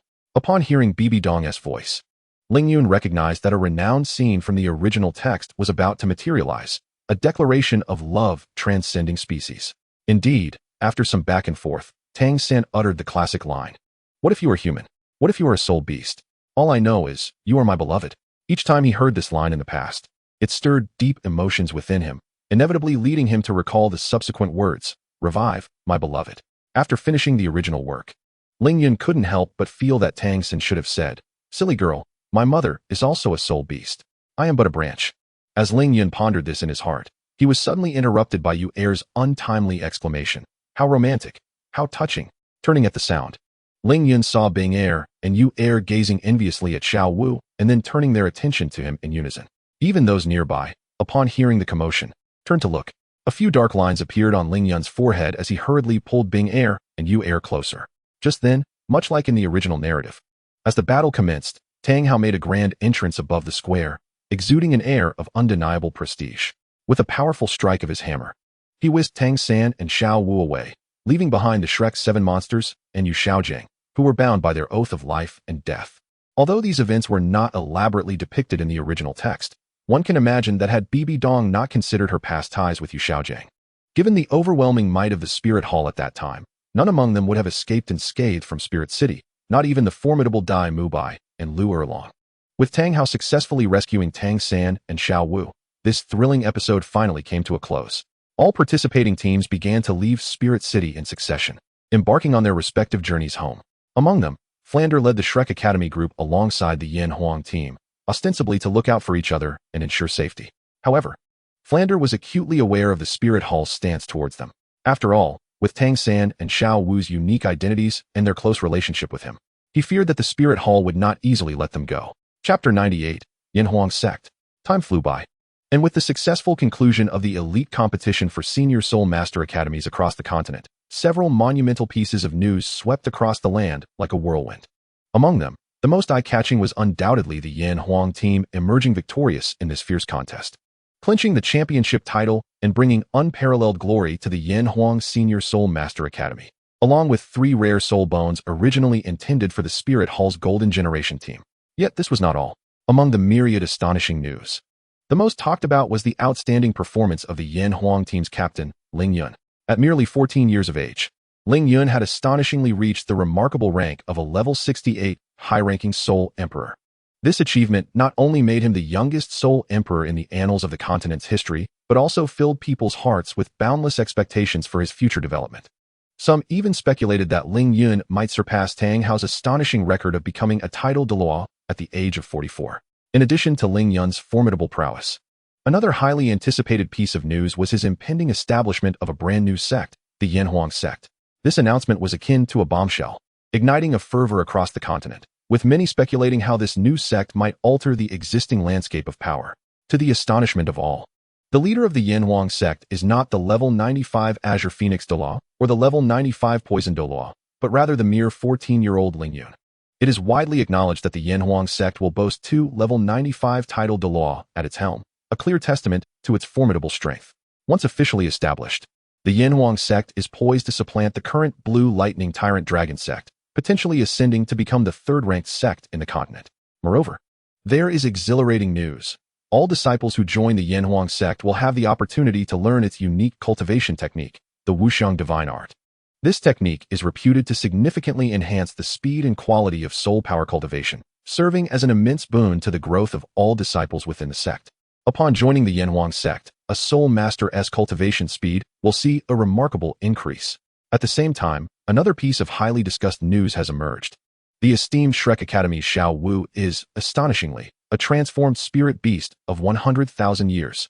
During the competition, when her identity was unveiled, Tang San and his companions did not abandon her. Instead, they exerted every effort to protect her. Ultimately, the long-missing Haotian Douluo, Tang Hao, made a sudden appearance and successfully rescued Xiao Wu. This rescue operation caused a tremendous uproar, particularly Tang Hao's chaotic actions at the Spirit Hall, which sent shockwaves throughout the continent. As the news spread that Tang San, like his father Tang Hao, harbors affections for spirit beasts, it ignited widespread controversy and discussion regarding their actions. The initial reports concerning the Yin Huang sect and the Yin Huang battle team were deliberately disseminated by Ling Yun himself, fully aware of the significance of reputation in the fiercely competitive world of Soul Masters. By skillfully circulating information about the Yin Huang sect, he hopes to attract greater attention from Soul Masters, thereby bringing more opportunities and resources to the sect. Conversely, the latter information appears to be a deliberate smear campaign orchestrated by the Spirit Hall, aimed at undermining the standing of Tang San and his father in the Soul Master community. As the undisputed most powerful force in the realm of Soul Masters, the Spirit Hall is naturally reluctant to allow any rival factions to threaten their dominance. However, these machinations have ceased to matter to Ling Yun. Since returning to the Yin Huang sect, he has resolutely engaged in cultivation within the Ice and Fire Yin Yang Eye, striving to break through to level 70 and gain entry into the City of Slaughter for his registration. Simultaneously, the other members of the Yin Huang battle team are diligently cultivating in the Valley of the Ice and Fire Yin Yang Eye. This valley is designated as one of the core areas of the Yin Huang sect, accessible only to a select few senior disciples. Ordinary disciples are strictly prohibited from entering. and even those from the Alchemy Peak who come to cultivate herbs within the valley are subjected to stringent oversight. Disciples from other peaks are entirely barred from entering this sacred valley. In the Sunset Mountain Range, magnificent structures rise majestically upon the peaks, each a testament to the grandeur of the sect. The headquarters of the Yanhuang sect, after a prolonged period of construction, has now been completed, revealing a magnificent vista. The four peaks, Alchemical Peak, Artifact Peak, Law Enforcement Peak, and Array Peak, stand like four celestial pillars, encircling the central summit that soars into the clouds. Each peak is interconnected by iron suspension bridges, rendering the architectural layout of the sect both solemn and orderly. Notably, the venerable Niu Gao of Array Peak has showcased extraordinary skill, adeptly utilizing the topography of the five principal peaks to establish a vast and intricate gathering spirit array. This array not only envelopes the entire sect, but also infuses the spiritual energy within, resulting in a concentration that far surpasses that of the outside world. In such an environment, the efficacy of cultivation is at least 15 times greater than that found externally, providing immense assistance to the disciples of the sect. Furthermore, Niu Gao has also arranged a colossal illusionary formation within the valley housing the ice and fire duality eyes. From an external viewpoint, the valley is shrouded in a thick mist, obscuring the true nature of its interior. Even those with the formidable mental prowess of a titled Douluo would find it impossible to penetrate this veil and uncover the secrets within the valley. This illusionary formation serves as an impregnable barrier, safeguarding the ice and fire duality eyes. Those unaware of the means of entry remain utterly incapable of accessing the valley, thereby ensuring that the core secrets of the sect are not easily discovered by outsiders. This year's enrollment at the Yanhuang Advanced Soul Master Academy is exceptionally vibrant, with a multitude of aspiring students queuing in long lines that seem to stretch indefinitely. The instructors at the admissions office are overwhelmed, struggling to keep pace with the influx of applicants. Following the conclusion of the admissions process, the academy enters a relatively tranquil phase. However, the academy's president, Shui Yuntian, who is also Ling Yun's father, does not allow himself to relax. Shui Yuntian has mandated that Ling Yun lead all members of the Yanhuang battle team to deliver a speech to the academy's students. This decision was not made lightly. He believes that having these outstanding students share their cultivation experiences and accomplishments firsthand will provide more direct and profound inspiration and motivation to their peers. On the day of the speech, the academy's auditorium is packed to capacity, with all students brimming with anticipation. Ling Yun and his teammates ascend the stage, their figures illuminated by the spotlight. Ling Yun speaks first, sharing his insights. Subsequently, other team members also recount their stories. Some narrate how they stood resolute against formidable opponents, while others share invaluable lessons learned through teamwork. Each tale is imbued with passion and vigor, deeply moving the audience. Throughout the presentation, waves of enthusiastic applause and cheers erupt from the crowd, instilling in every student a sense of purpose. After the speeches conclude, Shui Yuntian steps onto the stage to address all the students. He once again underscored the significance of cultivation and encouraged everyone to take the members of the Yanhuang battle team as their exemplars, striving to enhance their own abilities. He firmly believes that as long as all students maintain a positive and progressive attitude, the academy will undoubtedly cultivate more exceptional soul masters. This speech not only invigorated the cultivation enthusiasm of all students, but also instilled in them a profound confidence in the future of the academy. For Ling Yun and his teammates, this experience served as a rare opportunity for personal growth. They gained a deeper understanding of their responsibilities and missions, determined to continue on their path of cultivation and bring honor to the academy. Chapter 99, The Seventh Soul Ring, Part 1. The Yanhuang Advanced Soul Master Academy has recently completed a large-scale expansion, increasing its area by 50%. Furthermore, the academy has established numerous new classes to accommodate the ever-growing demand from students. Simultaneously, the faculty has also been expanded, with several instructors hailing from 3 attribute families within the sect, enriching the academy's teaching resources and experience. Notably, this enrollment cycle is no longer limited to water attribute students. Rather, it has opened its doors to students of all attributes. This initiative has caught the attention of several other elemental academies, who have come to inquire. Yet due to the fact that the Yanhuang Advanced Soul Master Academy is a significant branch of the Yanhuang sect, it is impossible to accept only students of a single attribute, leaving these academies with no choice but to relent. In contrast, the enrollment at Shrek Academy has been rather dismal.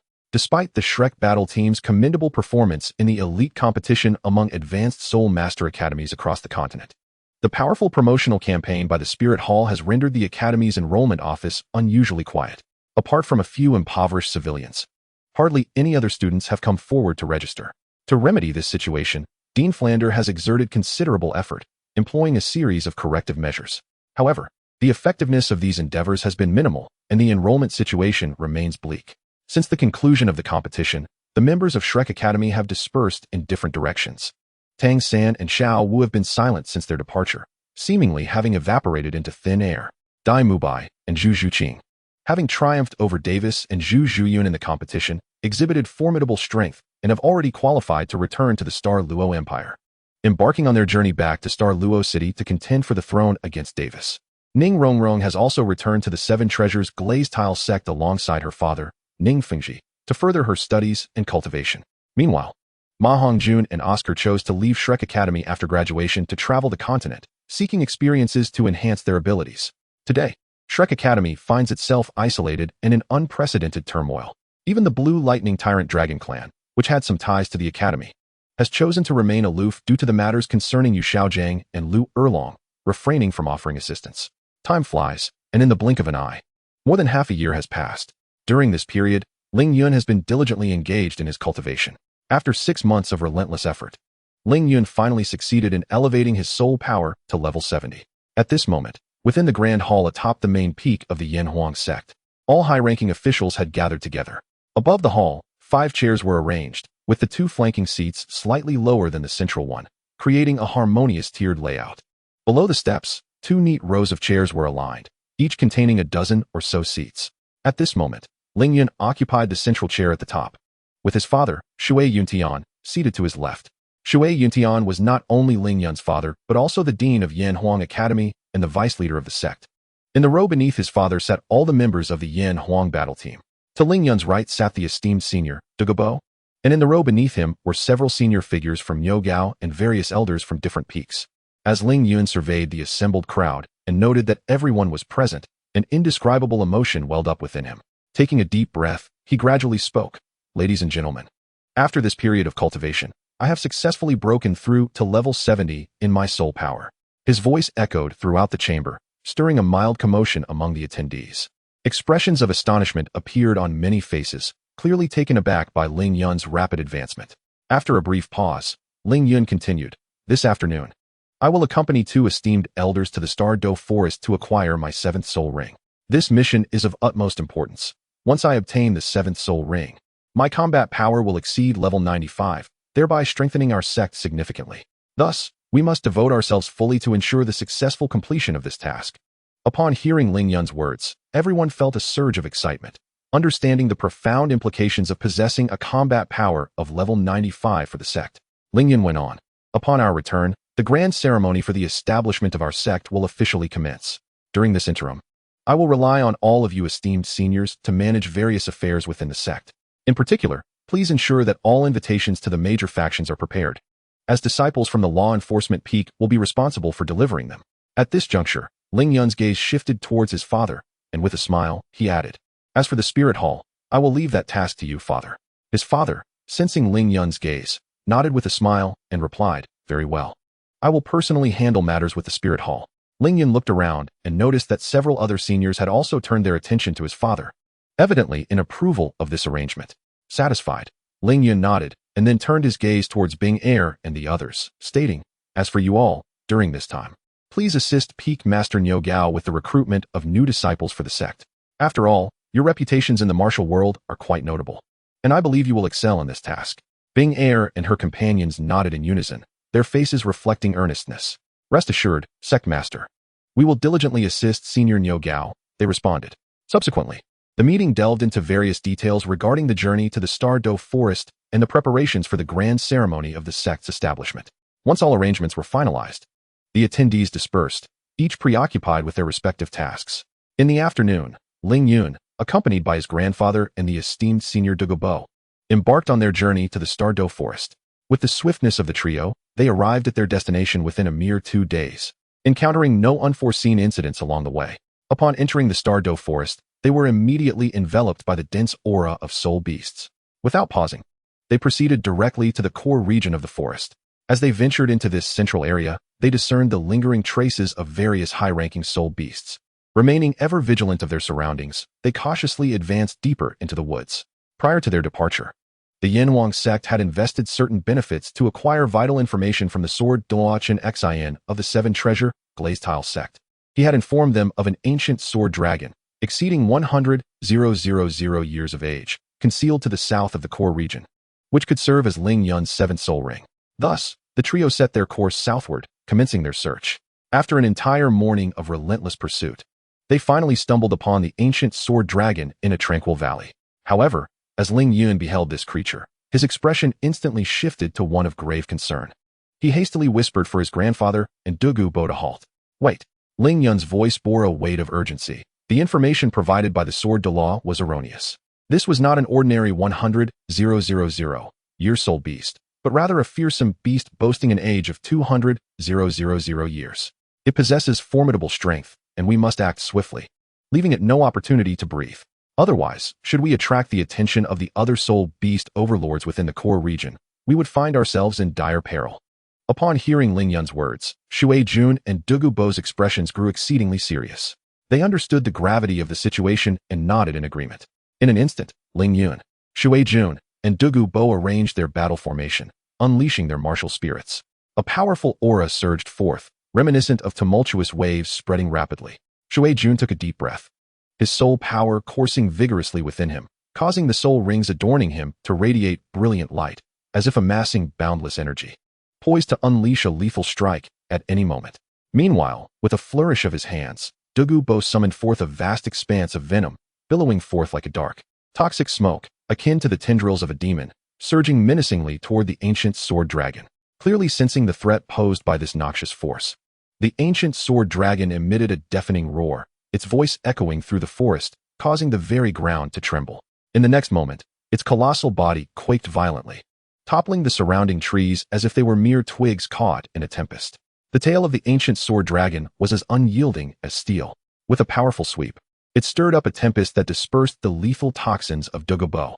Yet, the ancient sword dragon's onslaught did not relent. It opened its cavernous maw, unleashing a torrent of scorching dragon breath akin to a volcanic eruption, which surged forth like a fiery serpent straight towards Ling Yun. Observing this, Ling Yun deftly evaded the fiery assault, his movements swift and ethereal, as if he danced gracefully through the air. In a seamless motion, he wielded the Qingping sword, executing the eighth form of the Qingyun sword technique, step on the clouds and chase the moon. This formidable move conjured a powerful blade aura, hurtling towards the ancient sword dragon like a shooting star. Meanwhile, the water army coordinated seamlessly, their relentless assaults raining down upon the dragon with the ferocity of a tempest. However, this beast, possessing 200,000 years of cultivation, had a hide as tough as iron, though the water army's strikes inflicted minor wounds. They were negligible against its colossal frame. Clearly incensed, the ancient sword dragon let out a thunderous roar, its claws digging into the ground as it propelled itself forward like an arrow released from a bow, charging at Ling Yun with astonishing speed, threatening to rend him asunder. Yet, in the face of such ferocity, Ling Yun remained unperturbed. He swiftly summoned his soul power, unhesitatingly activating his third soul skill, Green Lotus Domain. In an instant, a brilliant azure light erupted, enveloping the ancient sword dragon. Within the Green Lotus Sword Domain, countless azure blade auras intertwined like a spider's web, forming an impenetrable barrier. As the sword dragon charged into this domain, its speed visibly diminished, becoming sluggish. However, despite this, its formidable defenses rendered the incessant blade auras within the domain incapable of inflicting any substantial harm. Just as the sword dragon was about to reach Ling Yun, the elder Douluo Bo seized the opportune moment, launching a sudden ambush from the side like a specter. His martial spirit manifested with explosive intensity as he unleashed his ninth soul skill, Emerald Scale Divine Light, sending a torrent of dark green venomous gas cascading towards the dragon like a relentless downpour. The speed of this venom was blistering, imbued with potent toxicity. Taken by surprise, the dragon faltered momentarily under this unexpected attack. Ling Yun, noticing the opportunity, felt a surge of elation and immediately concentrated all his soul power to unleash his most powerful ninth soul skill. In an instant, a colossal beam of energy erupted forth, reminiscent of a volcanic eruption, charging directly at the dragon with unparalleled might. The sheer force of this energy beam was astonishing, tearing through the air in its wake. The Stegosaurus, with no means of evasion, was once again struck head-on, its neck scales brutally shattered, blood gushing forth like a fountain from the wound. Yet, it did not succumb. Instead, It unleashed a thunderous roar that resonated through the forest, causing trees to splinter around it. Seizing the moment, Douluo Bo swiftly activated the soul skill of the ancient Medusa skullbone. As Medusa's gaze fell upon the creature, two chilling, petrifying beams erupted from his eyes, akin to lightning, instantly ensnaring and turning the colossal ancient Stegosaurus to stone. The events transpired with such rapidity that it left one scarcely able to react. However, in battles of our caliber, even the briefest second can determine the tide of victory. At the very instant Douluo Bo unleashed his soul skill, Ling Yun unhesitatingly commenced his sixth soul skill, the return of 10,000 swords. With a flurry of motion, his hands moved swiftly, causing the very air around him to tremble with the force of his power. Subsequently, countless sharp sword energies surged forth from all directions, akin to a torrential downpour, overwhelming the now petrified ancient Stegosaurus. Each sword shadow harbored an unparalleled might, darting through the air with a fierce momentum, relentlessly piercing the unprotected area of the creature's neck, where scales had been lost in its prior fierce battle with his grandfather. Despite the Stegosaurus's massive size and tough exterior, the relentless barrage of sword energies soon carved a horrifying gaping wound into its neck. As the petrification effects began to fade, the ancient Stegosaurus erupted like a frenzied beast, thrashing violently. Its immense body rolled on the ground, each movement sending tremors through the earth. Witnessing this, Ling Yun and his companions dared not hesitate, quickly retreating to a safe distance to avoid the creature's desperate counterattack in its final moments. From afar, they watched anxiously as the ancient Stegosaurus fought its last desperate struggle. As time wore on, its efforts became increasingly feeble, its roars gradually shifting to low, despairing groans. Finally, after a violent shudder, the colossal beast collapsed with a resounding thud, raising a cloud of dust. With its fall, the life force of the ancient Stegosaurus completely dissipated, plunging the surroundings into a profound silence. Struggling to contain his excitement, Ling Yun took a deep breath, then slowly sat cross-legged, beginning to regulate his breathing and restore the soul power he had expended. As moments ticked by, approximately after the duration of a tea ceremony, a flicker of red light suddenly emanated from the corpse of the ancient Stegosaurus. These lights, seemingly drawn by a mysterious force, gradually converged into the air, ultimately coalescing into a vivid red soul ring, as bright as blood. The soul ring emanated a potent wave of soul power, a force so formidable that even from a great distance, Ling Yun could perceive its intensity. As he opened his eyes and gazed upon the soul ring, a flicker of excitement danced in his gaze. He understood that this was the coveted 200,000-year soul ring, the key to his ascendance in strength. Without hesitation, Ling Yun rose swiftly, drawing upon his formidable mental prowess to beckon the soul ring closer. As it approached, he closed his eyes, channeling all his focus to feel the overwhelming soul power and merge with it. The moment the soul ring touched him, an immense torrent of soul energy surged through his being, crashing over him like a tempestuous wave, threatening to tear him asunder. Ling Yun's body trembled under the onslaught of this powerful force, beads of sweat forming on his brow and cascading down his cheeks. His grandfather and the venerable Douluo Bo observed this scene, their expressions turning grave, filled with concern. Yet, faced with this unforeseen circumstance, they found themselves powerless. Despite their vast experience, this situation transcended their capacity to intervene. In that moment, Ling Yun could only rely on his own strength to withstand the overwhelming impact. Clenching his teeth, he persevered with all his might. He concentrated, fully employing the Qingping Sword Art to channel his soul power, aiming to refine the violent energy. It was a race against time. He had to completely refine the soul power in the shortest span possible, lest the consequences be dire. After considerable effort, Ling Yun succeeded in gradually refining the soul power within the soul ring. As the energy was tempered, the overwhelming force began to wane, and his body slowly regained its composure. With a long exhale, Ling Yun felt a tremendous weight lift from his heart. The most arduous phase of absorbing the soul ring had passed. Now, he held unwavering confidence in his mental prowess. He was certain that even in the face of a 200,000-year ancient sword dragon, his strong spirit would protect his soul from harm. Indeed, as the soul ring integrated into his being, his sea of consciousness ignited like a black flame, swiftly revealing an ancient sword dragon, entirely cloaked in darkness. This dragon was immense, akin to a small mountain, its scales glinting with a chilling luminescence, each one resembling meticulously polished obsidian, exuding an aura of mystery and antiquity. Its wings unfurled, casting shadows that could summon a storm. Most striking were its eerie green eyes, akin to blazing ghostly flames, filled with deep-seated resentment. It fixated on Ling Yun's soul, as if harboring an eternal vendetta against him. Just as Ling Yun scrutinized the ancient sword dragon, it suddenly opened its cavernous maw and unleashed a thunderous roar that reverberated through the air. The roar echoed like thunder, stirring tumultuous waves within Ling Yun's sea of consciousness. Immediately thereafter, the ancient sword dragon, a colossal creature, surged toward Ling Yun with astonishing velocity, akin to a black meteor. Its speed rivaled that of lightning, trembling the very fabric of the sea of consciousness in its wake. Yet, in the face of such a ferocious assault, Ling Yun remained undaunted. A slight smirk graced his lips, revealing a hint of cold amusement. Suddenly, he opened his eyes wide. His previously dark irises transformed into one golden and one silver, resembling the sun and moon suspended within his gaze. As Ling Yun harnessed his energy, the golden and silver light spiraled around his soul like twin celestial dragons, intertwining to form an impregnable shield. The remnant soul of the ancient sword dragon collided violently with the radiance of the sun and moon, akin to crashing against an impenetrable fortress. A resounding boom echoed, causing ripples to dance across the divine light, yet it remained unscathed. In contrast, the ancient sword dragon's remnant soul was repelled with tremendous force, tumbling through the air before managing to regain its balance. Clearly taken aback by the ease with which its attack had been thwarted, the dragon's eyes flashed with astonishment and fury. It unleashed a more anguished roar, reverberating through Ling Yun's sea of consciousness, sending tremors through his very soul.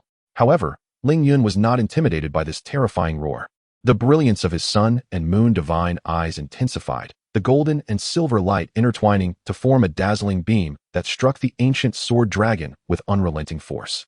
The dragon writhed in agony as the beam impacted, its dark aura being devoured by the radiant light, gradually diminishing in intensity. Yet, the ancient sword dragon refused to concede defeat. Its black light flickered violently, coalescing into a massive black sword. This formidable weapon, entirely obsidian, glimmered ominously, exuding an overwhelming presence. With a mighty swing, the ancient sword dragon wielded the colossal sword, resembling a looming mountain, and struck down upon Ling Yun with immense pressure. Ling Yun summoned his mental energy, the golden and silver hues swelling into a protective bell that encased his soul. The black sword crashed against the bell with a thunderous clang, but Ling Yun's soul remained unharmed. Ling Yun gazed upon the now frenzied remnant of the ancient sword dragon, channeling all his mental strength into the sun and moon's divine light, launching a direct assault against the dragon. This formidable mental strike elicited anguished cries from the ancient sword dragon's remnant soul, which gradually faded into oblivion. As the remnant of the ancient sword dragon vanished completely, Ling Yun successfully integrated the 200,000-year soul ring. Slowly, he opened his eyes, radiating an even more potent aura than before, feeling a remarkable leap in his combat prowess. Even the hired mercenaries and Douluo Bo were secretly astonished upon sensing Ling Yun's formidable aura. It was undeniably overwhelming, surpassing even their own status as titled Douluos at level 95. This remarkable presence left them utterly astounded. Suddenly, the long-awaited voice of the system echoed in their minds. Ding! Congratulations, host, on acquiring the 7th soul ring. You are now awarded 10,000 growth points. Please check your balance. The host now retained 80,000 growth points. Ding! Congratulations, host, on obtaining the 7th soul ring. The unlocking of your innate domain will now commence. Ding! The host's domain has been unlocked. Congratulations on awakening the innate domain dominion of the sword. With the revelation of this domain, a surge of formidable power swept through like a tidal wave, instantly enveloping both his grandfather and Douluo Bo. Under the dominion of the sword, they suddenly felt an extraordinary weakening of their bodies. The once mighty attributes were diminished by a staggering 50 within Ling Yun's domain. Astonishment painted their faces as they widened their eyes in disbelief, exclaiming in unison, "Domain! Ling Yun has actually acquired a domain." Douluo Bo's voice resonated with shock as he murmured, "How can this brat's domain be so powerful? It has managed to reduce all my attributes by 50. This is utterly inconceivable."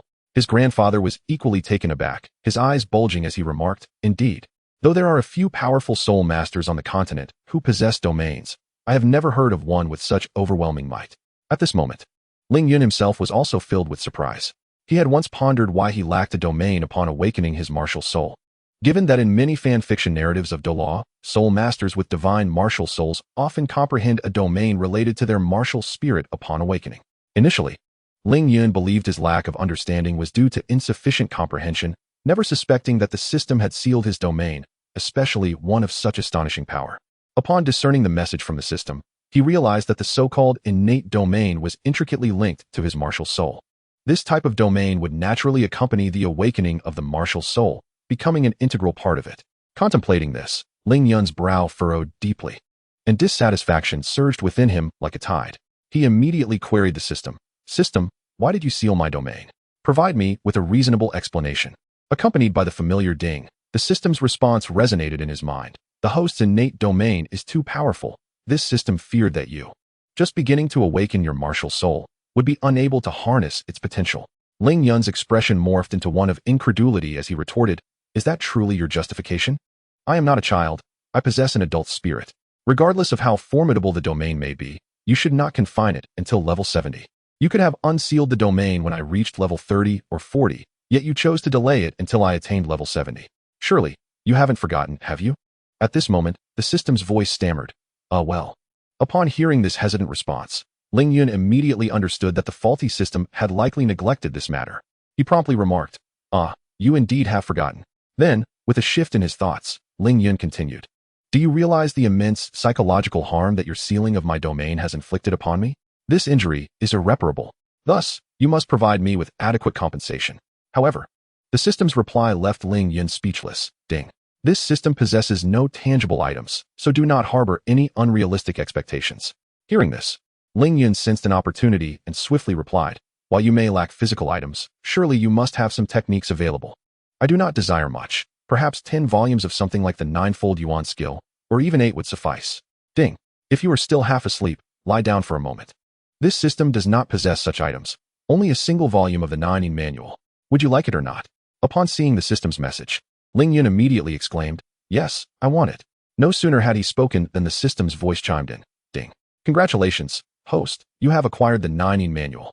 Ling Yun took a deep breath and slowly opened the system interface, clicking to enter the page of the Nine manual.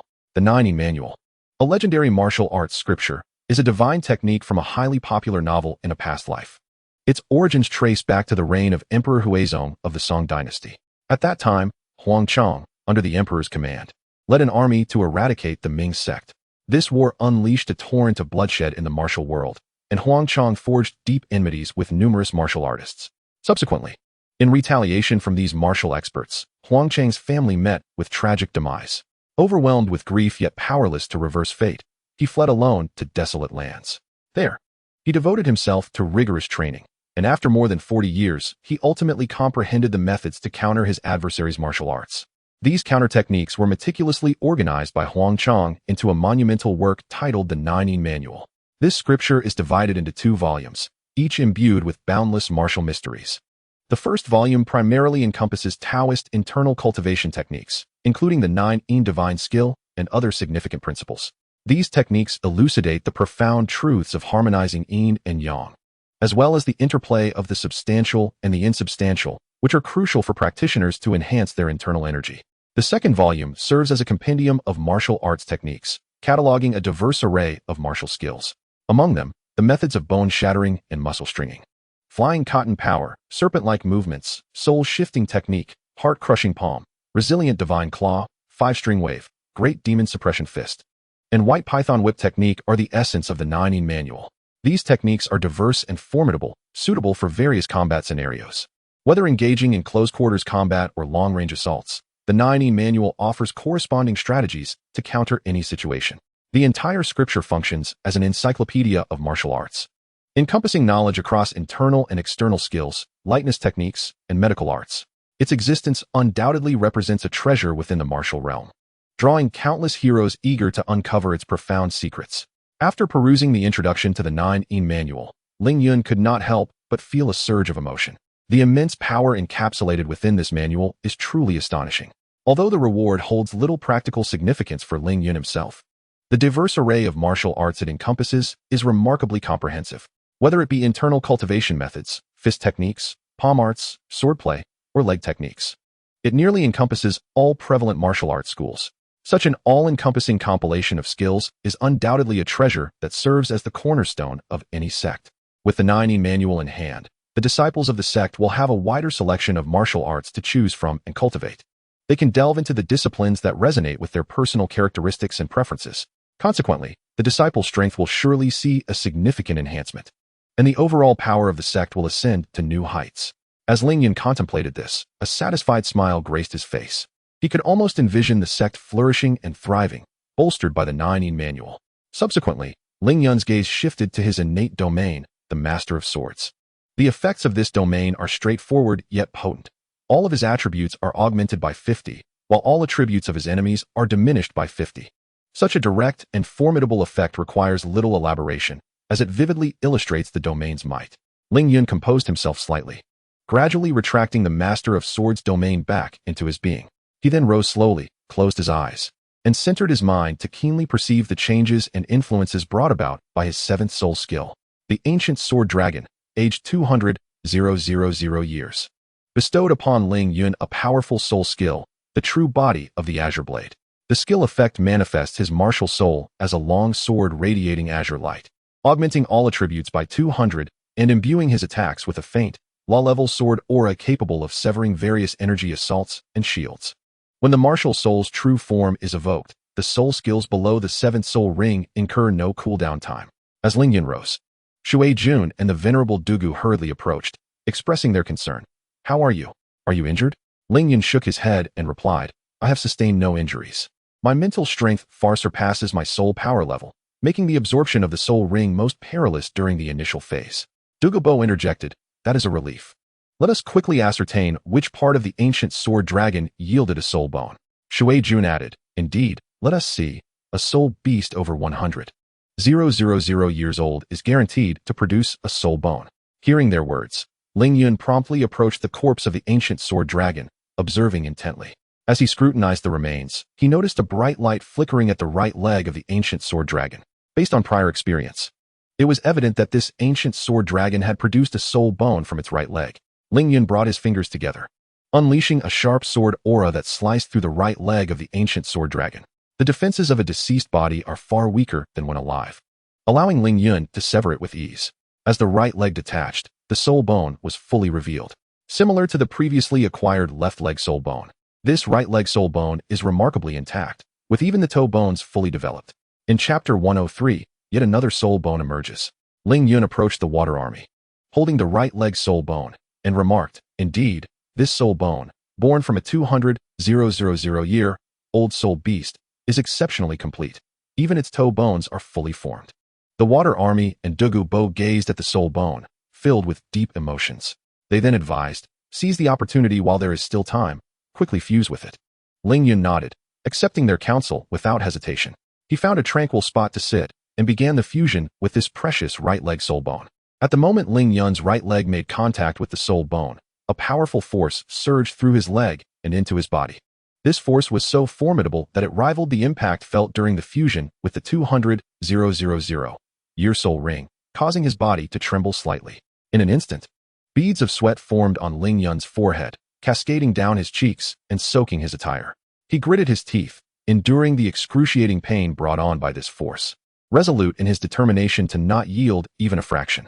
Standing nearby, the water army and Douluo were equally tense, their eyes wide open, fixated on Ling Yun, afraid that any slight movement might disrupt his mastery over this overwhelming power. Yet, Ling Yun was not deterred by this force. He took a deep breath, swiftly recalibrating his state of mind, then clenched his jaw, channeling all his energy into the Qingping sword technique. Under its guidance, the soul power within him surged forth like a torrential river, continuously flowing toward the immense force entering his body. His goal was to completely refine this power, achieving a flawless integration with his own being. As time trickled by, the veins on Ling Yun's forehead bulged, and sweat poured down like rain. Nevertheless, he persevered, resolutely holding on. Finally, after a prolonged and arduous process of refinement, Ling Yun successfully mastered this force. The once ferocious energy, under his guidance, gradually became docile, flowing smoothly through his meridians until it seamlessly fused with his right leg. Ling Yun slowly rose, feeling the powerful energy emanating from his leg, a spark of uncontrollable excitement flickering in his eyes. The integration of this power enhanced his combat capabilities, fortifying his resolve to better protect his family amidst the impending turmoil of the continent. At that moment, the system's voice echoed once more, "Ding! Congratulations to the host for absorbing the soul bone and receiving 10,000 growth points. The host now has a remaining total of 90,000 000 growth points. After reviewing the system's message, Ling Yun paid it little mind. He casually stored the ancient sword dragon's carcass into his storage space, intending to share some with the higher-ups of his sect and Binger upon his return. After all, the flesh of a 200,000-year soul beast is imbued with vast soul power, and consuming it is highly beneficial for Soul Master's cultivation. Once they had tidied up, the three exchanged smiles, imbued with the joy of victory, and prepared to return to the Yanhuang sect for the grand opening ceremony. Along the way, Douluo inquired, "What abilities has your right leg soul bone bestowed upon you?" Upon hearing Douluo's question, the Water Army also turned their gaze towards Ling Yun. Noticing their curious expressions, Ling Yun smiled gently and replied, "This soul bone is known as the Sword Dragon right leg bone, and like the left leg bone, it grants a passive soul skill. The skill is called Sword Chi Break Armor, which allows all Sword Chi attacks to bypass 60 of an enemy's energy shield." Both the Water Army and Douluo displayed expressions of disbelief upon hearing Ling Yun's explanation, simultaneously gasping in astonishment, their shock beyond words. Douluo's eyes widened as he exclaimed, "This soul skill is simply extraordinary. With such formidable armor-piercing capabilities, you will be like a fish in water when facing opponents adept in defense. Your lethality will significantly increase." The Water Army, smiling, jested, "Ha! If you ever spar with the leader of Nyogao Peak, he's in for a rough time. His defenses will seem as fragile as paper against your soul skill, and he will surely be quite frustrated in your future encounters." Amidst their banter, the trio felt considerably lighter in spirit. On their return journey, their pace was markedly swifter than before. After a period of rapid travel, they finally arrived at the main peak of the Yanhuang sect in the late hours of the following night. At that moment, the entire sect was enveloped in tranquility, interrupted only by the occasional chirping of insects. Ling Yun chose not to disturb anyone and made his way directly to the chamber designated for the sect leader. He gently pushed open the door and stepped inside. The room was simply yet elegantly arranged, featuring a spacious bed, a writing desk, and several chairs, all exuding an air of simplicity and orderliness without sacrificing solemnity. Ling Yun reclined on the bed and communicated with the system. "System, open my attribute panel." Ding. The host's attribute panel has been opened. Please review. Host. Host, Ling Yun. Age, 15 years. Martial Soul, Qingping Sword. Level, 72. Cultivation Method, Qinglian Sword Technique, Great Accomplishment. Divine Ability, Qinglian Sword Body, Great Accomplishment. Sun and Moon Divine Eyes, Great Accomplishment. First Soul Skill, Qinglian Pursuing Wind, 800 years. Skill Effect, increases attack speed by 50. Releases waves of Sword Chi forward, capable of locking onto targets and ignoring 30 of the enemy's defense, ignoring level. Second Soul Skill, Qinglian Sword Light, 1,500 years. Skill Effect, after a brief period of charging, releases a torrent of Sword Chi forward. The Sword Chi flows continuously and at great speed, with each wave possessing a repelling effect, affecting all targets in front. Third Soul Skill, Qinglian Sword Domain, 7,800 years. Skill Introduction, releases a domain of Qinglian Sword Chi centered around the Qingping Sword, reducing the movement speed of enemies within the area by 50 and their attack power by 30.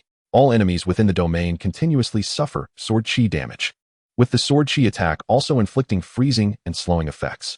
Fourth Soul Skill, Azure Lotus Breaking the Heavens, 40,000 years. Skill Introduction. The first mode of attack unleashes a colossal Sword Chi, executing an arc-shaped slash that encompasses a broad area of targets, exhibiting formidable power and possessing armor-breaking capabilities that diminish the enemy's defenses. The second mode of attack involves channeling soul power to accumulate energy, then releasing a crescent-shaped gigantic Sword Chi that strikes all targets ahead, delivering overwhelming damage while also having armor-breaking effects. Fifth Soul Skill, Spirit Binding Sword Net, 40,000 years. Skill Introduction. This skill releases countless strands of Sword Chi, weaving into a vast net that restrains the movement of the target. The Sword Chi is imbued with a mental disruption effect, causing the enemy to experience a brief moment of dizziness. Sixth Soul Skill, 10,000 Swords Returning to the Sect, 98,000 years. Skill Introduction, centered on oneself. This skill summons innumerable Sword Chi phantoms that converge from all directions to assault the target, resulting in an extraordinarily high burst of concentrated damage. It is also capable of striking multiple targets with immense power. Seventh Soul Skill, True Form of the Azure Sword, 200,000 years. Skill Introduction. The martial spirit manifests as a long sword radiating azure light, enhancing all attributes by 200. The attacks carry a faint rule-level Sword Chi, capable of severing various energy attacks and shields. When the martial spirit's true form is activated, all soul skills below the 7th soul ring incur no cooldown. Soul Bone, Rift Wing, External Soul Bone, evolved to match the highest soul ring's age, derived from the Soul Rift Eagle, 200,000 years. Soul Bone Skill, Gale. Skill Introduction, increases flight speed by 400 for a duration of 10 minutes. Heavenly Sword Left Leg Bone, derived from the Celestial Sword Eagle, 98,000 years. Soul Bone Skill, Sword Chi Edge.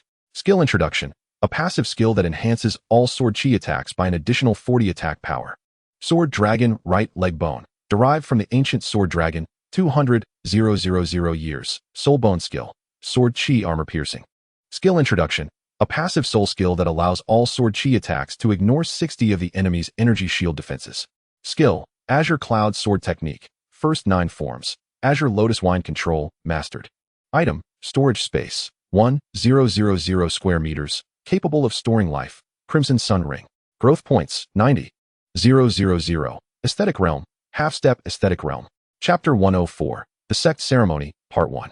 As he gazed at his information, Ling Yun was enveloped by an indescribable confidence.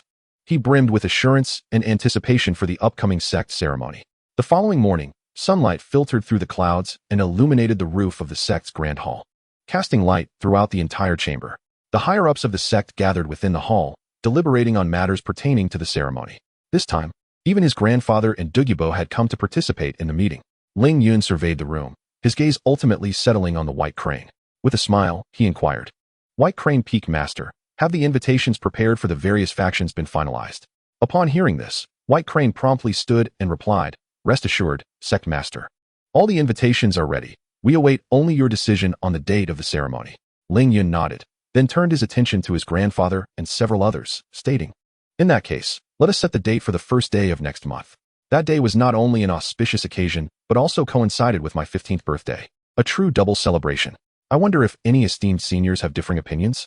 My grandfather smiled and nodded, stating, "Indeed, the first day of next month is a fine day. I have checked as well, so let us schedule it for that date." At that moment, Bai He interjected, saying, "The Baihu sect, the Fengjin sect, and the Huabao sect are all located in the Star Luo Empire, quite a distance from here. Therefore, I plan to personally lead a few disciples from the law enforcement peak to deliver the invitations, and I will visit the Star Luo royal family as well. As for the Spirit Hall, we will proceed as previously discussed, with the Deputy Sect Master going in person. The Tianshou royal family and the 7 Treasures Glazed Tile sect will be visited by Yang Wudi, who will lead the disciples from the law enforcement peak. Sect Master, do you find this arrangement satisfactory? Is there anything else that needs to be added?" After listening, Ling Yun nodded slightly in agreement and replied, "Let us proceed according to Bai He's arrangements." He then turned his attention to Niu Gao and inquired, "Niu Gao, how many disciples has our sect currently recruited?" Niu Gao pondered briefly before responding. "Through our diligent efforts over this period, the number of individuals at the sect headquarters has reached 2,300. Among them, there are 3 true disciples, 25 core disciples, while the rest comprise inner disciples and elders as well as deacons from various peaks. Additionally, the Spirit Masters from the Yanhuang Advanced Spirit Master Academy are not included in this count." My father's lips curled into a faint smile as he softly remarked, "There are a total of 123 teachers at the Yanhuang Advanced Spirit Master Academy, of which 106 are from our sect. The strength of these teachers is quite formidable, with the lowest rank being that of a 4-ring Spirit Master. Regarding the students, we have not yet conducted a detailed count, but as far as I know, most students have expressed their willingness to join our Yanhuang sect upon graduation." Upon hearing this, Ling Yun's face radiated satisfaction, and he nodded slightly, smiling as he said, "That is splendid. We should prioritize those students who possess outstanding talent and come from reputable backgrounds for membership in our sect, while suitably lowering the selection criteria. Furthermore, we may also consider lowering the standards for true disciples and core disciples, thereby fostering a healthy competitive atmosphere within the sect to stimulate the motivation of our disciples in their cultivation." My father, upon hearing this, displayed a glimmer of appreciation in his eyes and nodded repeatedly, saying, "Yes, this proposal is indeed commendable. Upon my return, I will promptly arrange the relevant matters to attract more outstanding disciples to our sect." Ling Yun smiled in agreement, and then turned his gaze to Lu Gao, asking, "Lu Gao, how is the current situation at the refining peak?" Speaking of refining, Lu Gao beamed with joy and replied, "At the refining peak, we have now adopted a new method of refining, resulting in the creation of a new type of metal. Weapons and armor forged from this metal exhibit a remarkable enhancement in both defensive capability and sharpness. He continued excitedly to elaborate. The armor crafted using this new method has significantly improved its defensive abilities. Currently, we possess the capability to withstand attacks of the Great Soul Master level without sustaining any harm ourselves. The new weaponry is even more formidable, capable of effortlessly breaching the defenses of a two-ring Great Soul Master. Yet, these are not their utmost limits. As the disciples of the refining peak hone their skills, these weapons and armors will grow even more powerful. At present, due to material constraints, the production rate remains relatively low, inhibiting large-scale manufacturing. Upon hearing this, Ling Yun nodded thoughtfully and solemnly remarked, "We can certainly seek collaboration with the two great empires and the Spirit Hall in this regard. They can provide the metals, while we take responsibility for crafting them into exceptionally sturdy armor to sell back to them. However, one crucial point must be noted: weapons must not be sold." At Ling Yun's words, Lu Gao's face betrayed confusion as he inquired, "Why is that? If we refrain from selling weapons, wouldn't we forfeit substantial profits?" Ling Yun offered a slight smile and elucidated, "I have long conveyed my belief that the future of this continent will inevitably plunge into a fierce war. What I desire is for the outcome of this conflict to be determined by the prowess of the elite rather than through the sacrificial lives of ordinary soldiers. Thus, by selling only armor and withholding weapons, we can significantly mitigate the casualties among the soldiers." At that moment, Yu Er interjected, "I understand this. If we sell only armor and not weapons, the existing armaments of the opposing forces will likely struggle to inflict any significant damage upon our crafted armor. Consequently, even if the soldiers engage in prolonged combat, they will ultimately realize that neither side can inflict substantial harm upon the other, creating a rather amusing spectacle." Just then, Niu Gao spoke up, "We fully comprehend the leader's intentions. Your benevolence reflects a desire to reduce needless slaughter across the continent. However, if we adhere strictly to your vision, we may face immense pressure from the two great empires and the Spirit Hall. After all, they might resort to unscrupulous measures to acquire the methods for forging new metals." Ling Yun, after listening to Niu Gao, allowed a confident smile to grace his lips as he reassured, "You need not worry about this. Grant me 5 years, and I assure you that the Yan Huang sect will ascend to become one of the foremost powers on the continent. Should I fail to meet this promise, I shall willingly step down from the position of sect leader, allowing the sect to select a new leader." Upon hearing this, Niu Gao and the others immediately rose in unison, declaring, "You are too modest, sect leader. We have always believed that you will lead the Yan Huang sect to greatness, and we have no intention of pressuring you." The others nodded in agreement. Ling Yun waved his hand and smiled, "I harbor no ulterior motives. I merely wish for you all to place your trust in me. My proposal to establish the Yan Huang sect is not solely for self-preservation, but also with the hope of contributing to the welfare of ordinary people across the continent."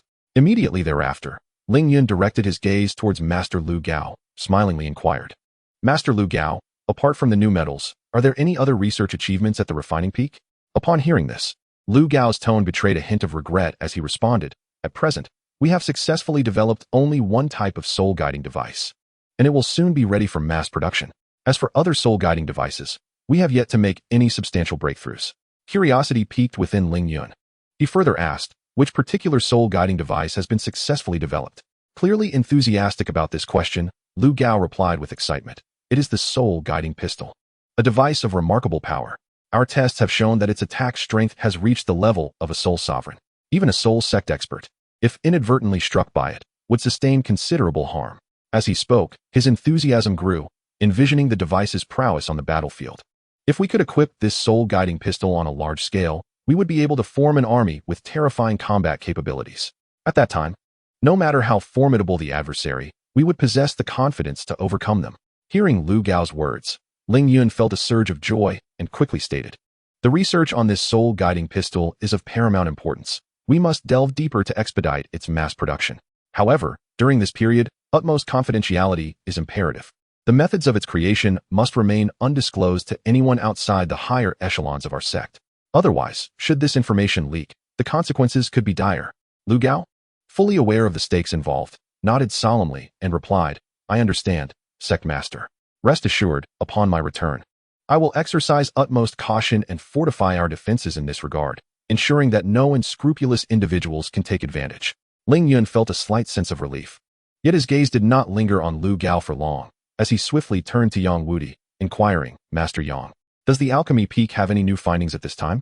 A look of joy spread across Yang Wudi's face as he exuberantly responded, "Ah, Sect Master. You may not be aware, but the alchemy peak has made significant progress. Currently, we have successfully refined 3 types of elixirs. He paused briefly before elaborating. These 3 elixirs are the soul-enhancing pill, the body-fortifying pill, and the healing pill. The soul-enhancing pill aids in enhancing a practitioner's soul power, while the body-fortifying pill strengthens physical resilience. The healing pill, in particular, demonstrates remarkable efficacy in treating injuries. After a moment's pause, Yang Wudi continued. Each of these elixirs is classified into 9 tiers, corresponding to the 9 distinct ranks of soul masters.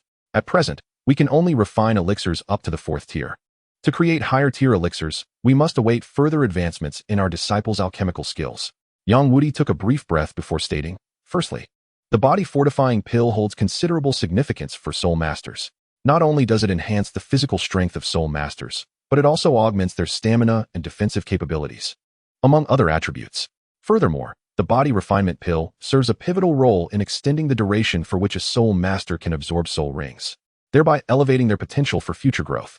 Yang Wudi paused briefly, seemingly granting everyone a moment to digest this information, before continuing. Next, we have the soul enhancement pill, which primarily functions to accelerate the cultivation speed of soul masters. However, the current iteration of this pill can only enhance the cultivation speed by 40%. Finally, Yang Wudi introduced the healing pill, stating, the last pill to discuss is the healing pill. Its effects are quite remarkable, as it can swiftly mend the injuries of soul masters, whether they are internal or external, delivering excellent healing results. Upon hearing Yang Wudi's words, Ling Yun felt a spark of curiosity and promptly inquired, "Oh, which pills are currently capable of mass production?" Yang Wudi, noticing his interest, smiled slightly and replied, "As of now, pills below the 3rd tier can be produced on a large scale. However, due to the limited supply of herbs, the output is not yet substantial. Nevertheless, I intend to consult with the sect leader regarding the possibility of collaborating with the 2 great empires and the Spirit Hall to procure a significant quantity of herbs from them. This way, we can utilize these herbs to concoct more pills and sell them for considerable profit." Upon hearing Yang Wudi's words, everyone nodded in agreement. This cooperative approach not only addresses the shortage of herbs, but also leverages the resources of other factions to expand the production scale of the pills. Indeed, a commendable idea. However, at that moment, Ling Yun proposed a new thought. While this method is commendable, we could explore an alternative form of collaboration. Why not have several major factions jointly supply herbs, with us responsible for refining these herbs into pills? In the end, we would retain 50% of all the pills, while the remaining 50% would be distributed according to the proportion of materials provided by each faction. This way, we can safeguard our own interests while fully engaging the enthusiasm of all parties involved. Wouldn't that be even better? Yang Wudi's eyes lit up upon hearing Ling Yun's suggestion, and he exclaimed with excitement, "Sect leader, this approach is truly ingenious. In doing so, we would not only conserve substantial manpower and resources, but also redirect more energy towards learning to refine pills and enhancing our own strength. Consequently, the disciples' prowess would undoubtedly soar, and the sect would become even more formidable. Additionally, the surplus pills could be sold, generating immense profits for the sect." Hearing Yang Wudi's enthusiastic remarks, smiles spread across the faces of the crowd. They all understood the profound significance of these pills for the sect. They represented a leap in cultivation speed for the disciples, far surpassing that of ordinary soul masters, undoubtedly serving as a tremendous boon for the sect's development. A glimmer of surprise flashed in the father's eyes, and he exclaimed with excitement, "Master Yang, these 3 pills are simply extraordinary. Their significance is far from ordinary. This marks a monumental breakthrough for the alchemy peak." He took a deep breath to calm his exhilarated heart, and continued, "The achievements of alchemy peak are indeed remarkable. This is not only your glory but also a source of pride for the entire sect. Moving forward, we must focus on enhancing our disciples' alchemical skills, encouraging them to continuously learn and explore, striving to concoct higher-tier elixirs at the earliest opportunity." After a brief pause, as if contemplating something profound, he added, "Furthermore, I intend to establish foundational courses related to formations, elixirs, and artifact crafting within the Yanhuang Advanced Soul Master Academy. Any student who agrees to join our sect will have the liberty to select one of these courses as a secondary subject. This way, upon graduation, they can choose to enter various main peaks based on their achievements and interests to pursue further studies." Hearing his father's words, Yang Wudi's face broke into a joyful smile, and he immediately clasped his fists in response, exclaiming, "The suggestion from the Vice Sect Master is truly excellent. I wholeheartedly agree. Rest assured, both Sect Masters, I will dedicate myself fully to leading the disciples of Alchemy Peak in diligently researching the path of alchemy." living up to the sect's expectations and nurturing more outstanding alchemists for our sect. At that moment, Douluo interjected, Sect Master, with the aid of these 3 elixirs. The enhancement of our disciples' strength is surely just around the corner. However, I believe that presenting these elixirs at the grand ceremony would undoubtedly deepen the various factions' understanding of our Yanhuang sect's foundation. Ling Yun pondered for a moment before nodding in agreement. What Elder Douluo says is indeed reasonable. On the day of the ceremony, we can present some low-tier elixirs as gifts to the representatives of various factions. This will not only showcase the strength of our Yanhuang sect, but also foster friendly relations with all parties. Once they comprehend the benefits of these elixirs, they will naturally seek us out for collaboration. Upon hearing this, everyone voiced their agreement in unison. The discussion then shifted to the details regarding the ceremony's proceedings and safety. After thorough deliberation, everyone had a clear plan and arrangement for each aspect of the event.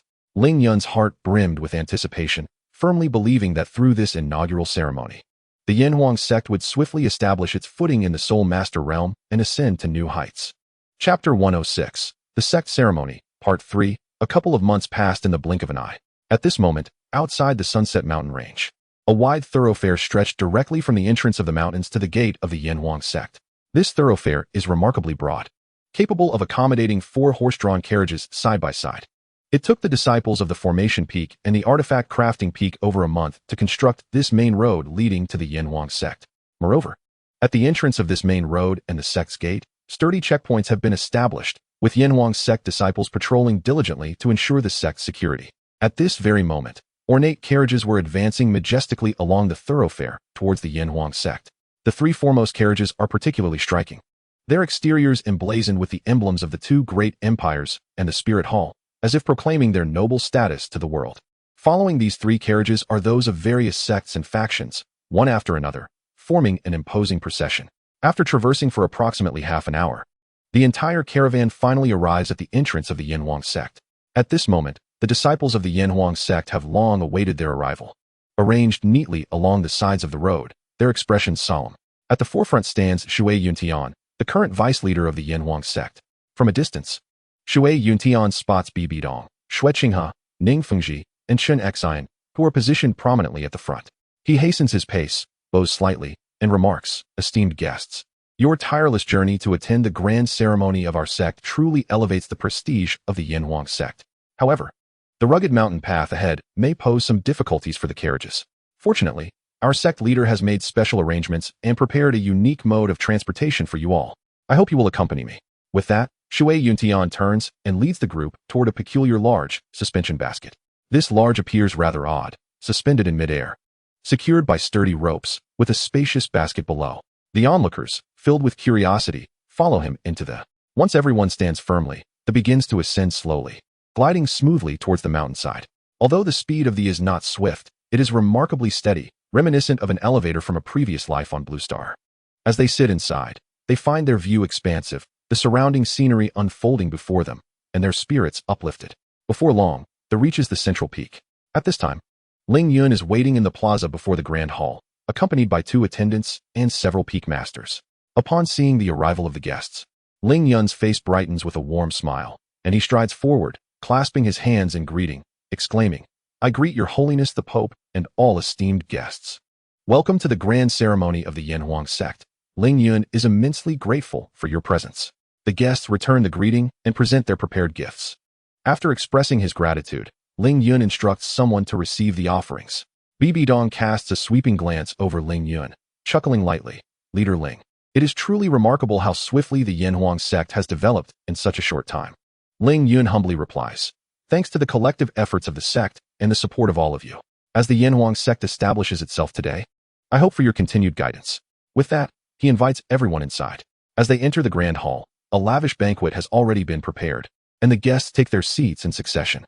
At this moment, Huyan Zhen, the leader of the Xiangjia sect, suddenly bursts into laughter. Ha! How ridiculous.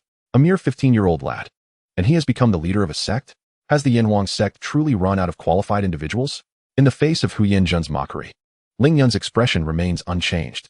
Just when he was uncertain how to assert his authority, a perfect opportunity for establishing his presence presents itself. Ling Yun smiled gently at Huyan Zhen and slowly spoke. Master Huyan, your assertion is misguided. The Yanhuang sect is a cradle of talent. and my ascension to the position of sect leader is no mere coincidence. While my own efforts and fortuitous circumstances played a role, the trust and support from the entire sect are paramount. If you, Master Huyin, deem my experience insufficient for this esteemed role, let us seize this opportunity today for a friendly contest, allowing you to witness firsthand whether I am worthy of this leadership. As Ling Yun's words fell, a formidable aura suddenly erupted from him, sweeping through the grand hall like a tempest, leaving everyone in awe, especially Bibi Dong and several titled Douluo who regarded him with astonishment. Huyin Jun stared at Ling Yun in utter disbelief, inwardly lamenting his predicament. His intention had merely been to humiliate the Yanhuang sect in retaliation for the previous elite tournament. Yet he had not anticipated Ling Yun's terrifying aura, nor his unwavering readiness to engage in battle. Huyin Jun pondered, how has this young man cultivated? He is indeed a prodigy, emanating such overwhelming power. He began to hesitate, realizing that his opponent's strength clearly surpassed his own. Should a confrontation arise, he might not fare well. Just as Huyin Jun found himself in this dilemma, Bibi Dong suddenly cleared her throat, breaking the stalemate. With a smile, she said, "Today marks the grand ceremony of the Yanhuang sect. Such a significant occasion ought to be filled with joy and harmony. Master Huyin, perhaps you might temper your words a bit to preserve the celebratory atmosphere." Upon hearing this, Huyin Jun felt as though a great weight had been lifted from him.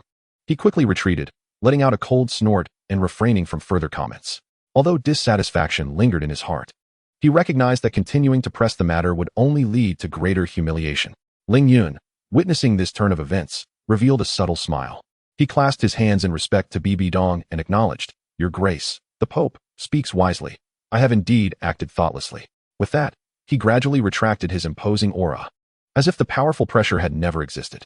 Nonetheless, even as Ling Yun subdued his presence, the representatives of various forces in the hall remained in stunned disbelief. They stared wide-eyed at the mere 15-year-old boy, as if beholding a marvel. In their hearts, they marveled, this youth possesses such terrifying strength at such a tender age. It is utterly inconceivable. They could not help but be astounded by Ling Yun's talent and potential. Standing beside Ning Fengji and Xue Qinghe, Qinxin whispered, "Ling Yun's aura has already reached above level 95. Moreover, the deputy sect leader Shui Yuntian has attained level 89, within a year at most. He will break through to become a titled Douluo. By then, the Yanhuang sect will boast 3 super Douluo and 1 ordinary titled Douluo, a force that may rival our 7-treasure glazed tile sect." Ning Fengji and Xue Qinghe exchanged glances, both reflecting deep astonishment in each other's eyes. They could never have anticipated that a newly established sect, the Yanhuang sect, concealed such formidable strength. Consequently, the status of the Yanhuang sect on the continent would inevitably rise, becoming the focal point of attention. At that moment, Xue Qinghe stood up, raised his wine glass, and said with a smile, "The leader of Ling Yun's sect is young and accomplished. The future of Yanhuang's sect is boundless. On this grand occasion of the sect's founding, I, the Crown Prince, toast to you, sect leader, in hopes that Yanhuang's sect will collaborate with the 2 great empires in the days to come." Ling Yun also rose and joyfully declared, "Thank you for your kind words, Your Highness. Yanhuang's sect will certainly not disappoint." The 2 of them drank heartily. Subsequently, Ning Fengji also stood, addressing Ling Yun with warmth. "Sect leader Ling Yun, your sect's rapid development is truly admirable. I hope that our 7 great sects can engage in more exchanges and cooperation in the future." Ling Yun smiled in response. "Sect leader Ning is too kind. Yanhuang's sect will surely maintain amicable relations with all sections." After the banquet, Ling Yun led the guests on a brief tour of the various buildings and scenic spots of Yanhuang's sect. As they prepared to depart, he presented each faction with 3 types of medicinal pills as gifts, explaining their effects and usage. Although the guests harbored doubts, they refrained from mockery, recognizing the current power of Yanhuang's sect, yet they did not take the 3 types of pills seriously in their hearts. Observing their expressions, Ling Yun secretly chuckled, opting not to provide any explanations, knowing that time would reveal all truths. Once the guests returned to their respective factions, Huyin Jun, upon arriving at the Xianjia sect, casually tossed the pills gifted by Ling Yun into a corner, disdainfully scoffing. What value could something from a mere boy hold? Conversely, Xue Qinghe, upon returning to the palace, took note of the pills. He summoned the palace's apothecary for identification, and as soon as the apothecary opened the vial, a fragrant aroma wafted forth.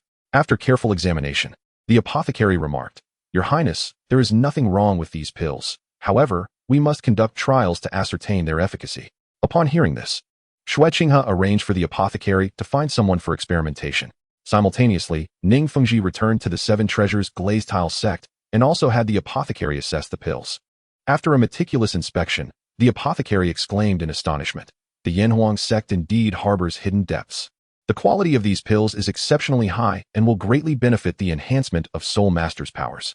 The news rapidly spread among the various factions, and those who had initially doubted the pills began to regret their skepticism, lamenting their failure to recognize true value. As a result, the reputation of Yanhuang sect soared to new heights due to these 3 medicinal pills. Major powers, including the Wuhuan Hall, sent representatives to Yanhuang sect seeking collaboration, eager to procure more of the pills. After several rounds of negotiations, it was ultimately agreed that various factions would provide different herbs.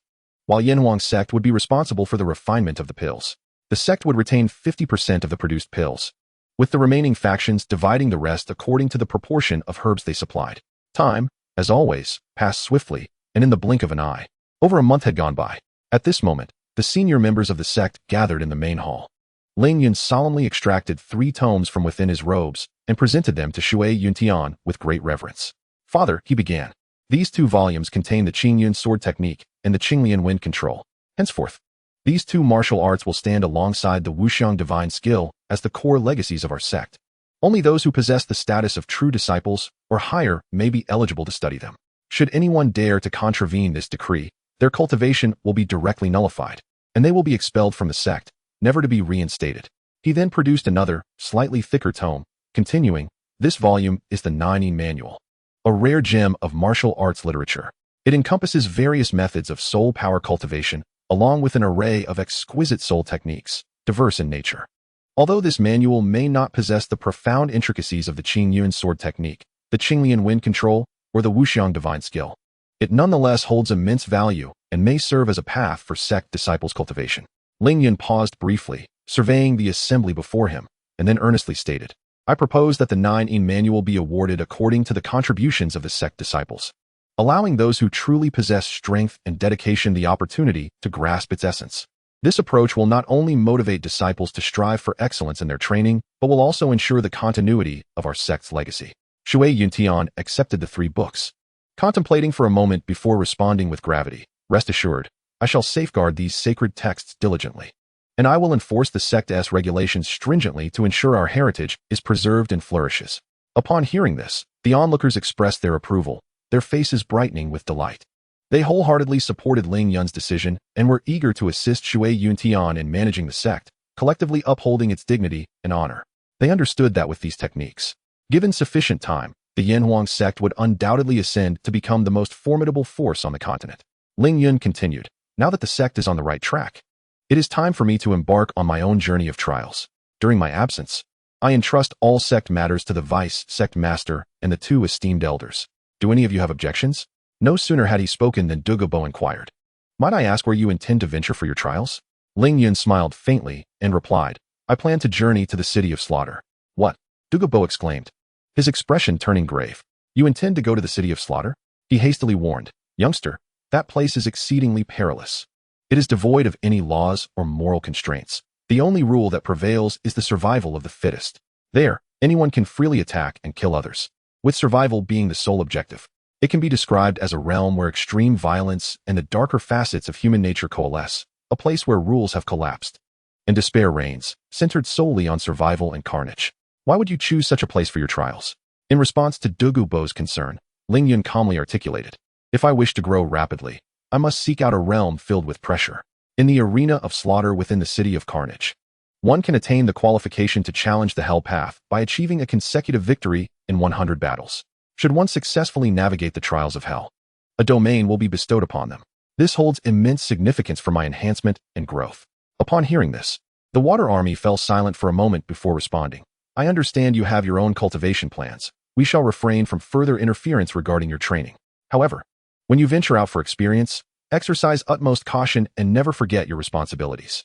At this juncture, Shui Yuntian also spoke. I will no longer dissuade you. Before you depart, do remember to bid farewell to Bing and the others, lest they become anxious. Ling Yun nodded slightly, acknowledging their concerns, then turned and exited the grand hall of the sect, making his way toward the rooms of Shui Bing and the others. Upon entering the room, Ling Yun found Shui Bing and her companions gathered, engaging in cheerful conversation. After a brief moment of contemplation to gather his thoughts, he addressed them. The affairs within the sect have been largely settled, and in a few days, I shall embark on my journey for experience. Shui Bing looked at Ling Yun with a puzzled expression and inquired, where exactly do you intend to go for your training? Ling Yun's gaze fell upon the faces of Shui Bing and Shui Yu studying their expressions. After a moment of reflection, he resolutely stated, the place I am destined for is the City of Carnage. What? You are going to the City of Carnage? Shui Bing and Shui Yu exclaimed in unison, their faces etched with concern. Ling Yun nodded, his tone firm as he explained, indeed. The City of Carnage is the realm of the Azure God's legacy. My purpose in this journey is to obtain the divine inheritance of the Azure God. This represents a crucial opportunity for us, and it is a compelling reason for my departure. Although Shui Bing felt a pang of anxiety upon hearing Ling Yun's explanation, she could not help but ask, can we accompany you? Ling Yun shook his head solemnly and replied, in the City of Carnage, the use of soul skills from the soul rings is prohibited. Each individual must rely solely on their self-created soul techniques and physical prowess for combat. Therefore, if you wish to enter the City of Carnage, you must at least cultivate the Qinglian Yufeng technique to a consummate level and master the Qingyun sword technique to at least the 7th form. Only then will you stand a chance of surviving in that brutal place. Otherwise, do not set foot in the City of Carnage. Observing their worried expressions, Ling Yun continued, you need not worry for me. With my current cultivation, even without soul skills, I am stronger than an ordinary titled Douluo. My stay there should not take long, so focus on your training within the sect.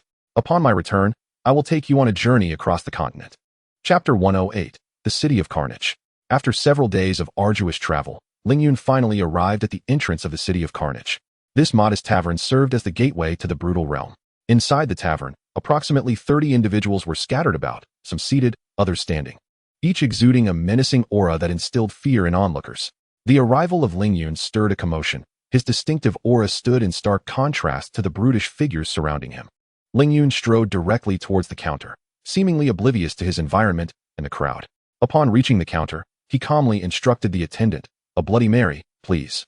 The tranquility in his voice was palpable. The server, taken aback by his request, momentarily faltered, gazing at Ling Yun with surprise. After a brief silence, the server could not contain his curiosity and asked, are you certain you want a Bloody Mary? Ling Yun gave a slight nod, uttering no further words. His gaze coldly fixed on the server. Sensing Ling Yun's demeanor, the server ceased his inquiries and turned to prepare the drink. However, Ling Yun's choice of beverage elicited disdain and mockery from everyone in the tavern. Where did this kid come from? Look at his youthful face. Has he even grown hair yet? How dare he order a Bloody Mary? Someone exclaimed, their tone laced with derision. The laughter that ensued from the others was a chorus of ridicule directed at Ling Yun, who they clearly believed was unworthy of such a drink. In the face of their jeers, Ling Yun merely cast a cold glance their way before diverting his attention, as if they were non-existent. Before long, the server approached Ling Yun with a light step, presenting a transparent glass filled with a crimson liquid that exuded an eerie aura. Ling Yun understood that it contained not a mere beverage, but genuine human blood. As he reached out to accept the drink, a massive arm, akin to a bear's paw, abruptly intervened, snatching the glass away. Hey, this drink is not for a whelp like you. Hand it over to me, the Grand Master.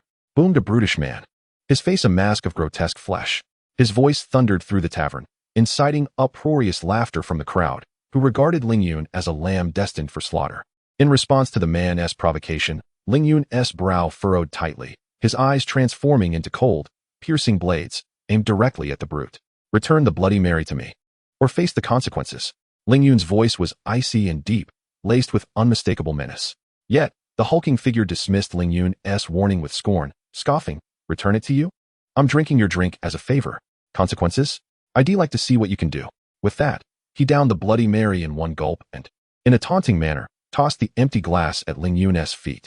The glass shattered upon impact with a sharp, piercing sound that reverberated through the already boisterous tavern. The surrounding patrons, witnessing the spectacle, turned their attention to Ling Yun, erupting into even louder jeers and mockery, eagerly anticipating his humiliation. However, they failed to perceive Ling Yun's disarray and embarrassment. Instead, they noticed a fleeting glimmer of murderous intent in his eyes. Just as the laughter of the crowd had yet to subside, a shimmering azure sword, the Qingping Sword, materialized in Ling Yun's hand. With a deft flick of his wrist, the sword carved an elegant arc through the air, and he unleashed the third stance of the Qingyun sword technique, Waves of the Cloud Sea. In an instant, Ling Yun's figure flitted through the tavern like a specter, leaving behind trails of azure light in his wake. The patrons of the tavern were left utterly astonished by this abrupt turn of events. Their laughter ceased abruptly, replaced by expressions of shock and dread. Yet, it was too late for them. When Ling Yun came to a halt, the tavern was enveloped in an eerie silence. As if all present had been ensnared by a petrifying spell, standing rigid and motionless. After a brief moment, streams of crimson blood began to seep from their necks. And one by one, they collapsed to the ground, lifeless, leaving behind pools of vivid scarlet. Ling Yun raised his gaze, his eyes cold as he directed his stare at the attendant, speaking in a chilling tone. Do I possess the qualifications to enter the City of Carnage? The attendant, intimidated by Ling Yun's formidable presence, was struck with terror upon locking eyes with him. He trembled involuntarily and quickly nodded, stammering, "Why yes, esteemed soul master." Internally, the attendant pondered, marveling at the youthful visage of this striking young man, seemingly in the bloom of youth, yet exuding an aura of lethal decisiveness. The more he contemplated, the more he felt a shiver run down his spine. Thus he dared not delay, swiftly uncovering a wooden panel that revealed the passage to the City of Carnage. Ling Yun's gaze followed the attendant's movements towards the passage, revealing a pitch-black void that seemed bottomless, akin to an infinite abyss. Chills emanated from the passage, carrying a chilling breeze that sent shivers down one's spine. Ling Yun's expression remained composed. The Qingping sword in his hand flickered momentarily, resembling a flash of azure lightning as it swept across the attendant's neck. The attendant scarcely had time to utter a cry before he crumpled to the ground, blood gushing from the wound. Ling Yun's actions were swift as lightning, executed in one fluid motion. He did not spare a glance at the attendant's lifeless body. Instead, he vanished into the passage. Unbeknownst to him, a gleaming green dagger was firmly clutched in the attendant's right hand behind him, the blade evidently coated with venom, intended for a treacherous ambush when Ling Yun was off guard. From the moment he entered the tavern, Ling Yun had constantly reminded himself that everyone in the City of Carnage had a path to death. Showing mercy to them would be cruelty to himself. Shui Binger and Shui Yuer awaited him in the sect. He could not afford any misstep. Ling Yun pressed onward, the darkness within the passage seeming to stretch infinitely. After traversing a distance, he encountered a squad of enforcers from the City of Carnage. The enforcement team consisted of 5 individuals, with the leader being a robust figure, his face marred by an abundance of flesh, exuding an aura of menace. Just as he was about to speak, Ling Yun abruptly raised his hand, unleashing a sharp blade of sword energy that zipped through the air like lightning, barely grazing his neck. The swiftness of the blade was akin to a flash, leaving the leader no time to react, only feeling a sudden chill sweep across his face. Moments later, a fellow enforcer behind him let out a blood-curdling scream and collapsed to the ground, blood splattering everywhere. Ling Yun's strike was astonishingly powerful, not only swift as lightning but also remarkably precise, rendering any defense futile. His voice was as cold as ice, as he fixed his gaze on the remaining dozen enforcers and said in a chilling tone, "Enough with the idle chatter. Hand over the proof of entry to the City of Slaughter." Trembling, the leader reached out a hand to gently touch his neck, suddenly feeling a dampness. He quickly withdrew his hand, and upon inspection, he discovered a vivid red stain on his fingers. His complexion turned ashen, and beads of sweat formed on his forehead. In a panic, he retrieved a pitch-black token from his pocket and offered it to Ling Yun, fearful that any delay might result in his demise at the edge of Ling Yun's sword. With trembling hands, he presented the token, his voice quivering with fear. This is your proof of entry to the City of Slaughter. Once inside, an emissary will come to explain the rules in detail. Chapter 109, The Hellish Arena of Slaughter, Part 1. Ling Yun accepted the token and examined it closely. The reverse side bore a grotesque black skull, its hollow eye sockets seemingly gazing at him, emanating an air of death. The front showcased a sword, vivid red as blood, beneath which were engraved the digits, 9526. Ling Yun secured the token and advanced forward. The enforcers who had been standing there appeared to be under a spell, suddenly parting to clear a path. None dared obstruct Ling Yun's passage, especially with the body of their fallen comrades still warm on the ground. As Ling Yun crossed through the city gates, he was met by a woman draped in a black cloak, her face veiled, gliding towards him like a specter. Her form flickered in the darkness, imparting an aura of mystery and eeriness. Upon noticing the token in Ling Yun's hand, she spoke in a melodious voice. "Mr. 9526, greetings. I am the emissary here to guide you in the City of Slaughter, and I will elucidate the rules and precautions you must heed." Ling Yun's gaze was as icy as the stars, fixed upon the emissary, and he coldly commanded, "Inform me about the hellish arena."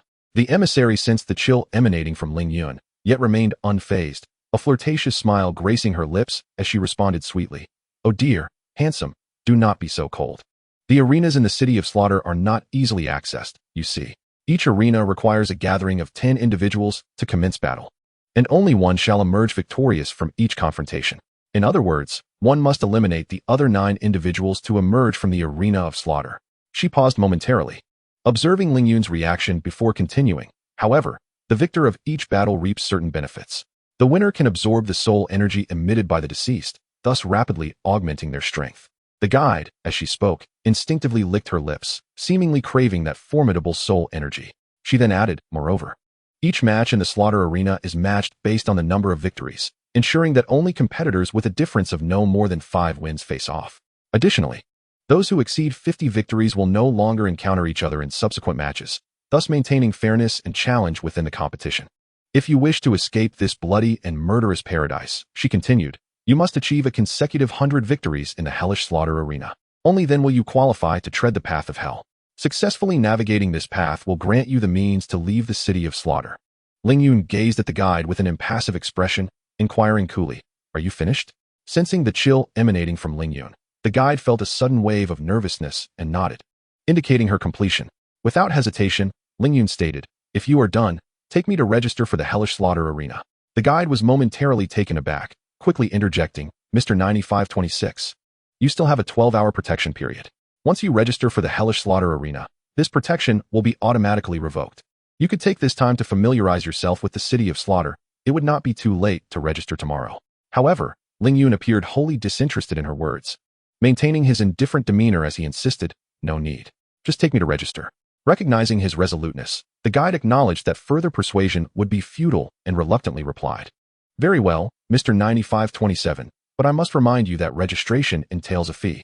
Ling Yun was momentarily taken aback, as he had no recollection of such a requirement. Curiosity piqued. He queried, what is the registration fee? The guide responded, a Bloody Mary. Each registration requires a cup of Bloody Mary. Ling Yun then glanced around and spotted a burly man with a scarred face holding a freshly acquired cup of Bloody Mary. He approached the man, saying, could you spare me that cup of Bloody Mary? The man regarded Ling Yun with a dismissive smirk, his yellowed teeth bared as he laughed derisively. You think you can have my Bloody Mary? Take a good look at yourself. A glint of cold fury flashed in Ling Yun's eyes as he struck with lightning speed. He flickered into view like a wraith, leaving the onlookers scarcely enough time to blink before he appeared before the burly man as if teleporting. The man was momentarily blinded, and before he could react, his Bloody Mary was snatched from his grasp. Bewildered, he stared at Ling Yun, yet before he could respond, a blade of energy sliced through his throat like a flash of lightning. With a horrified scream, he instinctively clutched his neck, but blood gushed forth like a fountain from between his fingers. His throat, severed by the sword's edge, could only emit choked gasps, and his body, deprived of support, gradually crumpled to the ground. After a few convulsions, he lay still.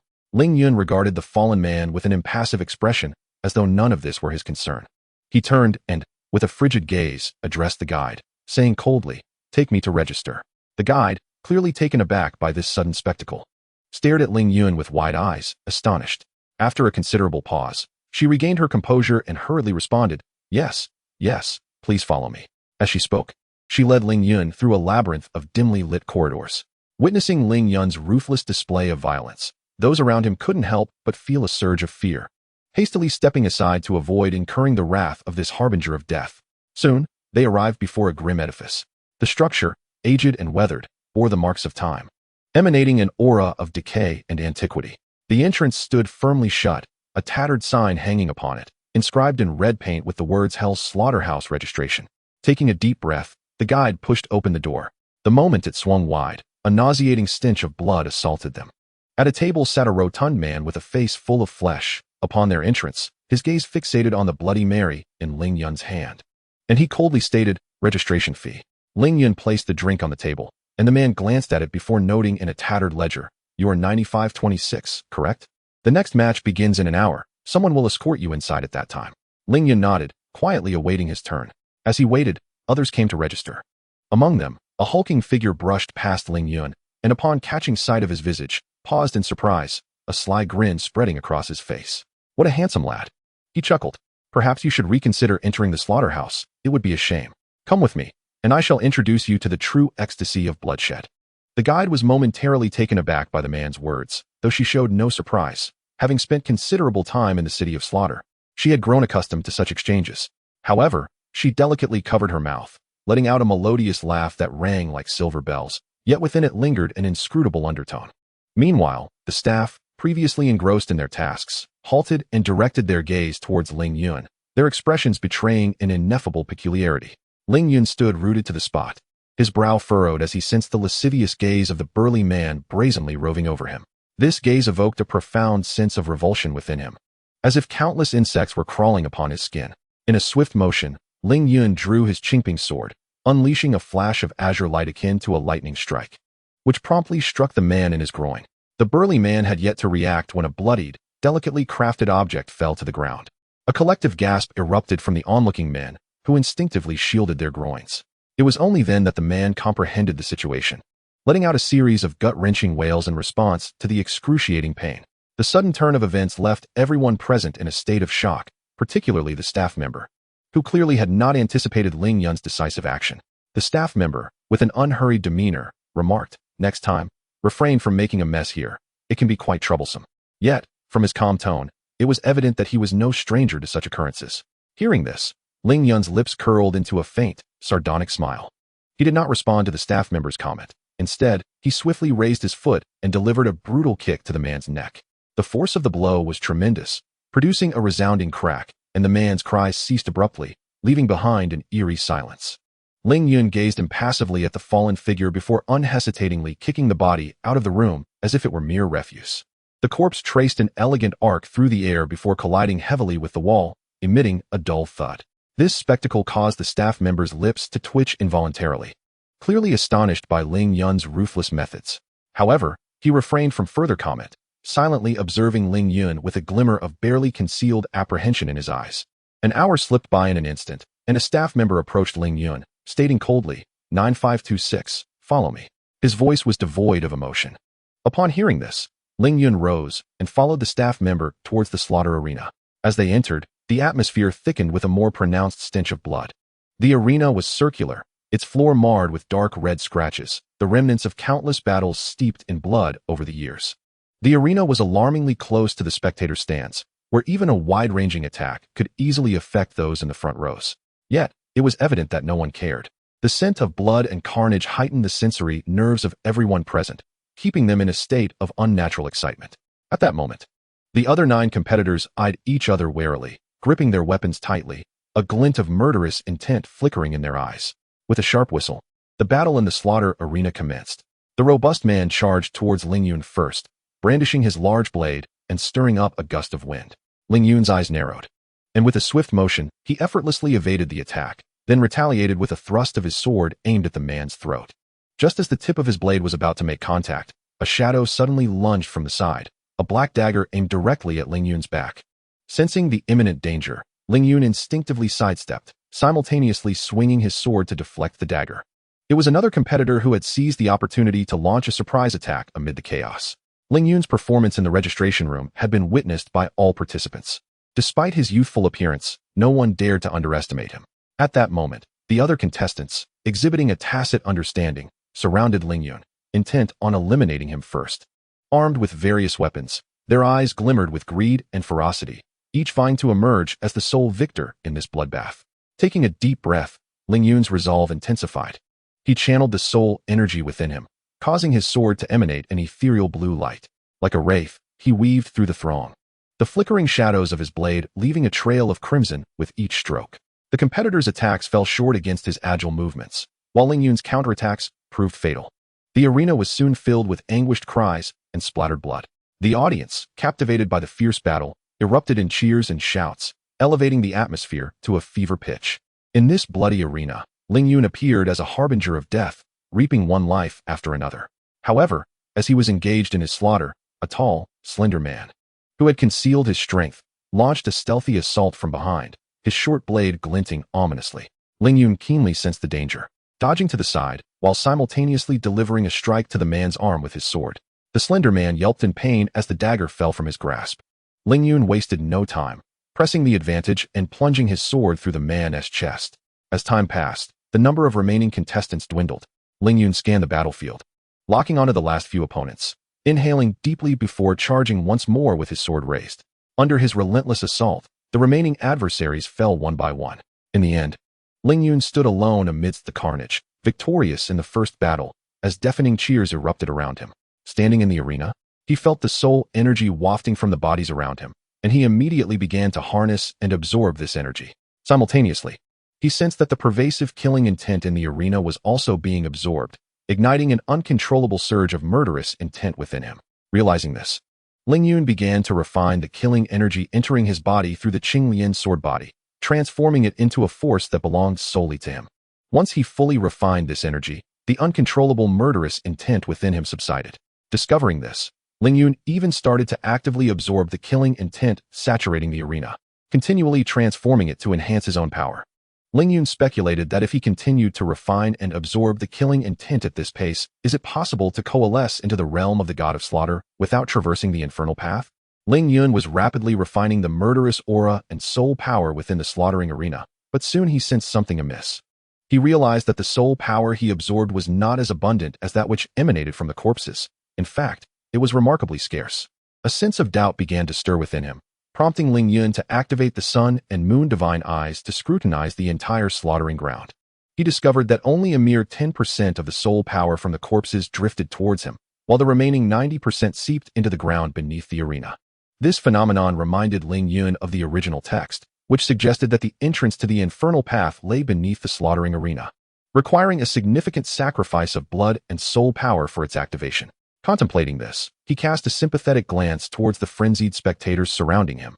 The city of slaughter resembled the dark underbelly of the continent, a confluence of malevolence and bloodshed, confining its inhabitants within a realm from which there was no escape, akin to a vast prison. In the original narrative, Tang San, after traversing the infernal path, had discarded the snowy swan kiss, a heavenly herb, within the city of slaughter. Although the snowy swan kiss possessed no offensive capabilities, it could amplify any toxins it came into contact with 1,000-fold. Chapter 111. Encounter with Huliena. The yellow spring dew of the city of slaughter contained a chronic poison. Upon Tang San's introduction of the snowy swan kiss, it transformed into an incurable toxin. The yellow spring dew, as the foundation of the city of slaughter, once rendered toxic, initiated an internal collapse, leading the city to devolve into a realm of poison, incapable of maintaining its former function and structure, ultimately precipitating its destruction. In truth, the city of slaughter was a unique entity, its existence tacitly accepted by various factions. While rife with evil, it also served as a cage, confining numerous evil soul masters within its confines. Its destruction shattered the existing equilibrium. The subsequent downfall of the Spirit Hall resulted in the continent losing a pivotal force capable of restraining soul masters. Coupled with the obliteration of the city of slaughter, many malevolent soul masters escaped unchecked, plunging Douluo Continent into greater chaos. Thus, the existence of the city of slaughter was, in many ways, beneficial to the entire continent. It functioned as a colossal prison, gathering those burdened by sin and pursued by external forces, effectively limiting their capacity to perpetrate wrongdoing across the land, thus maintaining a semblance of order and alleviating some troubles for significant factions such as the Spirit Hall. Returning to his thoughts, Ling Yun, having fully absorbed the soul power, disregarded the exhilarated spectators and turned to exit the slaughtering arena. Upon returning to the registration area, he inquired of the guide, "How many times may one register for the slaughtering arena each day?" "There is no fixed limit. As long as you gather 10 participants, a slaughter competition will commence. However, as your victories accumulate, the intervals between competitions will gradually lengthen," the guide replied. Ling Yun nodded and said, "Then please take me to a place to rest." Upon arriving in the city of slaughter, newcomers are assigned a room for respite. However, after 3 days, it depends on one's ability to maintain ownership of that room. The guide promptly escorted Ling Yun to a chamber. As he entered, he took a brief survey of his surroundings. The room was modest in size and decor. Yet at that moment, it was more than sufficient for him. He sat cross-legged on the bed, focusing on consolidating and absorbing the soul power and killing intent he had acquired from the slaughter arena. Before long, 3 days had elapsed. On this particular day, while he was engrossed in his training, a cacophony erupted outside his door, followed by a forceful knocking that roused him from his meditation. Ling Yun opened the door to find a burly man embracing a scantily clad woman at the threshold. The man, with a brutish face, sneered and declared, "Kid, this room is quite nice. It now belongs to me." Ling Yun regarded the pair with a frigid glare, taken aback by the audacity of their provocation so soon after his arrival. "You want this room? Just because of you two?" Rising to his feet, he emanated a formidable aura. The man and the woman exchanged glances before brandishing their weapons and advancing on Ling Yun. A disdainful smile crept across Ling Yun's lips as he unsheathed his Qingping sword, unleashing a glimmer of cold light directed at his assailants. Both adversaries were not without skill. The man was a sole emperor of level 60, while the woman was a sole king of level 50. However, Ling Yun dispatched them with relative ease, leaving their lifeless bodies behind as he returned to his training. For the ensuing month, Ling Yun led a life of monotony, oscillating between his room for cultivation during the day and participating in the slaughter arena by night. Victorious, he would return to his chamber to continue his practice. In the blink of an eye, a month had passed, and this brief period had been marked by a bloody and merciless journey. He had claimed the lives of nearly 1,000 fallen souls.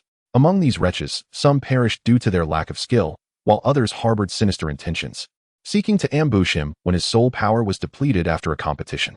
One of the most audacious assaults occurred 3 days prior. Shortly after Ling Yun had completed another slaughter match, a pack of over a dozen fallen souls descended upon him like ravenous wolves from all directions. Yet, they had gravely underestimated his strength and vigilance. In the face of their coordinated attack, Ling Yun remained unfazed. With a flicker of movement, he weaved through the throng like a specter, his blade carving arcs of cold light through the air. In an instant, blood erupted, and anguished cries filled the air. The assailants barely had time to react before they fell, lifeless upon the ground. This harrowing confrontation not only catapulted Ling Yun's reputation to great heights, but also instilled dread in the hearts of those fallen souls who harbored nefarious designs against him. From that moment onward, very few misguided souls dared to provoke Ling Yun again. At this moment, Ling Yun has achieved an astounding 45 victories in the arena, a feat that has garnered him considerable fame within the City of Carnage. No fallen individual has ever attained victories in the arena as swiftly as he has. Even the legendary King of Carnage did not achieve such remarkable speed. In the blink of an eye, over 2 months have passed. During this time, Ling Yun's frequency of matches has gradually diminished, transitioning from an initial 1 or 2 matches daily to now only 1 match every 2 to 3 days. This decline is not due to Ling Yun's lethargy, but rather because, with the increasing number of victories, it has become increasingly difficult to gather 10 participants for a match. 3 months have quietly elapsed since he entered the City of Carnage, during which Ling Yun has secured 52 victories. At this rate, he will soon realize his goal of 100 victories in the near future. Throughout this period, Ling Yun has exhibited formidable prowess. Each of his appearances has been akin to a lightning bolt piercing the darkness, swift and ruthless, allowing all fallen beings to profoundly understand the essence of speed, ferocity, and precision. These fallen souls remain puzzled by Ling Yun's soul power, as if it were inexhaustible. Today, after completing his training, Ling Yun stepped out of his room and fortuitously witnessed Hulaina arriving next door, guided by the messenger. Upon seeing Ling Yun, Hulaina was overtaken by an indescribable astonishment. She had never anticipated encountering him in this place. The messenger standing beside Ling Yun immediately bowed upon seeing him and respectfully addressed him. "Greetings, Lord Azure." Ling Yun's gaze gradually settled on the messenger, offering a slight nod of acknowledgement before swiftly turning his attention to Hulaina, staring at her as if lost in contemplation. In the original narrative, Hulaina seemingly entered the City of Carnage a year earlier than Tang San. Her arrival now foreshadows that, a year later, Tang San will also enter the City of Carnage under the guidance of his father, Tang Hao. Contemplating this, Ling Yun finally spoke, his voice calm and steady. "Was it Bibi Dong who sent you here?" Hulaina felt a surge of displeasure at Ling Yun's casual mention of her teacher's name. She furrowed her brow and retorted bluntly, "You must not address my teacher by name. Even if I cannot defeat you, I will not show you any courtesy." Hearing her words, Ling Yun's lips curled into a barely perceptible smile. He mused to himself, "This Hulaina is quite naive, thinking that her status as the saintess of the Spirit Hall grants her unassailable privilege everywhere. It seems she must face some hardships to grasp the nature of reality."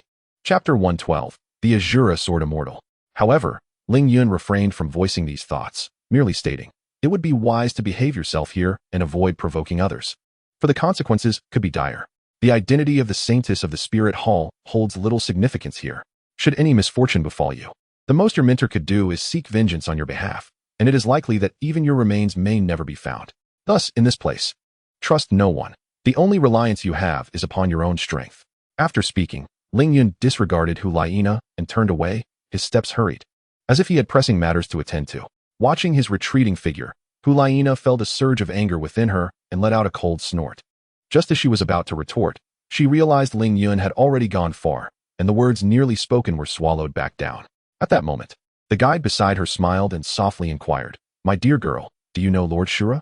Hulaina turned at the mention of his name, her face a mask of confusion. "Lord Shura? Is he truly powerful? Why do you refer to him as Lord Shura?" The guide explained with reverence.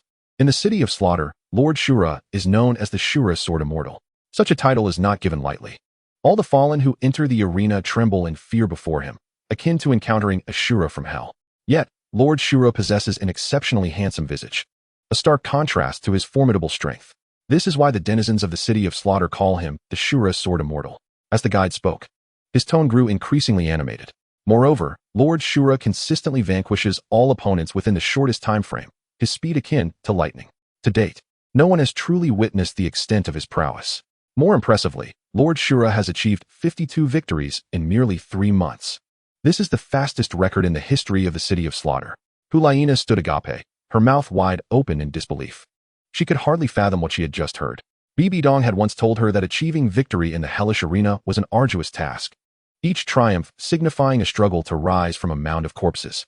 Yet now, Ling Yun had accomplished such astonishing feats in a mere 3 months, truly inconceivable. Observing Hulaina's astonishment, the guide smiled and remarked, "This will be your room, conveniently located next to Lord Shura's. It seems you are somewhat familiar with him. Should you have any questions, you may ask him." There have been no matches for 2 or 3 days, and as victories accumulate, it becomes increasingly difficult to gather 10 participants for the slaughter. In the past 2 months, only a handful of matches have occurred. At this rate, achieving 100 victories will take considerable time. Ling Yun had ceased his training to head to the hellish arena, having heard from the staff that his match would take place today. At this moment, the arena of hell was resounding with clamorous voices, filled to the brim with a circle of fallen spectators. Having witnessed 1 match already, Ling Yun sought a quiet corner in the lounge to sit and reflect. Inside the lounge, 9 individuals had gathered, and upon noticing Ling Yun, their faces were etched with fear. They exchanged furtive glances, nodding in silent accord. Their subtle gestures did not escape Ling Yun's keen observation, yet he chose to disregard them. After all, given his formidable prowess, he was indifferent to whether these individuals would unite against him. Soon, it was Ling Yun's turn to enter the arena, with the 9 trailing closely behind him. As the whistles signaled the commencement, the 9 swiftly encircled Ling Yun. Maintaining an expression of calm, he surveyed the surrounding figures. Despite their apparent trepidation, they resolved to collaborate in an attempt to eliminate Ling Yun before deciding upon the ultimate victor among themselves. Just as they prepared to strike in unison, Ling Yun moved like lightning. His body appeared as if it were a specter, instantaneously manifesting behind one of the adversaries, astonishingly swift. The individual, caught entirely off guard by Ling Yun's phenomenal speed, was overwhelmed with terror, unable to react in the slightest. In that moment of shock, Ling Yun, without hesitation, raised his hand and swung his sword, which flashed like a bolt of lightning, cleaving the foe in 2. Witnessing this, the remaining 8 felt their fear intensify, compelling them to unleash a barrage of fierce attacks upon Ling Yun. Yet, in the face of such relentless onslaught, Ling Yun remained remarkably composed. The sword in his hand shimmered with a brilliant light, each swing impeccably parrying the enemy's strikes. His movements were agile and deft, weaving effortlessly through the circle of assailants, whereupon each encounter elicited cries of agony from his opponents. In the blink of an eye, 3 more adversaries fell to his blade. As the remaining 5 beheld the swift demise of their comrades, their terror escalated, causing them to huddle closely together in a desperate attempt to fortify their defenses through cooperation.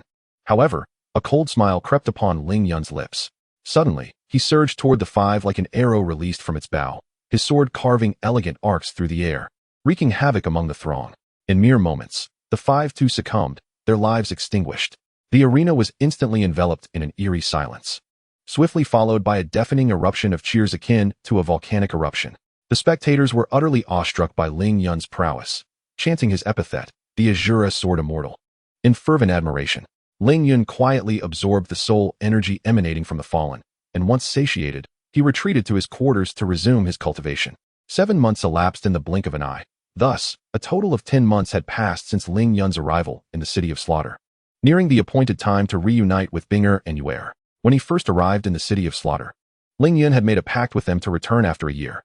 Now, with 10 months gone by, he had achieved an impressive record of 99 victories. If all went as anticipated, today's competition would pave the way for the opening of the Hell Road. After an extensive period of training, Ling Yun's prowess has significantly escalated.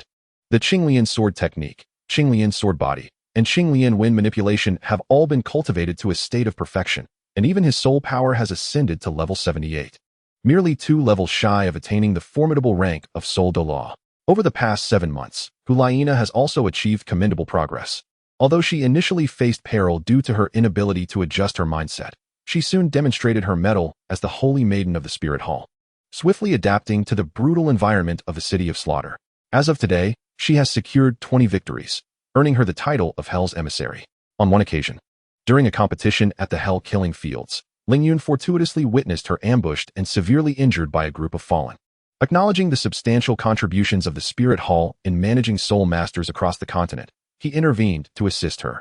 Subsequently, rumors began circulating among the fallen that the Hell's Emissary was the woman of the Shura Sword Immortal, leading to a peculiar shift in her gaze towards Lingyun.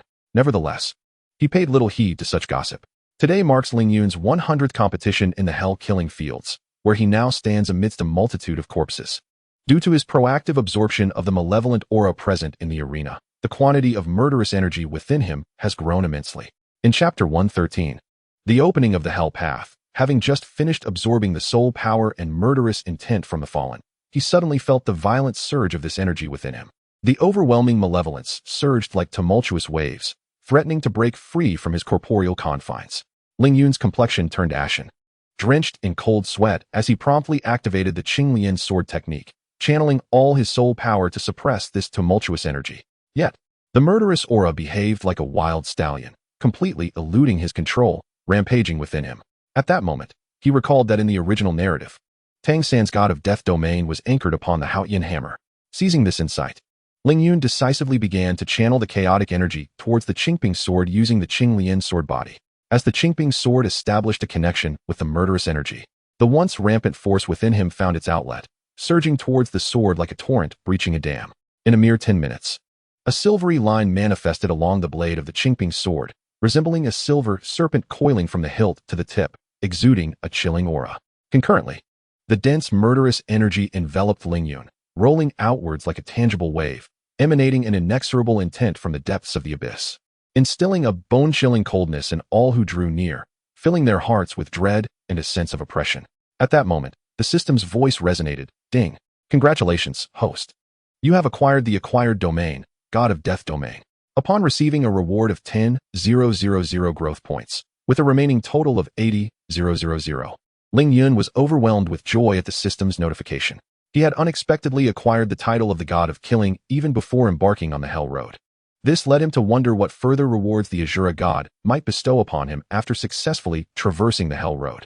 At that moment, Lingyun sensed a formidable figure observing him from the second floor directly opposite the Hell Killing field. Instinctively, he retracted the God of Killing domain and looked up, immediately recognizing the individual's identity. The man was tall and imposing, exuding an aura of formidable oppression. His blood-red eyes, when locked with another's gaze, instilled a profound fear, as though an invisible grip were tightening around one's throat, sending chills down the spine. He seemed to be a harbinger of death, emerging from the depths of hell. Every indication pointed to him being the master of this city of slaughter, the king of killing. With a graceful leap, he landed before Lingyun and addressed him. Azure Sword Immortal, congratulations on achieving 100 victories. I bestow upon you the title of God of Killing. From this day forth, should you follow me, you will possess a noble status in this city of slaughter, second only to me. Lingyun furrowed his brow at the King of Killing's words and replied, I do not wish to remain in the city of slaughter permanently. I hope you will adhere to the city's rules. Since I have already achieved 100 victories in the Hell Killing field, I request that you open the Hell Road for me. Upon hearing Lingyun's request, the King of Killing's gaze turned icy. A powerful and bloody aura surged from him, pressing down upon Lingyun. He spoke slowly. Even if you conquer the Hell Road, all you would gain is the title of God of Killing. Moreover, the Hell Road is perilous. Over the years, only a few have managed to traverse it. Why would you choose to embrace such danger? Lingyun understood that the King of Killing was concealing the fact that traversing the Hell Road would grant him the God of Killing domain. Although he had already attained this domain, the benefits of conquering the Hell Road extended far beyond that. He was well aware that in many fan novels of Douluo, the divine inheritance of the Azure God resided within the Hell Road. His interest in the power dynamics of the City of Slaughter was minimal. His primary purpose in coming here was to acquire the inheritance of the Azure God. There was no way he would remain in the City of Slaughter for the mere title of God of Killing. Furthermore, securing the Azure God's inheritance would empower him to become the master of the City of Slaughter, claiming everything within it as his own. With this in mind, Lingyun calmly stated, I have no interest in what you propose. I only wish to swiftly traverse the Hell Road and leave the City of Slaughter. his gaze unwavering. He stared intently at the king of killing. A flicker of displeasure crossed the king's eyes as he thought to himself, "You are not Hulaina. You do not have a god of killing as your backing." The king of slaughter let out a cold snort and declared, "Do you think that achieving 100 victories grants you the audacity to defy my will? The path of hell is not one you may traverse at your whim." With a wave of his hands, dozens of formidable guards materialized around Ling Yun, encircling him completely. These guards exuded a palpable aura of menace, their gazes revealing both ferocity and cruelty. They were well aware of Ling Yun's notorious reputation in the city of slaughter, yet fear was a foreign concept to them. In their hearts, the king of slaughter was the ultimate authority. Anyone who dared to oppose his will would ultimately face his wrath. Ling Yun regarded them without a hint of trepidation, the Qingping sword appearing in his grasp, its blade shimmering with a chilling luminescence. Simultaneously, a powerful battle intent and formidable presence surged forth from him, sweeping through the gathered crowd like a biting cold wind. The king of slaughter, sensing Ling Yun's equal resolve, felt his pupils constrict in astonishment, recognizing the same intensity he had once faced with the formidable Tang Chun, the heavenly Douluo. The overwhelming battle spirit radiating from Ling Yun instilled a profound sense of apprehension within the king of slaughter. After a moment of silence, he waved his hand and spoke slowly. "Very well, since you are so resolute, I shall grant you this opportunity. The path of hell is fraught with peril. Should you fail and perish within, do not hold me accountable for the warning I extend." With that, he gestured once more. Suddenly, the ground of the slaughter arena trembled, fissures spreading across the surface as though something were about to emerge from the depths. The spectators initially gasped in shock, but soon erupted into fervent cheers, anticipating the thrilling events to unfold. However, as the king of slaughter began to channel his energy, a torrent of golden light surged forth from the arena, enveloping all the fallen ones in the stands. Realizing the dire situation, the fallen ones attempted to flee, but an invisible force barred their escape, rendering their efforts futile. One by one, they were ensnared by the golden light, shrieks of terror echoing through the chaos. The scene descended into pandemonium as the fallen ones, gripped by panic, sought desperately to escape the slaughter arena. Gradually, the essence of their souls and spiritual power was siphoned away, transforming them into sacrifices to unlock the path of hell. With the extensive offering of soul energy, the true visage of the slaughter arena began to manifest, ancient and stained with crimson patterns that gradually emerged.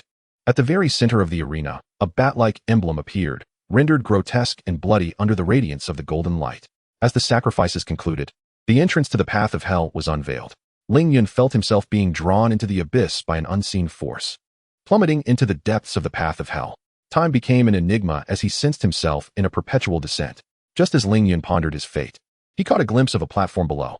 A surge of joy filled him, and he swiftly flapped his wings, eager to reach the platform. His rift-wing wings unfurled rapidly, slicing through the air like a bolt of lightning, propelling him downward with great haste. At last, Ling Yun steadily descended onto the platform. He firmly planted his feet, took a moment to catch his breath, and began to scrutinize the surroundings of the platform. Chapter 114, The Dark Golden Three-Headed Bat King. This platform was not particularly large, with a diameter of approximately 5 meters, and it presented a circular shape. The entire stone surface was a deep, dark crimson, resembling the hue of blood that had been repeatedly soaked and gradually dried, evoking a sense of eerie dread. Scattered across the stone were numerous skeletal remains, some of which had fractured into several segments, while others retained a semblance of complete structure. They lay strewn about, as if recounting the horrific tales of past tragedies. Even more chilling were the gnaw marks left by ferocious beasts, evident upon the bones. Directly before the stone platform lay a narrow path, less than half a foot wide. This precarious route could only accommodate a pair of feet standing side by side, and it appeared treacherous, with the risk of plummeting into the abyss on either side. The path meandered into the distance, with no end in sight. On either side, unfathomable chasms loomed. Thick red mist shrouded the depths, revealing glimpses of scarlet blood and roiling magma. Amidst this gruesome tableau of blood and fire floated some spectral essences, the yellow spring's dew, coalesced from the souls of those who perished in the city of slaughter over the years. These essences formed an underground lake, emanating a nauseating stench. As one ventured deeper, the magma continued to rise, and the temperature escalated. A moment's inattention on the path could spell eternal doom. Regaining his composure, Ling Yun took a deep breath and cautiously stepped onto the narrow path ahead. After advancing a short distance, he encountered a swarm of blood-red bats. Upon noticing Ling Yun, they surged toward him like cats pouncing on a mouse. Unperturbed by the mass of bats approaching him, Ling Yun summoned the Qingping sword, channeling his soul power to employ his third soul skill, Qingping Sword Domain, and his fifth soul skill, Binding Spirit Sword Net. The Qingping Sword Domain unfolded instantly, causing the bats within its confines to slow dramatically. The Binding Spirit Sword Net followed suit, ensnaring the bats like a colossal web. Countless sword energies blossomed like Qingping, cleaving the oncoming bats as they descended. However, the sheer number of blood-red bats was overwhelming, an endless tide crashing forth. Ling Yun wielded the Qingping sword technique, continuously unleashing streams of sword energy to slay the incoming bats. As he dispatched more and more of the creatures, the mass before him began to part, revealing the imminent arrival of the Dark Golden Bat King. Indeed, a colossal, three-headed dark crimson bat king emerged from the swarm. Its eyes flickered with an eerie crimson glow, emanating an aura far more formidable than that of an ordinary bat. The three heads of the dark gold bat king emitted sharp cries, inciting the surrounding blood-red bats into a frenzied assault. Ling Yun furrowed his brow, sensing the imminent threat posed by this bat king. He focused his mind, channeling his soul power into the Qingping sword, which radiated with brilliant light. With a mighty shout, Ling Yun unleashed his fourth soul skill, Celestial Lotus Breaks the Sky. A colossal wave of sword energy surged toward the dark gold bat king, slicing through the bats in its path into mere fragments. The bat king attempted to evade, but the speed of the Celestial Lotus sword energy was overwhelming, cleaving it in twain. However, the severed dark gold bat king transformed into a swarm of blood-red bats, surging toward Ling Yun. Startled, Ling Yun quickly regained his composure. In the original narrative, the dark gold bat king possessed the abilities of splitting and reformation. He activated the Qingping sword's essence, causing its brilliance to swell, and the surrounding sword energy surged. He invoked his third soul skill, Qingping Sword Control, unleashing countless shards of sword energy that rained down upon the blood-red bat swarm. Many bats fell under the onslaught, yet a significant number broke through the sword formation, charging toward Ling Yun. As he wielded the Qingping sword to defend himself, he sought the true form of the dark gold bat king. Suddenly, he sensed a powerful presence approaching from behind. Turning around, he discovered the dark gold bat king had reassembled behind him, its three heads simultaneously opening to unleash three blood-red rays. Ling Yun swiftly sidestepped, narrowly avoiding the rays as they grazed his shoulder, leaving a scorched mark on his garment. With a fierce glare, he summoned his soul power, invoking his sixth soul skill, 10,000 Swords Return to the Origin, while simultaneously releasing the domain of the god of death. The potent killing intent merged with the sword energy, manifesting a more terrifying assault. The dark gold bat king, sensing the peril, attempted to evade, but under the suppression of the god of death's domain, it was too late. Countless streams of Qingping sword energy struck its three heads, utterly shattering them and dispersing them into a cloud of blood mist. Upon the demise of the dark gold bat king, the remaining bat swarm fell into chaos. Seizing the moment, Ling Yun unleashed his soul skill once more, decimating the remaining bats, which quickly fled. At that moment, above the massive corpse of the dark gold bat king, a black soul ring slowly emerged, resembling a dark moon in the night sky, exuding a disquieting aura. Ling Yun gazed at the soul ring, a sense of regret swelling within him. Given the abilities exhibited by the dark gold bat king, this soul ring would undoubtedly bestow an extraordinarily powerful soul skill upon a soul master. However, regrettably, the age of this soul ring was far too low for Ling Yun, and at this juncture, he had no need for a soul ring. With a resigned shake of his head, he prepared to press on, eager to explore this mysterious realm. However, at the very moment he turned, a dazzling crimson beam of light suddenly erupted from the corpse of the dark golden bat king, surging towards him like a bolt of lightning. Ling Yun, upon witnessing this, furrowed his brow slightly, yet he did not panic or evade. Instead, he stood firm in his position, his gaze fixed intently on the radiant red light, as if striving to discern its true essence. As the crimson light descended upon him like a falling meteor, he felt an intense warmth coursing through his body. This energy surged through his meridians like a torrential flood, yet it brought him no pain whatsoever. Ling Yun quietly attuned himself to the flow of this energy, realizing that it did not linger within him, but rather swiftly flowed towards his back like a clear spring. Gradually, the red light merged into his being, as though it had become one with his very bones. The entire process unfolded with remarkable swiftness, leaving Ling Yun scarcely any time to savor the transformation before it concluded. He sensed that his physical prowess had seemingly enhanced, rendering him lighter and more vigorous. At that moment, a crisp system notification echoed in his ears. Ding. Congratulations, host, on successfully absorbing the soul bone, earning 10,000 growth points. Current remaining growth points, 90,000. Before Ling Yun could fully process this, another notification followed. Ding. 2 special external soul bones detected. Would you like to fuse them? Hearing the system's prompt, Ling Yun inquired, System, if 2 external soul bones can be fused, can the soul bones of the same part also be fused? Ding. Due to the differing means of acquiring external soul bones, they may be fused. However, soul bones of other parts cannot be fused. Accepting the system's explanation without further dispute, Ling Yun promptly stated, System, please assist me in fusing the 2 external soul bones. Chapter 115, The New External Soul Bone. At the moment Ling Yun made his decision, a brilliant light suddenly erupted from his back, and 2 pairs of wings unfurled like butterflies emerging from their cocoons. The upper pair of wings was the rift wings, which he had acquired earlier, shimmering with a silver-gray brilliance, resembling a tapestry woven from countless lightning bolts, exuding a sense of power and awe. The lower pair, in contrast, displayed a dark red hue, reminiscent of the flesh wings of the dark golden bat king, emanating an air of mystery and authority. At that instant, the rift wings emitted strands of silver-gray light, which gracefully enveloped the dark red flesh wings below, like agile silver serpents. As the silver-gray light penetrated, Ling Yun abruptly felt a series of excruciating stabs in his back, akin to countless fine needles piercing his bones, compelling him to grit his teeth. Fortunately, due to the relatively young age of the dark golden bat king, the fusion process with the rift wings encountered little difficulty. Time passed inexorably, with the 2 pairs of wings gradually enveloped in a silvery gray glow, ultimately transforming into a deep azure hue, resembling 2 delicate emerald leaves, light and agile. As the color of the wings changed, the sharp pain behind Ling Yun began to dissipate, replaced by a soothing warmth that flowed from his back throughout his entire being, bestowing upon him an unprecedented sense of comfort and ease.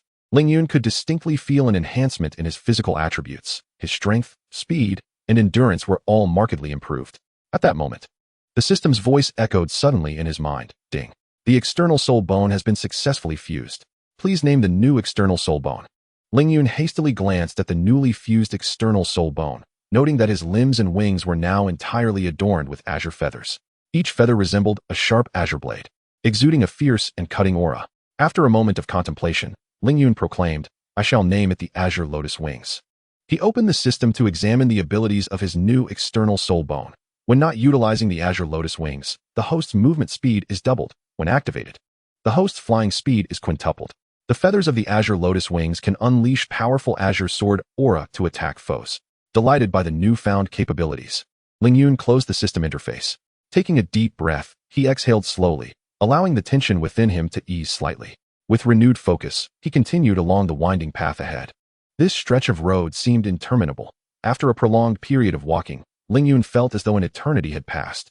Yet, with each step forward, the surrounding temperature steadily increased, as if he were ensconced within a colossal furnace.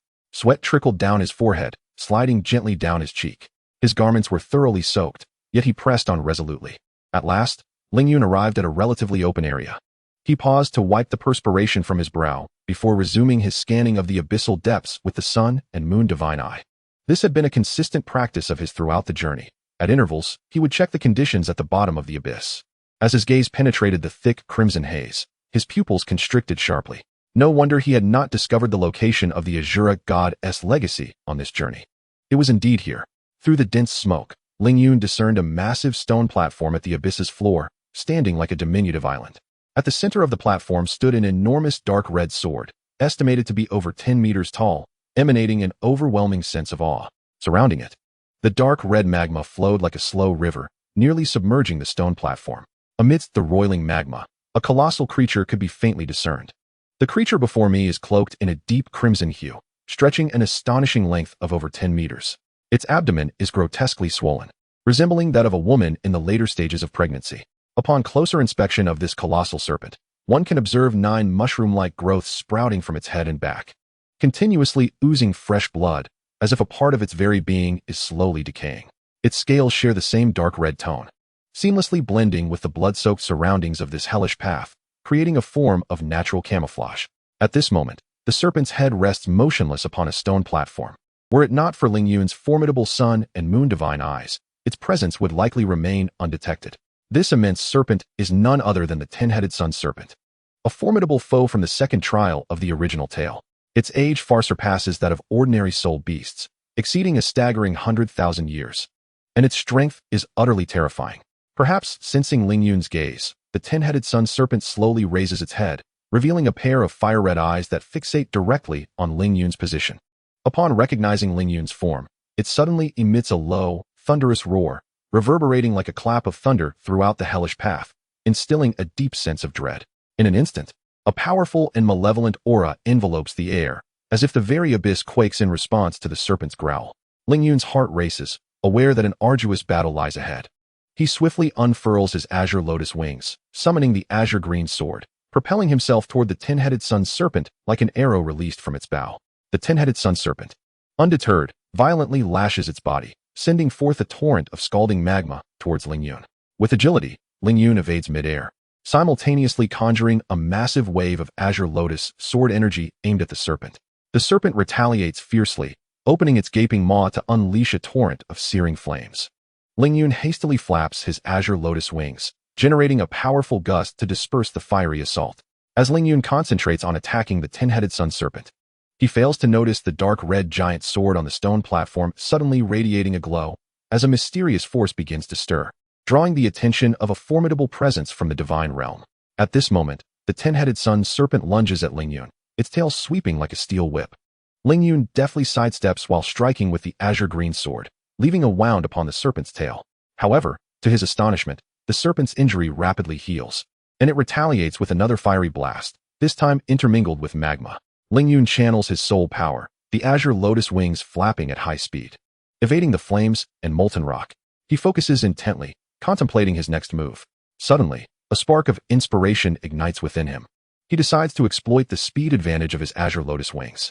Swiftly ascending above the 10-headed sun serpent, he unleashes a barrage of Azure Lotus Sword energy, raining down upon the serpent like a storm. The 10-headed sun serpent, caught off guard by this relentless assault, writhes in a frantic attempt to evade. Seizing this opportunity, Ling Yun channels all his soul power, the Azure Green Sword glowing with intense brilliance as he employs his fourth soul skill, Azure Lotus Breakthrough. A formidable surge of Azure Lotus Sword energy strikes towards the serpent's vital point. The 10-headed fiery serpent sensed an impending threat and sought to evade it. Though its speed faltered momentarily, the sword energy struck it fiercely, and this time, its wound did not heal instantly. Instead, a copious amount of dark red blood flowed forth. Chapter 116. The 10-headed fiery serpent. In a fit of rage, the 10-headed fiery serpent roared vehemently, its massive form resembling a blazing meteor as it plunged into the seething magma below, vanishing without a trace. Ling Yun stood his ground, unwilling to relax for even a moment. His gaze fixed intently on the roiling magma, fearing the serpent might suddenly emerge from its depths. As time ticked away, the air around him seemed to distort under the intense heat of the magma. Suddenly, the magma beneath Ling Yun stirred as if agitated by a formidable force, erupting violently and forming a colossal fountain. At the center of this fountain, the 10-headed fiery serpent ascended like a phoenix reborn from flames, enveloped in a layer of molten magma armor. Its fearsome head reared high, gaping wide with a maw large enough to swallow an elephant. As a column of searing magma shot forth towards Ling Yun with astonishing speed, realizing the imminent danger, Ling Yun hesitated not a moment. Swiftly unfurling the Azure Lotus wings at his back, his body dodging like a bolt of lightning. Simultaneously, the Qingping sword in his hand erupted in a radiant azure glow, unleashing a barrage of piercing Azure Sword energy akin to lightning, aimed directly at the 9 pulsating growths on the serpent's head, from which blood seeped profusely. With a series of muffled thuds, the Azure Sword energy struck the growths with unerring accuracy, shattering them in an instant.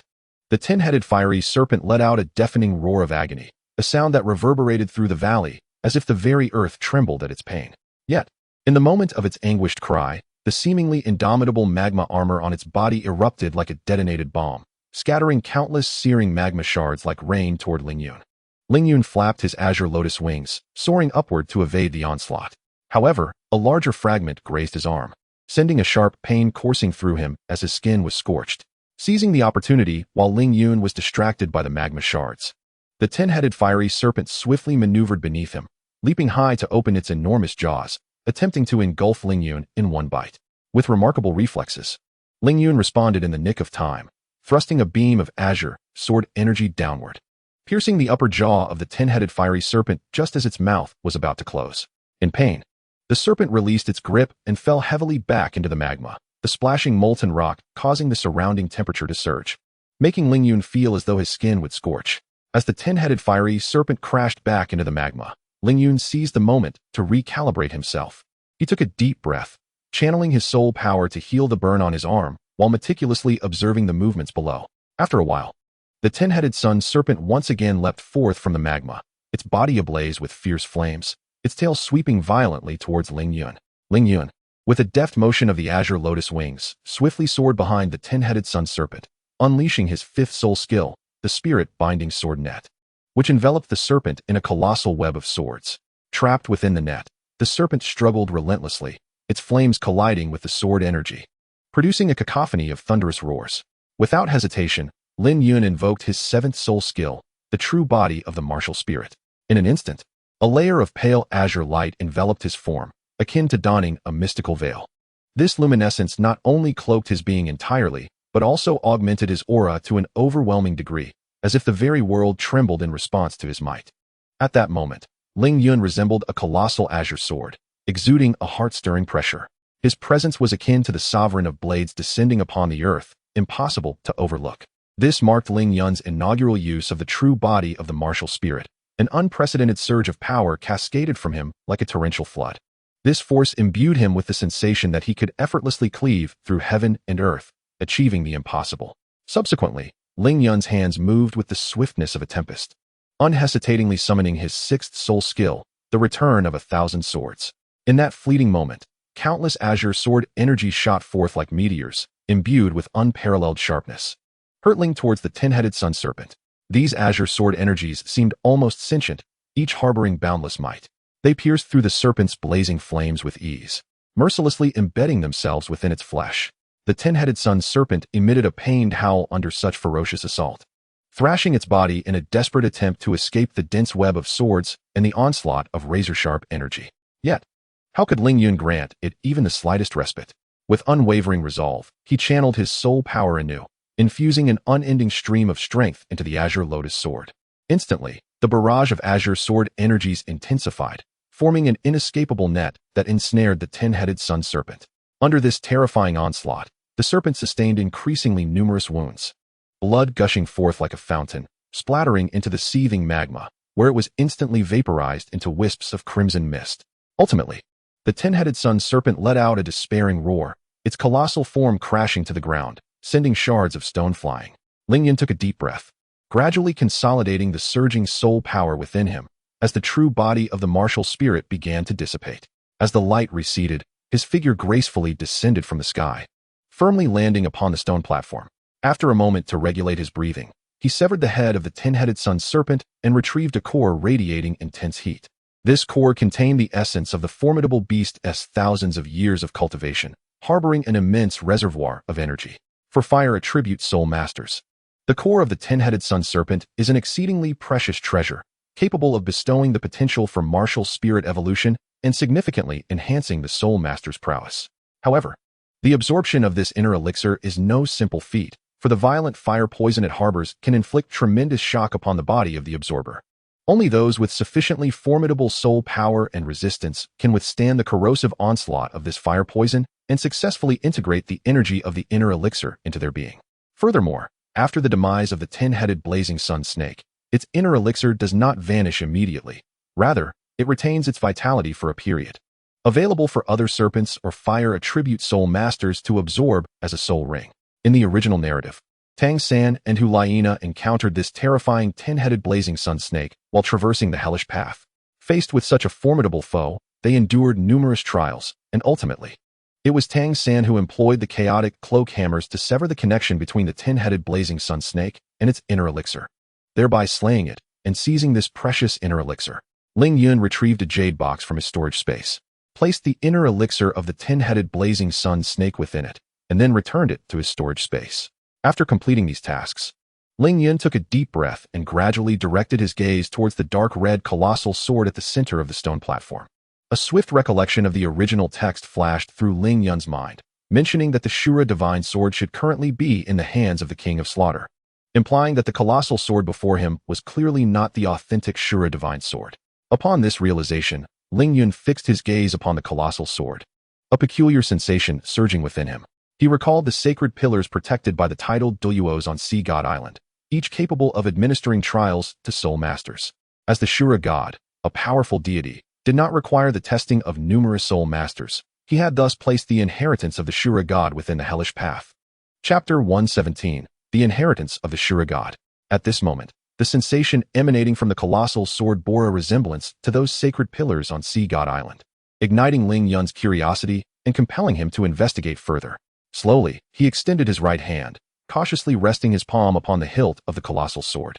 The instant his hand made contact with the colossal sword, a formidable force erupted from it. A crimson radiance surged forth like a torrential flood from the base of the colossal sword, rapidly filling its entirety. In the blink of an eye, the entire colossal sword was enveloped in a dazzling red glow, exuding an overwhelming aura that sent shivers down one's spine. This crimson illumination, akin to burning flames, flooded the entire hellish path, illuminating the once dark space as if it were midday. Ling Yun was initially startled by this sudden turn of events. However, he did not retreat, but instead firmly grasped the colossal sword, attuning himself to its powerful essence. At that moment, the voice of the system resonated in Ling Yun's ear. Congratulations, host, for discovering the inheritance of the Shura God. It has been detected that the host's soul power has reached level 78, completing the task of signing in at the City of Slaughter. A wave of joy surged within Ling Yun, for he knew he had finally found this legendary location. Yet, before he could fully process this revelation, the system's voice chimed again. Ding. It has been detected that the host has perfected the Qinglian sword technique, Qinglian sword body, Qinglian wind control, and Qingyuan sword method. Now, the host is rewarded with the Supreme 9 turns Xian Yuan technique and the eternal Qinglian sword body, along with intermediate skills in weapon forging, alchemy, and array formation. Please accept these rewards, esteemed host. Ling Yun gazed at the rewards bestowed by the system, his heart brimming with delight. These gifts were undeniably precious. The Supreme 9 turns Xian Yuan technique, upon hearing its name, was evidently a top-tier cultivation method, likely closely related to the legendary 9 turns Xian Yuan technique practiced by Pangu. The eternal Qinglian sword body appeared to be an evolved divine body of the Qinglian sword body, elevating Ling Yun's swordsmanship to unprecedented heights. Furthermore, the intermediate skills in weapon forging, alchemy, and array formation would significantly enhance his capabilities across the board, while also enriching the foundation of the Yanhuang sect. Contemplating these revelations, Ling Yun inquired of the system, what is the connection between the Supreme 9 turns Xian Yuan technique and the legendary 9 turns Xian Gong? Ding.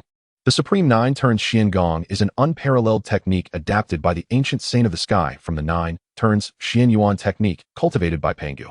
It is more attuned to the sword path and is a supreme method that allows simultaneous cultivation of both the physical body and the primordial spirit. Please endeavor to cultivate diligently, esteemed host. Upon hearing the system's response, Ling Yun pressed further. What connection do I have with the Saint of the Sky? Can I become a disciple of the Saint in the future? Ding. Due to the host's insufficient strength, this system is temporarily unable to disclose that information. Please strive to enhance your power. Damn it. This tactic again. All systems resort to this ploy at critical moments, leaving one in a state of uncertainty, utterly vexing. Just as Ling Yun was lost in his lamentations, a sudden surge of powerful energy emanated from the massive sword. Upon closer inspection, he noticed the red light upon the sword flickering violently, akin to a disturbed swarm of bees. This crimson glow intensified, seemingly on the verge of breaking free from the sword's confines. Yet, at the moment the radiance reached its zenith, it abruptly appeared to be suppressed by an invisible force, retracting swiftly until it vanished entirely. Before Ling Yun could fully register his astonishment, a wave of intense dizziness washed over him like a tidal surge. He felt the world around him spinning, his body losing balance, causing him to lean forward uncontrollably. When Ling Yun regained his composure, he was astonished to find himself in a completely unfamiliar environment. Surveying his surroundings, he beheld a magnificent temple towering before him.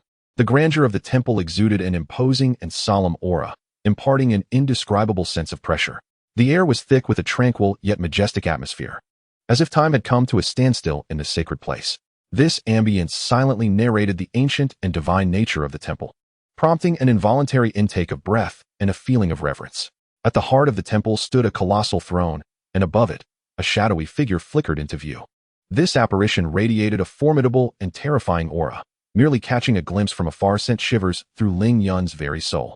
A chill ran down his spine as he immediately recognized that this ethereal figure was likely the projected will of the legendary Shura God.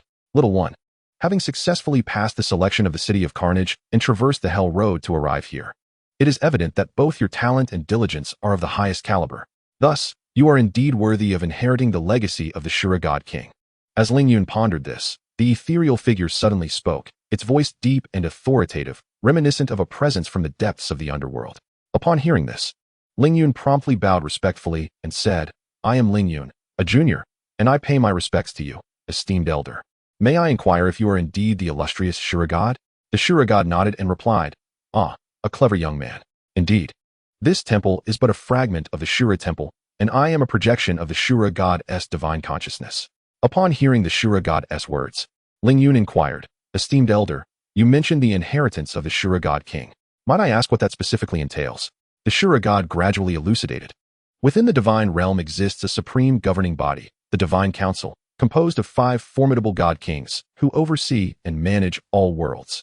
Each of these God Kings possesses unparalleled power and status, collectively wielding dominion over the divine realm. They include the God of Goodness, one of the oldest deities, who commands the supreme artifact, the Heart of Goodness. This artifact embodies boundless love, capable of bestowing warmth and light upon the world. Next is the God of Evil, hailing from the Dark Pantheon, wielding the supreme artifact, the Scales of Judgment. This artifact grants him the authority to judge evil, enabling him to harness the forces of darkness. Following him is the God of Destruction, whose domain is annihilation, embodying the purest essence of destructive power. His supreme artifact, the Staff of Destruction, can unleash cataclysmic might. Then we have the Goddess of Life, an elder deity of tremendous strength. Her supreme artifact, the Ancient Tree of Life, not only grants life, but also nurtures and cultivates it. The Goddess of Life governs creation and is wed to the God of Destruction. Together, they are interdependent, complementing each other. Lastly, there is myself, the Shura God. I exist between the realms of light and darkness, overseeing slaughter, judgment, and order. My supreme artifact, the Shura Sword, is the sharpest weapon among the 5 God Kings and symbolizes my prowess in battle. The Shura God continued, as deities in the divine realm are not bound by the constraints of mortality and endure long durations of service, they inevitably grow weary over time. Thus, each deity leaves behind a legacy in various worlds, awaiting their respective successors. Only by passing on their divine titles to worthy heirs can they entrust their responsibilities to the next generation, thereby regaining their freedom to pursue greater power. Turning his gaze towards Ling Yun, the Shura God continued, since you have successfully navigated the trials I set forth, you are naturally qualified to become the successor of the Shura God. Once you complete all the inheritance trials, you shall ascend as the next Shura God King. Chapter 118. The Inheritance of the Shura God. Upon hearing the Shura God's explanation, Ling Yun respectfully bowed and stated, Thank you, esteemed elder, for your enlightening words. I, Ling Yun, am willing to become the successor of the Shura God. In truth, Ling Yun had only encountered Douluo in his previous life. Upon hearing Ling Yun's words, the god of Shura expressed his satisfaction, remarking, Excellent. After so many years, I have finally awaited a worthy successor. I hope you do not follow in Tang Chen's footsteps, who, at the crucial moment of the Shura God trial, fell victim to the malevolent schemes of the Rakshasa god, resulting in a loss of sanity, with even his corporeal form usurped by the blood-red, 9-headed Bat King. The god of Shura continued, the Shura God trial is divided into 5 assessments. The first trial involves comprehending the field of killing God to the 3rd level of the Shura God domain, with rewards including an increase of 10,000 years to all soul rings, a Shura affinity of 20, and an elevation of soul power by 1 level. The second trial requires one to attain the status of title Douluo. The higher the total years of all soul rings, the greater the rewards and Shura affinity obtained. The third trial mandates the collection of all soul bones, where the total years of all soul bones contribute to the rewards and Shura affinity. The fourth trial entails defeating the heir of the Rakshasa god, granting an increase of 10,000 years to all soul rings, a Shura affinity of 20, and a rise in soul power by 1 level as a reward. The fifth trial consists of slaying the blood-red 9-headed bat that occupies Tang Chen's form and reclaiming the Shura sword, which similarly rewards an increase of 10,000 years to all soul rings, a Shura affinity of 20, and a level increase in soul power. Upon hearing the god of Shura's words, Ling Yun was overwhelmed by a complex array of emotions. After a moment of silence, he began to ponder deeply. The 5 trials posed no particular difficulty for Ling Yun. In fact, given his current strength, he could easily slay the blood-red 9-headed Bat King. After all, he possessed considerable confidence in his abilities. However, what truly troubled Ling Yun was Tang Chen. As a formidable being with a soul power of level 99, Tang Chen's strength was unfathomable. Although he had yet to regain his sanity, once Ling Yun succeeded in defeating the blood-red nine-headed Bat King, Tang Chun would undoubtedly awaken. At that point, with Tang Chun's might, he would indeed pose a significant threat to Ling Yun, given his current capabilities. Escaping unscathed before Tang Chun would not be an easy feat. Contemplating this, Ling Yun furrowed his brow slightly. Faced with such a powerful adversary, he needed to devise a comprehensive strategy to ensure his safety. Just as Ling Yun was immersed in thought, the god of Shura seemed to perceive his inner turmoil and continued. These 5 assessments do not have a prescribed order. You may choose to complete them in any sequence that suits your circumstances. However, I must emphasize one point. Shura affinity is of utmost importance. It determines whether you can ultimately gain the recognition of the Shura sword. Only by obtaining the sword's acknowledgement can you become the next Shura god. Upon hearing this, Ling Yun promptly raised his head and nodded solemnly. In the original narrative, each time Tang Sen completed a divine trial, he received rewards in the form of sea god affinity, where a higher total affinity made it easier to gain the recognition of the divine artifact. Ling Yun was acutely aware of the stakes involved, and thus, he dared not be negligent. Immediately, Ling Yun recalled Shui Bing and her companions. Thus he inquired of the Shura god. Junior has one more question to pose to the esteemed senior. Might you be aware of the locations of the inheritances of the Ice God, Water God, Thunder God, and Poison God? Are you seeking to find a divine inheritance for your companions? The Shura god queried. Indeed, esteemed senior, Ling Yun replied. They are all exceptionally talented soul masters, and I hope that upon entering the divine realm, they may serve as my allies. The Shura god's expression grew somewhat intricate as he responded. I can only divulge the locations of the Ice God and Thunder God inheritances. As for the Water God and Poison God, that is a quest you must undertake alone. However, once you acquire the inheritance of the Ice God, you will subsequently learn of their respective locations. Thank you for your guidance, esteemed senior, Ling Yun said, bowing respectfully. The Ice God's inheritance lies at the heart of the extreme north. If you can defeat the 2 soul beasts guarding that region, you shall undoubtedly obtain the Ice Goddess legacy. After securing this inheritance, you will come to know the locations of the Water God and Poison God. As for the Thunder Goddess inheritance, it resides deep within the Thunder Canyon located in the northwestern mountains of Tiando City. Whether you can obtain it depends on your own capabilities. Upon hearing the Shura God's words, Ling Yun felt a surge of joy, silently affirming his earlier conjecture that the Ice God's inheritance indeed lay at the core of the extreme north. As for the Thunder God's inheritance, if he was not mistaken, it should be within the Thunder Canyon, home to the Blue Lightning Tyrant Dragon clan, which likely descended from divine lineage, much like the Angel clan. Seeing that Ling Yun had comprehended the information, the Shura god stated, now that you have acquired the knowledge you sought, it is time for you to depart. Without waiting for Ling Yun's response, he ushered him out of the divine hall. Ling Yun had yet to fully grasp the situation when a wave of intense dizziness overwhelmed him, causing the world around him to spin violently. He internally lamented, once again, the same recipe, the same flavor. Is it too much to ask for a different mode of transportation? When Ling Yun regained his senses, he found himself standing in the same spot, his posture unchanged. He couldn't help but marvel at the might of the Shura God King. Contemplating his impending role as the next Shura God King, blessed with boundless longevity, Ling Yun felt a flicker of excitement within his heart. He steadied his mind and began to communicate with the system. System, open my personal attribute panel. Ding. The host's attribute panel has been opened. Please review. Host, Ling Yun. Age, 15. Martial Soul, Qingping Sword. Level, 78. Cultivation Method, Qingping Sword Art, Perfected. Shangqing 9 transformations, total of 9 layers, not yet initiated. Divine Powers, Qingping Sword Body, Perfected. Qingping Indestructible Sword Body, not yet initiated. Sun and Moon Divine Eyes, Major Achievement. Domain, Sovereign of Swords, Innate Domain Description, increases all personal attributes by 50, while diminishing all enemy attributes by 50. Domain of the God of Slaughter, Postnatal Domain, this domain augments one's own aura, diminishing the strength of adversaries within its confines by 10, while the wielder manifests a power of 110. As the bloodshed increases, this ratio may further escalate, with a foundational cap of 20 for the God of Slaughter domain. First Soul Skill, Azure Lotus Wine Chase, 800 years. Skill Effect, increases attack speed by 50. It releases waves of sword energy forward, capable of locking onto targets and disregarding 30 of the enemy's defense, irrespective of level. Second Soul Skill, Azure Lotus Sword Light, 1,500 years. Skill Effect, after a brief accumulation of energy, it unleashes a continuous torrent of sword energy, moving at an extraordinary speed. Each wave possesses a repelling effect, covering all targets in its path. Third Soul Skill, Azure Lotus Sword Domain, 7,800 years. Skill introduction, centered around the Azure Pinging Sword. It emanates a field of sword energy, reducing enemy movement speed by 50 and attack power by 30.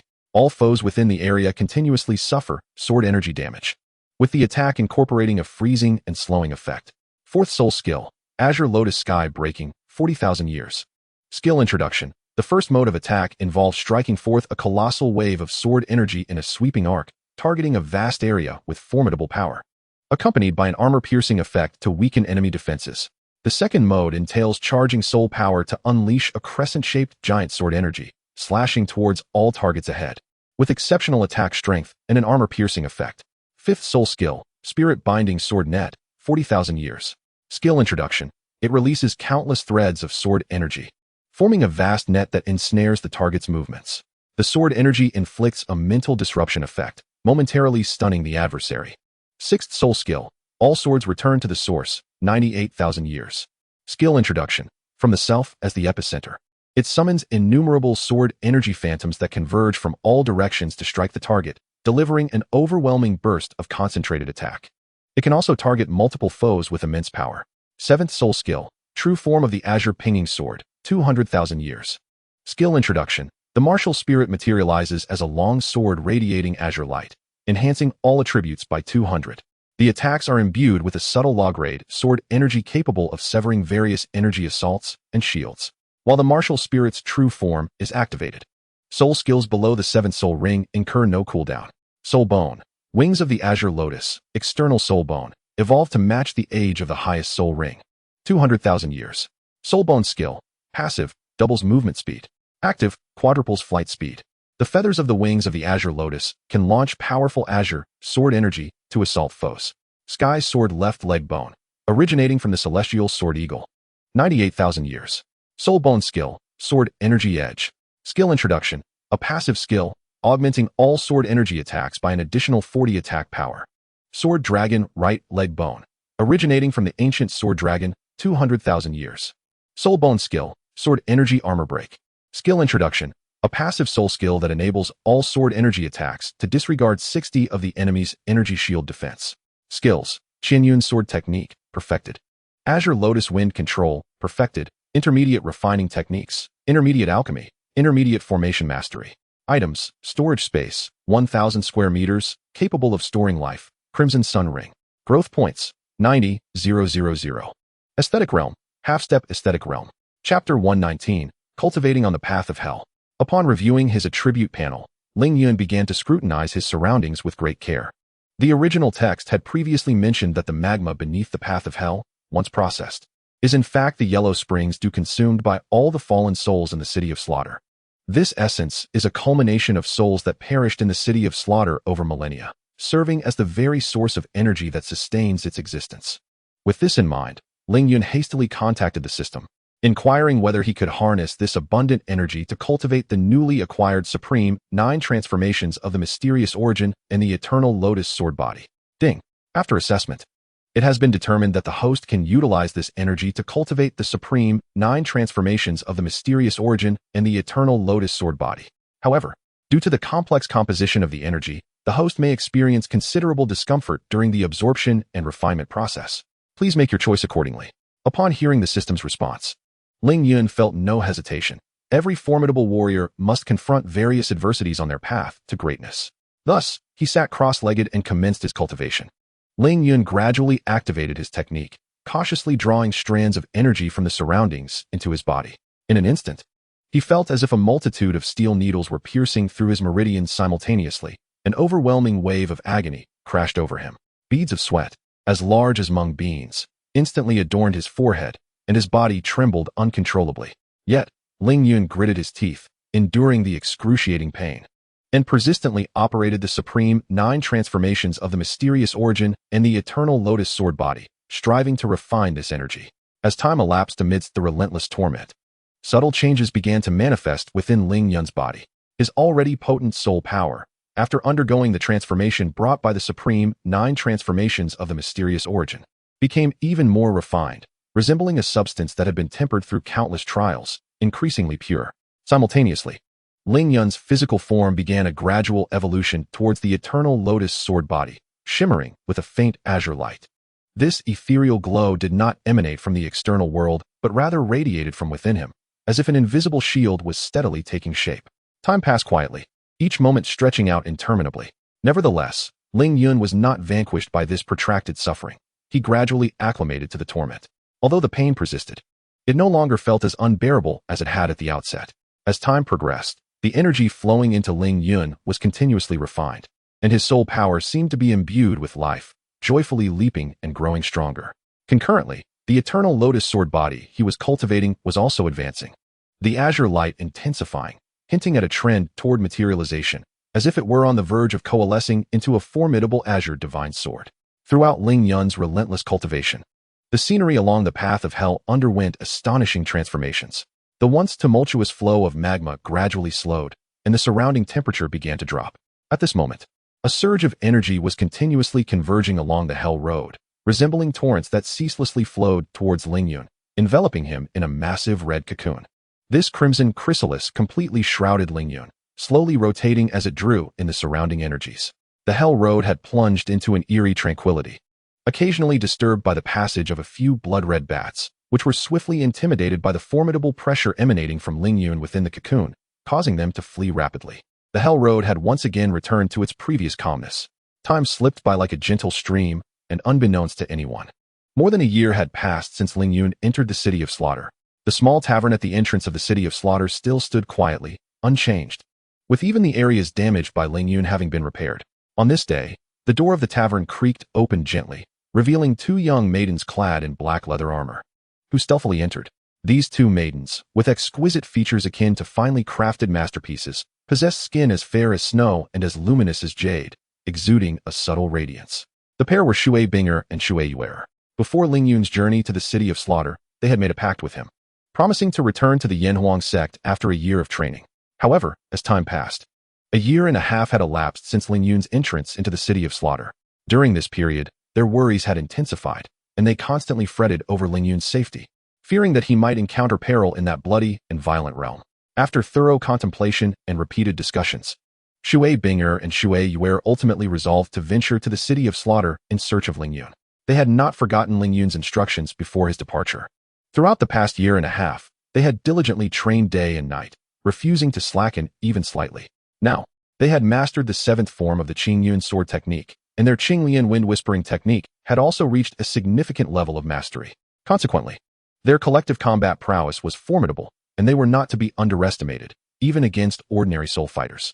The arrival of the two maidens was akin to a vibrant splash of color in this brutal world, naturally stirring a considerable commotion. Their beauty was breathtaking, stunning enough to leave one breathless. Their countenance was already remarkable, resembling exquisite works of art, and after being nurtured by celestial herbs and the effects of their training, they now appeared almost ethereal, with graceful figures and enchanting visages that captivated all who beheld them. Yet, such beauty did not attract benevolent attention. Rather, it drew numerous malevolent gazes towards them. In the dimly lit tavern, the patrons cast greedy and lascivious glances towards them, unabashedly voicing their crude comments, while some even erupted into vulgar laughter and whistles. Shui Binger appeared impervious to these unwelcome stares, her demeanor as icy as frost, as if the tumult around her held no relevance. In stark contrast, Shui Yuer could not maintain her sister's composure. She furrowed her brow tightly, her face a mask of disgust and disdain. "Sister, the looks from these people are truly revolting," Shui Yuer exclaimed, her tone dripping with contempt for the onlookers. Shui Binger did not immediately respond to her sister's grievances. She merely cast a cold glance at the surrounding crowd before stating softly, "Do you recall what Ling Yun once said?" Shui Yuer hesitated briefly before recalling Ling Yun's words. Her tone turned frosty as she replied, "I remember. Ling Yun said that once we enter the City of Slaughter, we must show no mercy. Anyone who steps foot here is on the path to death. Sister? Ha ha." Accompanied by a raucous laugh, a tall, gaunt man with a wolfish visage addressed his three companions. "Who would have thought they are actually sisters? Today, my brothers, we are in for a treat." As soon as he finished speaking, his companions echoed his sentiments, spewing forth a torrent of indecent remarks. "On the path to death? Boss, it seems these two beauties plan to kill us," interjected a short man suddenly. The tall man's countenance darkened, and he barked, "Kill us? With just these two little girls?" His voice dripped with scorn and derision. Brothers, seize these two clueless girls. We shall all have a good laugh together. As his words fell, his three henchmen lunged at Shui Binger and Shui Yuer like ravenous wolves. The sisters exchanged a glance, their eyes filled with icy resolve. Shui Binger swiftly activated the Qinglian wind technique, appearing before one of the henchmen in an instant, her sword flashing like lightning, piercing directly at his throat. The henchman, taken aback by the seemingly delicate girl's prowess, was caught off guard and fell, a fatal wound sealing his fate. Shui Yuer, not to be outdone, invoked the Qingyun sword technique, her sword energy shimmering like blooming lotus petals, enveloping another henchman, driven back by the formidable sword shadows. He faltered and was swiftly pierced through the chest by Shui Yuer's blade.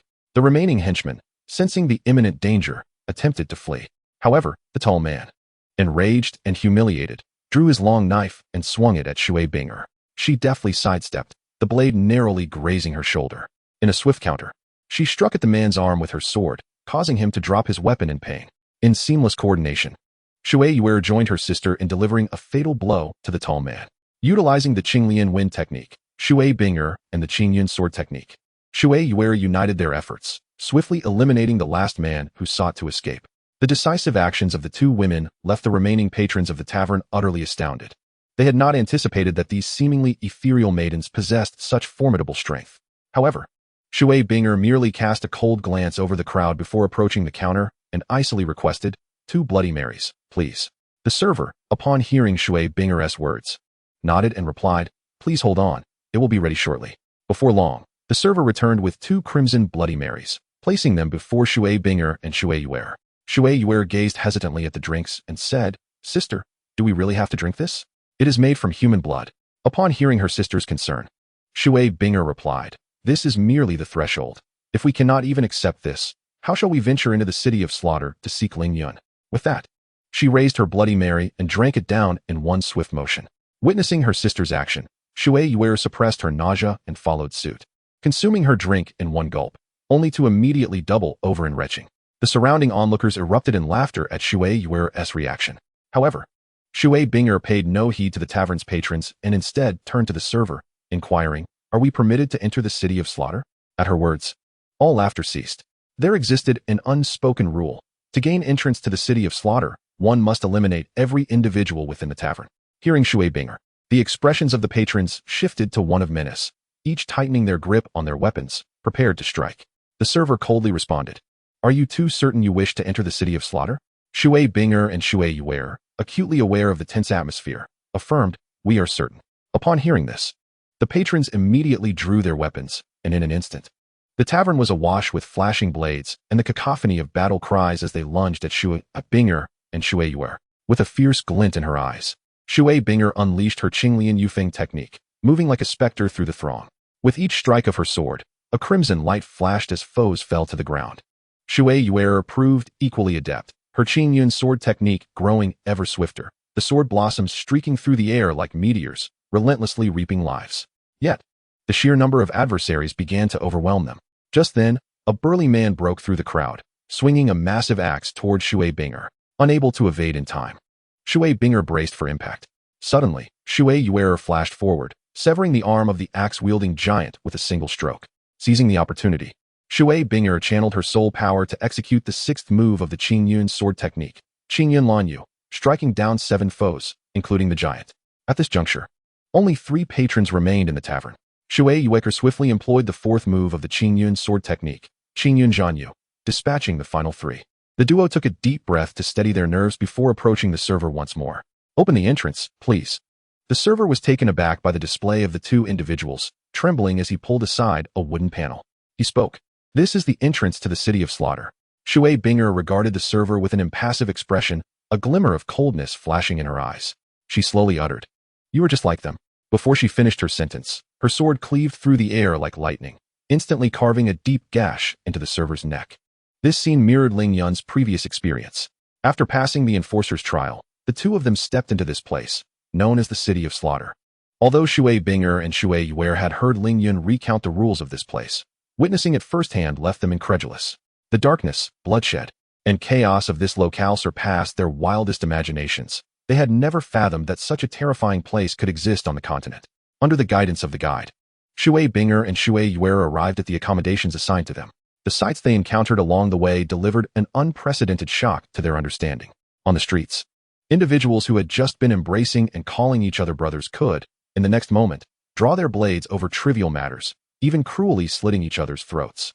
The relationships between men and women had become grotesquely distorted, with lewd acts occurring openly by the roadside. Moreover, some scantily clad women unabashedly stood at doorways, enticing passing patrons. These repulsive scenes sent chills through Shui Binger and Shui Yuer, filling them with dread and revulsion for this place. Once the guide departed, Shui Binger took a deep breath to steady her emotions and turned to Shui Yuer, saying, "While we are under this protection period, let us split up. You investigate any news about Ling Yuan, and I will seek to understand the specific rules here." Shui Yuer nodded vigorously in agreement, her brow furrowed with impatience. "This place is truly vile. I cannot bear to stay here a moment longer. We must find news of Ling Yuan and leave this dreadful place as swiftly as possible." Shui Binger reassured her, "Do not worry. We will certainly find Ling Yuan. You go gather information and contact me promptly with any updates." With that, she took Shui Yuer's hand, and they stepped out of the room together. However, just as they crossed the threshold, a figure suddenly appeared before them, catching them off guard. Shui Yuer focused her gaze and gasped, "Hulaina, what are you doing here?" Hulaina, equally surprised to encounter Shui Binger and Shui Yuer, quickly regained her composure, a slight smile gracing her lips. "I am here for training, of course. But what brings the two of you to this place?" Shui Binger steadied herself, gazing at Hulaina, and softly responded, "We have come to find Ling Yuan. Have you seen him here?" Upon hearing Shui Binger's response, Hulaina gazed at the two with a complex expression. She had previously heard her mentor, Bibi Dong, mention the relationship between Shui Binger, Shui Yuer, and Ling Yuan, a fact well known among those with a modicum of influence. Chapter 121. The encounter of the two women with Hulaina.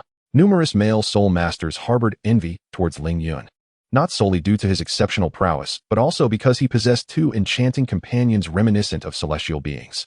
Conversely, the female soul masters looked upon Shui Binger and Shui Yuer with admiration, for finding a partner as gifted as Ling Yuan was indeed enviable. However, what surprised her was that Shui Binger and Shui Yuer had resolutely ventured into the perilous city of slaughter for Ling Yuan. Hulaina could not help but ponder whether she would have the courage to make the same choice if she were in their position. Gradually, her thoughts returned to the present, and she steadied herself, stating, "I have seen him before." Hearing this, Shui Binger and Shui Yuer were instantly filled with excitement and asked in unison, "Where is he now?" Hulaina, upon hearing their inquiry, displayed a look of confusion and replied, "Ling Yuan completed 100 consecutive victories over 6 months ago, after which he entered the Hell Path. Has he not yet emerged?" Shui Binger gently shook her head, a hint of worry crossing her features as she spoke slowly. "No. Ling Yuan promised to return to the Yanhuang sect after a year. However, it has now been half a year since that promise, and we have yet to see him return." Upon hearing this, Hulaina's eyes widened in astonishment as she exclaimed, "This cannot be right. My mentor once told me that although the Hell Path is fraught with peril, Ling Yuan's strength should not have faltered. Why has he not yet emerged from it?" Seeing her distress, Shui Yuer's worry intensified, and she quickly interjected, "Sister, do you think Ling Yuan might be trapped inside the Hell Path?" Shui Binger furrowed her brow, contemplating for a moment before gravely stating, "That is indeed a possibility.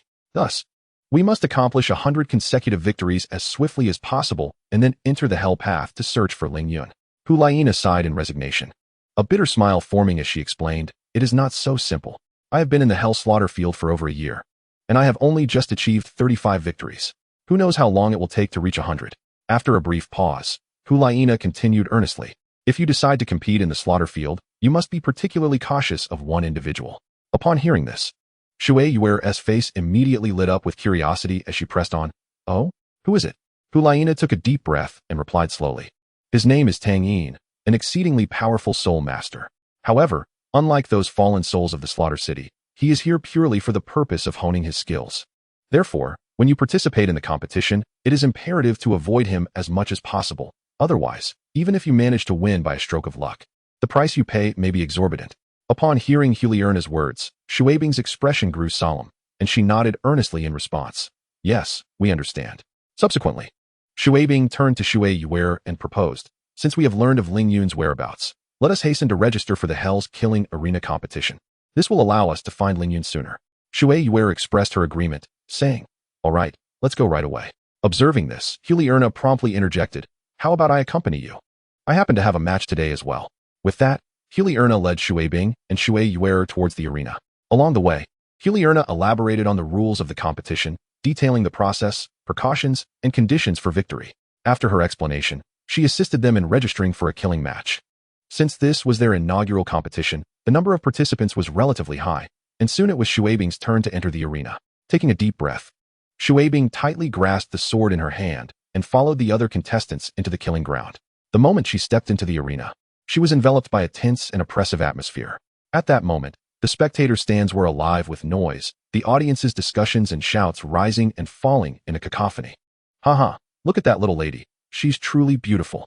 Suddenly, a bearded giant shouted, his voice cutting through the din with unsettling sharpness. Indeed, such a lovely girl has foolishly signed up for the Hell's competition. What a pity. The surrounding crowd echoed in agreement, their eyes betraying lewdness and regret. Hearing these remarks, Xuebing felt no stirrings of emotion. In her view, these were merely the doomed, unworthy of her concern. Meanwhile, the other 9 competitors in the Hell's killing arena also took note of Xuebing, their gazes converging upon her, revealing a mix of greed and depravity. What a stunning little lady. Too bad she'll die by my hand.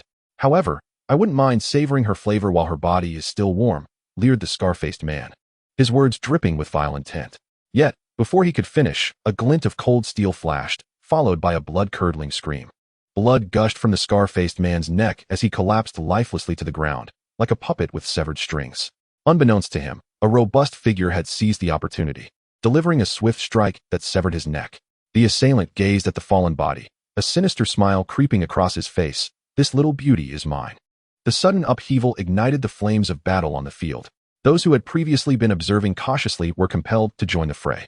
In an instant, the air was filled with the cacophony of battle cries and anguished screams, creating a scene of utter chaos. However, the remaining 8 fighters seemed to have an unspoken understanding to steer clear of Xuebing. They perceived her youth as a sign of weakness, deeming her unworthy of their time and effort. Standing aloof, Xuebing coldly observed the tumultuous conflict. She inwardly scoffed at their crude language and their underestimation of her abilities, thinking them a group of fools oblivious to their imminent demise. She resolved to let them engage in mutual destruction, waiting until they were thoroughly exhausted before striking to eliminate them all at once. Thus, she remained quietly at the periphery, watching the fierce combat unfold until each combatant's spirit power was nearly depleted, with 2 fallen souls meeting a tragic end in the skirmish. Once she sensed the opportune moment had arrived, Xuebing discreetly summoned her soul power, unleashing a torrent of icy elemental force. The temperature on the battlefield plummeted, and the ground began to freeze.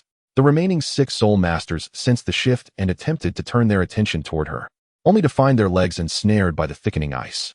In a swift motion, Xuebing glided through the fray like a specter, her sword slicing through the air with chilling brilliance. In the blink of an eye, 2 of her adversaries lay slain at her feet. The remaining 4, gripped by terror, struggled desperately to free themselves from the icy prison. At that moment, a burly soul master bellowed in rage, shattering the ice with sheer force. He raised his colossal axe, aiming a devastating strike at Xuebing. Unperturbed, she sidestepped with grace, simultaneously thrusting her sword toward his throat. Caught off guard, he succumbed to her strike, collapsing lifelessly to the ground. The remaining 3, realizing their dire predicament, turned to flee. Yet Xuebing would not allow their escape, employing her Qinglian Yufeng technique. She instantaneously appeared before them, her sword dancing through the air as she dispatched the last 3 with ease. Thus, Xuebing emerged victorious in her first match. As she triumphed, a thunderous roar of cheers and whistles erupted from the audience. Centered in the arena, Xuebing attuned her senses to the spirit power emanating from the fallen bodies. Recalling Huliana's advice, she swiftly activated her Wuxiang divine art to begin refining the residual spirit power. As she absorbed the final traces of energy, she inhaled deeply, preparing to depart the battlefield. At that moment, she sensed a strikingly handsome youth among the crowd, his gaze fixed on her with an enigmatic intensity.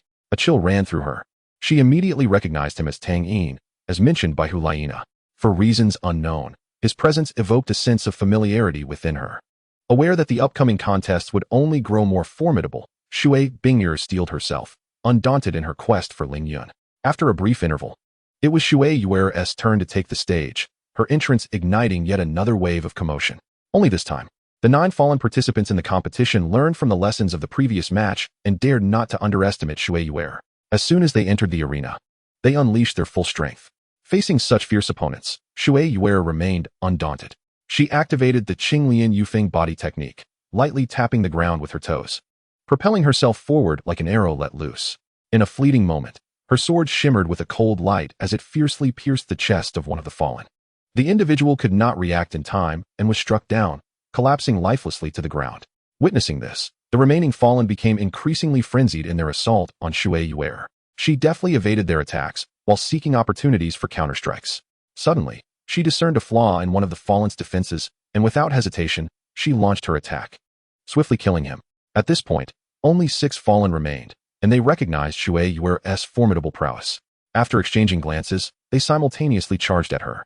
Shui Yuer focused her mind, channeling her soul power into her sword, executing the 4th move of the Qingyun sword technique, Qingyun Zhanyu, a powerful strike that instantly felled 2 of the fallen. In quick succession, she moved with an ethereal grace, her sword shadows flickering as she danced among the fallen.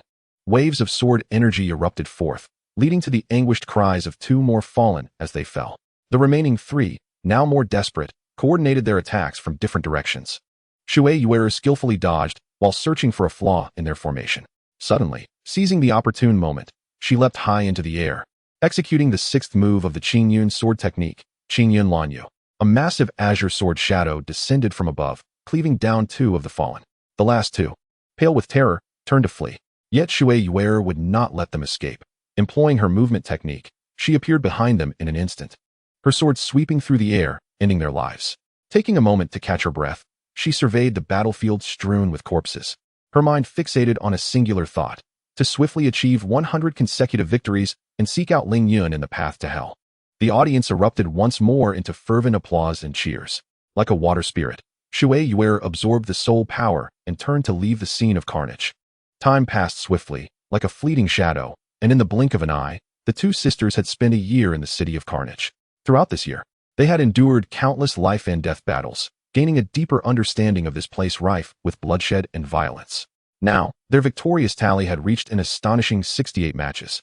A remarkable achievement that brought them just 1 step away from Hulayina, who had entered the city of carnage over a year prior. Prior to their arrival, the sisters had prepared meticulously, outfitted with the finest equipment, almost as if armed to the teeth. Among their impressive arsenal, the most striking were their swords and leather armor, both crafted by the esteemed master of the forging peak. The sword wielded by Shui Binger was particularly notable, a masterpiece of the master, who had invested great effort in selecting an exceedingly rare piece of ice divine iron, incorporating various precious materials, and subjecting it to countless forges until it was successfully refined. The sword is entirely snow white, resembling a formation of frozen ice, and its hardness surpasses all imagination. Even a titled Douluo would find it challenging to inflict damage upon it. More significantly, it possesses an extraordinarily powerful ice attribute soul force conduction capability, perfectly harmonizing with Shui Binger's strength, allowing her to thrive in battle and unleash even greater power. Shui Yuer's sword, akin to a sapphire from the deep sea, emanates a chilling brilliance that captivates the heart. This sword is forged from an exceptionally rare deep-sea blue gold, its resilience surpassing that of Shui Binger's sword, rendering it a peerless divine weapon. Furthermore, this sword offers a substantial advantage to Shui Yuer due to its formidable water attribute soul force conduction. As a water attribute soul master, Shui Yuer finds this sword to be a flawless complement to her soul force, enabling her to maximize her water attribute powers, significantly enhancing her combat prowess.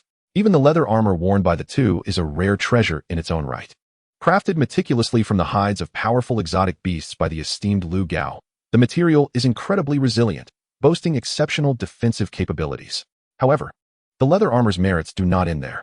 Subsequently, the peak master of the formation peak, Niu Gao, inscribed several potent defensive formations upon the armor, further augmenting its protective attributes. With these formations, the armor can effortlessly withstand attacks from Soul Kings and below, providing reliable protection for Shui Yuer and Shui Binger. Lastly, their soul guide storage devices are brimming with an array of precious items. Among these, the most notable are numerous elixirs and offensive soul guides.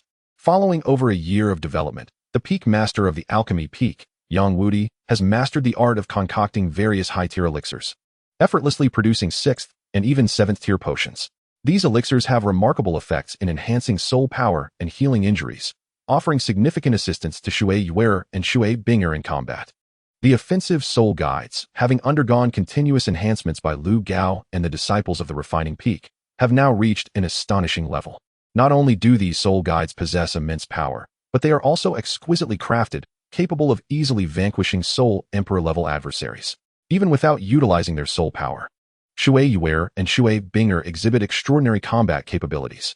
Initially, in their eagerness, the two hastily registered for 3 consecutive matches in the slaughter arena within a single day. When Hu Liena learned of this news, she was left utterly astonished, almost convinced that these two were out of their minds. In a state of urgent concern, she rushed to dissuade them, but it was too late, as once registration is successful, it cannot be reversed. On that very day, after enduring 3 intense bouts of battle, the two found themselves utterly exhausted, both physically and mentally. Although they had only recently arrived in the city of slaughter, their beauty and strength had already gained widespread renown. Many fallen beings were aware that 2 enchanting beauties, resembling celestial maidens, had graced the city of slaughter. Naturally, this attracted the covetous eyes of some unscrupulous fallen beings. Chapter 123, The Powerful Attribute Panel. As Shui Binger and Shui Yuer emerged from the battlefield, preparing to return to their dwelling, they were swiftly encircled by a pack of depraved individuals, akin to ravenous wolves. At the forefront stood a burly man, his face adorned with a lewd grin as he brazenly appraised the 2 young beauties, uttering with malicious intent, "Heh, my dear ladies, today you have nowhere to escape." Exchanging a resolute glance, despite their considerable depletion of soul power, neither Shui Binger nor Shui Yuer exhibited any fear. Armed with a sword, Shui Binger emanated an aura of chilling frost, questioning, "Do you truly believe you can lay a hand on us?" Shui Yuer also drew her sword, its azure light shimmering. With a commanding shout from the burly man, the depraved surged forward. Shui Binger, utilizing the Qinglian wind technique, maneuvered gracefully through the throng, her sword piercing like icy shards toward the foes. Shui Yuer mirrored her movements, her form agile as her blade danced like rippling water.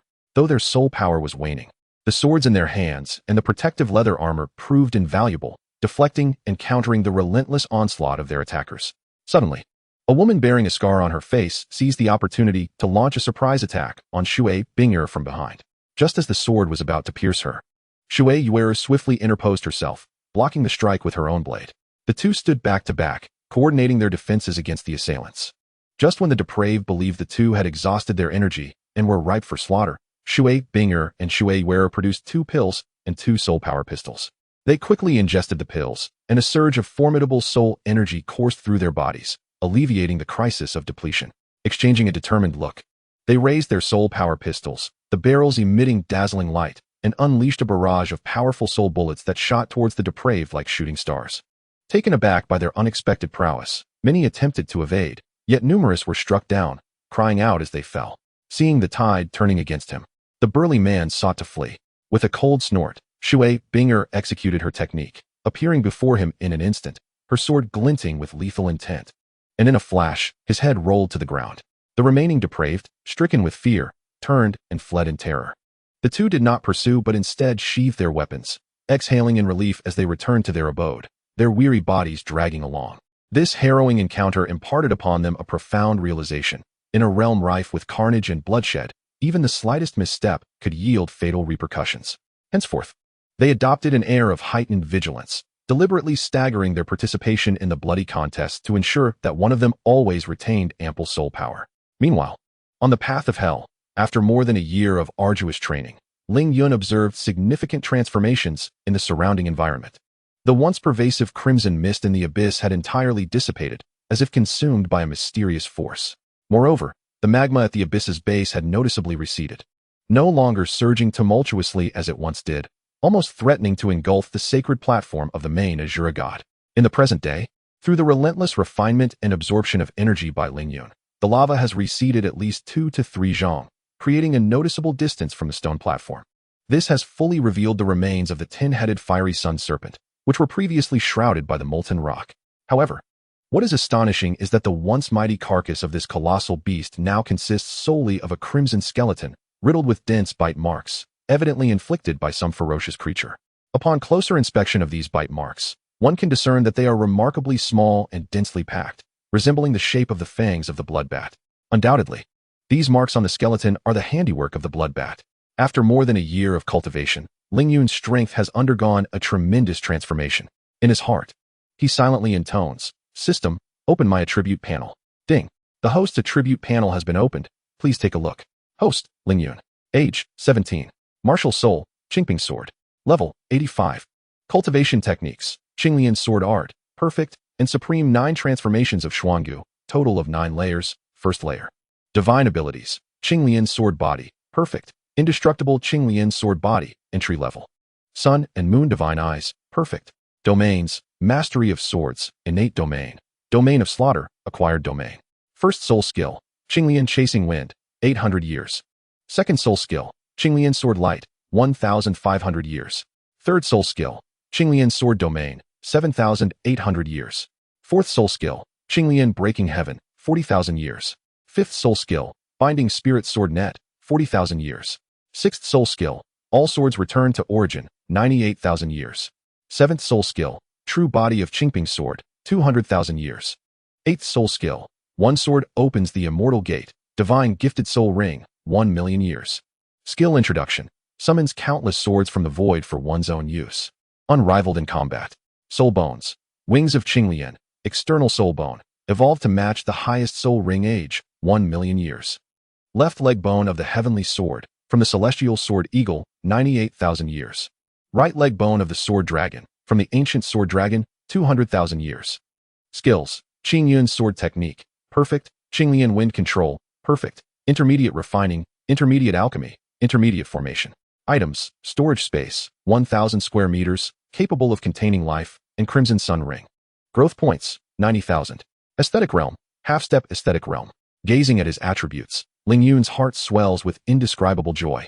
After a prolonged period of relentless training, he has finally succeeded in mastering the first transformation of the supreme 9 transformations of Xuangu. This accomplishment signifies that the energy coursing through his meridians is no longer mere soul power, but rather a more potent divine force. This is a cultivation method that transcends the divine level, enabling Ling Yun to convert soul power into divine power at the remarkable level of 85, a true miracle. As he feels the surging divine energy within, the overwhelming strength fills him with renewed confidence. He seemed to envision a radiant future filled with constant breakthroughs on his path of cultivation, his heart brimming with anticipation and longing for what lay ahead. Moreover, after Ling Yun successfully embarked on the training of the immortal sword body of the Azure Lotus, his physical form underwent an astonishing evolution, transforming into a divine body. This metamorphosis significantly enhanced Ling Yun's strength. As he perfected the cultivation of the Sun and Moon Divine Eyes, even the soul within his consciousness had materialized. Evolving into a primordial spirit, his vast mental prowess had also been transmuted into divine consciousness. However, due to limitations in his strength, the area that Ling Yun's divine consciousness could currently encompass was not particularly extensive, roughly spanning a circle of 10,000 miles. Furthermore, the domain of the God of Slaughter had evolved into the realm of carnage after Ling Yun refined the immense killing intent within the Hell Road, bringing him perilously close to the third-tier Azure domain. Once Ling Yun comprehends the God of Slaughter domain to the third-tier Azure God domain, he would complete the first trial of the Azure God, receiving rewards that would increase the lifespan of all his soul rings by 5,000 years, and grant him a 20-point affinity with the Azure God. At that juncture, his third soul ring would evolve into a 10,000-year soul ring, thereby augmenting the potency of his soul skills. Although Ling Yun's current level was merely 85, in essence, he had already ascended to the status of a third-tier deity. However, due to the relatively scant divine power within him, he might find it challenging to engage in prolonged combat with a true third-tier god. Yet, this did not imply that Ling Yun was not a formidable opponent against ordinary third-tier deities. Given his profound foundation and formidable strength, the outcome of a confrontation with a typical third-tier god remained uncertain. Ling Yun took a deep breath, calming his mind, and then extended his divine consciousness like a vast net, slowly releasing it to encompass the entirety of the Hell Road. As his awareness spread, he distinctly sensed everything within the Hell Road. The temperature here was extraordinarily intense, resembling a world consumed by flames. However, to his astonishment, the previously omnipresent lethal toxins had vanished without a trace. This indicated that the traps left by the Rakshasa god had been unknowingly unraveled by Ling Yun. A surge of joy welled within him as he continued to extend his divine consciousness upward towards the stone wall. Suddenly, at the moment his consciousness touched the stone wall, he found, to his surprise, that it penetrated effortlessly through. This revelation astonished Ling Yun, prompting him to concentrate and scrutinize the situation above the stone wall. To his amazement, directly above the stone wall lay the City of Slaughter. At that moment, the City of Slaughter was enveloped in night.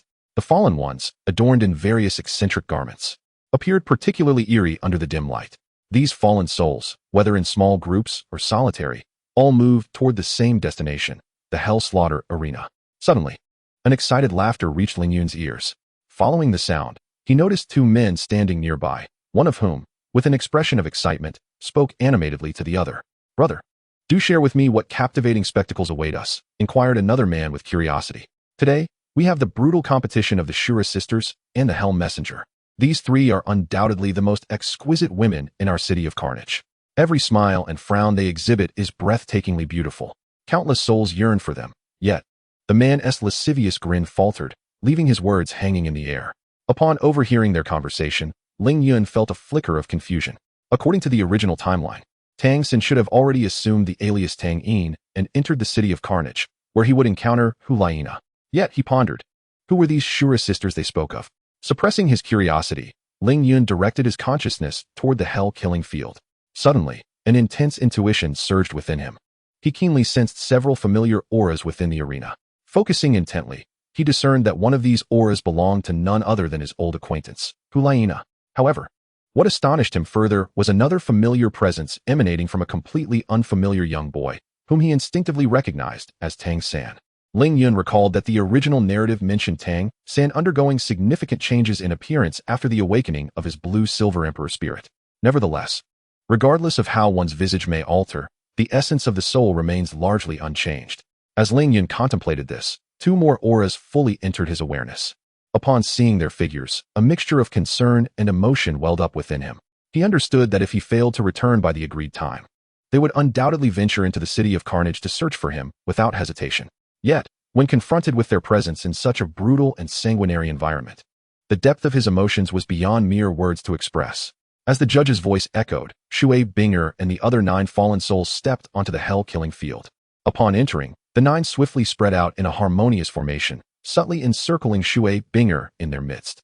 Ling Yun, perched in the audience, felt an unusual tension enveloping him.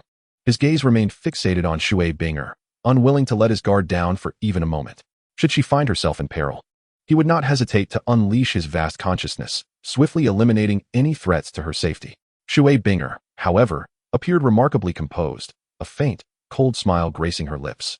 Unfazed by the encirclement, she promptly began to circulate her soul power. In an instant, a delicate blue mist enveloped her like gossamer, radiating an aura of profound chill despite its seemingly gentle nature. The mist, as if imbued with life, spread rapidly, engulfing the surrounding fallen souls. As they stepped into the icy veil, a bone-chilling cold assailed them, as if their very blood threatened to freeze. Their bodies stiffened, movements slowed, and 2 among them collapsed, transformed into ice sculptures, rendered immobile. The remaining few fallen beings, witnessing the scene, could not help but emit a furious roar. Their anger surged uncontrollably as they drew various weapons from their waists and charged toward Shui Binger with the ferocity of starving wolves. Observing this, a more pronounced cold smirk appeared on her lips. She flickered like a specter, weaving effortlessly through the encirclement. The sword in her hand gleamed with a chilling light, each swing casting a flurry of azure sword auras. These sword auras were exceedingly fierce, severing the weapons of the fallen beings in their wake, with shards of metal scattering in all directions. At that moment, one fallen being seized the opportunity to launch a surprise attack from behind Shui Binger. However, she keenly sensed the danger, sidestepped with agility, and retaliated with a swift thrust, striking the fallen one's shoulder. The fallen being cried out in pain. Yet, this was merely a diversion, as several other fallen beings seized the moment to assault her from different angles, aiming to subdue her in one fell swoop. Shui Binger furrowed her brow, instantly unleashing a more potent ice elemental soul force, causing the temperature around her to plummet sharply, thick ice forming on the ground beneath. The fallen beings, caught off guard by the sudden chill, lost their footing. Seizing the opportunity, Shui Binger darted between them like lightning, her sword transforming into a cascade of icy brilliance, and in the blink of an eye, the remaining fallen beings fell to the ground. Meanwhile, Ling Yun's consciousness had been closely monitoring the entire ordeal. Observing Shui Binger's valiant performance, he felt both gratified and anxious. He was pleased by her formidable strength, yet concerned about the perilous nature of the city of carnage, where a moment's inattention could lead to irrevocable doom. Ling Yun did not dare to relax his vigilance until Shui Yuer concluded her match and both returned to their residence. Only then did he exhale deeply, retracting his consciousness. He had watched the matches with greater tension than when he himself was on the field, fearing even the slightest misstep from either of them. At that moment, A commanding voice resonated through the air. Congratulations, inheritor of the Azure God position. As you have reached the threshold of your realm for the first time, you are now rewarded with a divine bestowed soul ring to aid your breakthrough. Remember, each inheritor may only receive one divine bestowed soul ring. Ling Yun, I hope you strive diligently to absorb soul rings of greater age. The longer you persist, the higher the age of the soul rings you will acquire. The theoretical limit of a divine bestowed soul ring is 1,000,000 years, and once a soul ring reaches this age, it will evolve into a divine level soul ring, with its soul skills similarly transforming into divine skills. Upon hearing the Azure God's explanation, Ling Yun understood that this was a testament to the Azure God's regard for him. Thus, he respectfully bowed and said, "Thank you, Your Excellency Azure God, for enlightening me. I will certainly endeavor to endure and strive for the acquisition of higher age soul rings." Chapter 125, The Eighth Soul Ring of 1,000,000 Years. As soon as Ling Yun finished speaking, a vortex appeared in the void above the red giant sword, and a golden red divine bestowed soul ring emerged from the vortex, falling into Ling Yun's hand. He had encountered several divine bestowed soul rings before, and the only distinction from those produced by the system was their color. The system produced a pure golden soul ring, whereas the one bestowed by the god of annihilation gleamed in a resplendent crimson hue. This variation likely stemmed from the distinct divine attributes inherent to each deity. After scrutinizing the divine soul ring, Ling Yun settled into a meditative posture, channeling his internal energy. The divine soul ring gently ascended above his head before gradually descending, ultimately encircling his form. As the soul ring descended, it transformed into a pristine white, only to swiftly shift through a spectrum of colors, purple, black, until it deepened into a vibrant red. Yet, the metamorphosis of the soul ring did not cease. As time elapsed, the red hue intensified. When it reached a profound crimson, beads of sweat began to dot Ling Yun's forehead, marking the soul ring's age at an astonishing 900,000 years. As Ling Yun persevered, intricate golden patterns emerged within the deep red ring. He understood that once these golden designs formed a complete circle, he would attain his first divine-grade soul ring. At that moment, his body trembled uncontrollably, and crimson droplets began to trickle from the corners of his mouth. Ling Yun felt perplexed. Despite having ascended to the divine realm in both spirit and physique, he struggled to absorb the 1,000,000-year soul ring. Resolute, he summoned the full force of the supreme 9 transformations and the eternal Qingping Sword Body. With his final surge of power, the soul ring transformed entirely into a golden red hue before seamlessly merging with his being. In that instant, a formidable force erupted from Ling Yun's body, akin to a volcanic explosion, sweeping through the Hell Road with tempestuous ferocity. This overwhelming aura surged like tumultuous waves, causing the ground of Hell Road to tremble violently, as if the very world were on the brink of being torn asunder. Even the city of slaughter above began to sway under the influence of this immense power, teetering as if it might collapse at any moment. The inhabitants of this forsaken place were thrown into chaos by this sudden upheaval, rushing from their chambers in a frenzy, plunging the entire city of slaughter into disarray. Upon sensing this overwhelming presence, the King of Slaughter felt a jolt of astonishment. The magnitude of this aura far surpassed his expectations, and he experienced an inexplicable familiarity with it, though he could not immediately recall its source. Acting swiftly, the King of Slaughter issued orders for all enforcers to mobilize and restore order to the city. Responding to the command, the enforcers surged into the tumultuous areas, striving to quell the unrest. Meanwhile, Ling Yun slowly opened his eyes along the Hell Road. Taking a deep breath, he gradually reined in the formidable aura within himself. As the energy subsided, the tremors of Hell Road began to calm, and the city of slaughter ceased its oscillation. Ling Yun rose, stretching his limbs and savoring the surging soul power coursing through him. Although his soul power level stands at a mere 85, he can distinctly sense a qualitative enhancement in his strength. Having absorbed the 8th divine soul ring, he yearns to seek out a formidable opponent for an exhilarating battle. In this moment, Ling Yun is acutely aware that, with his current prowess, he is unmatched on the Douluo Continent. Even if Tang Chun were to regain his senses at this very instant, he would undoubtedly be no match for Ling Yun. This thought flickered through Ling Yun's mind as his gaze shifted toward the direction of the King of Slaughter. Meanwhile, within the city of slaughter, numerous enforcers, after considerable effort, have successfully quelled the chaos. The order of the city gradually returns to normal, and the once tumultuous scenes begin to quiet down. Under Ling Yun's keen perception, it seems as though the King of Slaughter possesses a premonition of danger, as he suddenly feels the hairs on his body stand on end. A strong sense of crisis surging within him. Yet, despite his efforts, he is unable to ascertain the source of this peril. Ling Yun, Undistracted by the happenings in the city of slaughter, refocuses his consciousness and directs his gaze toward the exit of the Hell Road. Without hesitation, he unfurls his Azure Lotus wings and darts away like a bolt of lightning. In mere moments, Ling Yun arrives at the exit of the Hell Road. However, to his disappointment, the anticipated scene does not materialize. Ling Yun murmurs to himself, "Indeed, my realm of slaughter has not advanced. I had hoped to glean further advantages from the Azure god, to elevate my domain of slaughter to that of the Azure domain. Yet, it seems the rules of the Hell Road only aid challengers in comprehending the domain of the god of slaughter." Turning his gaze back towards the city of slaughter, Ling Yun contemplates, "Since Bing'er and Yuer are both within the city of slaughter, I shall first eliminate the blood-red nine-headed Bat King and Tang Chun. By doing so, I can ascend as the new king of slaughter. This will not only afford me better protection for Bing'er and Yuer, but also allow me to successfully complete the 5th trial of the Azure god and obtain the Azure sword."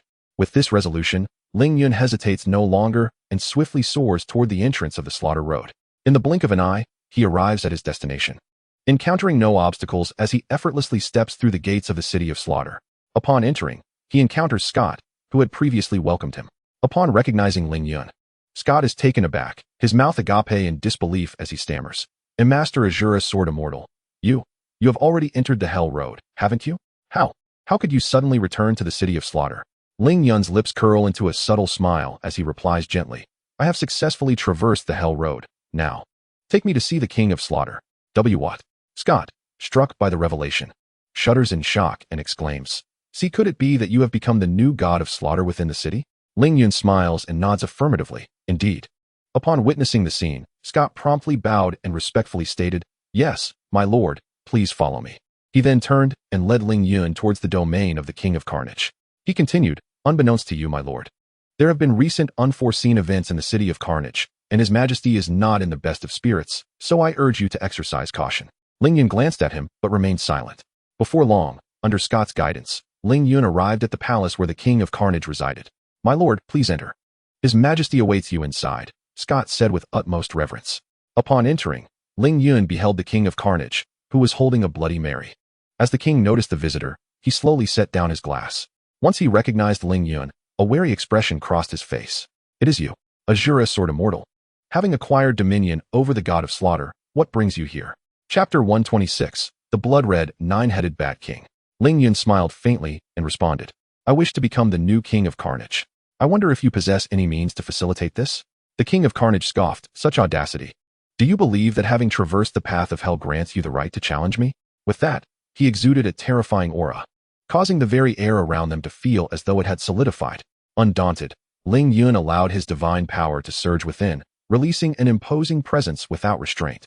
The energies of both individuals clashed within the palace, resonating with a deep, thunderous roar. In an instant, the King of Carnage was sent flying backward by Ling Yun's overwhelming force. "Divine power. You have actually mastered divine power. This is impossible, absolutely impossible." The king exclaimed in astonishment upon sensing Ling Yun's inner strength. "There is nothing impossible. After today, I shall ascend as the new King of Carnage," Ling Yun replied coldly. Understanding that he could never match Ling Yun, the King of Carnage pleaded, "Azure Sword Immortal, I am willing to relinquish the position of King of Carnage to you, and I shall remain absolutely loyal to you thereafter, but I beseech you to spare my life." "Impossible. Do not waste your breath. You must die today." Ling Yun's voice was frigid. "If you intend to take my life, then I shall ensure you do not emerge unscathed either." The King of Carnage shouted in desperation before charging at Ling Yun. With a swift motion, Ling Yun evaded the king's assault effortlessly. He rapidly swung his hands, conjuring a massive azure sword aura that sliced toward the King of Carnage. The king, noticing the impending danger, quickly sidestepped, the sword aura grazing past him and carving a deep fissure into the palace wall.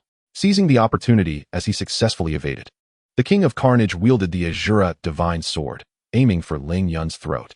Unperturbed, Ling Yun deflected the Azure Divine Sword with the Qingping Sword in his hand, and with a swift strike of his left palm, he struck the King of Carnage squarely in the chest. The King of Carnage was propelled backward like a shooting star, the Azure Divine Sword clattering to the ground. Ling Yun harnessed his divine power in his left hand, drawing the sword into his grasp. He then aimed the Qingping Sword at the King of Carnage. The king hastily bent down and rolled away, as the Qingping Sword narrowly missed him, embedding itself into a stone pillar behind. At this moment, a fierce glint flashed in the King of Carnage's eyes. He bit his tongue, spitting forth a mouthful of essence blood, which he infused into his soul technique. In an instant, his prowess surged, charging once more towards Lingyun. Lingyun let out a cold chuckle, channeling the immortal sword body of the Azure Lotus, his form radiating with a resplendent golden-red glow. Utilizing his sixth soul skill, the myriad swords returned, countless sword energies manifested behind him, cascading like a torrential downpour towards the King of Slaughter. The King of Slaughter evaded amidst the sword energies, yet still suffered numerous lacerations, blood gushing from his wounds. Enraged and humiliated, he waved his hands, summoning a swarm of crimson bats to assail Lingyun. With a disdainful snort, Lingyun wielded the Qingping sword, invoking his fifth soul skill, the spirit-binding sword net, ensnaring the blood-red bats within a web of sword energy, swiftly dispatching them. Realizing his imminent demise, the King of Slaughter's eyes flickered with resolve. If he were to perish, he would take Lingyun with him. With that, he detonated his own soul, launching a potent mental assault towards Lingyun. Unbeknownst to him, his spiritual attack held no effect on Lingyun, who effortlessly countered it. At that moment, the palace doors were suddenly flung open, and a cadre of enforcers surged inside. Upon witnessing the King of Slaughter sprawled on the ground, lifeless, they were momentarily at a loss. Lingyun bellowed, "Cease at once. Those who wish to live, step back." The enforcers exchanged glances, ultimately retreating from the palace under Scott's command. Lingyun cast a glance at the lifeless form of the King of Slaughter, remaining still, patiently awaiting the next development. The blood-red nine-headed bat's strength proved woefully inadequate, as Lingyun had scarcely exerted himself to vanquish it. His true concern lay with Tang Chun, for only he was worthy of being Lingyun's adversary. At that moment, an overwhelming aura emanated from the corpse of the King of Slaughter, dwarfing the presence of the blood-red bat king. "Who are you?" "I do not recall such a young powerhouse in the realm of soul masters." The King of Slaughter, now Tang Chun, addressed Lingyun.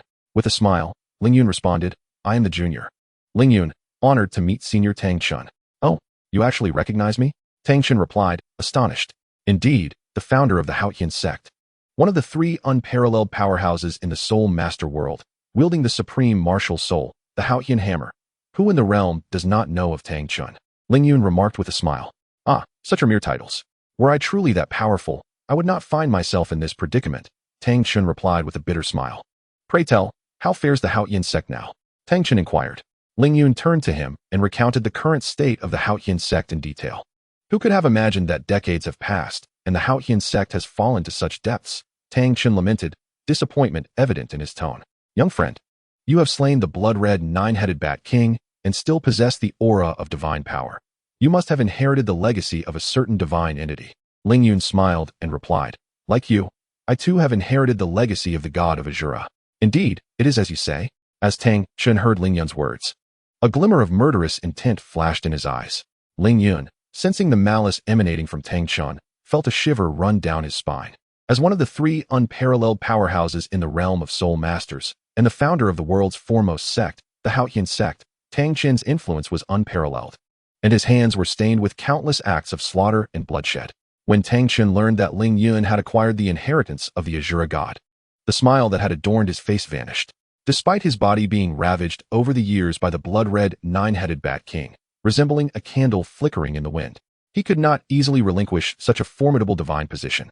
Lingyun astutely noticed the shift in Tang Chun's expression and, after a moment of contemplation, discerned his thoughts.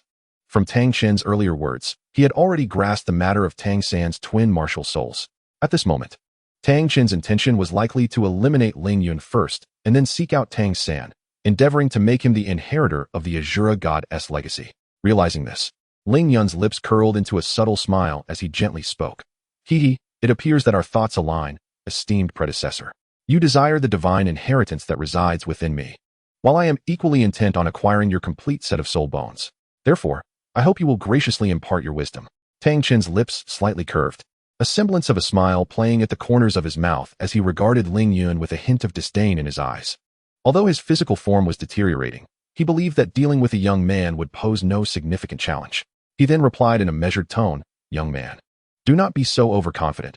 Allow me to experience your true capabilities." Upon hearing this, Lingyun also wore a confident smile as he declared, "Then I humbly invite you to enlighten me, esteemed predecessor." With that, he gave a slight tremor to the Qingping sword in his hand, which resonated with a vibrating hum, seemingly echoing its master's imposing aura. In an instant, Lingyun's figure darted forward like a bolt of lightning, akin to a cannonball. as he thrust the Qingping sword through the air, leaving a trail of azure light, his momentum soaring. Seeing this, Tang Chun remained unfazed, his smile deepening. With a flourish of his hands, a colossal Haotian hammer materialized in his grasp. Chapter 127, Haotian Sect, Tang Chun. Tang Chun bellowed like thunder. And with a sudden swing of the Haotian hammer, he unleashed a tempestuous gale, akin to a ferocious beast pouncing upon Ling Yun. In a split second, the azure light collided with the giant hammer, producing a thunderous roar that reverberated through the air, as if the entire palace might be upended by this force. Ling Yun felt as though he were being struck by an overwhelming torrent of power, akin to a tidal wave crashing upon him. And a sudden numbness surged through his arm, nearly causing him to lose grip of the Qingping sword. Nevertheless, Ling Yun did not falter. Taking a deep breath, he activated his Shangqing 9 turns mysterious Yuan technique, channeling an unceasing stream of true essence into the Qingping sword, causing its blade to radiate with resplendent light. Resembling a blazing azure sun. Gritting his teeth, Ling Yun shouted, and once more, he thrust the Qingping sword forward with the swiftness of lightning, aiming directly for Tang Chun's vital points.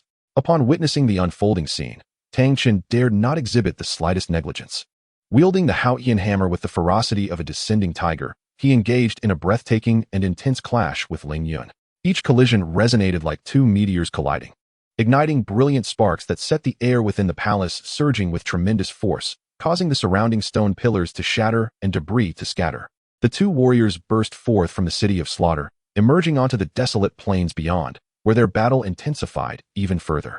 With each strike of the Haotian hammer, Tang Chun created a vast crater, while Ling Yun's Qingping sword danced like a nimble dragon, weaving through Tang Chun's relentless onslaught. Suddenly, Tang Chun roared, unleashing the Haotian sect's ultimate technique, the chaotic wind hammer method, as the shadows of his hammer cascaded down upon Ling Yun like a torrential downpour. Ling Yun activated the eternal Qinglian sword body, unfurling the wings of the Qinglian, elevating himself to evade the relentless barrage of strikes. Seizing the opportunity, he unleashed his fourth soul skill, Qinglian Breaks the Sky, sending forth a colossal wave of sword energy towards Tang Chun. Although Tang Chun managed to deflect the sword energy with his Haotian hammer, he was still grazed by several scattered shards of energy. Injured yet undeterred, Tang Chun's gaze sharpened as he channeled his soul power, his aura surging dramatically. He executed the Haotian sect's supreme technique, the Haotian 9 absolutes. With each hammer strike imbued with the cataclysmic force capable of shattering the heavens and earth, the air around him splitting with a piercing howl. Ling Yun felt the weight of this overwhelming pressure, pushing his eternal Qinglian sword body to its utmost limits. His form radiating a brilliant azure light as he employed the techniques of the Qingping Sword Art. With swift movements of the Qingping sword, he conjured a multitude of sword energies that hovered behind him, launching forth like shooting stars towards Tang Chun. The two attacks collided, generating a powerful shockwave that obliterated everything in its path, sending both combatants hurtling backward. Ling Yun steadied himself midair, his divine power circulating within him as he rapidly replenished his depleting strength. Tang Chun, too, was not unscathed, a trickle of blood escaping from the corner of his mouth. Yet his determination remained unwavering. Gripping the Haotian hammer tightly, he charged once more towards Ling Yun, each step causing the very earth to tremble beneath him. Ling Yun's eyes narrowed as he brandished his hands, conjuring an array of Qinglian sword energies that spiraled towards Tang Chun. With a fierce roar, Tang Chun raised the Haotian hammer high above his head and brought it crashing down, colliding with the Qinglian sword energies in a blinding explosion of light. He unleashed the Haotian sect's great Sumeru hammer method, the Haotian hammer descending with the force of 1,000 tons. While Ling Yun executed the 10th form of the Qingping Sword Art, ascending towards the heavens, a colossal wave of sword energy cleaving towards the Haotian hammer. The great Sumeru hammer method was relentless and unmatched, each strike seemingly capable of fracturing the very fabric of existence. Conversely, the Qingping Sword Art was agile and fluid, weaving through the hammer's shadows in a continual search for Tang Chun's vulnerabilities. Fully concentrated, Ling Yun's divine powers surged wildly, his sword energies growing ever more lethal. Tang Chun, equally resolute, swung the Haotian hammer with a fierce vigor, each clash causing their bodies to shudder momentarily. Suddenly, Tang Chun seized a fleeting opportunity, intensifying the force of the great Sumeru hammer method, as a giant shadow of the hammer descended fiercely upon Ling Yun. Ling Yun's gaze narrowed as he swiftly activated the eternal blue lotus sword body, his hands forming intricate seals. In an instant, the azure sword energy coalesced into a formidable sword shield. Boom! The immense force caused the ground beneath Ling Yun to collapse, forcing him to stagger back several steps. Tang Chun, too, was slightly shaken by the overwhelming exertion of his attack. Taking a deep breath, he remarked, it seems I have truly aged. My body is on the brink of collapse. I shall unleash my strongest strike, hold nothing back. To encounter an opponent like you before my demise is a regret I can live without. Tang Chen spoke with unwavering resolve. Ling Yun regarded Tang Chun with a solemn expression and replied, let me witness the grace of an unparalleled warrior. Then prepare to behold the profundities of my innate explosive rings. Tang Chen laughed heartily. Suddenly, the 8 black and 1 red soul rings adorning Tang Chun blazed with brilliant light, and without hesitation, he detonated them all. One by one, the soul rings erupted, unleashing a terrifying wave of energy that distorted the very fabric of the surrounding space. Grasping the colossal Haotian hammer, Tang Chun transformed into a tempestuous torrent of energy. Charging toward Ling Yun, Ling Yun's expression grew exceedingly grave, fully aware of the dreadfulness of this attack. He summoned all his divine power, manifesting his martial soul's true form. Pushing the eternal blue lotus sword body to its limits, and the azure sword in his hand radiated with brilliant light. He unleashed his 8th soul skill. A sword opens the immortal gate.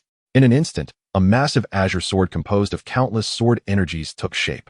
With both hands firmly gripping the azure sword, Ling Yun concentrated his entire strength into the blade and thrust it forward with great force. The azure sword traced a swift arc through the air, akin to a bolt of lightning, surging toward the colossal torrent of energy. A thunderous crash resounded as the azure sword collided violently with the energy wave emanating from the Haotian hammer. In that moment, a dazzling brilliance erupted, as if the entire world were trembling at the might of this force. The deafening roar echoed like the wrath of thunder, nearly rendering ears senseless. The surrounding wasteland was instantaneously flattened under the tremendous impact, as sand and dust were swept into a colossal storm, engulfing everything in its path. Amidst the chaotic clash, Ling Yun felt as though he were ensnared within a tempest, his body relentlessly battered by the overwhelming power. He gripped the sword hilt tightly, gritting his teeth to endure, refusing to yield in the slightest. As time passed, the energy gradually dissipated, and the fierce impact began to wane. Ling Yun finally withstood the force, though he was utterly exhausted. Simultaneously, as the energy faded, Tang Chen's figure slowly began to vanish. His body, already severely eroded by the blood-red 9-headed Bat King, could no longer withstand the strain of this final battle, leading to his complete collapse. Ling Yun, too, was not faring well, although no visible wounds marred his body. His divine power was nearing depletion. He felt an unusual heaviness in his body, as if every movement required immense effort. Ling Yun painstakingly settled into a cross-legged position, gradually adjusting his breath in an attempt to restore his divine power. As time passed, each fleeting second contributed to the slow recuperation of his strength. After a considerable duration, Ling Yun sensed that his divine energy had nearly returned to its former state. He rose slowly and walked to the spot where Tang Chun had dissipated. Chapter 128, Becoming the New King of Slaughter. Before him lay a scattering of resplendent soul bones, alongside a dark golden, small Haotian hammer. This dark golden hammer was the emblem of the Haotian sect's leader, as mentioned in the original text. The collection of soul bones appeared to form a complete set, presumably the inheritance of the Haotian sect. Bathed in sunlight, the soul bones and the Haotian hammer glimmered with a dazzling radiance, evoking a sense of awe. However, Tang Chen's garments and armor had vanished along with his body, as if he had never existed at all. Ling Yun could not help but reflect that no matter how powerful a spirit master may be, without achieving divinity, they ultimately return to dust. With a sigh, Ling Yun collected the soul bones and the Haotian hammer. At that moment, a voice emanated from the Shura divine sword. Congratulations, inheritor of the Shura god position, for completing the 5th divine trial by defeating the blood-red 9-headed Bat King and reclaiming the Shura divine sword. You are rewarded with an increase of 10,000 years to all soul ring durations and a 20-point affinity with the Shura god, along with an elevation of 1 level in soul power. As the voice of the Shura god faded, Ling Yun felt a surge of formidable energy coursing through his body, enveloping him in warmth. Upon careful introspection, he discovered that his soul power had indeed risen by 1 level, and the durations of all his soul rings had been extended by 10,000 years. Filled with elation, Ling Yun swiftly soared back to the city of slaughter. For with his current strength, he could openly wield external soul bones without fear of repercussions. The recent battle had astounded everyone within the city of slaughter. Although they could not witness the clash firsthand, the earth-shaking reverberations were palpable. As the battle concluded, the city of slaughter gradually returned to normalcy. Upon entering the palace belonging to the King of Slaughter, Ling Yun was met by numerous enforcers. Scott, trembling with trepidation, addressed him. We have encountered the esteemed Shura Sword Immortal, and I wonder. The others also regarded Ling Yun with apprehension. Understanding Scott's unspoken question, Ling Yun declared, "The King of Slaughter has been slain by my hand. From this moment forth, I am the new sovereign of the City of Slaughter. Do you comprehend?" The crowd was taken aback by Ling Yun's proclamation. The might of the King of Slaughter was well known to all. They struggled to believe that such a formidable figure had been vanquished by Ling Yun. However, they quickly regained their composure. Kneeling in allegiance to Ling Yun as the new King of Slaughter, Ling Yun instructed Scott to summon individuals to repair the palace while he retreated to the resting chamber designated for the King of Slaughter. He retrieved the soul bones yielded by Tang Chun and was astonished to discover two pieces with a remarkable 10,000-year duration. The left arm soul bone, aged 120,000 years, and the right arm soul bone, aged 130,000 years, were precisely the missing left and right arm bones that Ling Yun sought.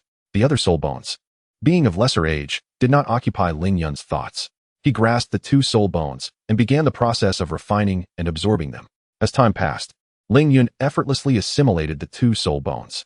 The 120,000-year-old left arm soul bone, known as the left arm of strength, bestowed upon Ling Yun a passive soul skill, Source of Strength, which enhances his power attribute by 60.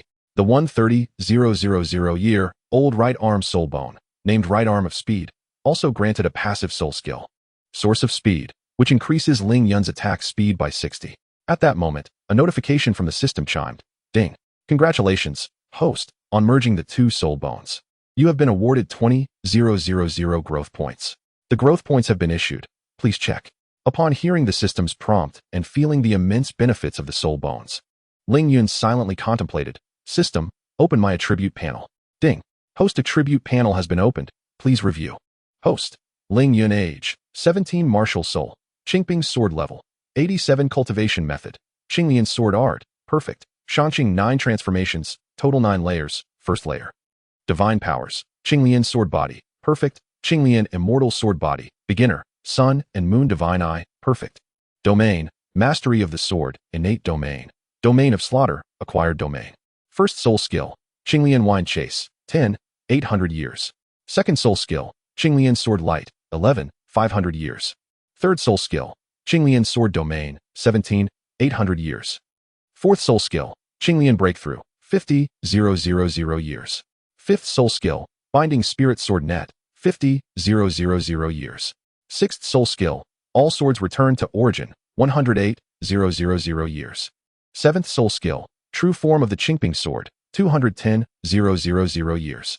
Eighth soul skill, one sword opens the immortal gate, divine gifted soul ring, 1,000,000 years. Skill description, summons countless swords from the void for one's own use, unmatched in lethality. Soul bones, wings of Qinglian, external soul bone. Evolved to match the maximum soul ring age, 1,000,000 years. Left leg bone of the celestial sword, originating from the celestial sword eagle, 98,000 years. Right leg bone of the sword dragon, originating from the ancient sword dragon, 200,000 years. Left arm of strength, passive soul skill. Source of Strength, effect increases power attribute by 60, 120,000 years. Right arm of speed, passive soul skill, Source of Speed, effect increases attack speed by 60, 130,000 years. Skills, Qingyun sword technique, perfect, Qinglian wind control, perfect, intermediate refining, intermediate alchemy, intermediate formation. Items, storage space, 1,000 square meters, capable of storing life, Qiang ring. Growth points, 110,000. Shura God Affinity, 20.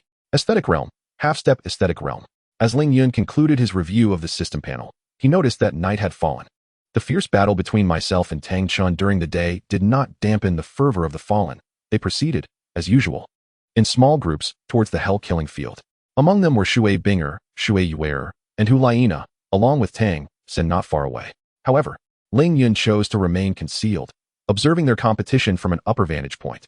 Since they had arrived in the City of Slaughter, Ling Yun naturally hoped they could navigate the path of carnage through their own strength, as this would yield the most profound training experience.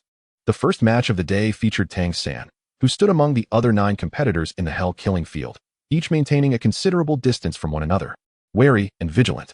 As the referees signaled the beginning, they eyed each other warily, none daring to make the first move.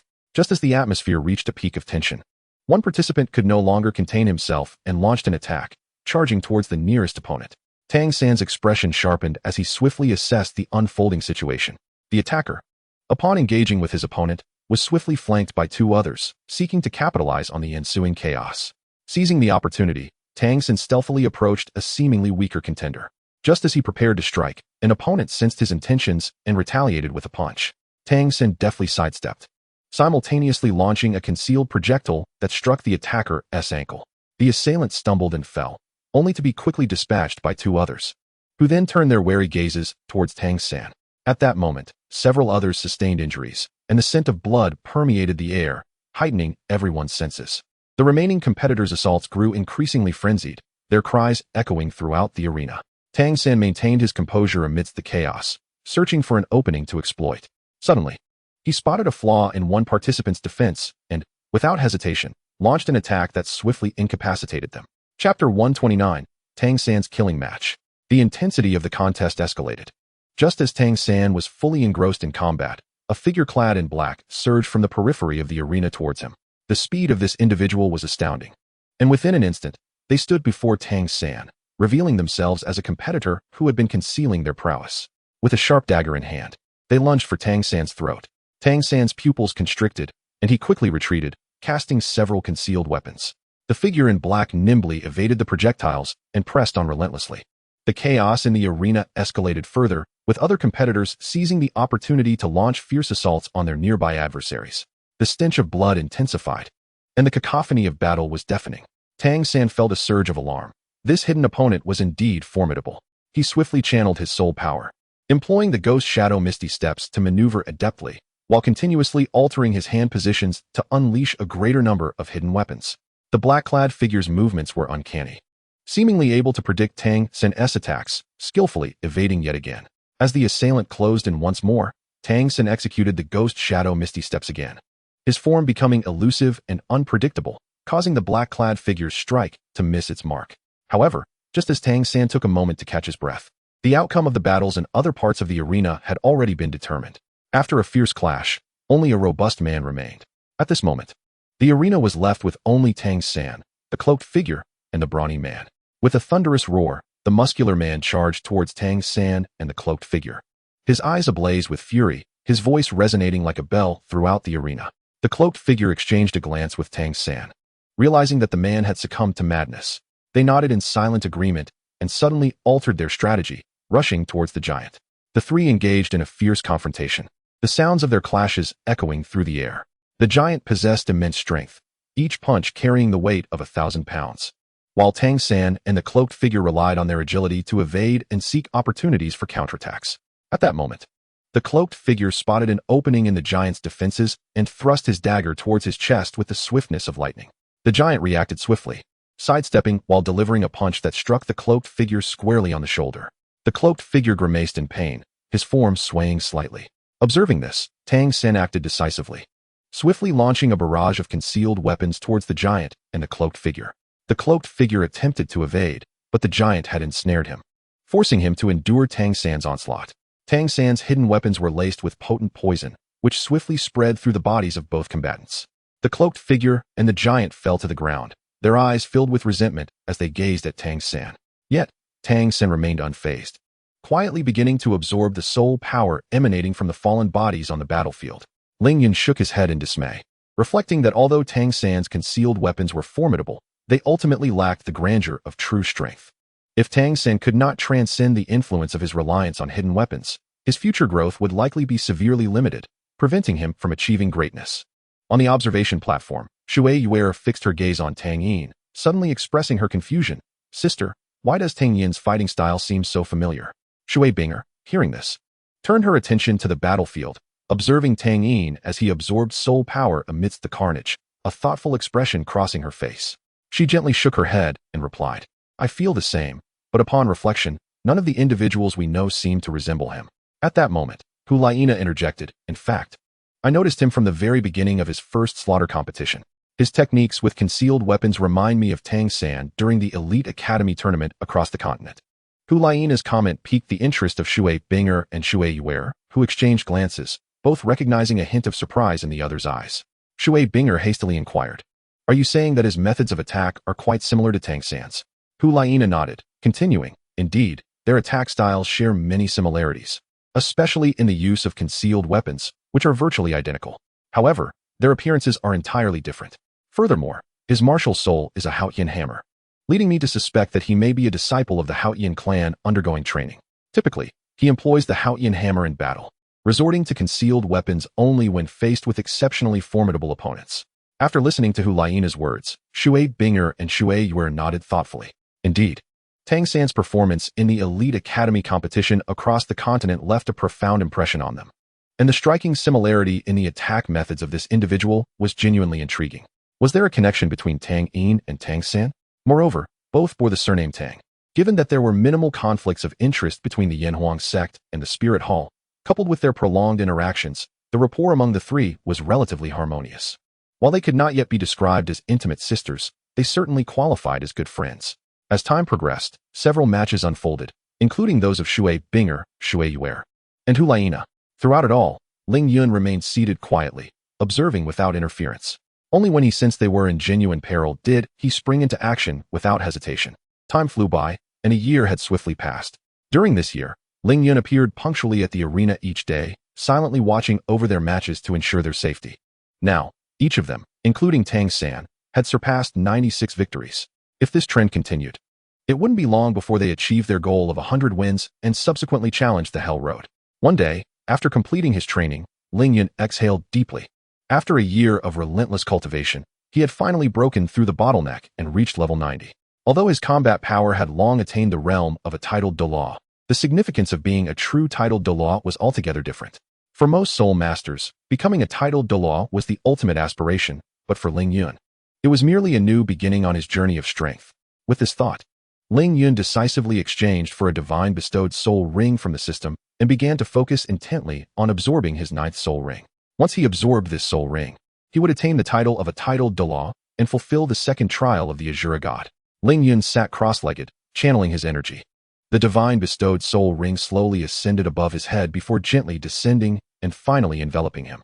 As with the previous occasion, the soul ring transformed into white upon descent, quickly shifting to purple, then black, and deepening further until it turned red. Yet, the color transformation did not cease. As time elapsed, the red hue intensified. When it reached a deep crimson, beads of sweat began to form on Ling Yun's forehead. The absorption of this divine bestowed soul ring was significantly easier than the last. As Ling Yun persisted, golden patterns began to emerge within the soul ring.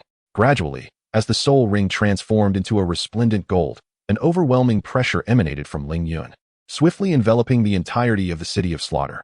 The fallen inhabitants within this city trembled beneath the weight of Ling Yun's aura, as if ensnared by an invisible force, rendering them immobile. Chapter 130, The Million-Year 9th Soul Ring. Those of lower soul power were particularly overwhelmed, collapsing to the ground, their bodies pressed against the cold earth. Devoid of the courage to even lift their heads, they gazed in horror towards the source of the pressure, their eyes meeting in an expression filled with fear and reverence. In that direction lay the palace of the King of Slaughter, a sacred place in the hearts of all fallen souls, yet also a forbidden ground. Tang San stood amidst the crowd, his body trembling slightly, the astonishment within him beyond words. He could distinctly sense the might radiating from the King of Slaughter, an indescribable strength that eclipsed anyone he had ever known. Even his father, the Haotian Douluo, could not compare. Hu Laina also felt this formidable aura, her heart equally shaken. She had once witnessed the prowess of Qian Douluo, revered as one of the 3 unparalleled powerhouses, a being who commanded universal admiration. However, compared to this aura, though Qian Douluo's was immensely powerful, it lacked the divine sensation of a deity overlooking mortals. Within this overwhelming presence, Hu Laina sensed the divine essence akin to that of the angelic statue within the Spirit Hall, an air of supremacy and invincibility. She was filled with shock and curiosity, pondering the identity of the source of such might. In contrast to Tang San and Hu Laina's feelings, Shui Binger and Shui Yue exchanged glances. Not only did they perceive the formidable pressure, but they also recognized a familiar essence intertwined within it, one that haunted their dreams. Ling Yun, sister, this is Ling Yun's presence, Shui Yue exclaimed excitedly. Shui Binger echoed her joy. Indeed, I feel Ling Yun's essence too. But why is he in the city of slaughter? Hasn't he already embarked on the path to hell? She questioned with confusion. I am uncertain as well, Shui Yue replied, shaking her head. At that moment, the oppressive weight lifted abruptly, dissipating like a gentle breeze. The fallen inhabitants wiped the sweat from their brows, casting wary glances towards the palace of the King of Slaughter. Meanwhile, Ling Yun withdrew his aura, exhilarated as he examined his ninth soul skill. Just then, the voice of the Shura god resonated. Congratulations, inheritor of the Shura god position, for achieving the rank of title Douluo and completing the second trial of the Shura god. It has been detected that the total age of all your soul rings approaches 5 million years, granting you a reward of a 25-level increase in soul power. A Shura god affinity of 25 and an additional 25,000 years to all soul rings.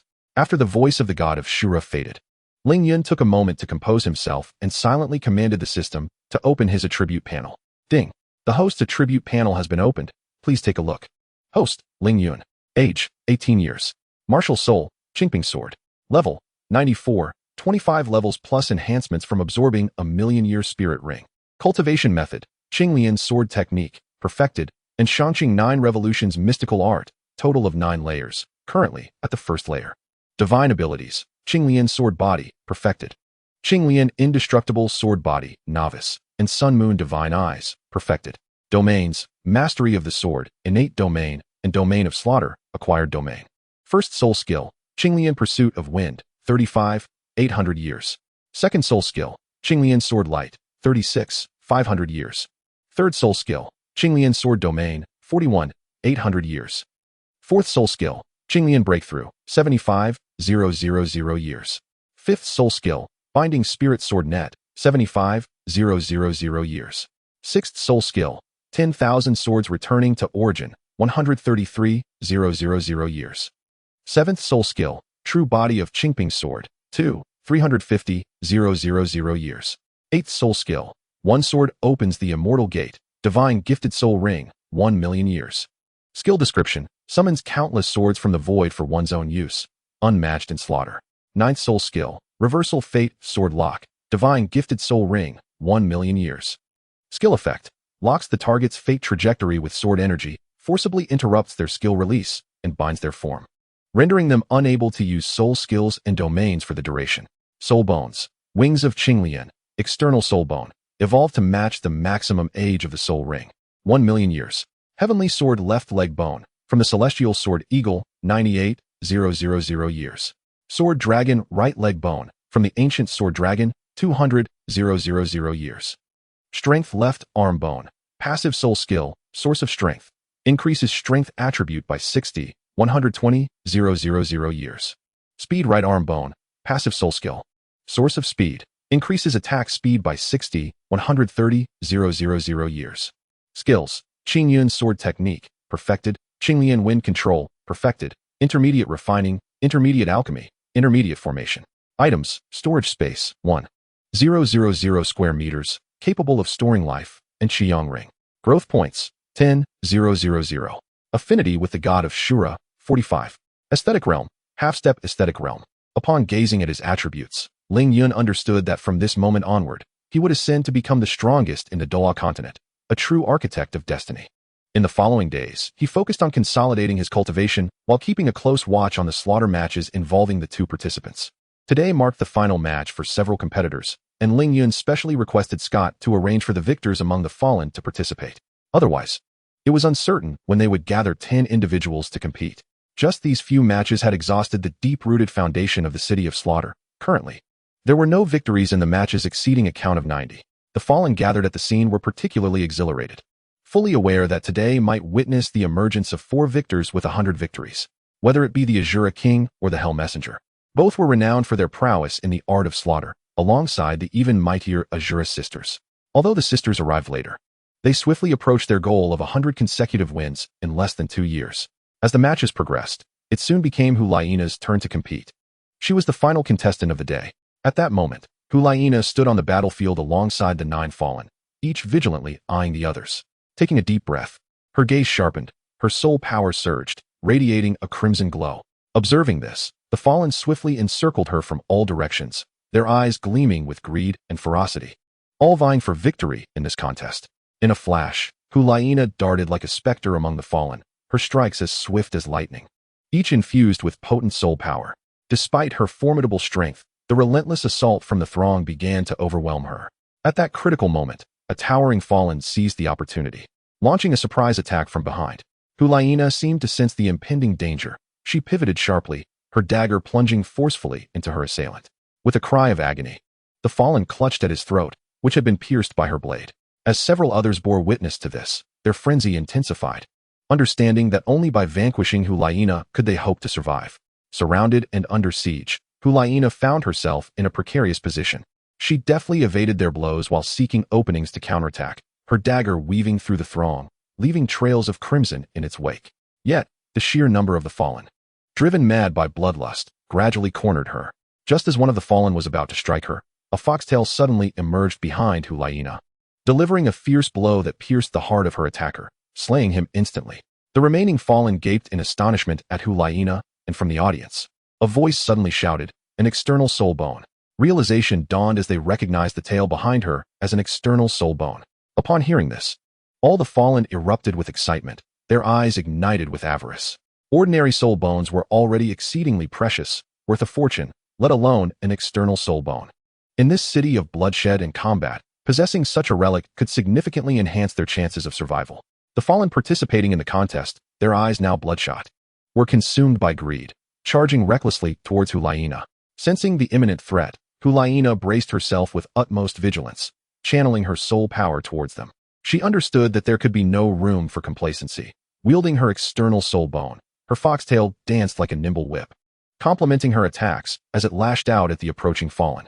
In that instant, the battlefield echoed with the cries of the fallen, several being flung away, only to meet their demise at her hands. After this fierce battle, only 5 fallen ones remained on the slaughter field. Hulaina took a deep breath and, with a dagger in hand, charged swiftly towards them.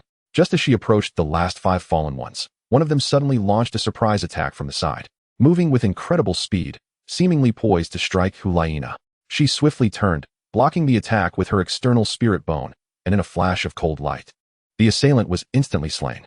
The remaining 4 fallen ones exchanged fearful glances, realizing that they were now the last standing. Terrified, they looked at Hulaina, only to find her gaze icy and unyielding. A chill ran through them, yet driven by bloodlust, they pressed their assault. Sensing her advantage against the last 4 adversaries, Hulaina's confidence surged. She summoned her soul power, and her external spirit bone foxtail left a series of afterimages in the air, perfectly complementing her dagger as she launched a fierce counterattack. One fallen one charged ahead, but Hulaina deftly sidestepped, her foxtail striking him fiercely and sending him sprawling backward. The other 3, seeing this, attacked simultaneously from different directions. Unperturbed, Hulaina skillfully evaded their strikes while seeking opportunities for retaliation. As one of the fallen ones drew near, she thrust her dagger forward, aiming for his throat. He instinctively recoiled, only to find his feet ensnared by Hulaina's foxtail, causing him to fall. Seizing the moment, she advanced and ended his life. The remaining 2 fallen ones, sensing imminent doom, hastily retreated in an attempt to escape. However, the hellish arena was limited in space, and Hulaina was resolute in preventing their flight. Employing her agile movements, she swiftly pursued them.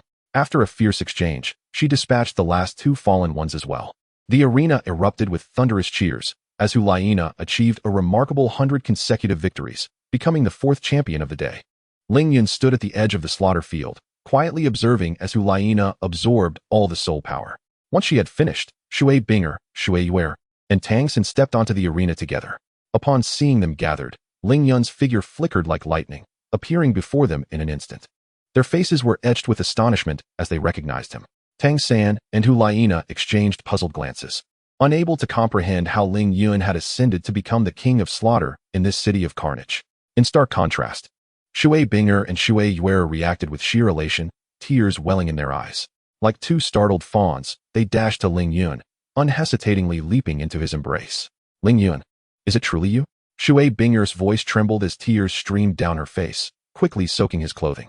Shui Yuer clung tightly to Ling Yun, her body quivering with joy and excitement. Ling Yun felt their embrace, instinctively tightening his arms around them, holding them close. Ling Yun lowered his head, gazing tenderly at Shui Binger and Shui Yuer in his embrace, his affection swelling within him like the tide. He gently extended his hand, softly wiping away the tears on their cheeks, and spoke in a soothing voice. "All right, do not cry anymore. If you keep this up, you will end up looking like little kittens." Shui Yuer's eyes glistened with moisture, tears cascading down like pearls from a broken string. She choked back her sobs and said, "Ever since you left, my sister and I have been diligently training at home every day, hoping to grow stronger so we can protect you. However, more than a year has passed, and you have yet to return. We are truly worried about you." Shui Binger's eyes were also red. She bit her lip, striving to hold back her tears, though her voice trembled slightly. "Yes, Ling Yun. Do you know? We think of you every day, fearing that you might encounter dangers out there. If anything were to happen to you, we would not know what to do." At this point, Shui Binger could no longer contain her tears, which streamed down her face as she buried herself in Ling Yun's embrace, softly sobbing. Ling Yun looked at Shui Binger and Shui Yuer with heartfelt concern, gently stroking their hair, and said softly, "All right, I promise you. I am now strong enough to protect you both. From this moment on, wherever I go, I will take you with me. We shall never be apart again." Upon hearing Ling Yun's words, the unease and worry in their hearts dissipated instantly, replaced by overwhelming joy. They nodded vigorously, their faces radiant with happiness. Ling Yun took their hands and approached Tang San and Hu Laina, smiling as he congratulated. "Congratulations on achieving 100 consecutive victories." Tang San and Hu Laina snapped back to reality, and Hu Laina, her face beaming with delight, exclaimed, "Did you not successfully traverse the Hell Road? How did you suddenly transform into the King of Slaughter?" Ling Yun explained with a smile, "I did indeed pass through the Hell Road successfully. However, after my passage, I discovered that Binger and Yuer had also come to the City of Slaughter. Hence, to better protect them, I eliminated the previous King of Slaughter and took his place as the new king." Ling Yun did not divulge the entire truth, merely summarizing the events in a casual manner. Hu Laina, taken aback, stared wide-eyed in disbelief and said, "Does that mean you have been the King of Slaughter for quite some time?" Ling Yun nodded slightly in response. "Yes, it has been about a year." "A year ago? Are you referring to that earth-shattering battle that shook the entire City of Slaughter? That was you against the King of Slaughter." Hu Laina's voice brimmed with incredulity as she stared at Ling Yun, as if trying to peer into the depths of his soul to uncover his secrets. Ling Yun was not surprised by Hu Laina's reaction. He merely smiled and nodded in acknowledgement. At that moment, Tang Sin quietly observed Ling Yun, his gaze complex, as if seeking to unravel some mysteries hidden within him. After a moment, Tang Sin spoke, "I am Tang Yin, and I pay my respects to the King of Slaughter. Uncertain of when we shall embark upon the treacherous path to hell." Ling Yun smiled faintly upon hearing Tang San's words, teasingly inquiring, "Has my brother Tang Sin chosen to withhold his true identity?" No sooner had Ling Yun spoken than Hu Laina gasped in astonishment. "What? You mean he is Tang San?" Tang San's pupils constricted. He believed he had concealed his identity well, having undergone significant changes in both appearance and form. He found it perplexing how Ling Yun could discern his true self. With a wry smile, he replied, "Ling brother, your insight is indeed remarkable. Despite the considerable transformation I have undergone, you still recognized me at a glance." Chapter 132, A Carefree Passage Through the Hell Road. Ling Yun nodded, saying, "When one's power reaches a certain pinnacle, one can perceive the essence of another's soul." Although Tang San's visage has changed drastically, his soul's aura remains relatively unchanged. He continued, "Since you have achieved 100 consecutive victories, you are naturally qualified to traverse the Hell Road." Upon finishing his words, Ling Yun waved his hands, causing the ground of the slaughter field to tremble, fissures spreading across its surface. The surrounding fallen ones were initially taken aback, but soon realized they were about to witness the spectacle of 4 individuals braving the Hell Road together, erupting into cheers of excitement. However, as Ling Yun channeled his soul power, a torrent of golden light surged forth from the slaughter field, enveloping all the fallen ones in the stands. The onlookers quickly sensed something amiss and sought to flee the slaughter field, but an invisible force barred their escape, rendering their efforts futile. The golden light swiftly encased each fallen one, who emitted chilling wails of despair. Gradually, all their soul power and spiritual essence were drawn away, becoming sacrifices to unlock the Hell Road. With the abundant offering of soul energy, the true visage of the slaughter field began to manifest, revealing ancient, blood-red patterns. And at its center appeared a bat-like emblem, grotesque and gory under the golden illumination. As the sacrificial rite concluded, the entrance to the Hell Road opened. Ling Yun, accompanied by Shui Binger and Shui Yuer, soared directly into the Hell Road, while Tang San and Hu Laina were instead pulled toward the abyss, descending into the depths of Hell Road. Having landed on a platform, Ling Yun summoned a gust of wind to catch Tang San and Hu Laina as they landed. Once steady, Tang San and Hu Laina surveyed their surroundings with vigilant expressions. Ling Yun smiled gently, reassuring them, "There is no need for alarm. The Hell Road poses little danger now. Simply follow the path ahead to reach the end of the Hell Road. You may proceed together, while I shall observe from the side. There is no significant peril. I shall not intervene." Nodding in agreement, Tang San and Hu Laina took the lead, with Shui Binger and Shui Yuer in the middle, while Ling Yun brought up the rear. At this moment, after a year of restoration, the Hell Road was once again shrouded in thick blood mist, obscuring the sights along its edges. At this moment, Hu Laina spoke. Ling Yun, have you not traversed the path of hell once before? Indeed, Ling Yun replied. Hu Laina, perplexed, inquired, why is it so sweltering here? What lies beneath the mist on either side of this road? Ling Yun responded, on either side of this path lies the abyss, from which flows molten lava. Upon hearing Ling Yun's explanation, the expressions of the group grew more solemn, and even their movements became cautious. Shui Yuer was about to speak when suddenly, a cacophony erupted from the blood mist, and a swarm of crimson bats surged forth. These sinister bats radiated an aura of malevolence as they lunged toward the group. Tang San's eyes narrowed, and he was the first to act, launching a barrage of concealed weapons at the swarm of crimson bats. Shui Binger and Shui Yuer, not to be outdone, unleashed their own attacks, engaging in battle with the bloodthirsty creatures, systematically dispatching them one by one. Although the swarm was numerous, their strength was diminished due to the dark golden three-headed Bat King and most of the bats having been slain by Ling Yun, making the confrontation relatively manageable. In just over half an hour, they had vanquished a substantial number of the crimson bats, leaving the remaining few incapable of posing a threat. Ultimately, the scant few that survived took flight and fled. After a brief recovery of their soul power, the group pressed onward, remaining vigilant and cautious as they advanced. Ling Yun observed their anxious demeanor with amusement, a slight smile gracing his lips as he secretly chuckled. He was well aware that the ferocious bats they had just encountered were likely the very same ones that had narrowly escaped previously. However, what surprised him was the rapid proliferation of these crimson bats in just over a year, their numbers astonishingly high.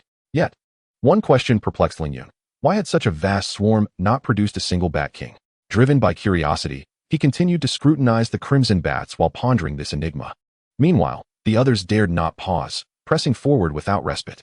Before long, they arrived at the territory once ruled by the 10-headed Sun Serpent. With the serpents having perished at Ling Yun's hands, there was no longer any threat in this area.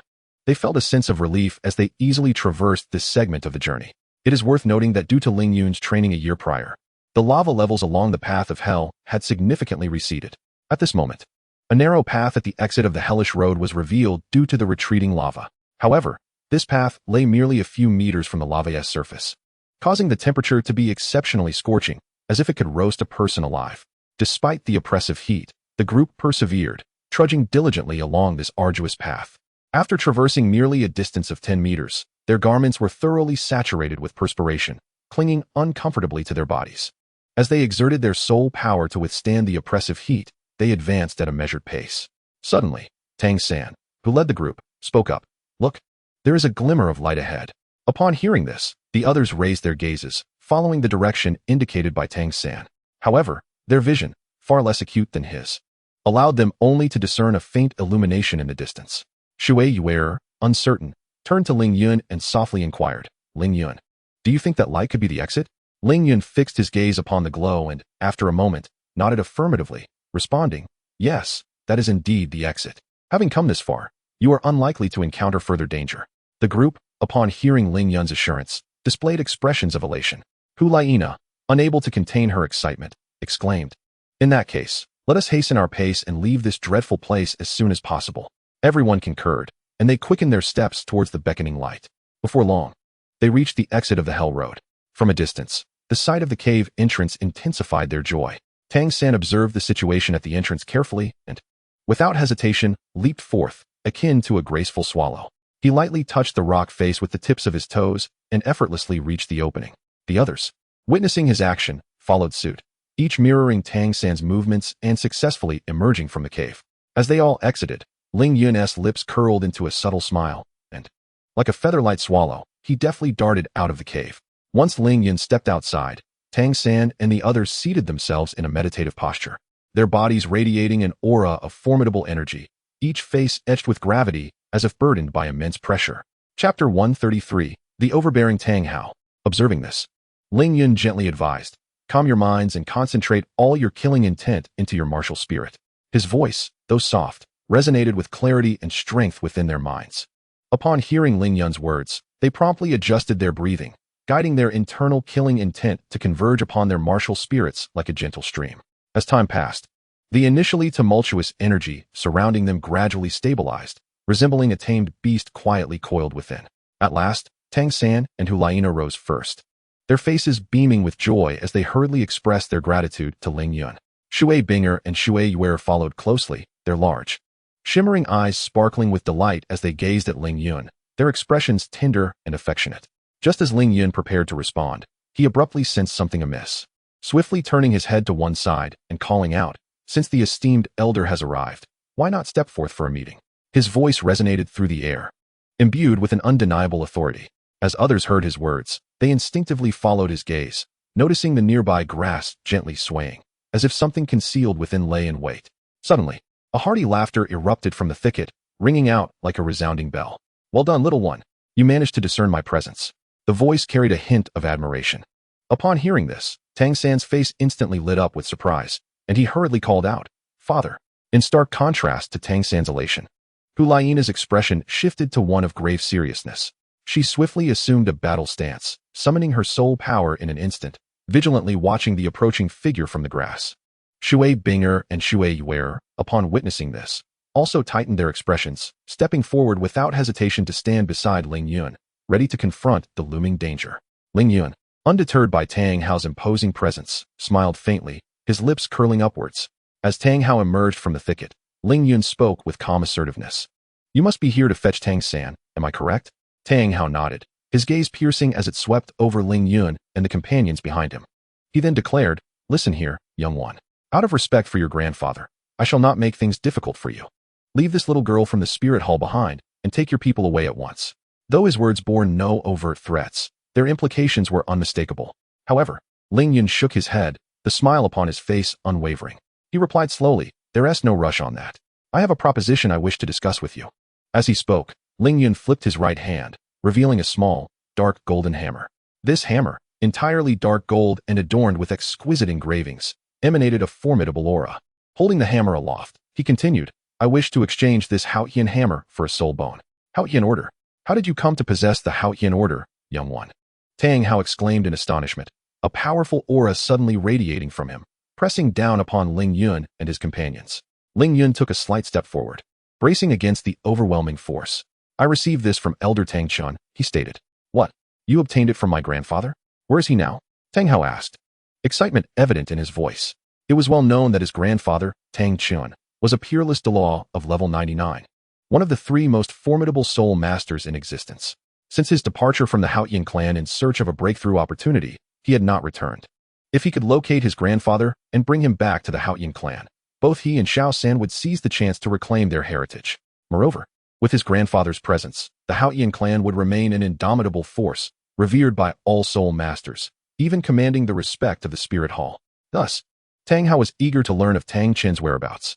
However, Ling Yun, sensing Tang Hao's curiosity, reined in his smile and replied, "Tang Chen coveted the treasures I possess, and I have since eliminated him." Ling Yun's response struck Tang Hao's heart like a formidable hammer, provoking an intense outburst from him. "You speak nonsense. My grandfather is a level 99 unparalleled Douluo, and you dare to challenge him." As he spoke, Tang Hao's aura surged wildly, suggesting that any misstep from Ling Yun could provoke his wrath. Ling Yun remained unfazed by Tang Hao's display, responding calmly. After leaving the Haotian sect, he fortuitously became the king of slaughter in the city of slaughter. "By rights, you should have encountered him." Tang Hao retorted with a sneer. "Huh? You claim you aren't fabricating tales? If my grandfather were indeed the king of slaughter, why didn't he recognize me back then?" Ling Yun replied with serene composure. "That is because he was possessed by the blood-red 9-headed Bat King during their battle, hence he could not recognize you." At this moment, Tang Sen interjected. "Is your ascension to the new king of slaughter due to your battle with my great-grandfather a year ago?" Ling Yun nodded in acknowledgement at Tang San. Realization dawned upon Tang Hao. The implication was clear. This young man became the new king of slaughter by slaying his own grandfather.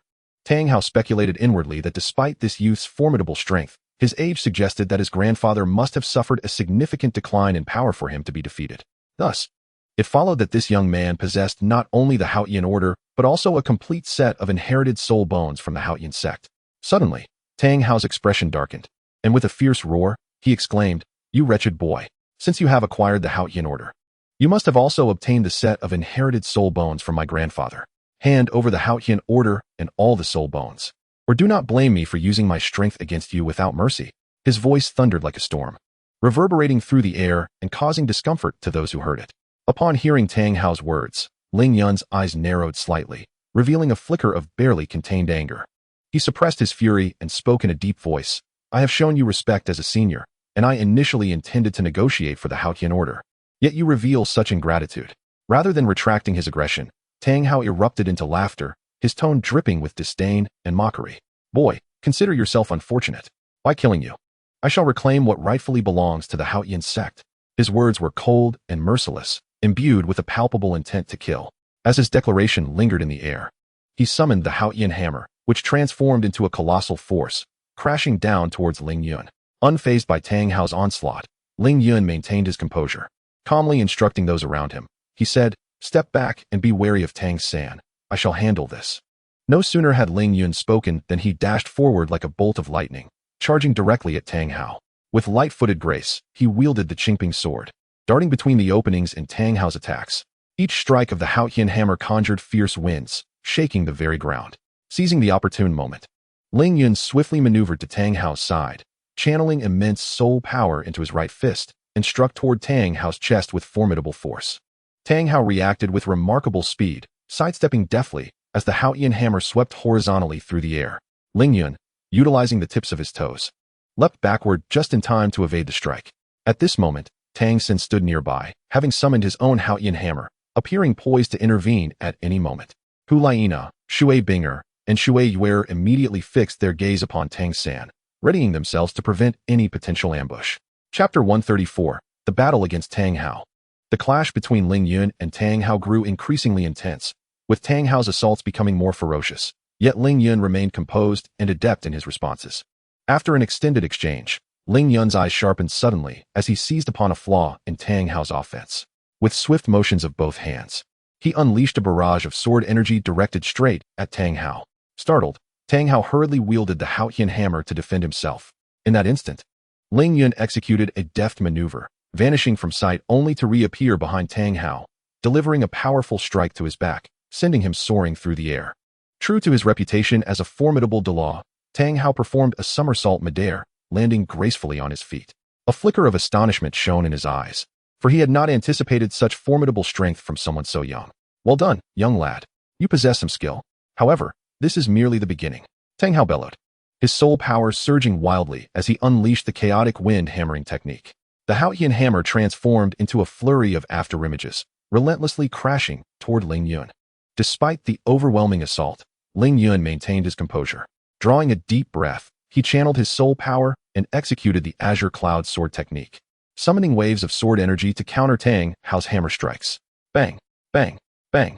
The Haotian hammer collided repeatedly with the incoming sword energy, producing a cacophony of resounding impacts.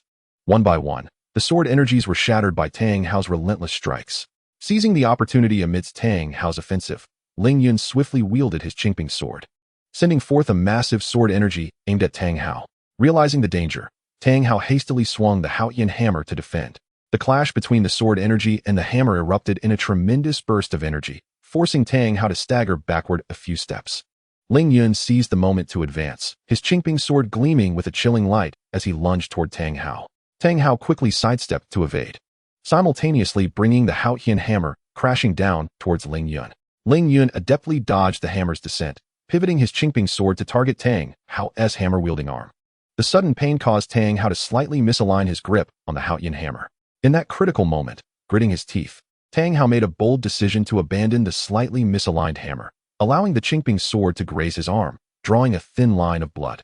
His unoccupied left hand shot out like lightning, attempting to seize Ling Yun's wrist. Startled, Ling Yun swiftly retracted his arm, narrowly escaping Tang Hao's grasp. Yet, he soon discovered that Tang Hao's right hand had swung, the Haotian hammer reappearing in his grip and rapidly descending towards Ling Yun once more. Ling Yun deftly evaded Tang Hao's strike, raising his Qingping sword high above, channeling the sixth form of the Azure Cloud Sword technique, the Azure Cloud embracing the moon. As he slashed towards Tang Hao with a massive wave of Azure Lotus Sword energy, Tang Hao sensed the ferocity of Ling Yun's assault, and he dared not exhibit even the slightest negligence. Suddenly, 2 yellow, 2 purple, 4 black, and 1 red soul rings appeared in an instant. The 7th and 8th soul rings simultaneously ignited, transforming the Haotian hammer in his hand into a colossal weapon several dozen meters in size.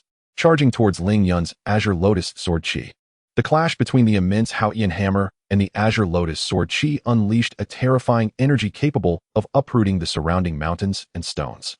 Dust and debris filled the air, swirling chaotically. As the dust began to settle, it was revealed that while Tang Hao was knocked to one knee by the force of the impact, his Haotian hammer remained steadfastly positioned before him. Ling Yun, on the other hand, utilized the recoil to swiftly retreat several dozen meters. Tang Hao rose with unwavering resolve, his aura undiminished. He spoke solemnly, "Young man, I did not anticipate your strength. Prepare to receive my ultimate technique, the supreme secret of the Haotian sect, explosion rings." With that, the first soul ring on his body lit up and then exploded instantaneously, followed by the second, the third. As the number of exploding soul rings increased, a dreadful pressure bore down upon Ling Yun. He felt as though he carried an enormous burden, yet his gaze remained resolute, channeling his soul power to resist this oppressive force. Ling Yun smiled faintly. "I have witnessed this move once before, and I must say, your prowess pales in comparison to that of your grandfather."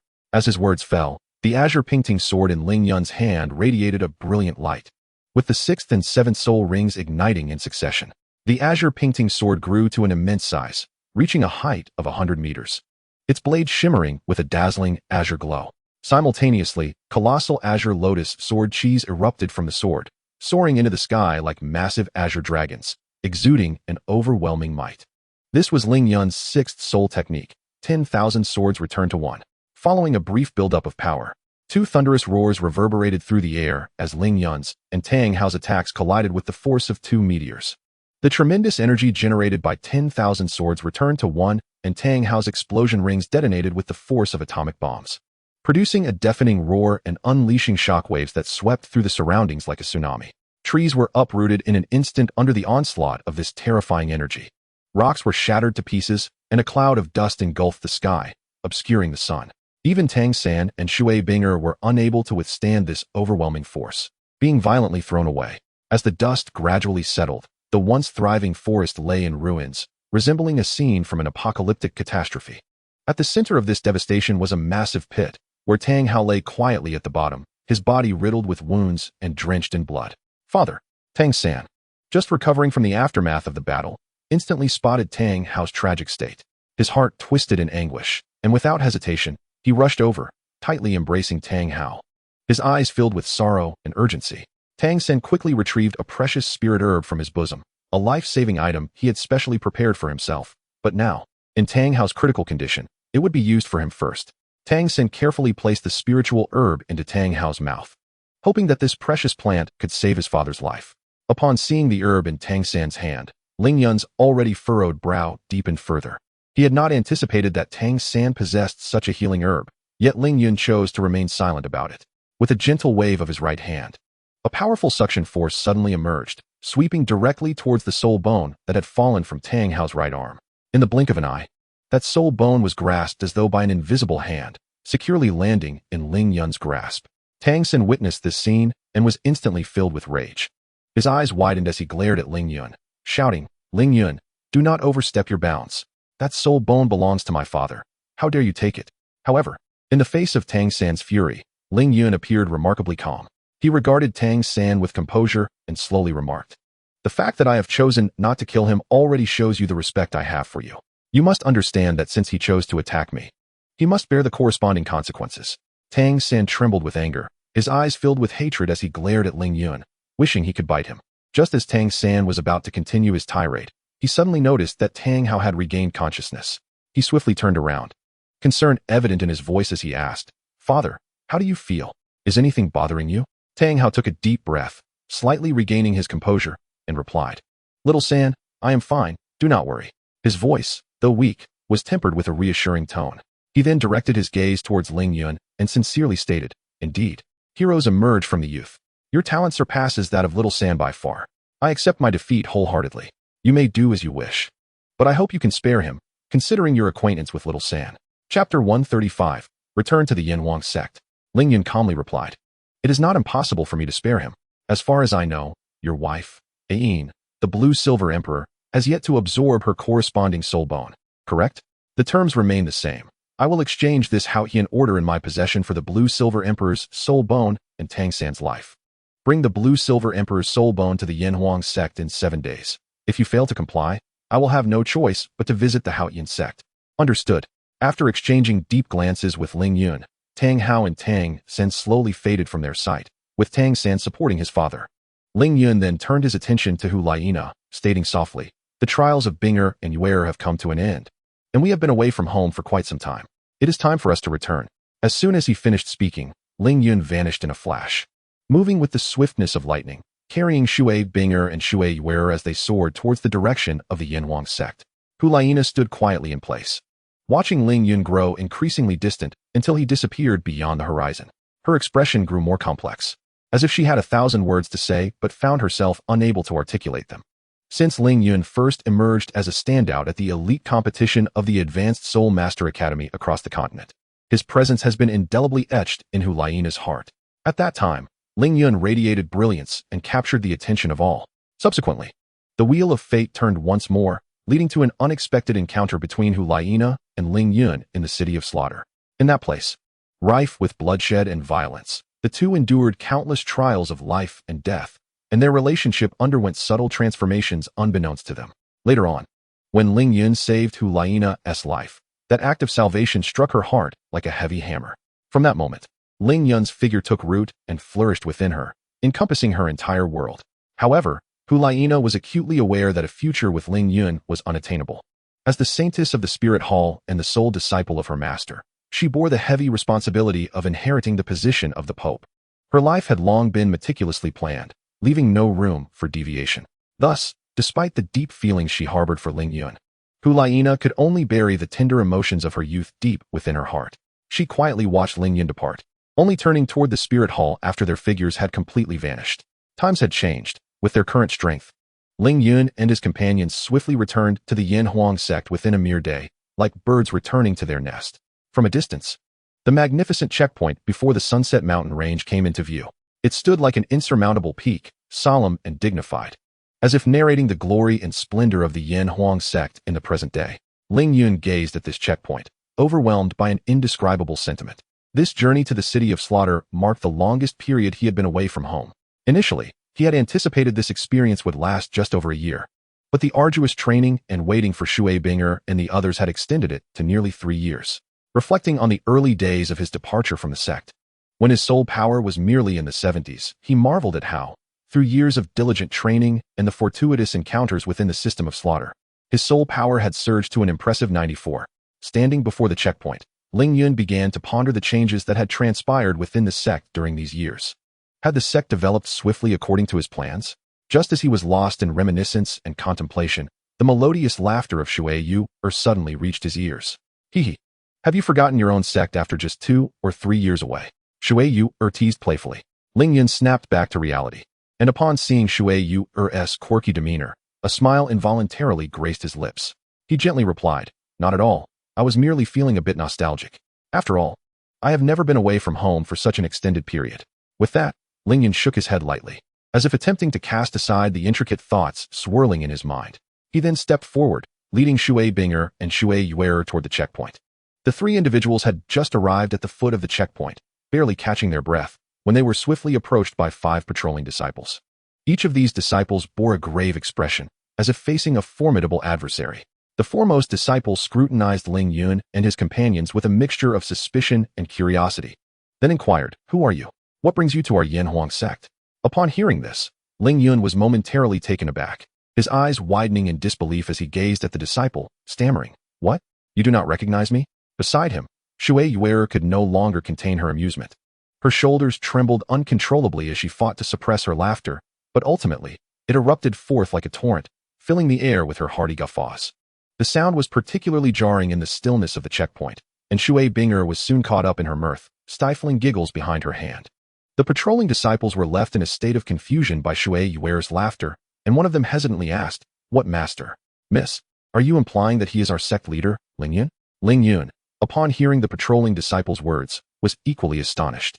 He abruptly turned his head, casting a doubtful glance at Shui Binger, demanding, "If they do not recognize me, that is one thing, but why do you two not recognize me either?" Shui Binger gently shook her head, a smile gracing her lips as she explained, "Over the years, the sect has continuously recruited new disciples, and the numbers have grown significantly. They may be recent additions to the sect and thus unfamiliar with us. It is entirely reasonable that they do not know us. As her words lingered in the air, she produced a token of identity from her bosom, cradling it as if it were a precious gem, and carefully extended it towards the leading disciple. Observing this, the disciple stepped forward eagerly, accepting the token with both hands, treating it as a matter of utmost importance. He scrutinized it closely, noting the exquisite designs and intricate patterns etched upon it, evidence of a disciple of the inner sect. Once he confirmed its authenticity, his demeanor shifted to one of reverence, and he promptly bowed, exclaiming, "Inner sect disciple Wang Lei pays respects to the esteemed senior sister." Shui Binger smiled and nodded, taking back the token and placing it into her storage space. She then turned to Ling Yun, introducing him. "This is our Yin Huang sect's leader, Ling Yun. When we embarked on our journey, you were likely not yet part of the Yin Huang sect, so it is understandable that you do not recognize us." Ling Yun offered a slight smile and nodded in acknowledgement to the disciples. Shui Binger continued, "You may resume your patrol. There is no need to concern yourselves with us." With that, she led Ling Yun and Shui Yuer forward into the sect. Upon hearing Shui Binger's words, the disciples felt as if a great weight had been lifted from their shoulders, hastily bowing and collectively stating, "We were unaware of the sect leader's return. We hope for your forgiveness." Ling Yun waved his hand dismissively, responding in a calm tone, "It is of no consequence. You are new to the sect and have not yet encountered me. This is not your fault, so do not burden yourselves with guilt." Having said this, he entered the sect alongside Shui Binger and Shui Yuer, their figures gradually fading into the distance. "I have long heard whispers about the youth of our esteemed leader, yet I never anticipated he would be quite so young." A patrolling disciple murmured in awe, seemingly struggling to comprehend this reality. Chapter 136, The Development of the Yin Huang Sect. Another patrolling disciple concurred, exclaiming, "Indeed, our leader appears to be no older than his teenage years. It has always been said that our leader possesses extraordinary talent and formidable strength. I cannot help but wonder what level of power he has attained upon his return from this expedition," his tone revealing both curiosity and reverence towards the leader's prowess. At that moment, the foremost patrolling disciple suddenly interjected, "Enough of this gossip. The affairs of our leader are not for us to speculate upon. We must focus solely on our respective duties." His tone was grave, clearly indicating a desire to curtail further discussion. Nevertheless, with Ling Yun's strength, he easily overheard the murmurs of the patrolling disciples. A faint smile graced his lips, yet he paid little mind to the matter. For him, the opinions and discussions of others held little significance. His focus remained steadfast on his cultivation and the advancement of the sect. Accompanied by Shui Binger and Shui Yu, Ling Yun continued onward, swiftly arriving at the grand hall of the sect. Along the way, he encountered numerous disciples within the sect. Most did not recognize him, merely casting curious glances at the trio. Some even hurriedly inquired amongst their peers, eager to uncover the identities of these unfamiliar figures. A few of the earlier initiates, upon spotting Ling Yun, displayed expressions of delight, hastily approaching to bow respectfully before him. Observing this, Ling Yun's smile widened slightly as he graciously acknowledged their greetings, his demeanor warm and amiable. Before entering the grand hall, Ling Yun abruptly halted, turning to the nearby disciples and instructing, "Please inform the peak masters and the offerings to assemble in the grand hall at once." The disciples quickly complied and departed. Before long, several peak masters, including Yang Wudi, and the esteemed offering Shui Jun arrived in succession. Upon entering the hall, their eyes were immediately drawn to Ling Yun standing within, their faces reflecting astonishment and joy. Unable to contain his excitement, Niu Gao swiftly approached Ling Yun, exclaiming, "Leader, you have finally returned. We were terribly worried about you. We have heard that the city of Slaughter is fraught with danger, rife with bloodshed and violence. It is truly a relief to see you return unscathed." The esteemed offering Shui Jun, Ling Yun's grandfather, ambled over, gazing at him with a kind and gentle expression. "Wonderful, splendid news. Your safe return has lifted a great weight from our hearts. We have been concerned for you over these years, particularly your mothers, who often speak of you." Ling Yun replied with a smile, "Apologies for causing everyone concern. Although the city of Slaughter was indeed perilous, the rewards were also substantial." "What level have you reached now, my dear Yunu?" the esteemed offering inquired with a smile. Ling Yun, upon hearing his grandfather's inquiry, smiled and replied, "After several years of cultivation, my soul power has reached level 94. As he finished speaking, he took a deep breath and unleashed his aura. In an instant, a formidable wave of soul power surged forth like a tumultuous tide, enveloping the surroundings with an imposing presence akin to a storm. The sudden onslaught of divine energy momentarily destabilized the crowd, yet their gazes unanimously converged upon Ling Yun. When they sensed his overwhelming aura, astonishment and delight filled their eyes. Yang Wudi, his face etched with disbelief, widened his eyes and stared incredulously at Ling Yun, exclaiming, "Indeed. It is said that great peril often harbors great opportunity. The progress of the sect leader these past few years has been nothing short of miraculous. To achieve the rank of title Douluo places him among the elite of the continent. Beside him, the head of the law enforcement peak, Bai He, could hardly contain his exhilaration, his voice trembling with excitement. Yes. I recall that the previous record for the fastest breakthrough to title Douluo was held by Tang Hao of the Haotian clan, who achieved it at the age of 44 and was revered as the Haotian Douluo. Now, our sect leader has attained the title Douluo rank at such a tender age. This is truly an unprecedented marvel. Let us not forget, he is merely 18 years old. With such talent, the future holds the promise that he may become the most formidable force in the Douluo continent, perhaps even ascend to the realm of the legendary immortal deities. Elder Lu Gao, brimming with enthusiasm, chimed in, "Indeed, with our sect leader at the helm, the Yanhuang sect is destined to become the mightiest power in the Douluo continent." Ling Yun nodded in acknowledgement and then inquired about the happenings within the sect over the past few years. "It is getting late. Everyone should retire early. We shall discuss matters further tomorrow." With that, the crowd took their leave, and Ling Yun proceeded alongside his grandfather, Shui Jun, and Shui Binger towards their respective quarters. Along the way, Shui Jun suddenly remarked, "Yun'er, just now, I sensed a sacred and majestic aura within your soul power. What is the meaning of this?" "Grandfather, do you recall my purpose in traveling to the city of slaughter?" "This is one of the primary reasons for my journey," Ling Yun replied with a smile. Shui Jun, taken aback, stammered, "You mean?" His voice trembled, as if struggling to believe his own conjecture. Ling Yun nodded affirmatively, smiling as he said, "Indeed. During my time in the city of slaughter, I not only acquired the domain of the god of slaughter, but also discovered the divine inheritance of the Azure god on the Hell Road." Shui Jun exclaimed with excitement. "So, you will become the next Azure god?" Ling Yun nodded with a smile. At that moment, Shui Yuer interjected, "Grandfather, do you know? Ling Yun not only passed the tests of the city of slaughter and the Hell Road, but also defeated the previous king of slaughter, becoming the new ruler of the city of slaughter. Now, all the fallen and enforcers within the city of slaughter heed his command." With a smile gracing her lips and a glimmer of pride in her eyes, Shui Bing nodded vigorously and affirmed, "Grandfather, what Yuer has said is indeed true. Not only that, but it was under Ling Yun's guidance that both Yuer and I managed to escape the treacherous path of hell. And we have also attained the realm of the god of slaughter." Shui Yuer, brimming with joy, could hardly contain her excitement as she interjected, "Yes, grandfather. This is our very first realm in life. It's truly exhilarating." Ling Yun responded with a gentle smile, continuing, "This experience has been rather extraordinary, due to certain exceptional circumstances. I spent over a year training in the hellish path. However, it is precisely because of this period of cultivation that my soul power has surged remarkably, allowing me to acquire both the 8th and 9th soul rings. As it stands, my soul power has reached level 94, and more significantly, my body has undergone evolution, transforming into a divine physique, with my soul power evolving into divine strength. Essentially, I can now be regarded as a deity, albeit with a relatively low level and insufficient divine power to maintain this state for extended periods." The eyes of the god King Shui Jun widened in astonishment. In the Douluo continent, deities were legendary beings, and many titled Douluo might never have the chance to even behold one in their lifetime. Yet now, his grandson had the potential to become the next god of slaughter, a notion that was once inconceivable to him. Chapter 137. The Development of the Yanhuang Sect. Yun'er, what exactly did you experience in the city of slaughter?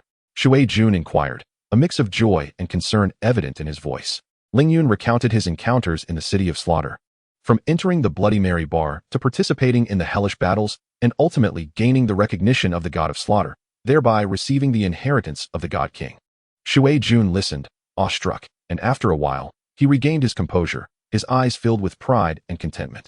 "Yun'er, your ability to obtain the god king's inheritance is a tremendous fortune for our Yanhuang sect. However, this matter is of utmost importance. You must exercise caution and avoid unnecessary troubles until you have fully matured." Ling Yun nodded solemnly, assuring, "Grandfather, rest assured, I understand. I now stand at the pinnacle of the continent, and there is no one on the Douluo continent who poses a threat to me. Thus, you need not worry." Satisfied, Shui Jun smiled and patted Ling Yun on the shoulder, saying, "With your words, I am at ease. It is getting late. You should rest early." With that, he turned and walked towards his quarters. Shui Binger gently grasped Ling Yun's hand, her eyes filled with concern. "Ling Yun, what are your plans moving forward?" Ling Yun paused thoughtfully for a moment before replying. "My journey to the city of slaughter was indeed fruitful, not only did I acquire the inheritance of the god of slaughter, but I also unexpectedly gathered information regarding the inheritances of the ice god and the thunder god. Moreover, according to the god of slaughter, if we can gain the ice god's acknowledgement, we may have a strong chance of obtaining information about the water god and the poison god as well. Beside him, Shui Yu was instantly filled with exuberance, her hands dancing in delight as she exclaimed, "Wow, is that truly the case? Does that mean we both have a chance to become deities in the future?" Shui Binger, equally brimming with anticipation, gazed at Ling Yun, her large, bright eyes sparkling with an enchanting glimmer, reminiscent of two exquisite, translucent gems. Observing this, a gentle smile graced Ling Yun's lips, his expression softening as he nodded affirmatively. "Indeed, it is true. As long as we remain steadfast in our efforts, we shall surely achieve this aspiration." Upon hearing his words, Shui Binger and Shui Yu exchanged knowing smiles, their gazes intertwining, revealing the unwavering determination and resolve that shone within their eyes. In unison, they reassured Ling Yun, "Rest assured, we will give it our utmost." With a night passing in silence, the dawn of a new day arrived. Ling Yun found himself seated at the head of the Yan Huang Hall, with all the esteemed members of the Yan Huang sect gathered below, including the vice sect master, Shui Yun Tian, who had hurried back from Yan Huang Academy. Ling Yun cleared his throat lightly and smiled as he addressed them. "It has been quite some time since I last saw all of you esteemed elders. I wonder if any significant events have transpired during my absence?" Vice sect master Shui Yun Tian, wearing a smile and maintaining a relaxed demeanor, replied, "Nothing particularly momentous has occurred. All affairs within the sect are progressing swiftly and methodically according to plan, and the development is exceedingly promising. Compared to the past, our sect has experienced remarkable growth." He paused for a moment before continuing, "Moreover, I have good news to share. Just a year ago, Senior Niu Gao and I successfully broke through to the rank of title Douluo, marking a substantial enhancement in the sect's strength. Not only that, but our Grand Offering and Dugubo Offering have also made significant advancements, each successfully reaching level 96. With the sect master included, Yan Huang sect now boasts a total of 5 title Douluo, surpassing the 7 treasure glazed tile sect." There was a hint of excitement in Shui Yun Tian's voice as he added, "Furthermore, based on current circumstances, both Senior Bai He and Yang Wu Di have reached level 89, harboring a strong likelihood of breaking through to title Douluo within the next 1 or 2 years. At that time, our sect's strength will only grow more formidable." At this juncture, Shui Yun Tian took a brief pause to gather his thoughts before continuing. "Additionally, following a series of reforms and developments, the organizational structure of our sect has become significantly more refined. We now have 9 true disciples, all of whom are exceptionally gifted and powerful elites, along with 30 core disciples who form the backbone of our sect. Moreover, the number of inner disciples has exceeded 900, with a multitude of outer disciples and auxiliary members. Among these true disciples, they are privileged to cultivate the unparalleled divine arts of Wuxiang Shengong and Qinglian Yufeng Shenfa, both of which are closely guarded secrets of our sect, reserved solely for those designated as true disciples. The core disciples are permitted to cultivate the first 8 levels of the Formless Divine Skill and the Azure Lotus Wind Body Technique. Although they are unable to reach the highest echelons of these practices, their prowess is sufficient to distinguish them within the realm of Soul Masters. Upon successfully breaking through to level 70, they will be elevated to true disciples and granted access to the final 2 levels of the Formless Divine Skill. The inner disciples may engage in the techniques and martial arts contained within the 9 scripture. Although these skills may not rival the Formless Divine Skill and the Azure Lotus Wind Body Technique, they are nonetheless esteemed martial arts capable of securing the inner disciples' positions within the Soul Master community. As for the outer disciples and miscellaneous disciples, they are limited to cultivating some basic techniques from the 9 scripture. While these methods possess limited power, they effectively strengthen the body and significantly enhance their training speed, laying a foundation for future cultivation. Ling Yun expressed his satisfaction with such arrangements, nodding approvingly as he remarked, "Excellent. Our sect is currently teeming with talent and experiencing robust growth. We must now devote ourselves to further developing the sect, ensuring its strength. A great turmoil is imminent. Only by enhancing our power can we secure a voice in these chaotic times." Bai He promptly responded, "Rest assured, Sect Master. I have instructed the disciples to intensify their reconnaissance across the continent, closely monitoring the movements of the Spirit Hall and the 2 empires. Any news will be relayed immediately." Upon hearing Bai He's words, a smile graced Ling Yun's face as he acknowledged, "During my absence from the sect, my father and several esteemed elders have worked tirelessly." He then turned to the peak masters and inquired, "How is the development across the various peaks?" Niu Gao gradually rose to his feet, his voice echoing within the Yan Huang Hall. "Esteemed colleagues, The disciples of the Formation Peak have long shouldered the responsibility of our sect's defense system while also overseeing related construction matters. Through their relentless efforts, we have now become adept at deploying over a dozen basic formations. Furthermore, the various formations within the sect have undergone upgrades and optimizations, rendering them more robust and formidable. He paused momentarily before continuing. In addition, we have leveraged our expertise to establish a subsidiary construction guild outside the sect. This guild primarily provides construction services to individuals or factions, assisting them in erecting various edifices. Through this initiative, we not only cultivate the practical skills of our disciples, but also generate additional revenue for the sect. Upon hearing Niu Gao's report, Ling Yun's face radiated approval. He nodded and said, "Master Niu Gao, you have performed exceptionally well. This not only enhances the disciples' abilities, but further fortifies our sect's defenses, ensuring safety within our domain. Moreover, exploring avenues for profit is indeed a sagacious move." Once Niu Gao had concluded, the Alchemy Peak Master, Yang Wudi, also rose, his voice brimming with confidence. "I report to you, Sect Master, that our Alchemy Peak disciples have been tirelessly researching the methods of elixir refinement day and night, and we have now achieved remarkable results. We are capable of consistently producing 6th-tier healing elixirs and soul power-enhancing pills, and we have successfully developed a brand new elixir, the Spirit Refining Pill. Its primary function is to enhance the spiritual power of soul masters. Currently, we are only able to refine low-tier spirit elixirs, which are effective solely for lower-ranked soul masters.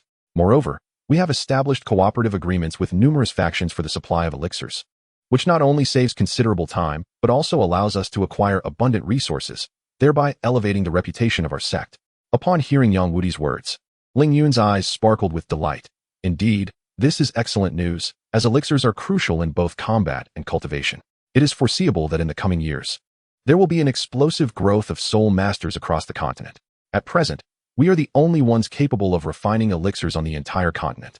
To prevent other factions from coveting our elixirs, we must bind powerful forces such as the Wuhuan Temple and the Seven Treasures Glazed Tile sect to our ship. Only in this way can we disperse the pressure from other factions and develop our sect in secret and with peace of mind. The master of the Refining Peak, Liu Gao, then remarked, "The Refining Peak has successfully crafted numerous exquisite weapons for the disciples of the sect. Recently, we have attempted to incorporate special materials into our weapons, achieving preliminary results. The soul-guiding pistols, after modifications and upgrades, can now pose a threat to soul emperor-level powerhouses. Simultaneously, we have adhered to the previous requests of the sect leader by providing advanced armor solely to the 2 major empires and the Wuhuan Temple, refraining from supplying weapons, which has generated considerable funds." Ling Yun smiled with satisfaction, saying, "Each peak is thriving splendidly. I believe that through our collective efforts, the Yanhuang sect will undoubtedly grow even stronger." At this moment, Shui Yuntian interjected. "Recently, the disciples of the Law Enforcement Peak and the Formation Peak have collaborated within the sect, successfully capturing many spies. After rigorous interrogation, we discovered that the targets of these spies were indeed our sect's elixirs and weapons. Furthermore, a significant portion of these spies originated from the 2 major empires and the Wuhuan Temple. Currently, they are temporarily detained in the dungeons, and we have been deliberating on how to handle them. What are your thoughts on this matter?" Hearing this, Ling Yun's lips curled slightly, revealing a faint smile as he replied, "In my opinion, from now on, we must fortify the defensive measures within our sect. We must not allow these individuals to access our core secrets. As for the spies we have captured, it would suffice to deal with them directly." Ling Yun's gaze slowly swept over the assembly, and he continued, "Whether it be the 2 major empires, the Wuhuan Temple, or any other faction, their covetousness for our elixirs and weapons is entirely natural. After all, our sect's elixirs and weapons hold considerable value. Thus, what we can do is strengthen our internal defenses and safeguard our sect's secrets to prevent any leakage." Once Ling Yun had grasped the developments within the sect, he retrieved several books previously rewarded by the system from his storage space. He handed these books to the 3 peak masters, saying, "These are the intermediate formation, intermediate refining, and intermediate alchemy texts. Please take them back for thorough study, as they will prove invaluable in the future." The 3 peak masters respectfully accepted the books, their eyes brimming with excitement and anticipation. After everyone had dispersed, Ling Yun took Shui Binger and Shui Yuer to their mother Lin Wanyun's residence. For the next few days, Ling Yun remained in the company of his 2 mothers, occasionally gathering for meals with his teammates. One day, while Ling Yun was discussing matters with the higher-ups in the Yanhuang Hall, a disciple entered and respectfully announced, reporting to the sect master, the Haotian Da Tang Hao, along with his son Tang San and the patriarch of the Li family, Titan, request an audience with you at the sect's entrance. Ling Yun turned to the announcing disciple and instructed, bring them in. Once the disciple had departed, Niu Gao looked at Sect Master Ling Yun with a puzzled expression and asked, Sect Master, I truly cannot fathom why Tang Hao has come to our Yin Huang sect. We have had no previous dealings with their Haoyin sect. Ling Yun smiled gently and explained at a leisurely pace. This is essentially a transaction between Tang Hao and myself. It's a long story. After I traversed the road of hell, I unexpectedly discovered that Binger and Yuer had also arrived in the city of slaughter. To better protect them, along with some other special reasons, I resolved to eliminate the King of Slaughter. After a fierce battle, I ultimately succeeded in defeating him and obtained the long-lost Haoyin order from the Haoyin sect, along with all of his soul bones. Pausing briefly, Ling Yun continued, subsequently, after Binger and the others traversed the road of hell, they encountered Tang Hao, who had come to meet Tang San. At that moment, I thought to myself, the Haoyin order must hold immense significance for the Haoyin sect. Perhaps I could use it to exchange for a special soul bone from Tang Hao.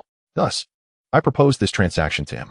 Niu Gao and Bai He exchanged glances, both astonished by what they saw in each other's eyes. Niu Gao pressed on, what happened next? Did Tang Hao agree? Ling Yun nodded and continued, Tang Hao indeed accepted my terms. However, during our conversation, I learned a shocking truth. The King of Slaughter I had slain was, in fact, the first sect master of the Haoyin sect, Tang Chun. What? Bai He exclaimed in disbelief, Tang Chun. Hasn't he been missing for decades? How could he possibly have become the King of Slaughter? Yang Wudi, equally astonished, remarked, indeed. This is utterly unexpected. As far as I know, after reaching level 99, Tang Chun left the Haoyin sect in search of a breakthrough method, and he has not been seen since. Who would have thought that the long-lost Tang Chun would be in the city of slaughter? Even more astonishing is the fact that he was slain by the sect master.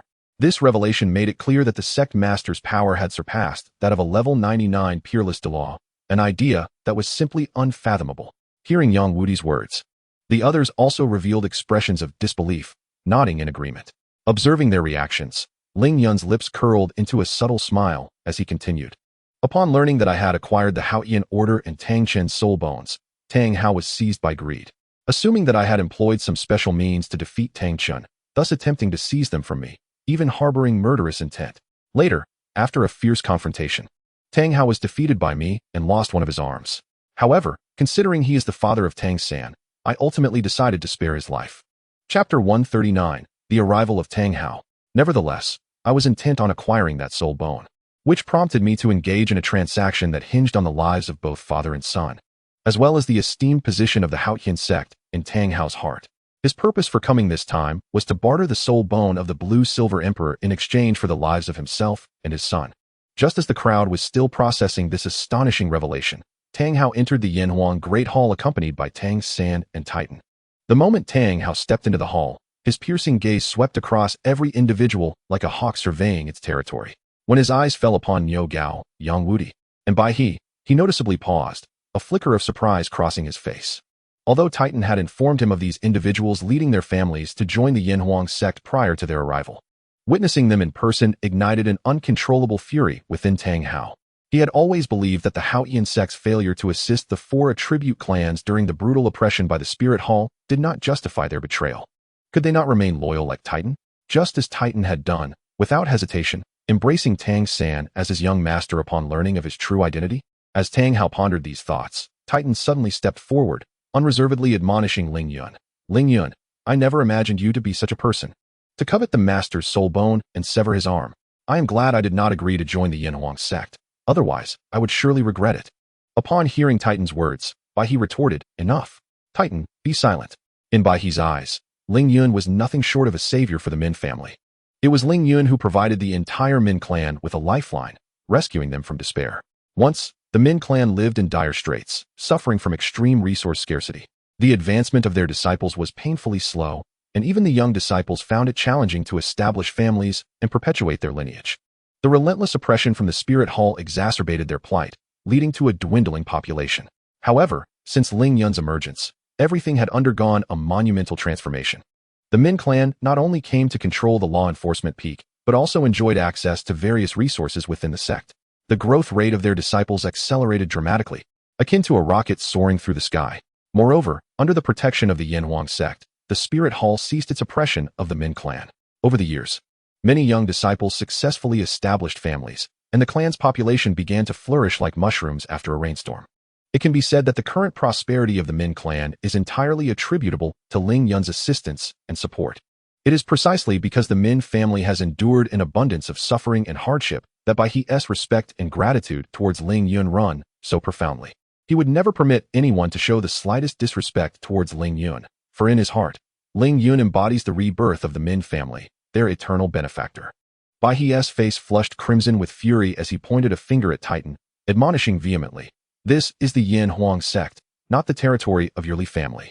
To dare show such disrespect to the sect master is to invite our complete retribution within the Yin Huang sect." However, Titan stood resolutely unafraid, straightening his posture and glaring defiantly at Bai He, retorting without hesitation, "You are the one being outrageous, Bai He. Do not think that your current affiliation with the Yin Huang sect grants you the authority to dictate to me. Do not forget, you once were a subordinate clan of the Haotian sect, your status far beneath that of our Li family.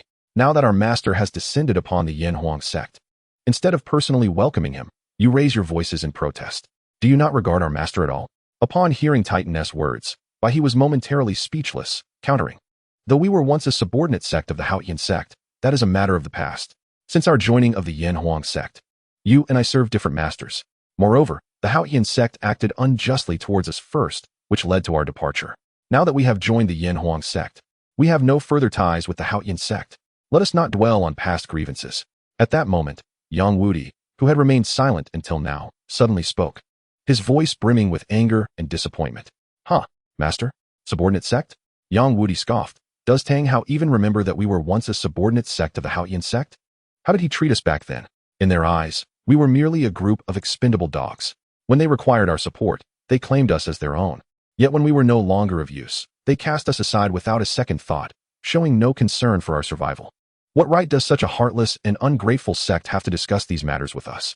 Hearing Yang Wudi's words, a surge of discontent and anger rose within Titan.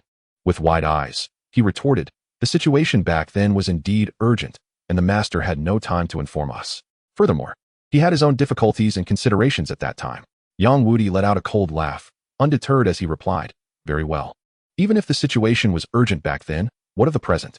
So much time has passed, and we have continually suffered oppression from the Spirit Hall. Where were Tang Hao and the Haotian sect during our plight?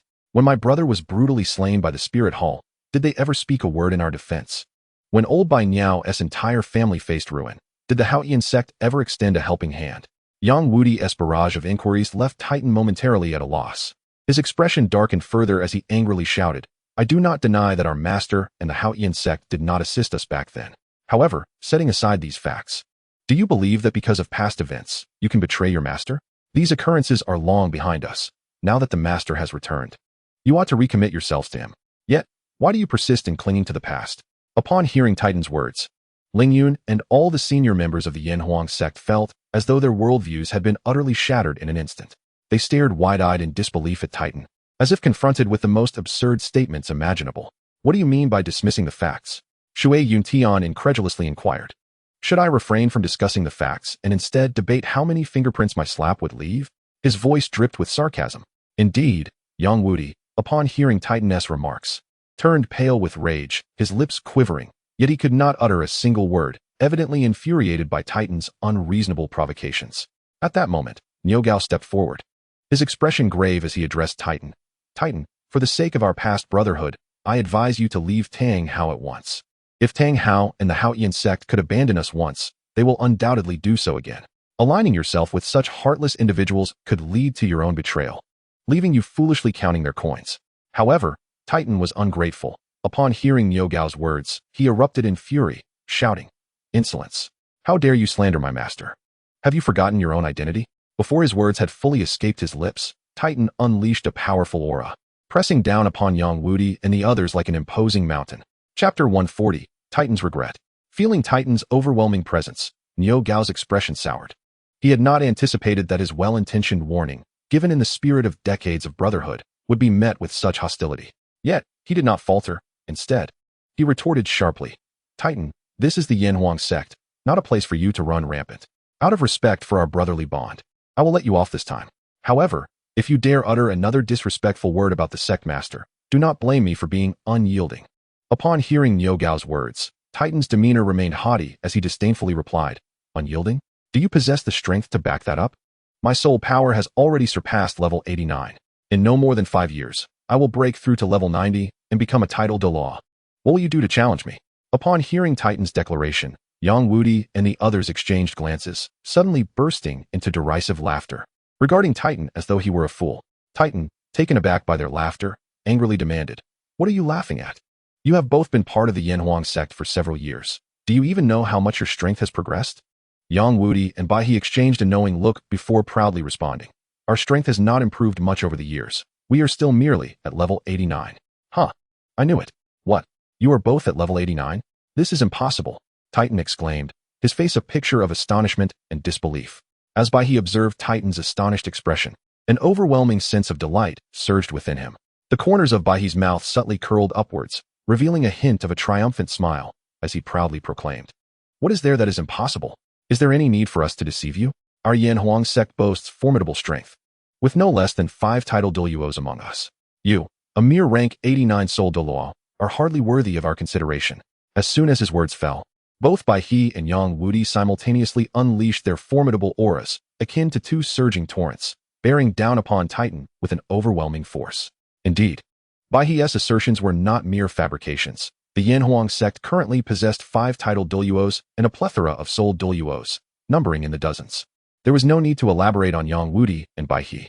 As for the esteemed elder Lu Gao, despite his advanced age, he had recently ascended to rank 82 as a soul Douluo, thanks to the abundant resources provided by the Yanhuang sect. However, his potential had reached its limit. While he might gain a few more levels, he was unlikely to attain the rank of title Douluo. Not to mention, the Shui clan alone boasted 7 soul Douluos. Ling Yun's 2 mothers had ingested celestial herbs, and with the aid of these mystical plants and the Wuxiang divine art, they had ascended to rank 83.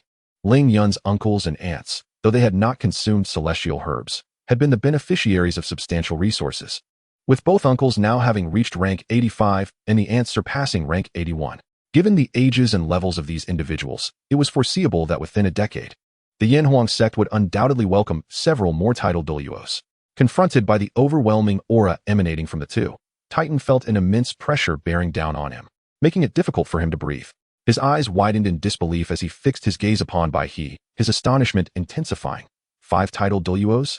How can this be? I distinctly recall that the Yanhuang sect had only 2 title Douluos.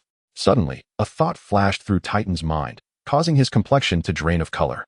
He recalled Yang Wudi and Bai He, who had recently just surpassed rank 80, yet now they had both reached the pinnacle of rank 89. What of Niu Gao, who was presumably even stronger?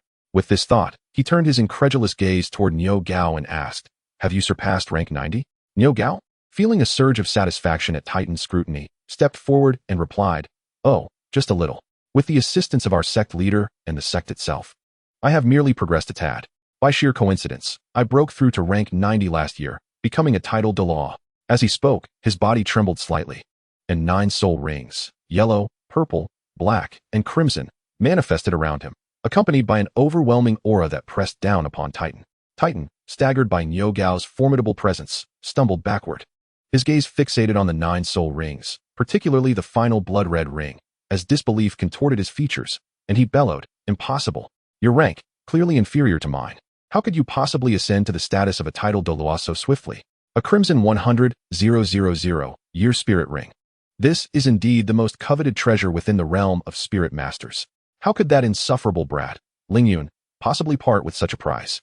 It perfectly embodies the adage of fearing for a brother's hardship while dreading the prospect of him driving a luxury vehicle." At this moment, Titan was thoroughly shaken. He could not bear the thought of his comrade thriving while their paths diverged. Regret gnawed at his heart, for he recalled that Ling Yun had once extended an invitation to him. Had he acquiesced back then, he was certain that, given his innate talent, he would have achieved the rank of title Douluo much sooner, and that 100,000 year spirit ring would now belong to him. Tang Hao stood resolutely in the center of the grand hall, his gaze penetrating as he surveyed the unfolding scene. Titan stood not far before him, straining under the formidable aura emanating from Niu Gao and his companions. Tang Hao's brow furrowed in concern, a flicker of wariness flashing in his eyes. Niu Gao's prowess was already formidable, and with his recent ascension to title Douluo and the possession of a 100,000 year 9th spirit ring, it was a force to be reckoned with, even for him. Taking a deep breath to steady himself, Tang Hao stepped forward without hesitation. His stride was firm and powerful, causing the very hall to tremble slightly with his approach. As Tang Hao positioned himself before Titan, he immediately felt the overwhelming pressure of Niu Gao's aura bearing down upon him. Yet, undaunted, he trembled slightly as a surge of potent spirit power erupted from within him, colliding head-on with Niu Gao's imposing presence. A resounding boom echoed as the two formidable energies met in the air, producing a violent ripple of energy that swiftly spread throughout the hall, causing it to shudder. Surprisingly, despite Tang Hao currently being only at level 86, he stood his ground unwaveringly, impervious to Niu Gao's aura. He radiated an air of authority and dominance that compelled attention. Upon reflection, this was entirely reasonable. Prior to Ling Yun severing his arm, Tang Hao had been a 96th level super Douluo, and with the myriad unique skills of the Haotian clan, his power was nothing short of terrifying. Presently, he had merely lost 10 levels in spirit power due to the loss of an arm. Yet the quality of his spirit power remained unchanged. Like Ling Yun, he was unable to engage in prolonged battles with opponents of equal rank. Nevertheless, even at level 86, Tang Hao was by no means an adversary that Niu Gao and his companions could easily contend with. After all, Tang Hao was the contemporary Haotian Douluo, his renown having spread across the continent more than a decade ago. Thus, it was entirely within reason for him to effortlessly withstand Niu Gao's pressure. Chapter 141. The Transaction of the Blue-Silver Emperor's Right Leg Spirit Bone. Tang Hao cast a cold, piercing glance at Niu Gao and his companions. Despite the fury boiling within him over their betrayal, he resolutely suppressed his emotions, adopting an air of authority as he spoke slowly. All right, Niu Gao, after all these years, why let a trivial matter disrupt our camaraderie? Yang Wudi, upon hearing Tang Hao's words, sneered derisively at him and retorted, Your face. What is your face worth? Were it not for your utility to the sect leader, you would not leave the Yin Huang sect unscathed today. Tang Hao, incensed by Yang Wudi's insolence, barked back. How dare you? Though you have departed from the Haotian sect, never forget that a dog remains a dog. Do not dream of biting the hand that feeds you. With that, he unleashed a formidable aura aimed at Yang Wudi and his two companions, seeking to impart some lessons. This is Yin Huang sect, not a place for you to run rampant, Ling Yun declared with an air of authority, his gaze firmly fixed on Tang Hao. He casually waved his right hand, as if a gentle breeze had swept through. Yet, this seemingly trivial gesture concealed an immense power that bore down on Tang Hao with the weight of a mountain. Tang Hao felt an irresistible force rushing towards him, and despite exerting all his strength to resist, it surged forward like a relentless tide, crashing against his body. His imposing presence was instantly suppressed by Ling Yun, compelling him to retreat involuntarily, with each step feeling as if he were treading on cotton, devoid of any solid ground. As Tang Hao staggered backward, his breath became increasingly erratic. His once steady inhalations turned rapid, as if a colossal stone pressed upon his chest, suffocating him. His complexion reddened in an instant, and beads of sweat began to form on his forehead. Dad, what's wrong? Tang Sen exclaimed, his heart racing in alarm as he hurried to support Tang Hao, concern etched across his face. Tang Hao took a moment to steady himself, shaking his head at Tang San to signal that he was not gravely harmed. His gaze then shifted to Ling Yun, filled with dread. It was only at this moment that he fully comprehended the truth. During their previous encounter outside the city of slaughter, Ling Yun had not revealed his full strength. Ling Yun appeared unconcerned with Tang Hao's inner turmoil, his gaze fixed intently on the soul bone held in Tang Hao's hand, as he slowly inquired, Have you brought the soul bone? Taking a deep breath, Tang Hao endeavored to calm the shock within him. With a gentle motion of his left hand across his storage soul guide, a flash of green light emerged, revealing a left leg soul bone that emanated a vibrant vitality. His voice trembled with an overwhelming sense of reluctance, as though that soul bone were the most precious possession of his life. Clutching the soul bone tightly, his eyes lingered upon it, seemingly able to glimpse the cherished moments spent with his wife, Ain. However, despite the profound reluctance in his heart, Tang Hao resolutely extended the soul bone to Ling Yun, stating, This is the soul bone you seek. I hope you will uphold your promise and exchange it for the Haotian order. Although his tone remained calm, the undertones of helplessness and indignation were unmistakable. Tang Sen stood by, his expression dark and foreboding. He fixed his gaze intently on the soul bone in Tang Hao's possession, a relic left behind after his mother's sacrificial demise, holding profound significance for him. Originally, this soul bone was poised to become the key to his enhancement of power, a precious gift bestowed upon him by his mother. Yet, now he was forced to witness it being taken away by another. Tang San's fists clenched tightly, his nails digging deeply into his palms, eyes ablaze with hatred as they bore down on Ling Yun. If a mere glare could kill, Ling Yun would have perished 100 times over under his furious stare. Ling Yun, however, was unfazed by Tang San's seething glare. To him, Tang San's current fury was merely a manifestation of impotence. No matter how much dissatisfaction he harbored, it could only fester within, posing no real threat to him.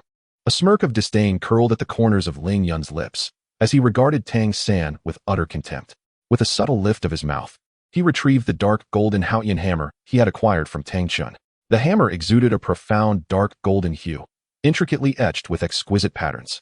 Emanating a mysterious and formidable aura, Ling Yun tossed the Haotian hammer lightly, and it soared through the air like a shooting star, heading directly towards Tang Hao. Upon witnessing this, a flicker of surprise crossed Tang Hao's eyes, and he stepped forward to catch the hammer with steady hands. Gripping the Haotian hammer tightly, he scrutinized it intently, his gaze wandering over its surface as if inspecting every detail to ascertain whether it was indeed the genuine Haotian order. After a moment, Tang Hao finally nodded, confirming its authenticity without a doubt. Standing nearby, Yang Wudi and the others had naturally observed the Haotian hammer that Ling Yun had thrown.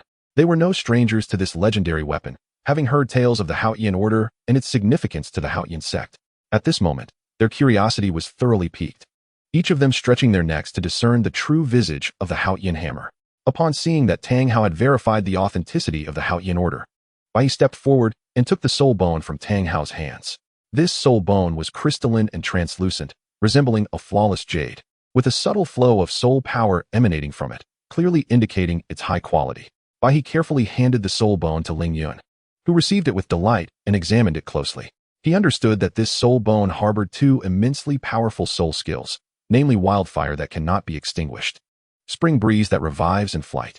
Wildfire that cannot be extinguished, spring breeze that revives was an exceptionally potent self-repairing soul skill, regardless of the severity of the injury. Even in cases of severed limbs, as long as one was not dead, possessing this soul bone would allow for self-regeneration.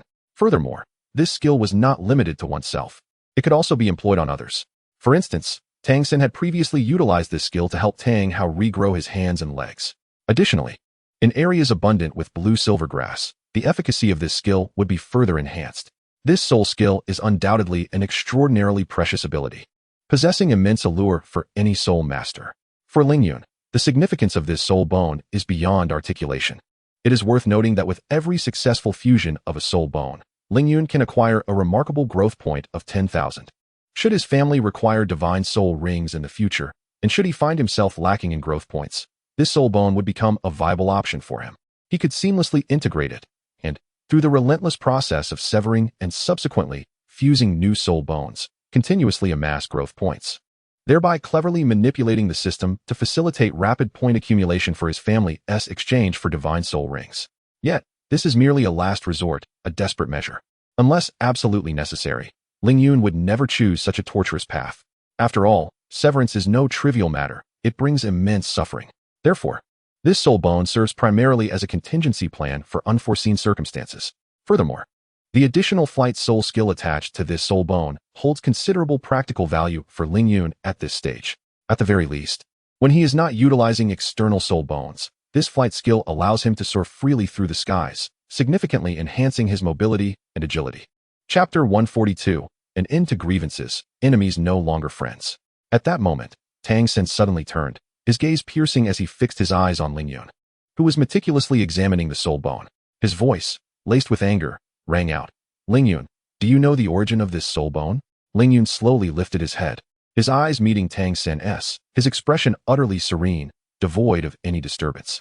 A faint smile graced his lips as he replied calmly, naturally, I am aware. This soul bone is from the Blue Silver Emperor, a relic left behind by your mother after her sacrifice. Upon hearing Ling Yun's words, Tang San's fury ignited instantly. His eyes widened, his face contorted with rage as he pressed on. And you still intend to covet this soul bone? Yet, in the face of Tang San's inquiry, Ling Yun's smile only grew more pronounced as he softly retorted, what is wrong with that? Your father has sought to kill me on more than one occasion. Why should I show him any courtesy? Nonsense. Tang San shouted, barely able to contain his outrage. When did my father ever want to kill you? Ling Yun let out a cold laugh, unhurriedly explaining, you are blissfully unaware. The first instance was during the final of the Soul Master competition in Wuhuan City when your father appeared, openly displaying his murderous intent towards me. If you doubt it, you may inquire with him yourself. The second instance was outside the city of Slaughter, when your father, in his quest for treasure, even sought to eliminate me entirely. And you were right there, showing no inclination to dissuade him. Tell me, do I still need to be courteous to him? Tang San, upon hearing Ling Yun's words, found it hard to believe. He turned to Tang Hao, hoping his father would refute Ling Yun's claims, but he saw that his father remained silent, offering no defense against Ling Yun's assertions. Until this moment, he suddenly experienced a profound epiphany. It became clear why Ling Yun had always harbored a less than favorable disposition towards his father. Indeed, Ling Yun's words rang true. His father had once contemplated the notion of ending Ling Yun's life. With this realization, his expression grew exceedingly intricate. He stood still, motionless, as memories and images of his time with Ling Yun at Shrek Academy flooded his mind. Only now did he comprehend that the reason Ling Yun had refrained from harming his father was solely due to their bond. Contemplating this, his emotions became even more convoluted. After a period of reflection, he ultimately reached a decision. Despite the turmoil and inner conflict within him, he chose to stand by his father's side. Very well. He spoke in a low voice. From this moment forth, the grievances between us shall be wiped clean. When we next meet, we shall be neither friends nor foes. With that declaration, he turned resolutely and stepped out of the Yanhuang Great Hall. Tang Hao quietly lifted his gaze, casting a deep look at Ling Yun, his eyes betraying a myriad of emotions. He too followed suit, exiting the hall closely behind. At that moment, only the outsider Titan remained within the hall. His expression was exceptionally complex, as his gaze flitted between Niu Gao, Yang Wudi, and Ling Yun. Ultimately, he sighed and shook his head, appearing both resigned and regretful, before turning to leave the hall as well. Watching the retreating figures of the three, Yang Wudi was consumed by indignation. Gritting his teeth, he addressed the sect master, Master. Shall we truly allow them to depart so easily? Should we not? He placed his hand on his throat, mimicking a gesture of slitting it. Ling Yun chuckled softly. There is no need for such measures. Currently, Tang Hao is nothing more than a foolish jester. I had no intention of coveting the blue-silver Emperor's soul bone. However, given that Tang Hao so recklessly sought my demise, I see no reason to extend him any further courtesy. I shall let him go this time, merely to bring closure to my past with Tang San. Should I encounter him again, I shall certainly show no mercy. Niu Gao, upon hearing Ling Yun's words, smiled and remarked, the sect master is simply too sentimental, yet this is also his virtue. The others nodded in agreement. However, there were certain matters Ling Yun chose to remain silent about. Although he appeared to have spared Tang Hao this time, in truth, Tang Hao's demise was already imminent. After all, he had sustained grave injuries during the harrowing battle against the Pope Qin Xuanji of the Spirit Hall years ago. Moreover, in the years since, Tang Hao had languished in despair, neglecting to treat his wounds. Furthermore, in subsequent fierce battles, he had continued to suffer severe injuries, first exacerbating his condition during the fight in Spirit City against Bibi Dong, and later losing an arm at the hands of Ling Yun outside the City of Slaughter, rendering his injuries even more dire. Thus, his physical condition has deteriorated significantly. Within him lingers a substantial amount of Ling Yun's divine power, which gnaws at Tang Hao's body like a parasitic worm. It can be asserted that under the relentless erosion of this divine energy, Tang Hao's lifespan is perilously short, perhaps no more than a mere 6 months, unless a divine master is willing to expend their own divine power to purge him of this energy. Tang Hao is fated to meet his demise within half a year, with no hope of escape. At this moment, Tang Hao and his companions have just exited the gates of the Yanhuang sect. Tang Sen gazes at Tang Hao, perplexed, and inquires, Father, I truly fail to understand why we would exchange Mother's soul bone for that seemingly useless Haotian order. It is the only relic she left us. Upon hearing Tang San's question, a complex expression crosses Tang Hao's face, one that is difficult to articulate. After a brief silence, he slowly begins to speak. Little San, although I have not shared the details of my past with you over the years, your intelligence likely allows you to infer some truths. Today, let me recount my story. Tang Sen nods in response. In truth, he has heard snippets of the past from Ning Fengji, yet he yearns to hear a more detailed account from his father. Taking a deep breath, Tang Hao continues, Our martial soul, the Haotian hammer, originates from the world's foremost sect, the Haotian sect. My grandfather, your great-grandfather, was once one of the 3 unparalleled rank 99 soul masters, celebrated as the invincible Tang Chun. Even the formidable Spirit Hall would show deference to our Haotian sect. At this juncture, an unmistakable pride radiates from Tang Hao's countenance, and he exudes an aura of strength and authority, as though he embodies the legendary figure of his great-grandfather. Tang Hao continues, later, in pursuit of further breakthroughs. My grandfather bequeathed the position of sect leader to my father and departed the Haotian sect alone in search of a path to advancement. Since then, we have received no word from him. As for the subsequent events, you are already aware. Tang Sen silently nods. In fact, through the previous conversation between his father and Ling Yun outside the City of Slaughter, he has surmised his great-grandfather's fate. It seems that he became the king of slaughter by happenstance, only to be ultimately slain by Ling Yun. Chapter 143, Tang Hao's Plan. At that moment, a thought suddenly flashes through Tang San's mind. If his great-grandfather left the Haotian sect in search of a method for advancement and subsequently became the king of slaughter, does that imply that the city of slaughter conceals a means to transcend the rank 99 title Douluo? The emergence of this notion quickens Tang San's heartbeat and ignites a fervent desire within him. With his dual martial soul talent, Tang San believes that he may yet have a chance to surpass rank 99 in the future. With this thought, his resolve to uncover the secrets of the city of slaughter strengthens even further. It appears that when the time permits, one must certainly explore this enigmatic place to ascertain whether a breakthrough method truly exists. Suddenly, a thought flashed through his mind. Ling Yun has now ascended to become the new king of slaughter, and it is highly probable that he has unraveled the secrets of the city of slaughter.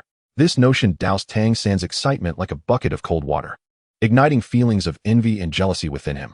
Reflecting upon the fierce battle between Ling Yun and his father, Tang San gained a deeper understanding of Ling Yun's prowess. Despite possessing the advantage of twin martial souls and considering his own talent to be on par with Ling Yun's, he was acutely aware that surpassing him would not be a trivial endeavor. Nevertheless, Tang San did not allow himself to be disheartened. He was keenly aware that with relentless effort and cultivation, reaching the level of title Douluo would enable him to attach soul rings to his second martial soul, thus rapidly enhancing his strength. Furthermore, as he began to attach soul rings to his second martial soul, his pace of advancement would accelerate. However, this alone would not suffice. To truly escape the shadow of Ling Yun, he must discover a method to transcend level 99. This was undoubtedly an exceedingly formidable task. Yet Tang San was not intimidated by the challenges ahead. He resolutely reminded himself that no matter how many setbacks and difficulties he encountered, he must not abandon the pursuit of strength. Thus, he took a deep breath, momentarily suppressing his chaotic thoughts, and attentively listened to his father's discourse. He heard Tang Hao continue. Later, your grandfather became the sect master of the Haotian sect, and both your uncle Tang Xiao and I exhibited remarkable talent. We often ventured across the continent, gradually earning a reputation, becoming known in the spirit master community as the Haotian twin stars. Subsequently, during one of our expeditions, your uncle and I met your mother, Ayin. From that moment on, the three of us were inseparable and eventually swore an oath of brotherhood. With your mother being the youngest among us, both your uncle and I affectionately referred to her as third sister, which is also the origin of your name. Your mother was a gentle and kind-hearted woman. The first time I laid eyes on Ayin, I was profoundly captivated. She possessed an ethereal quality, akin to that of a sprite, with an innate aura of purity that enthralled me at first sight. After a prolonged period of companionship, we eventually united, and shortly thereafter, your mother became pregnant with you. Just as we were preparing to return to the Haotian sect due to your mother's condition, her identity as a spirit beast was revealed, leading to a pursuit by the Pope of the Spirit Hall, Qian Xuanji. At that time, we had yet to break through to level 90 and were no match for them.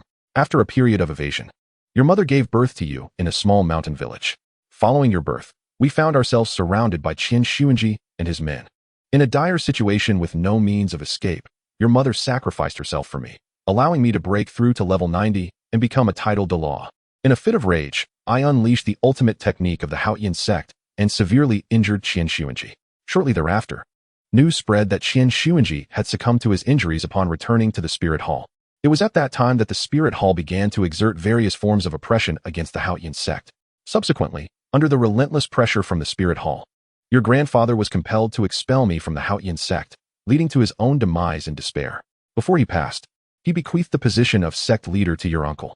From that moment onwards, the Haotian sect sealed its gates, withdrawing entirely from the world of soul masters. And even the 4 attribute clans that had been affiliated with the Haotian sect were forced to sever ties. After the death of your mother, I resigned myself to the futility of vengeance and, disheartened, retreated with you to the Holy Soul Village, leading a life of indulgence and aimlessness until your awakening of the twin martial souls rekindled my hope for revenge. As Tang Hao recounted this tale, Tang San observed the anguish and sorrow etched on his father's face. Tang Hao paused momentarily before continuing, stating that the reason he sought to exchange your mother's soul bone for the Haotian order was due to an indelible obsession within his heart. Initially, my intention was simple, to lead a peaceful and ordinary life with you in the Holy Soul Village.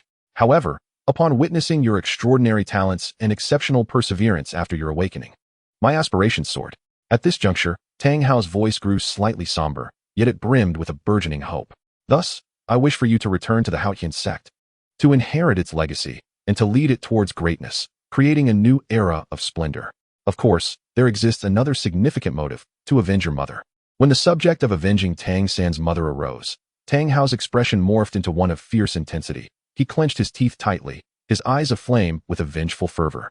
Standing beside him, Tang San could acutely sense his father's profound hatred for the Spirit Hall, a hatred so deeply ingrained that it seemed insurmountable. Tang San gazed at Tang Hao, filled with emotion and resolve. He understood the immense sacrifices his father had made for him and his mother, and he vowed not to betray his father's expectations. Without hesitation, he declared, "Father, rest assured, once I grow powerful enough, I will exact vengeance from Mother." At that moment, Tang San's heart too blazed with a fiery rage against the Spirit Hall. He silently vowed that no matter the hardships and challenges that lay ahead, he would ensure that the Spirit Hall paid for its transgressions, seeking to bring solace to his mother's spirit.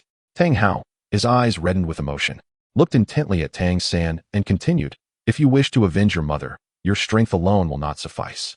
You must have formidable allies, and the Haotian sect is your greatest support. My purpose in obtaining the Haotian order lies therein. The Haotian order holds immense significance for the sect, as it is said that to behold the Haotian order is akin to encountering the sect leader. Once we return the Haotian order to the sect, we shall reclaim our heritage." Only then did Tang San grasp the depths of Tang Hao's intentions. Therefore, he inquired, "When shall we return to the Haotian sect?" Tang Hao gently caressed the Haotian order and replied, "Do not worry. I have already spoken with your aunt. Once we obtain the Haotian order, she will guide us to the Haotian sect." Upon finishing his words, Tang Hao swiftly led Tang San and Titan towards the city of Heaven Do. Meanwhile, seated within the grand hall of the Yanhuang Palace, Ling Yun wore a slight, enigmatic smile.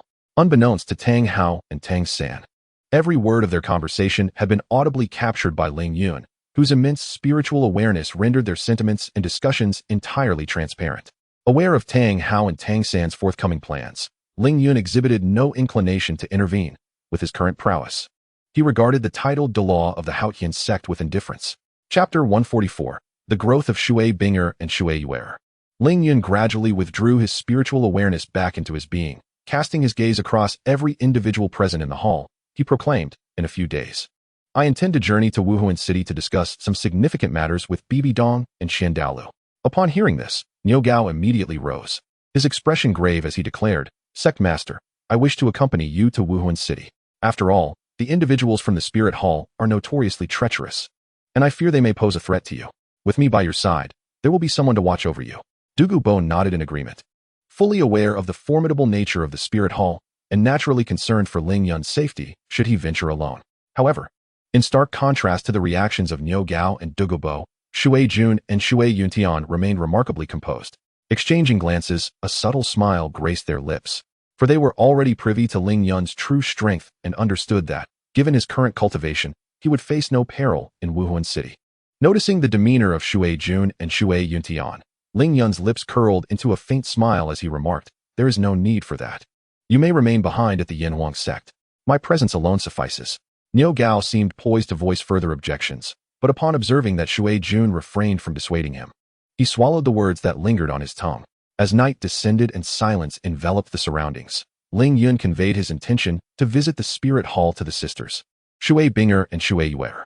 Upon hearing this, they instantly expressed their desire to accompany him. After a moment of contemplation regarding their current capabilities, Ling Yun considered that should any danger arise, he could easily secure them within his system space for safety. Thus, he no longer hesitated and nodded in agreement. In truth, the pace at which Shui Binger and Shui Yuer had enhanced their strength over the past few years was nothing short of remarkable. Through extensive training and their continuous victories in the Hell's killing fields, they had already surpassed the formidable threshold of level 60 in their soul power. However, having only just emerged from the City of Slaughter, they had yet to procure their 6th spirit ring, leaving them uncertain of their precise soul power levels. Ling Yun pondered that this journey to the Spirit Hall presented an opportune moment to address his affairs, after which he could conveniently assist them in acquiring their 6th spirit ring. Prior to their departure, Ling Yun conducted a meticulous examination of both their physical and spiritual fortitude. Upon examination, he discerned that given their current conditions, the 6th spirit ring for them should possess a quality ranging between 60,000 and 80,000 years. Furthermore, considering their individual attributes, Shui Binger could undoubtedly find 3 subsequent spirit rings in the extreme northern lands, compatible with her characteristics. When Shui Binger eventually reaches level 70, Ling Yun plans to seek out a 100,000-year-old ice attribute spirit beast in the extreme north, intending to use it as her 7th spirit ring. As for the following 2 spirit rings, it has been previously mentioned that upon their arrival in the extreme north, Ling Yun intends to engage in profound discussions with the Ice Emperor and Snow Emperor, aiming to persuade them to willingly sacrifice themselves for Shui Bing'er, thereby becoming her 8th and 9th spirit rings. This expedition to the extreme north serves not only to find a suitable spirit beast for Shui Bing'er, but also to explore the divine inheritance of the ice god. Ling Yun wishes to seize this opportunity to assist Shui Bing'er in obtaining the ice god's legacy. As for whether Shui Bing'er meets the ice god's requirements, Ling Yun harbors unwavering confidence in her abilities. Given Shui Bing'er's current talents and strength, she would undoubtedly be more than adequate as a successor to a deity. Regarding Shui Bing'er's final spirit ring, there is no doubt that it will be a divine bestowed ring. This has been clearly articulated in the original work. During the divine trial, when an individual first ascends in rank, they will receive a divine bestowed spirit ring. At that time, preserving this divine bestowed spirit ring will mark it as Shui Bing'er's 10th spirit ring. The ice god is a first-level deity, possessing remarkable strength and status. Should Shui Bing'er successfully inherit the ice god's position, with her profound foundation and talent, she may even ascend further, striving for the exalted rank of a divine king. In contrast, although the divine position of Shui Bing'er remains uncertain, it is not without direction. According to the Azure god's guidance, finding the ice god could potentially unveil clues regarding the water god's divine position. Therefore, there is no need to rush concerning Shui Bing'er's divine position. It can be set aside for the time being. Currently, Shui Yu has reached level 60, and after concluding their journey to the Spirit Hall, Ling Yun intends to first take them to the Stardow Forest to acquire Shui Bing'er's 6th spirit ring.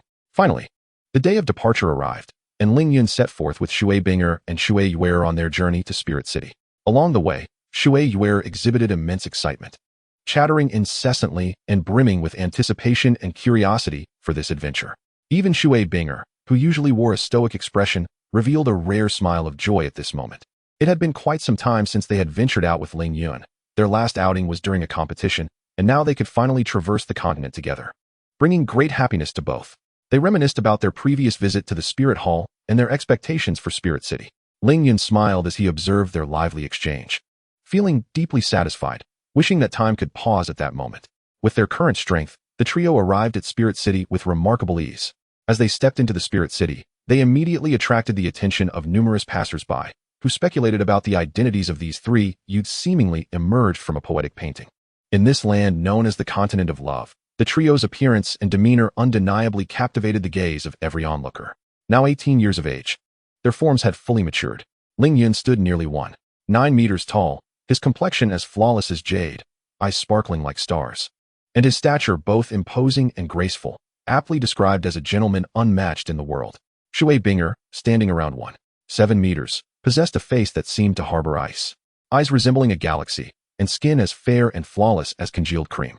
Clad in a flowing white gown, she resembled a snow lotus upon an icy mountain, imbued with a faint aura of aloofness that deterred casual approach. Only when gazing at Ling Yun did a gentle warmth grace her features, her lips curving into a beguiling smile. Shui Bing'er, slightly shorter, had skin luminous as jade, delicate as a freshly shelled egg, with large, lively peach blossom eyes that brimmed with playfulness and intelligence. Her smile revealed charming dimples, enhancing her allure.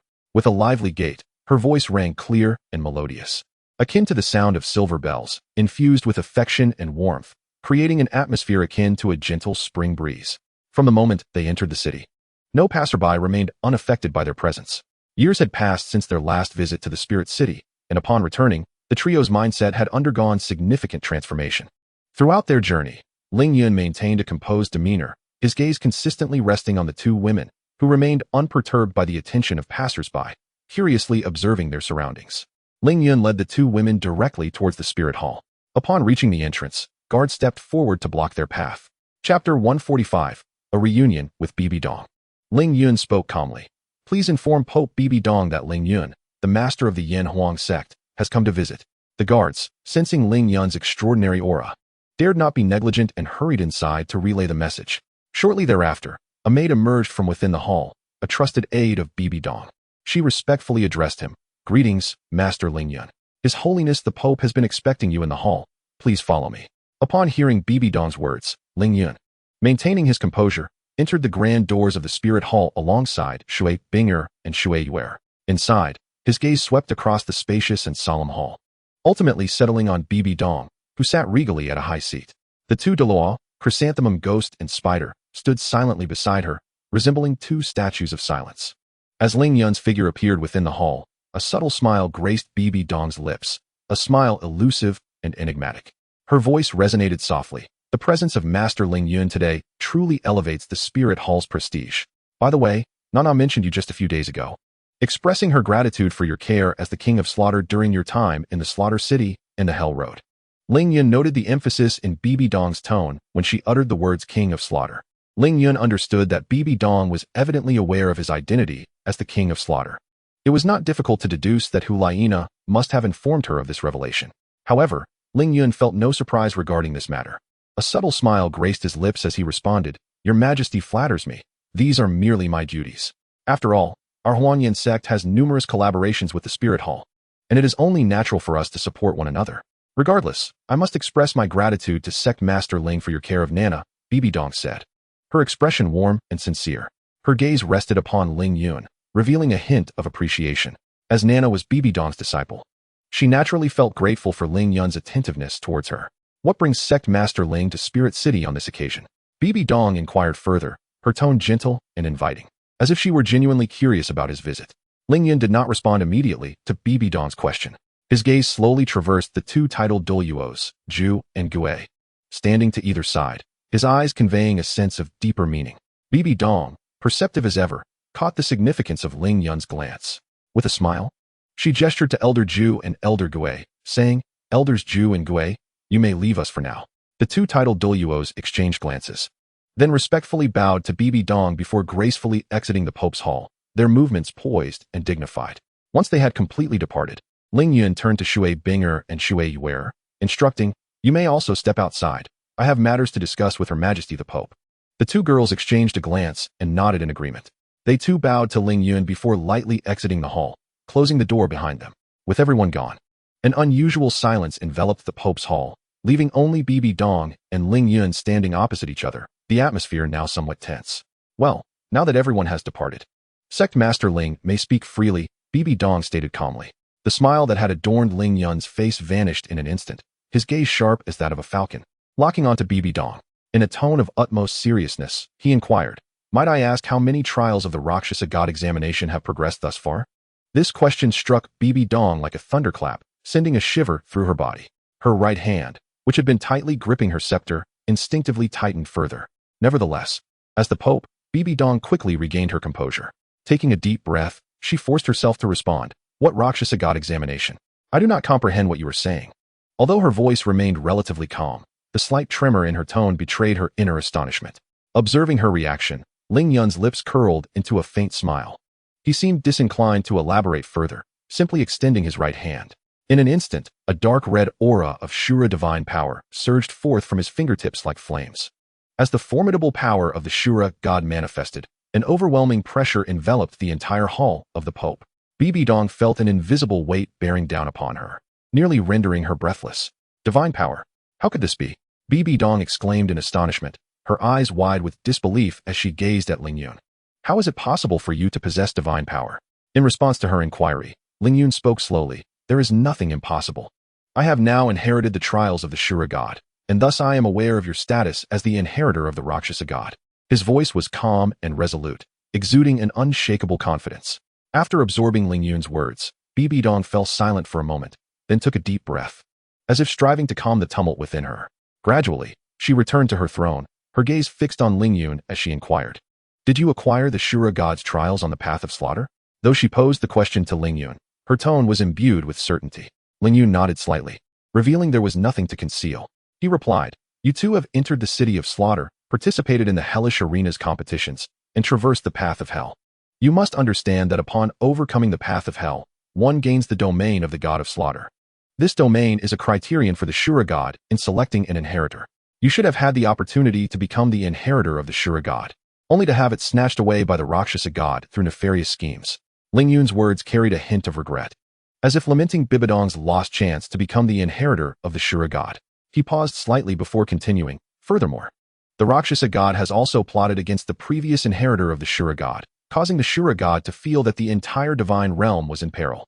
My purpose in coming here is to complete the Shura god's trials and to defeat the inheritor of the Rakshasa god. At the conclusion of his statement, Ling Yun's tone turned serious as he requested, "Hence, I implore the Pope to engage me in battle." Upon hearing Ling Yun's challenge, Bibi Dong smiled and remarked, "If my memory serves me right, you seem to be only 18 years old this year. To dare challenge me, a titled Douluo, at such a young age is truly commendable for your audacity." However, as her smile faded, she regarded Ling Yun with a cold sneer. "While I acknowledge your strength as a titled Douluo, do you not think it is somewhat presumptuous to believe you can best me?" Ling Yun, undeterred by Bibidong's words, maintained his composure and replied, "Whether it is presumption or not, we shall know after the battle." With a chuckle, Bibidong stated, "In light of your care for Nana in the city of slaughter, I shall indulge your request. Let us battle in the skies." With a scoff, she unfurled her wings, transforming into a violet streak of light as she flew from the hall of the Pope. Observing Bibidong's departure, Ling Yun smiled slightly and promptly unfurled his Qinglian wings to pursue her. The Qinglian wings had now evolved into a million-year external spirit bone, their speed astonishingly swift. Ling Yun shot forth like a bolt of lightning in the direction of Bibidong. The two figures, one purple, one blue, traced a radiant path through the sky, swiftly arriving above the misty forest.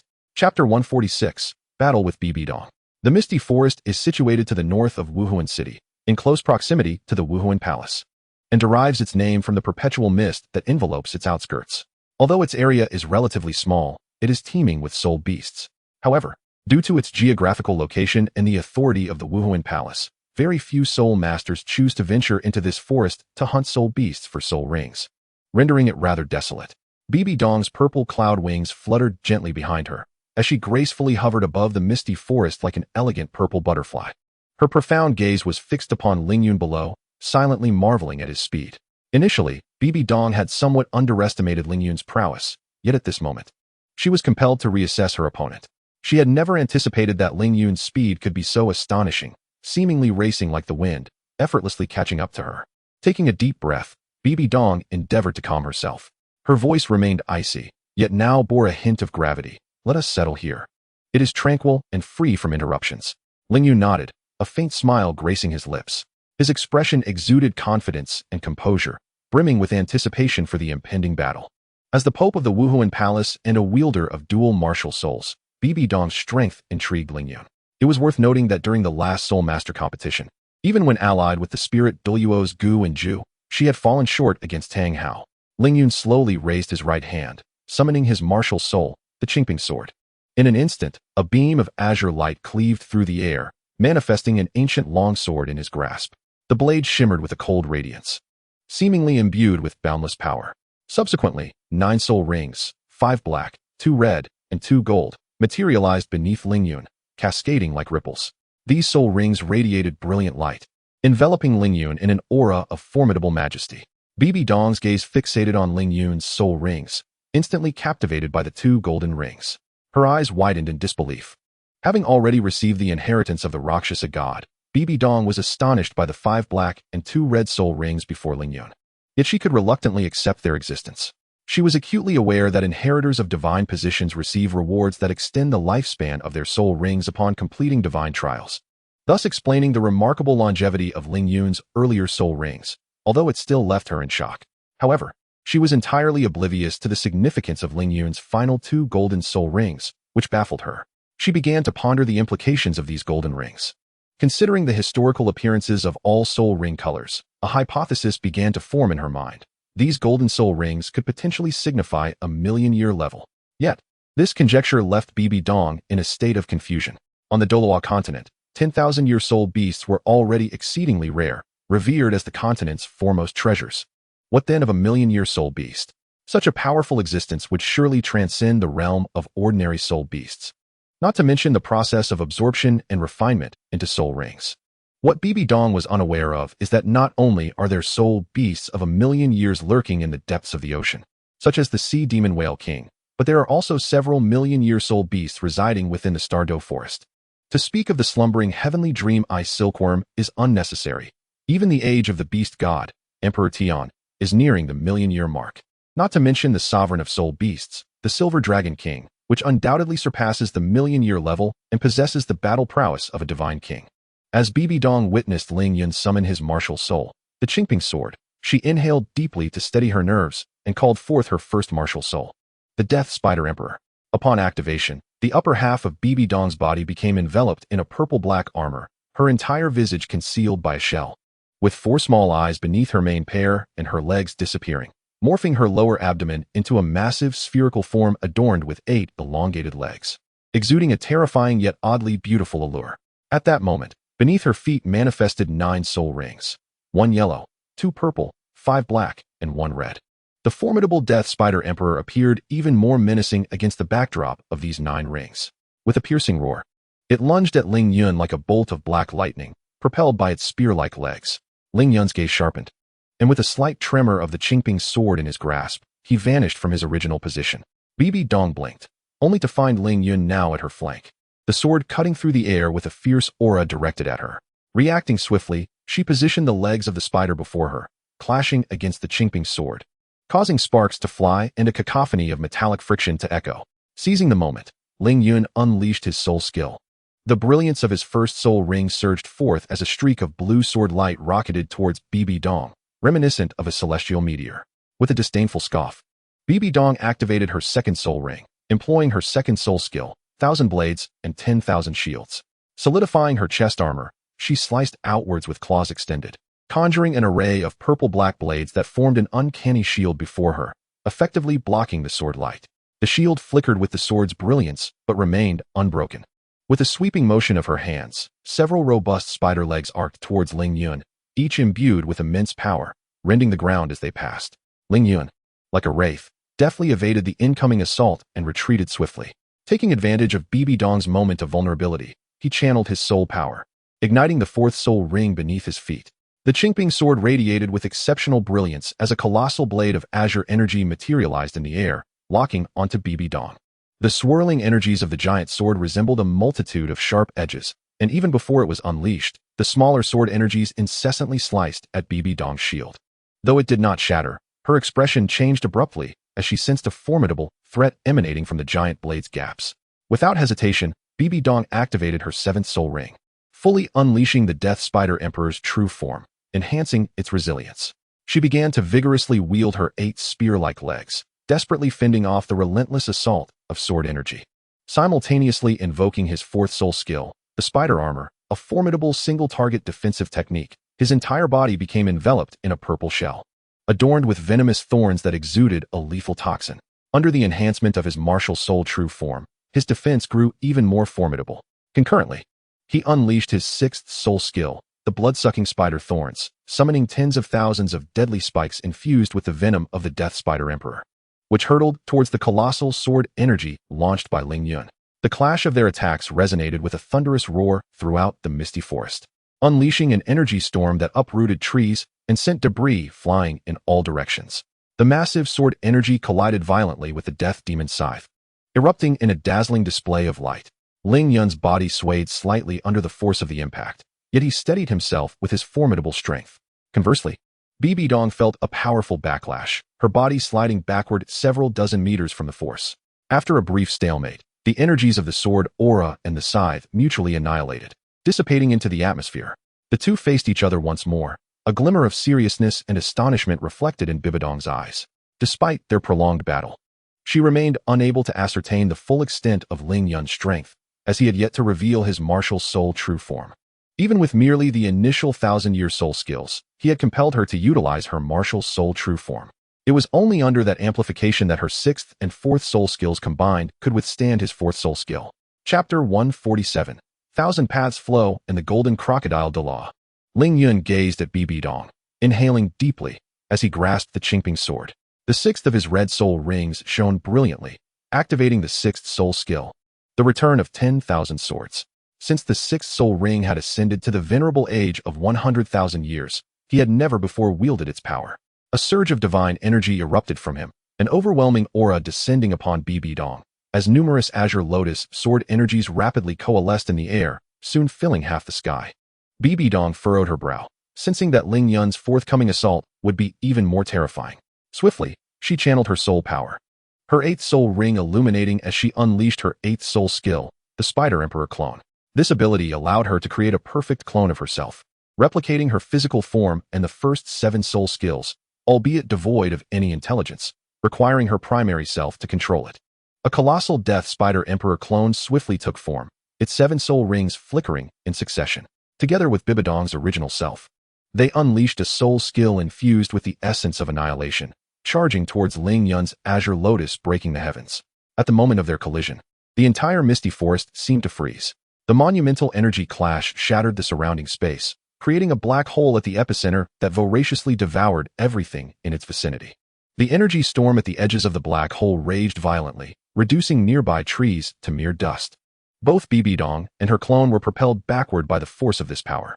Ling Yun looked towards Bibidong, a smile gracing his lips as he remarked, "Your Holiness, the Pope is indeed formidable." His words were not laced with mockery. Even against Tang Hao, Ling Yun had relied on his martial soul true form to secure victory.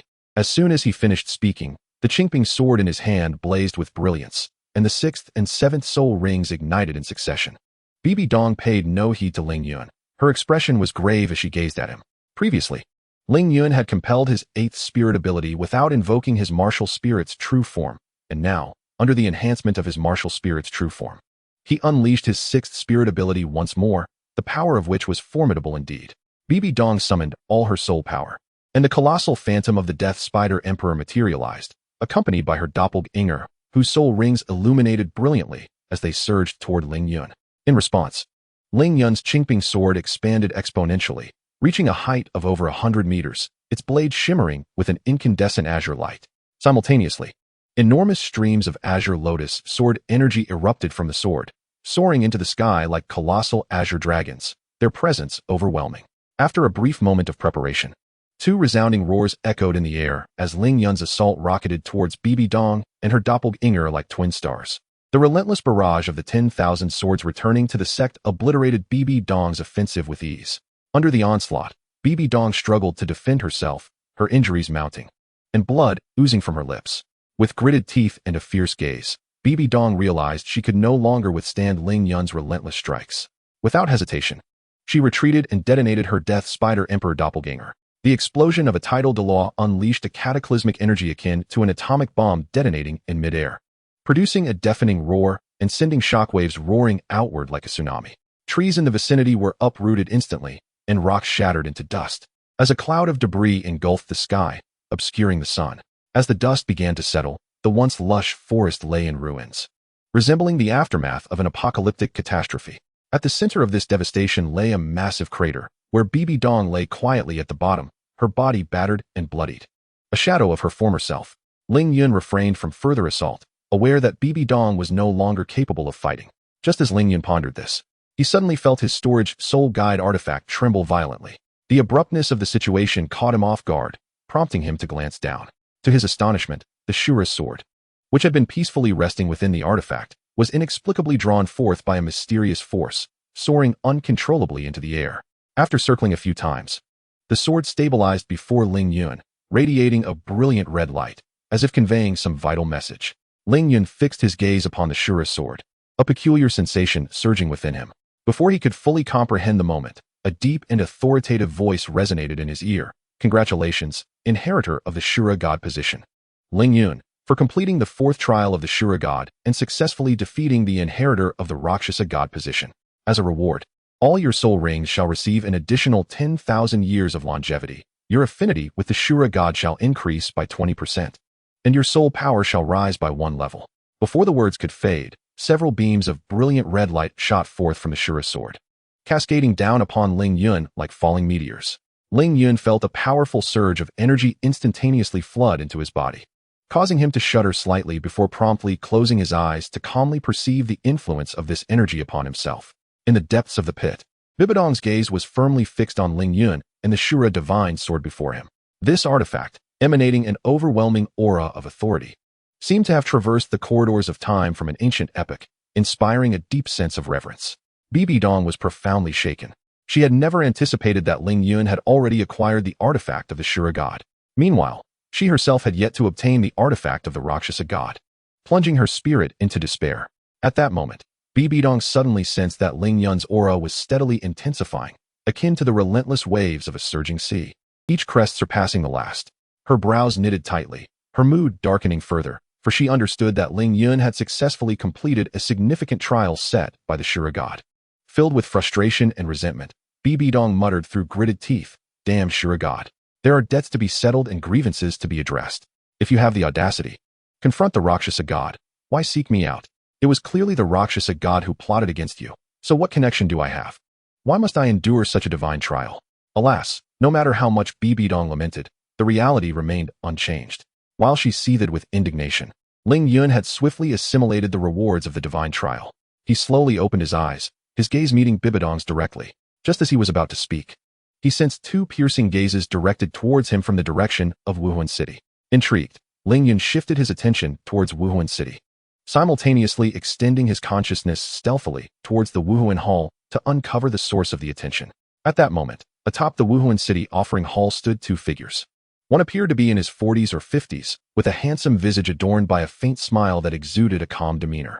Tall and graceful, his long white hair cascaded naturally, meticulously arranged to reveal an innate elegance. Clad in a simple gray robe devoid of excessive embellishments, he nonetheless radiated an air of refinement and authority simply by standing still. The other figure was robust and muscular, with hair and beard as white as snow. Dressed in a golden robe embroidered with silver, adorned with the image of a formidable golden crocodile. In the Wuhuan Hall, the golden robe signified a rank of veneration, a privilege not bestowed upon many. At that instant, both individuals displayed expressions of profound astonishment, their gazes fixed intently on the fierce confrontation between Ling Yun and Bibidong. Golden Crocodile Douluo exclaimed in disbelief, "Elder brother, who on earth is that young man? He has managed to compel Bibidong to the point of self-detonating her clone." Qiandao Lu took a deep breath and replied slowly, "He is Ling Yun, the leader of the Yan Huang sect. To be honest, I never expected that in just 2 or 3 short years, this young man's strength would escalate to such a formidable level." The Golden Crocodile Douluo, with a face full of skepticism, pressed on, "Ling Yun of the Yan Huang sect? I recall that just a few years ago, his soul power was barely over 60 levels, and he seemed to be only in his teens at that time." Qiandao Lu nodded, letting out a sigh. "Indeed, time flies. It has only been a mere 2 or 3 years. I initially believed his talent to be on par with Xuer's, but now it appears, alas. One must not judge by appearances. It is worth noting that his previous soul power level was far inferior to Xuer's." The Golden Crocodile Douluo quickly offered reassurance. "Brother, you need not dwell on this. Xuer's talent is truly unparalleled in my lifetime, unmatched by anyone. The only reason she currently lags behind that young man is due to her mission in Tiando City, which has delayed her training. We're Xuer situated in Wuhuan City. Under your meticulous guidance, and with the ample resources of the Wuhuan Hall, I firmly believe she would have long since become a title Douluo." A bittersweet smile crept onto Qiandao lips as he lamented, "Haha, please spare me your consolation. I am acutely aware of Xuer's situation." The Golden Crocodile Douluo, still filled with doubt, queried, "Brother, I simply cannot comprehend. Why does that young man's soul power instill such an overwhelming sense of pressure in me? Beneath his aura, I feel as though my combat prowess has diminished significantly. It is truly astonishing that Bibidong could engage him in battle to such an extent." His words betrayed a hint of indignation, as he had always held a poor opinion of Bibidong, believing her rise to the position of Pope of the Wuhuan Hall was solely due to Qianrenxue. He had never afforded her much respect, and now witnessing her strength was somewhat difficult for him to accept. Upon hearing this, Qiandao expression darkened, the earlier smile vanishing without a trace. He gazed intently at the Golden Crocodile Douluo and solemnly stated, "That is divine power." "Divine power? How can this be? How could that young man possibly possess divine power?" The Golden Crocodile Douluo exclaimed, his face a picture of astonishment, his voice laden with disbelief. However, Qiandao's demeanor remained grave as he slowly shook his head and intoned, "Nothing is impossible. Indeed, that is the aura of divine power, and it is of a very high caliber. I can faintly sense that even the angelic divine power I wield is somewhat suppressed in his presence." Upon hearing this, the Golden Crocodile Douluo gasped sharply, his eyes wide with disbelief as he stared at Qiandao. As the second elder of the Hall of Worship within the Wuhuan Hall, he was well aware of certain secrets of the continent, including the fact that beyond the 99th level Super Douluo lies the legendary 100-level ascension to godhood. Hiss. The Golden Crocodile Douluo inhaled deeply, his voice trembling slightly as he asked, "Brother, are you suggesting that he has already obtained a divine inheritance? And a high-level divine inheritance at that?" After pondering Qian Daoliu's words for a moment, he spoke with a fierce expression. Will he pose a danger to Shuer in the future? Should we? As he spoke, he placed his hand upon his neck, mimicking a gesture of slitting it. Qian Daoliu offered a bitter smile, remarking, "It is too late. He has already established himself and is no longer within our control. Even if you and I joined forces, we would not stand a chance against him." Deep within, Qian Daoliu lamented that Golden Crocodile Douluo had underestimated the gravity of the situation. If Ling Yun lacked absolute confidence, how could he dare to challenge the Pope of the Wuhuan Temple alone? Moreover, he had witnessed that even in combat with Bibi Dong, Ling Yun had refrained from utilizing his final two soul skills. Others might be oblivious, but as the high priest of the angel god, how could he be unaware? Those last two golden soul rings were indeed upgrade rings. Yet, he chose not to elaborate on this to Golden Crocodile Douluo. Instead, with a grave expression, he advised him to avoid unnecessary conflicts with the Yin Huang sect, particularly with Ling Yun. Golden Crocodile Douluo felt somewhat unconvinced, yet upon seeing Qian Daoliu's serious demeanor, he nodded in agreement. A faint smile played upon Ling Yun's lips. Although the distance between them was considerable, his spiritual awareness had clearly captured their entire conversation. Unbeknownst to them, he had been privy to their dialogue while they continued to earnestly discuss matters concerning him. Ling Yun then turned his gaze towards Bibi Dong, who remained at the bottom of the deep pit. Her condition was utterly pitiful. Her body bore numerous wounds, and large patches of skin were exposed, with one of her arms even severed. She simply gazed silently at Ling Yun, not emitting a single cry of anguish, compelling him to admire her fortitude. Bibi Dong felt no trace of Ling Yun's murderous intent, and, in confusion, questioned, "Why do you not kill me?" Ling Yun regarded her, a hint of pity emerging as he thought, "You too are a wretched soul, ensnared by fate." Pitiful? You consider me pitiful? On what grounds do you deem me so? I am Bibi Dong, the Pope of the Wuhuan Temple, second to none, above all else. Do I require your pity? She suddenly shrieked in a fit of hysteria. Ling Yun was momentarily at a loss for words. His fleeting sentiment of compassion sparked by her plight in the original narrative had evidently provoked a far more intense reaction than anticipated. He quickly rephrased his response. "You possess value. Thus, I shall not kill you. Moreover, I am aware of the effects of your ninth soul skill, immortality, correct? It is not so easy to perish." Bibi Dong let out a cold laugh, dismissing any concern regarding how Ling Yun had acquired knowledge of her ninth soul skill's effects. "Of use. What value do I hold for you?" No sooner had she spoken than the last of her red soul rings radiated a brilliant light, and her battered body began to heal rapidly, even her severed arm reattaching itself. In mere moments, all her injuries had completely mended, as though she had never been harmed at all. However, due to the extensive damage to her clothing, large swathes of her fair skin were left exposed, drawing the eye involuntarily. It must be acknowledged that, despite being in her 30s, Bibi Dong's figure remains remarkably well maintained. Perhaps it is due to her long-standing position of power, which exudes a unique allure and an air of a domineering queen. Such a demeanor undoubtedly possesses immense attraction for men.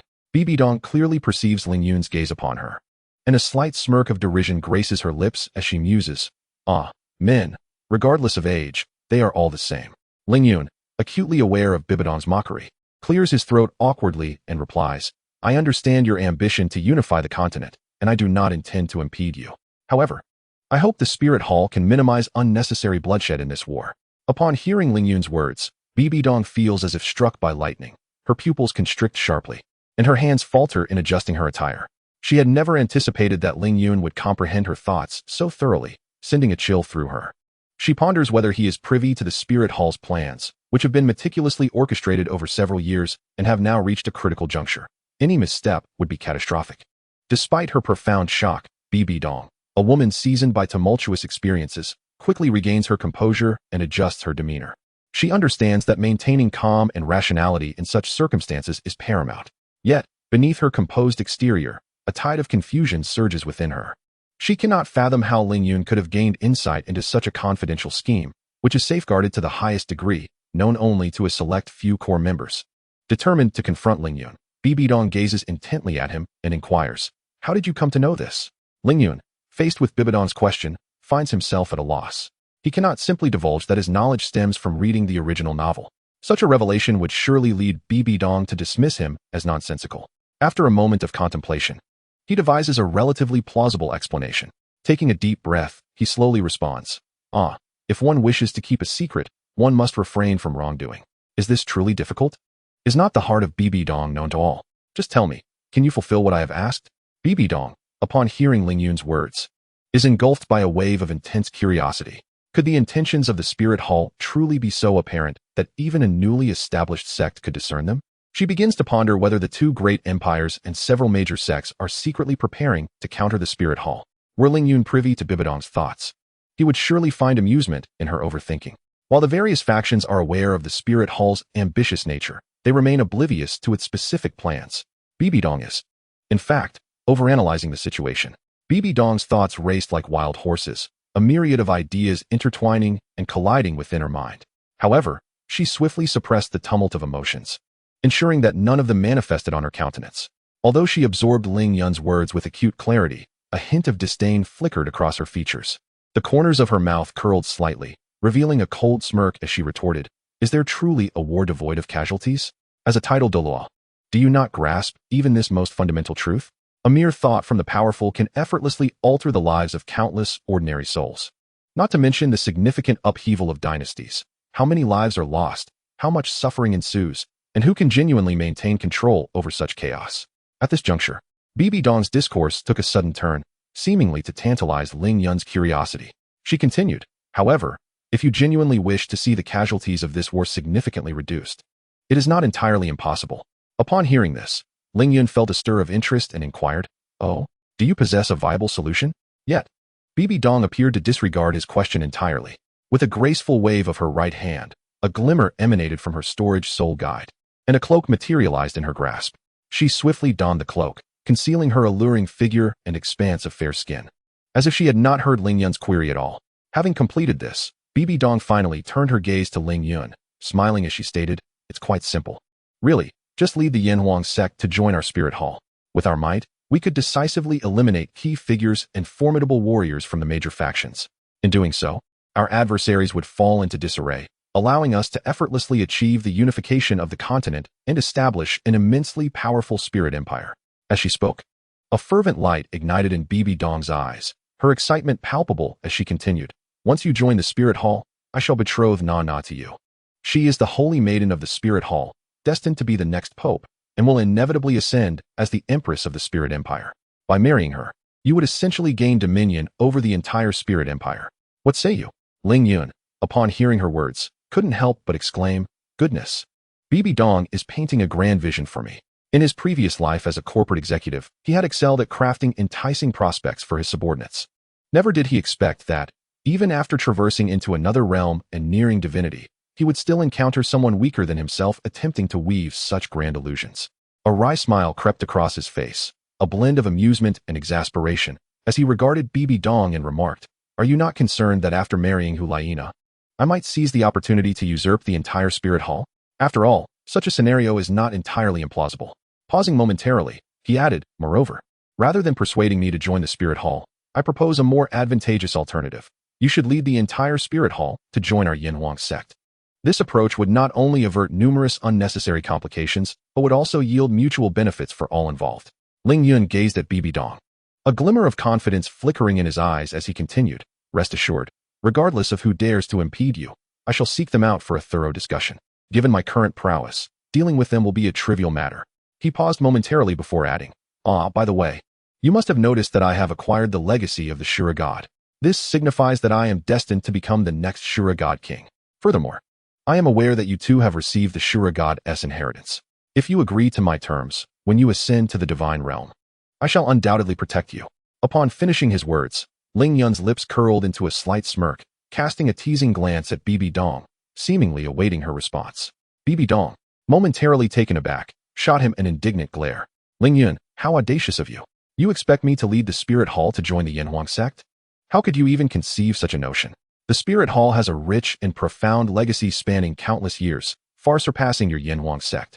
As for your claim of protection, I, Bibidong, do not require anyone to shield me. My ambition is to unify the continent and establish the martial soul empire through my own strength." With her arms crossed, Bibidong coldly declared, "What if you are stronger than me? The Spirit Hall is not solely represented by me. If you have any sense, you should lead the Yanhuang sect to join the Spirit Hall. Otherwise, when war breaks out, I will show no mercy." With that, she rose and soared towards Spirit City. Ling Yun remained unfazed by Bibidong's demeanor. After all, it was only natural for her to harbor resentment after being unjustly beaten. Moreover, He had accomplished the purpose of his visit, having successfully completed one trial of the Shura Goddess 5 trials, bringing him closer to his divine aspirations. Currently, 3 of the 5 trials had been completed, leaving only the first trial of comprehending the Killing God domain to the 3rd level of the Shura God domain, and the 3rd trial of gathering a complete set of soul bones. Reflecting on this, Ling Yun communicated with the system, prompting it to open his attribute panel. Ding! The host attribute panel has been opened. Please review. Host, Ling Yun. Age, 18 years. Martial Soul, Qingping Sword. Level, 95. Cultivation Method, Qingping Sword Art, Perfected. Shanqing 9 Transformations, total of 9 layers, 1st layer. Divine Powers, Qingping Sword Body, Perfected. Qingping Indestructible Sword Body, Beginner, Sun and Moon Divine Eyes, Perfected. Domain, Mastery of Swords, Innate Domain, Killing Domain, Acquired Domain. First Soul Skill, Qingping Chasing Wind, 45, 800 years. Second Soul Skill, Qingping Sword Light, 46, 500 years. Third Soul Skill, Qingping Sword Domain, 51, 800 years. Fourth Soul Skill, Qingping Breaking Heaven, 850, 000 years. Fifth Soul Skill, Binding Spirit Sword Net, 850, 000 years. Sixth Soul Skill, All Swords Return to the Sect, 1, for 130, 000 years. Seventh Soul Skill, True Body of Qingping Sword, 2, for 150, 000 years. Eighth Soul Skill, One Sword Opens the Immortal Gate, Divine Gifted Soul Ring, 1 million years. Skill Introduction, Harnessing the Void to wield countless swords, unparalleled in combat. Ninth Soul Skill, Reversed Destiny Sword Lock, Divine Gift Soul Ring, 1 million years. Skill Effect, Locks onto the target's fate trajectory with Sword Chi, forcibly interrupting skill release and immobilizing the target, rendering them unable to utilize soul skills and domains for the duration. Soul Bones, Azure Lotus Wings, External Soul Bone, evolved to match the maximum age of the Soul Ring, 1 million years. Heavenly Sword Left Leg Bone, originating from the Celestial Sword Eagle, 98,000 years. Sword Dragon Right Leg Bone, originating from the Ancient Sword Dragon, 200,000 years. Power Left Arm Bone, passive soul skill, Source of Power, increases strength attribute by 60, 120,000 years. Speed Right Arm Bone, passive soul skill, Source of Speed, increases attack speed by 60, 130,000 years. Skills, Azure Cloud Sword Technique, Perfected. Azure Lotus Wind, Perfected. Intermediate Forging, Intermediate Alchemy, Intermediate Formation Techniques. Items, Storage Space, 1,000 square meters, capable of storing life. Crimson Sun Ring. Growth Points, 10,000. Shura God Affinity, 65. Chapter 150, Return to the Spirit Hall. The two moved swiftly, and in the blink of an eye, they arrived before the Papal Palace in Spirit City. Shui Binger and Shui Yuer quickly approached upon seeing Ling Yun's return. Shui Binger, concerned, inquired, "Where have you been?" There was a terrifying battle wave from the direction of the misty forest. "We are uncertain who is fighting." Ling Yun gently reassured them, "Do not worry. It was merely a sparring session with His Holiness the Pope." After exchanging a few more words with Shui Binger, he turned to Bibi Dong. "The matters of the Spirit Hall are concluded. Binger and I have other matters to attend to, so we must take our leave." Following their previous encounters, Bibi Dong harbored no fondness for Ling Yun. She coldly remarked, "Heh, do you require me to invite you to dinner?" Ling Yun, unfazed by her words, understood her anger from their earlier confrontation and deemed it natural. He then turned with Shui Binger and Shui Yuer, making their way outside. The trio chatted and laughed as they proceeded toward the outskirts of Spirit City, both young women tactfully refraining from inquiring about the conflict between Ling Yun and Bibi Dong, recognizing they were still within Spirit City and could discuss matters once they exited. Just as they left the Spirit Hall, the sight of two elderly figures nearby was particularly striking. One was clad in a plain long robe, hands clasped behind his back, his silver hair cascading like a waterfall over his shoulders, seemingly merging with the surrounding world. The other elder, despite his advanced age, possessed a robust physique, standing tall like a mountain. He wore a golden robe adorned with silver embroidery, featuring a fierce golden crocodile, its menacing visage and sharp fangs evoking unease. His hair was meticulously braided, neatly draped over his shoulders, further accentuating his vigor. This elder lingered half a step behind the former, resembling a loyal and formidable guardian, protecting the individual before him. As Ling Yun's gaze fell upon the two elderly figures, he was immediately enveloped by a formidable aura that surged forth like a torrent. Impossible to disregard. The elder at the forefront appeared to be in his 30s or 40s, possessing a handsome visage and a subtle smile that hinted at an air of composure. Merely standing there, He emanated an invisible pressure, as if the very atmosphere had grown weighty in his presence. An instinctive wariness surged within Ling Yun. He sensed that this elder harbored boundless strength and authority, as if a mere flick of his wrist could unleash a cataclysmic tempest. The second elder, discernible by his opulent attire, clearly belonged to an exalted lineage. The golden robe he donned not only epitomized his esteemed status as a high-ranking member of the Spirit Hall, but also underscored his might and dignity. Adorning the robe was a meticulously carved golden crocodile, its scales and spines unmistakably signifying his identity as the second elder, the golden crocodile Douluo of the Spirit Hall.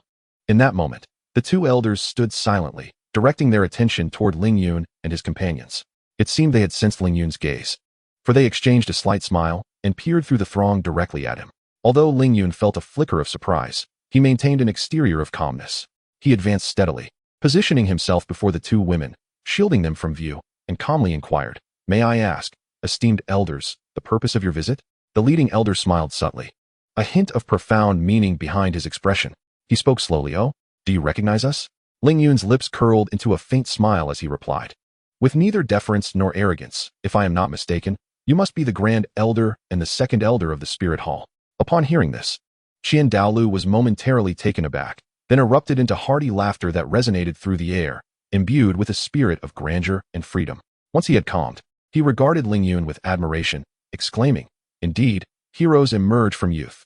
The last time I beheld you was several years ago at the Soul Master competition. Back then, although you were exceptionally gifted, you had only just reached the 60s in soul power. Yet now, in merely a few short years, you have ascended to the rank of a 95th level Super Douluo. Such astonishing growth is truly hard to fathom."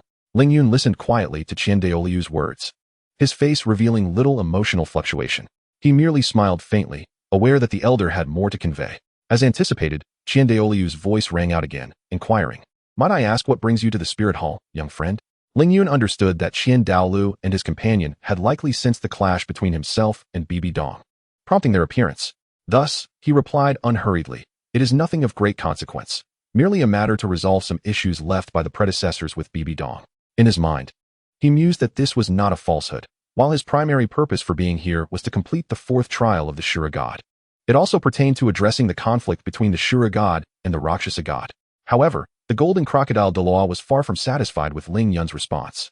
He glared at Ling Yun with wide eyes, his face contorted with anger, and threatened, "Humph, kid, you would do well to answer my brother's questions honestly, without any concealment.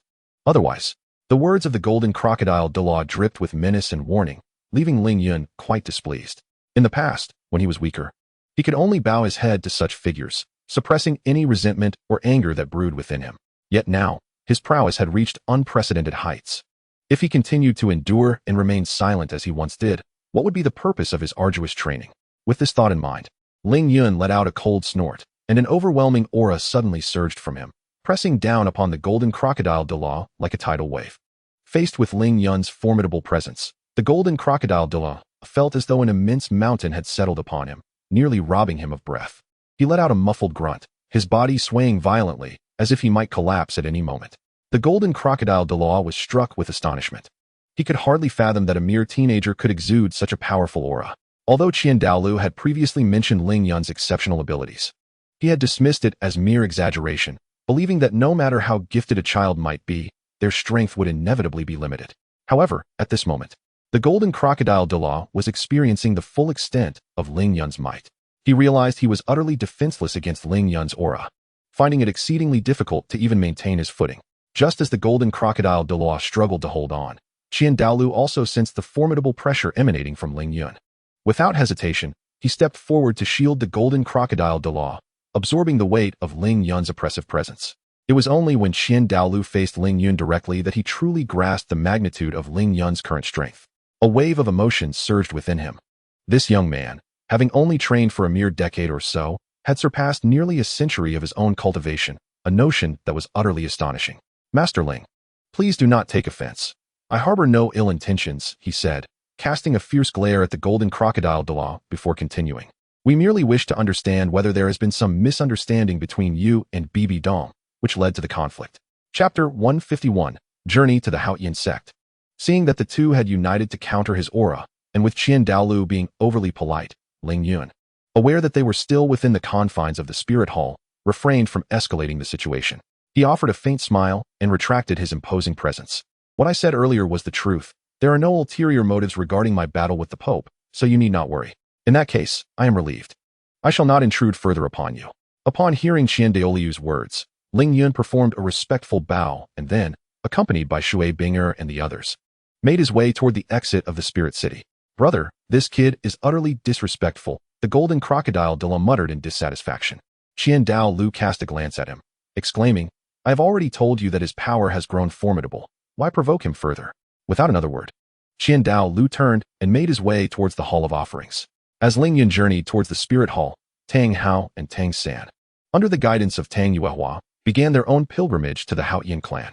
In the original narrative, Tang Hao extracted 2 soul bones belonging to the Haotian clan from himself, intending for Tang San to return with them and fulfill his father's wish of returning to the clan.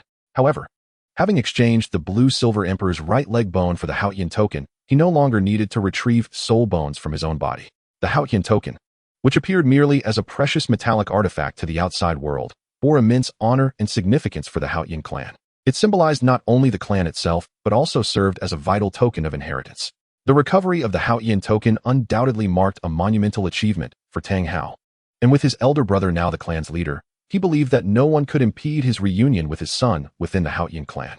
After departing from the Heavendo city, the trio journeyed eastward, traversing hundreds of miles through mountains and rivers, until they finally discovered the Haotian clan concealed within a misty expanse of towering peaks.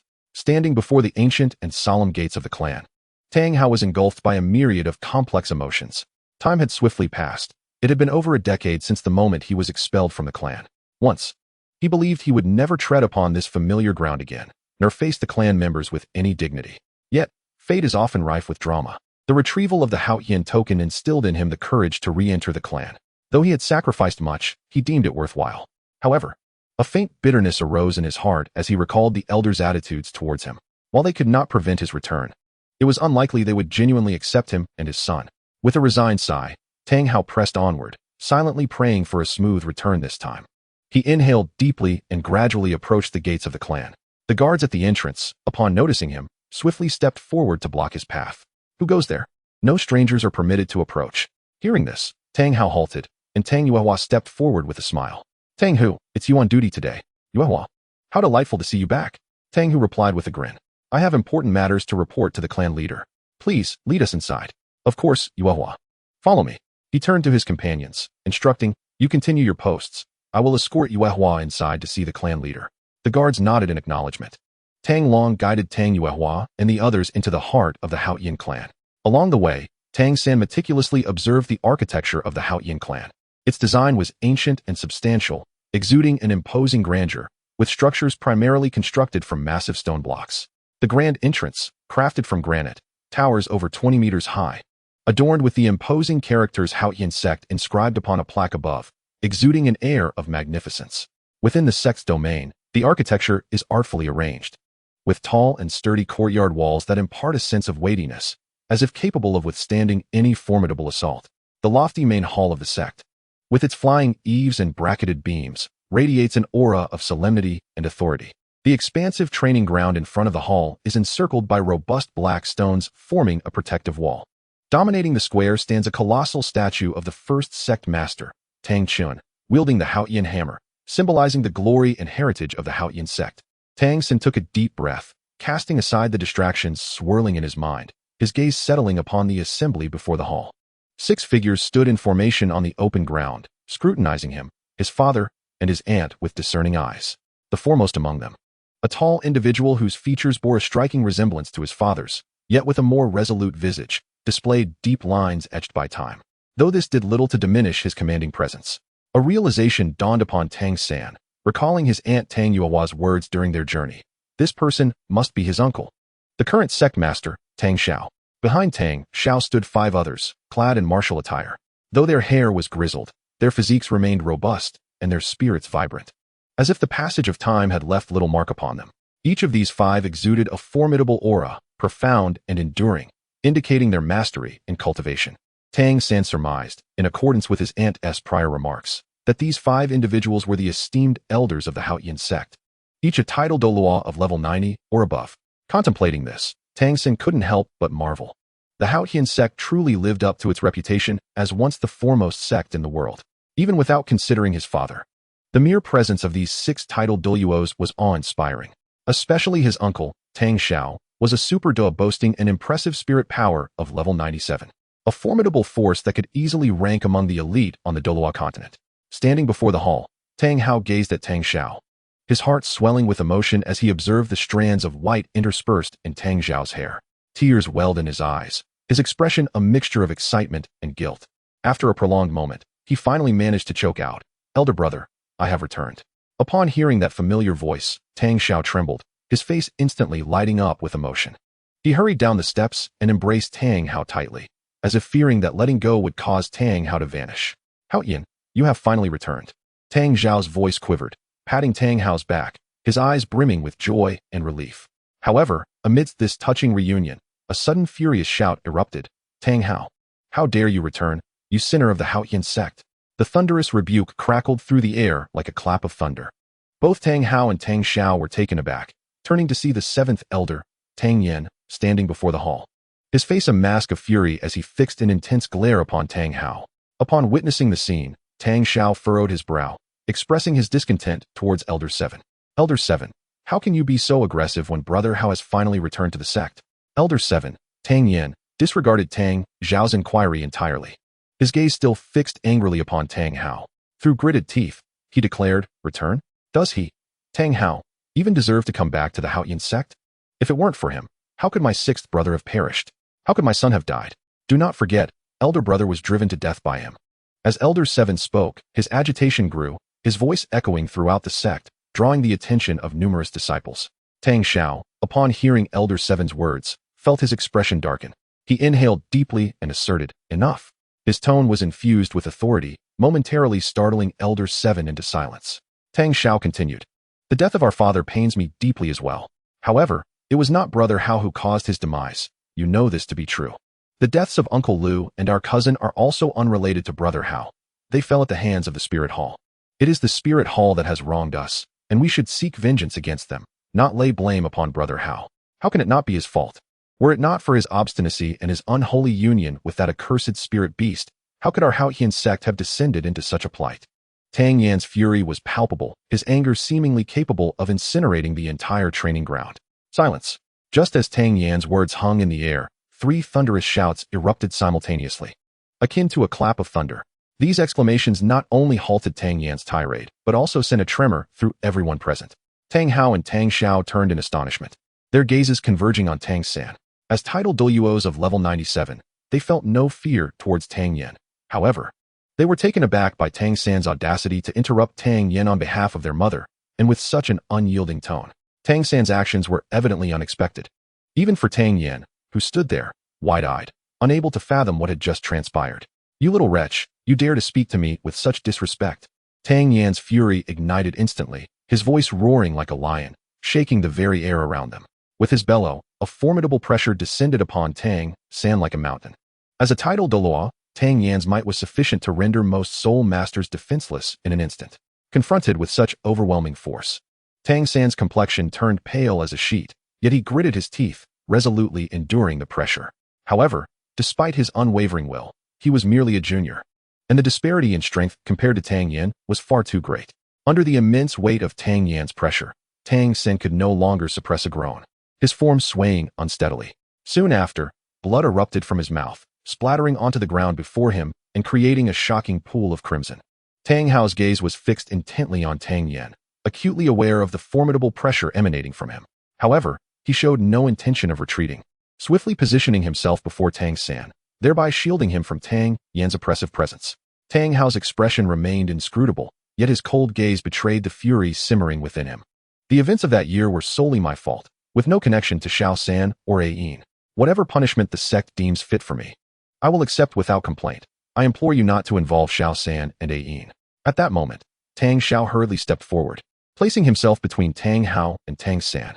His eyes widened in anger as he glared at Tang Yin, admonishing, "7th elder, do not go too far. Xiao San is merely defending his parents. Why must you wield such cruelty against a junior?" In response to Tang Xiao's inquiry, Tang Yin merely snorted coldly. Although he refrained from exerting further pressure, his frigid gaze remained chillingly formidable. As the atmosphere grew tense, the second elder, who had been silent until now, finally spoke slowly. His voice, though soft, carried an undeniable authority. Enough of this commotion. Tang Hao, you have long been expelled from the sect. Why have you returned to our Haotian sect? Taking 2 steps forward, Tang Hao withdrew the Haotian order from his bosom and raised it high. Since my expulsion from the sect, I have felt an overwhelming sense of indebtedness and have long sought to make amends. Fortune has smiled upon the diligent, and after enduring numerous trials, I have finally recovered the Haotian order. Now, my son and I wish to present it to the sect, hoping to be allowed to return and reclaim our heritage. The Haotian order. Those who beheld the emblem in Tang Hao's hand instantly underwent a profound transformation in demeanor. Several elders promptly bowed in respect, while disciples around them knelt on one knee. To see the Haotian order is akin to encountering the sect master. This statement holds profound significance for the members of the Haotian sect. Of course, the sect master referred to here is not Tang Xiao, but rather Tang Chun, the founder of the Haotian sect.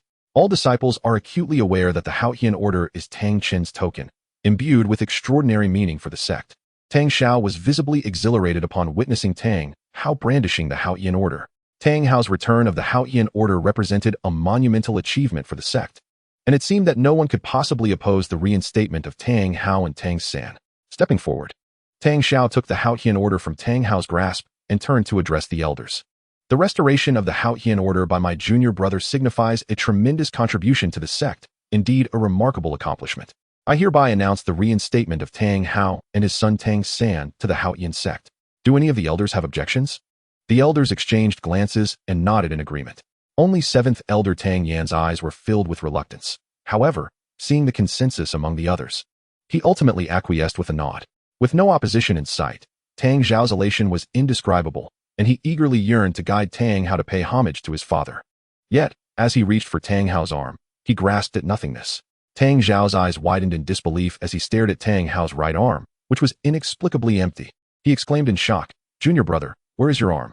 The exclamation reverberated through the crowd like a thunderclap, capturing the attention of all present. Eyes turned towards Tang Hao's right arm, where one would expect to find a limb, now lay only an empty sleeve. Tang Xiao's voice was laced with shock and fury, his body trembling slightly from the surge of emotions. In contrast, Tang Hao wore a bitter smile as he slowly responded. It was severed by an enemy while contending for the Haotian order. This revelation left everyone present in a state of astonishment, particularly the elders, who had previously harbored resentment towards Tang Hao but could not help but be taken aback by his misfortune. It is noteworthy that Tang Hao had broken through to the title of De even earlier than Tang Xiao, possessing extraordinary talent and strength, arguably surpassing Tang Xiao, which is why he was bestowed with the title of Haotian Douluo. Tang Xiao's anger intensified, and he bellowed, "How could he be severed? Who did this?" His voice echoed through the air, imbued with unbridled rage. Meanwhile, the elders began to murmur among themselves. Despite their lingering grudges against Tang Hao, they were acutely aware of his prowess and potential. With Tang Hao's current strength of at least level 97, who could possess the capability to sever his arm? At that moment, Tang San interjected. It was Ling Yun. His voice was infused with a potent mix of hatred and indignation. Ling Yun? Elder 5 queried, his face a mask of skepticism. Who was he, and why would he harm Tang Hao? Clearly, Elder 5 was unfamiliar with the name. Tang San clenched his teeth, responding with barely restrained fury. Ling Yun is the leader of the Yanhuang sect. Initially, he sought to exchange the Haotian order for the soul bone left behind by my mother. My father, of course, refused and demanded to know how he came by the Haotian order. It was only after inquiry that we discovered he obtained it by slaying my great-grandfather.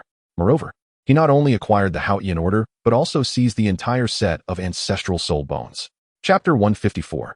The campaign against Ling Yun. As Tang San spoke, his agitation grew, his fists clenched so tightly that his nails dug painfully into his palms. Upon learning the truth, my father was incensed and immediately confronted him. However, despite my father's formidable strength, he ultimately fell victim to the despicable Ling Yun, who ruthlessly severed his arm. He even took my father's soul bones. By this point, Tang San's eyes were glistening with unshed tears as he struggled to maintain composure. In the end, my father had no choice but to exchange my mother's soul bones for the Haotian order. His voice trembled, the depth of his hatred for Ling Yun reaching a boiling point. Impossible. Absolutely impossible. Elder 7 roared in disbelief. Not only Elder 7, but the entire Haotian sect was engulfed in shock and incredulity upon hearing Tang San's claim that Tang Chun had been slain by Ling Yun. After all, Tang Chun was a 99-level unparalleled Douluo, revered as an invincible force on land. The notion that Ling Yun could slay him is nothing short of absurd. Nonetheless, Tang Sen asserts that this is indeed the truth. He elaborates that Ling Yun is not only the leader of the Yin Huang sect, but also the king of slaughter in the city of slaughter. His ascension to this title stemmed from the heinous act of murdering his own grandfather, usurping his position. Moreover, all the soul bones that belonged to his grandfather have now fallen into Ling Yun's possession. Tang Sen ponders quietly, aware that there might be secrets of divine inheritance hidden within the city of slaughter, yet he refrains from divulging this information. After all, such a monumental opportunity is best kept among the fewest of confidants. Despite Tang San's candid revelation, the gathered assembly remains unable to accept this harsh reality.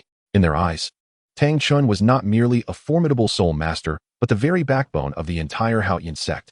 His demise undoubtedly dealt a grievous blow to the sect, leaving everyone momentarily in disbelief. Upon hearing this news, Tang Xiao and several elders are consumed with fury, their anger palpable. They believe that such deep-seated enmity must be avenged with the blood of Ling Yun and the Yin Huang sect. Thus, they resolve without hesitation to lead their followers to the Yin Huang sect to exact revenge for Tang Chun and Tang Hao. In their estimation, while Ling Yun possesses some degree of power, he is certainly not a match for Tang Chun. His ability to kill Tang Chun must have involved some despicable means. For Tang Chun was the former leader of the Haoyan sect, his strength unfathomable. As the premier sect in the world, the Haoyan sect now boasts Tang Hao's return, with 7 Douluo within their ranks, making them immensely formidable. Apart from the Spirit Hall, whom do they fear? Furthermore, although Tang Hao was expelled from the Haoyan sect, he nonetheless bears its bloodline. The mere audacity of the Yin Huang sect to disregard the Haoyan sect is a provocation and an insult. Everyone believes that with their utmost effort, they can easily lay waste to the Yin Huang sect and eliminate Ling Yun, avenging Tang Chun. Just as the crowd is stirred and ready to set forth, Tang San and Tang Hao suddenly raise their hands to halt them. Tang Hao, maintaining his composure, remarks, "Esteemed elders, my brother, acting impulsively at this juncture is far from wise. The strength of the Yin Huang sect is not as simplistic as we presume.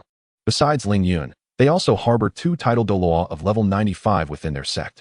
Should we rashly launch an attack, not only might we fail to avenge our fallen comrade, but we could also draw the attention of the Spirit Hall, placing our Haoyan sect in an exceedingly precarious position." Tang Xiao furrows his brow, questioning if they should simply acquiesce. Tang Hao takes a deep breath and calmly responds, "Certainly not. We should first send someone to discreetly investigate the Yin Huang sect's circumstances and await the opportune moment. Concurrently, we must expedite the enhancement of our own strength. Now that we have located the Haoyan order, we can activate the sect's legacy, allowing several elders to master the Haoyan 9 absolutes. Once our power advances further, the Yin Huang sect will be but a trivial matter to extinguish." Upon hearing this, Tang Xiao and the elders gradually regained their composure, recognizing the wisdom in this plan. As night descended, silence enveloped the surroundings, and within Tang Xiao's chamber, the flickering candlelight cast shadows of 3 figures. Tang Xiao, perplexed, gazed at Tang Hao and inquired, "Brother Hao, why do you not permit me to seek vengeance against the Yin Huang sect for you?" His voice was laced with confusion and urgency. Tang Hao's expression bore a hint of bitterness as he replied slowly, "Elder brother, it is not that I do not wish for you to avenge me, but rather that Ling Yun's strength is exceedingly formidable. My survival thus far has been solely due to his mercy, owing to his regard for Xiao San." A tinge of helplessness and sorrow permeated his words. He continued, "Moreover, the Yin Huang sect's power far exceeds our knowledge.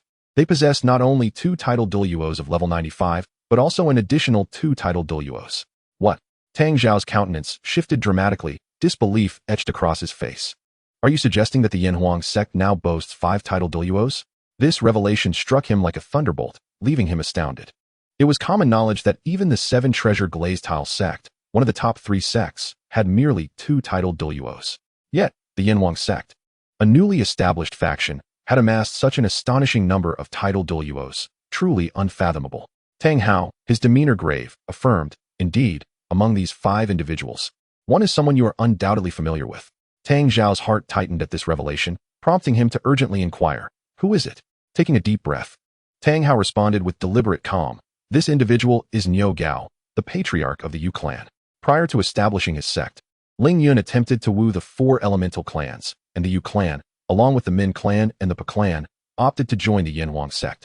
Now, not only has Niu Gao successfully ascended to the realm of titled Douluo, but even Yang Wudi and Bai He have reached level 89, mere steps away from becoming titled Douluos themselves. If this trajectory continues, it won't be long before the Yin Huang sect surpasses our Haoyan sect." emerging as the preeminent sect in the world. Upon hearing this, Tang Xiao's expression darkened considerably. In a fit of rage, he bellowed, "Those 3 traitors! Although we cast them aside, how could they be so ungrateful as to betray us and aid Ling Yun against us?" The more he pondered, the angrier he became. Suddenly, a sinister thought flashed through his mind, and a malevolent expression crossed his face as he declared, "Brother Hao, since it has come to this, why not take advantage of our current strength and eradicate every member of the Yinhuang sect? In doing so, they would no longer pose a threat to our Haoyin sect, and we could secure our position as the foremost sect in the world." Tang Hao's countenance grew even more sorrowful upon hearing Tang Xiao's words. He sighed deeply and said, "Elder brother, it is not that I am unwilling to act. Rather, I find myself utterly powerless at this moment. Although Ling Yun did not directly end my life, he left within me an immensely potent soul force, which incessantly erodes and ravages my body like a demon. Given my current state, if I refrain from utilizing my soul power, I could perhaps endure for another 6 months. However, should I employ my soul power, I fear I would immediately perish. Therefore, please do not disclose this matter to the 3rd brother. I cannot bear to let him worry about me." Chapter 155, The Legacy of Haoyin Sect. Tang Yuehua, upon hearing Tang Hao's words, wore an expression of disbelief, her eyes wide open as she exclaimed, "What? That Ling Yun is truly so ruthless? How could he treat you this way?" Her heart brimmed with anger and sorrow, unable to accept the suffering endured by Tang Hao. She turned to Tang Xiao, her eyes filled with pleading, saying, "Elder brother, I implore you to find a way to rescue our 2nd brother. The 3rd brother has already lost his mother. He cannot also lose his father." Tang Xiao, witnessing the anguish on Tang Yuehua's face, felt a pang of sorrow in his heart. He grasped Tang Hao's hand tightly and reassured him, "Brother Hao, do not worry. I will certainly devise a way to save you. Ling Yun, with his merciless heart, will face a reckoning when our strength is sufficient. I shall exact vengeance upon him, shattering him into pieces to relieve my pent-up resentment." Upon hearing these words, Tang Hao's expression grew serious as he solemnly replied, "Elder brother, I have faith in you. Furthermore, the 3rd brother is exceptionally gifted, a rare talent of a century. He possesses not only extraordinary abilities, but also indomitable will and astonishing fortune. Moreover, he wields dual martial souls, the Haoyin Hammer and the Blue Silver Emperor. With such unparalleled advantages, he is destined for greatness in the future." After a brief pause, he continued, "Thus, I hope the sect will invest all its resources into nurturing the 3rd brother, preparing him to become the next sect master. I believe that under his leadership, Haoyin sect will surely flourish and surpass the Spirit Hall, becoming the foremost sect in the world." With this, Tang Hao's gaze fixed intently on Tang Xiao, his eyes reflecting fervent anticipation. Tang Xiao, observing this, pondered deeply. He understood the weight of Tang Hao's expectations for the 3rd brother and recognized what this meant for the sect. Therefore, without hesitation, he replied, "Brother Hao, rest assured. I remain unmarried, without children of my own, and I shall treat the 3rd brother as if he were my own flesh and blood. Should he manage to break through to the titled Douluo realm, I will bestow the position of sect master upon him." Upon hearing this proclamation, an indescribable sense of gratitude welled up within Tang Hao. He was acutely aware of his elder brother's kindness, a selfless and pure affection, reminiscent of when his brother unreservedly yielded a yin to him upon discovering his feelings for her. The following morning, as the sun began to rise, Tang Xiao and Tang Hao arrived early at the study. Gazing upon the ancient and elegant study, Tang Hao's emotions were exceedingly complex, filled with a multitude of thoughts. This place held countless memories of him and his elder brother. In the past, they frequently came here to seek their father's guidance, relishing in his care. However, time flowed on, and now he had inherited the title of Haoyin Douluo, with his father nurturing him as the next sect master. Yet, his elder brother had always silently supported him, never uttering a word of complaint. Tang Hao could not help but wonder if he had not encountered a yin. He might have seamlessly become the next sect master of Haoyin sect, as his father had wished. Yet, life is invariably replete with uncertainties, and the trajectory of fate seldom unfolds in accordance with human desires. As Tang Hao became absorbed in his reflections, Tang Xiao noticed his silence. Understanding his brother's sentiment, he gently placed a hand on Tang Hao's shoulder and offered a comforting remark. "Come, let us enter." With that, Tang Hao snapped back to reality, nodded, and together with Tang Xiao, they stepped into the study. Upon entering, a familiar atmosphere enveloped them, transporting them back to bygone days. The study retained its original arrangement, unchanged in the slightest, with each item seemingly narrating tales of the past. At that moment, Tang Xiao retrieved an ancient tome from the bookshelf and handed it to Tang Hao. "This contains insights on the cultivation of dual martial souls from our Haoyin sect.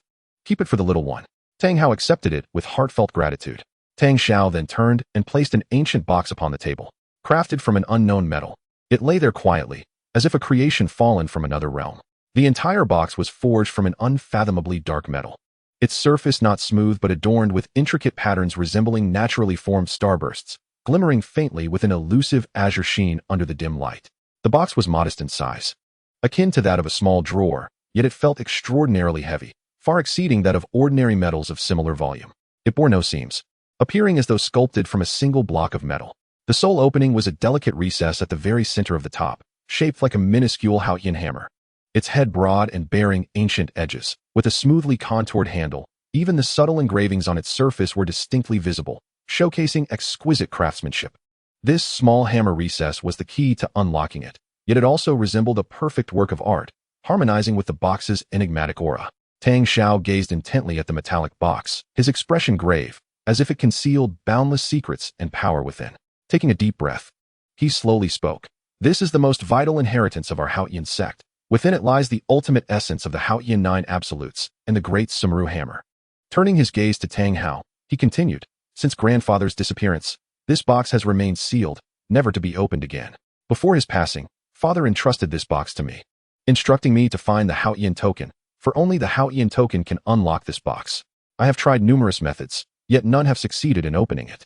A hint of helplessness and anxiety laced Tang Xiao's words. Over the years, he had dispatched many to secretly search for the Haotian token, yet no leads ever surfaced. However, fate seemed to weave its own dramatic narrative, as Tang Hao had now brought the Haotian token back to the sect, which Tang Xiao felt was a divine arrangement. With profound emotion, he lifted the Haotian token and carefully placed it in the recess of the box. Then, he gently rotated the Haotian order, and with a crisp click, the box emitted a clear sound. Tang Xiao's heart surged with joy, for he knew this was the sound of the box being successfully opened. Eagerly, he lifted the lid, revealing two ancient tomes lying quietly within. Their pages had yellowed with age, bearing the marks of time, yet they still exuded a faint fragrance of ink. One book was the Haotian Nine Absolutes, while the other was the Great Sumru Hammer Method, both treasured relics of the Haotian sect. Tang Xiao gazed at the tomes, a flicker of excitement and reverence crossing his eyes. He gently picked up the Haotian Nine Absolutes and spoke. Due to the loss of the Haotian order, neither I nor several elders have been able to master the complete Haotian Nine Absolutes. Now, in this critical moment for our sect, I have decided to allow all elders and soul masters above level 80 within our ranks to learn the complete Haotian Nine Absolutes. This will undoubtedly enhance the overall strength of our sect.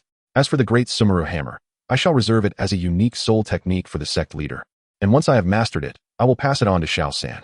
Chapter 156. Tang San prepares to journey to Sea God Island. Meanwhile, Tang Hao leisurely retrieved the other tome, his movements gentle and cautious, as if cradling a rare treasure. Tang Xiao observed the scene in silence, refraining from interruption.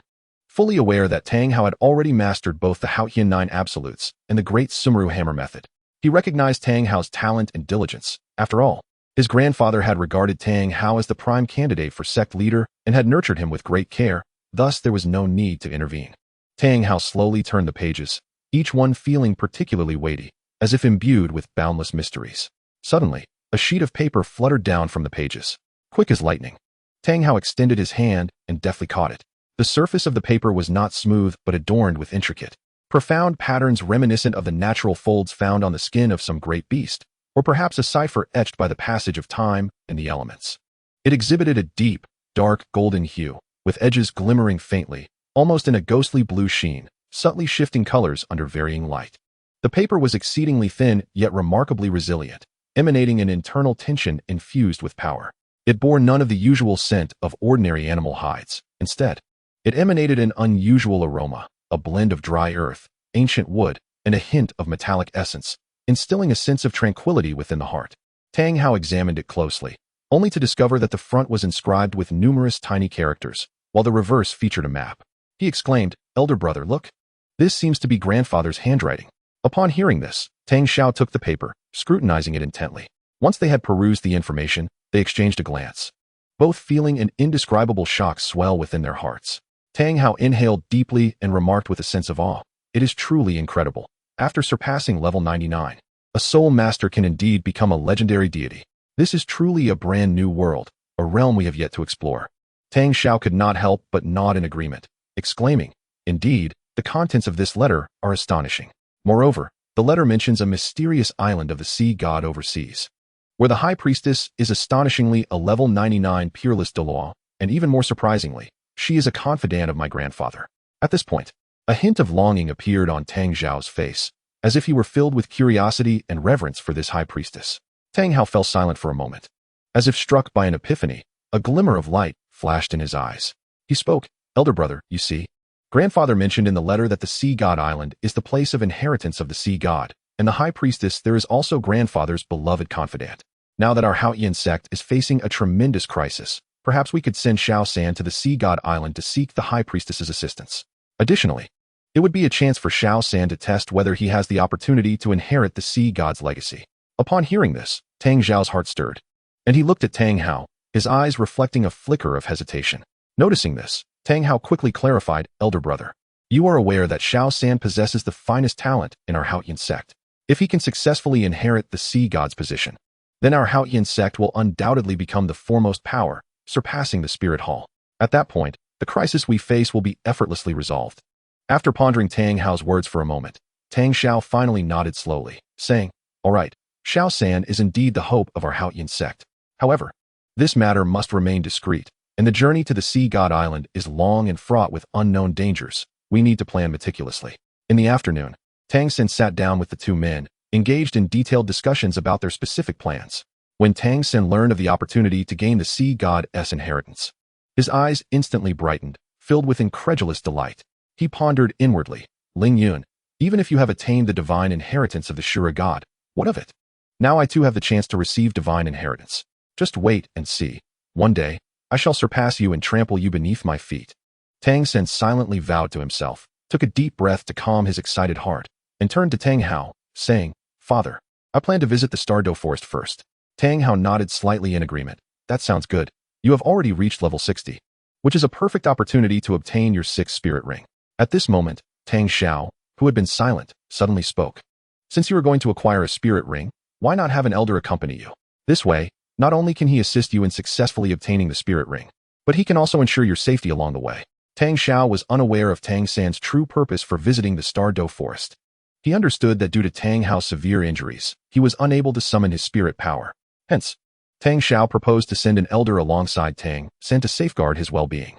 However, in the face of Tang Xiao's goodwill, Tang San resolutely shook his head and replied, "Uncle, there is no need for such concern. My journey to the Douluo forest is solely for the purpose of obtaining the 6th spirit ring, and I possess considerable confidence in my abilities." In truth, the most crucial aim of Tang San's expedition to the Douluo forest was not merely to acquire a spirit ring, but rather to reunite with Xiao Wu. The two had been apart for 2 long years, and Tang San's yearning for Xiao Wu intensified with each passing day. Naturally, he wished to avoid any interruptions during their long-awaited reunion. Upon witnessing Tang San's steadfast resolve, Tang Xiao ceased to press the matter. After all, he held a significant trust in Tang San's prowess. Feeling a surge of joy in his heart, as both his father and uncle acknowledged his decision, Tang San cheerfully tucked away the map and, like a bird released from its cage, departed from the Haotian sect, heading directly towards the Douluo forest. Tang Hao gazed at Tang San as he left, never revealing to him the truth of his impending demise. Meanwhile, after exiting the Spirit City, Ling Yun and his companions journeyed towards the far north. Initially, Ling Yun had planned to escort Shui Yue to the Douluo forest to obtain her 6th spirit ring. However, just before their departure, the master of Baihe Peak conveyed an important message to Ling Yun. In the far north, there existed a shadow leopard of the ethereal lake, aged 70,000 years, whose attributes resonated harmoniously with Shui Yue's spirit. Upon hearing this news, Ling Yun promptly decided to alter their course, leading Shui Binger and Shui Yue directly to the far north. Throughout their journey, the trio did not rush but instead leisurely relished the stunning scenery along the way. Whenever they encountered particularly breathtaking vistas, they would pause to fully appreciate nature's gifts. Thus, meandering and stopping intermittently, they spent over a month before finally arriving at the far north. Upon entering the familiar little town, their presence immediately drew the attention of many. After all, with their strikingly handsome and beautiful appearances, they became the focal point wherever they went. However, Ling Yun and his companions had long since grown accustomed to such stares. Chapter 157. Entering the Frozen Forest, Encountering Robbers Again. Upon entering the town, the first task for Ling Yun and the others was to procure a substantial amount of supplies and food. Their visit to the far north was not a brief one. They intended to remain for an extended period, necessitating ample provisions. Once all preparations were complete, Ling Yun guided Shui Binger and Shui Yue into the snow-covered frozen forest. As they stepped into the icy realm, Shui Binger furrowed her brow, her gaze frequently darting behind them, as if sensing something amiss. Ling Yun, I feel as though someone is following us, Shui Binger whispered, a hint of caution evident in her voice. Shui Yue, hearing this, nodded slightly, indicating that she too shared the same feeling. I, too, have noticed that they have been stealthily following us since we departed from the town. Shui Yue's voice was equally soft, yet imbued with certainty. Ling Yun's lips curled into a faint smile. I suspect that these individuals have harbored ill intentions upon seeing our youth and our considerable purchases in the town. Ling Yun spoke with an air of nonchalance, seemingly dismissing the trio. He paused momentarily before continuing. However, they number only 3, 2 of whom are soul kings, and 1 a soul sect. Given your prowess, dealing with them should be a trivial matter, thus I shall refrain from intervening. Shui Binger and Shui Yue exchanged glances, both nodding in agreement with Ling Yun's assessment. Consequently, the 3 of them resumed their journey deeper into the frozen forest. As they ventured further, the surrounding environment grew increasingly perilous, with glimpses of ancient soul beasts emerging sporadically. Brother, what do you make of these 3 individuals?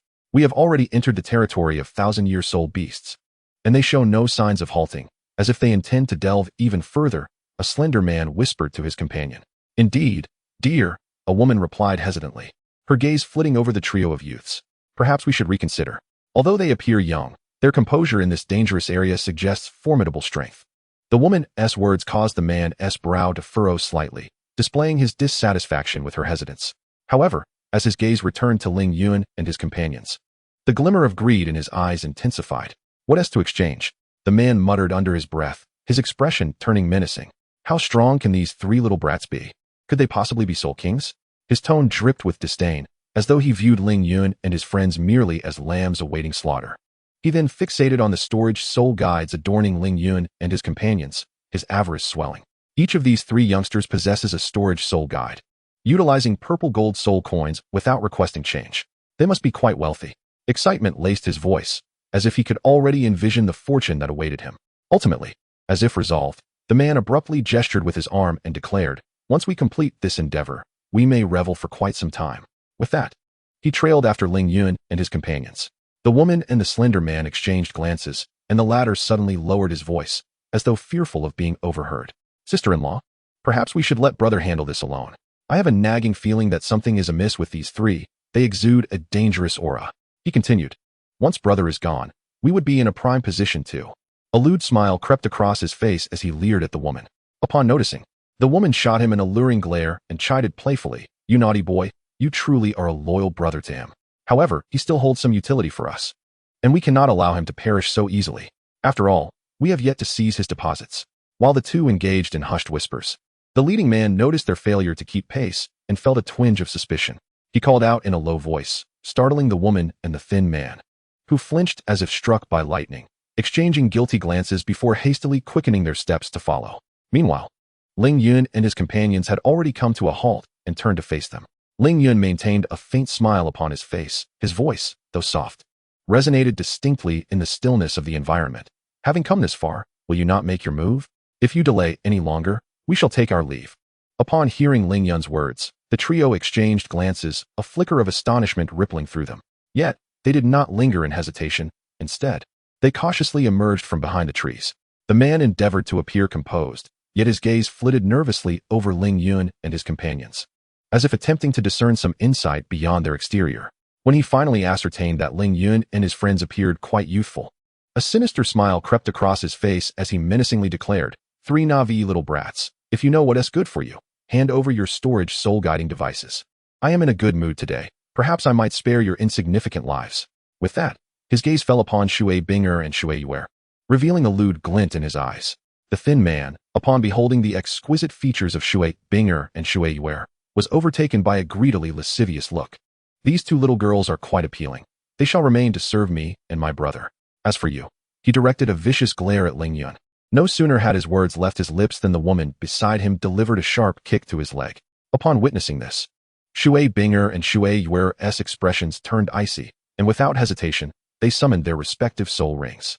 Shui Binger shimmered with 2 yellow, 1 purple, and 2 black soul rings, while Shui Yuer mirrored her, displaying the same 5 rings. The brilliance of these soul rings intertwined, emanating a formidable aura that commanded attention.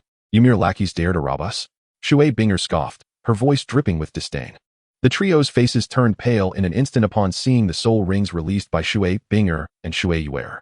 They had initially presumed Ling Yun and his companions to be affluent novices, only to discover their true prowess as formidable soul masters. The leading man felt his legs weaken, nearly collapsing, yet he forced himself to assert, You are merely 2 little girls. Even if you are soul kings, we have 2 soul kings among us as well. Do you think we fear handling you? Despite his bravado, his voice quivered involuntarily. Shui Binger let out a cold laugh. Then let us see. With that, the brilliance of her soul rings intensified, and a shard of ice shot forth toward the leading man. He hastily sidestepped, yet the ice shard still grazed his arm, causing blood to flow freely.